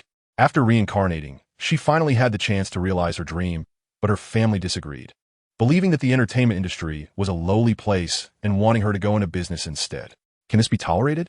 So, Ming Nu took out her pocket money, ran away from home with it, and set out to pursue her dreams. Later, she realized that without status and power in the entertainment industry, she wouldn't even have the right to have fans. Fortunately, her family found her, and after a tearful discussion, they expressed their willingness to support her career, only asking her not to run away again. It was at that time, with the backing of resources, that her fan base began to grow. At the same time, she had a teacher who came to guide her and corrected many mistakes she had made while playing the pipa before. Finding teammates, finalizing the formation, and gathering the band were things she never dared to believe she could do. In just 10 years, she had achieved so much. In the end, she could only sigh. It was ultimately the information gap caused by an outdated era. Colorful lights shone on her, and rhythmic clapping sounds echoed around the stage, causing Ming Nu's thoughts to return in an instant. The performance had begun, clear to dark, dark to bright, watching the journey unfold in the blazing flames. The lotus blooms, ultimately achieving nirvana. As the singer performed, the folk musicians also began their performance. The melodious eru sounded like weeping and lamenting. The guzheng was elegant and lively, and the flute was crisp, ethereal, and clear. The sound of the pipa, like pearls and jade, echoed with the bright melody of the yangqin, while the high and bright sound of the suona added a touch of fervor and grandeur to this intertwined musical chapter. Various folk music sounds intertwined, sometimes soothing, sometimes passionate, bringing a different color to this interstellar world. The audience watching the concert was captivated by it. On the huge electronic screen, the performers on stage displayed expressions of ecstasy, excitement, and passion. Their time on stage was very brief, only 10 minutes. And even Ming Nu's current family couldn't secure her more stage time, because this was a large-scale concert spanning centuries, organized by the Star Alliance. Everyone could only rely on their strength to earn stage time. In these 10 minutes, Ming Nu made full use of the time, from taking the stage to the performance, and then to the end, just enough to finish singing a song. Although it was only a brief 10 minutes, everyone in the team was satisfied. They were just starting out, and their reputation in the Star Alliance could only be considered in the first tier, not top-notch. Being able to perform on this concert stage was already a great honor for them. As the music gradually faded away, the host stepped onto the stage with a flying disc, and the voice echoed again. Thank you, Miss Ming Nu and her classical folk music ensemble, for the wonderful performance. As the team leader, does Miss Ming Nu have anything to say to everyone? As the host spoke, they leaped down and handed the microphone to Ming Nu. Ming Nu glanced back at her teammates, who nodded in approval, and she returned the gesture. The audience watched eagerly and intently at the screen, and they heard Ming Nu's voice slowly rise. This performance has been an unforgettable journey for me. My teammates, my team, being able to reach this point today is thanks to the audience's love. Thank you all. I appreciate your listening and support, and in the days to come, I will continue to lead my team to create songs that everyone loves. Thank you. The host took the microphone back and said, all right, thank you very much to the friends from the classical folk music ensemble for the wonderful performance. In this situation, Naruto and his teammates all knew it was time to leave the stage. One by one, they lined up with Naruto leading the way, stepping off the stage gradually. Meanwhile, the host's voice continued to echo, stating that in the distant depths of the galaxy, music is a language that transcends time and space, a bridge connecting different planetary civilizations. Today, our interstellar band will use the most advanced instruments and the most creative performance methods for the grand event. However, none of this mattered to Naruto anymore. He looked back at his teammates, glancing at the large screen behind them. This world is splendid, and she will carve out her own space in this colorful world. She is no longer the weeping peepa girl of the past, nor is she the one who only laments and blames others. Just like the name bestowed upon her by Muzan, she is simply herself, the one who sounds the whistle, destined to make a remarkable debut as the Whistle Girl. Extra story. Divine Kingdom Chapter 1. In this vast and boundless strange world, As far as the eye can see, it seems that the world has no boundaries. A dazzling silver river winds like a giant python, dividing the continent into two. The river's waters shimmer, as if a mysterious power is surging within. Surrounding islands, scattered like stars, adorn the vast ocean, exuding a unique charm. On the continent, clouds swirl, and the outlines of cities can be vaguely seen. That is the Sky City. The power of technology and the aura of mystery coexist, with towering buildings shining with metallic luster, a masterpiece of technology. Ancient mysterious forces flicker in and out of existence, adding an odd hue to this world. We refer to the continent on the left as the Rule Continent and the one on the right as the Law Continent. The two watch over each other, maintaining the balance of the lower realm. The Silver River in the middle is a main tributary of the time-space torrent, with the top powerhouses of the continent maintaining the calm of the time-space torrent. A meteor streaks across the sky. In the spirit stream above the Rule Continent, a woman in a teal robe opens her eyes as if sensing something. Time has not left a mark on her. Only her deep, serene eyes hint at her experiences. Is my good disciple coming back? There's also the aura of Ling, due to the time-space difference. Feng Qingsheng does not know how much time has passed in the lower realm. However, when she sent Qingmu Huisheng to the lower realm, she cast a spell. While protecting her disciple's life, she also forbade him from calling for help, so he could only rely on his own strength to return. She has calculated that it would take a few hundred years for Qingmu Huisheng to regain his strength. A few hundred years is just enough for him to gain experience. Simultaneously sensing the presence of her two disciples, Feng Qingsheng was surprised for a moment, but quickly dismissed the thought. Regardless of the process, the outcome is the same. She is confident in her own strength and is not afraid of Qingmu Huisheng seeking help, as helpers cannot do anything against her spells. On the other side, Qingmu Huisheng took out the treasures he had collected, directly nullifying Muzan's sins with them, and took Muzan home. After losing a lot of treasures, Qingmu Huisheng felt a bit of pain, but when he glanced at Muzan's deeply moved expression, he instantly radiated joy.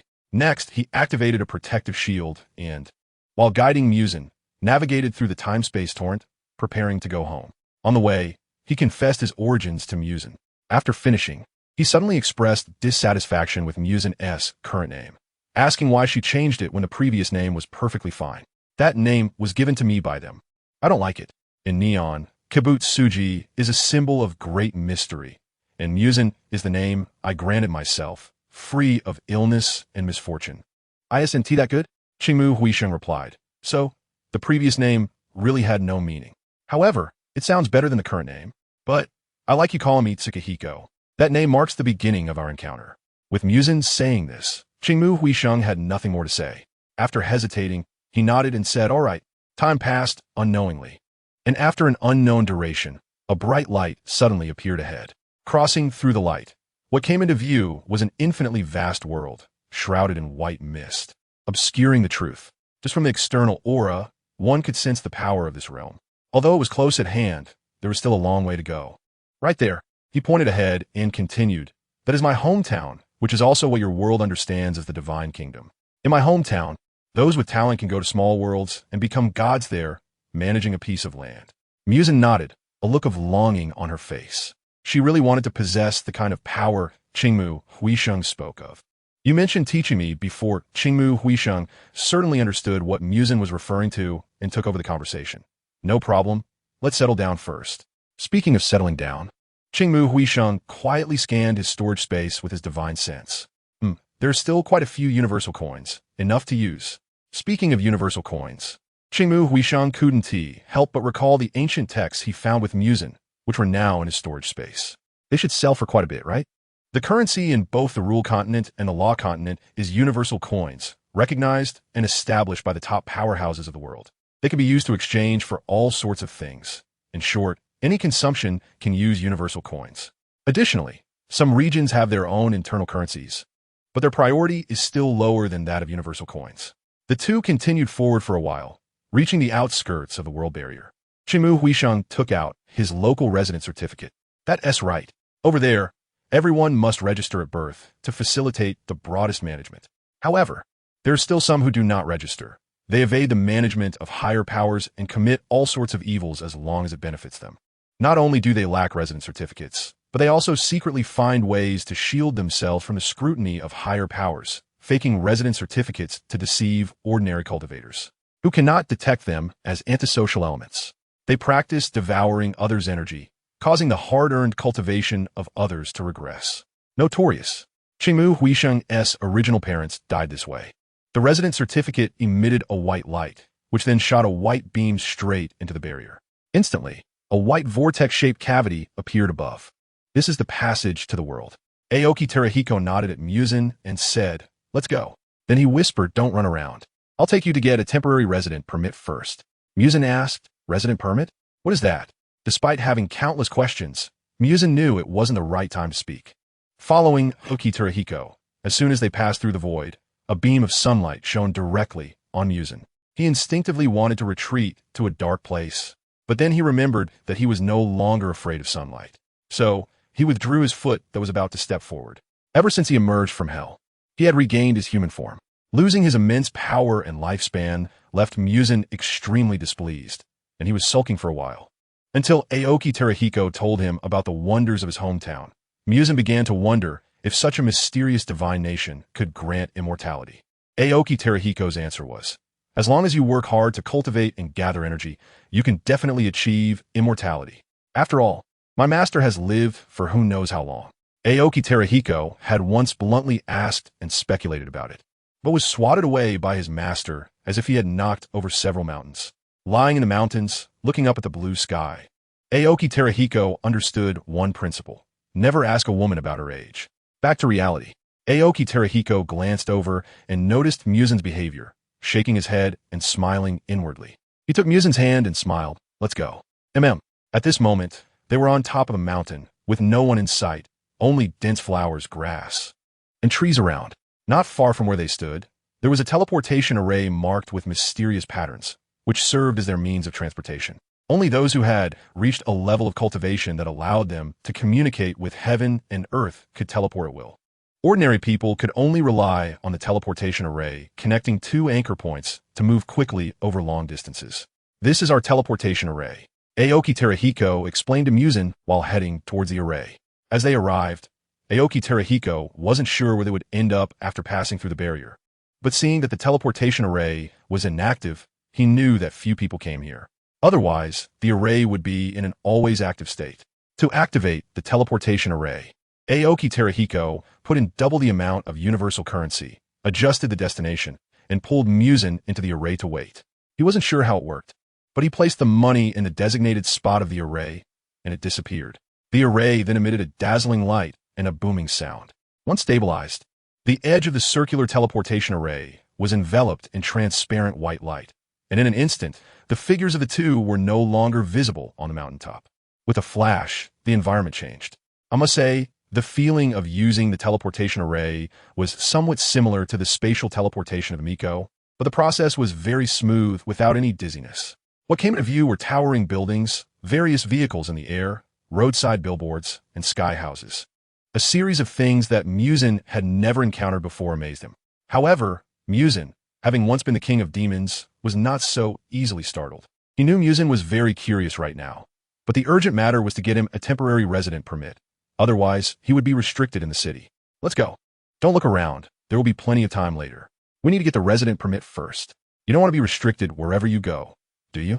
Muzan understood the seriousness of the situation, collected his thoughts, nodded, and obediently followed. Extra. Divine Nation Chapter 2 Walking on the Road. Muzan could feel the unusual gazes of the people around him. Looking down, he realized that they had accumulated quite a bit of dust from their long journey. But it wasn't to the point of being disgraceful. So, Muzan leaned closer to Aoki Terahiko's ear and whispered, "Are we dirty? Why are they looking at us with such strange eyes?" Aoki Terahiko hadn't noticed this at first, but upon Muzan's remark, he subtly scanned the area. In the orderly and rule-governed city, everyone was prohibited from using divine senses and spells in the safety zone. So Aoki Terahiko didn't worry about being targeted by anyone with ill intentions. Everyone is equal. You look at me, and I look at you. That's very normal. At a glance, Aoki Teruki immediately understood the problem. It wasn't about whether his clothes were dirty or messy, but rather that Muzan didn't have a residence permit and was discovered by the rules within the capital. This is a very mysterious feeling. It's as if within a group of people, If one person fails the identity check, everyone can sense it immediately. Aoki Teruaki himself has a resident certificate, which is stored in his personal space and bound to his spiritual information, so he is naturally fine. However, Muzan, well, fortunately, Muzan is currently under the watch of the rules, and as long as he doesn't do anything bad, there won't be any issues. As for enjoying food and entertainment in the city, that's impossible, having been away from his hometown for so long. Aoki Teruaki is almost forgetting these trivial details of everyday life. You have a resident certificate, and the power of the rules has discovered you. But it's okay. We'll take care of it now. Muzan understood and eagerly said, then let's hurry up. It's been so long, and we're still not there. It's annoying. We're almost there. Just ahead. We can't use magic in the safe zone, so we have to walk. Since the island where they handle resident certificates is not far from the teleportation array, Aoki Teruaki decided to take Muzan there on foot, where he could also introduce him to various things along the way. Muzan, expressionless, pointed at the flying objects above their heads. Aren't there taxis? Those things flying around in midair. Don't think just because they change shape he wouldn't recognize them as cars. Aoki Teruaki said apologetically, I've run out of money. What's left is for the fare to my master. Speaking of money, Muzan smiled awkwardly. He had forgotten that Aoki Teruaki had used all his money to pay off his sins. Moreover, it seemed that just activating the teleportation array had also cost a significant amount. Do you see the small island ahead? That's where we're going. Aoki Teruaki pointed to the small island in the sky that was so close, gesturing upward. Although Muzan has a great capacity for acceptance, he was still shocked by this bizarre world. Have you ever seen a small island as big as a few streets in the sky? This is the conclusion drawn by Muzan from the size of the buildings on the aerial island. Having seen it, let's go. Maintaining a normal speed, Akihiro, Aoki soon brought Muzan to the bottom of the island. There was a ladder to the island, free of charge. However, it required queuing. Fortunately, there weren't many people heading to the city island at the moment. Otherwise, waiting in line would take quite a while. Of course, if one didn't want to wait. There was also a paid magnetic field nearby that allowed direct flight to the top. The certificate building, as the name suggests, is where various certificates, big and small, are issued. Professional certificates and award certificates must all go through the certificate building. Moreover, the certificate building is established in various districts of the city. This is the closest place to them. The two quickly moved forward, taking the sky ladder to the island. To the left, after getting off the ladder, is the evidence building. That's it. Let's go. Let's finish this quickly, and then I'll take you to meet my master. She's really nice. Aoki Teru's gaze was directed at the evidence building. Hearing Aoki Teru mention his master, Muzan felt an inexplicable sensation. Nervousness, tension, worry, and shyness mixed together, leaving Muzan feeling at a loss. Is this what it's like to meet the parents in a novel? Muzan knows that Aoki Teru has a master and that he is an orphan, raised by his master since childhood. Hello, I am here to apply for a temporary resident permit for my partner. Here is my resident permit. Entering the building and approaching the application window, Aoki Teru briefly explained the situation and handed over his resident permit. The staff received the jade-like resident permit and placed it on an unknown array beside them. In an instant, Aoki Teruha's life history on the continent appeared on the staff's workboard. Clearly, the staff had encountered similar situations before and checked without any surprise, then asked, Are you sure he is your partner? We couldn't find your partner certificate. We just came out from outside and haven't had the chance to apply yet. However, dissatisfaction began to rise in his heart. How can we get a partner certificate without a resident permit? At this moment, the staff asked again, Are you willing to personally guarantee this gentleman and assist him in obtaining his temporary resident certificate? Yes, I am willing. All right, we will process it for you. Please enter your personal spiritual signature. As they spoke, the staff handed a small jade tablet to Aoki Teruhiko. Following the instructions, Aoki Teruhiko entered his spiritual consciousness onto the jade tablet, confirmed it, and handed it back. Muzan sat nearby, perked up his ears, and with a sweet little expression. Looked like a cat waiting for its owner to come home. All right, we're processing this for you. Please wait a moment. The staff took the jade tablet and began to operate on the workbench. As the saying goes, each profession has its own expertise. Aoki Teruhiko couldn't understand what he was doing, only seeing his busy yet unhurried demeanor. After a long while, the staff finally finished and reached the last step. Please have this gentleman input his spiritual consciousness. This sentence is directed at Muzan. Muzan, who was named, looked confused. Divine consciousness? What is divine consciousness? It seems he doesn't have it. Aoki Teru explained. My partner is from the lower realm and hasn't started cultivating yet. For some reason, the staff seemed to sigh, and then said, "Since there is no divine consciousness, we need you to provide a blood sample. Is that okay?" Muzan nodded, agreeing. Then, the staff performed a painless blood extraction from Muzan using a spell. After that, everything went smoothly. Once the staff finished, they handed Muzan a temporary resident permit, a black jade plate. Before the two left, they didn't forget to say, "Goodbye, I wish you both a pleasant life." After exiting the evidence building and returning to the ground, Aoki Teru took Muzan to a small restaurant, preparing for a good meal. He had saved some money for the meal. Eat. Muzan looked at the bowl of ramen and suddenly felt a bit moved. In this situation of losing all wealth and being far from home, his partner was so good to him. It seemed like everything had been quite good. After finishing the meal, Aoki Teru took Muzan and began their journey home. "My master and I have always lived in the spirit stream, which is a stream formed from the pure souls dissipating into the world. You would definitely like it there because it is truly beautiful. By the way, I have many senior brothers and sisters. They're also very nice to me." On the way, Aoki Teru shared many stories with Muzan.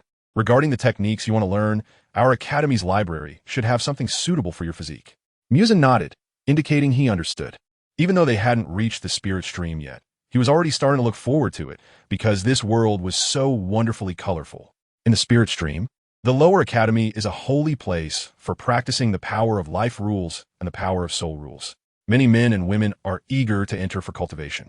Women enter because practicing the power of life rules and soul rules can enhance their beauty. After all, they have never seen an unattractive woman who cultivates these two traditions. Men enter because of the astonishing male-to-female ratio of 1:9. However, can people really be sure that the men on that floor are there for the women? On the palace, Feng Qingshang sensed that Aoki Teru was getting closer and couldn't help but smile.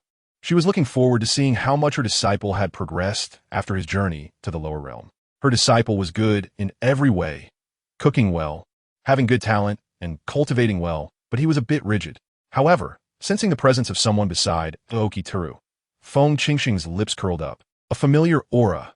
Did her disciple find a partner? That's wonderful. She once had a partner too, but unfortunately, time had its way, and he could not escape the constraints of lifespan. How long could she live? She had lived for hundreds of thousands of years, guarding this land for hundreds of thousands of years, while her lover had been dead for 100,000 years. At her level, living was also a form of torment. Her life was already connected to this land and its beings. Unless the next successor took over her position, her true self could never leave this continent. Only her avatar could exist, which felt somewhat unreal. Extra. Divine Kingdom Chapter 3 on this mountain peak, which resembled a fairyland, clouds, and mist swirled. And the outline of the summit was faintly visible. One person tightly held the hand of another, their bodies glowing, spells swirling, and their robes fluttering, moving like meteors. In just a moment, they reached the mountaintop, where the teleportation array briefly flickered with light, and the people disappeared without a trace. In the sky above the summit, two figures appeared over the stream flowing into the mountain. Although this place resembled a fairyland, some details revealed the power of technology. On both sides of the teleportation array, rows of objects similar to streetlights stood. Why similar? Because, scanning the incoming guests, scan complete. Welcome, esteemed disciple of the Life Tao. Scanning the incoming guests. Scan complete. Unregistered guest detected. Is he your guest? Suddenly, the top of the streetlight flashed with white light, and an unknown rune blocked their path. As the white light began, a curved ray shot toward the two. Aoki Teru held Muzan's hand and shouted ahead, "Yes. Identification complete. Welcome to the spirit stream." The runes slowly disintegrated into fragments and vanished, opening the door to the spirit stream for the two. "Let's go to my place first, settle down, then meet my master, and then I will take you to the library to choose techniques." He still remembered his ancient book, and afterward, he would sell it at the Academy's auction house. Muzan was trying to stay calm.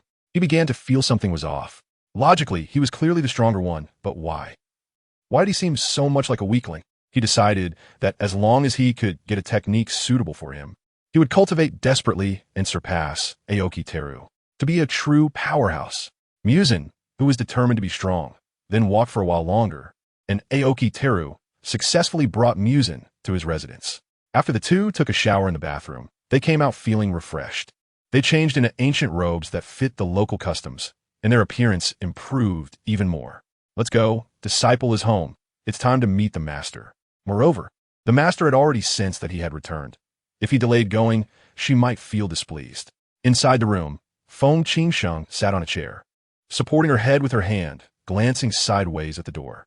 She thought, 3,210. Just as she silently counted to 0, Aoki Teru's voice came from outside. Master, your disciple has returned from training and comes to pay respects. Gumin, a voice echoed, making it impossible to discern its source. Muzan hesitated and tugged at Aoki Teru's clothing hem. After receiving his confirming gaze, he boldly smiled and relaxed. Two figures entered the room, and one of them bowed deeply to the other.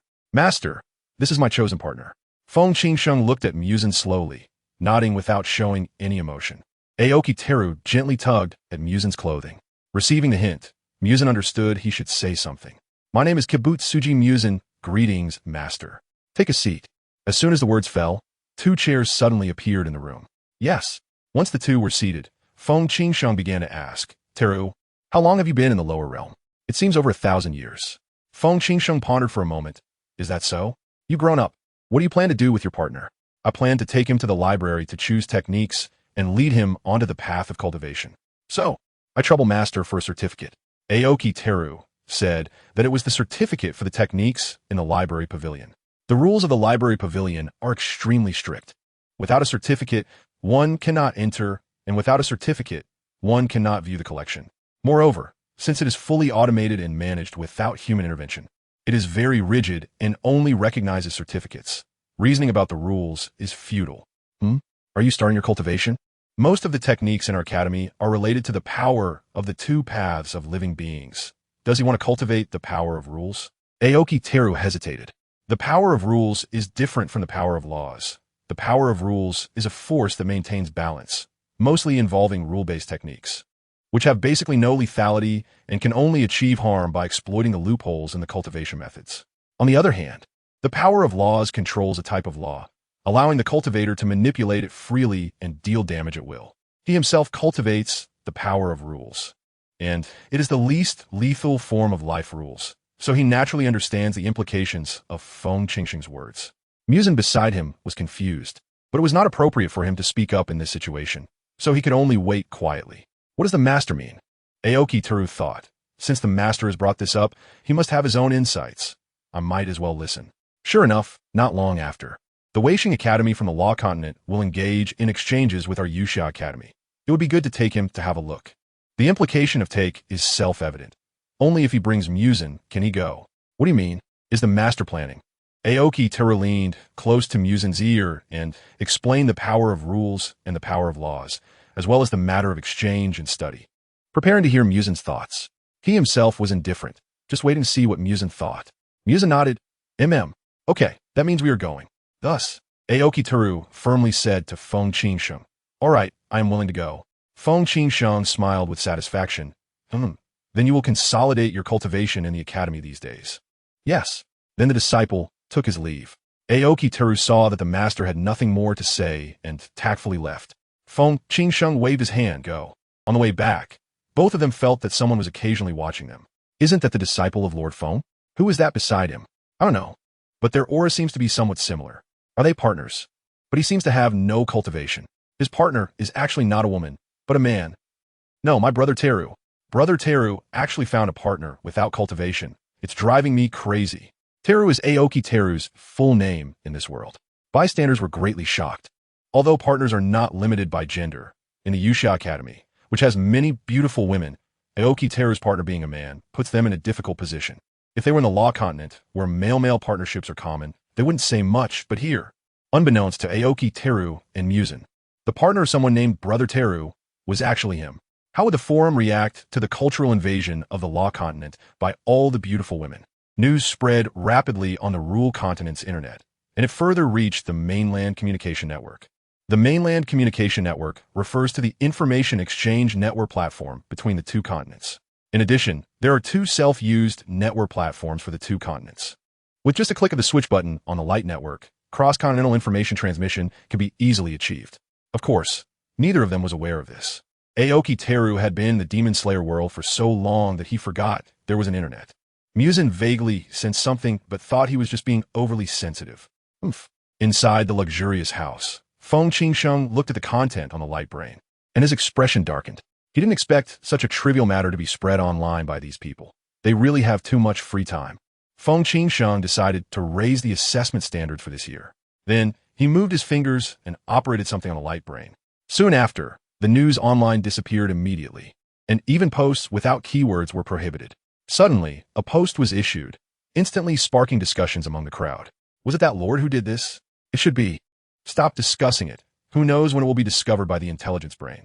I've already had 3 accounts banned for a year. Don't worry, I still have 10 accounts. Hee hee, I have 100 accounts. Ha ha ha. No, I only have 3 accounts, 2 of which are already wasted. I'm leaving. Yeah, too dangerous. I'm leaving. I won't dare to discuss it anymore. Woo woo woo, my H-brother.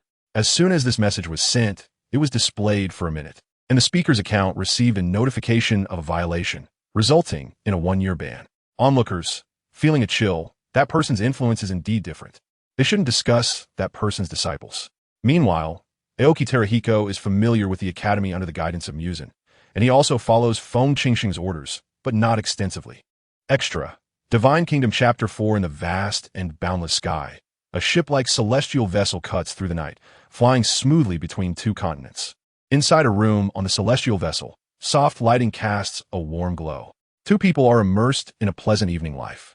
Outside the window, the sea is as calm as a giant piece of blue satin, reflecting the colorful lights of the celestial vessel.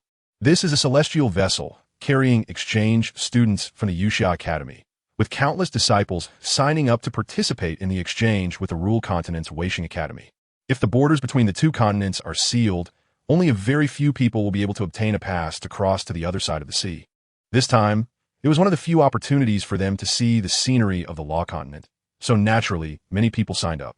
The celestial boat continued to move forward, encountering many sea beasts along the way, which fell to the hands of the protective personnel without even breaking through the boat's defenses. The full name of this world is the Void Divine Realm, which belongs to a 7th-order high-dimensional plane with a maximum of 9 orders. 2 continents mutually recognize the following cultivation levels, from lowest to highest: Path Establishment Realm, Path Seeking Realm, Path Verification Realm, Divine Entry Realm, Soul Fusion Realm, and Tao Master. Entering the first 3 realms is just a matter of time. Once one reaches the Divine Entry Realm, they can obtain a job certificate and seek or be assigned to a small world to work as a deity. Qingmu Huisheng originally had exceptional talent. While it normally takes 2,000 years for a person to achieve perfection in the Path Verification Realm, he accomplished it in 500 years. However, he still could not reach the Divine Entry Realm. After more than 100 years, Feng Qingsheng could no longer watch and immediately noticed that his disciple had too little comprehension and did not understand the significance of cultivating the path of life. Thus, he sent him to the lower realm, hoping that he could gain some insight. This time, upon returning, Feng Qingsheng noticed at first glance that Aoki Haiziai's cultivation bottleneck had fluctuated. As for bringing back a male partner who still had no cultivation, she didn't ask more about it. The child had grown up and should have his own thoughts. Here, the celestial ship made several space jumps, and after a night of flying, it finally arrived at the Law Continent the next morning. As the morning sunlight just began to shine down, the celestial ship quietly stopped at the airport. A group of people descended from the celestial ship one by one, standing tall with confidence and flair in their eyes. At this moment, the morning dew still hung on the leaves, shimmering with a crystal-like glow, as if adding a fresh breath to the land. Not far away, a person noticed the iconic celestial ship and walked over quickly. It was the celestial ship of the Yuxia Academy. His steps were steady, and his expression was respectful. Approaching the leader, he slightly bowed and said, "You must be the exchange students from Yuxia Academy?" The leader nodded slightly and responded succinctly, "Yes." "Then please follow me." He had been waiting here for quite some time to welcome these individuals.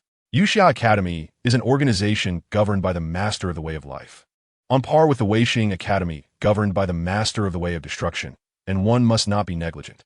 After that, he turned and led the group of exchange students from Yuxia Academy toward the teleportation array inside the airport. After showing their passes and confirming the teleportation location, they entered, and in the blink of an eye, everyone found themselves at the entrance of Weixing Academy. "Please follow me to the registration area." Aoki Saisei blended into the crowd, remaining silent, obediently following the main group with Muzan. The people around looked at the two with strange expressions, unconsciously taking half a step back. Muzan whispered, "Do they have an opinion about us?" Saying this, he glanced at a few people nearby. It's possible. After all, male-male couples are not common where we come from. Speaking, he gently took Muzan's hand. Don't mind them. They can't do anything to us. I'm just afraid they might cause trouble because of this. Since you said that, I'm relieved. It's fine. Master probably already helped us. Remember when we were browsing websites on the celestial ship? So that's it. At that time, they were on the celestial ship, and Aoki Saisei saw a passerby take out a light brain, suddenly remembering that he also had one. Because there was no internet in the Demon Slayer world, he had tossed the light brain into a corner and nearly forgotten about its existence. After recalling it, he rummaged through the space for a long time, found it, and started browsing with Muzan. Thinking of this, Aoki Saisei couldn't help but blush. It was all because of those annoying ads that caused him back pain, if it weren't for the healing spells. Yet, Muzan remained serious, his face unblushing and heart unflustered. Afterwards, while browsing the forum, they found that netizens were discussing things like I dare not anymore. All 10 of my accounts have been muted, and using a friend's spare account to post, I have money, I can buy 100 accounts, or my lover has a lover. The more they read, the more confused they became. And Aoki Saisei vaguely sensed something but wasn't sure. The two only thought they were catching up on gossip without fully understanding it and didn't think much of it afterwards. Back in reality, they followed the crowd to the registration area and received their keys for their accommodations. Since the end time of the exchange meeting was uncertain, they also didn't know how long they would stay here. Aoki Saisei and Muzan explained their situation to the staff at the registration area and were assigned to a spacious one-bedroom apartment with a large bed, a living room, a kitchen, and a bathroom. The staff looked at them curiously, but didn't say anything. However, on the way, Aoki Saisei inexplicably attracted many boys who came up to ask for his light brain contact information. This also made Muzan extremely angry. He had never felt so constrained and powerless. He vowed that once he came into contact with cultivation techniques and achieved progress in his cultivation, he would definitely go and kill those people, or at least beat them up and rob them of their cultivation. Regarding the betting on cultivation duels, it is legal in both continents, under the premise of voluntary participation and the public announcement of rules, with the stakes being one's own accumulated cultivation. If non-voluntary behavior is discovered, the resident certificate of the offending party will be marked in red, uploaded to headquarters, and passers-by will avoid them. All matters concerning exchange students are the responsibility of the Ministry of Foreign Affairs. If you have any troubles, you can go to them. This is a detailed arrangement. You can take a look. After completing the information handover, the person from the reporting office left. The two looked at the information jade slip in their hands. Aoki Seishin took out his light brain and opened the jade slip information. The content inside was about the course arrangements for them as exchange students, which essentially meant there were no fixed courses. They could attend any class they wanted, but they had to register online in advance. At the same time, there was also a detailed map of Weishing Academy and the surrounding areas. In short, it was quite free. Even if it didn't learn anything, it wouldn't matter here. After all, back home, there would be scholars to punish those who were lazy. Aoki Seishin saw the important content and read out word by word. Exchange students can borrow books from the Weishing Academy library with their tokens. Up to 3 books at a time. So what are we waiting for? Let's go quickly. It was clear that Muzan also saw this line and was extremely excited. As Aoki Seishin's partner, although he had no cultivation, he also received an exchange student jade token. There were quite a few people in the academy who had just started their cultivation journey. So many unaware individuals just assumed Muzan was someone recently sent to school by his parents. Thus, they successfully recorded the content of 6 books, all of which Muzan deemed suitable for himself. It is worth mentioning that long before they were in the academy, Aoki Seishin had auctioned off that ancient book. Indeed, many wealthy individuals liked this kind of orthodox cultivation world secret techniques, thus fetching a good price that was more than enough for them to live off for several years. So now, the two had ample funds and were generous with their cultivation resources, directly selling and acquiring treasures that assisted in cultivation. How about this one? Muzan raised one of the 6 jade slips he had just received and waved it at Aoki Seishin. Blood Control Secret Manual?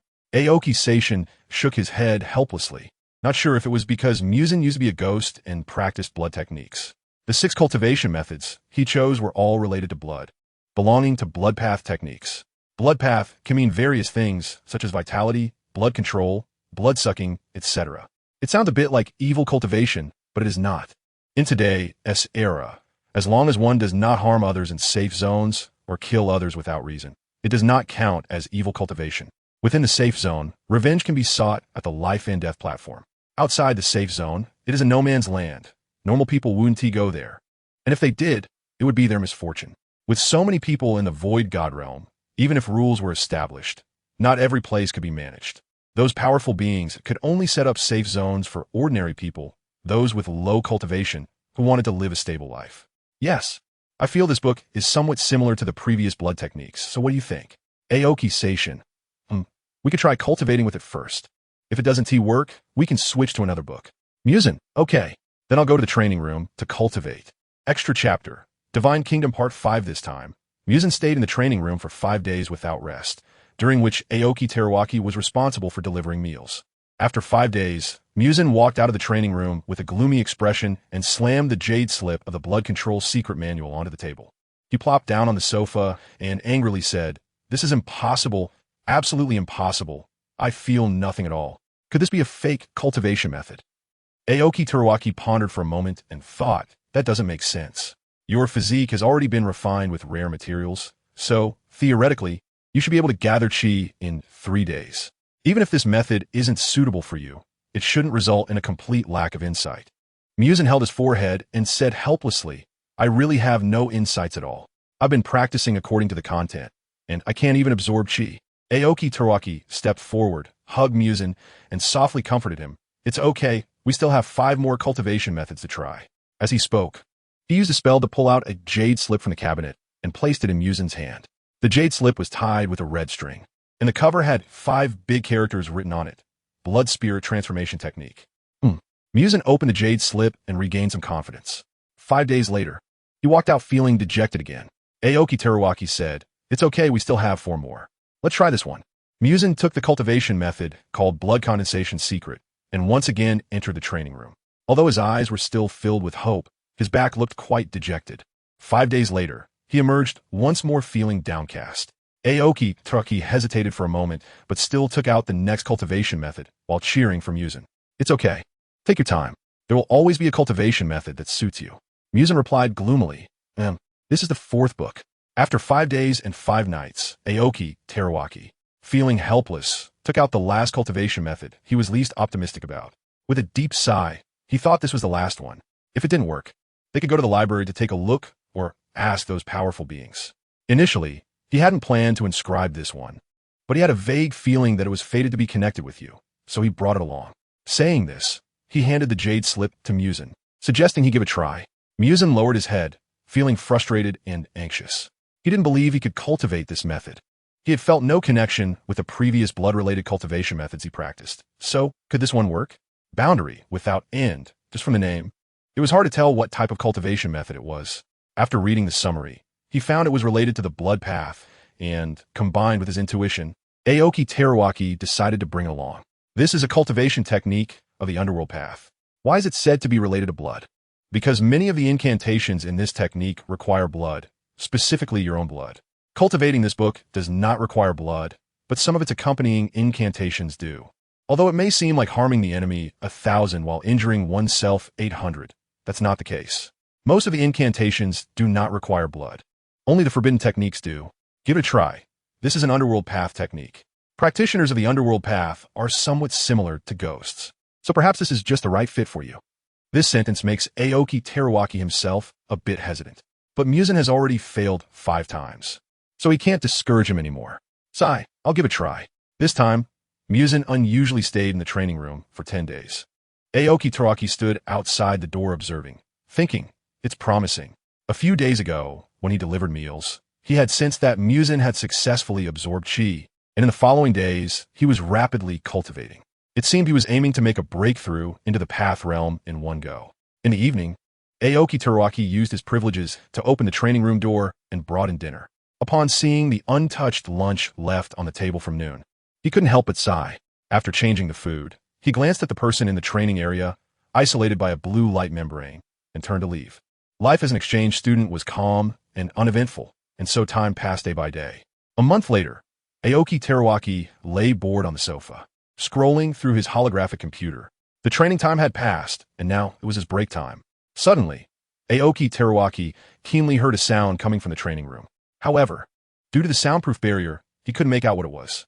A loud bang echoed as the training room door was abruptly slammed shut. Aoki Teruaki quickly sat up and looked toward the training room door. After a month, I've finally started cultivating. Muzan ran over, wanting to give Aoki Teruaki a big hug. But Aoki Teruaki dodged him disdainfully. With a thud, Muzan lost his balance and fell onto the sofa. Aoki Teruaki hurriedly stood up to avoid him, looking at Muzan with a sullen expression. The sofa. It was dirty now.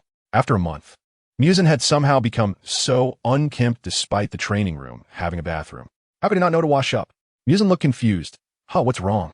Take a shower, Aoki Teruaki said coldly, tossing a bath towel onto Muzan's head.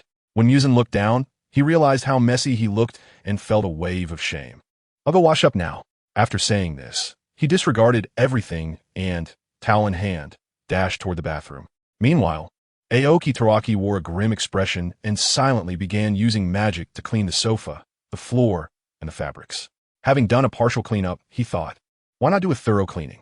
Thus, Aoki Teruaki used his spiritual sense to manipulate various cleaning tools and started tidying up the place. He couldn't help but complain about the college environment. Such a large dormitory, yet wasn't equipped with fully automated wall cleaning.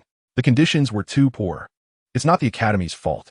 Aoki Teruaki is a disciple of the palace master at the Xia Academy, and the servants dare not be negligent with him, so they naturally arrange the best for him. However, at Weixing Academy, he is just an ordinary exchange student. When Muzan came out of the bathroom, Aoki Teruaki had already finished cleaning. Fortunately, I know magic, so just as I put away the cleaning tools, Aoki Teruaki heard Muzan calling him. When he turned around, he felt a bit, how should I put it? Burning on narcissistic. Muzan spent a long time in the bathroom, and, after washing up, he took out his new pajamas. They were his favorite bright red color, with small line patterns, a complete set of short sleeves and shorts. At the same time, he used a hairdryer on his hair for a while, looking at himself in the mirror, nodding in satisfaction.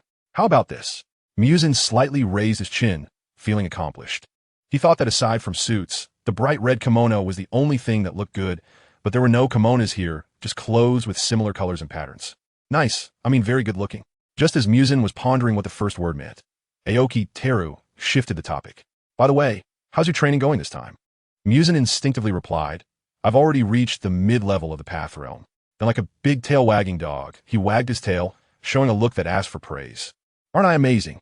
I'm telling you, Aoki Teru replied. Amazing, our Tsukiyomi is the best. Muzan continued to ramble on. If it weren't for the fact that the only intersection between this world and my hometown is you, I would suspect that this world is related to the birth of demons. The underworld is essentially an evolved version of demons. During my cultivation, I felt as if I had returned to the time when I became a demon. In just a month, I reached a strength equivalent to that of a demon after 1,000 years. Speaking of this, Aoki Teruaki couldn't help but ponder. He recalled the origins of various rules and law factions he learned at the academy. The path is paved by predecessors, and the underworld is no exception. According to records, the underworld was comprehended by a cultivator from the law continent from traditional cultivation techniques. The autobiography of that cultivator states, the passage to the human world was something I accidentally obtained from the middle realm, but due to the low level of the technique and my inability to cultivate it, I only observed it out of curiosity.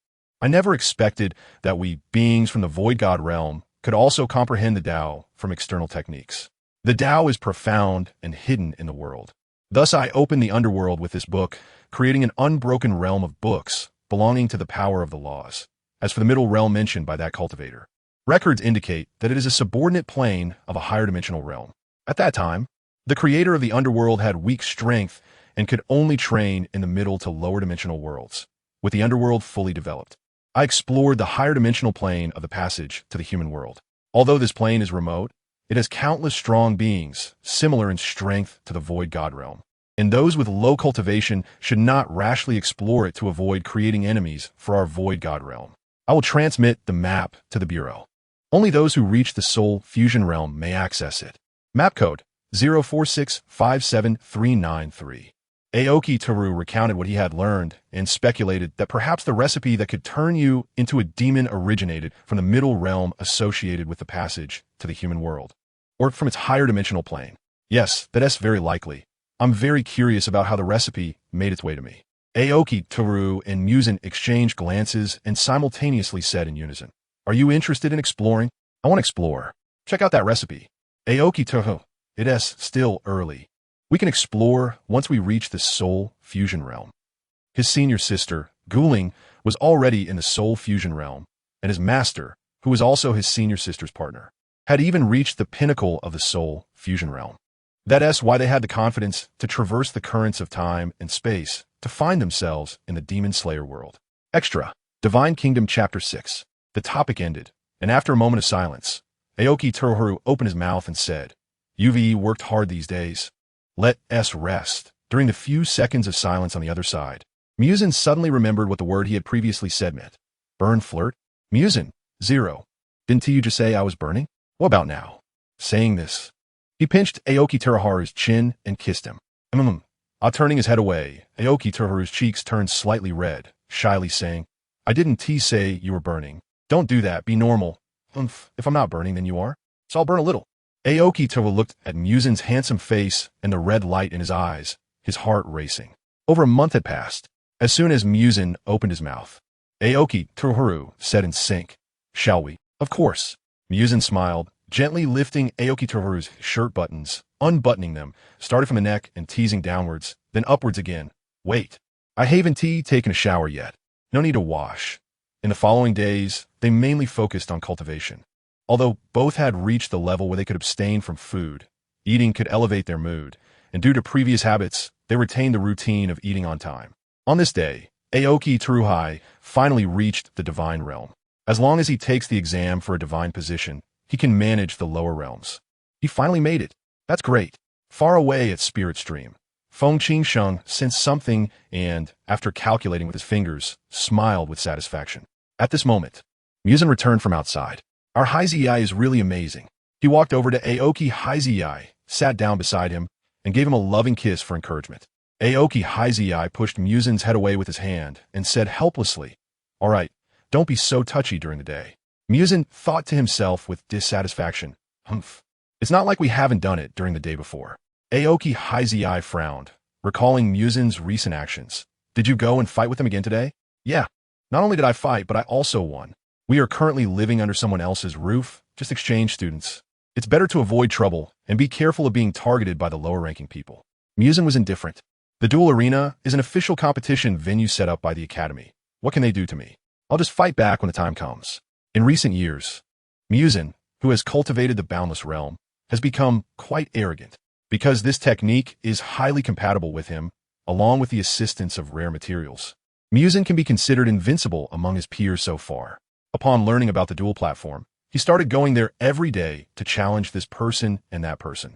The stakes were their cultivation levels, and, secondly, various items that aid in cultivation. Since it was just minor skirmishes among juniors of lower ranks, the higher-ups didn't intervene. Even if they knew about it, they couldn't do anything.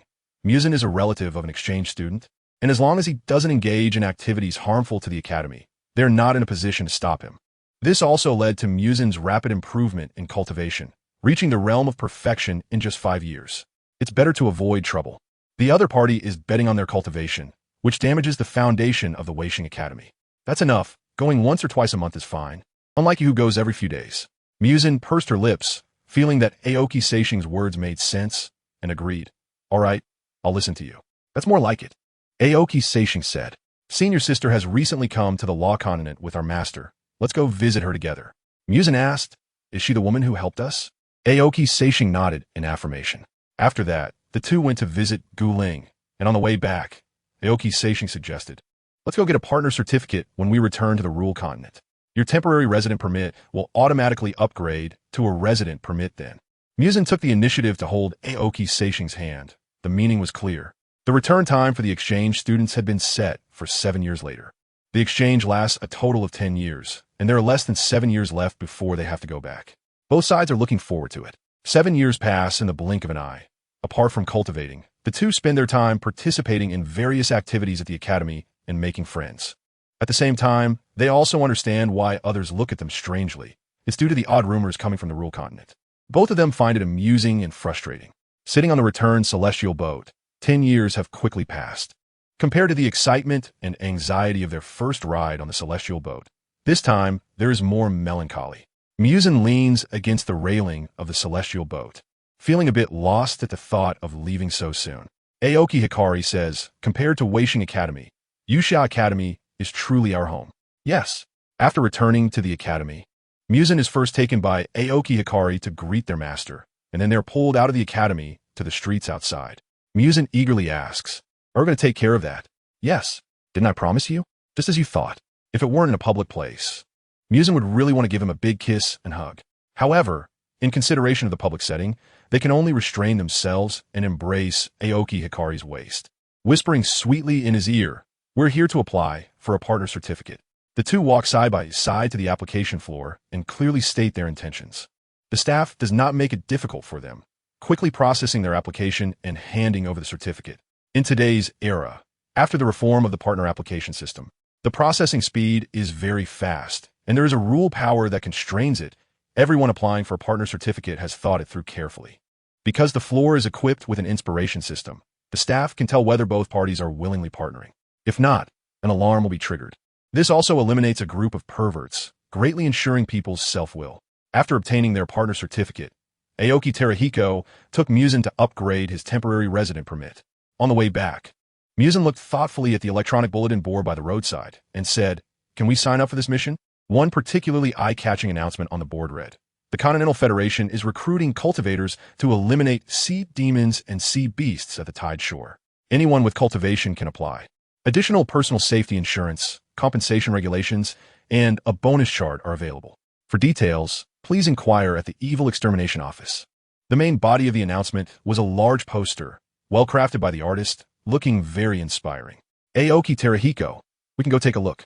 Although Muzan's cultivation level is currently low, reaching the perfect realm within 10 years is already quite impressive. As long as there is enough time, he can achieve the perfect path and step into divinity. Aoki Terahiko, I didn't expect that after hundreds of years, the sea beasts near the tide shore would start to stir again. He remembered that when his master sent him to the lower realm, the land and sea beasts had been in constant conflict with humans. He had spent over 1,000 years in the Demon Slayer world, while only 300 years had passed in the Void God realm. It was only 100 years ago in the Void God realm that the beast had calmed down. Now, 100 years later, the beasts were restless again, and who knows how long it would last this time. Although the Void God realm was ruled by humans, it also allowed other beings to survive, not being ruthless, yet the Beast Clan was full of schemes and never satisfied with a piece of land. There were no major troubles, but small troubles kept arising. The Evil Extermination Office simply issued missions to give the residents some opportunities for training. So, although Muzan's cultivation was low now, with the protection of the Evil Extermination Office and himself, the probability of an accident was almost zero. Muzan was extremely excited. Ever since being warned by Aoki Terahiko to keep a low profile at the Weishing Academy, he hadn't had much fun. Then let's go to the Evil Extermination Office and ask for the details, and then sign up. Okay. After arriving at the Evil Extermination Office and inquiring about the specific details and the incentive levels for the universal currency, the two promptly signed up. They presented their partner certificates and requested the Evil Extermination Office to form them into a team before leaving satisfied. Back at the Yuxia Academy, Aoki Terahiko also met with Feng Qingsheng to explain their mission to eliminate demons at the tide shore. Feng Qingsheng didn't say much, bestowing a few life-saving magical treasures and reminding Aoki Terahiko to be cautious before letting him go. Later, when the time came, Aoki Terahiko and Muzan arrived at the Evil Extermination Office, took a unified celestial boat, and flew towards the tide shore, ready to eliminate demons. In the sky, they had already reached the tide shore area and looked down. The sea was calm and undulating. Upon closer inspection, one could detect the undercurrents surging beneath, with the dark blue sea surface contrasting sharply against the bright blue beside it. Aoki Terahiko and Muzan exchanged glances, both seeing the fierce fighting spirit in each other's eyes. There are very few killing techniques of the power of life rules, but there are some. The one he used in the Demon Slayer world, withering and flourishing, was one of them. The rest were mostly auxiliary techniques, without gaining the recognition of heaven and earth and controlling the power of natural rules. His combat methods were limited to this. Aoki Terahiko, you can fight with confidence. I will heal you. Muzan, with a wife, what more could I ask for? Just as he finished the last word, Aoki Terahiko's mouth twitched, and he distanced himself from Muzan. In the following time, the two settled down at the tide shore, improving their cultivation and combat skills. 300 years passed in the blink of an eye, and humans and sea beasts once again restored a brief peace. Muzan's cultivation reached the realm of divinity, while Aoki Terahiko stepped into the soul fusion realm. If Aoki Terahiko hadn't been stuck at the perfect path for hundreds of years and unable to enter divinity, his master would not have thrown him into the lower realm for training. 300 years from stepping onto the path to entering divinity is the normal cultivation speed for prodigies. At the same time, once cultivation reaches the realm of divinity, the speed of cultivation will decrease geometrically. So Aoki Terahiko's advancement of one major realm in 300 years is already very fast. Next, I also need to quickly reach the soul fusion realm, and then together we can explore the connection between that dimension and the demonization formula. Inside the room, Muzan sat on the sofa, clenched his fists, and encouraged himself. With your talent, you will definitely catch up to me soon. Aoki Terahiko stepped forward, raised Muzan's hands, and said seriously, I believe in you.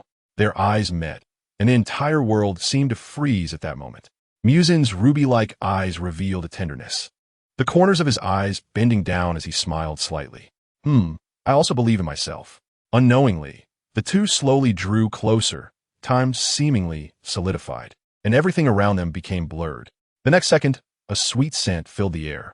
The scene shifted, and the two were already on the bed in the bedroom. The bed was very large, enough for the two to roll around together.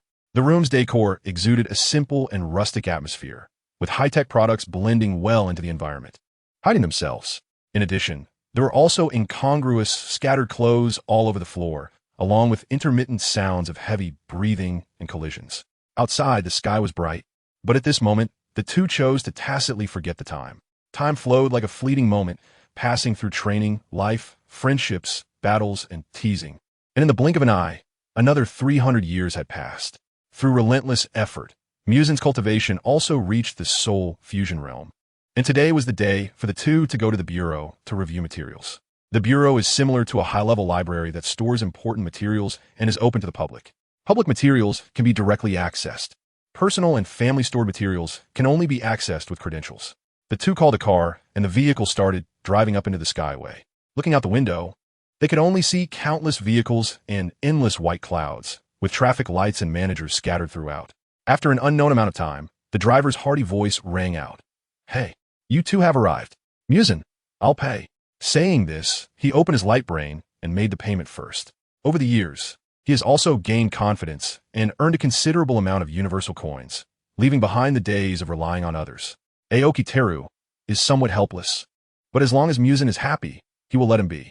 After getting off the car, they immediately spotted the bureau standing prominently not far away. It was too eye-catching. With a high-tech appearance, the semi-spherical structure had a shell made up of diamond-shaped pieces that reflected colorful lights in natural sunlight. Crossing the fence, the interior for a kilometer was paved with spacious stone tiles, and only beyond a kilometer was the semi-spherical structure. Since it was a public information center, the two only needed to swipe their resident cards at the entrance to get in. There were puppets at the entrance guarding the perfect realm of the soul integration stage, and no one would dare to trespass. Moreover, there were rumors among the people that there were assistant experts in the Tao Master realm within the bureau, though no one had ever seen them. Walking along the kilometer-long stone path, with each step, the building appeared larger. Once they entered, they realized how vast this library was. The fan-shaped glass door was tightly closed, and as they approached, an electronic mechanical voice sounded. Welcome to the Bureau. Identity information verification in progress. Please wait. Verification complete. Welcome. The glass door slowly opened in the middle, revealing the deep interior. The two walked side by side inside. Stepping into the library, the endless vastness of the space made one feel as if they were in a boundless universe of knowledge. Rows of books were neatly displayed in exquisite showcases. Next to the entrance, rows of operation stations were particularly eye-catching. With its unique design and advanced technological means, it became a bridge connecting the viewers to the books. This is just the first layer of the situation. In fact, over the past few hundred years, they have come to the Bureau to check public information. And this is not the first time. Muzan has thought about checking the content in advance more than once, but he held back, fearing that seeing the content would distract him and hinder his progress. Aoki Hiro's cultivation level is sufficient, but to cooperate with Muzan, he refrained from checking. Familiar with the process, he approached an automated control panel. Looking at the familiar product before him, Muzan sighed. Finally able to uncover the truth, Aoki Hiro remained silent. He had one thing he concealed from Muzan, the fact that he was in a two-dimensional derived world. Meanwhile, Muzan only knew about fighting and cultivating, studying cultivation literature and researching high technology without ever learning the basics of divine profession. His basics were forced upon him by his master, as he deemed it useless to not take the divine profession exam, considering it non-essential. However, his master insisted that learning more would be beneficial, which led him to memorize the basics of divine profession. He hesitated about whether to tell Muzan this. His experiences, becoming a demon, the curse of the production house, the breathing techniques, these things did not occur without reason from the world's consciousness. Wait, the curse was most likely caused by the world's consciousness. What is the world's consciousness? In a naturally formed world, the world's consciousness is the awareness born with the world, the natural ruler of the world. In a derived, low-dimensional world, the world's consciousness is a preset program waiting to run.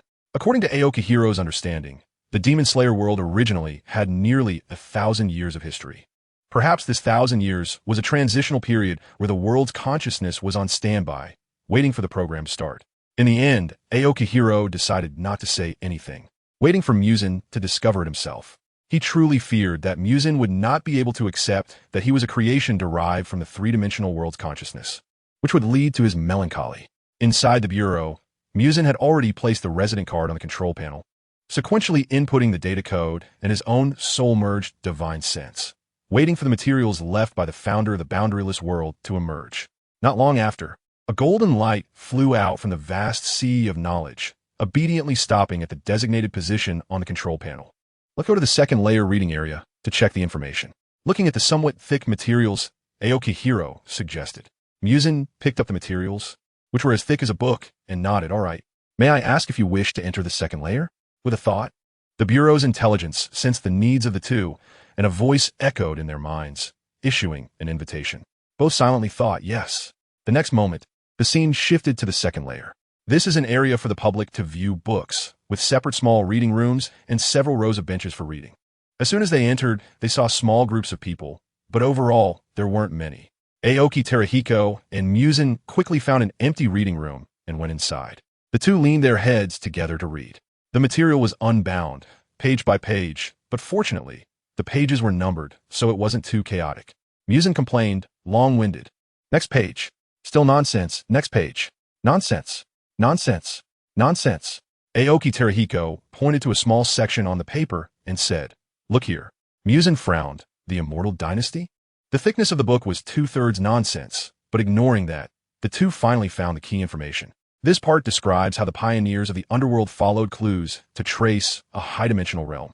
This realm is filled with countless powerful beings and is a pure cultivation realm. However, unlike ordinary cultivation realms, there is no chaos or disregard for life there. Among them is an extremely powerful organization, or rather, it should be said to resemble an ancient nation. A nation where everyone practices cultivation, managing the order of its people. This nation occupies almost half of the land and sea of the high-dimensional realm, with the remaining areas mostly consisting of deep mountains, forests, and foreign territories. The nation is called Xianqin, and the locals refer to it as the Great Qin Immortal Kingdom. Although there is no technology present, its strength cannot be underestimated due to being a pure cultivation realm. Those at the soul fusion stage, they are merely equivalent to the Great Ascension stage. If that's the case, does the Tao Master correspond to the tribulation there? Wait, can they ascend after their tribulation? Qingmu Huisheng confidently stated that they can ascend to a higher dimensional world. In conclusion, it's strong. Should we go? Although our cultivation level, there is only at the Great Ascension stage. Being cautious should keep us safe. We must not be discovered by the world consciousness. Otherwise, it will be troublesome. The information mentions that this realm has a world consciousness known as the Heavenly Tao, which usually does not intervene, but once heresy appears, it will immediately show up to eliminate and expel it. Very violent and merciless. Muzan nodded, his gaze firm. Let's go. In the extra chapter on the Divine Kingdom, a stack of secret talismans needs to be prepared, along with protective magical artifacts. And also this and this. Qingmu Huisheng began to wisely procure various supplies before leaving, dividing them into two portions, one for his storage space and one for Muzan's storage space. Soon, everything was ready. Just as the two were about to set off, a noise came from outside the door. The voice of the intelligent butler echoed in the room. Master, Miss Gu Ling has come to visit. Should we welcome her? Qingmu Huisheng pondered. Senior sister? Is there something she needs at this time? Welcome her. It's already been delayed for so long. A little more time won't matter. Let's first ask what senior sister wants. Miss Guling, the master invites you in. Click. The door opened. Outside, Guling stood alone, and upon hearing the voice, she entered through the already opened door. Senior sister. Senior sister. Muzan and Qingmu Huisheng both bowed to Guling. Guling nodded. No need for excessive formalities. I heard you were going to another realm. Qingmu Huisheng. Yes. May I ask what brings you here, senior sister? During the conversation, the few naturally sat down on the sofa to continue their exchange. Actually, there is something I haven't told you before. Guling looked at Muzan, paused, and continued. Now that the relationship has been established, it's also appropriate to inform you. Qingmu Huisheng and Muzan looked at each other, confused. Huh? What? Senior sister. Don't keep us in suspense, just say it. Guling, I have heard about your matter. Referring to Muzan and Qingmu Huisheng's plan to investigate the source of the medicine recipe. Perhaps I can provide you with some help. Without waiting long for the two to be puzzled, Guling shared everything she knew. The two were shocked. It turned out that the clues related to the medicine recipe were right next to the Demon Slayer world. At that time, one of them had low cultivation, and the other had no cultivation, so they could not see the causal line connecting the Demon Slayer world and the greater world. Thus, they perfectly missed the clues. If it weren't for their good luck in unintentionally cultivating a technique that resonated with Muzan himself, leading them to a thread of clue, they would probably still be in the dark. And what did Guling say? It was just recounting the phenomena she and her partner saw on their way to the Demon Slayer world. After Guling finished, she sighed in relief, saying that was the situation, and she hoped this could help them. After a long while, it was Muzan who first spoke. Thank you, senior sister. This information is very useful to us. For so many years, that prescription that could turn him into a ghost and become the perfect ultimate being has become his nightmare. However, he has now come to terms with it. Guling, all right, as long as you know your limits, I'll take my leave now. Senior sister, goodbye. After seeing Guling off at the door, Aoki Hikari turned to Muzan. He pondered and said, I have a feeling that the left dimension in the data and the great world mentioned are the same. Muzan, I have that feeling too. Let's go. We'll know when the time comes. They should also set off. The news brought by Guling provided them with ideas. And now it was time to depart as originally planned. The two walked side by side to the boundary wall. Just like when they came, they had to undergo identity verification to exit. After following the coordinates displayed, they passed through the flow of time and space and arrived at their destination several days later. With the increase in their cultivation, their travel speed had significantly improved. As they saw their target location getting closer to the world of Demon Slayer, they became more certain of their suspicions. Muzan's expression was complex as he stood above the flow of time and space, looking ahead with a hint of seriousness. This is it. Before them was a vast dimension shrouded in mysterious light, radiating an overwhelming pressure comparable to the realm of the virtual gods. In addition, there were numerous causal lines connecting to the world of Demon Slayer. The world of Demon Slayer is composed of countless dimensions, existing between the virtual and the real. And due to being condensed by human will, its state is extremely unstable. Having reached the soul fusion realm, they could intuitively sense the relationship between the two dimensions. If the great dimension acted openly and left no trace of its whereabouts, then the world of Demon Slayer was the complete opposite. Its gray, misty exterior seemingly meant to conceal its tracks. Its various defensive measures were aimed not at others, but specifically at the beings of the great world. One could not tell who they were trying to hide from. Aoki Hikari asked, Are we going in? Based on the information currently known, it could be vaguely guessed what the prescription was about. There was no need to take the risk of going to that great world. Muzan nodded firmly, let's go. Although he had already guessed the course of events, he still wanted to know the positioning of that prescription within the orthodox cultivation world. Was it something akin to evil cultivation, or a half-finished product of a failed experiment? Who created the prescription? In his thoughts, Muzan looked again at the world of Demon Slayer, shrouded in mist in the distance, his eyes filled with more confusion. Who created the world of Demon Slayer? And for what reason was it created? These are all things he wants to know. Take out the concealment talisman. Saying this, Aoki Truho acted first, taking out a glowing talisman from his storage space, sticking it on himself, and activating it.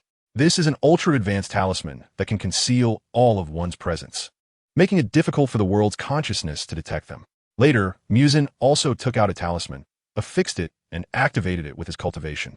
As long as the talisman does not fall off, the world's consciousness will find it hard to discover them. Let's go. The two nodded in agreement, one in front and the other behind, flying towards the great dimension. A brilliant light streaked across the vast void like a meteor. In an instant, the light flashed, and in the blink of an eye, the two had arrived at a desolate mountain. At a glance, there was not a single figure around. Barren stones, wild grass, sparse dead stumps, and rotting wood. Looking up at the sky was clear at a glance. The scenes before them all indicated the desolation of this place. We are very lucky not to have encountered any local residents. But for the two of them, landing in such a scene was a fortunate thing. Aoki Terahiko turned to Muzan, asking if they were going to gather intelligence next. Muzan used the invisibility talisman to scout some small cities for information. Although their cultivation was relatively high, there was someone in the team, Aoki Terahiko, who had no lethal moves. Choosing small cities would be safer. The chance of encountering a cultivator undergoing tribulation would be very low, and they wouldn't be cut off from information. Aoki Terahiko nodded in agreement, realizing there was no time to waste and they needed to hurry. In the brief moment they spoke, the two quickly took out the invisibility talismans from their spatial storage. Affix activate. The longer they stayed in this world, the greater the chance of being discovered by the world's consciousness. The records indicated that the world's consciousness did not care about matters, especially those concerning local residents. As outsiders, they were not on the list. Remembering the records that speculated what would happen if outsiders were discovered by the heavenly Tao, both of their hearts were in their throats, not daring to slack off for even a moment. As for why they had to come to such a dangerous place? Because this matter had become Muzan's obsession. If it wasn't clarified, it would be difficult to advance in cultivation. After entering the soul melding realm, this feeling became even more pronounced. Muzan had a premonition that if he didn't resolve his mental knot, he would stagnate at the early stage of the soul melding realm. And what about Aoki Terahiko? He was just worried about Muzan and came to accompany him, while also being a bit curious about the relationship between the two worlds. Extra. Divine Kingdom, Chapter 9. In a town of moderate size, the streets were bustling with crowds. Men and women, old and young, all dressed in strange attire. This attire resembles the kimonos from the world of Demon Slayer, but it gives off the impression that this clothing is the authentic style, while the kimono is merely a replica. The men wear deep robes with a right-over-left collar, narrow sleeves, some with sashes at the waist, and others adorned with jade pendants. The women's clothing also primarily features the right-over-left collar, with long skirts that reach the ground, their skirts flowing gracefully. They have their hair styled in high buns, pinned with hairpins, exuding unique charm. Along the streets, shops are plentiful. There are wealthy individuals driving horse-drawn carriages, as well as common folks walking. They either gather in small groups, chatting and laughing, or hurry along alone, busy with their lives. In this bustling town, Aoki Terahiko and Muzan have changed into clothing similar to that of the common people, dressed in simple garments, blending perfectly into the environment. At this moment, the two have entered a restaurant and requested a private room. Aoki Terahiko remarked, "It's so lively here, it really feels like an ordinary town. If we ignore those shops selling cultivation items, this could just be an ordinary town." After leaving the wilderness, they spotted a village and, through observation, discovered that the villagers had no cultivation abilities. Hidden from sight, they walked boldly down the street without fear of being discovered. Watching the trading scenes in the village shops, they realized that this world still uses gold, silver, and jewels as currency. Of course, there might be more advanced forms of currency, but these ordinary people would not have access to them. Therefore, after stealthily exchanging some silver for local clothing in a clothing store, the two left. Muzan nodded in agreement, acknowledging that indeed, they couldn't gather much information at the moment. Moreover, upon entering this city, they discovered a form of currency that was even more advanced than gold and jewels. It was a crystal-clear, milky white, diamond-shaped crystal filled with the energy of this world. It seemed to be called spirit stones. Muzan asserted, "We need to get some spirit stones. But the question is, how to acquire them." As soon as he finished speaking, a knocking sound came from outside, accompanied by the inquiry of a waiter, "Gentlemen, you haven't ordered yet. What would you like to eat?" Upon hearing this, the two felt a bit awkward. Aoki Terahiko called out to the door, "Come in."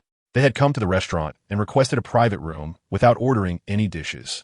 So the waiter probably feared they were just there to take advantage of the space. The waiter shouted, "All right," and then pushed the door open, entering and promptly closing the door behind him. "What would you like to eat, gentlemen?" "Here, that's the menu," he said, pointing to a menu placed in the center of the table. Aoki Terahiko picked up the menu and indicated, "I'll have this, and this." The items in the shop were priced in gold and silver, and he certainly had no shortage of gold and jewels. "Well, should we order?" This sentence is addressed to Muzan. Muzan hesitated for a moment and pointed to the menu, ordering these 3 dishes as well. Originally, the waiter's gloomy face softened. All right, I'll have the kitchen arrange that for you. As he walked out of the room, the waiter still muttered a few discontented words in his heart. With such a large private room, only 6 dishes? TSK. Those nobles, even if they're just 2 people, don't they fill the table to the brim, putting on a show? Inside the private room, Aoki Toharu felt confused. He sensed that the waiteress' attitude towards them didn't seem very good. Muzan noticed what Aoki Toharu was thinking and explained, "We occupy such a large private room, but only order a few dishes. The establishment is surely dissatisfied." Aoki Toharu suggested, "Then shall we order more?" "Muzan, it's fine. I have a way. Just wait and see." Before long, the same waiter began to bring out the dishes one after another. "Enjoy your meal, esteemed guests." Just as the waiter was turning to leave, Muzan called out to him, "Wait, is there anything else you need, esteemed guest?" Muzan smiled without speaking, leveling his palm with the table, and took out a piece of gold from the storage space. Seeing this, the waiter's heart skipped a beat. He thought, "It's over, since these 2 are cultivators. I'm glad I didn't say what was on my mind earlier." "Esteemed guest?" No, sir. What is this?" Muzan placed the gold on the table with a thud. "We've been out for a while, and the spirit stones are all spent. Do you know where I can exchange for some?" The waiter glanced at the gold. Muzan raised an eyebrow, indicating that if I'm satisfied, this will be yours. "Ah, esteemed guest, you're being too serious." The waiter continued, "Our town's Jinling Pavilion can exchange it. Gold for spirit stones, magic weapons for spirit stones, and pills for spirit stones are all fine." Aoki Toharu was greatly shocked by Muzan's actions, something I never thought about while studying in the small world. "And now you're so skilled at it?" The waiter greedily poked at his hands, looking at the gold on the table. "Sir, you see this? Take it." Muzan waved his hand. The waiter was overjoyed, bowing several times to the 2. "Thank you, sir. Thank you. Thank you." After the waiter left, Aoki Toharu clicked his tongue in amazement and teased, "I didn't expect you to do this kind of thing." Muzan raised an eyebrow and smiled wickedly. "You wouldn't believe how much more I can do, like this." Saying that, he swiftly pecked Aoki Toharu's face. Aoki Toharu shouted, "Stop it." Then his voice lowered, reminding, "Don't forget whose territory we're in now." Muzan shrugged helplessly, sighing, Fine. Want to eat something? After eating, let us check out that Jinling Pavilion." Aoki Toharu, You should try some otherworldly cuisine too." After some inquiries, the 2 arrived at the entrance of Jinling Pavilion. At the counter, they could see 2 people chatting with the shopkeeper. "Muzan, 100 taels of gold for 1 low-grade spirit stone?" The shopkeeper chuckled. "Yes, our Jinling Pavilion is a famous flagship store in Xianqin, and this exchange rate is quite real. Let us exchange for 100 low-grade spirit stones." "All right, I'll get that for you." When Muzan received the spirit stones, he took the opportunity to inquire about a certain technique. "Do you know of a technique called Yudu Renjian?" Upon hearing the phrase Yudu Renjian, the shopkeeper's expression turned fearful. He whispered, "It's not good to speak of this. It's not good to say, or you might get your head chopped off by the emperor." Muzan pretended to be interested. "Oh, what do you mean?" He gestured with 1 finger. The shopkeeper remained silent and gestured with 5 fingers. Muzan cursed inwardly, but agreed to avoid trouble. The shopkeeper nodded in satisfaction and turned to the 2. "Follow me." After saying that, he led the way. Aoki Toharu transmitted to Muzan, 50,000? Muzan, "Yes, swindler." Aoki Toharu, "How much gold do we have left?" Muzan, "About 10 million taels." Aoki Toharu, "Save some. These are all their accumulated wealth over the past few hundred years. Gold isn't highly valued there, but it's not low either. Spending it in large amounts really hurts." Wukanum. The 2 followed the shopkeeper to the 2nd floor, leaving the 1st floor to the servants for now. In a room on the 2nd floor, the shopkeeper activated the internal isolation array, finally putting their minds at ease. The 2 were puzzled, but they felt that the book might have some important background. The shopkeeper cleared his throat and said, "Gentlemen, please take a seat. Let me make it clear, I can tell you, but as previously agreed, you must pay a fee of 50,000 taels." Without further ado, Wukan took out a large bag and threw it on the ground. "Now, tell me what's going on." The shopkeeper glanced at the bag, waved his hand, and the bag disappeared. "I don't care how you found out about that book, but money for services I won't ask more. Now listen carefully." The 2 prepared themselves, listening intently. Extra chapter, Divine Kingdom Part 10. There is a ban on the name, so I won't say it. That book was written by the deceiver before fleeing from Xianqin, and the emperor was furious, making everything related to him a forbidden term. Once discovered, at this point, the shopkeeper made a gesture with his hand, mimicking a throat-slicing motion. Wukan's brain raced as he tried to connect what the shopkeeper said to what he understood. Aoki Teruharu lowered his head in thought, remaining silent. Because he also didn't understand.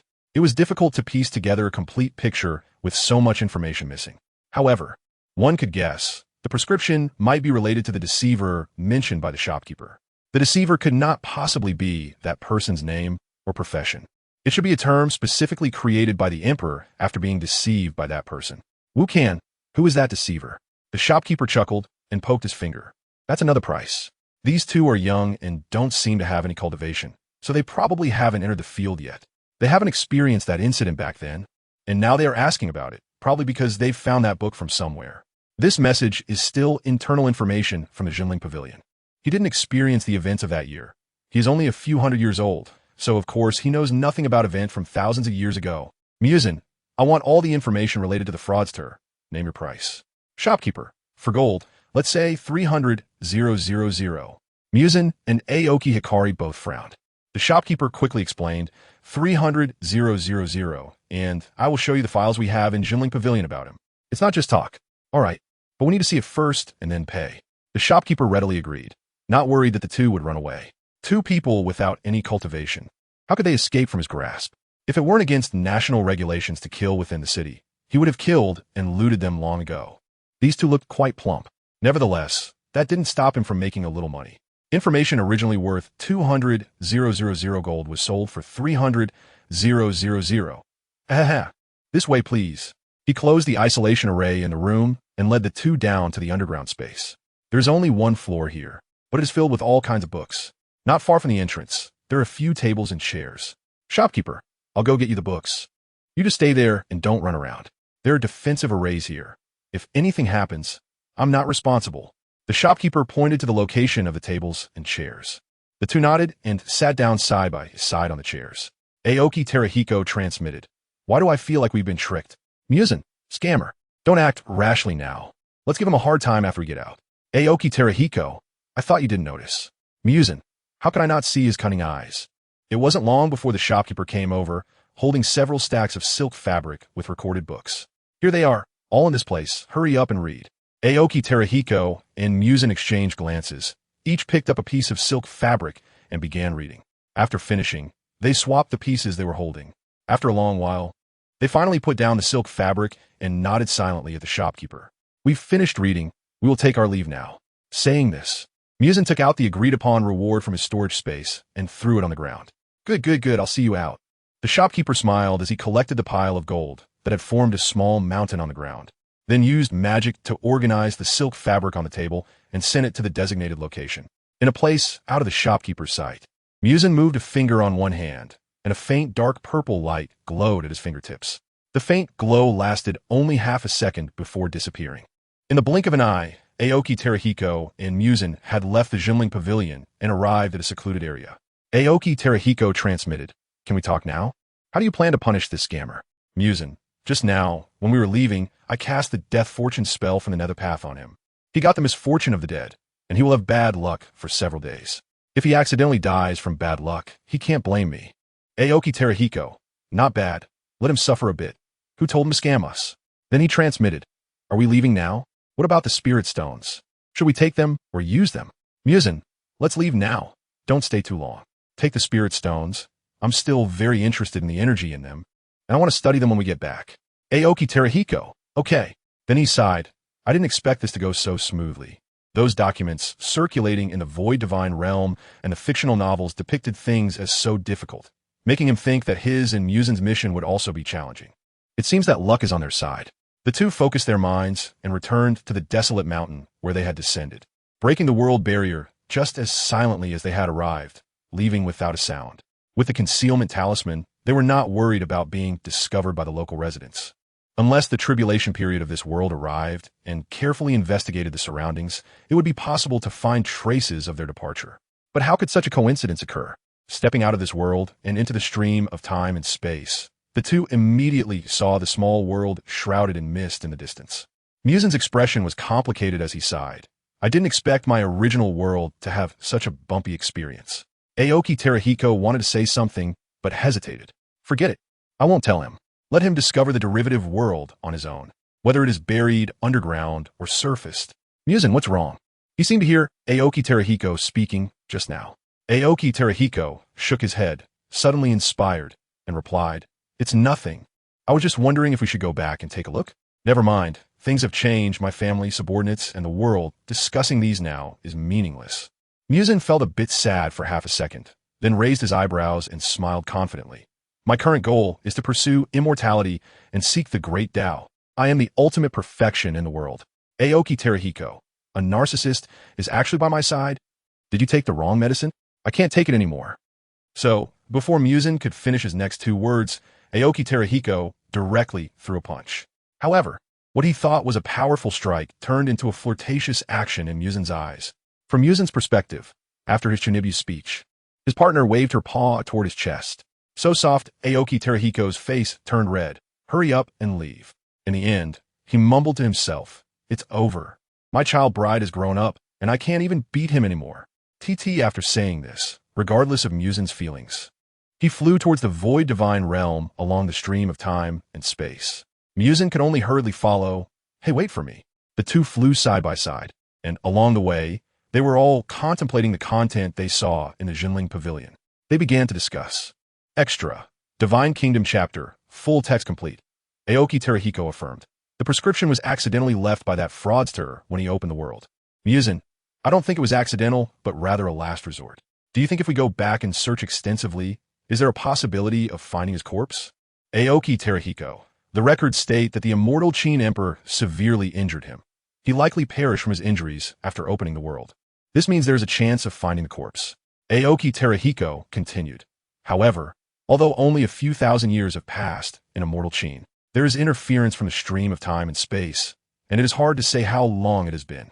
The probability of finding it is not high. Let's not cause trouble for ourselves. Muzan nodded. All right, then turned to look at Aoki Terahiko affectionately and softly said, "Let's go home." Aoki Terahiko saw this and smiled gently, taking Muzan's hand. "Yes, let's go home. The knot in my heart has been untied, so I will strive to live each day well." According to historical records, more than 5,000 years ago in the realm of Xianqin, a fraudster appeared who dared to deceive the Emperor of Qin into giving him a treasure for ascension. He went by the alias Tuma, and his real name is unknown. He was male and at the early stage of the tribulation period. The details of how he deceived the treasure have long been erased, and all Jinling Pavilion, can uncover are fragments of information. Back then, Xianqin recruited miscellaneous cultivators from the populace, and Tuma came under an alias, standing out with his ability to refine tribulation-level elixirs, catching the Emperor's eye. He diligently worked for the benefit of Xianqin and, due to his eloquence, rose through the ranks in the court, gaining immense popularity in the Emperor's favor. However, when the Emperor entrusted him with the management of the national treasury, he revealed his true colors. During a national banquet, he schemed to gain control of the core of the national treasure, the Great Wall of 1,000,000 miles. The people of Xianqin were momentarily careless and nearly lost control of the core to him. Just as the core was being taken, the Emperor sensed something was amiss and pursued him, severely injuring Tuma. In the end, Tuma escaped heavily wounded, infuriating the Emperor. Eventually, the Emperor discovered that Tuma was actually an undercover agent sent by a savage foreign race, aiming to steal the national treasure. This foreign race was dedicated to studying the limits of mortals and had concocted many malicious formulas. To blend into the Xianqin court, Tuma specifically studied, created, and cultivated several sets of normal cultivation methods. The low-level cultivation of Yu Du Run Jian, the mid-level cultivation of Sakura falls to the ground, and a high-level cultivation of 9 views of the world. Since the Emperor's nationwide search yielded no results, our Jinling Pavilion speculated that Tuma might have escaped this world after being heavily injured. Countless celestial masters and cultivators attempted to peer into the heavenly secrets, but all failed. Thus, Tuma and the savage foreign race had completely vanished from this land. Subsequent reports from those who broke through the barriers indicated that Tuma likely established a small world outside. The Emperor personally went to investigate after hearing the news, but returned empty-handed. Tuma recorded, "The reason they did not see the world created by the fraudster is that the treasure used by the fraudster obscured everything related to the original world. In other words, no one from the greater world could see the existence of the Demon Slayer world. As for the person who broke through the barriers, can they truly be considered a local resident?" Speaking of the fraudster, the price paid to obscure the eyes of the entire greater world was undoubtedly substantial. In fact, as early as 3,000 years ago, the Demon Slayer world could no longer obscure the eyes of the greater world. But the strange thing is that this semi-real world unexpectedly resonated with the three-dimensional world. The three-dimensional world provided willpower energy, maintaining the reality of the Demon Slayer world. However, despite this, the Demon Slayer world remains in a state between the virtual and the real, the true and the false. Mu Huixing's diary, September 2nd, 2020. Sunny. Mood index for this year. I'm in my third year of high school, and I need to study hard to achieve something when I grow up. Just as school started, people around me kept discussing an anime called Demon Slayer. I really want to watch it, but no, I can't watch it. Mu Huixing, you don't even have a phone, and the money you have comes from the orphanage and government subsidies. What can you use to watch it? I have no parents to rely on. Studying is the only way to have a good life. September 20th, 2021. Sunny. Mood index 6. College is great. The head of the orphanage bought me a second-hand phone when I got into a prestigious school. I finally have a phone. One night, after finishing my club, part-time job, and competition tasks, I remembered that anime. But due to time constraints, I couldn't stop. I only had time to sneak a peek at the summary. It seems to be an action-packed manga, but that villain looks so good. Why is such a good-looking character a villain? July 1st, 2024. Overcast. Mood index 8. I graduated, and I passed my graduate school entrance exam. My life should be getting better, right? The next day, just as Mu Huixing was about to open the anime he had been looking forward to, an unexpected accident caught him off guard. The car veered off the road and crashed onto the sidewalk, while Mu Huixing was sitting on a small pillar on the sidewalk, flipping through his phone. Just as he finished loading the first cruel episode, he was struck by the car and flung away. Mu Huixing was covered in blood, and as he lost consciousness, his last thought was, "My anime hasn't been watched yet." Huixing's electronic diary. Era 346, year 2480. It seems I've been reborn. This is a world where cultivation and technology are fused, but the cultivation here is different from ordinary cultivation. My mom and dad, as well as my master, told me that my parents died, but they didn't tell me how they died. Sob sob. Year 2489 of the Void God, 346 era. I seem to know how my parents died. They died at the hands of those evil cultivators. Why are evil cultivators evil? I want to kill all the evil cultivators, but my master won't allow it. He says that those with such thoughts cannot cultivate the great way of life. What kind of psychology is this? What does this psychology mean? I don't understand. The path of life should primarily focus on helping others, purifying evil, and protecting a region. So, does it mean I should persuade others to abandon evil and turn good? Year 2675 of the Void God, 346. I can't quite remember things from my previous life. But it seems there is nothing worth remembering over there. Because here, there is everything. Higher technology, mysterious spells. Is there anything memorable over there? It seems like I didn't finish that passionate anime, and this world doesn't have it, which is a bit frustrating. Year 3178 of the Void God, 346. Since my master plans to send me to the two-dimensional world for training. The two-dimensional world is derived from the consciousness of three-dimensional people. Does three-dimensional people refer to my previous life? I haven't seen anything in my previous life, so I would know the plot if I went. I really don't want to go. Later, when he saw Muzan for the first time, it was as if the memories deep in his mind awakened, about to surface. He remembered. Aoki Tsukihiro woke up from his bed. Demon Slayer? Muzan, sleeping beside him, looked at him curiously and asked, What is Demon Slayer? It's nothing. Although he said that, for a moment, Muzan felt that the person beside him seemed to have changed. He became more caring towards him. Even the way he looked at him softened a lot. Aoki Tsukihiro smiled without speaking, feeling very sleepy. He needed to rest a bit more. Muzan hugged him tightly and said in a muffled voice, "Sleep, sleep." Although both of their cultivation levels had already reached a state where they didn't need to sleep, sleeping was beneficial for relaxing the mind and pleasing the body. They still preferred to sleep. Into the extra chapter. The reincarnation of 10 million souls and the reboot of 10 million plots are needed to awaken that glimmer of life. The illusion detaches from reality, transforming into real vitality. All causes and effects have their destined trajectory. Perhaps this is the true ending arranged by heaven.